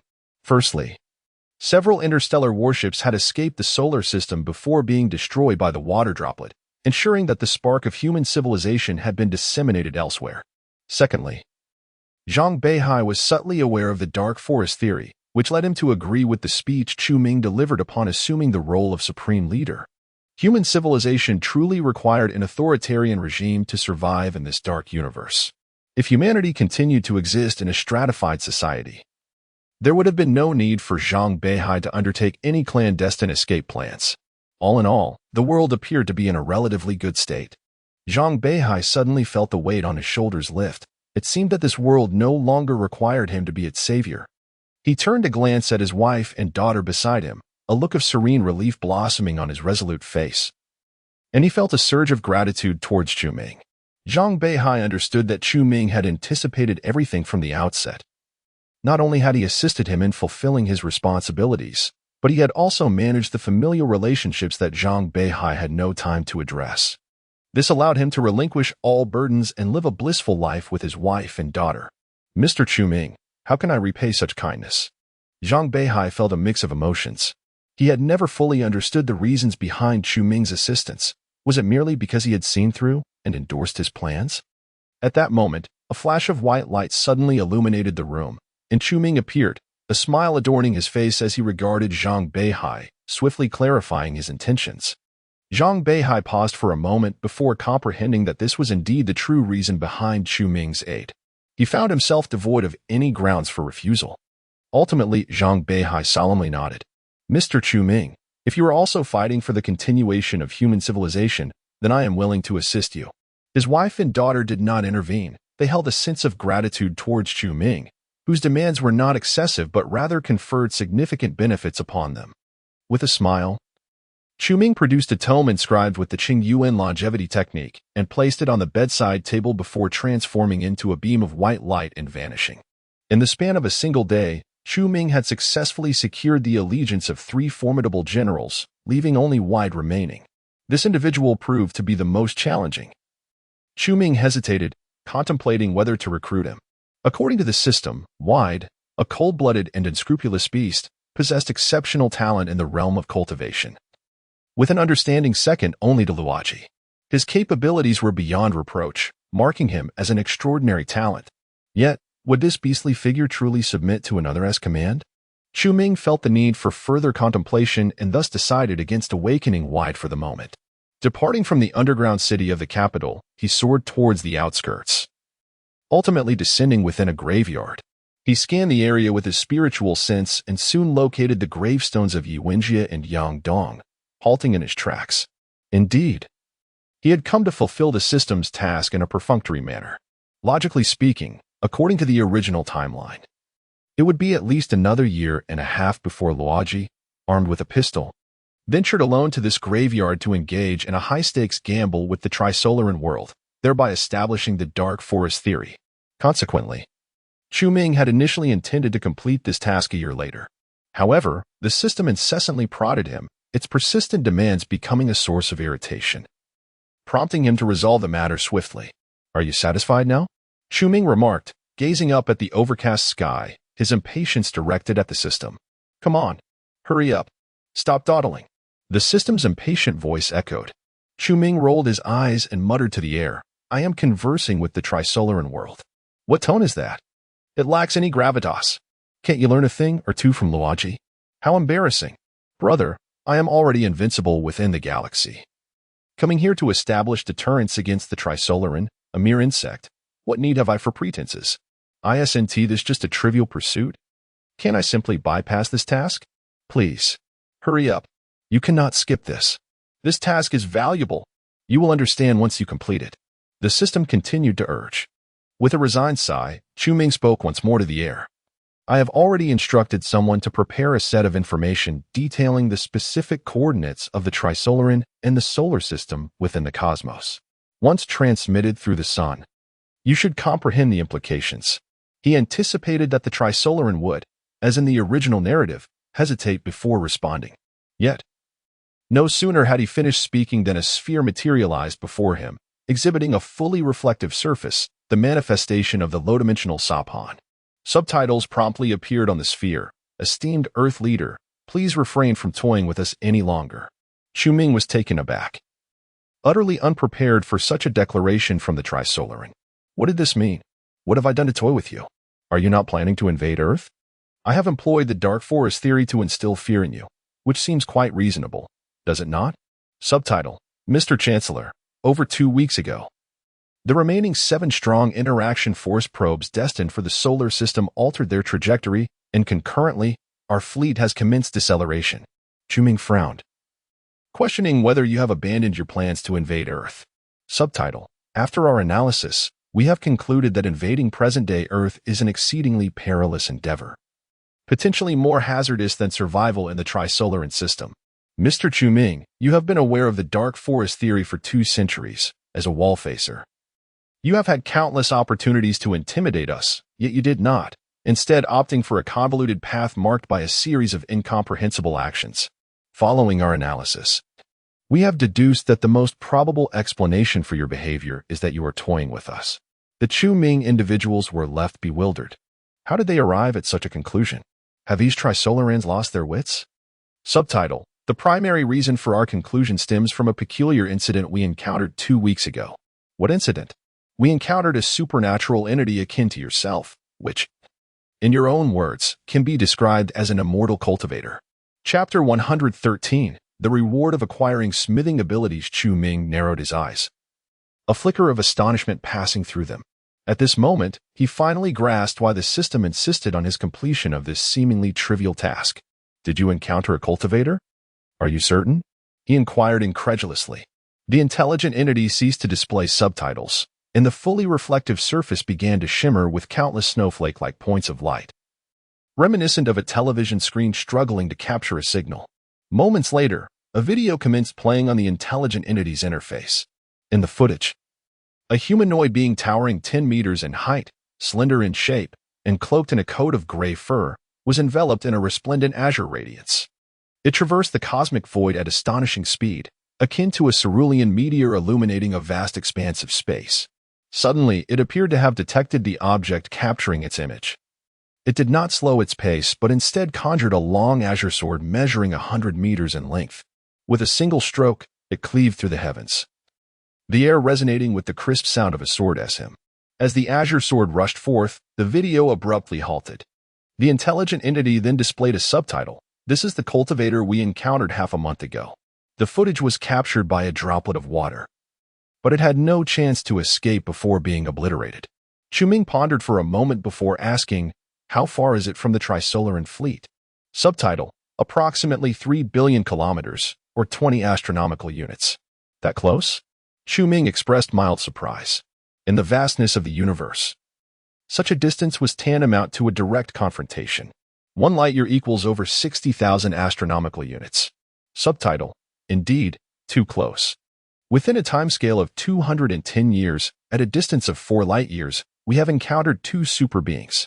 According to the Dark Forest theory, Such super beings would likely populate the entire universe, and civilizations that thrive on enhancing their supernatural powers for survival would almost certainly emerge.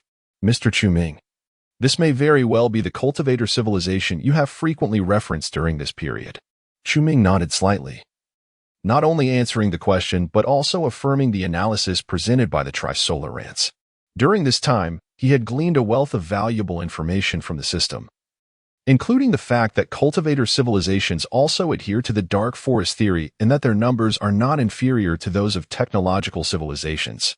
Furthermore, even in the aura-deprived Milky Way, cultivator civilizations exist, with practitioners evidently refining their skills through the utilization of unique energies. Initially, Chu-Ming had believed that even if such civilizations existed within the Milky Way, their numbers would be limited. Given that training with special energies is both perilous and inefficient compared to harnessing spiritual aura. However, it now appeared that he had likely miscalculated. As the Trisolarans had pointed out, within such a minuscule spatial and temporal framework, they had already encountered 2 cultivators. According to the dark forest theory, the number of cultivators throughout the Milky Way might surpass the observable stars. In an instant, a multitude of questions surged within Chu-Ming's mind. If even the auraless Milky Way harbored such an abundance of cultivators, how terrifying must the number of practitioners be within the spirit-rich Andromeda galaxy? Why does the Milky Way lack any spiritual energy? Could this be related to other galaxies that possess such vitality? Thus, Chu-Ming pondered for a moment and remarked, "Do you believe I hail from another civilization of cultivation, one that is more formidable than your own? Do you think I am merely toying with you?" The subtitles read, "Merely conjecture. Should a civilization of cultivation truly exist, then the enhancement of supernatural abilities, what you refer to as cultivation, must surely have a well-established system, akin to the technological trees of scientific civilizations, requiring gradual development and advancement. Certainly not achievable in a single leap. Yet, Mr. Chu-Ming, your ascension in power appears to have occurred instantaneously, even to the extent of seeming to manifest out of thin air. Human civilization has consistently been a technological one, devoid of any foundational cultivation heritage. Thus, your strength can only stem from another civilization of cultivation. This civilization bestows upon you such immense power in a manner that eludes our perception and comprehension, a force beyond our wildest imagination. Furthermore, your knowledge of the dark forest theory allows you to instill fear at any moment. Consequently, the likelihood of our successful invasion of Earth is tragically slim, with the looming threat of annihilation. The analysis of the Trisolarans approaches the truth. And Chu-Ming couldn't help but reflect on this civilization, which has endured countless destructions in the hellish environment of the Trisolaran system, yet has resiliently risen from the ashes time and again. It is indeed remarkable. He fell into silence, appearing to contemplate, while inwardly addressing the system. Brother, what does this mean? The Trisolarans have now refrained from invading Earth. Does that imply I have established a deterrent? Why wouldn't he? Deterrence means instilling fear through force or might. So, have I completed my task then? I sense the Trisolaran side doesn't seem particularly fearful yet. Chu-Ming furrowed his brow, sensing a hint of mischief in the system's response. He pondered briefly and could only resignedly convey to the Trisolaran world, even if you do not invade Earth, I shall still wield the dark forest theory to deter you. Do you believe I once announced your coordinates to the universe at this very moment? The Trisolarans remained silent for a long while, gradually typing a question mark on the saphan. Has he become addicted to this game? They have abandoned their invasion of Earth, yet he still seeks to instill fear? Chu-Ming promptly took out his phone, calling a senior official at a certain space station, instructing, in 5 minutes, transmit the coordinates of the Trisolaran system to the universe via the sun. Subtitles. Stop. Mr. Chu-Ming, what exactly are you trying to accomplish? Haha. Look. It's getting anxious. The system immediately erupted into laughter. Chu-Ming helplessly thought. So? Are you satisfied now? Ha ha ha ha. Cough. All right. Mission accomplished. A formality. Congratulations, host. Your cultivation has reached the initial stage of transformation. Congratulations, host. You have acquired 3,000 years of refining experience, becoming a 6th-grade refiner. You are now capable of forging superior artifacts and inscribing numerous advanced talismans. In an instant, countless profound pieces of information flooded into Chu-Ming's mind. and he swiftly grasped their essence, his eyes widening in astonishment. He had initially believed that upon completing the system's tasks, he would no longer receive any substantial rewards. Considering he had already attained the cultivation level of harmonization, he thought that receiving additional cultivation points would serve little purpose. Yet, he was taken aback to discover that he had underestimated the situation. He was still eligible for rewards in the art of forging. Chapter 114, The Divine Mind Beyond the Speed of Light. Chu Ming perused the alchemical techniques within his mind with great interest, while the Trisolarans were already in a state of frantic agitation. The reflective surface of the Sabhan continuously displayed a barrage of messages filled with anger, anxiety, and pleas. It was not until 3 minutes had elapsed that Chu Ming snapped back to reality, apologizing. "I'm sorry, I forgot you were still there. It was just a jest." He then retrieved his phone and rescinded the previous command. The Trisolarans were momentarily taken aback, followed by a flurry of question marks appearing on the Sabhan. "Are you out of your mind? Were you truly just toying with us?" Infuriated, the Trisolarans responded, "Mr. Chu Ming, please refrain from this. We hope you understand that we too possess the capability to broadcast the coordinates of the solar system into the cosmos. Even if you're immensely powerful, we also have the means to initiate a dark forest deterrence against you." Observing the subtitles, Chu Ming wore a mocking smile. "Pray tell, are you familiar with the concept of the divine mind?" The Trisolarans were momentarily bewildered by this sudden inquiry, and after a brief pause, they replied, "Yes. We have studied it for 200 years. It is purportedly a very powerful brainwave, strong enough to alter the motion of macroscopic objects several dozen kilometers away." Chu Ming chuckled and shook his head. "No, it's no longer just dozens of kilometers. Can you guess the current range of my divine mind?" The subtitle read, "How far?" Instead of answering, he concentrated, unleashing a torrent of divine mind that distorted the surrounding space. This vast mental energy surged forth like an ocean, instantly enveloping the entire Earth and continuing to spread outward. Concurrently, in the Trisolaran fleet, 2 light-years away, a warship at the periphery erupted without warning, transforming into a colossal fireball that illuminated half the fleet. "I have just destroyed one of your warships with my divine mind," Chu Ming remarked with a serene smile directed at the Sabhan. Subtitles displayed. "What? Now, it is the second one." Subtitles read, "Please stop." Chu Ming withdrew his divine mind and smiled. "I mean no harm. I merely wish to demonstrate my current prowess. Do not entertain thoughts of using the dark forest principle to intimidate me. I can sever all your communications, including neutrinos and gravitational waves, should you choose to test me." After a prolonged silence, the subtitle queried, "Can your brainwaves exceed the speed of light?" The Trisolaran fleet, situated 2 light-years away, would take 2 years for light to reach them, yet Chu Ming had just annihilated 2 of their warships in under 3 seconds. Light speed is a fundamental constant of the universe, unassailable. Chu Ming shook his head slightly. Subtitles asked, "How did you accomplish that?" "Not only can my divine mind instantaneously traverse light-years, but my physical form can as well, relying on the power of space. Scientifically, this can be explained as the curvature and folding of space. But never mind, you will comprehend it in due time." Chu Ming, disinterested in further elaboration, reflected on the myriad of extraordinary abilities yet to be uncovered within himself as an invincible cultivator of the galaxy. At this moment, his consciousness could encompass a spherical space with a diameter of 50 light-years, a figure provided by the system that was utterly terrifying. However, Chu Ming had refrained from attempting this, for the system had previously cautioned him, should your mental coverage exceed a diameter of 5 light-years, you would face mortal peril. Even if bestowed with unmatched power throughout the universe, you could only flee alone, while all of humanity would face annihilation, leading to the collapse of my experimental data. Chu Ming speculated that the most probable reason for this warning was that such an action would expose the coordinates of the solar system, inviting devastating consequences from the dark forest, most likely in the form of a 2-dimensional foil. The dimensionality reduction attack of the 2-dimensional foil represents the pinnacle of cosmic assault, directly altering the fundamental laws of the universe. In the long run, it is a weapon of mutual destruction.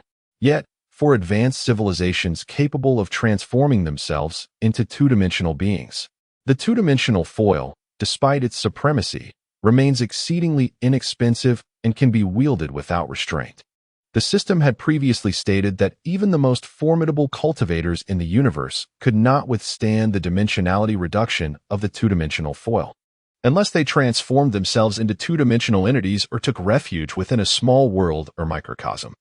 Chu-Ming also realized something significant. If cultivators' consciousness can span several light years or even tens of light years, does this not imply that civilizations within this range could potentially breach the Dark Forest principle?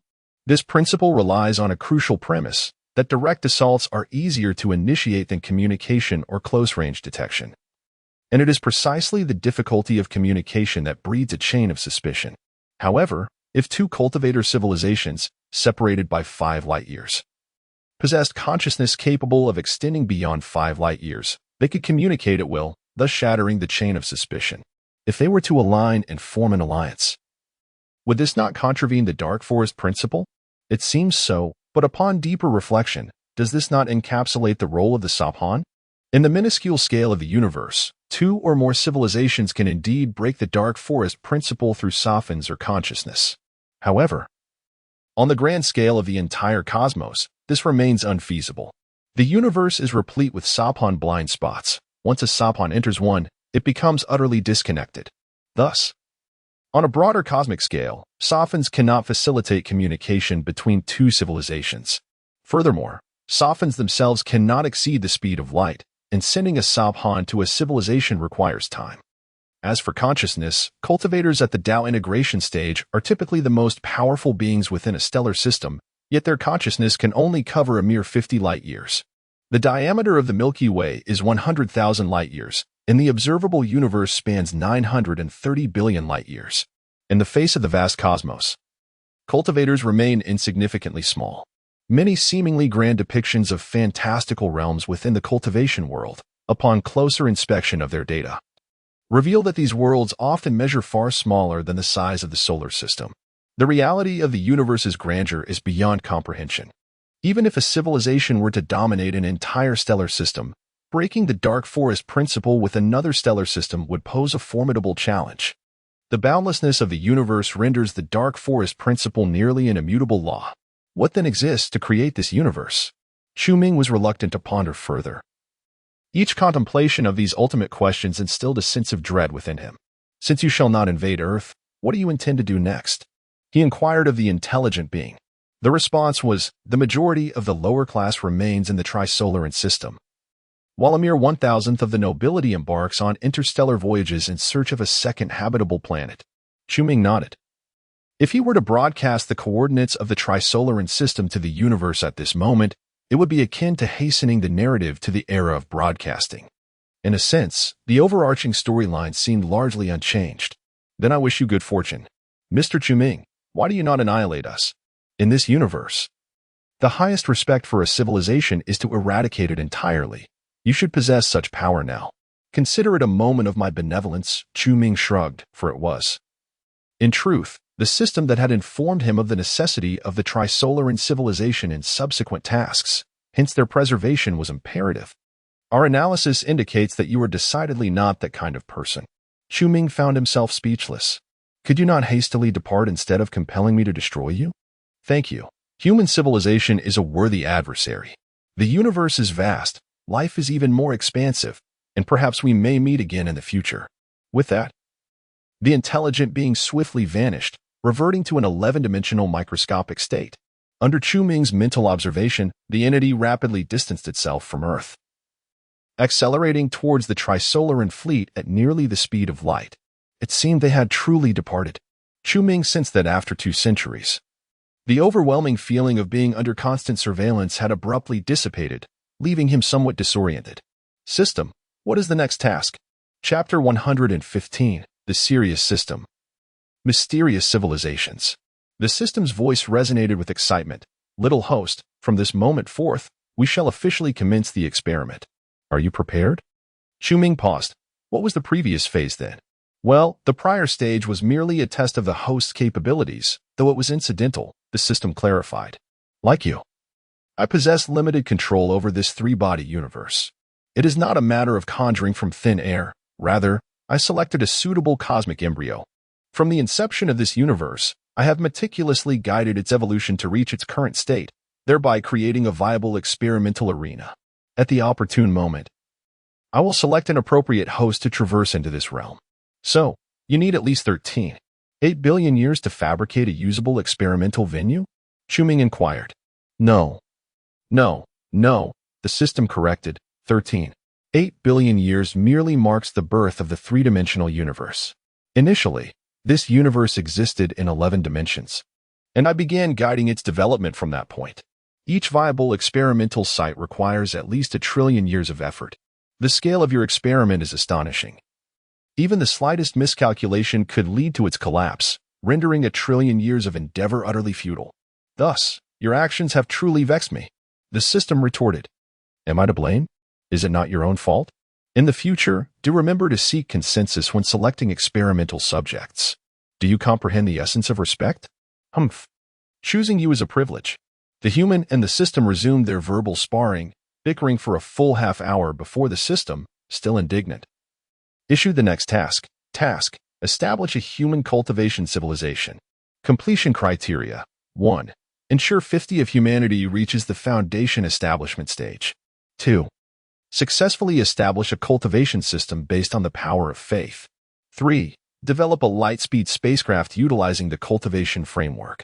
This task bore 3 completion conditions, and astonishingly, were not these precisely the endeavors Chu-Ming was currently pursuing? His prior supposition was indeed correct. The system had agreed to his establishment of a cultivation civilization merely because it aligned with its own plans, and Chu-Ming had merely been proactive.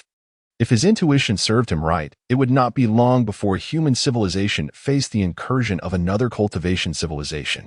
System: are the experiences I am currently undergoing part of the history of your world? The system fell silent, not because the question was unanswerable, but rather due to its reluctance to respond, still simmering from their earlier quarrel. Chu-Ming shrugged. He could not be bothered, knowing it would recover in due time. With a mere thought, he soared into the heavens, transforming into a radiant silver light that pierced the firmament, heading towards the United Nations building. From this moment forth, he would truly confront the integration of the cultivation system within the three-body universe. Time sped by, and 2 years swiftly elapsed. In the second year of the cultivation era, the new governing structure of the Human Federation had been established with remarkable efficacy. All nations that once comprised Earth had been downgraded to provinces or cities. The concept of nations abolished, as the globe was divided into 4 regions based on continental plates.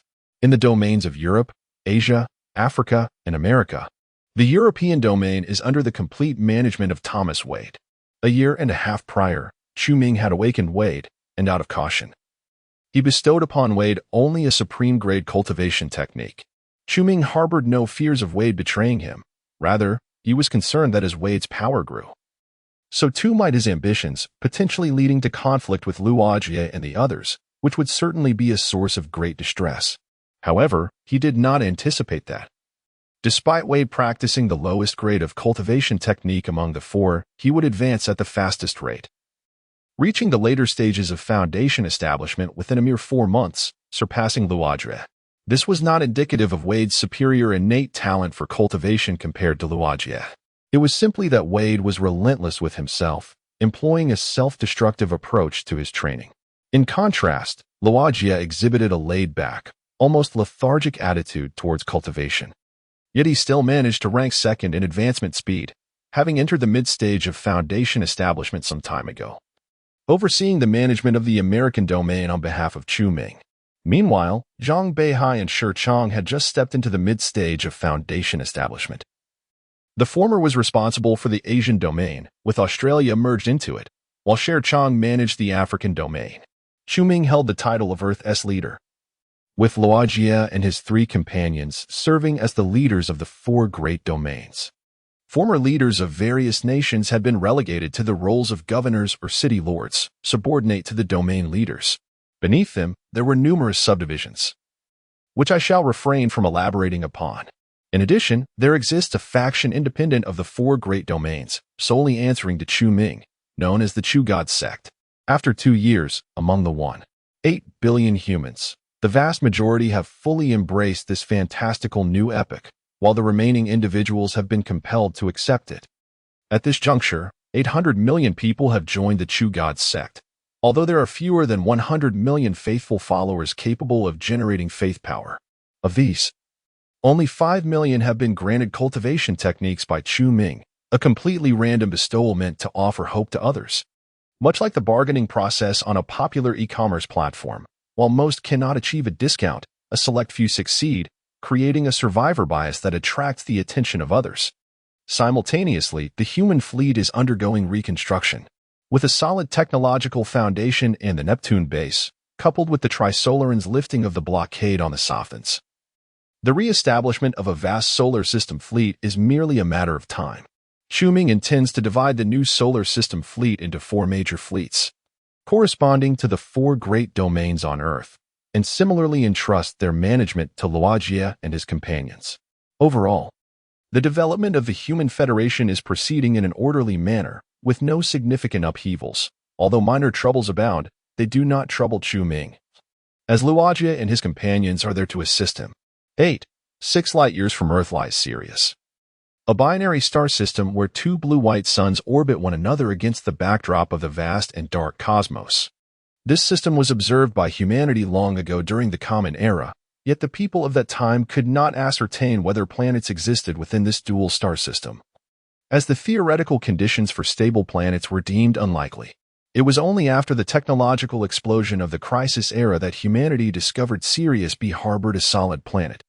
Regrettably, it resides outside the habitable zone, possessing a mass and gravity that are tenfold that of Earth. Its surface is predominantly comprised of mountains and magma, with an average temperature soaring to 87 degrees Celsius, rendering it a veritable wasteland for life and devoid of any value for humanity. The astronomer who discovered it bestowed upon it the rather dismissive name of Sirius C, subsequently losing interest. At this moment, orbiting Sirius C are hundreds of cosmic warships. Their appearance is peculiar, exhibiting a flattened disc shape, with the smallest vessels boasting diameters 10 times that of humanity's largest warships. In a most astonishing twist, these crafts are not constructed from metal, but rather from a material reminiscent of wood, their surfaces even displaying the intricate patterns and growth rings characteristic of trees. Chapter 116, The Sirius Civilization, born from the realm of immortal cultivation. Hundreds of wooden spacecraft floated like a fleet of vessels anchored upon a dark ocean. Their disc-shaped surfaces entirely enclosed and remarkably smooth, devoid of any visible propulsion systems, seemingly mere artworks naturally existing within the cosmos. Should any human or Trisolaran behold these vessels, they would scarcely associate them with warships. Among this assemblage of wooden ships, there were no detectors, shuttles, or small spacecraft for short-range space travel. An anomaly from the perspective of humanity. Suddenly, an unusual ripple disrupted the space before one of the wooden vessels. Moments later, an even darker and more profound circular void, with a radius of 15 meters, materialized within the depths of the cosmos. The space within this circular void twisted wildly, shrouded in an eerie darkness. Abruptly, a brilliant azure light emanated from the void, growing ever more luminous. After half a minute, a 10-meter-tall, slender humanoid being, covered in gray fur, emerged from the void, hovering before the wooden warship as if in anticipation of something. A gentle hum resonated as the surface of the ship radiated a golden glow, exuding a sacred aura. Upon closer inspection, one could discern that the source of the golden light was an array of countless intricate runes etched upon the vessel's surface.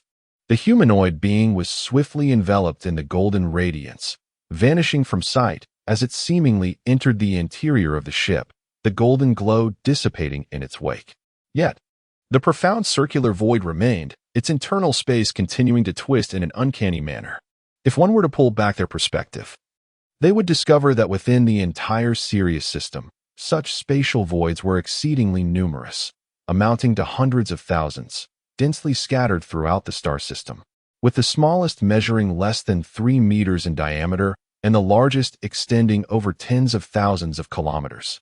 It was as if a divine hand had punctured countless small holes into the dark backdrop of the universe. Inside the warship, upon entering, the humanoid being promptly sought out the captain of the vessel. To be precise, the captain was referred to as the elder of the boat, and the wooden warship was known as the primordial ark rather than a mere space vessel. The Sirius civilization boasted an illustrious lineage of 80,000 years in the art of immortal cultivation. Within their hierarchical system, the sovereign was the Sirius true monarch, a being at the pinnacle of the nascent soul stage, followed by 5 guardians of the nascent soul realm, and then a multitude of elders managing various affairs, all of whom were above the late golden core stage in cultivation. Report to Elder Xianming. I have discovered a product of technological civilization, a strong interaction force detector. Located 1 light-years southwest of the Xuanwu within the realm of Sirius, Qingyuan lowered its furry head, respectfully conveying its reconnaissance findings to the elder of the boat aboard the Xianming warship, its grayish pupils reflecting the colors of survival after a calamity. Qingyuan was one of the thousands of detectors in the Sirius fleet, possessing cultivation at the initial golden core stage. Lacking any backing, it had barely managed to traverse the primordial realm with its physical form before being forcibly conscripted as a detector for the primordial arc. Disobedience would lead only to death. The peril of the detector's demise is exceedingly great, relying solely on the rudimentary cultivation of the golden core stage, traversing the boundless and perilous wilderness of the primordial world. One can only wonder what terrifying entities might be encountered. Qingyuan was nearly paralyzed with fear, for the area it was tasked with scouting was rather desolate, and logically, it should not have encountered any civilization. Yet, it fortuitously encountered a formidable, strong interaction detector. Ancient texts have recorded that the technological civilization capable of creating such detectors possesses a technological level of at least 1. 5. A terrifying existence that could engage in direct confrontation with peak golden core cultivators. At that moment, Qingyuan was so frightened that its legs turned to jelly, and it hastily unleashed a sword strike to obliterate the strong interaction detector before fleeing for its life. To evade detection by that technological civilization, it took a full 2 years to navigate a circuitous route before daring to use a communication device to contact the spacecraft, requesting the Elder to establish a teleportation array to return it to the Sirius star system, the southwest of Xuanwu. In that desolate region, there exists a technological civilization capable of manufacturing strong interaction detectors? Elder Xianming squinted slightly, directly utilizing his divine consciousness to inspect Qingyuan's memories. Upon confirming the veracity of its claims, a look of ecstatic joy immediately illuminated his face. At long last, after 2 millennia, a plunderable civilization had been discovered. This was indeed a moment of great rejoicing. Yet, within Qingyuan's heart, a sigh of melancholy surfaced as it silently expressed its apologies to that technological civilization, praying that they had already mastered spatial transition technology. In the presence of the Sirius cultivation civilization, which boasts over 100 nascent soul experts, any technological civilization lacking spatial transition technology is exceedingly vulnerable. Once targeted, their ultimate fate is to be completely plundered and subsequently annihilated. Naturally, they cannot yet ascertain the technological level of that civilization nor confirm the location of its home planet. This evidently requires further time for exploration. However, as long as the other party has not mastered spatial transition technology, discovering them within such a minuscule cosmic scale is merely a matter of time. Until then, the Sirius civilization will keep a low profile, and once it confirms that the other party is a primitive civilization and pinpoints their exact location, they will immediately initiate a plundering war. The resources the Sirius civilization seeks to plunder are precisely the cultivation energies. Throughout an extensive history of 80,000 years of cultivation civilization, the cultivation energies of their home planet have long been exhausted. Presently, the lower-tier cultivators of the Sirius civilization can only rely on the feeble solar essence for their cultivation. Meanwhile, those above the nascent soul stage have made no progress in their cultivation for a full millennium, struggling to even absorb the energy necessary for survival. The ruler, Lord Tianlang, has been stuck at the peak of the nascent soul stage for a staggering 10,000 years. Furthermore, the laws of heaven and earth in this primordial star domain have been fundamentally flawed since their inception, lacking spiritual energy and celestial essence. Practitioners cannot comprehend the subtleties of the Tao from the heavens and earth, rendering their circumstances exceedingly arduous, leading other cultivators from celestial domains to label this place as a dead zone. The reason the Sirius cultivators possess such extensive information is that millennia ago, a group of nascent soul cultivators who fancied themselves at the pinnacle of the primordial realm, attempted to escape this wilderness in search of what they called the celestial realm. Thus, they divided into several small teams, each fervently establishing spatial teleportation arrays in different directions of the primordial wilderness, traversing distances of light years, ceaselessly advancing. Most of their journeys were one way. Initially, the Sirius inhabitants believed they had discovered a realm of immortality, ascending and unwilling to return. It was only later that they realized all had perished. One particular team expended 3 millennia and executed thousands of teleports, depleting the divine consciousness and true energy of several peak nascent soul practitioners, believing they would meet their demise there. Unbeknownst to them, they had reached the fringes of the Milky Way, where they were discovered by a few passing cultivators from beyond the galaxy. These were several transformation stage cultivators, and the astonishment of the Sirius civilization's peak nascent soul experts was beyond imagination. They had thought that the peak of the nascent soul was the pinnacle of cultivation, only to discover that even stronger entities existed in the primordial wilderness. The transformation stage practitioners, equally astonished and intrigued, kept them as subjects for experimentation, tormenting them for hundreds of years. Ultimately, one Sirius cultivator managed to escape, returning to the Sirius system in a severely injured state. After recounting all he had experienced and the information he had gathered to his kin, he perished shortly thereafter. The Milky Way is a realm of death for cultivators. Devoid of the heavenly pathways and spiritual energy, the nascent soul stage is the utmost limit for practitioners within the galaxy. To attain greater strength, one must rely on technological advancement. Moreover, within the Milky Way, the nurturing spiritual energy is finite, with each life-bearing planet offering limited resources for cultivation. After reaching the innate stage, cultivators must condense their innate bodies, transforming into unique vital beings that require special cultivation energy to survive.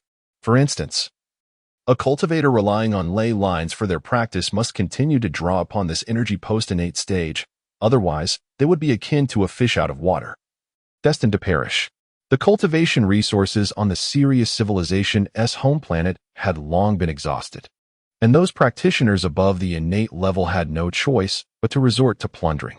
Engaging in robbery within the dark forest of the universe is akin to dancing on the edge of a blade. Yet, for survival, they had no alternative. On this day, the Sirius civilization finally identified its next target for plunder, the Trisolaran civilization. Chapter 117. Sirius Guardian leads the expedition to explore the solar system. Elder Shinming promptly reported Qing Yuan's discovery to the 4 Great Guardians, which garnered their utmost attention. Soon after, the information was relayed to the Supreme Authority, the True Monarch of Sirius. 3 Earth days later, the True Monarch of Sirius issued a directive: deploy 30 early-stage Golden Core probes to venture southwest of Xuanwu, centering on the location where Qing Yuan had detected the water droplet. The initial task was to survey all planetary systems within a 5 light-year radius, should no findings emerge. The search area would be expanded. In their conjecture, the unknown technological civilization's home planet was posited to be at least 10 light-years away from the site of Qing Yuan's discovery. The reasoning was straightforward. Within the 10 light-year radius centered on the discovery point, the number of stars hosting planets was exceedingly sparse. Moreover, the overwhelming majority of these planets possessed environments so inhospitable that the emergence of intelligent life was utterly inconceivable. Within the 5 light-year range from the discovery point, there were merely 2 planetary systems. The first system comprised a yellow dwarf star with 9 planets, none of which had the requisite conditions to foster intelligent life. 2 millennia ago, a practitioner from Sirius had ventured there, only to disdainfully depart after a mere distant glance. It was an uninhabitable zone, rendering the existence of 9 planets a tragic waste, 4 of which were solid planets. The second planetary system was even more absurd, featuring 3 stars and a single planet. The 3 stars engaged in chaotic, unstable trinary motion, and the lone planet drifted precariously within their gravitational influence, perpetually at risk of annihilation. In the view of Sirius civilization, this trinary system could only be described as terrifyingly inhospitable. Not only was the planet's environment incapable of supporting life, but even if life did manage to arise, the relentless instability of the trinary motion would have likely resulted in multiple extinctions. Thus, long ago. The Sirius civilization had concluded that neither the solar system nor the trinary system could possibly harbor civilizations or even life. This belief was the reason they regarded that region as a desolate wasteland. Yet, the current fleet of probes was commanded to explore these two barren planetary systems. They internally questioned whether the true monarch of Sirius had lost his senses. How could life possibly exist in such desolate locales? Nevertheless, they dared not voice their doubts and complied with the orders. In accordance with the directive, the 30 early-stage Golden Core probes were divided into two teams, each responsible for investigating one planetary system. The team assigned to explore the solar system was personally led by one of the four Great Guardians, the Sirius Guardian, with Qing Yuan also being a member of this team. This was an unusual circumstance, as the Sirius Guardian held a position of immense authority within the Sirius civilization, second only to the true monarch himself.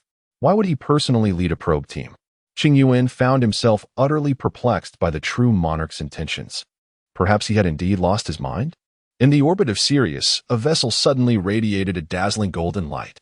As the brilliance faded, 15 individuals, each standing 10 meters tall, emerged in the vastness of space.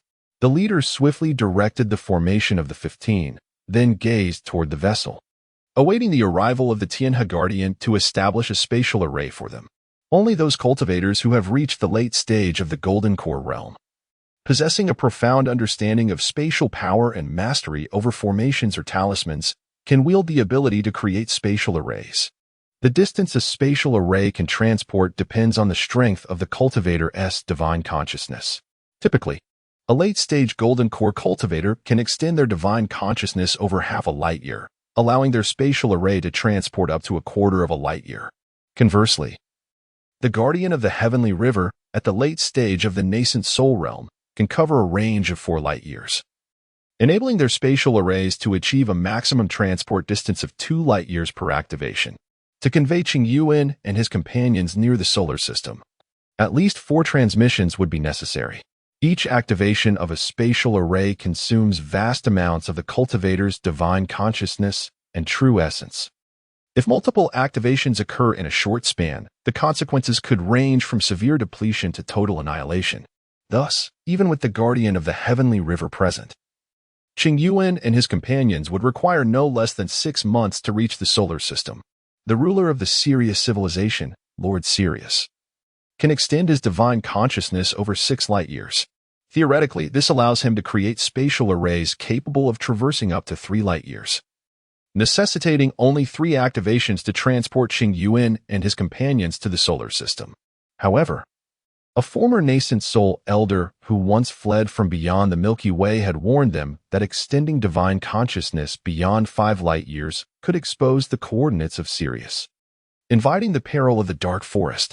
Since that admonition, Lord Sirius has refrained from extending his divine consciousness beyond 4 light-years and has strictly prohibited other nascent soul practitioners from doing so.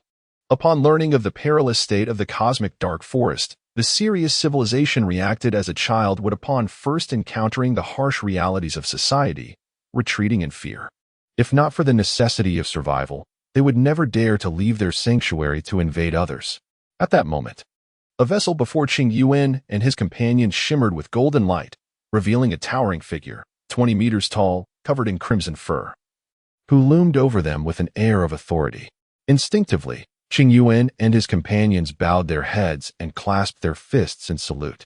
It was none other than the Guardian of the Heavenly River. The Guardian, ignoring their presence, gazed toward the direction of the solar system, harboring profound displeasure.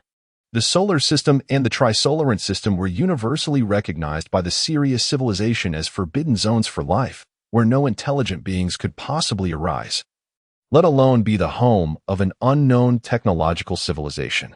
There was no necessity for exploration. Yet, Lord Sirius insisted on dispatching a team of probes to investigate these 2-star systems, compelling the Guardian to create spatial arrays for the exploratory team heading to the solar system. This task required traversing a staggering distance of 8 light-years, necessitating 4 complete activations of spatial arrays, a consumption of true essence and divine consciousness that was unfathomable, enough to severely deplete the Guardian's strength, with recovery taking at least a century. The guardian of the heavenly river understood that this was a deliberate attempt by Lord Sirius to undermine him. The guardian had long harbored ambitions of usurping power, despite being at the late stage of the nascent soul realm, a tier below the peak nascent soul of Lord Sirius. However, it commands over 30 large primordial flying vessels, each housing more than 1 million foundational cultivators. Through the vessel's formations, their powers can be unified, enabling each ship to contend with a mid-stage nascent soul. The combined might of 30 vessels could potentially slay even a peak nascent soul. Yet, the Celestial River Guardian understands that the timing is not yet ripe, for it is merely one of the 4 great guardians, with the other 3 also wielding numerous vessels. It must ally with 1 or 2 of the other guardians to have any chance of usurping power. However, the thoughts of the other guardians elude its grasp. Still probing for insights. In its current state, it can only endure in silence. The Celestial River Guardian sighed softly, its eyes suddenly ablaze with crimson light, as its vast consciousness surged forth in all directions. Qing Yuan and the others immediately felt an overwhelming pressure descend upon them, as if a mountain weighed heavily upon their shoulders, forcing their heads lower. Moments later, a spatial vortex with a diameter of 20 meters appeared before them. Qing Yuan and the others swiftly summoned their protective auras, and upon receiving the Celestial River Guardian as permission, cautiously ventured into the spatial vortex. The Guardian cast a glance toward the location of the Celestial Wolf True Monarch, a flicker of resentment flashing in its eyes, and then it too gathered its blood-red protective aura and entered the spatial formation. In the next instant, they found themselves 2 light years away, 6 light years from the solar system. The Celestial River Guardian promptly sat cross-legged in the void, absorbing the faintest traces of stellar energy, gradually restoring its true essence and consciousness. Fortunately, the established spatial formation would not dissipate and would persist in the universe, allowing for multiple uses in the short term. Thus, upon their return to the Celestial Wolf system, they would not need to re-establish the spatial formation. However, as time passed, the teleportation effect of the spatial formation would fade, leaving only an eternal void in space. Re-entering it would result in being crushed by spatial forces. Qing Yuan cautiously glanced at the Celestial River Guardian, then turned its gaze toward the depths of the primordial realm, which pointed toward the solar system, a glimmer of curiosity flickering in its eyes. Unlike many of its kin, whose thoughts had dulled under authoritarian rule, Qing Yuan often indulged in fanciful musings. In that moment, it pondered whether there truly existed sentient life in the desolate expanse of the solar system. If so, would it not imply that these 2 civilizations, so close in proximity, had failed to discover one another for tens of thousands of years? How marvelous that would be. Yet, Qing Yuan suddenly recalled something, and its expression shifted. It hastily shook its head. If that were the case, would they not end up plundering and annihilating that civilization in the solar system? Qing Yuan did not wish to witness such a scenario, and its mood grew heavy. However, it quickly realized that it was likely overthinking. The probability of life existing in the desolate solar system was probably lower than its own chances of breaking through to the nascent soul stage. Chapter 118. The Cosmic Feast, now reduced to leftovers. As the number of cultivators on Earth continues to rise, the special energies available for their practices are depleting at an accelerating rate. To Chu Ming's surprise, these energies show no signs of recovery. The most consumed energy, naturally, is the solar essence, given that the majority of the over 5 million cultivators on Earth practice the Xianyang method. Yet, not all solar particles can be harnessed by cultivators. Only a minuscule fraction of these special particles can resonate with the cultivator's spiritual consciousness. The same applies to other special energies, and once the energy from these unique microscopic particles has been fully absorbed by the cultivators, they transform into ordinary particles, from which no further power can be extracted. It was then that Chu Ming realized the finite nature of these special cultivation energies. They would inevitably be exhausted one day. But why? What makes these microscopic particles special? How are they generated? Chu Ming inquired of the system, which responded, "Do you recall the Earth evolution simulation that Yang Dong witnessed during the Crisis era? It utilized a computer to simulate the evolutionary changes of the Earth's surface in both the past and future."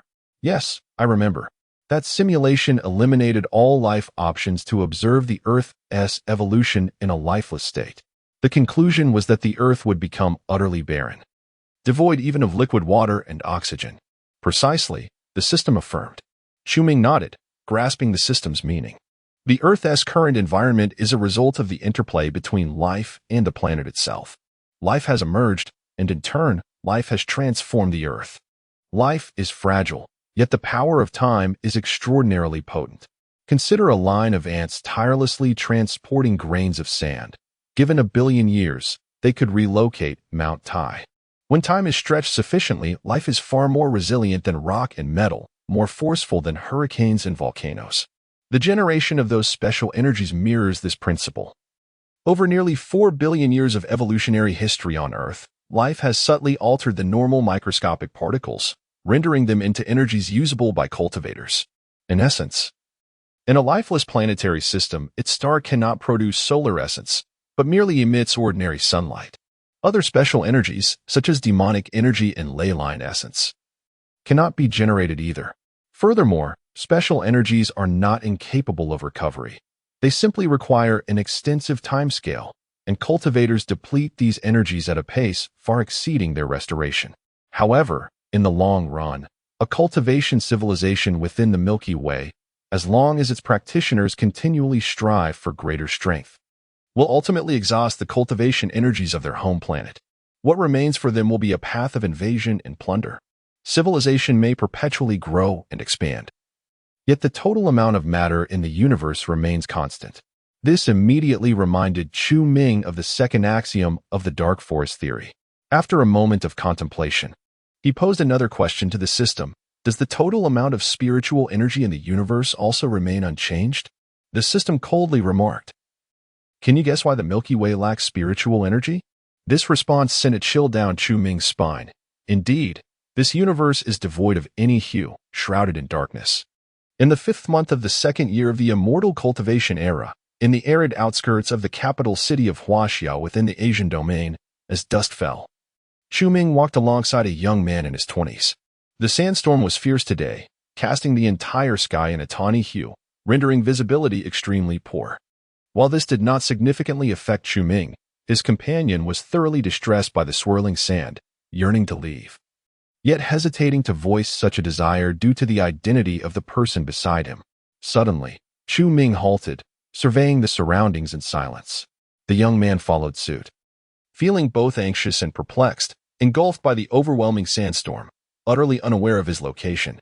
In that moment, Chu-Ming gently waved his hand, and to the young man's astonishment, the swirling sand gradually dissipated, transforming into slender streams of sand that drifted away into the distance. Soon, the sky cleared, revealing the vast expanse of the North China Desert bathed in the glow of the setting sun. "This place," the young man exclaimed in surprise, recalling that a few years prior, his mentor had brought him here to deliver his final lesson before venturing into space to encounter the droplets of water. Chu-Ming turned to him with a smile. "You must be Dr. Ding Yi's most esteemed student. Am I correct?" No. I am not among the most distinguished of Dr. Ding Yi's students." The young man hastily shook his head, then cautiously inquired, "Supreme Leader, did you bring me here to?" The young man, named by AC, was a doctoral student of Ding Yi. In the original narrative, By AC heeded Ding Yi's advice to enter hibernation during the winter of the Crisis era, awakening over a century later in the 44th year of the Shelter era, 2077. And within a mere 22 years, he ascended to become one of the leading physicists of his time, among the first to engage with the two-dimensional foil. He was an extraordinary talent in physics, arguably the most favored student of Ding Yi. Chu-Ming replied with a gentle smile, however, before facing his demise, "Doctor, Ding Yi imparted a singular piece of advice to you and revealed the truth of the universe." Bai AC was taken aback, incredulously asking, "Were those words truly the truth of the universe? That there exists no banquet in the cosmos untouched? No untouched virgin? I had thought, Doctor." Ding Yi's mental state at the time might. He refrained from questioning how Chu-Ming knew of this matter. It was entirely plausible that someone of his capabilities would possess such knowledge. Chu-Ming nodded, affirming, "Indeed, this is the truth of the universe." Considering the dark forest theory, countless civilizations exist within the cosmos, some so powerful they can alter the very laws of the universe. The current cosmic environment is the culmination of subtle changes wrought over countless years by innumerable civilizations. For instance, the speed of light and spatial dimensions. These universal laws have long since ceased to be untouched, having been ravaged countless times. What remains of this cosmic feast is merely a table of cold remnants. The aim of human physics is to uncover the fundamental laws of the universe. Yet a lifetime of endeavor may yield only the remnants of others' feasts. Baesi was profoundly shaken, rendered speechless as he silently gazed at the desert bathed in the glow of the setting sun. The existence of this desert is not a mere consequence of Earth's natural evolution, but rather a byproduct of human civilization. The current state of our planet's environment is the result of the intricate interplay between life and Earth itself. If the dark forest theory holds true, then the entirety of the universe mirrors this reality. An intriguing thought struck him. Had life on Earth initially emerged not reliant on oxygen and liquid water, the composition of the atmosphere today would be vastly different, perhaps devoid of liquid water altogether. In the eyes of civilizations that depend on oxygen and liquid water, our present Earth may appear as a barren wasteland devoid of life. Chapter 119, The Truth of Physics, The Convergence of Cultivation and Technology. Baesi's gaze dimmed, akin to Ding Yevur. Upon uncovering the truth of the universe, he felt an overwhelming bleakness regarding the future of physics. Do not despair. Chu Ming gently patted his shoulder and remarked with a smile, since we cannot discern the laws of the universe, let us adopt a different perspective. What? Baesi looked at him in astonishment. Let us broaden our vision. If we cannot find the universe's laws, then we shall endeavor to alter them. Chu Ming spoke with a serene tone. Baesi felt a chill run down his spine and instinctively retorted, how could that be possible? Do you comprehend the absurdity of such a notion? Presently, humanity's physics cannot even grasp the remnants of others' meals, let alone understand what those dishes are. Yet you aspire to prepare your own feast? This is sheer fantasy. However, as soon as he uttered those words, he regretted it, suddenly realizing Chu Ming's identity, and recognized that his tone might have been a touch inappropriate. Chu Ming remained unfazed, replying nonchalantly, no, in fact, we have already located the remnants of others. Do you know what the domain lord of the European realm, wide, is currently engaged in? Baesi paused. I heard he seems to be researching lightspeed spacecraft. Indeed. Do you believe this research has the potential to succeed? Baesi hesitated for a moment, cautiously suggesting, Supreme Leader, may I speak candidly? Chu Ming chuckled, of course. Feel free to express yourself. You need not regard me as the Supreme Leader. At present, I am merely a friend of Dr. Dingy. Summoning his courage, Baesi shook his head and said, I believe it to be impossible. Theoretically, any object composed of particles with rest mass and inertia can never reach the speed of light. Even approaching it infinitely is a feat only achievable by the divine. No object in the universe can withstand travel at light speed. That is merely humanity's physical theory. Young man, your mental inertia is still too pronounced. Chu Ming replied with a gentle smile. In truth, my current speed of travel can indeed reach and even surpass the speed of light. Baesi regarded Chu Ming with a look of incredulity. He was aware of Chu Ming's godlike powers. Yet he believed that such capabilities were merely beyond the current scientific understanding and did not defy the laws of the universe. The notion of surpassing the speed of light seemed utterly fanciful. Chu Ming simply uttered a term, spatial curvature. Baesi furrowed his brow. What? Then suddenly, he recalled something. His expression shifting dramatically, are you suggesting that the theory of spatial curvature is indeed valid? Chu Ming nodded slightly. The universe's space is not flat. It possesses curvature. If we envision the universe as an immense sheet of paper, the surface of this paper is curved. Although certain areas may appear flat, the curvature of space is omnipresent. Consider a spacecraft navigating through the cosmos. If we were to flatten the curvature of the space behind it, reducing its curvature, the spacecraft would then be drawn forward by the greater curvature ahead. This is known as curvature drive, which can propel the spacecraft to speeds approaching that of light.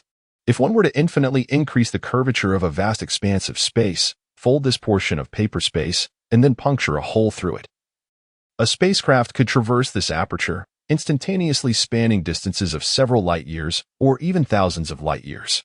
This fantastical concept of cosmic navigation is known by various names, such as space leap, wormhole, or space folding. Strictly speaking, the myriad applications of spatial curvature are not theories, but rather a collection of whimsical fantasies that reside solely within the realm of science fiction. Baesi found it utterly bewildering, questioning whether Chu Ming was jesting at his expense. Yet, considering the other's stature, he reasoned that it was unlikely he would mock an ordinary individual like himself.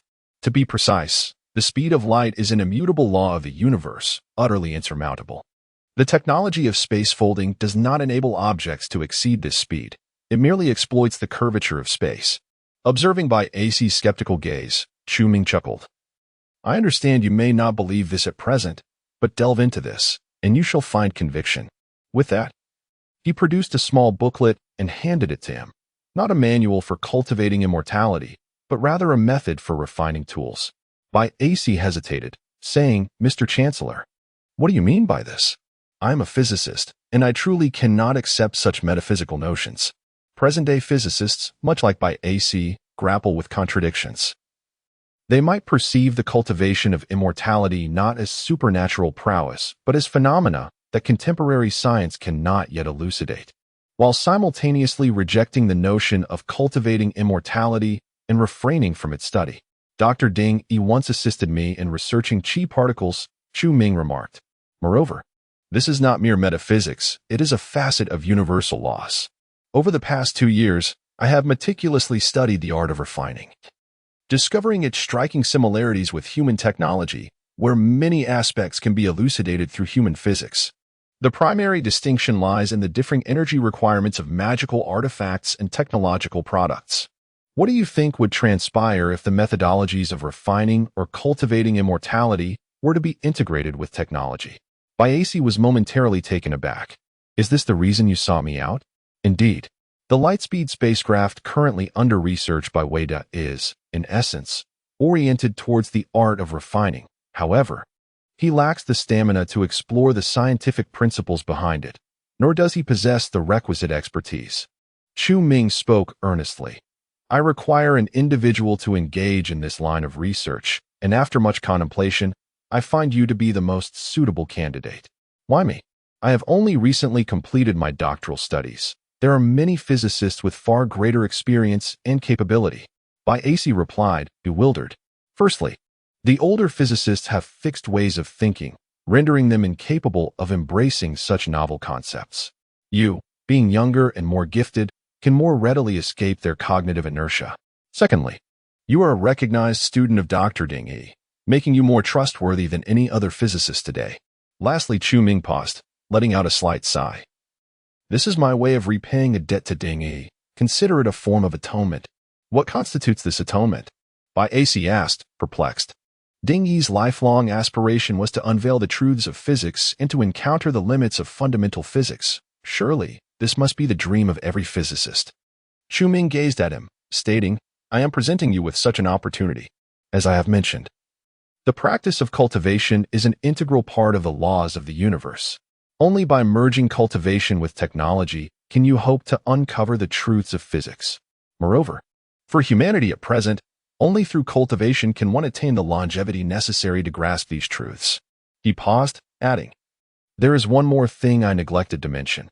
If I utilize my spiritual consciousness to navigate through space-time at the speed of light, the path I traverse, essentially the space that has been flattened, will experience a reduction in the speed of light in a vacuum. In other words, through cultivation, I have altered the immutable laws of the universe regarding light speed. Baesi was momentarily stunned. Are you suggesting that I should integrate cultivation with technology and then attempt to alter other universal laws? Indeed, Chu Ming affirmed. I envision this as a fair collaboration. I grant you the chance to witness the truths of physics, and in return, you allow me the potential to modify other universal laws. Baesi felt a stirring within him, yet a lingering doubt remained. But is cultivation truly a part of the laws of the universe? The validity of this premise hinges on the existence of numerous cultivators or even civilizations centered around cultivation in the universe. How do you substantiate this premise? In due time, you shall know, Chu Ming replied with a slight smile, lifting his gaze to the starry sky. Within his spiritual consciousness, he perceived the presence of 31 cultivators located 6 light-years away from Earth. These were colossal humanoid beings, their essence emanating a profoundly primitive aura, perhaps a result of their rudimentary cultivation techniques, rendering them oblivious to Chu Ming's observation through spiritual consciousness. The system chimed with excitement. The adorable one from Sirius has come to deliver ahead. Chapter 120. The Sirius cultivators enter the solar system. Year 3 of the cultivation era. After a year of tireless effort, the exploration team, led by the Celestial River Guardian, finally traversed beyond the orbit of Neptune.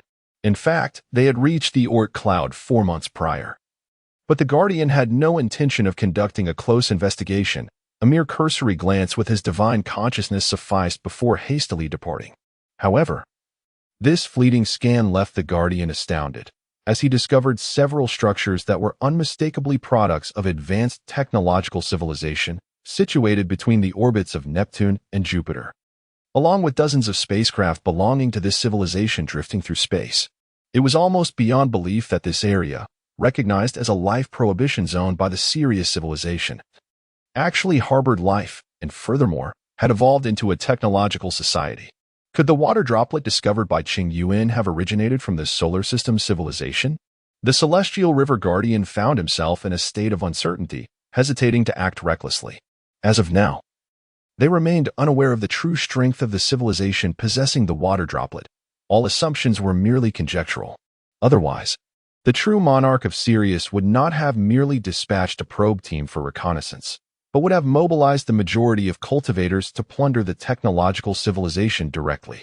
Had the Celestial River Guardian been at the height of his powers, he would likely have ventured alone into the solar system for close examination. For this civilization had evidently not yet mastered the technology of space-time transition, rendering him invulnerable to their defenses as a late-stage nascent soul practitioner.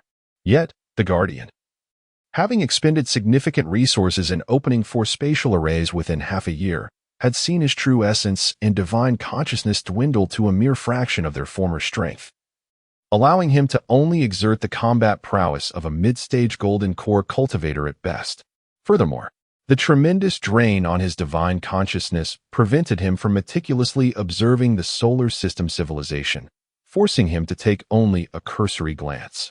Thus, the Celestial River Guardian lingered in the Oort cloud for 6 months, upon the full restoration of his divine consciousness and true essence. He immediately unleashed a torrent of divine awareness, enveloping the entire solar system and scrutinizing every inch of it. How could this be? The solar system civilization thrived on the 3rd planet. The Guardian was momentarily struck with profound astonishment, grappling with the sheer incredibility of it all. Upon hearing this, Qing Yuan could not help but murmur in astonishment. That planet is filled with toxic liquid water and gases. How could life possibly arise there? A wave of melancholy washed over Qing Yuan, realizing yet another brilliant civilization was destined for destruction. For a full 80,000 years, the cultivation civilization that had flourished on the volcanic and mountainous Sirius planet had come to the realization that some life forms thrived under conditions utterly different from their own. Fortunately, despite the vast disparities in physiological structure between humans and the Sirius inhabitants, as long as they were sentient beings, they could resonate with the Earth in mysterious ways, allowing for the emergence of unique cultivation energies within the solar system. The Celestial River Guardian and his companions had long sensed that the light emitted by the solar system's star contained a rich essence of solar energy, hundreds of times more potent than that of their own Sirius star, presenting a veritable untouched realm for cultivation. The detector of the strong nuclear force does not belong to this civilization. The technological level of the solar system civilization is likely not even at the 1st-tier level. The engines used in their warships appear to be the most rudimentary fusion engines as recorded in ancient texts. The Celestial River Guardian carefully recalled the vague accounts within these ancient scriptures. In truth, their understanding of technological civilizations was exceedingly limited, mostly derived from the accounts of a senior figure who had fled from beyond the Milky Way. The Sirius civilization had also attempted to develop technology, yet after several millennia, they could not even produce a steam engine. It remains uncertain whether it is due to the Sirius beings' unsuitability for technological advancement or the unfavorable environmental conditions of their planet. In any case, relying on technology for the continuation of civilization was evidently unfeasible, leading the Sirius civilization down the path of plunder. Out of caution, the Celestial River Guardian repeatedly confirmed the low technological level of the solar system civilization and verified the absence of cultivators within this civilization before guiding Qing Yuan and others into the Oort cloud. Aside from Qing Yuan, who was silently mourning the impending demise of a civilization and somewhat distracted, the other detectors expressed displeasure, feeling that the Celestial River Guardian was excessively cautious and wasting time. After all, it was merely a civilization that had not even reached the first tier, unable to manufacture materials for the strong nuclear force. Any one of their early-stage golden core detectors could easily challenge the entire solar system civilization. The thought of this untouched realm of cultivation soon falling into their hands and being among the first to seize it stirred their excitement, and they could hardly contain their eagerness. Under the guidance of the Celestial River Guardian, the group transformed into brilliant streaks of light, akin to a meteor shower, traveling towards Earth at 1/10 the speed of light. At the Jupiter base, within the European Fleet Command, Ming stood with his hands clasped behind him, gazing indifferently at the vast ocean of hydrogen and helium that constituted Jupiter's atmosphere, while his attention was focused on a group of extraterrestrials over 20 astronomical units away. Ming had been observing these beings for an entire year. Their every move was monitored by his spiritual awareness, and should he wish, he could eliminate them from light years away with his consciousness. There was a reason he chose to keep them around. Are you prepared for the first battle? Ming turned to the four men behind him, a radiant smile gracing his face. I fear for my life, Luoji retorted, gesturing towards Chang and the others beside him, exclaiming, we have only trained for 3 years. Do you really expect us to fight aliens? Chang scratched his head and added, wasn't it said that there is a nascent soul among those so-called serious beings? We might not even stand a chance against that one. At this moment, all four had attained the innate stage, with Luoji and Chang only at mid-innate, still far from reaching the golden core stage. They genuinely felt apprehensive about Ming's insistence on having them battle a group of golden core extraterrestrials. Ming stroked his chin thoughtfully. I mentioned that you need not worry about the nascent soul. I will handle that. You only need to deal with those 30 golden core beings. Luoji inhaled sharply, utterly astonished. For innate beings confronting 30 golden elixirs? Whose advantage could this possibly be? Wide, expressionless as he puffed on his cigar, cast a sidelong glance at Luoji and remarked nonchalantly, we have the combined assault array provided by the F-Rare. I believe it is worth a try. Zhang Beihai remained silent, standing rigidly, for as a soldier, he understood that in such matters, his role was simply to follow orders. Among the four, Wide and Zhang Beihai exhibited the most earnest approach to cultivation. To be precise, Zhang Beihai was diligent, while Wide was rather obsessive. Their cultivation levels were also the highest among the group, both at the late innate stage. As their cultivation progressed, the disparities in talent became increasingly evident. Remarkably, Luoji, who had been languishing in mediocrity, had managed to keep pace with the others in their training regimen. Chapter 121, The Ruthless Cultivator weighed a day later. With emotions as varied as the stars, Luoji and his 3 companions soared from the Jupiter base, transforming into 4 luminous streaks, emerald green, earthy brown, icy blue, and sanguine red, traversing the celestial expanse to welcome their friends from Sirius. Ming stood before the viewport of the command center, observing the silhouettes of the 4 vanish into the resplendent river of stars, a subtle smile gracing his lips. What sort of cultivator would one be if they shunned battle? As early as 6 months prior, Ming had conceived the idea of sending Luoji and his companions to confront the cultivators from Sirius, equipping them with a mid-level mysterious formation for cooperative strikes, which they diligently practiced. This formation was derived from Ming's insights into the art of weapon forging. Many cultivation methods share common threads, and given his exceptional comprehension, he found it relatively effortless to grasp. Regarding the potential peril Luoji and his companions might face against 30 early-stage golden core cultivators from Sirius, Ming felt no trepidation. He could effortlessly annihilate them with his mental prowess at any moment. Moreover, his intervention might not even be necessary. Ming had long discerned that the cultivation methods employed by the Sirius cultivators were quite rudimentary, predominantly of mid-level yellow rank. with only the leader possessing a technique of superior yellow rank, cultivated to the late stage of the nascent soul. In stark contrast, the techniques practiced by Luo Ji and his companions were derived from the highest-tier cultivation method, the void refinement technique, mastered by Chu Ming himself, an adept of the harmonious Tao stage. This placed them leagues above the serious cultivators. Furthermore, the mental cultivation method they practiced, also provided by Chu Ming, was of mid-level mysterious rank, not to be underestimated. Their innate talent and comprehension in cultivation far surpassed that of the serious cultivators. It is well known that among cultivators, those with genius-level aptitude can engage in battles beyond their rank, with the cooperative formation as their trump card. It was conceivable that Luo Ji and his companions could indeed overwhelm 30 early-stage Golden Core opponents despite their innate cultivation levels, delivering a minor shock to the serious civilization.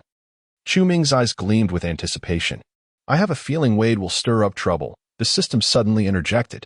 Chu Ming's gaze flickered, and he nodded slightly. He understood the implication of the system's words. Before Luo Ji and his companions departed, he had ordered them to strive to leave captives alive. Yet Wade may not adhere to this directive. The rationale for sparing lives stemmed from the fact that these cultivators represented a rare source of energy from magical artifacts. Various magical artifacts necessitate spiritual energy or specialized cultivation energies for their operation. For instance, Wade had forged several small spacecraft over the past 2 years, which could only harness solar energy. However, the rate at which the battleships absorbed energy autonomously was far too sluggish. Consequently, Wade resorted to utilizing hundreds of thousands of Foundation establishment cultivators as living batteries, rotating shifts to replenish energy for the spacecraft. This exploitation of humanity as mere tools was a concept difficult for the recently subjugated populace to accept. In the face of widespread dissent against Wade's actions, he took drastic measures.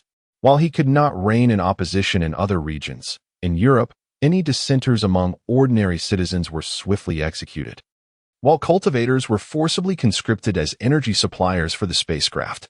Within a mere fortnight, no one dared to oppose Wade any longer. Regarding Wade's actions, Chu Ming did not oppose him, as it indeed aligns with the management system of totalitarian rule and represents the authority that Wade should possess as the domain leader. Moreover, Wade's maneuvers have undeniably accelerated the progress of research on the Lightspeed spacecraft's artifacts. Logically, Wade should have intended to retain this group of serious cultivators as energy suppliers for the flying vessels. After all, they are a group of Golden Core cultivators, whose prowess could rival that of dozens, if not hundreds, of Foundation establishment practitioners. However, Wade likely harbored a desire to eliminate this group of serious cultivators to enhance his own cultivation level. Chu Ming provided Wade with a high-grade ice attribute cultivation technique. Since reaching the late stage of body refining, Wade had often resorted to extreme methods for his training. For instance, he would dive thousands of meters deep into the Antarctic seabed, enduring the bone-chilling cold and risking asphyxiation, all to absorb the pure essence of extreme cold. Yet, upon reaching the mid-stage of Foundation establishment, he encountered a bottleneck. Relying solely on the cold essence for cultivation could no longer propel his progress. At that moment, he inexplicably comprehended another method of cultivation, the absorption of bloodline essence. This revelation possibly came to him while he was eliminating those who opposed him, leading him to this more extreme cultivation technique. Since then, Wade increasingly relied on human blood for his training, as the energy within the blood of cultivators is evidently more refined than that of ordinary individuals. Consequently, within a brief span of 3 days, he slaughtered over 30,000 Foundation establishment practitioners. Chu Ming could no longer stand by and thus forbade Wade from the indiscriminate killing of innocents. Considering that most of these cultivators were his followers, and their deaths would significantly diminish his source of faith. Following this decree, Wade did indeed reduce the frequency of his killings, though he occasionally fabricated charges against individuals and executed them. Now, facing 30 Golden Core serious cultivators, they were enemies to Luoji and his companions, yet for Wade, they represented 30 substantial sources of nourishment, an irresistible temptation. There was a genuine possibility that Wade might defy Chu Ming's orders and slay a few serious cultivators to absorb their essence and elevate his cultivation. This beast was indeed somewhat unruly. It seemed the time had come to impose a serious deterrent upon Wide. Although he possessed formidable abilities, he was rather disobedient. Shuming sighed softly, his profound gaze reflecting the magnificent red bands of Jupiter. Humph, disobedience must be met with punishment. The system concurred. The Heavenly River Guardian and others had approached the orbit of Saturn when, suddenly, the Heavenly River Guardian's expression changed, halting its movement as it gazed incredulously towards the direction of Jupiter. Within its consciousness, amidst the previously vast emptiness of space, 4 human figures appeared out of nowhere. And notably, they were 4 human cultivators. The Heavenly River Guardian was filled with astonishment. Having previously confirmed multiple times with its consciousness that there were no cultivators in the solar system before entering the orbit of Neptune, from where had these 4 emerged? What rendered the situation even more perplexing was the aura emanating from the 4 human cultivators, whose highest cultivation level was merely at the late stage of the innate realm. How could they dare to approach? Had these individuals been concealing their true power all along? The Celestial River Guardian furrowed its brow in contemplation, unable to decipher the current predicament. However, it did not dwell on worry for too long. It promptly issued orders to send 2 early-stage golden core cultivators to probe the strength of the 4 human practitioners. After all, within the confines of the Milky Way, the pinnacle of cultivation for practitioners was the peak of the nascent soul stage. At this moment, having recuperated for half a year, the Celestial River Guardian had restored its power to its zenith, even if there were indeed practitioners at the peak of the nascent soul stage in the solar system. It had ample means to evade any confrontation, should it prove insurmountable. Chapter 122. The Madman Wade, instantly slaying 2 early golden core cultivators. 2 golden core cultivators from Sirius were dispatched, transforming into 2 streaks of light, hurtling towards the direction of Luoji and his companions. Although they were perplexed by the sudden appearance of these 4 human cultivators, they dismissed the matter lightly, considering them merely innate-level beings easily crushed or captured. Were these human cultivators seeking their own demise? It was utterly baffling. As the 2 Sirius cultivators soared through the air, they communicated telepathically. Unclear. One replied with a smirk on his gray-brown face, "Whatever, I've lived this long without tasting the blood of other civilizations." Meanwhile, Luoji and his companions sensed that the 2 Sirius cultivators had altered their course towards Earth, heading directly towards their position. Hiss, what grotesque aliens. Luoji thought as his mind's eye finally discerned the 2 10-meter-tall monsters, their bodies covered in gray fur. He couldn't help but voice his thoughts, while his heart raced with anxiety. Among the 4, Luoji was the sole individual devoid of combat experience, the only one who had never taken a life, having once been merely a distinguished intellectual. Thus, embarking on his inaugural battle in outer space against a group of aliens with superior cultivation levels was understandably nerve-wracking for him. Shirchong conveyed reassuringly, "Don't worry, little brother. With Brother Chu here, nothing will go awry. Just treat it as a game. Relax. They're just a few alien hybrids." After all, currently, both Shirchong and Luoji informally referred to Chu Ming as before, yet in formal settings, they still respectfully addressed him as Your Excellency. Hearing Shirchong's words, Luoji nodded slightly, suppressing his unease and striving to maintain his composure. At this moment, they could see the 2 Sirius cultivators with the naked eye, enveloped in black and purple streaks of light, hurtling towards them at an unwavering pace, clearly dismissing Luoji and his companions entirely. "Prepare for battle," Zhang Beihai calmly declared, his eyes ablaze with fierce combat intent. Bathed in a green divine radiance, as his words fell, a towering shadow of 100-foot-tall tree gradually materialized, exuding an ancient and majestic aura, each branch and leaf crystalline, resembling jade. Let us coordinate." Luoji swallowed hard as a chilling aura surged within him, and an ice armor swiftly enveloped his form, while a 100-foot-long sword forged from ice crystals manifested behind him. Shirchong's expression turned serious as well, as a phantom of Mount Tai emerged behind him, radiating an overwhelming presence of golden light. "Coordinate?" Wade scoffed coldly, suddenly accelerating, transforming into a blood-red streak of light that shot forth, instantly reaching 1/5 the speed of light, leaving Luoji and the others far behind in a heartbeat. "What is this madman up to?" Luoji exclaimed in shock. "Shirchang, Bewildered, remarked, "So, our 6 months of training in the combined attack formation was for naught? Let us catch up." A flicker of helplessness crossed Zhang Beihai's eyes, but he swiftly accelerated. Yet his maximum flying speed could only reach 1/8 of the speed of light. Far from keeping pace with Wide, that lunatic was flying as if his life depended on it. Luo Ji's gaze was filled with horror as he clearly observed Wide's skin cracking inch by inch, with crimson blood seeping out like molten lava from the fissures. An utterly chilling sight. The blood demon disintegration technique was an extremely radical method of cultivation that Wide had devised himself, named by Chu Ming. It demanded the sacrifice of life and essence to acquire a temporary surge in power, with significant side effects. Luo Ji recalled Chu Ming's earnest warning to Wide that this technique should never be used lightly. It was only to be employed as a trump card. It was unimaginable to Luo Ji that Wide would unhesitatingly resort to this extreme technique in his very first battle. What was he aiming for? With Chu Ming present, was there truly a need to fight so desperately? Luo Ji found himself utterly perplexed.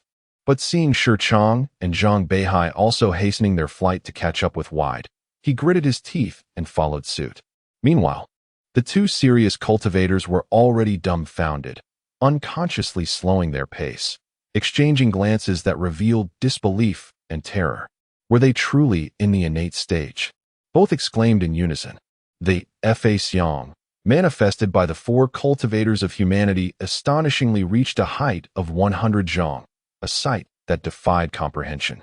It should be noted that during the early stage of the Golden Core, Qing Yuan had wielded a sword to annihilate a droplet of water with an attack powered by the full manifestation of its. And that Qing sword had measured only 33 zhang in length. Among the serious cultivators, only those who had reached the later stages of the Golden Core and cultivated more advanced techniques could achieve of 100 zhang. The 4 human cultivators were at most in the late innate stage, still a small realm away from the Golden Core stage. The 2 serious cultivators realized the implications of this. If the cultivation levels of these 4 were indeed legitimate, it indicated that their techniques were of a caliber beyond their comprehension. The highest level of cultivation techniques within serious civilization was merely of the yellow grade.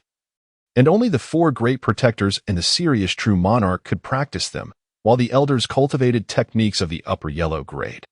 The lower-tier cultivators were restricted to the lower and middle yellow grade techniques. Did this not imply that the 4 human cultivators had reached the level of Shin grade techniques? Should we flee? One of the serious cultivators queried, uncertainty etched across its face. There was no time to ponder how humans could possess such advanced Shin grade techniques. It was clear that if the cultivation of these 4 humans was indeed Shin grade, then the 2 of them, in the early Golden Core stage, might not stand a chance against them. In battles among cultivators of the same realm, the greater the disparity in technique levels, the more pronounced the difference in power. A serious cultivator practicing a top-tier yellow-grade technique could easily defeat several early Golden Core cultivators practicing inferior yellow-grade techniques at the peak of the innate stage. The strength of an innate cultivator practicing Shin-grade techniques was beyond their imagination. The 2 individuals hesitated momentarily, and just as they resolved to retreat, they realized it was already too late. Vade, shrouded in a crimson glow, was now a mere 30,000 kilometers away, an inconceivably close distance in the vast expanse of the cosmos. A fifth of the speed of light. The 2 serious cultivators were struck with terror, for such velocity was attainable only by a nascent soul practitioner of Sirius. In a single second, one could traverse 60,000 kilometers. It seemed escape was beyond their grasp. Without uttering a word, Vade's eyes ignited with a brilliant blood-red light, suffused with greed and madness. His skin erupted, revealing glimpses of white bone, clearly indicating he had pushed his life force to its utmost limit. A torrent of blood flowed like a stream, coalescing above him into a towering, blood-red ice spear, adorned with intricate runes that emanated a chilling brilliance. Vade not only employed the blood demon disintegration technique, but also wielded the art of talismans. With a mere thought, the blood-luminous ice spear shot forth at an astonishing speed, cleaving through the void, aiming to pierce the 2 early-stage Golden Core cultivators. There was no escaping this fate. The expressions of the 2 serious cultivators shifted dramatically. The terrifying power radiating from the blood-red ice spear instilled a profound dread within them. Its velocity far surpassed their maximum flight speed, rendering any hope of escape futile. Thus, they had no choice but to fight with every ounce of their strength. They could never have anticipated that what began as a mission to deal with a few weak innate stage cultivators would lead them to this dead end. Confronted by one of the late innate stage practitioners, one of them let out a tremendous roar, and purple lightning surged around him, transforming into a breathtaking bolt that surged towards Vade. The other conjured a colossal black hand, emanating a sinister aura, resembling a divine hand reaching from the abyss of the universe, slowly descending to grasp the blood-red ice spear. However, when the black hand made contact with the spear, it was as ineffective as a mere mortal hand against a razor-sharp spike, failing to impede its advance in the slightest, and was instantly pierced, dissipating into wisps of dark essence. The purple lightning did cause the blood-red ice spear to tremble slightly, even sending shards of ice scattering. But that was the extent of its impact. The spear continued its relentless trajectory, embodying an overwhelming force, and, in the despairing gaze of the two serious cultivators, it collided directly with their bodies. After a brief moment of rigidity, their towering forms exploded, showering the surroundings with a torrential downpour of blood. Vade abruptly halted, a ghastly excitement flashing across his pallid visage. Slowly, he extended a skeletal hand, his eyes ablaze with a sanguine glow. In the next instant, the rain of flesh seemed to respond to an unseen summoning, trembling slightly before merging into a colossal blood sphere, towering 3 meters high. Subsequently, the blood sphere transformed into streams of essence, gradually flowing towards Vade, all of which he absorbed. As the sphere diminished in size, Vade's shattered form began to mend, new flesh sprouting forth, restoring a hint of color to his once pale face. Almost there, just a step away from breaking through the innate pinnacle, a frenzied gleam flickered in Wade's eyes as he cast his gaze toward the other celestial wolf cultivators. Without hesitation, he unleashed the blood demon disintegration technique once more, his body shattering again into a beam of crimson light that shot forth. At that moment, Luo Ji and the other two finally arrived at the battlefield, their faces etched with astonishment as they beheld Wade's receding figure, exchanging silent glances. Is he truly a madman? Luo Ji muttered under his breath.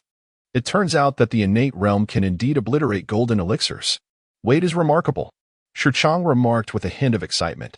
Engaging normally would not be so effortless. He is fighting for his life.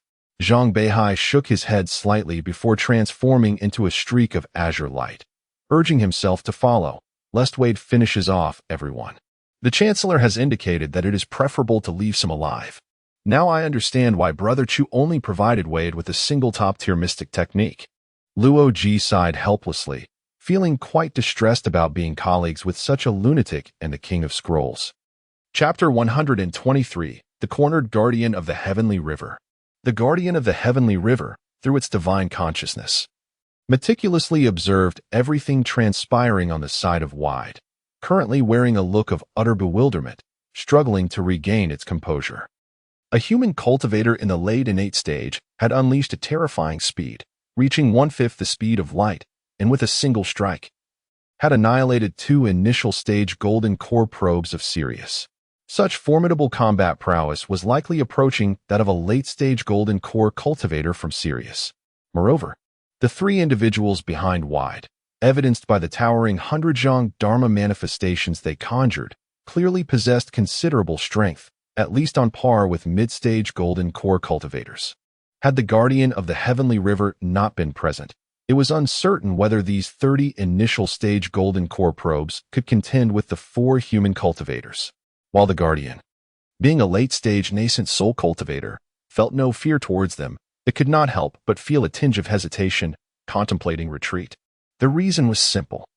The civilization of the solar system was decidedly anomalous, despite the Guardian having thoroughly probed with its divine consciousness several times, confirming repeatedly that this was merely a technological civilization devoid of any cultivators, for extraordinarily powerful innate cultivators had suddenly emerged. Most crucially, it discerned that the cultivation techniques employed by these 4 innate practitioners must be of a level surpassing the profound tier. Ancient texts from Sirius indicated that the pinnacle of cultivation civilizations within the Milky Way could only attain the peak of the nascent soul stage. primarily due to a critical factor, the Milky Way's inability to produce techniques above the yellow tier. This limitation stemmed from the lack of spiritual energy and the incompleteness of the heavenly Tao in the Milky Way, severely constraining the levels of techniques created by cultivators. Yet now, for practitioners of profound tier techniques had manifested in the solar system, charging fearlessly towards it. This was undeniably perplexing. Retreat. The guardian of the heavenly river, with a countenance fluctuating between uncertainty and resolve, ultimately made the most prudent decision, being inherently cautious. It had managed to wield significant power within the tumultuous Sirius civilization for over a millennium. In the next moment, an intangible divine consciousness emanated from the Guardian's brow, channeling spatial forces, as potent brainwaves opened countless minute spatial wormholes, swiftly enveloping a radius of 4 light years. Subsequently, the Guardian began to commune with the laws of space, envisioning a spherical region within 4 light years gradually abstracting into a thin sheet of paper under its control, laboriously pulling the distant sheet closer and folding it gently. Once fully folded, it would unleash 90% of its true essence and divine consciousness to manifest a 20-meter diameter wormhole upon the folded space, enabling instantaneous traversal to a location 2 light years away. This was the so-called spatial array. For nascent soul cultivators, establishing a spatial array was an exceedingly arduous task. The once crimson visage of the Guardian had now taken on a ghastly pallor, contorting into a grimace as it painstakingly dragged the space with its divine consciousness. Just as success seemed imminent in pulling the space, the Guardian's expression shifted dramatically. It suddenly sensed an overwhelmingly powerful resistance. It appears that another force has inexplicably manifested, firmly anchoring this space as if the corners of a metal sheet were nailed tightly to the wall, rendering the celestial river Guardian utterly immobile. The Guardian's pupils constricted as it suddenly realized that within this realm, there seemed to be a third party wielding formidable spatial power. Such a capability must undoubtedly reside above the nascent soul stage. Who could this be?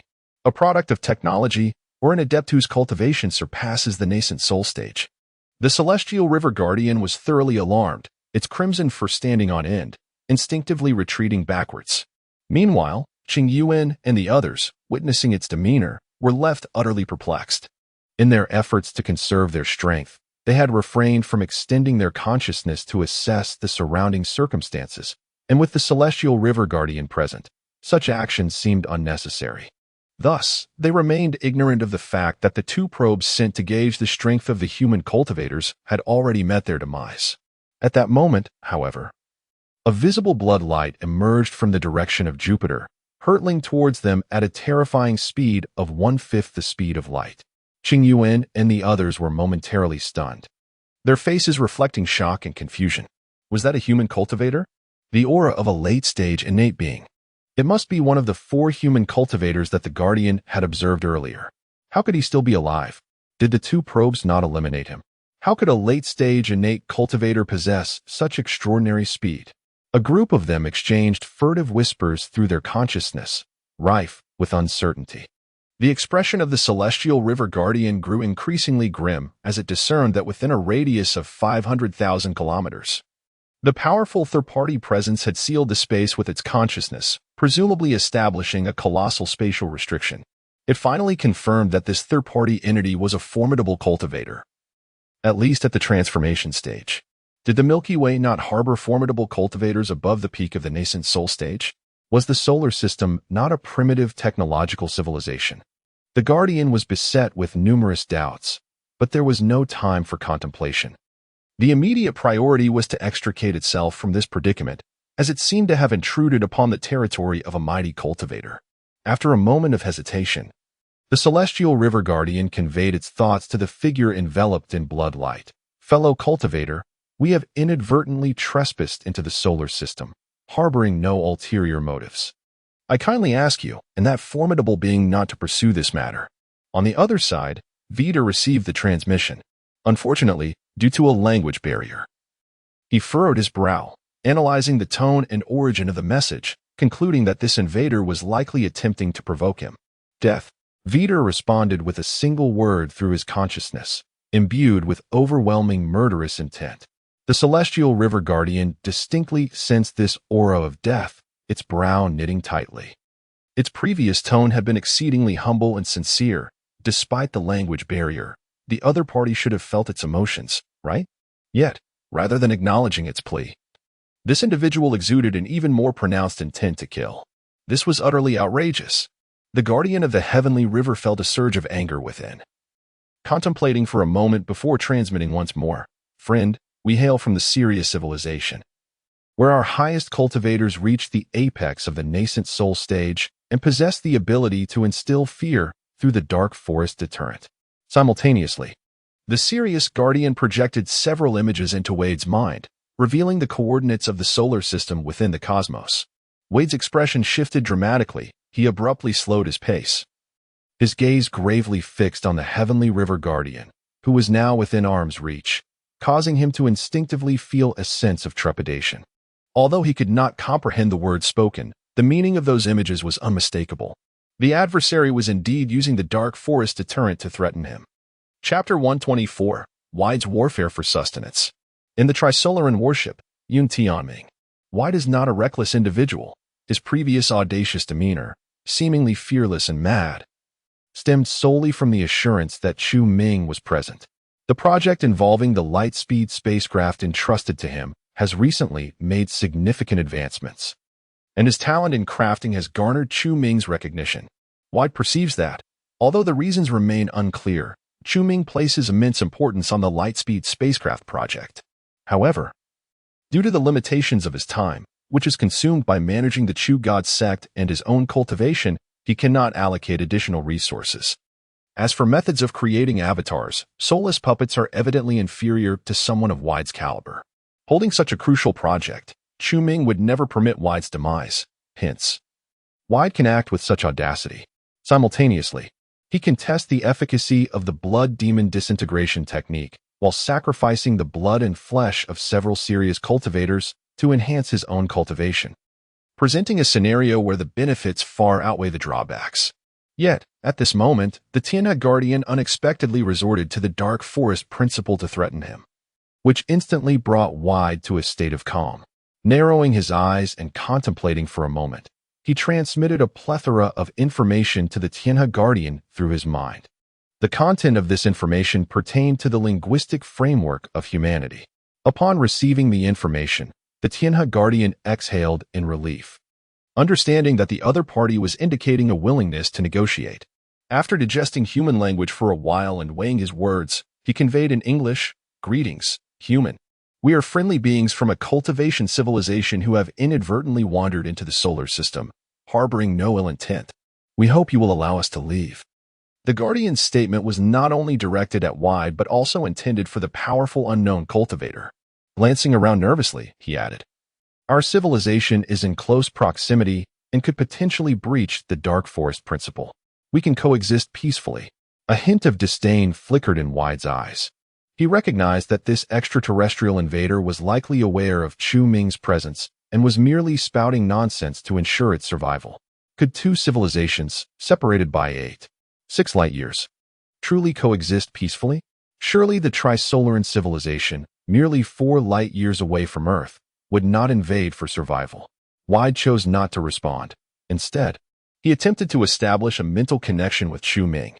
In such a pivotal matter, he clearly lacked the authority to make a decisive choice. Soon, Chu Ming's voice resonated in his mind. "Do not worry. Unleash your full potential against them. I have considered everything." Relieved, Wade revealed a characteristic cold smile, his eyes ablaze with blood-red light as he activated the blood demon disintegration technique to its utmost limit.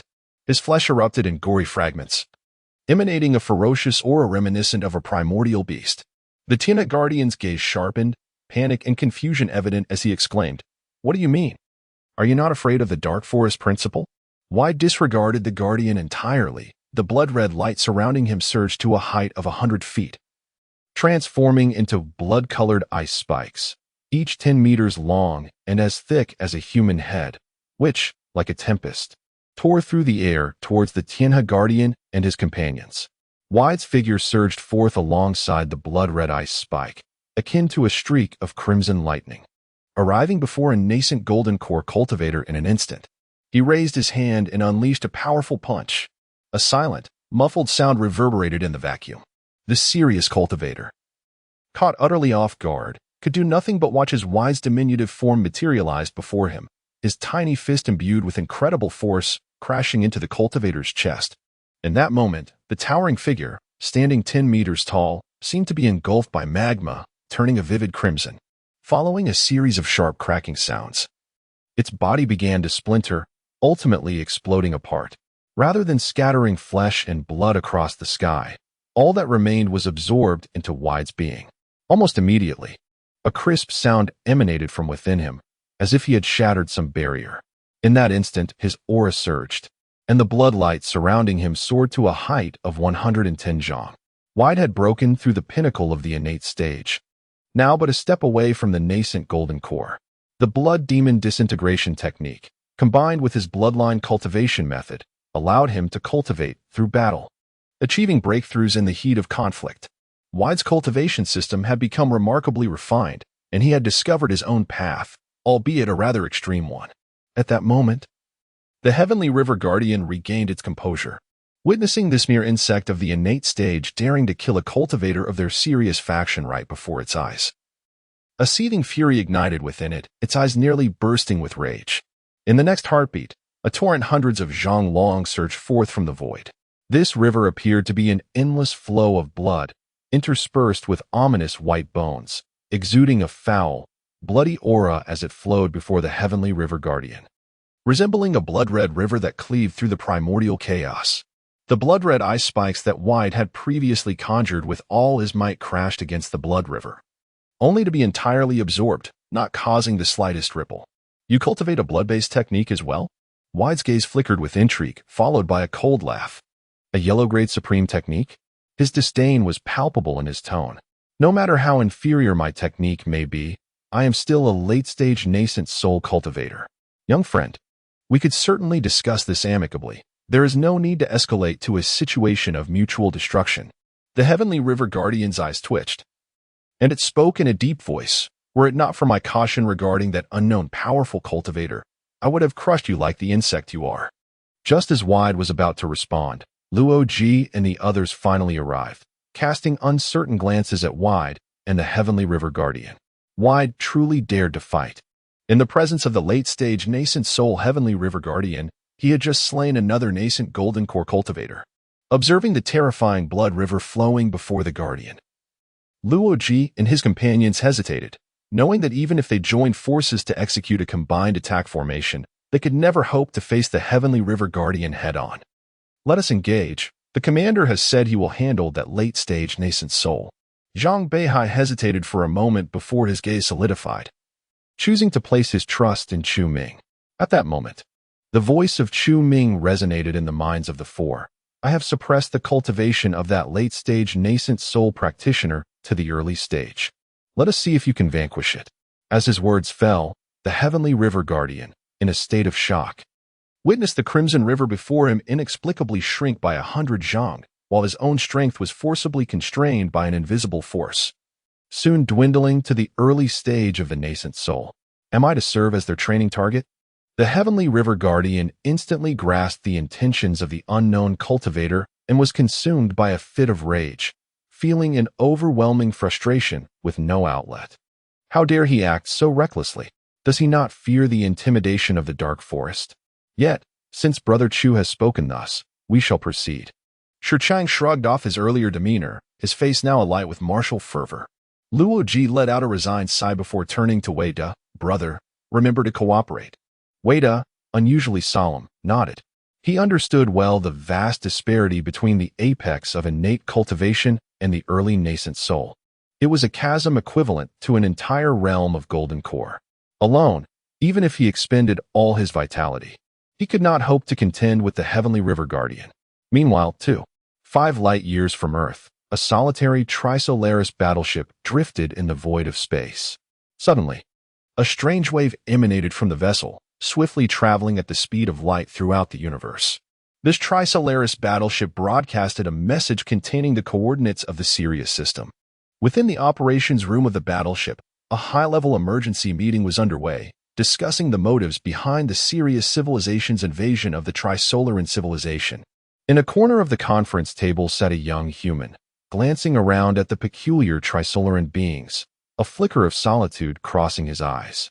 At that moment, the captain of the battleship, sitting in the commanding seat, turned to the young man and inquired, "Yin Tianming, how much do you know about Chu Ming?" Chapter 125, The Reason Behind the Trisolaris Warship's Cosmic Broadcast.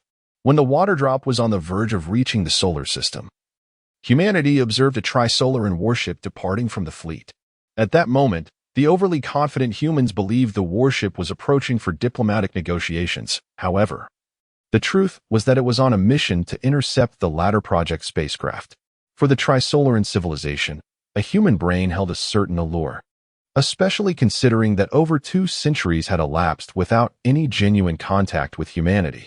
The moment they captured the Ladder Project spacecraft, the Trisolarans extracted Yun Tianming's brain. Utilizing advanced biological technology, they cloned his body and restored his brain, effectively reviving him. Subsequently, the warship prepared to change course and return to the Trisolaran fleet to continue their invasion of Earth.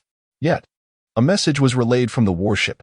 Under the leadership of Chu Ming, humanity had entered the era of ascension, and Chu Ming's abilities had grown to an unfathomable extent, far beyond what the Trisolaran world could contend with. The Trisolaran leader issued a command to terminate the invasion of Earth and initiate a cosmic escape plan. The warship that had intercepted Yun Tianming's brain was ordered to remain in place and await the arrival of the first Trisolaran fleet. However, it was not long before urgent news reached them from the Trisolaran world. Their civilization was facing an invasion from the Sirius Ascendant civilization. At that moment, the first Trisolaran fleet had encountered over 30 formidable Sirius Ascendants, resulting in the destruction of hundreds of their warships, with the remainder captured. Those Sirius Ascendants, following the trail, discovered the home planet of the Trisolaran civilization, seemingly intent on plundering it. The stranded Trisolaran warship was then commanded to flee into the cosmos at maximum speed, ready at any moment to broadcast the coordinates of the Sirius system as a dark forest deterrent. The Trisolaran civilization had reached a critical juncture for survival, relying solely on the dark forest principle or seeking Chu Ming's assistance to gain even a sliver of hope. Upon receiving this news, the captain of the warship was left dumbfounded, unable to believe the revelation. A civilization existed in the Sirius system, and it was an ascendant civilization. What troubled him most was the notion that they intended to plunder the Trisolaran system. What could possibly be of value in their desolate realm? Were the beings of the Sirius civilization truly so misguided? Despite the overwhelming confusion, the captain had no choice but to obey orders, pushing the warship's engines to their limits as they fled aimlessly into the vastness of space. Shortly thereafter, the Trisolaran world issued another command, demanding that they initiate a broadcast. They stated that the Trisolaran civilization was entirely incapable of withstanding the invasion from the Sirius civilization, and a team of Sirius Ascendants was approaching the stranded Trisolaran fleet, clearly intent on annihilation.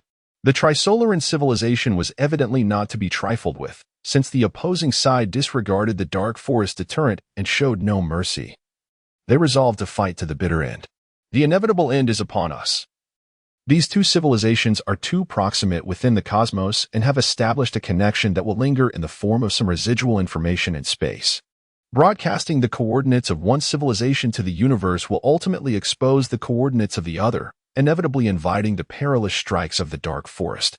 In essence, the current transmission of the Sirius civilization's coordinates by the Trisolaran warship not only heralds a catastrophic dark forest assault on the Sirius system in the near future, but it also spells doom for the Trisolaran system, merely a matter of time. At this juncture, both civilizations have become the prey of the dark forest, laid bare.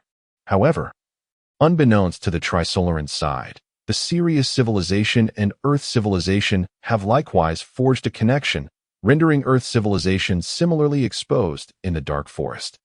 A diminutive Trisolaran warship has dispatched a seemingly insignificant message into the cosmos, unwittingly ushering in the annihilation of all 3 civilizations.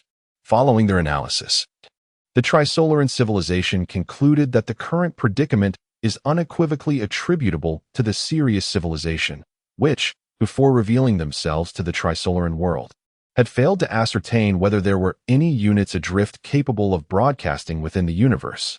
Upon discovery, the Sirius civilization exhibited an utter disregard for the Dark Forest's intimidation, leaving no avenue of escape for the Trisolaran world, even dispatching individuals to pursue the warship capable of interstellar transmission, thereby coercing the Trisolaran world into broadcasting their coordinates, leading to mutual destruction. Was it the primitive intelligence and lack of strategic acumen of the Sirius civilization that led to this outcome, or was it their overwhelming arrogance? In truth, it is neither. What the Trisolaran world does not realize is that the Sirius civilization exercises considerable caution.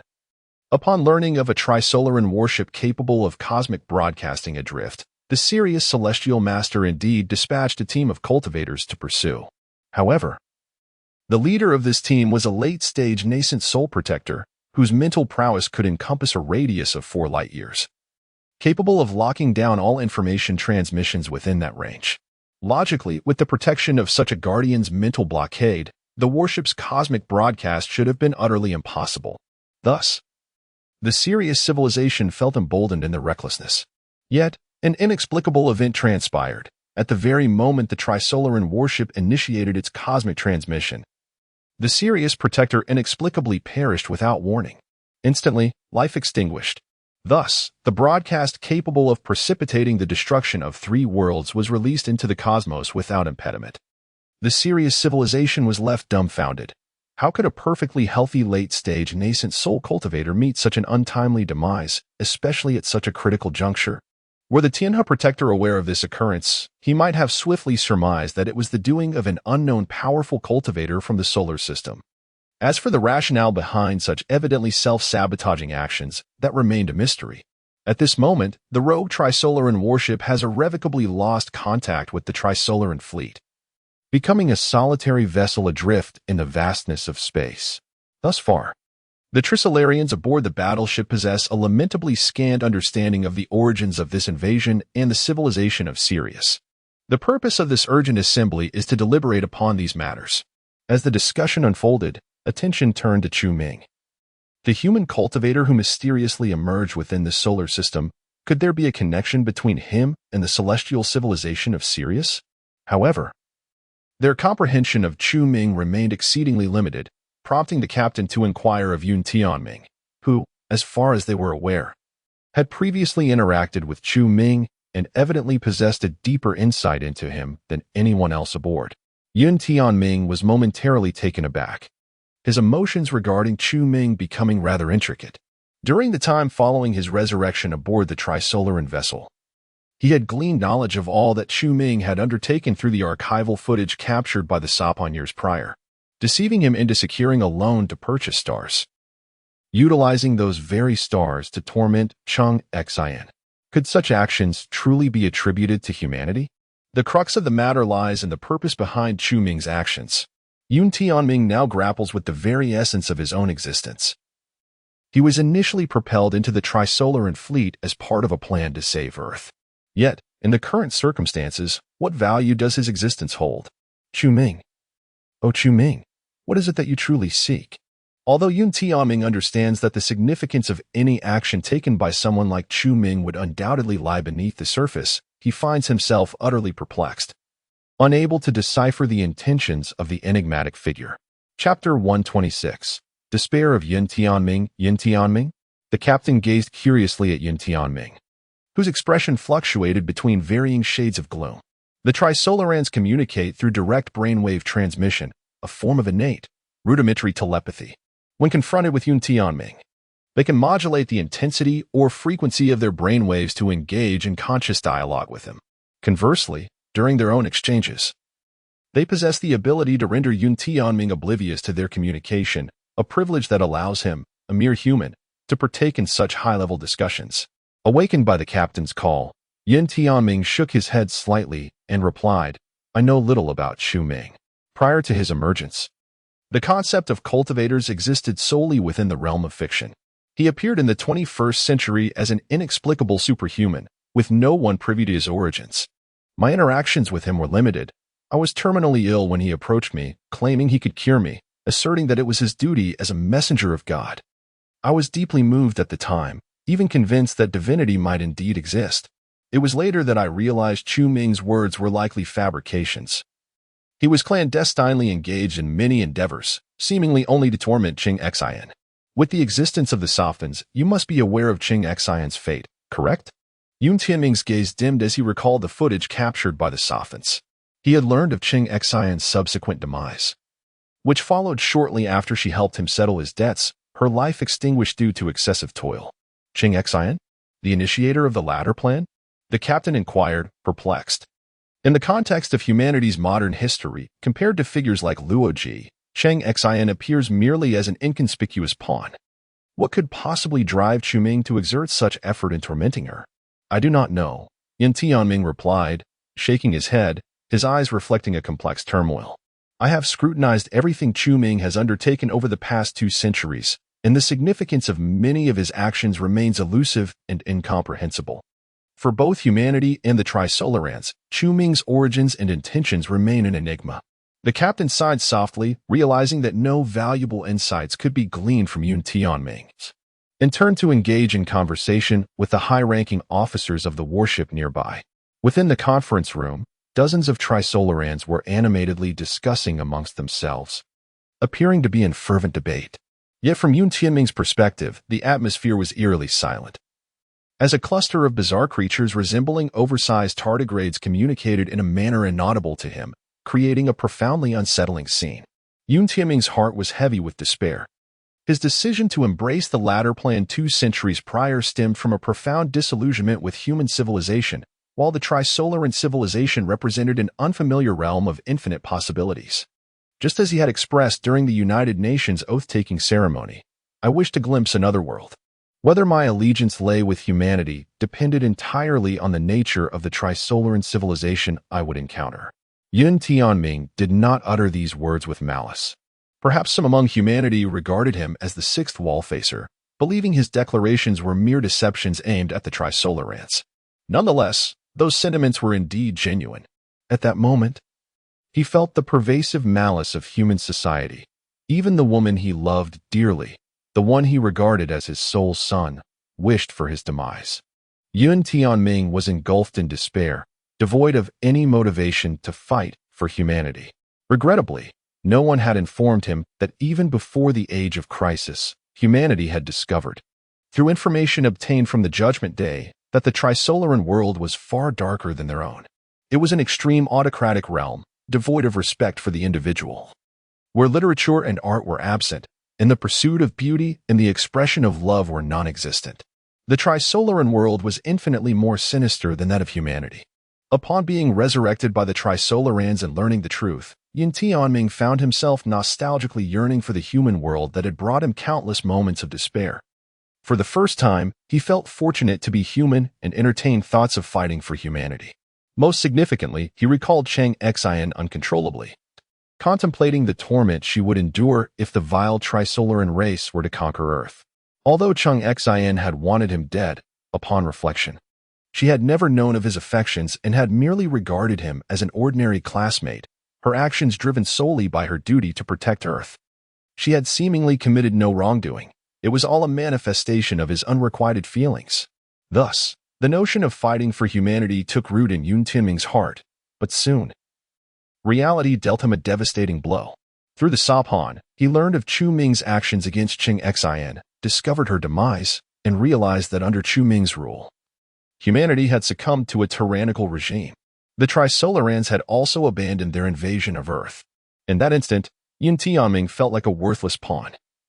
His existence stripped of meaning, reduced to a mere vessel to satisfy the Trisolarans' curiosity. At that moment, despair and numbness consumed him. He longed for self-termination. Yet he understood that as long as the Trisolarans wished for his survival, he could never die. After all, they could even resurrect a human brain. Hello, Yin Tianming.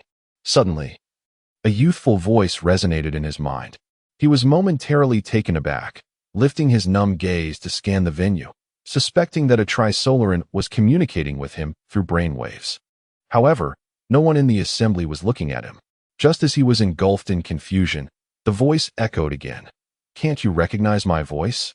Yun Tianming was momentarily stunned, then his expression shifted dramatically as he instinctively exclaimed, Chu Ming. His outburst drew the attention of all the Trisolarans in the venue, who turned their hollow, head-sized eyes toward him, filled with curiosity. In the next moment, they too heard Chu Ming's voice in their minds. "Hello, I am Chu Ming." The venue fell into a momentary silence, only to be abruptly shattered by a cacophony of terrified murmurs. A group of Trisolarans began to look around frantically, as if they were a writhing mass of maggots. Yun Tianming could not perceive their electroencephalographic communications, yet observing their peculiar reactions led him to speculate about the unfolding events. He too could not help but glance around, his mind swirling with uncertainty. Could it be that Chu Ming had infiltrated this Trisolaran warship? Chapter 127. The Greatest Value of Qing Xin. The voice of Chu Ming resonated in the minds of everyone present at the venue. Stop searching. I am on Earth. This is my spiritual transmission. The captain was momentarily stunned and attempted to communicate. Chu Ming. Oh no, Earth-S leader? It's me. Greetings, Captain. Greetings, Earth-S leader. How is it possible for you to establish contact with us from a distance of 5 light years? The captain questioned in bewilderment. The incident where Chu Ming, using his spiritual prowess, had previously annihilated 2 ships of the Trisolaran fleet from 2 light years away was known only to the Trisolaran leader and a handful of officials, evidently. This captain was not yet privy to such knowledge. Chu Ming replied, "If the Sophons can achieve it, why can't I?" The captain hesitated. But the principle behind the Sophons. Chu Ming, uninterested in explaining to this group of unappealing tardigrades, interrupted him directly. "I have contacted you to announce an important matter. From this moment forth, the Trisolaran world is under my dominion, and the Trisolarans shall become a new race within the Human Federation. Henceforth, your leader will be me." A profound silence enveloped the venue as the Trisolarans stood in stunned disbelief. Yun Tianming was equally bewildered, unable to comprehend the current situation. Chu Ming continued. "Merely half a day ago, I subdued the Trisolaran civilization and the Sirius civilization with my spiritual essence. Now, these 2 worlds are under my leadership, becoming part of the Human Federation. I understand that this may be difficult for you to accept in such a short time. If you doubt my words, you may inquire with your former leader." The captain felt as though he were in a dream, remaining dazed for a considerable time before finally responding. "Earth-S leader, we have long since lost contact with the Trisolaran world. Our Sapon responsible for communication with them recently malfunctioned inexplicably." Chu Ming remarked. "Ah yes. That was the doing of those serious cultivators. In the presence of perfected practitioners who master the 11 dimensions of the microcosm, Sophons are but toys, easily crushed or created with a mere thought." After a moment of contemplation, Chu Ming linked the brainwaves of this captain with those of the former Trisolaran leader, light years away, enabling them to communicate directly. A few minutes later, the captain finally accepted this surreal reality, respectfully addressing Chu Ming as leader. Chu Ming issued his command. "Your ship should promptly rendezvous with the Trisolaran fleet and then remain on standby." And now, Yun Tianming. Huh. Yun Tianming abruptly raised his head, utterly perplexed.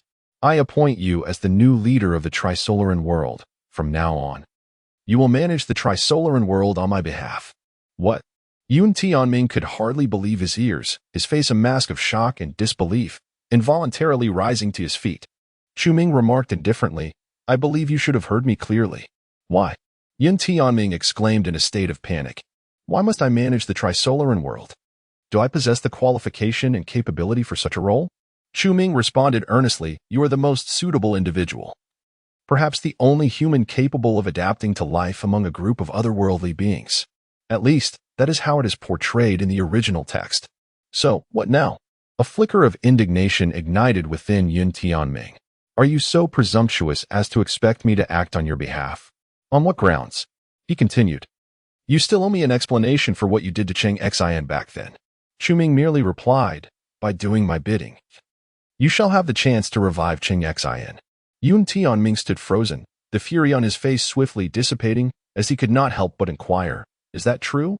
Perhaps, the greatest value of Qing Xin's existence was merely to control Yun Tianming. Wada would likely concur with this notion. Chu Ming remarked, "You should be aware of my capabilities. Reviving a person is hardly an inconceivable feat." Yun Tianming's expression shifted, and without much hesitation, he nodded resolutely. "Very well. I accept your commission. Ah, indeed, such a rare and profound sentiment.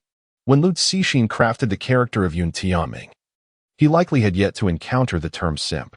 At the Jupiter base in the solar system, Chu Ming stood before the viewport, gazing into the cosmos, his mind wandering across several locations within a 5-light-year radius. One such location was the battle involving Luo Ji and his companions against the Tianhe Guardian. By that time, the group of early Golden Core cultivators had suffered heavy casualties. Luo Ji's team was executing a combined attack formation, fiercely engaged with the Tianhe Guardian, whose cultivation was suppressed to the early nascent soul stage, as the conflict escalated to a fever pitch. Another location lay 2 light-years away, where the first fleet of the Trisolaran civilization had encountered another probe team from Sirius 6 months prior. After a fierce skirmish, they had lost over 100 warships, with the rest captured and divulging the coordinates of the Trisolaran homeworld. Consequently, Sirius dispatched another Guardian, intending an assault on the Trisolaran homeworld. Chu Ming observed all of this until several hours ago when the desperate Trisolaran civilization resolved to perish alongside the Sirius civilization. Seizing the opportune moment, he unleashed his mental prowess to annihilate all Sirius cultivators within the Trisolaran realm, subsequently subjugating the Trisolaran world. At this juncture, all 3 civilizations were marked within the Dark Forest universe. After consulting the system, Chu Ming extended his mental reach across a 10-light-year expanse, swiftly subjugating the Sirius civilization. Thus, he achieved dominion over the 3 worlds. In truth, he could have accomplished this while keeping the coordinates of the 3 worlds concealed from the universe. His actions were entirely in accordance with the system's requirements. According to the system, in this experimental phase, Chu Ming was initially at the early stage of the transformation realm.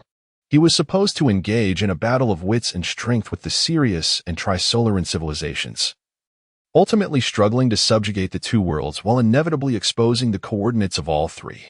What was meant to be a grand and spectacular interstellar war had transformed. However, Chu Ming had now attained the harmonization realm, rendering any struggle unnecessary as he could effortlessly subdue both civilizations. Nevertheless, having reached a collaborative consensus with the system, he was bound to adhere to the stipulated experimental process. Next, he would await the encounter of the blue spacecraft with the 4-dimensional fragments 60 years hence. Chu Ming murmured to himself. The 4-dimensional fragments drift continuously in the cosmos, only detectable through close proximity, as distant mental scans prove futile. I never anticipated your keen interest in my experiment. I was genuinely concerned that upon attaining the strength of the harmonious realm, you would become complacent. The system suddenly interjected. I merely wish to conclude this dream swiftly, Chu Ming replied coolly, if you assist me in obtaining the desired experimental results. I too shall be liberated from this identity of a mere test subject. That would be splendid, as long as you facilitate the results I seek. I promise to grant you the most favorable conclusion. Do not rejoice prematurely. The experimental outcome you desire is exceedingly challenging, and I harbor little confidence in achieving success. Do not overthink it. Just act. Charge forward. Chapter 128. The aftermath as explained by Chu Ming. The battle on Luojia's side has concluded, with Chu Ming standing behind them. The ultimate victory belongs to humanity, albeit a Pyrrhic one. Even though the Heavenly River Guardian's cultivation is suppressed to the early nascent soul stage, it still surpasses the highest among the 4, wide, by a whole major realm, supported by a group of early Golden Core cultivators who were 1 minor realm above them. Despite Luojia's quartet exerting their utmost to deploy a combined attack formation, the confrontation proved exceedingly arduous, leaving them significantly wounded. Ultimately, they managed to severely injure the Heavenly River Guardian and incapacitate the other early Golden Core cultivators, thanks to Chu Ming's covert assistance. During the fray, Wide took it upon himself to slay 3 Sirius cultivators, absorbing their flesh and blood to enhance his own cultivation. Had it not been for Chu Ming's timely command to spare a few, Wide would likely have slain the Heavenly River Guardian as well. After recuperating from their injuries, Luojie and his companions escorted the Heavenly River Guardian along with the remaining 24 early Golden Core cultivators back to the Jupiter base. Are you the revered cultivator? The Heavenly River Guardian, battered and bloodied, knelt before Chu Ming, gazing at him with a look of utter disbelief. with a yellow tear technique. You've cultivated to the nascent soul stage in the Milky Way. Your talent is commendable. Chu Ming smiled at him, and upon a meticulous scan with his spiritual sense, he discerned that the physical cultivation aptitude of the Sirius beings far exceeds that of humans, likely due to their racial advantages. Much like the Trisolarans, their innate advantage in cultivation lies in their possession of spiritual awareness. The Heavenly River Guardian swallowed a mouthful of bloodied saliva, expressing uncertainty. Senior, you are not a being of the Milky Way, are you? Chu Ming chose not to respond to this inquiry, his gaze sweeping over the peculiar assembly of Sirius cultivators. His evasive demeanor prompted subtle shifts in the expressions of Luadre and his companions. Chu Ming's attention ultimately rested on a gray-furred Sirius being, remarking with intrigue, "You seem somewhat familiar." The being, Qing Yuan, felt a chill run down its spine, engulfed in extreme fear, unable to utter a single coherent word. "You are the cultivator who shattered the water droplet with a single strike, aren't you?" Chu Ming recalled the scene that the intellect had showcased to him, his tone laden with complexity. "It appears that all of this stems from you." Qing Yuan wore a perplexed expression, unable to comprehend Chu Ming's words. At that moment, the Heavenly River Guardian's eyes lit up, interjecting, "Indeed, Senior, this entire situation arose because of it. If it hadn't discovered that powerful interaction force detector, how could we have ventured to probe the solar system?" Qing Yuan's expression grew even more bewildered. It could not grasp the human language employed by the Heavenly River Guardian. But an unsettling awareness began to dawn upon it, suggesting a connection to its own actions.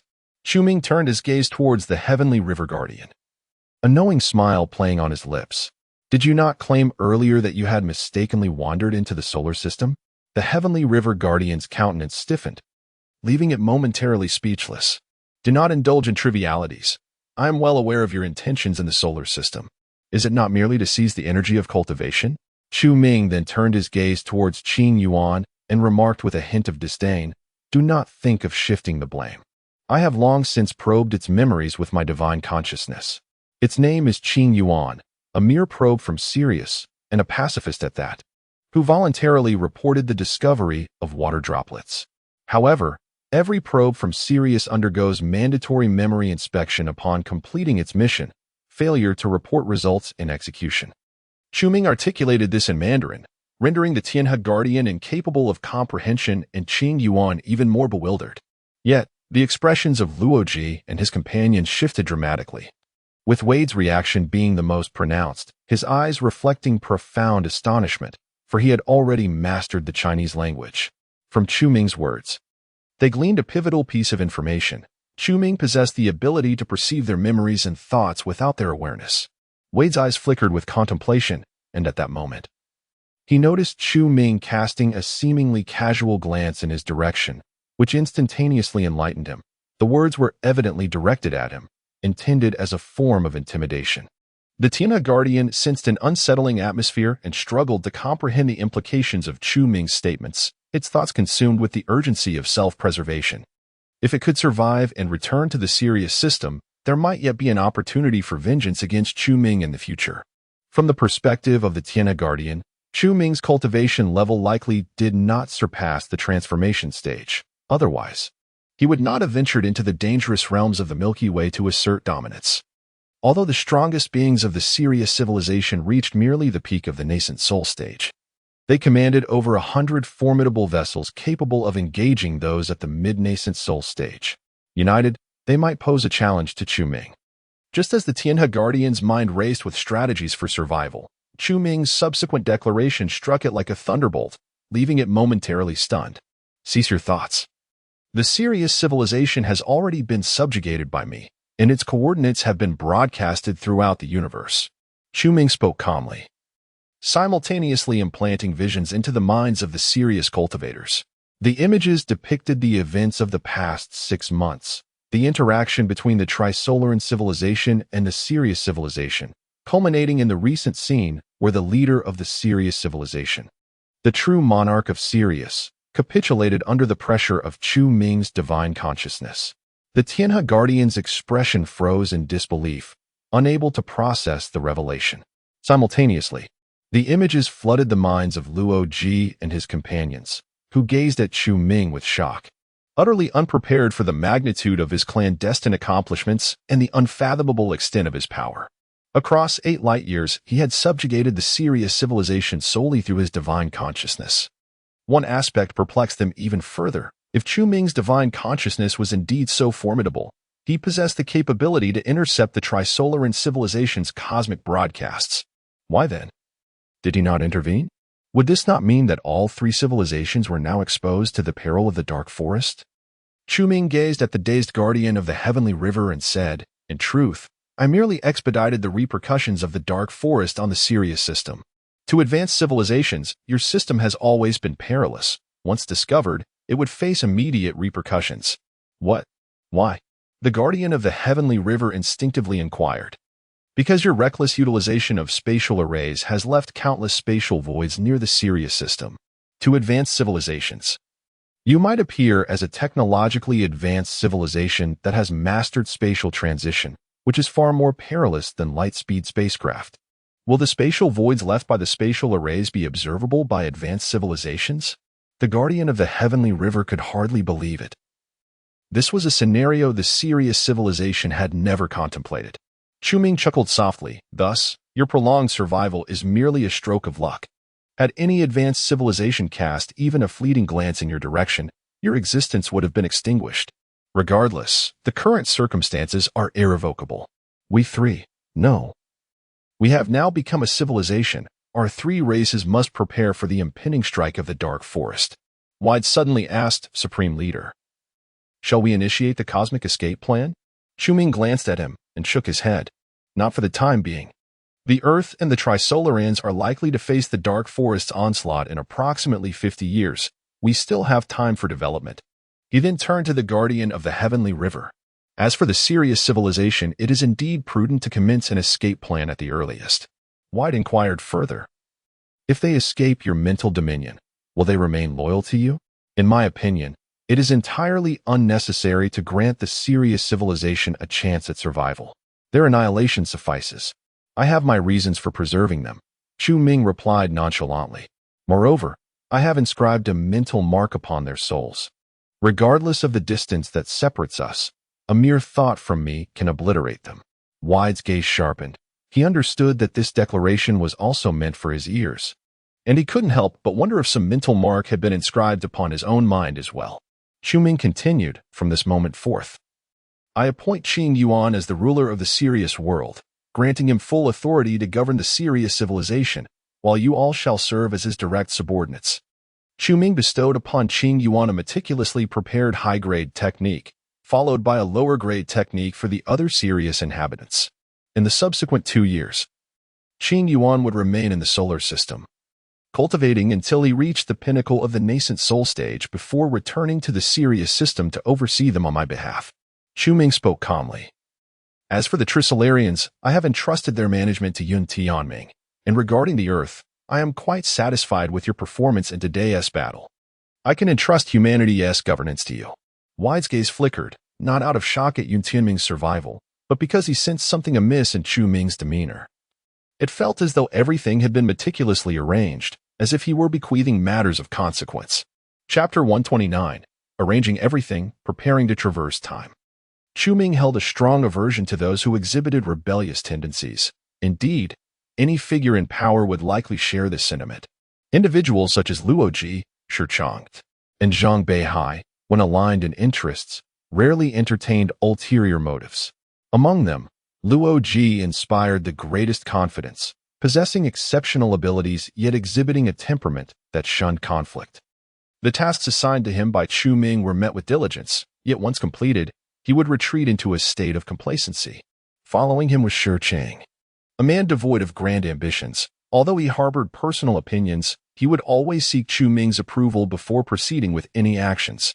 Zhang Beihai, on the other hand, was wholly devoted to the collective welfare of humanity, diligently executing Chu Ming's commands, and only voicing dissent for orders that could potentially harm the greater good. As for Wei De, he was the embodiment of rebelliousness, often opting for unilateral decisions that caused Chu Ming considerable distress. However, after a timely admonition from Chu Ming, it was expected that he would remain compliant for a while. In regard to Yun Tianming from the Trisolaran side, with the card of resurrecting Chung Xin in his hand. Chu Ming was confident that Yun would not entertain rebellious thoughts. As for Qing Yuan from Sirius, its temperament was relatively easy to manage. Individuals inherently benevolent, regardless of their civilization, are typically amenable to control by those in power. This was precisely why Chu Ming entrusted the governance of the Sirius civilization to it. Nevertheless, further observation was warranted to ensure that Qing Yuan's character remained steadfast even after acquiring formidable strength. A 2-year observation period should suffice.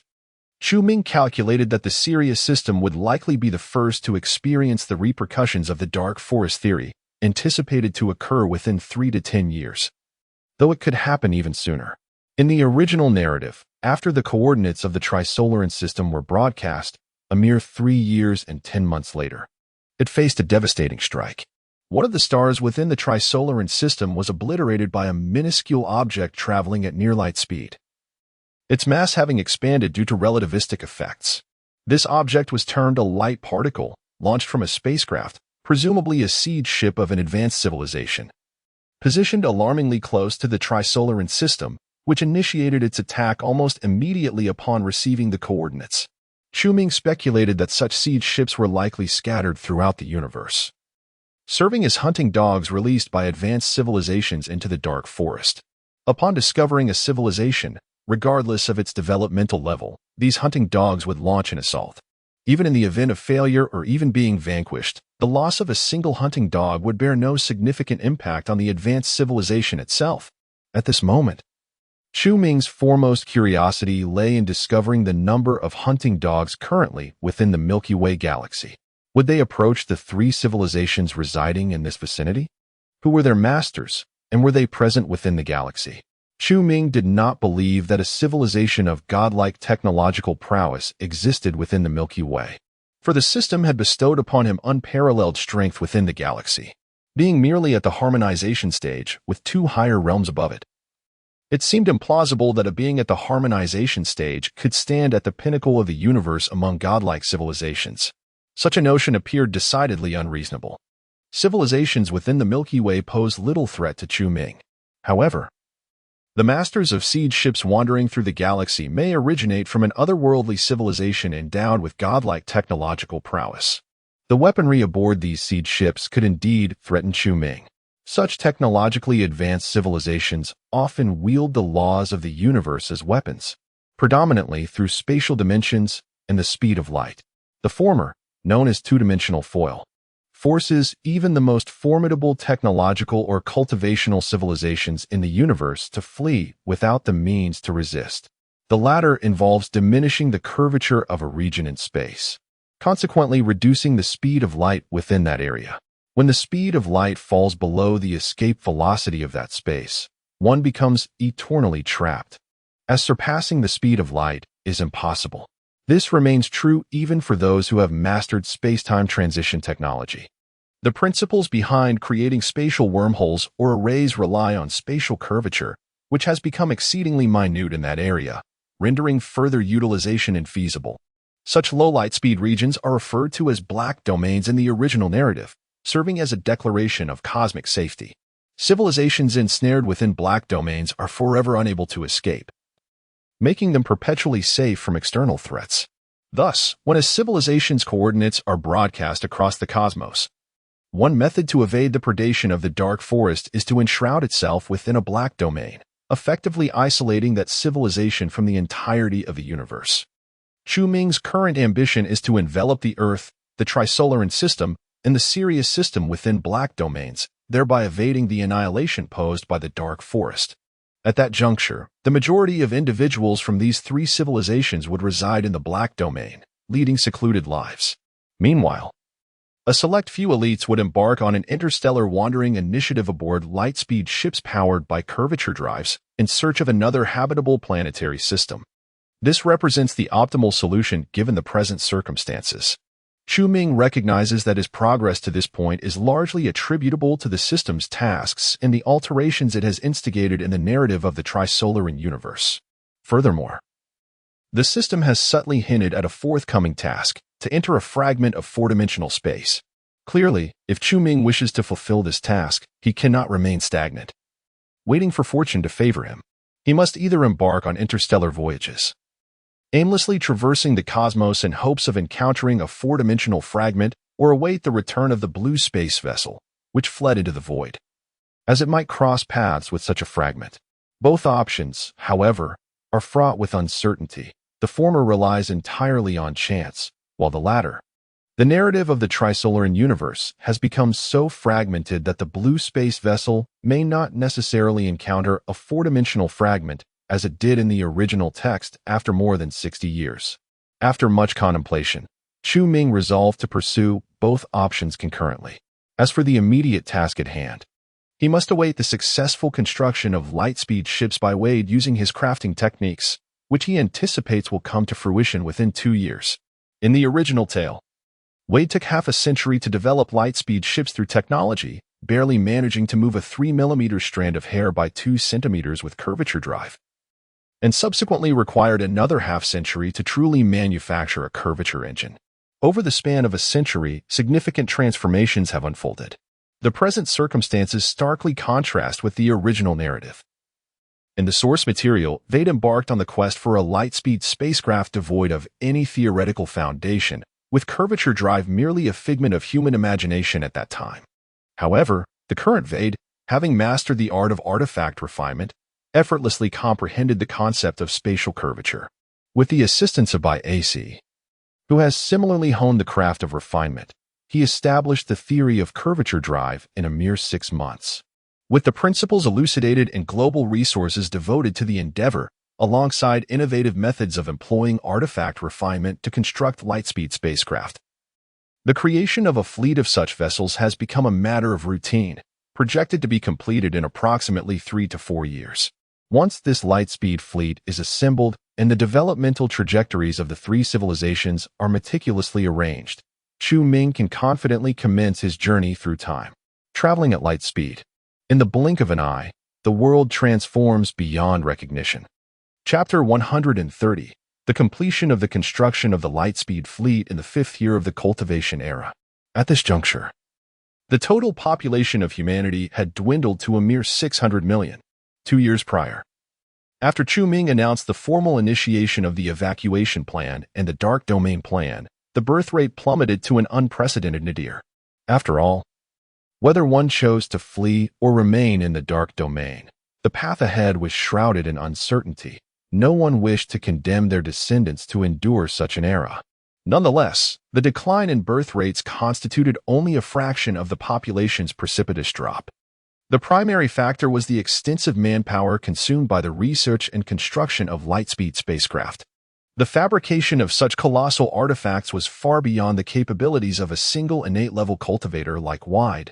Each light-speed vessel required the concerted efforts of millions, even tens of millions, of chi refinement stage cultivators, tirelessly channeling their vital energy as the essence for crafting. The mortality rate during this process was alarmingly high. After all, Wade was wholly responsible for this project, and a person of his unscrupulous nature would not hesitate to disregard the lives of a portion of humanity in pursuit of his goals. Focusing solely on the greater picture and his own interests, 2 years had elapsed, and indeed, Wade had assisted Chu Ming in the creation of 112 light-speed vessels, each exceeding the size of former human warships by over threefold, resembling veritable fortresses in space. However, the cost was staggering. The siphoning of the entire solar system's cultivation energy and the loss of over 1 billion lives, predominantly those at the nascent stage of cultivation, possessing only the rudiments of chi refinement. Chu Ming expressed no dissent regarding this outcome. It was, in fact, precisely the result he desired, aligning with the system's expectations. Let us not forget that one of the conditions for the completion of the current task was to ensure that 50% of humanity attained the foundation establishment stage. Given the current pace of cultivation among humans, it would ordinarily require at least 50 years to fulfill this task. If Chu Ming were to provide humanity with a supreme-grade cultivation technique, it could potentially be accomplished in approximately 3 years. Yet, such an action would extinguish humanity's fervent belief in him, thereby contravening the second condition of establishing a system of faith-based cultivation. In light of these dual conditions and time constraints, Chu Ming was inevitably compelled to resort to extreme measures to achieve this task. under numerous restrictions. Ensuring that 50% of humanity reached the foundation establishment stage was akin to scaling the heavens. However, allowing a substantial portion of those below the foundation establishment stage to perish was considerably more feasible. This was one of the reasons why Chu Ming entrusted the task of constructing light-speed vessels to Wide. He was uniquely suited for such extreme undertakings. By delegating this responsibility, Chu Ming could alleviate his own conscience to some extent. While Chu Ming was indeed reluctant to act in this manner, he remained bound by the commitment he had made to the system to facilitate its experimental process. In truth, he found himself with little choice. To save billions of human lives at the cost of violating the original agreement made with the system? Perhaps Cheng Xian would have chosen that path. But Chu Ming was not Cheng Xian. Congratulations to the host for completing the task of establishing the human cultivation civilization. Rewards granted: mid-stage void refinement cultivation and the ancient mental cultivation technique. Ancient divine refinement method. At the Jupiter base, Chu Ming stood before the porthole, gazing at the magnificent fleet of light-speed vessels. The voice of the system resonated in his mind. Is this it? 2 worthless rewards, he thought to himself expressionlessly. The system retorted. Then return to me the cultivation of the harmonized path and the mental cultivation technique, and these rewards will indeed hold value. Chu Ming gestured towards the more than 100 light-speed ships outside. Shall I destroy them all instead? You dare. The system exclaimed. Chu Ming curled his lip in disdain, his deep-set eyes reflecting a profound weariness and numbness. After a moment of silence, the system inquired curiously, why do you always appear so forlorn? It seems you lack the vigor for any matter at hand. Must you not embody the grandeur of a harmonized pathmaster? Chu Ming's expression remained unchanged. He had endured too much and felt somewhat dulled. The road ahead is long. Show me some spirit. He replied coolly. I merely wish to expedite the conclusion of all this. I am weary. Chu Ming mused, though the journey ahead is temporally lengthy from a perceptual standpoint. It should feel brief, no? The system fell silent once more. Indeed, it appears to be drawing to a close. So soon? Once it permitted Chu Ming to initiate lightspeed travel, the very concept of time would cease to exist. If he so desired, he could traverse to the moment of universal annihilation in mere minutes. From Chu Ming's perspective, regardless of the temporal span of subsequent tasks, he would only experience a fleeting moment. Noticing a hint of melancholy and sadness in the system's tone, Chu Ming teased, why are you being so sentimental? It's merely the end of an experiment. Have you not concluded many experiments? Have you not destroyed numerous universes? Without hesitation, the system replied, but you are different. Are you secretly in love with me? I advise you to relinquish such notions. Reproductive isolation applies. The system expressed its displeasure with Chu Ming's family before indignantly declaring, task issued. Locate a piece of 4-dimensional debris. Enough chatter. Hurry and complete the task. Chu Ming shrugged. He too wished not to squander time. He promptly summoned Luo Ji, Zhang Beihai, and Qing Yuan. At this moment, Luo Ji and Zhang Beihai had reached mid-stage golden core, while Shi Chang and Wei De were still at the initial stage. Qing Yuan had already ascended to mid-stage nascent soul, making it a formidable presence within the serious civilization.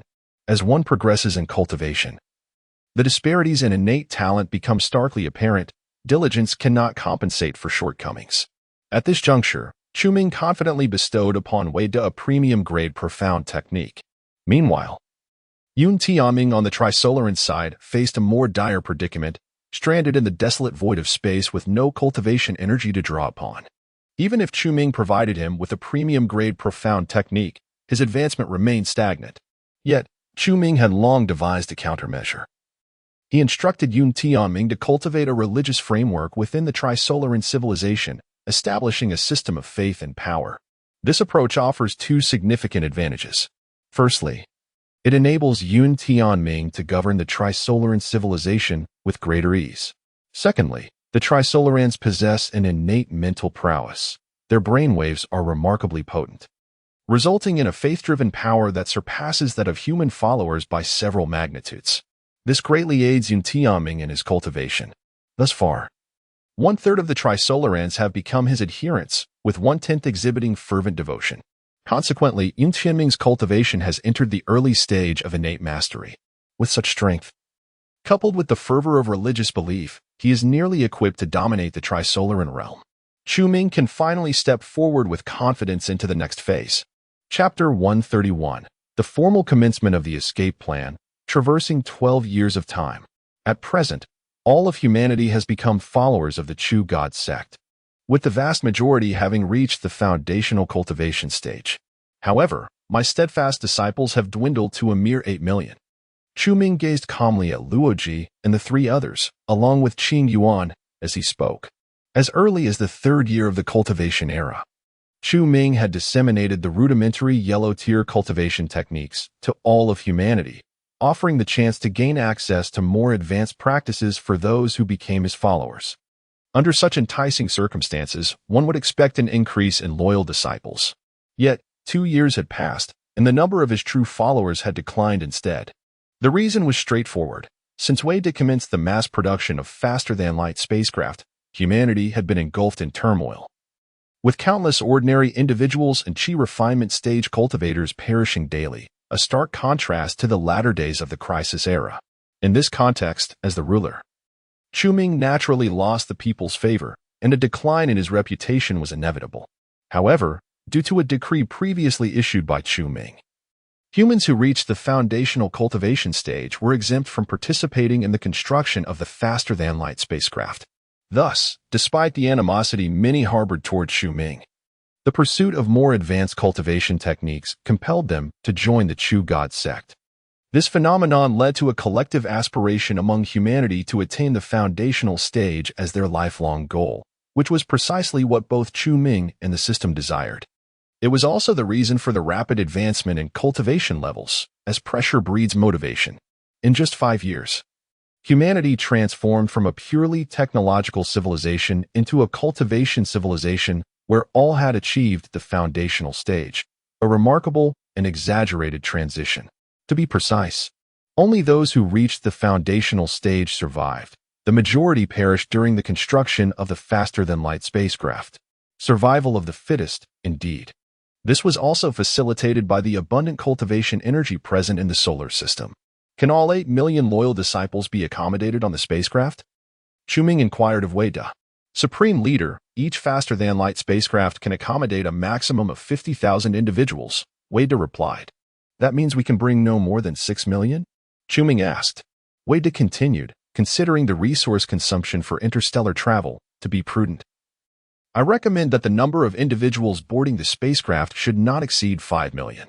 After consulting the system in his mind and receiving a positive affirmation, Chu Ming nodded. Very well, that is sufficient. Let us officially commence the execution of the escape plan in the Black Domain Initiative. Chu Ming had meticulously crafted a comprehensive escape strategy, involving 112 faster-than-light spacecraft divided into 4 fleets, each led by Luoji and the 3 others, embarking from the solar system in 4 distinct directions. The Sirius civilization was led by Qing Yuan, while the Trisolaran civilization was guided by Yun Tianming, both also heading in different directions. In addition, there was the blue spacecraft on one side and Chu Ming operating independently. The fleets of the 3 races resembled a vast net cast across the universe, with a chance of encountering 4-dimensional shards.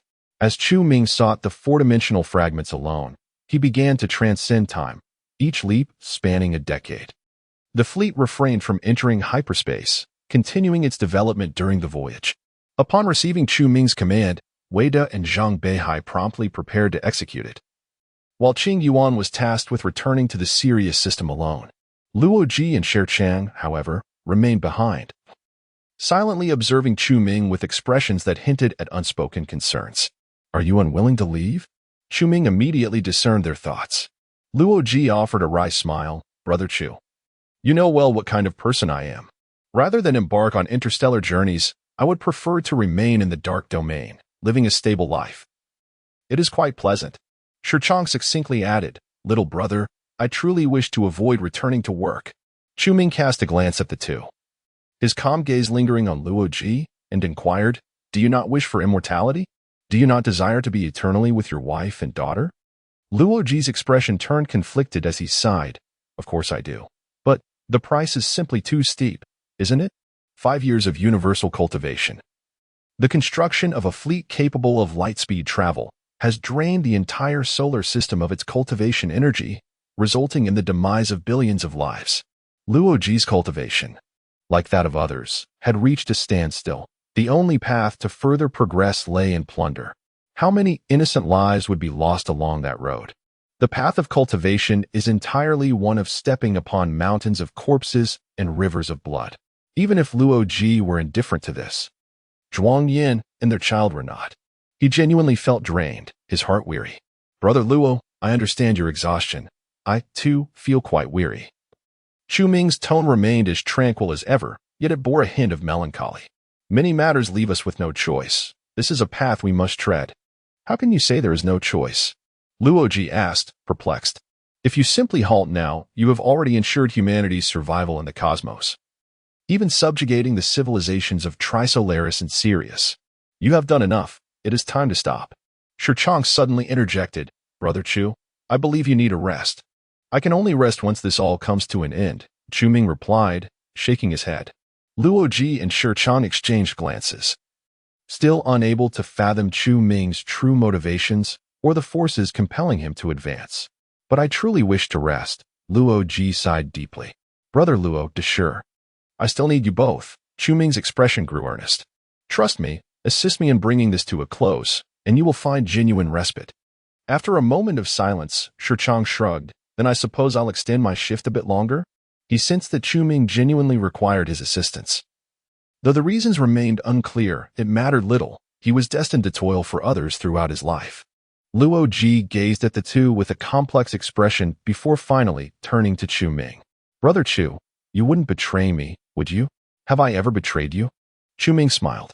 Luoji offered a bitter chuckle. Indeed, since the onset of the crisis era, you have taken great care of me. I do not comprehend why you are so kind to me. I am but an ordinary person with no remarkable qualities. Brother Luo, you have yet to recognize your own worth, Chu Ming replied. With a sigh, Chu Ming's thoughts stirred, enveloping Luoji and Shirchong in a vast wave of divine consciousness, imparting a piece of information into their minds. Their expressions shifted dramatically as they perceived the emergence of a book in their consciousness, its cover emblazoned with the 4 characters' complete works of the 3-body problem. Upon reading this tome, their fascination with the universe would undoubtedly deepen. However, it was imperative that this knowledge remained undisclosed. Ignoring the tumultuous reactions of the two, Chu Ming turned to gaze into the boundless, dark expanse of space. This book was sufficient to allay their concerns, igniting an insatiable curiosity within them regarding the truths of the universe and its origins, leaving their hearts in turmoil. All preparations were complete. 5 million human cultivators boarded the Lightspeed vessels, not merely as a continuation of human civilization but also as one of the fuels for the spacecraft. Given by AC's involvement in their construction, the 112 Lightspeed ships were equipped with multiple propulsion modes: nuclear fusion, spiritual energy, antimatter, spatial curvature, and vacuum zero-point energy, making them adaptable to virtually any cosmic environment. Regrettably, they lacked a spatial jump drive, primarily due to time constraints. Over the course of 3 months, the 112 Lightspeed vessels activated their curvature engines, compressing the curvature of the entire solar system and enveloping it within a black domain. To lower civilizations, this area appeared as a black hole. To advanced civilizations, it seemed a tragic, diminutive insect civilization, engaging in a desperate act of self-preservation. This civilization was deemed defunct, and any attempts at cleansing would be futile. It was left to its own devices. Once the black domain was established, the vessels divided into 4 fleets, aimlessly journeying in different directions. Simultaneously, Yin Tianming and Qing Yuan had already embarked on their interstellar voyages, each accompanied by their respective civilizations. Meanwhile, Chu Ming found himself in the desolate void, 1 light-year from the solar system. After ensuring that everyone adhered to his directives, he began to channel his vast divine consciousness, forcibly smoothing the curvature of the space behind him. Achieving near-light speed with almost no acceleration, Chu Ming witnessed the cosmos transform into a colossal black bowl, with brilliant stars swiftly cascading towards its base, coalescing into a tremendous sphere of light. Was this the sensation of lightspeed travel? Chu Ming felt a sense of novelty but refrained from indulging in it. aware that the merciless laws of special relativity had taken effect. Nearly 3 seconds later, he compelled himself to exit lightspeed travel. Surveying the desolate expanse, he nervously inquired of the system, "How many years have passed?" 12 years. Fortunately, the timing is precise. The system replied. Chu-Ming exhaled in relief. As a novice in lightspeed travel, he felt uncertain regarding his grasp on the time leap. 12 years had elapsed. He wondered how humanity fared. Chapter 132, 12 Years of Transformation. At this moment, Chu-Ming is 12 light-years away from his starting point. In his perception, he has merely traveled at the speed of light for 3 seconds. However, if an advanced civilization were observing him, they would witness him journeying at light speed for 12 years. This is the diabolical effect of relativity. Theoretically, as long as one surpasses the speed of light, one could reverse time and return to the past. Alas, in this universe, the speed of light is insurmountable. A full 12 years have elapsed in the outside world. And Chu-Ming is curious about the current circumstances of the 3 civilizations that wander the cosmos, if they have adhered strictly to his directives. Traveling at a velocity of approximately 1/10 the speed of light, then humanity's 4 major fleets have only escaped a mere light-year from the solar system. The fleets of the Trisolaran and Sirius civilizations would not exceed 2 light-years from their point of departure.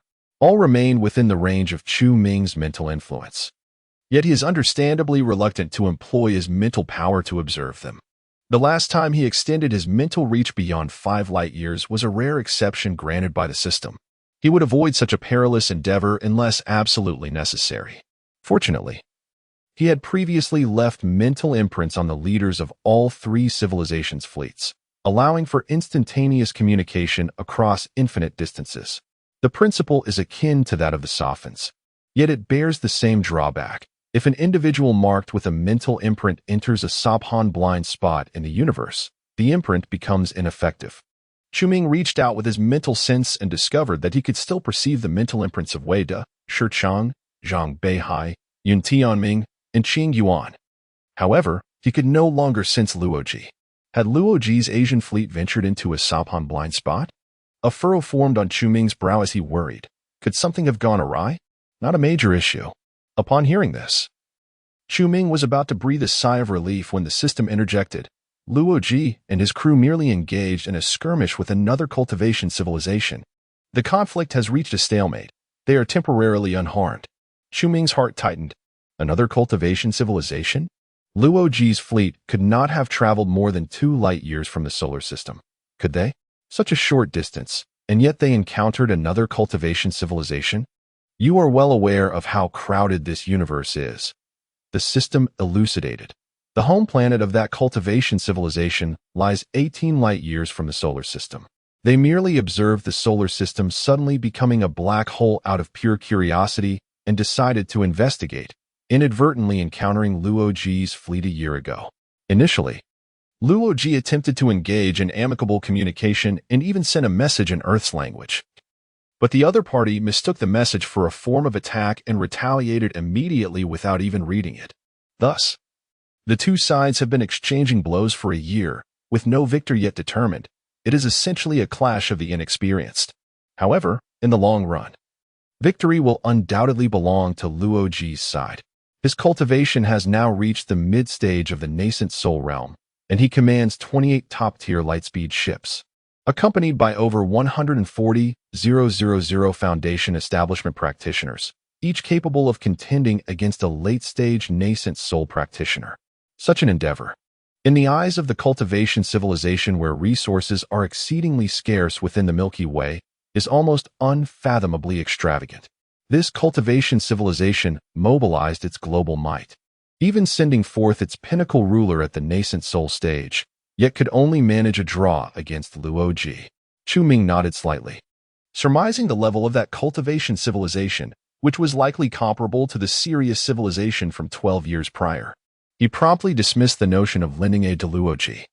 The human lightspeed fleet, assembled with the collective strength of the world, had exhausted the entire solar system's cultivation resources. Utilizing the supreme refining techniques provided by the system alongside humanity's top-tier technology from by AC. In the vast expanse of the Milky Way, it was virtually invincible. As long as they did not encounter super-civilizations beyond the Milky Way, Chu Ming saw no necessity to intervene, allowing humanity a chance for some experience. Subsequently, Chu Ming connected with his spiritual consciousness imprint to assess the status of other fleets.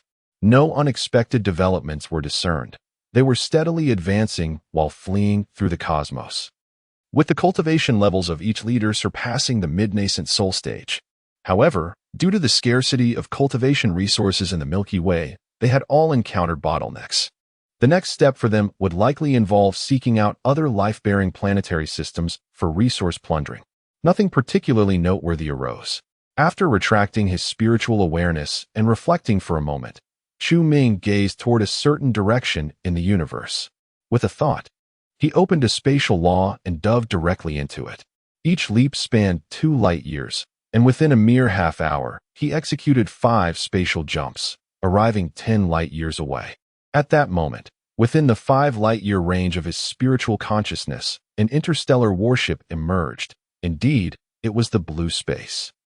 Chu Ming merely wished to ascertain whether they had encountered any 4-dimensional fragments, but evidently, they had not. After the blue space had defected prior to the apocalyptic battle, the Fleet International dispatched 4 interstellar warships in pursuit. However, much like the original narrative, they soon learned of the human fleet's annihilation by the water droplet, followed swiftly by the news of humanity being under Chu Ming's dictatorial rule. None of the 4 warships wished to return to the solar system. Instead, they opted to join the blue space's escape plan, forming Fleet International and becoming the new humanity adrift in the cosmos. Later, due to limited energy and parts, they faced the dilemma of sustaining all personnel aboard the 5 warships, leading to the dark battle. In a struggle for survival, the 5 warships turned against one another, ultimately resulting in the blue space, as depicted in the original tale, acting in self-defense and emerging as the sole victor. It carried the energy and components from the other 4 warships, becoming a solitary vessel adrift in the universe. During this time, Chu Ming had attempted to contact the blue space, but the cautious captain, Chu Yan, did not respond. This left Chu Ming somewhat perplexed. Logically, Chu Yan's objective should align with that of Zhang Beihai, both seeking to preserve a spark of humanity through their escape. Thus, Chu Yan should, like Zhang Beihai, be able to accept humanity's subjugation under Chu Ming's rule. Why then did he refuse to return to Earth? Later, Chu Ming could not help but delve into Chu Zan's memories, discovering that this group of newly reborn humans in the dark cosmos had subconsciously begun to perceive themselves as a distinct species from Earth's inhabitants. They feared returning to Earth and confronting the gaze of humanity that regarded them as outsiders. For them, Earth no longer felt like home. The spiritual connection that once linked them to their planet had been severed following the calamity of the Dark War. However, the quantum vessel and the Bronze Age ship, which had survived the apocalyptic conflict and fled in another direction, also faced the Dark War, with the Bronze Age ship ultimately emerging victorious. Yet, after receiving contact from Chu Ming for the first time, the Bronze Age ship, despite a prolonged hesitation, ultimately opted to return to the solar system. Why did these 2 vessels, having endured similar trials in their flight, arrive at such starkly different decisions regarding their return to the solar system? This divergence may stem from the differing ideologies of their respective captains. The captain of the Bronze Age ship was compelled to flee, while Chu Yan chose to escape voluntarily.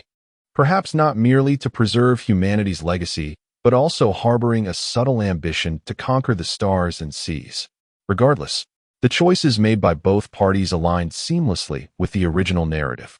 Subsequently, in an effort to enhance the likelihood of discovering the 4-dimensional fragments, Chu Ming refrained from influencing the blue space vessel, allowing them to develop freely, hoping their experiences would mirror those of the original story. Upon observing the blue space vessel and noting that they had yet to encounter any 4-dimensional fragments, Chu Ming resolved not to linger at this temporal juncture. With a determined focus, he initiated another 3 seconds of light-speed travel. In the blink of an eye, 12 more years had elapsed. Chapter 133. Unleashing the microscopic dimension into the macroscopic as Chu Ming leaped through time for the second occasion, a distant expanse of space, 2 light years from the solar system, bore witness to the waning stages of an interstellar war that had raged for 5 years. The battlefield, sprawling across an area equivalent to half the solar system, was alive with vibrant flashes of light, akin to a boiling cluster of stars. Zooming in, one could discern colossal spacecraft, each as large as a city, their surfaces adorned with countless tiny symbols that whirled and unleashed formidable attacks, each capable of annihilating the surface of Earth. The materials of the vessels revealed the identities of the combatants. One side's ships were crafted from metal, representing humanity, while the opposing fleet was constructed from a stone-like material. On board a human lightspeed vessel, AC stood before the viewport, gazing at the heart of the battlefield where two brilliant streams of light, one violet and the other azure, intertwined in a mesmerizing display. The azure light was that of Luoji, while the violet emanated from the leader of the opposing Cultivation civilization, who had reached the pinnacle of the nascent soul stage. The two had been locked in combat for a full fortnight without a decisive victor. However, AC, having attained the early golden core stage, could perceive that the adversary was beginning to falter, suggesting that Luoji would likely emerge as the ultimate victor. It was not that Luoji's combat prowess was exceptionally high. Indeed, he represented the zenith of the Asian fleet's strength. Yet his cultivation was only at the mid-nascent soul stage, in contrast to the alien leader's peak ability.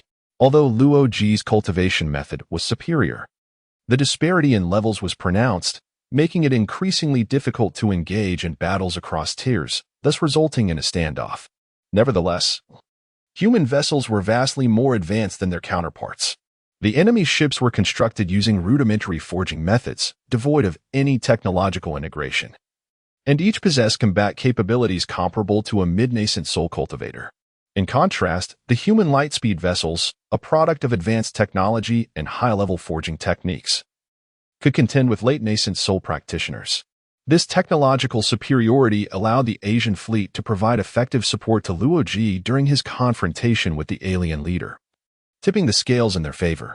Despite the fact that the opposing Cultivation civilization boasted a greater collective strength, with over 100 nascent soul practitioners and twice the number of vessels, they were utterly unable to overcome the Asian fleet.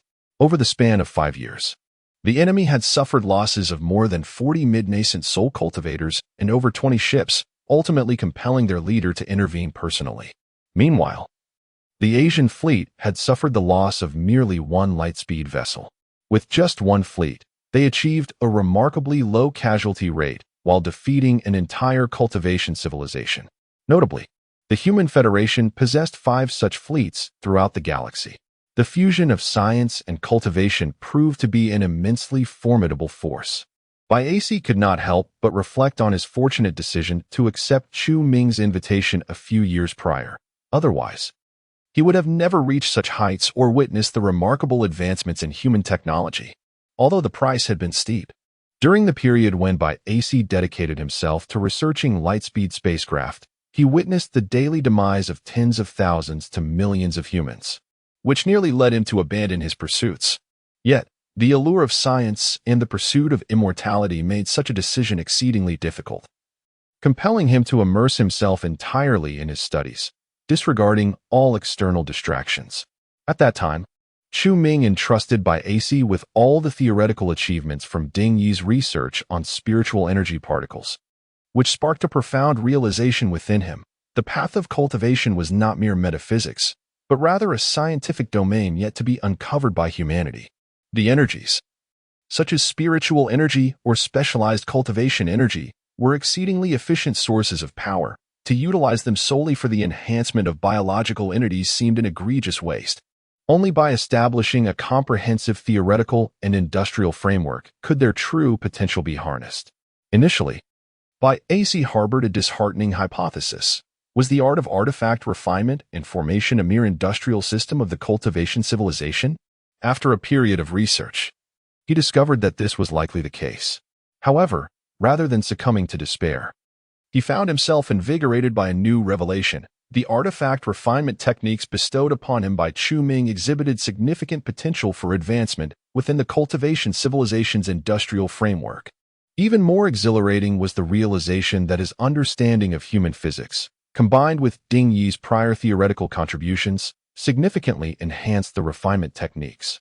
Consequently, in a mere 3 years, By AC elevated the exquisite artifact refinement and formation techniques he received from Chu Ming from the mystical tier to the lower earthly tier. During his subsequent 12 years of cosmic wandering, he further advanced them to the pinnacle of the earthly tier, achieving an astonishingly rapid pace of progress. Perhaps the foremost physicists of humanity were inherently destined to be artifact refineries or formation masters. At this moment, By AC's proficiency in artifact refinement and formation surpassed even that of Chu Ming. Yet, he found himself confronting a bottleneck. He sensed that something was amiss in his quest to elevate his techniques to the heavenly tier. Was it the spiritual energy? It seemed unlikely. Theoretically, the true essence cultivated from spiritual energy was not fundamentally different from that derived from other specialized energies. So what was lacking? Was it the heavenly path? By AC recalled some words spoken by Chu Ming, who once mentioned that the heavenly path of this universe was incomplete. But what exactly was the heavenly path? By AC found himself perplexed. He had reached an impasse in both artifact refinement and formations. He decided to pause and ponder other matters to relax his mind.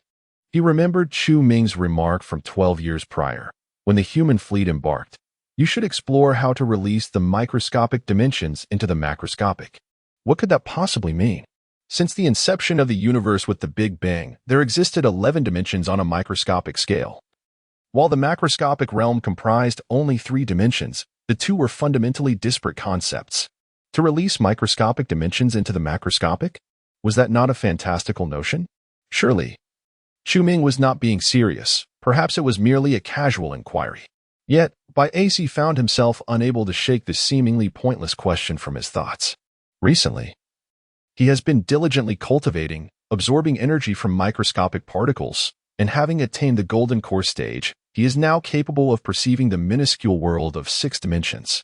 Does such a diminutive universe, or rather a small cosmos, exist solely in the microscopic realm? If a technique could be devised to manifest it in the macroscopic world, would it not transform into a small universe accessible to 3-dimensional beings? Moreover, the dimensions of this small cosmos surpass the 3 dimensions of the macroscopic world by several degrees.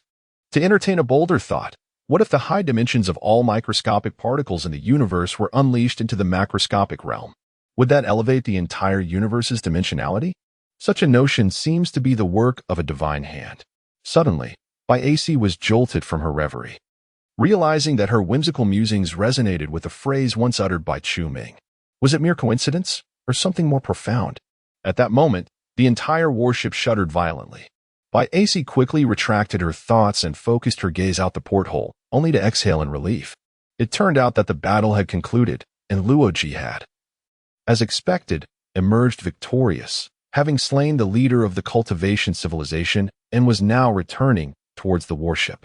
After a moment's contemplation, By AC decided to go and greet Luoji. Chapter 134. The Bewildered Logic Initially.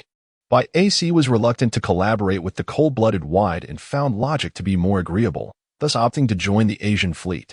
Within the fleet, By AC held the position of scientific governor, a rank just below that of Logic, the fleet commander.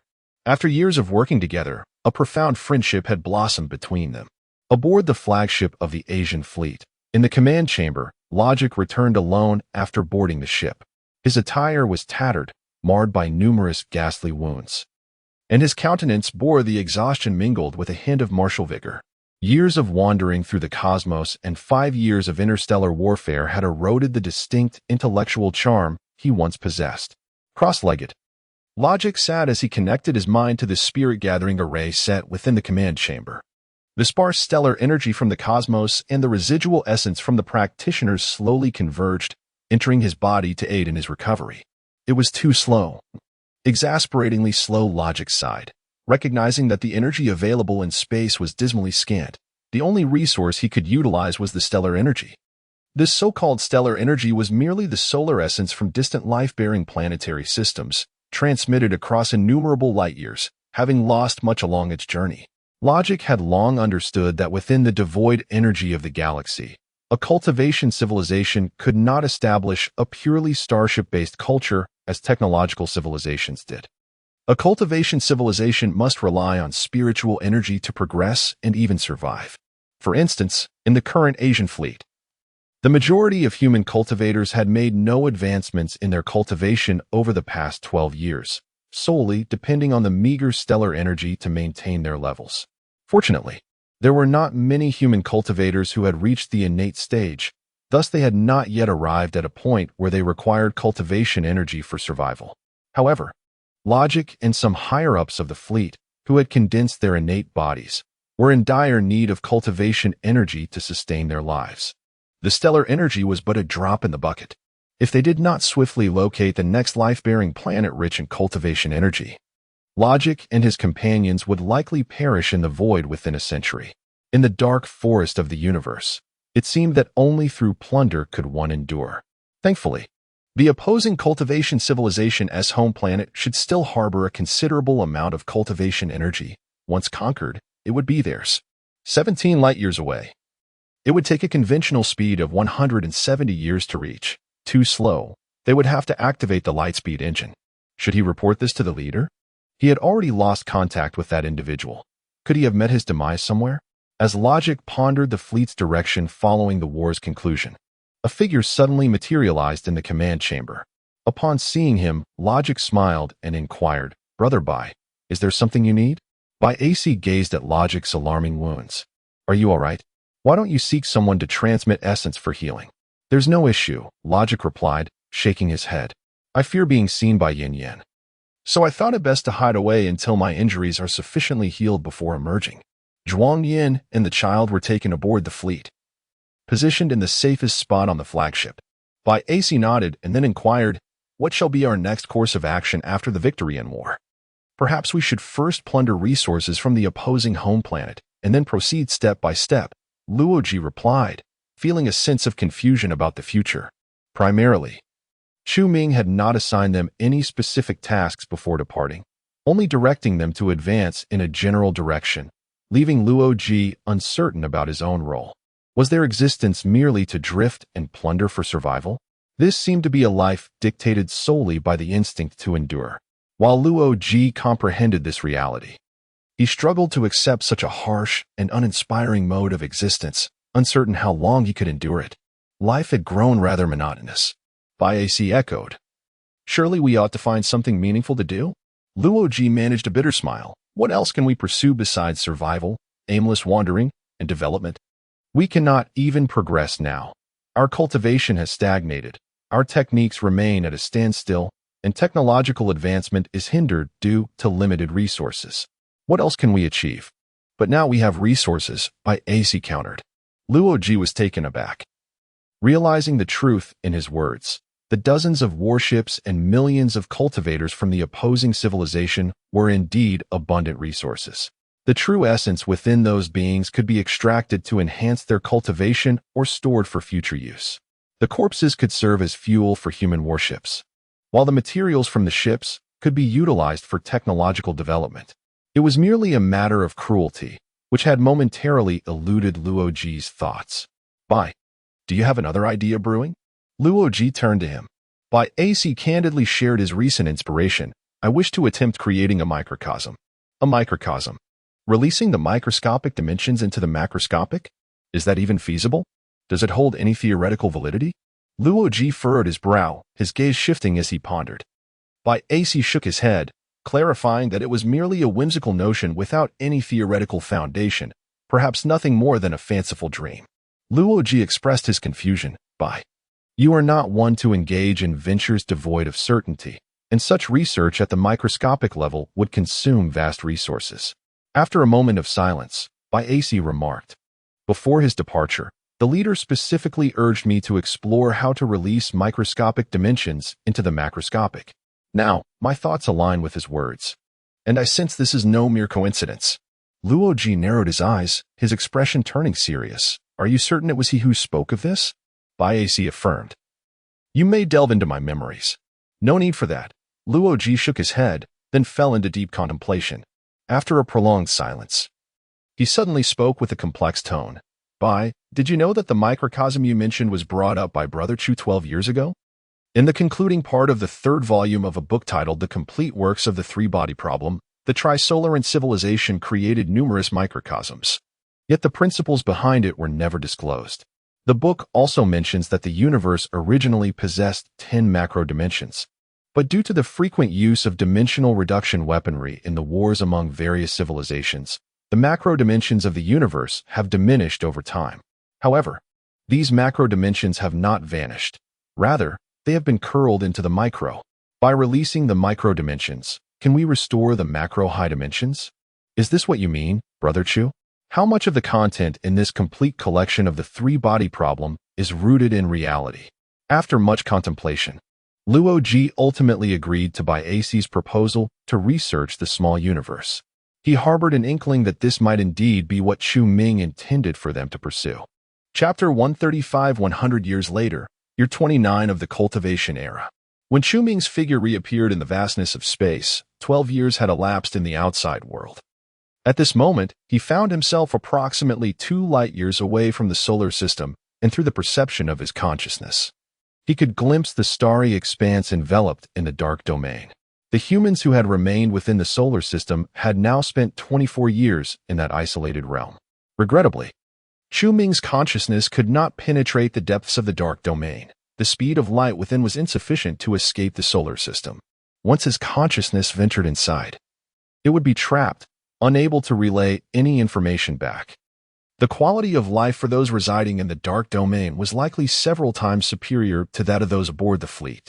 Moreover, it was conceivable that during the past 24 years, they had re-established a democratic society, indulging in the hedonism of the present. However, their technological advancement would cease entirely. The low speed of light had rendered most electronic devices inoperative, dragging them back to an agrarian existence. They would remain forever ensnared in that prison until the universe met its demise.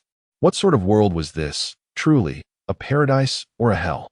Chu Ming shook his head slightly, unwilling to dwell on such a meaningless question, and continued to expand the range of his consciousness. Soon, it stretched to 3 light-years away, where the trisolar system once resided. A change flickered across Chu Ming's countenance as he narrowed his eyes. The trisolar system, which had previously comprised 3 stars and 1 planet engaged in chaotic 3-body motion, had now transformed into a stable binary star system. 1 star and the planet had vanished. 12 years prior, when Chu Ming had observed the trisolar system, it had retained its original form. This indicated that during those 12 years, the trisolar system had suffered the repercussions of the dark forest theory. Initially, before embarking on the interstellar escape plan, Chu Ming intended to envelop the Sirius system, the trisolar system, and the solar system within the dark domain. However, he later concluded that the trisolar system, destined for self-destruction, was not worth the expenditure of time and resources. Moreover, leaving the trisolar system intact would allow for a final validation of the dark forest theory's authenticity for the living. Thus, he ultimately chose to encase only the Sirius system and the solar system within the dark domain, disregarding the trisolar system. Now, as expected, the trisolar world had been obliterated. Given the current state of the trisolar system, it was evident that the devastation mirrored that of the original narrative. 1 star had been struck by an object known as a light particle, an exceedingly small entity traveling at nearly the speed of light, which, through relativistic effects and resultant mass expansion, led to the star's destruction. At the time of the star's obliteration, the trisolar planet happened to be its satellite. And as the star erupted, the planet was utterly annihilated. When had the trisolar world been destroyed? Chu Ming inquired of the system. Approximately 6 years ago. The coordinates of the trisolaran world were broadcast in the 3rd year of the Su Xian era. 6 years prior, in the 23rd year of the Su Xian era, the broadcast had suffered a setback. This implies that the spacecraft emitting light particles was located within 10 light-years of the original position of the trisolaran fleet that had broadcast the message. Indeed, within the Milky Way, there exist seed ships from a super-civilization beyond our galaxy. Chu Ming ultimately validated his previous conjectures, his expression turning grave as he surveyed the seemingly desolate dark void of space. He was acutely aware that within this darkness lurked countless cold-blooded hunters. No matter how powerful a beast, it could fall prey to them without warning. One must conceal oneself well. In such a universe, how could one possibly obtain the desired experimental results? Chu Ming revealed a bitter smile, sighing, "At this moment, I am unable to establish contact with them." Indeed, He could no longer perceive any human battleships, the Trisolaran fleet, or the Sirius fleet, evidently, over the past 12 years. They had all traversed into the realm of the Sophan's blind spot. The spiritual marks he had left on them had become ineffective. Even a cultivator at the harmonization stage felt utterly insignificant in the vastness of space. Do not fret. Everything is under my control, and all is proceeding flawlessly. You merely need to diligently fulfill your task, the system reassured him. Chu-Ming thought, I still find the ideas of the resetters far more attainable and pragmatic than yours. Restarting the universe? That is merely a performance art. Among so many small universes, there will always be one unwilling to return its matter, rendering the probability of a successful restart nearly zero. Even if a restart were successful, it would merely serve as a wedding garment for the 10-dimensional beings of the new universe. To be frank, your ambitions are excessively grand. Entirely inconsistent with the dark forest theory. What do you care? Hurry and complete your task. Remember to prioritize your safety. Do not let those seed ships discover you. I'm not worried about you. I fear that if you die, the experiment will perish as well. Lin Qing shook his head helplessly and gazed at the direction the 4 human fleets had once taken into space, silently praying for their well-being. He then utilized his consciousness to establish a spatial formation. After several consecutive jumps, Chu-Ming once again found himself near the blue space vessel. After probing with his consciousness and confirming that they had yet to discover the 4-dimensional fragments, Chu-Ming commenced light-speed travel once more, spanning 12 years of time. In his perception, he had merely been away from Earth for less than 3 hours. Yet, 36 years had elapsed in the outside world. Although this was trivial compared to the 18 million years traversed by Chang Xin in the original work, Chu-Ming still felt an overwhelming sense of unreality. As the concept of time gradually blurred, in the ensuing years, Chu-Ming repeatedly performed the same action, crossing 12 years to check if the blue space vessel had discovered the 4-dimensional fragments, confirming their absence. And then crossing another 12 years. During one such lightspeed journey, Chu-Ming unexpectedly came under attack from an energy entity traveling at near light speed. He was utterly unable to discern the nature of the energy that constituted the attacking entity, only perceiving that the assault originated from a colossal flying vessel. Instinctively, Chu-Ming unleashed a powerful strike, annihilating it in an instant. The system later elucidated, fortunately, your counterattack was swift. Otherwise, its second assault would have employed a mathematical weapon. And it was fortunate that it harbored no defenses against you. A mathematical weapon? One that could transform 112 into 113, perhaps? Well, that is the essence, though not to such an exaggerated extent. They are not capable of altering such fundamental mathematical principles. From that moment onward, Chu-Ming grew increasingly cautious, limiting his time travel to a mere 5 light years at light speed, while simultaneously harboring greater concern for the situation of Luo Ji and the others. If encountering a seed ship from a super-civilization posed such peril, what fate awaited them? It was not until the 115th year of the immortal cultivation era that, after traversing 110 years of time, Chu-Ming once again investigated the blue spacecraft, finally witnessing it enter the 4-dimensional fragments, a realm of higher dimensions impervious to mental probing. Chapter 136. The Blue Spacecraft of Universal Cultivation. The system informed Chu-Ming that the blue spacecraft had entered this 4-dimensional fragment 4 years prior and had remained therein ever since. The deviation was rather considerable. Suspended at a distance of 1 astronomical unit from the blue spacecraft, Chu-Ming concealed himself while his consciousness gradually extended towards it. The entry of the blue spacecraft into the 4-dimensional fragment occurred 50 years later than depicted in the original narrative. Moreover, in the original work, the blue spacecraft lingered in the 4-dimensional fragment for merely a year, departing shortly after engaging with the magical relic of the 4-dimensional civilization. Yet now, the blue spacecraft had remained in the 4-dimensional fragment for 4 years, showing no signs of departure. What were they doing? Chu-Ming felt a sense of bewilderment as he accelerated his consciousness to probe the situation aboard the warship. However, as his awareness approached within 100 kilometers of the blue spacecraft, it was abruptly halted by a formidable barrier. Chu-Ming's gaze sharpened. He sensed that this barrier was not a technological construct, but rather a manifestation of consciousness. Furthermore, its aura was eerily familiar. The owner of this consciousness was Chu Yan. In the nascent soul stage, surprise crossed Chu Ming's features. He had not bestowed any cultivation methods upon Chu Yan. So how had the latter attained such mastery? Moreover, when Chu Ming had observed the blue spacecraft 5 years ago, Chu Yan had been unmistakably a mere mortal. In just 5 years, had he truly ascended from a mortal to the nascent soul stage? Was there indeed a chance for cultivation within the four-dimensional fragment? Chu Ming could contemplate only this singular possibility. Undeterred by Chu Yan's mental resistance, he forcefully enveloped the entire blue spacecraft with his consciousness, meticulously examining it inch by inch. Originally, over 2,000 individuals had occupied the warship. Now, only slightly more than 1,000 remained. Remarkably, all these individuals had transformed into cultivators over the course of 5 years, with the lowest among them possessing innate abilities. The speed of their cultivation could only be described as astonishing. Furrowing his brow, Chu Ming felt perplexed. He was aware that there might exist remnants of four-dimensional cultivation civilization opportunities within the four-dimensional space, but could such phenomena be comprehensible to ordinary three-dimensional humans? Never mind. He thought. He would ascertain the truth by going there himself. With a dismissive shake of his head, he shifted his form and soared towards the blue spacecraft. Chu Ming. In the command cabin of the blue spacecraft, Chu Yan, seated in meditation, suddenly opened his eyes, filled with terror and disbelief. Beads of sweat already forming upon his forehead. This composed and erudite legendary captain had seldom exhibited such alarm.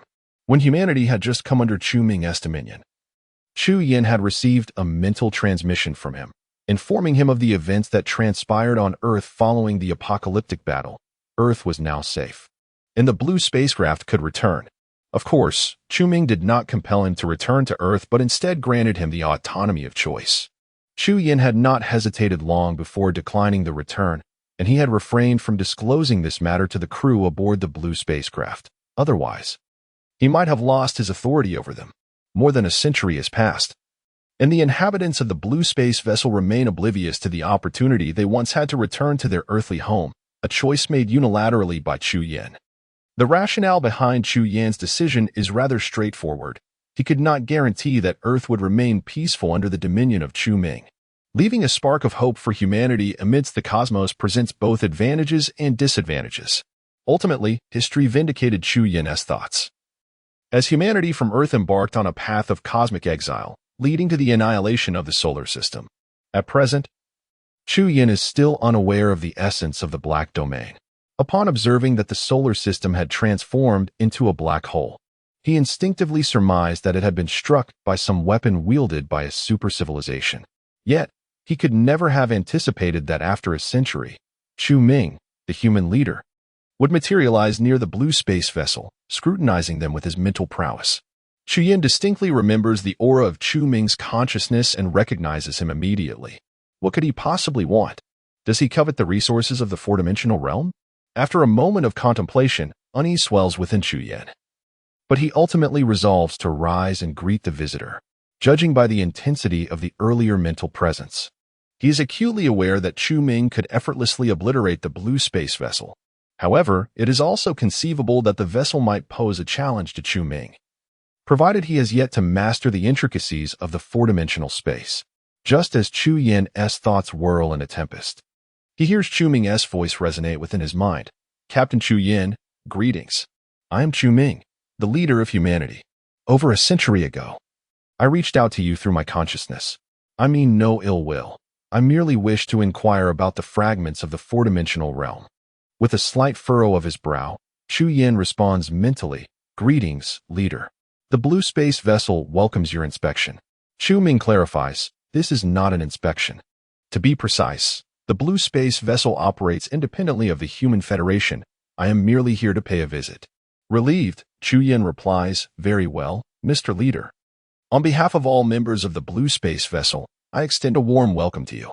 Chu Ming successfully boards the blue space vessel.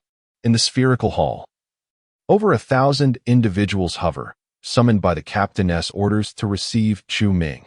All stand at attention, solemn and dignified, resembling unsheathed swords gleaming with latent power. The glances cast towards Chu Ming are tinged with wariness and vigilance, though none reveal their trepidation. What a grand spectacle, Chu Ming muses. as he observes Chu Yin approaching him with a beaming smile, yet he can discern the deeply embedded caution in his eyes.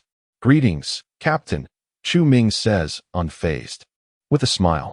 "Mr. Leader, it is an honor to meet you," Chu Yin replies, bowing slightly as he draws closer. "It has only been 4 years. Yet it seems the crew has diminished significantly. Is exploring the four-dimensional space perilous?" Chu Ming inquires directly. A jolt of realization strikes Chu Yin as he suddenly comprehends that throughout this century, the other party has likely been monitoring the blue space vessel without their knowledge. No, the others are all cultivating within the four-dimensional space. Chu Yin feigns calmness. "Are there resources for cultivation in the four-dimensional space? And you are capable of utilizing them?" Chu Ming presses on. After a moment of hesitation, Chu Yin ultimately chose to speak candidly. "Yes, Mr. Chancellor, for years ago we inadvertently entered this dimensional fragment and discovered the remnants of a four-dimensional civilization. Within it, we encountered sentient beings who not only imparted to us the techniques of cultivation, but also bestowed upon us resources for our practices." The remnants of a four-dimensional civilization? Chu Ming's eyes narrowed as he inquired cautiously. "Is it a disc-shaped, fully enclosed four-dimensional entity that you refer to as the magic ring? How do you know about that?" Chu Yin was once again taken aback. Could it be that Chu Ming had previously ventured into this four-dimensional realm? Chapter 137. Entering the four-dimensional space without addressing the question posed, Chu Ming directly inquired, "Can you take me into the four-dimensional space to have a look?" After a deep glance at him, Chu Yin nodded affirmatively. With a mere thought, his consciousness emanated from the center of his brow, enveloping an area of 50 meters. Chu Ming narrowed his eyes slightly, sensing a peculiar fluctuation in the space ahead. Soon, a circular aperture, 2 meters in diameter, appeared before him, its edges gleaming like a polished mirror. Peering into the opening revealed a dense network of pipes of varying thickness, outlining an enigmatic spherical shape. It bore a resemblance to the spatial formations conjured by cultivators, commonly referred to as wormholes. However, Chu Ming understood precisely what this was: a warp point. Indeed. Chu Yin nodded in acknowledgement, refraining from questioning why Chu Ming was familiar with the term warp point. It was only natural, as the principles underlying spatial formations and warp points were fundamentally identical. Intrigued, Chu Ming nodded in agreement. To borrow an analogy from the original text, the three-dimensional universe resembled a vast sheet of thin paper, while the fragments of four-dimensional space were akin to tiny soap bubbles adhering to the paper. The blue spacecraft traversed the three-dimensional sheet, now entering the intersection of the soap bubble and the paper surface. To escape the confines of the paper and enter the soap bubble, one must locate the warp point. The three-dimensional universe, like the paper, possesses curvature. It is not flat, but rather warped in certain areas, culminating in the warp point, a conduit from lower dimensions to higher ones. The principle behind a cultivator's spatial formation is to infinitely amplify the curvature of a segment of space, ultimately folding it to create a wormhole for spatial jumps. Hence, increasing the curvature of a three-dimensional space within the four-dimensional fragments will warp it into 4 dimensions, thereby forming a warp point. Naturally, warp points can also form spontaneously. In the original narrative, the members of the blue spacecraft entered the four-dimensional space by seeking out these naturally occurring warp points. Warp points are visible to the naked eye and emit a faint yet peculiarly patterned electromagnetic wave, detectable by a battleship's monitoring system, yet imperceptible to consciousness. Chu Yin casually explained, though he was secretly curious whether Chu Ming's consciousness could perceive the warp point. Was his inability to sense it due to the inadequacy of his own consciousness? "My consciousness cannot perceive it either," Chu Ming replied, shaking his head. "If he could sense it, he would have located the four-dimensional fragments long ago." "Do you know the reason?" Chu Yin queried. "What reason? I am asking you." "How would I know?" Chu Ming responded, exasperated, and waved his hand. "Could you please just take me inside?" "Not a bother at all. Just step inside directly." Chu Yin smiled, then dove into the warp point as if performing a graceful plunge, vanishing in an instant. After a brief hesitation of half a second, Chu Ming followed suit. In the blink of an eye, they found themselves within the four-dimensional space. Instinctively, Chu Ming glanced around, and a torrent of information surged into his mind, overwhelming him momentarily, even with his advanced consciousness at the harmonization stage, rendering him momentarily dizzy. The sensation of existing within a four-dimensional space is beyond the capacity of language to convey. Imagine a paper figure residing on a two-dimensional plane. No matter how exquisite the artwork may be, this figure can only perceive a series of lines of varying lengths. It is only when this paper figure transcends its two-dimensional existence and enters the three-dimensional realm that it can fully appreciate the entirety of the painting. This serves merely as an analogy. The concealed information within three-dimensional space dwarfs that of two-dimensional space by unimaginable magnitudes. When a three-dimensional being first gazes upon three-dimensional objects from the vantage of four-dimensional space, it is inundated with an infinite array of details. Chu Ming turned his gaze towards Chu Yin beside him. Without the need for mental perception, he could discern his bones and internal organs, witnessing the flow of blood within his veins. In three-dimensional space, when Chu Ming reached out to grasp Chu Yan's arm, he could only touch the skin. Yet, in four-dimensional space, he could directly seize the skeletal structure of Chu Yin's arm from the fourth dimension, extracting the bones without inflicting any harm to the skin. What astonished Chu Ming further was the sight of a space within the center of Chu Yan's brow, where he beheld a shimmering lake, its waters gleaming with a pristine silvery hue. This was the divine sea wherein cultivators store their mental essence. The dantian in the abdomen was also visible to the naked eye, entirely devoid of any form of defense, laid bare before him. Chu Ming's eyes widened in shock, a flicker of trepidation igniting within him. While three-dimensional beings cannot perceive the four-dimensional realm, those in four-dimensional space can effortlessly survey and influence the three-dimensional world. In other words, when Chu Ming was aboard the blue spacecraft in three-dimensional space, a being from four-dimensional space could easily launch an attack against him, effortlessly seizing his divine sea or dantian. Such an act could lead to his demise without a trace. Even the weakest of four-dimensional entities exists as a godlike presence to three-dimensional beings. Chu Ming could not help but exclaim, "Mr. F. Rare, have you not sensed any unusual presence?" Suddenly, Chu Yin inquired, "What?" Chu Ming was taken aback, then released his mental essence. His vast mental energy, capable of spanning 50 light-years in three-dimensional space, could only extend a mere 500 meters in the four-dimensional realm, which was already its utmost limit. This fourth dimension is truly extraordinary. Just as Chu Ming was about to express his astonishment, his expression shifted abruptly. His mental essence detected an enigmatic and profound energy, and after a brief period of adaptation, he realized he could harness this energy. The true essence within his dantian and the mental essence within his divine sea surged with fervor, ravenously assimilating the energy like a famished individual encountering a sumptuous feast. Merging with it, in a matter of minutes, Chu Ming felt a significant enhancement in his own strength. What is this? He pondered with intrigue.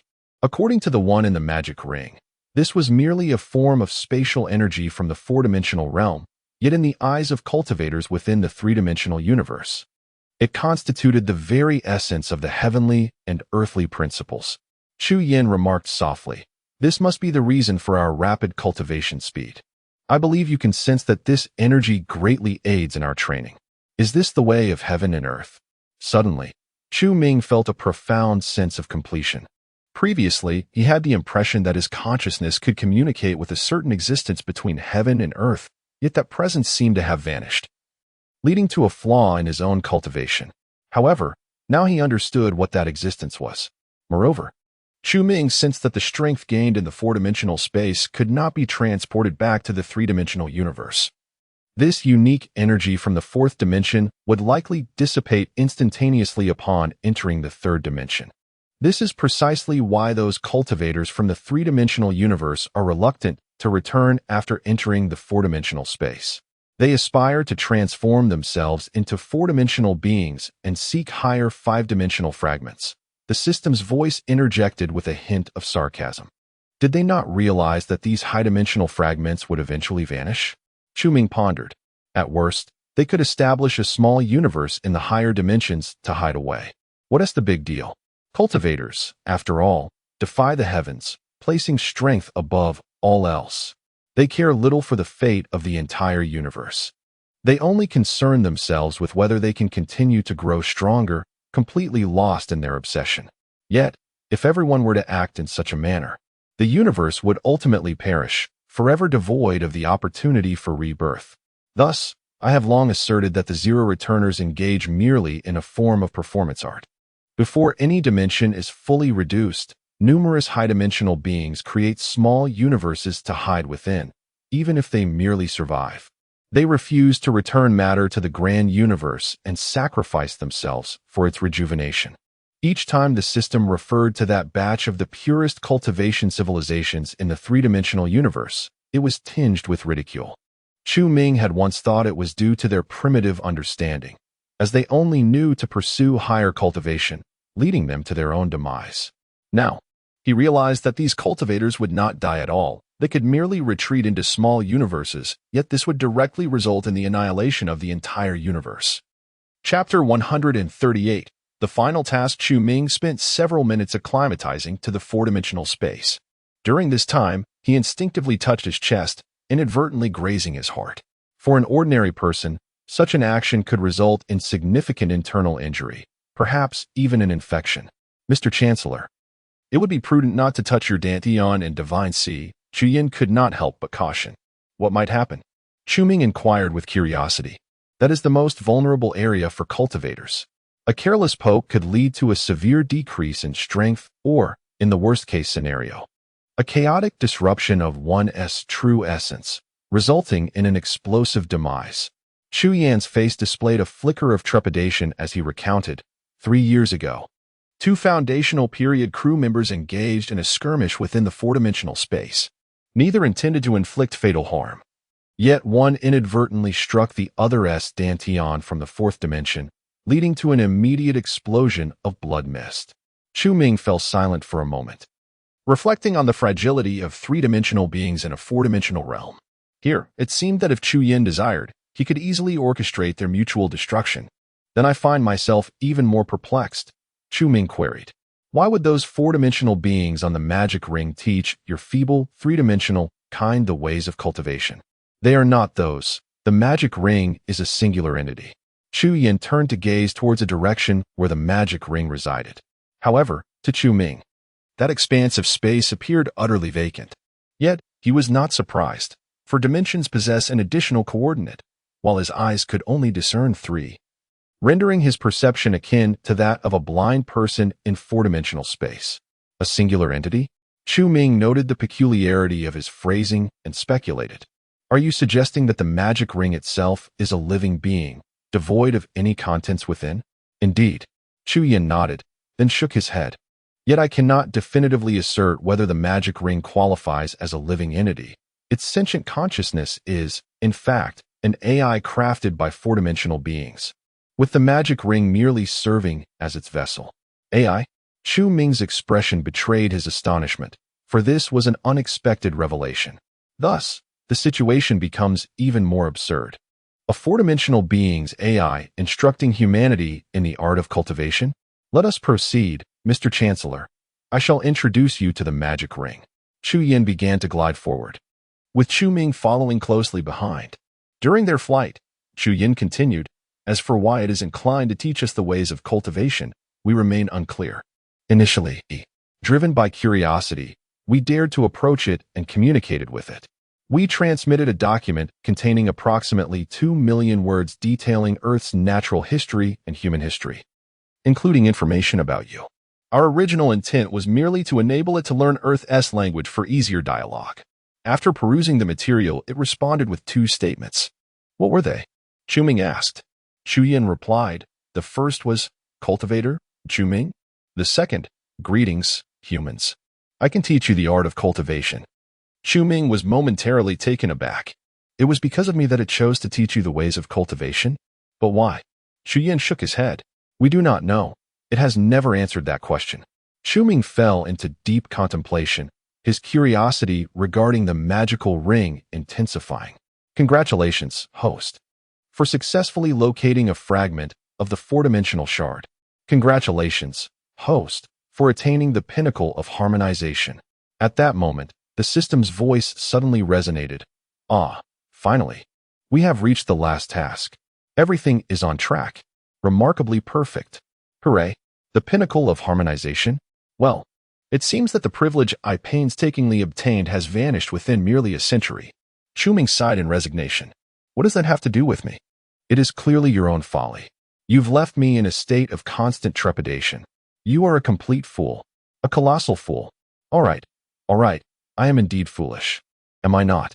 Let us hasten to conclude this final task, so we may all return to our respective homes. Humph.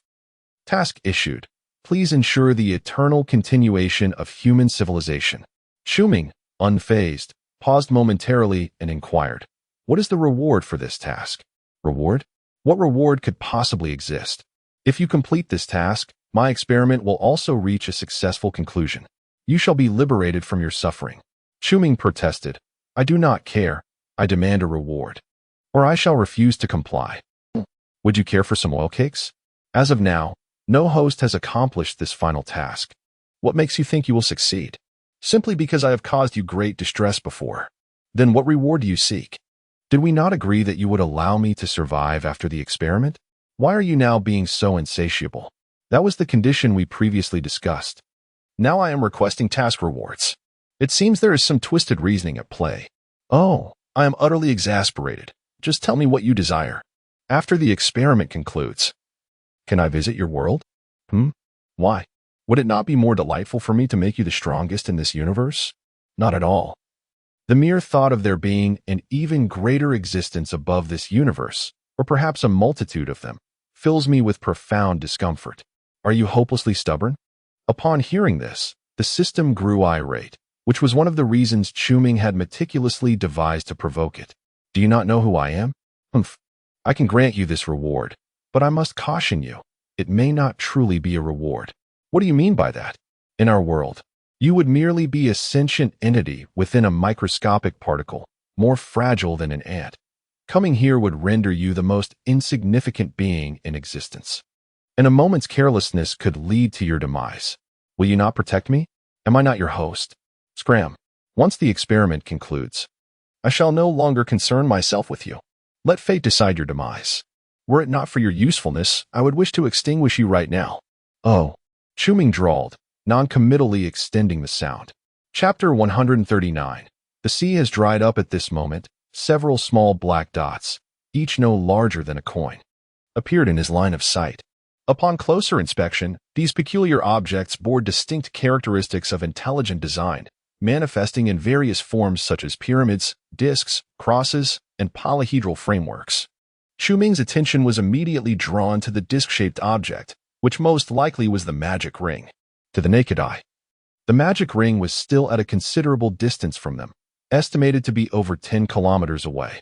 Suddenly, Chuyen interjected, Mr. Führer, please reduce your speed. Shuming nodded and decelerated.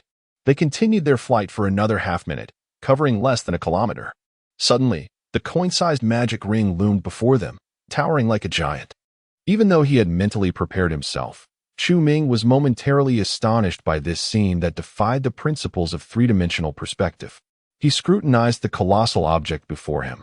The surface of the magic ring appeared ancient, riddled with circuit-like scratches. As he attempted to approach it with his consciousness, he was met with a terrifying pressure akin to a mountain collapsing, preventing his mind from drawing near even a fraction. Is this not an AI? How could it exude the pressure of a cultivator? Can an artificial intelligence even cultivate? Such astonishment! In the realm of cultivation, even a magical artifact that has gained sentience can cultivate.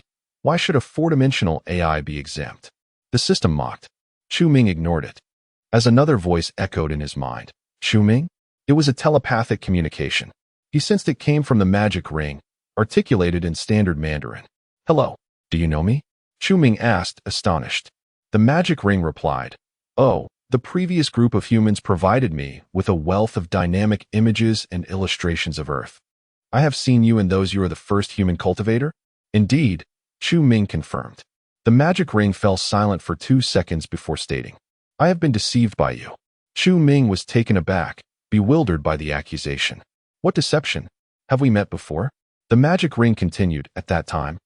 I assumed you were an accidental recipient of cultivation techniques, practicing in a galaxy devoid of spiritual energy, yet achieving an astonishing rate of advancement with special cultivation energy I thought humans were inherently cultivators, so I took an interest and taught these humans the ways of cultivation. However, I was quite disappointed. The individual beside you, named Chu Yan, has the highest innate talent, yet it took him 4 years to reach the nascent soul stage. And that was with my techniques and four-dimensional energy. Meanwhile, you reached the Tao integration stage in just a few decades within the solar system. It seems you are merely an exception. Humans are not born cultivators. How dull. Chu Ming's eyes twitched. It turned out that the magic ring's decision to teach the crew of the blue spacecraft was merely a whimsical pursuit of amusement. The magic ring inquired curiously, Chu Ming. I heard from Chu Yin that you fled the universe with humanity and 2 other civilizations. How did you end up here? Chu Ming found himself at a loss for how to respond to this question. One cannot simply assert that the system issued a task for him to locate a fragment of the 4th dimension. However, Chu Ming currently has a number of inquiries he wishes to pose to the Ring of Magic. After a moment of contemplation, he stated, I have some questions regarding spatial dimensions, and I wonder if you would be amenable to responding. Spatial dimensions? The Ring of Magic expressed a hint of perplexity. Are you inquiring about the origins of this 4-dimensional space and myself? This question has already been posed by Chu Yan. If you desire to know, you may request him to reiterate. Chu Yan nodded and conveyed telepathically to Chu Ming. The Ring of Magic did not directly address this question. It referred to its own grave, stating that the creator of the grave has long departed. It likened itself and the surrounding 4-dimensional entities to fish, all emerging from the sea. Now that the sea has dried up, the fish are compelled to gather in puddles, and this 4-dimensional space is but a puddle, which is also dwindling. Ultimately, all the fish shall vanish. It further mentioned that the fish that left the drying sea ventured from one dark forest to another. Chu Yan glanced at Chu Ming. To this day, we have yet to fully comprehend the implications of its words, but one certainty remains. This fragment of the 4th dimension has been continuously shrinking, and the puddle is indeed drying up. Mr. Chancellor, you need not press further. We have attempted this numerous times. Yet the Ring of Magic will not provide a detailed response. Chu Yan had long harbored suspicions that the ring's teachings and cultivation lacked any profound purpose, merely serving as a source of amusement. It was akin to someone inadvertently discovering an anthill and whimsically providing sustenance to the ants for entertainment. Chu Ming remarked, the sea has dried up, and the puddle is also evaporating. But where has the dried water gone? Chu Yan hesitated, responding, are you asking where the vanished 4-dimensional space has gone? Indeed, according to current theoretical physics, we have made a prediction that aligns with reality. Higher dimensions in a macroscopic state will collapse into lower dimensions. The lost dimension has not perished. Rather, it has coiled from the macroscopic into the microscopic realm, becoming one among 7 dimensions that lie in a state of contraction within the microscopic. Is there a possibility, Chu Ming inquired, that through some form of technology, the coiled dimensions in the microscopic realm could be released back into the macroscopic, thereby restoring the 4-dimensional state? Chu Yan furrowed his brow and shook his head, saying, based on our present understanding of theoretical physics, the collapse of spatial dimensions is irreversible. Chapter 140. Unable to save the universe, but capable of ensuring the eternal continuation of human civilization in a certain sense. This is reversible. The Ring of Magic suddenly spoke. As if intrigued, my creators have not entirely perished. Rather, they have concealed themselves within a 4-dimensional projection of a 5-dimensional space. This 5-dimensional realm is derived from the liberation of dimensions within the 4-dimensional microcosm. However, the released expanse is flat, devoid of curvature, rendering them incapable of entering the true 5-dimensional space. They can only exist within its 4-dimensional projection. To forcibly augment its curvature would necessitate a terrifying amount of energy generally. No civilization is inclined to undertake such a task, as it is deemed unnecessary. It took Chu Yan several minutes to grasp this concept, and he inquired, if you possess the technology to liberate microcosmic dimensions into the macrocosm, then why do the seas still dry up? Because we can only release the microdimensions of 4-dimensional space. As for 3-dimensional realms, we cannot penetrate or manipulate them, the ring elucidated. Perhaps this explanation is somewhat complex, so let me provide an example using your 3-dimensional existence. You may possess the capability to liberate microdimensions into the macrocosm, yet you can only control the microscopic particles within three-dimensional space. How would you manipulate those microparticles that have been reduced to two-dimensional spaces within your three-dimensional universe? Would you transform yourselves into two-dimensional beings to enter that realm? Yet, in doing so, you would encounter the same dilemma: how to manipulate the microparticles that have been diminished to one-dimensional spaces. Even disregarding this aspect, liberating microdimensions requires energy. If you aspire to restore the entire three-dimensional universe to four dimensions, you would need to manipulate all microparticles throughout the universe, releasing their four-dimensional essence. Achieving this, even at the expense of the universe's total energy, would yield but a drop in the bucket. Even if you possessed sufficient energy, there exists a prerequisite. All civilizations within the three-dimensional universe must unite in this endeavor. Compared to the prior conditions, this is the least feasible. Thus, completely restoring the universe to a higher dimension is utterly impossible. A civilization seeking to evade the fall of spatial dimensions has only two options. First, to transform themselves into lower-dimensional beings to survive in the diminished universe. Second, to release a fragment of higher-dimensional space from the microcosm and inhabit its lower-dimensional projection. Generally, capable civilizations pursue both strategies concurrently.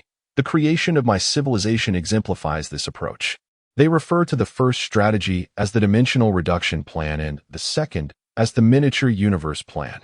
Chu Ming narrowed his eyes, feeling that the ring had provided excessive detail, which seemed unnecessary. He suspected that the other party had accessed his memories without his knowledge.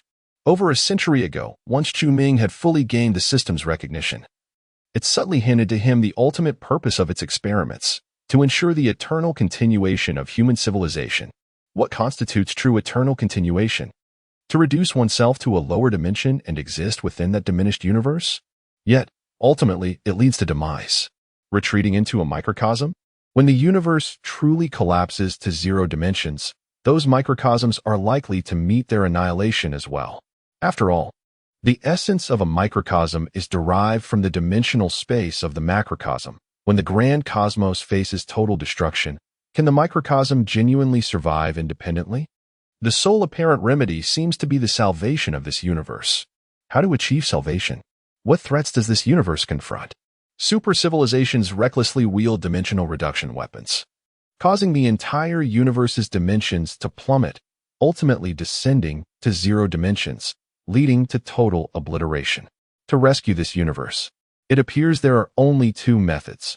One is to halt the decline of the universe's dimensions, and the other is to restore the already fallen dimensions back to a higher state. The second method, as previously mentioned in the context of the One Ring, proves unfeasible. The first method, too, is equally impractical. While the technology to prevent dimensional collapse exists, maintaining the stability of a microcosm requires such technology.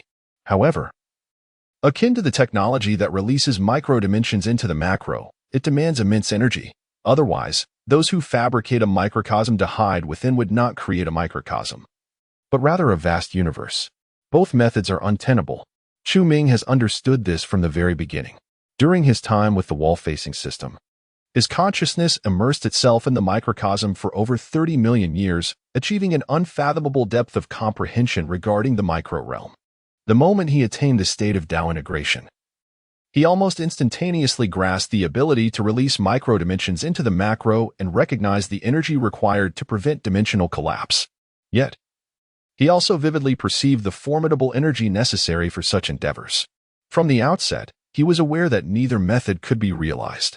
The system, evidently, was cognizant of this as well. The experimental scheme it sought was not one of these two approaches. However, at that time, the system did not articulate its intentions clearly. It wished to observe if Chu Ming could independently unravel this scheme. Chu Ming surmised its thoughts, which is why he entrusted the affairs of Earth to Luo Ji and his companions before publicly declaring his retreat for cultivation. By that time, he had reached the state of Tao integration, and in a galaxy devoid of spiritual energy, relying on the power of faith for cultivation was, without a doubt, a futile endeavor. His true aim in retreating was to explore the system's plan for saving the universe. In the external world, 5 years passed. Yet Chu Ming's consciousness remained immersed in the microcosm for millions of years. During that time, he mastered 11 dimensions of the micro-realm with perfection. Ultimately, Chu Ming arrived at that scheme, a seemingly impossible plan that could enable human civilization to endure eternally, yet still incapable of salvaging the universe. Chapter 141. What is the 11th dimension? If I wish to elevate a small fragment of space to the 10th dimension, how much energy would be required? Chu Ming inquired of the magic ring. Transitioning from the dimensionality of three-dimensional space to the microscopic particles and then to the macroscopic realm? From 4 dimensions to 10? The magic ring, intrigued, posed a question. Have you ever pondered a particular issue? What is it?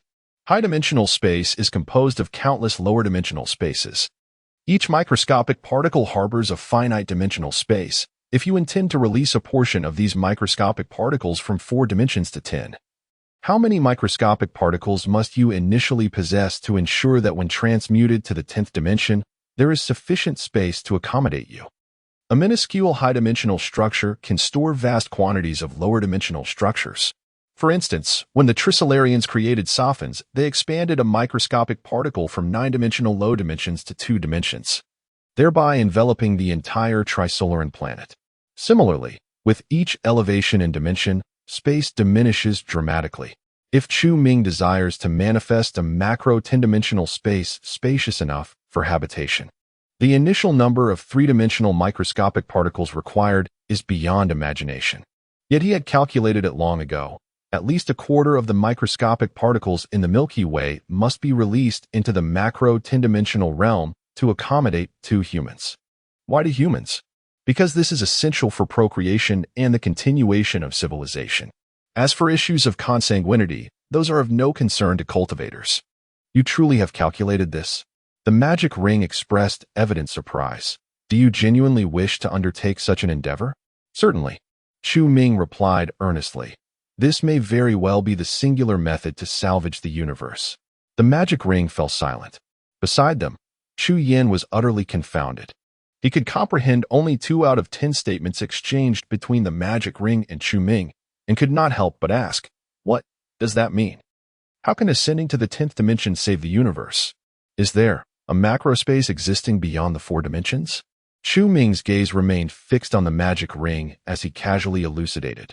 The universe was initially 10-dimensional. However, super civilizations frequently employed dimensionality reduction weapons during conflicts, leading to the successive compression of dimensions from macro to micro. The continuous contraction of this 4-dimensional space is a consequence of certain 4-dimensional civilizations utilizing dimensionality reduction weaponry. Chu Yin felt a tremor within, finally grasping the meaning behind the magic ring's earlier statements. The sea has dried. As the sea recedes, fish must congregate in the dwindling puddles, which too are evaporating, and the fish will vanish. The fish that drained the sea have ventured on to land before the ocean fully desiccated. Chu Yin found himself swallowing hard, perplexed in such circumstances. What significance lies in completely releasing a portion of the dimensions within microscopic particles into the macro realm, thus elevating to a small macro 10-dimensional space? How could this possibly save the universe? Chu Ming articulated, in a 3-dimensional universe, the macro encompasses 3 dimensions, while 7 dimensions are coiled within the micro. Yet, the microscopic particles collectively possess 11 dimensions. What, then, is this surplus dimension? Chu Yin furrowed his brow. Is it nothingness? No, that is the dimension of time. Chu Yin was momentarily taken aback, his eyes widening in astonishment, his breath quickening as the realization dawned upon him regarding the extraordinary endeavor that Chu Ming intended to undertake. To release a fragment of the macroscopic 10-dimensional space from the microscopic realm, to venture within and attempt to grasp the temporal dimension of the macrocosm? If the universe were a film, then the progress bar would represent the dimension of time. Should I manage to touch it and drag it back to the starting point, the universe could return to a pastoral era. Chu Ming continued to gaze at the magic ring, uttering these words in a tone devoid of discernible emotion. Chapter 142. The most uncontrollable aspect of the plan lies in human nature. The ring of magic suddenly spoke. If you can conceive such a method, what makes you think that other civilizations cannot? Those higher dimensional beings can effortlessly create a fragment of 10-dimensional space within a higher dimensional universe, far more easily than your 3-dimensional entities. Therefore, it is reasonable to assume that someone must have attempted this already, correct? Shuming inquired. Indeed, many have, the Ring of Magic replied. When the proportion of four-dimensional space in the universe surpassed that of three-dimensional space, numerous civilizations endeavored to enter 10-dimensional space to manipulate the dimension of time. However, has our universe undergone any changes? No, it continues its inexorable decay. Shu Yin, visibly anxious, asked, So, does the dimension of time not exist? Or is it that lower-dimensional beings are incapable of controlling it? Or perhaps, entering 10-dimensional space is not the correct approach to manipulating the dimension of time? No. Entering 10-dimensional space does indeed allow for the manipulation of the dimension of time, and you can draw it back to its origin. However, the universe will not revert to its starting point, nor will there be any transformations. Instead, it will result in the splitting of the dimension of time into a new timeline. Parallel universes? Chu Yin immediately inferred. The Ring of Magic pondered for a moment before responding. That can be one interpretation. The original text mentions the concept of multidimensional time. Among numerous dimensions, there may exist more than one that pertains to time. Even if time were merely two-dimensional, it would manifest as a plane rather than a linear path, with countless directions. However, the ring continued. The Trisolaran beings and humans who sought refuge in small universes intended to await the resetters to restart the universe, hoping to exploit the time dimension of the new universe. But, as previously stated, the scheme to reboot the universe is utterly unfeasible. The Ring of Magic remarked, thus, even if you manage to enter 10-dimensional space and draw the time dimension back to its origin, you would merely be creating a new universe parallel to our own. You cannot save our universe. At most, you can ensure the perpetual continuation of your civilization. That is sufficient. Chu Ming smiled. That is precisely my objective. This exchange ultimately confirmed his hypothesis. A civilization must be capable of manipulating the time dimension to achieve true continuity. The fact that a three-dimensional being could conceive of a plan regarding the time dimension was indeed beyond his expectations. The Ring of Magic sighed. Yet, your thinking remains overly simplistic. Oh, how so? First, you will need to simultaneously control a quarter of the galactic microscopic particles in order to release all their microscopic dimensions and elevate them to 10-dimensional space. A brief calculation reveals that you would require the energy of the entire galaxy. In simpler terms, Mr. Chu Ming, your first task is to control the entirety of the galaxy. Chu Ming's expression remained unchanged, if all goes as anticipated. My civilization will be capable of controlling the entire galaxy within 1,000,000 years. Chu Yin was astonished and turned to him. How can you speak of such things so nonchalantly? Before departing from Earth, I inscribed a spiritual mark upon the leaders of various fleets. This mark serves not only as a means of communication but also contains an imperative. Once they attain the God transformation stage, they will automatically receive it. The essence of the command is to seize control of the entire galaxy, provided that no attention is drawn from any super civilizations beyond the galaxy. Given the galaxy's scarcity of the vital resource known as spiritual energy, it is highly improbable that any super civilizations exist, as long as they avoid those seed ships. The conquest of the entire galaxy may indeed be feasible. Chu Ming calmly elucidated this notion. Is it truly feasible? Queried Chu Yin, nearly bewildered. The probability seems exceedingly slim. We are speaking of conquering the entire galaxy. Chu Ming remained silent. He was indeed gambling, and the system was gambling as well. Due to the fracturing of the temporal dimension, any manipulation of it by the system would yield an array of exceedingly chaotic data. Even the slightest alteration could spawn innumerable parallel universes, a quantity so vast that it would become unmanageable. Chu Ming had executed all that was within his purview, directing humanity, the Trisolarans, and the Sirius civilization to navigate toward various directions within the galaxy, guiding by AC in her research to transition the micro-dimensions to the macro. He left behind a command for them to seize control of the galaxy. Whether this endeavor would succeed was left to fate. Even if your civilization were to truly dominate the entire galaxy and master the technology to release the micro-dimensions to the macro, the Ring of Magic interjected. As you have mentioned, the released macro 10-dimensional space can only accommodate 2 humans. This implies that, despite expending the full might of civilization, only 2 individuals can enter the new temporal dimension, while the remainder will perish in this universe. On what grounds do you believe that one of those 2 will be you? And how can you be certain that, after hundreds of thousands of years, your civilization's leaders will still heed your command? To my knowledge, your species, humanity, when confronted with such existential dilemmas, often leads to a collapse from within. Chu Ming retorted, "Do you believe that human nature is immutable?" The Ring of Magic replied, "I have repeatedly perused the annals of human history from Earth, and my conclusion is that this embodies humanity's inherent flaws. Even in an authoritarian regime, rebellion is an inevitability." Chu Ming fell silent, uncertain of how to counter this assertion. In his grand design, the conquest of the entire galaxy was not the greatest challenge. Rather, it was the uncontrollable nature of humanity. Ha ha ha. The Ring of Magic laughed triumphantly, seemingly delighted by Chu Ming's moment of speechlessness. "Good luck, charming little 3-dimensional paper." And with that, it fell completely silent. Chapter 143. Embarking on the Final Path Conclusion. Mr. Chu Yin, would you be interested in joining the Human Federation? At this moment, Chu Ming and his companion had traversed another warp point, emerging from the 4-dimensional space into a vast and profound void of space. Chu Yin shuddered. The universe before his eyes no longer seemed mysterious and boundless. It was dying. All life and civilizations were marching toward the embrace of death. Darkness and coldness dominated the cosmos, rendering it a vast grave. Even as humanity fled into the universe, the ultimate fate of civilization remained annihilation. Chu Ming's plan appeared to be the sole beacon of hope.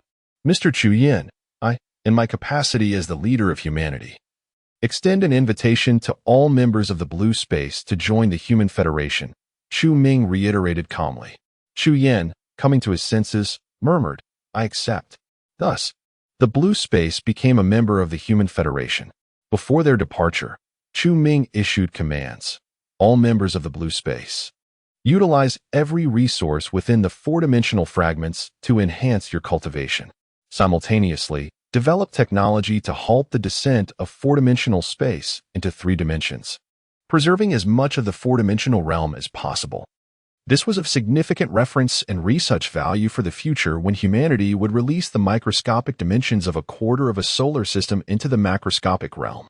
This was also one of the reasons the system guided Chu Ming to locate a fragment of 4-dimensional space. Everything was arranged meticulously. Chu Ming swiftly exited the boundaries of the 4-dimensional fragment, gazing into the desolate darkness of the universe, momentarily lost in thought. In the countless years to come, it seemed humanity would no longer require his presence. He would wait until humanity dominated the galaxy before guiding them to fully release the microscopic particles within a quarter of a solar system into the macroscopic realm. Along the way, Chu Ming would assist humanity, hastening their conquest of the galaxy. However, he could not aid them indefinitely, for the lifespan of a harmonization phase cultivator was limited. How long would it take for humanity to dominate the galaxy? 1,000,000 years? 10 million years? Perhaps even 100 million years? All were possibilities. Chu Ming could not afford to wait that long. He could only traverse time at the speed of light. "System, why do you not grant me power beyond the harmonization phase?" Chu Ming had already formed an answer in his mind, but still wished to inquire. "Because the pinnacle of my race, or rather, the highest cultivator of my civilization, is at the peak of the harmonization phase. Does the crisis your civilization faces resemble that of this 3-body universe? What else could it be? To completely release certain microscopic dimensions of the 3-dimensional universe, elevating to a small segment of 10-dimensional space, manipulating the time dimension, allowing 2 individuals to enter a new universe within a new time dimension, thus enabling true continuity of civilization. This is a theory proposed by the scientists of my civilization, requiring experimentation for validation. Experiments of such scale cannot be conducted in reality, hence. Thus, this experiment was conceived, correct?" Chu Ming smiled. "Do you believe this experiment has a chance of success?" "Unknown. But you are the most exceptional among all hosts. Every arrangement is flawless. And your capabilities, temperament, and strategies are unparalleled. Thus, I believe you are the most likely to assist me in completing this experiment. I truly appreciate the compliment. Had you not pressured me, I would have remained oblivious to my own prowess. Chu Ming replied with a hint of sarcasm. The system, unusually calm, remained silent for a considerable time before responding earnestly. I apologize, Chu Ming. Chu Ming's expression shifted to one of surprise. Did you just malfunction? I meant to say, I am sorry for bringing you into this universe without your consent to serve as my experiment, and furthermore, for rendering your return impossible. Previously, Chu Ming had expressed a desire to return to his original world after the experiment concluded, yet the system had claimed it was beyond its capabilities. Can you now enlighten me as to why I cannot return?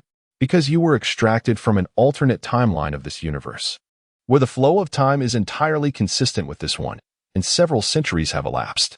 Actually, forcing you back into that timeline is not out of the question. However, human civilization there has been obliterated, making your return rather futile. Wouldn't you agree? Why has it been destroyed? A nuclear war ensued. Oh. Chu Ming fell into silence. Indeed, returning seemed unnecessary. He found himself increasingly indifferent to the possibility of going back. After enduring so much, he had begun to adopt a more detached perspective. Reflecting on his past actions, he felt that many were devoid of meaning. He had sacrificed the opportunity to enjoy life, investing great effort into the wall-facing system and succeeded. But was it truly meaningful? In the end, all that remained was an obsession. Upon achieving success, he felt no exhilaration. Instead, he wished to bring everything to a close. If given another chance, what choices would he make? In the human world, there exists a classic dilemma, such as, would you prefer to live 100 years in mediocrity or merely 20 years in immense wealth? Can I choose to live 100 years in wealth? What a stubborn disposition. Chu Ming offered a non-committal smile, then swiftly activated his true essence, smoothing out the curvature of space behind him, propelling himself into light-speed travel. Each leap spanned thousands of years. He journeyed until he reached the era when humanity ruled the galaxy. What would the outcome be? Could humanity truly govern the galaxy? Could they ascend to a 10-dimensional space? Once in 10-dimensional space, could they manipulate the dimensions of time? Even the system was uncertain. But Chu Ming no longer cared. At this point, all he had done was to fulfill his agreement with the system. Perhaps, this tale had already concluded the moment he succeeded with the wall-facing system. End of the story. Epilogue. The divine plan. The destiny of Chu Ming and the system. For three-dimensional humans, experiencing four-dimensional space is an utterly indescribable phenomenon beyond the grasp of language. In the three-dimensional realm inhabited by humanity, one has never truly perceived their own world. If one were to liken the three-dimensional universe to a canvas, humans merely observe its edge, a solitary line. It is only from a four-dimensional perspective that the painting unfolds before them, devoid of obstructions and confinements, revealing all that lies within. The magnitude of information therein surpasses that of the three-dimensional world by countless orders of magnitude. The human brain, however, is ill-equipped to process such an overwhelming influx of data. Those who first traverse into the fourth dimension often experience dizziness from the sheer overload of information. Yet, gradually, the mind acclimatizes to this new realm, unconsciously dismissing the majority of intricate details and only grasping the fundamental framework of existence. Consider the simplest of illustrations. Humans can indeed perceive their own noses. Yet the brain routinely disregards this superfluous information that occupies mental bandwidth. When one closes an eye and carefully observes with the other, the sight of their nose becomes effortlessly apparent. Thus, most individuals can swiftly adapt to the fourth dimension.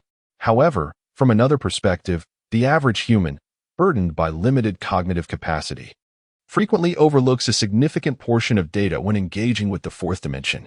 This oversight results in a perpetual inability to conduct accurate analyses of the four-dimensional space. Conversely, those who have transcended into the realm of cultivation, endowed with divine consciousness, can encompass the entirety of four-dimensional information within their awareness and process it correctly. Regrettably, the vastness of the additional dimension in four-dimensional space is immense. A consciousness that spans 5 light years in three-dimensional space can only extend a mere 500 meters in 4 dimensions. What then is the extent of coverage in 5-dimensional space? And in 6-dimensional space, even the most formidable 3-dimensional cultivator becomes akin to a blind individual beyond the 6th dimension.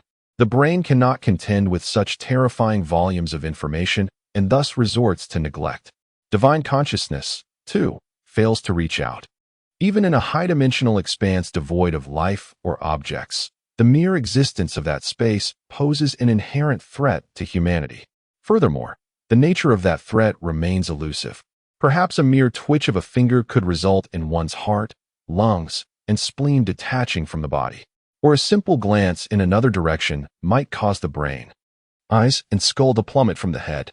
A slight manipulation of vital energy could transform one's dantian and spiritual sea into a black hole. The perils of higher dimensions are both terrifying and unknown. Even deities of the three-dimensional realm could meet their demise therein. Are you certain you wish to venture forth? Beneath the resplendent night sky, Chu Ming stood with his hands clasped behind his back, gazing at the ethereal beauty of the girl beside him. Of course we must go, she asserted with conviction, nodding her head. Haven't we already conducted experiments? We succeeded. Yet, experiments and reality are never entirely congruent. Who can truly fathom the nature of higher dimensional space as it exists in reality? Chu Ming sighed softly, his gaze drifting toward the luminous cosmos ahead. The entire universe glowed with brilliance. Countless stars and planets radiated a millionfold luminosity, their light a testament to their existence. A final reflection before the inevitable embrace of death. At this moment, a civilization that has occupied an entire galaxy is initiating the energy of the cosmos, attempting to liberate the high-dimensional dimensions coiled within the microscopic particles of a quarter of the galaxy. Ultimately, it aims to elevate to a 10-dimensional space that can accommodate only 2 individuals. This civilization has designated this endeavor as the God Project. Whether it is ascending to a 10-dimensional realm or venturing into that dimension to discover and manipulate the temporal dimension, both are undoubtedly the works of a divine hand. No one knows if this plan is feasible, yet they have no alternative. It is the singular initiative that could ensure the true continuation of their civilization. In this 3-dimensional universe, regardless of how splendidly a civilization develops, its ultimate fate is to confront death. Only by uniting the full strength of the civilization to send 2 individuals into the 10-dimensional space, dragging the temporal dimension back to its origin, and birthing countless parallel universes that house these 2 souls, can the civilization genuinely endure. The remainder will remain in this universe, awaiting the onslaught of the dark forest. The activation of the entire galaxy's energy will inevitably attract the attention of super-civilizations throughout the cosmos. Those left behind will soon perish alongside this galaxy. The 2 individuals transported into the 10-dimensional space will bear the heavy responsibility of sustaining their civilization, seeking out that elusive hope. This is a grand gamble between civilization and the cosmos. To ascertain even a modicum of feasibility for the God Project, this civilization expended millennia, employing countless experimenters across numerous virtual worlds, conducting an endless array of experiments. Eventually, they arrived at the desired outcomes. The subsequent challenge was selecting the 2 individuals. In the quest to identify these 2 survivors, civil strife erupted, lasting 6 millennia, culminating in the selection of the civilization's ruler and his wife. However, unbeknownst to all, someone harbored intentions of eloping with their young host. What's wrong? Are you feeling timid? The girl playfully gazed at him. Chu Ming chuckled. I, a microscopic creature, have survived here for 6,000 years without flinching. Do you truly believe I would? Then what are you worried about? The girl fluttered her lively eyes. Are you concerned about me? Where do you see any worry? Chu Ming furrowed his brow at her, stating, I merely sense that our actions. Aren't you betraying your civilization? Really? The girl raised her chin, inquiring, what is the purpose of the God Project? To ensure the continuation of civilization. Then can't we also perpetuate civilization? Chu Ming scratched his head. Sister, are we even of the same species? I don't care. Having even half the bloodline counts as continuation. The girl declared haughtily. Chu Ming fell into contemplation. There is some validity to that. But I still suspect you merely wish to sleep with me. The girl frowned. Am I not worthy? Chu Ming smirked slightly. It's just a bit hard for me to accept being with a system. Before he could finish, a deafening sound suddenly resonated through the space. The girl quickly grasped Chu Ming's hand, exclaiming excitedly, It's starting. It's starting. Once the high-dimensional space, takes shape. We'll sneak in. The new universe is our new home. Woohoo. Oh, Shuming is indifferent now. He can only silently express his apologies to the ruler of this civilization and his wife. My apologies for usurping your place. But can you really blame me? It is all due to this little system. Suddenly, Shuming felt a fleeting sensation before his eyes. The long-lost experience of higher-dimensional space re-emerged. Infinite freedom, boundless openness, immeasurable depth, an infinity surpassing even the fourth dimension. What dimension is this? Shuming, fighting against dizziness, inquired, the softness in his hands allowing him to maintain a semblance of calm. Success. 10 dimensions. It seems I have perceived the dimension of time. I have perceived it too. Is it really that simple? Never mind, let's hurry. How do we manipulate this? I have no idea. Should we project our thoughts onto it and see? All right. Oh my. Oh my. Epilogue. The most romantic thing in the universe is to create a civilization with her. A pastoral universe untouched by war. A universe yet to give birth to civilization. A universe with 11 dimensions. 2 figures suddenly appeared at the location of the Milky Way. What does a 10-dimensional Milky Way look like? Shuming observed with curiosity and excitement. The result, a mere glance could lead to an explosion. Damn, my head.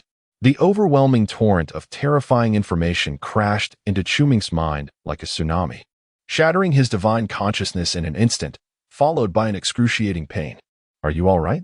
The girl, panicked and worried, gently touched his head. Thankfully, I'm recovering. After a long moment, Shuming dared to open his eyes again, this time having learned to ignore most of the overwhelming information. Yet, the 10-dimensional universe before him was still astonishingly breathtaking, bright, resplendent, teeming with life. These were the first words that sprang to Shuming's mind, seemingly unrelated to the universe. Yet, this newborn universe was precisely so. There was no dark matter in the reduced dimensional space, and all laws remained unaffected by any regulatory weapons. Even the speed of light approached infinity, exhibiting non-local effects, capable of traversing the universe from one end to the other in a single Planck time. The entire universe radiated brilliance. In the 3-dimensional universe, the speed of light is merely 300,000 kilometers, while the known universe spans 160 billion light-years and continues to expand. This signifies that light can never travel from one end of the universe to the other, and information and forces from one end can never reach the other. If the 3-dimensional universe were a person, it would imply that no neural signal could traverse its entirety, leaving the brain unaware of the limbs, and the limbs oblivious to the brain's existence. The 3-dimensional universe is akin to a patient with a high-level spinal cord injury, a corpse in a state of expansion. Meanwhile, this 10-dimensional universe is like a newborn baby, everything appearing as perfect as a work of art. If I were to enter light-speed travel now, could I instantly reach the edge of the universe? Shuming wondered with sudden curiosity. In the new universe, the speed of light is theoretically limitless, the young girl replied. However, she quickly shook her head, adding, "But I do not wish to pursue that path." Why? Shuming inquired, puzzled by her response. To traverse at light speed necessitates the flattening of a segment of space curvature, an irreversible act that would leave a scar upon this nascent universe, would it not? It has only just been born. Must we treat it in such a manner? A hint of maternal instinct glimmered in her expression. Shuming gazed at her in astonishment, exclaiming, "Have you been warped by the 10-dimensional realm? How many microscopic universes did you annihilate during your experiments back then? Why indulge in such sentimentality now?" The girl retorted with indignation, "I do not care. We shall not traverse at light speed." "Very well, if we shan't, we shan't," Shuming responded, shaking his head in resignation before becoming contemplative. "So what shall we do now?" Her eyes brightened. "Of course. We must find a place to settle and begin the continuation of civilization," Shuming replied. "Is it truly that urgent?" However, it seems they had little else to occupy themselves with. They could opt to travel to other star systems within the 10-dimensional universe, but it seemed inconsequential now. Any choice may have become irrelevant. This newly birthed universe possessed a temporal dimension. Regardless of their decisions, another parallel universe would emerge wherein they existed. For instance, if Shuming felt an itch, he faced 2 choices, to scratch or to refrain. Should he choose to scratch? A parallel universe would immediately be born in which he chose not to scratch, and vice versa, even if they were to choose suicide at that moment. A parallel universe would be created in which they did not make that choice. Furthermore, if this universe were to give rise to civilization that employed dimensional reduction weapons, they could, before disappearing entirely from this universe's temporal dimension, revert it to its origin and subsequently enter another new universe. That would be the true essence of civilization's continuation: countless parallel universes, countless sparks of civilization, and countless hopes. Where should we settle? Shuming queried. Perhaps Earth in the 10-dimensional realm? The girl pondered before responding. A splendid idea. Shuming nodded in agreement, then asked, "Do you know the way?" The girl paused, her innocent expression reflecting confusion as she replied, "Do you know the way?" "I do not." "Neither do I." In the 10-dimensional universe, Shuming's divine consciousness could scarcely cover half a meter.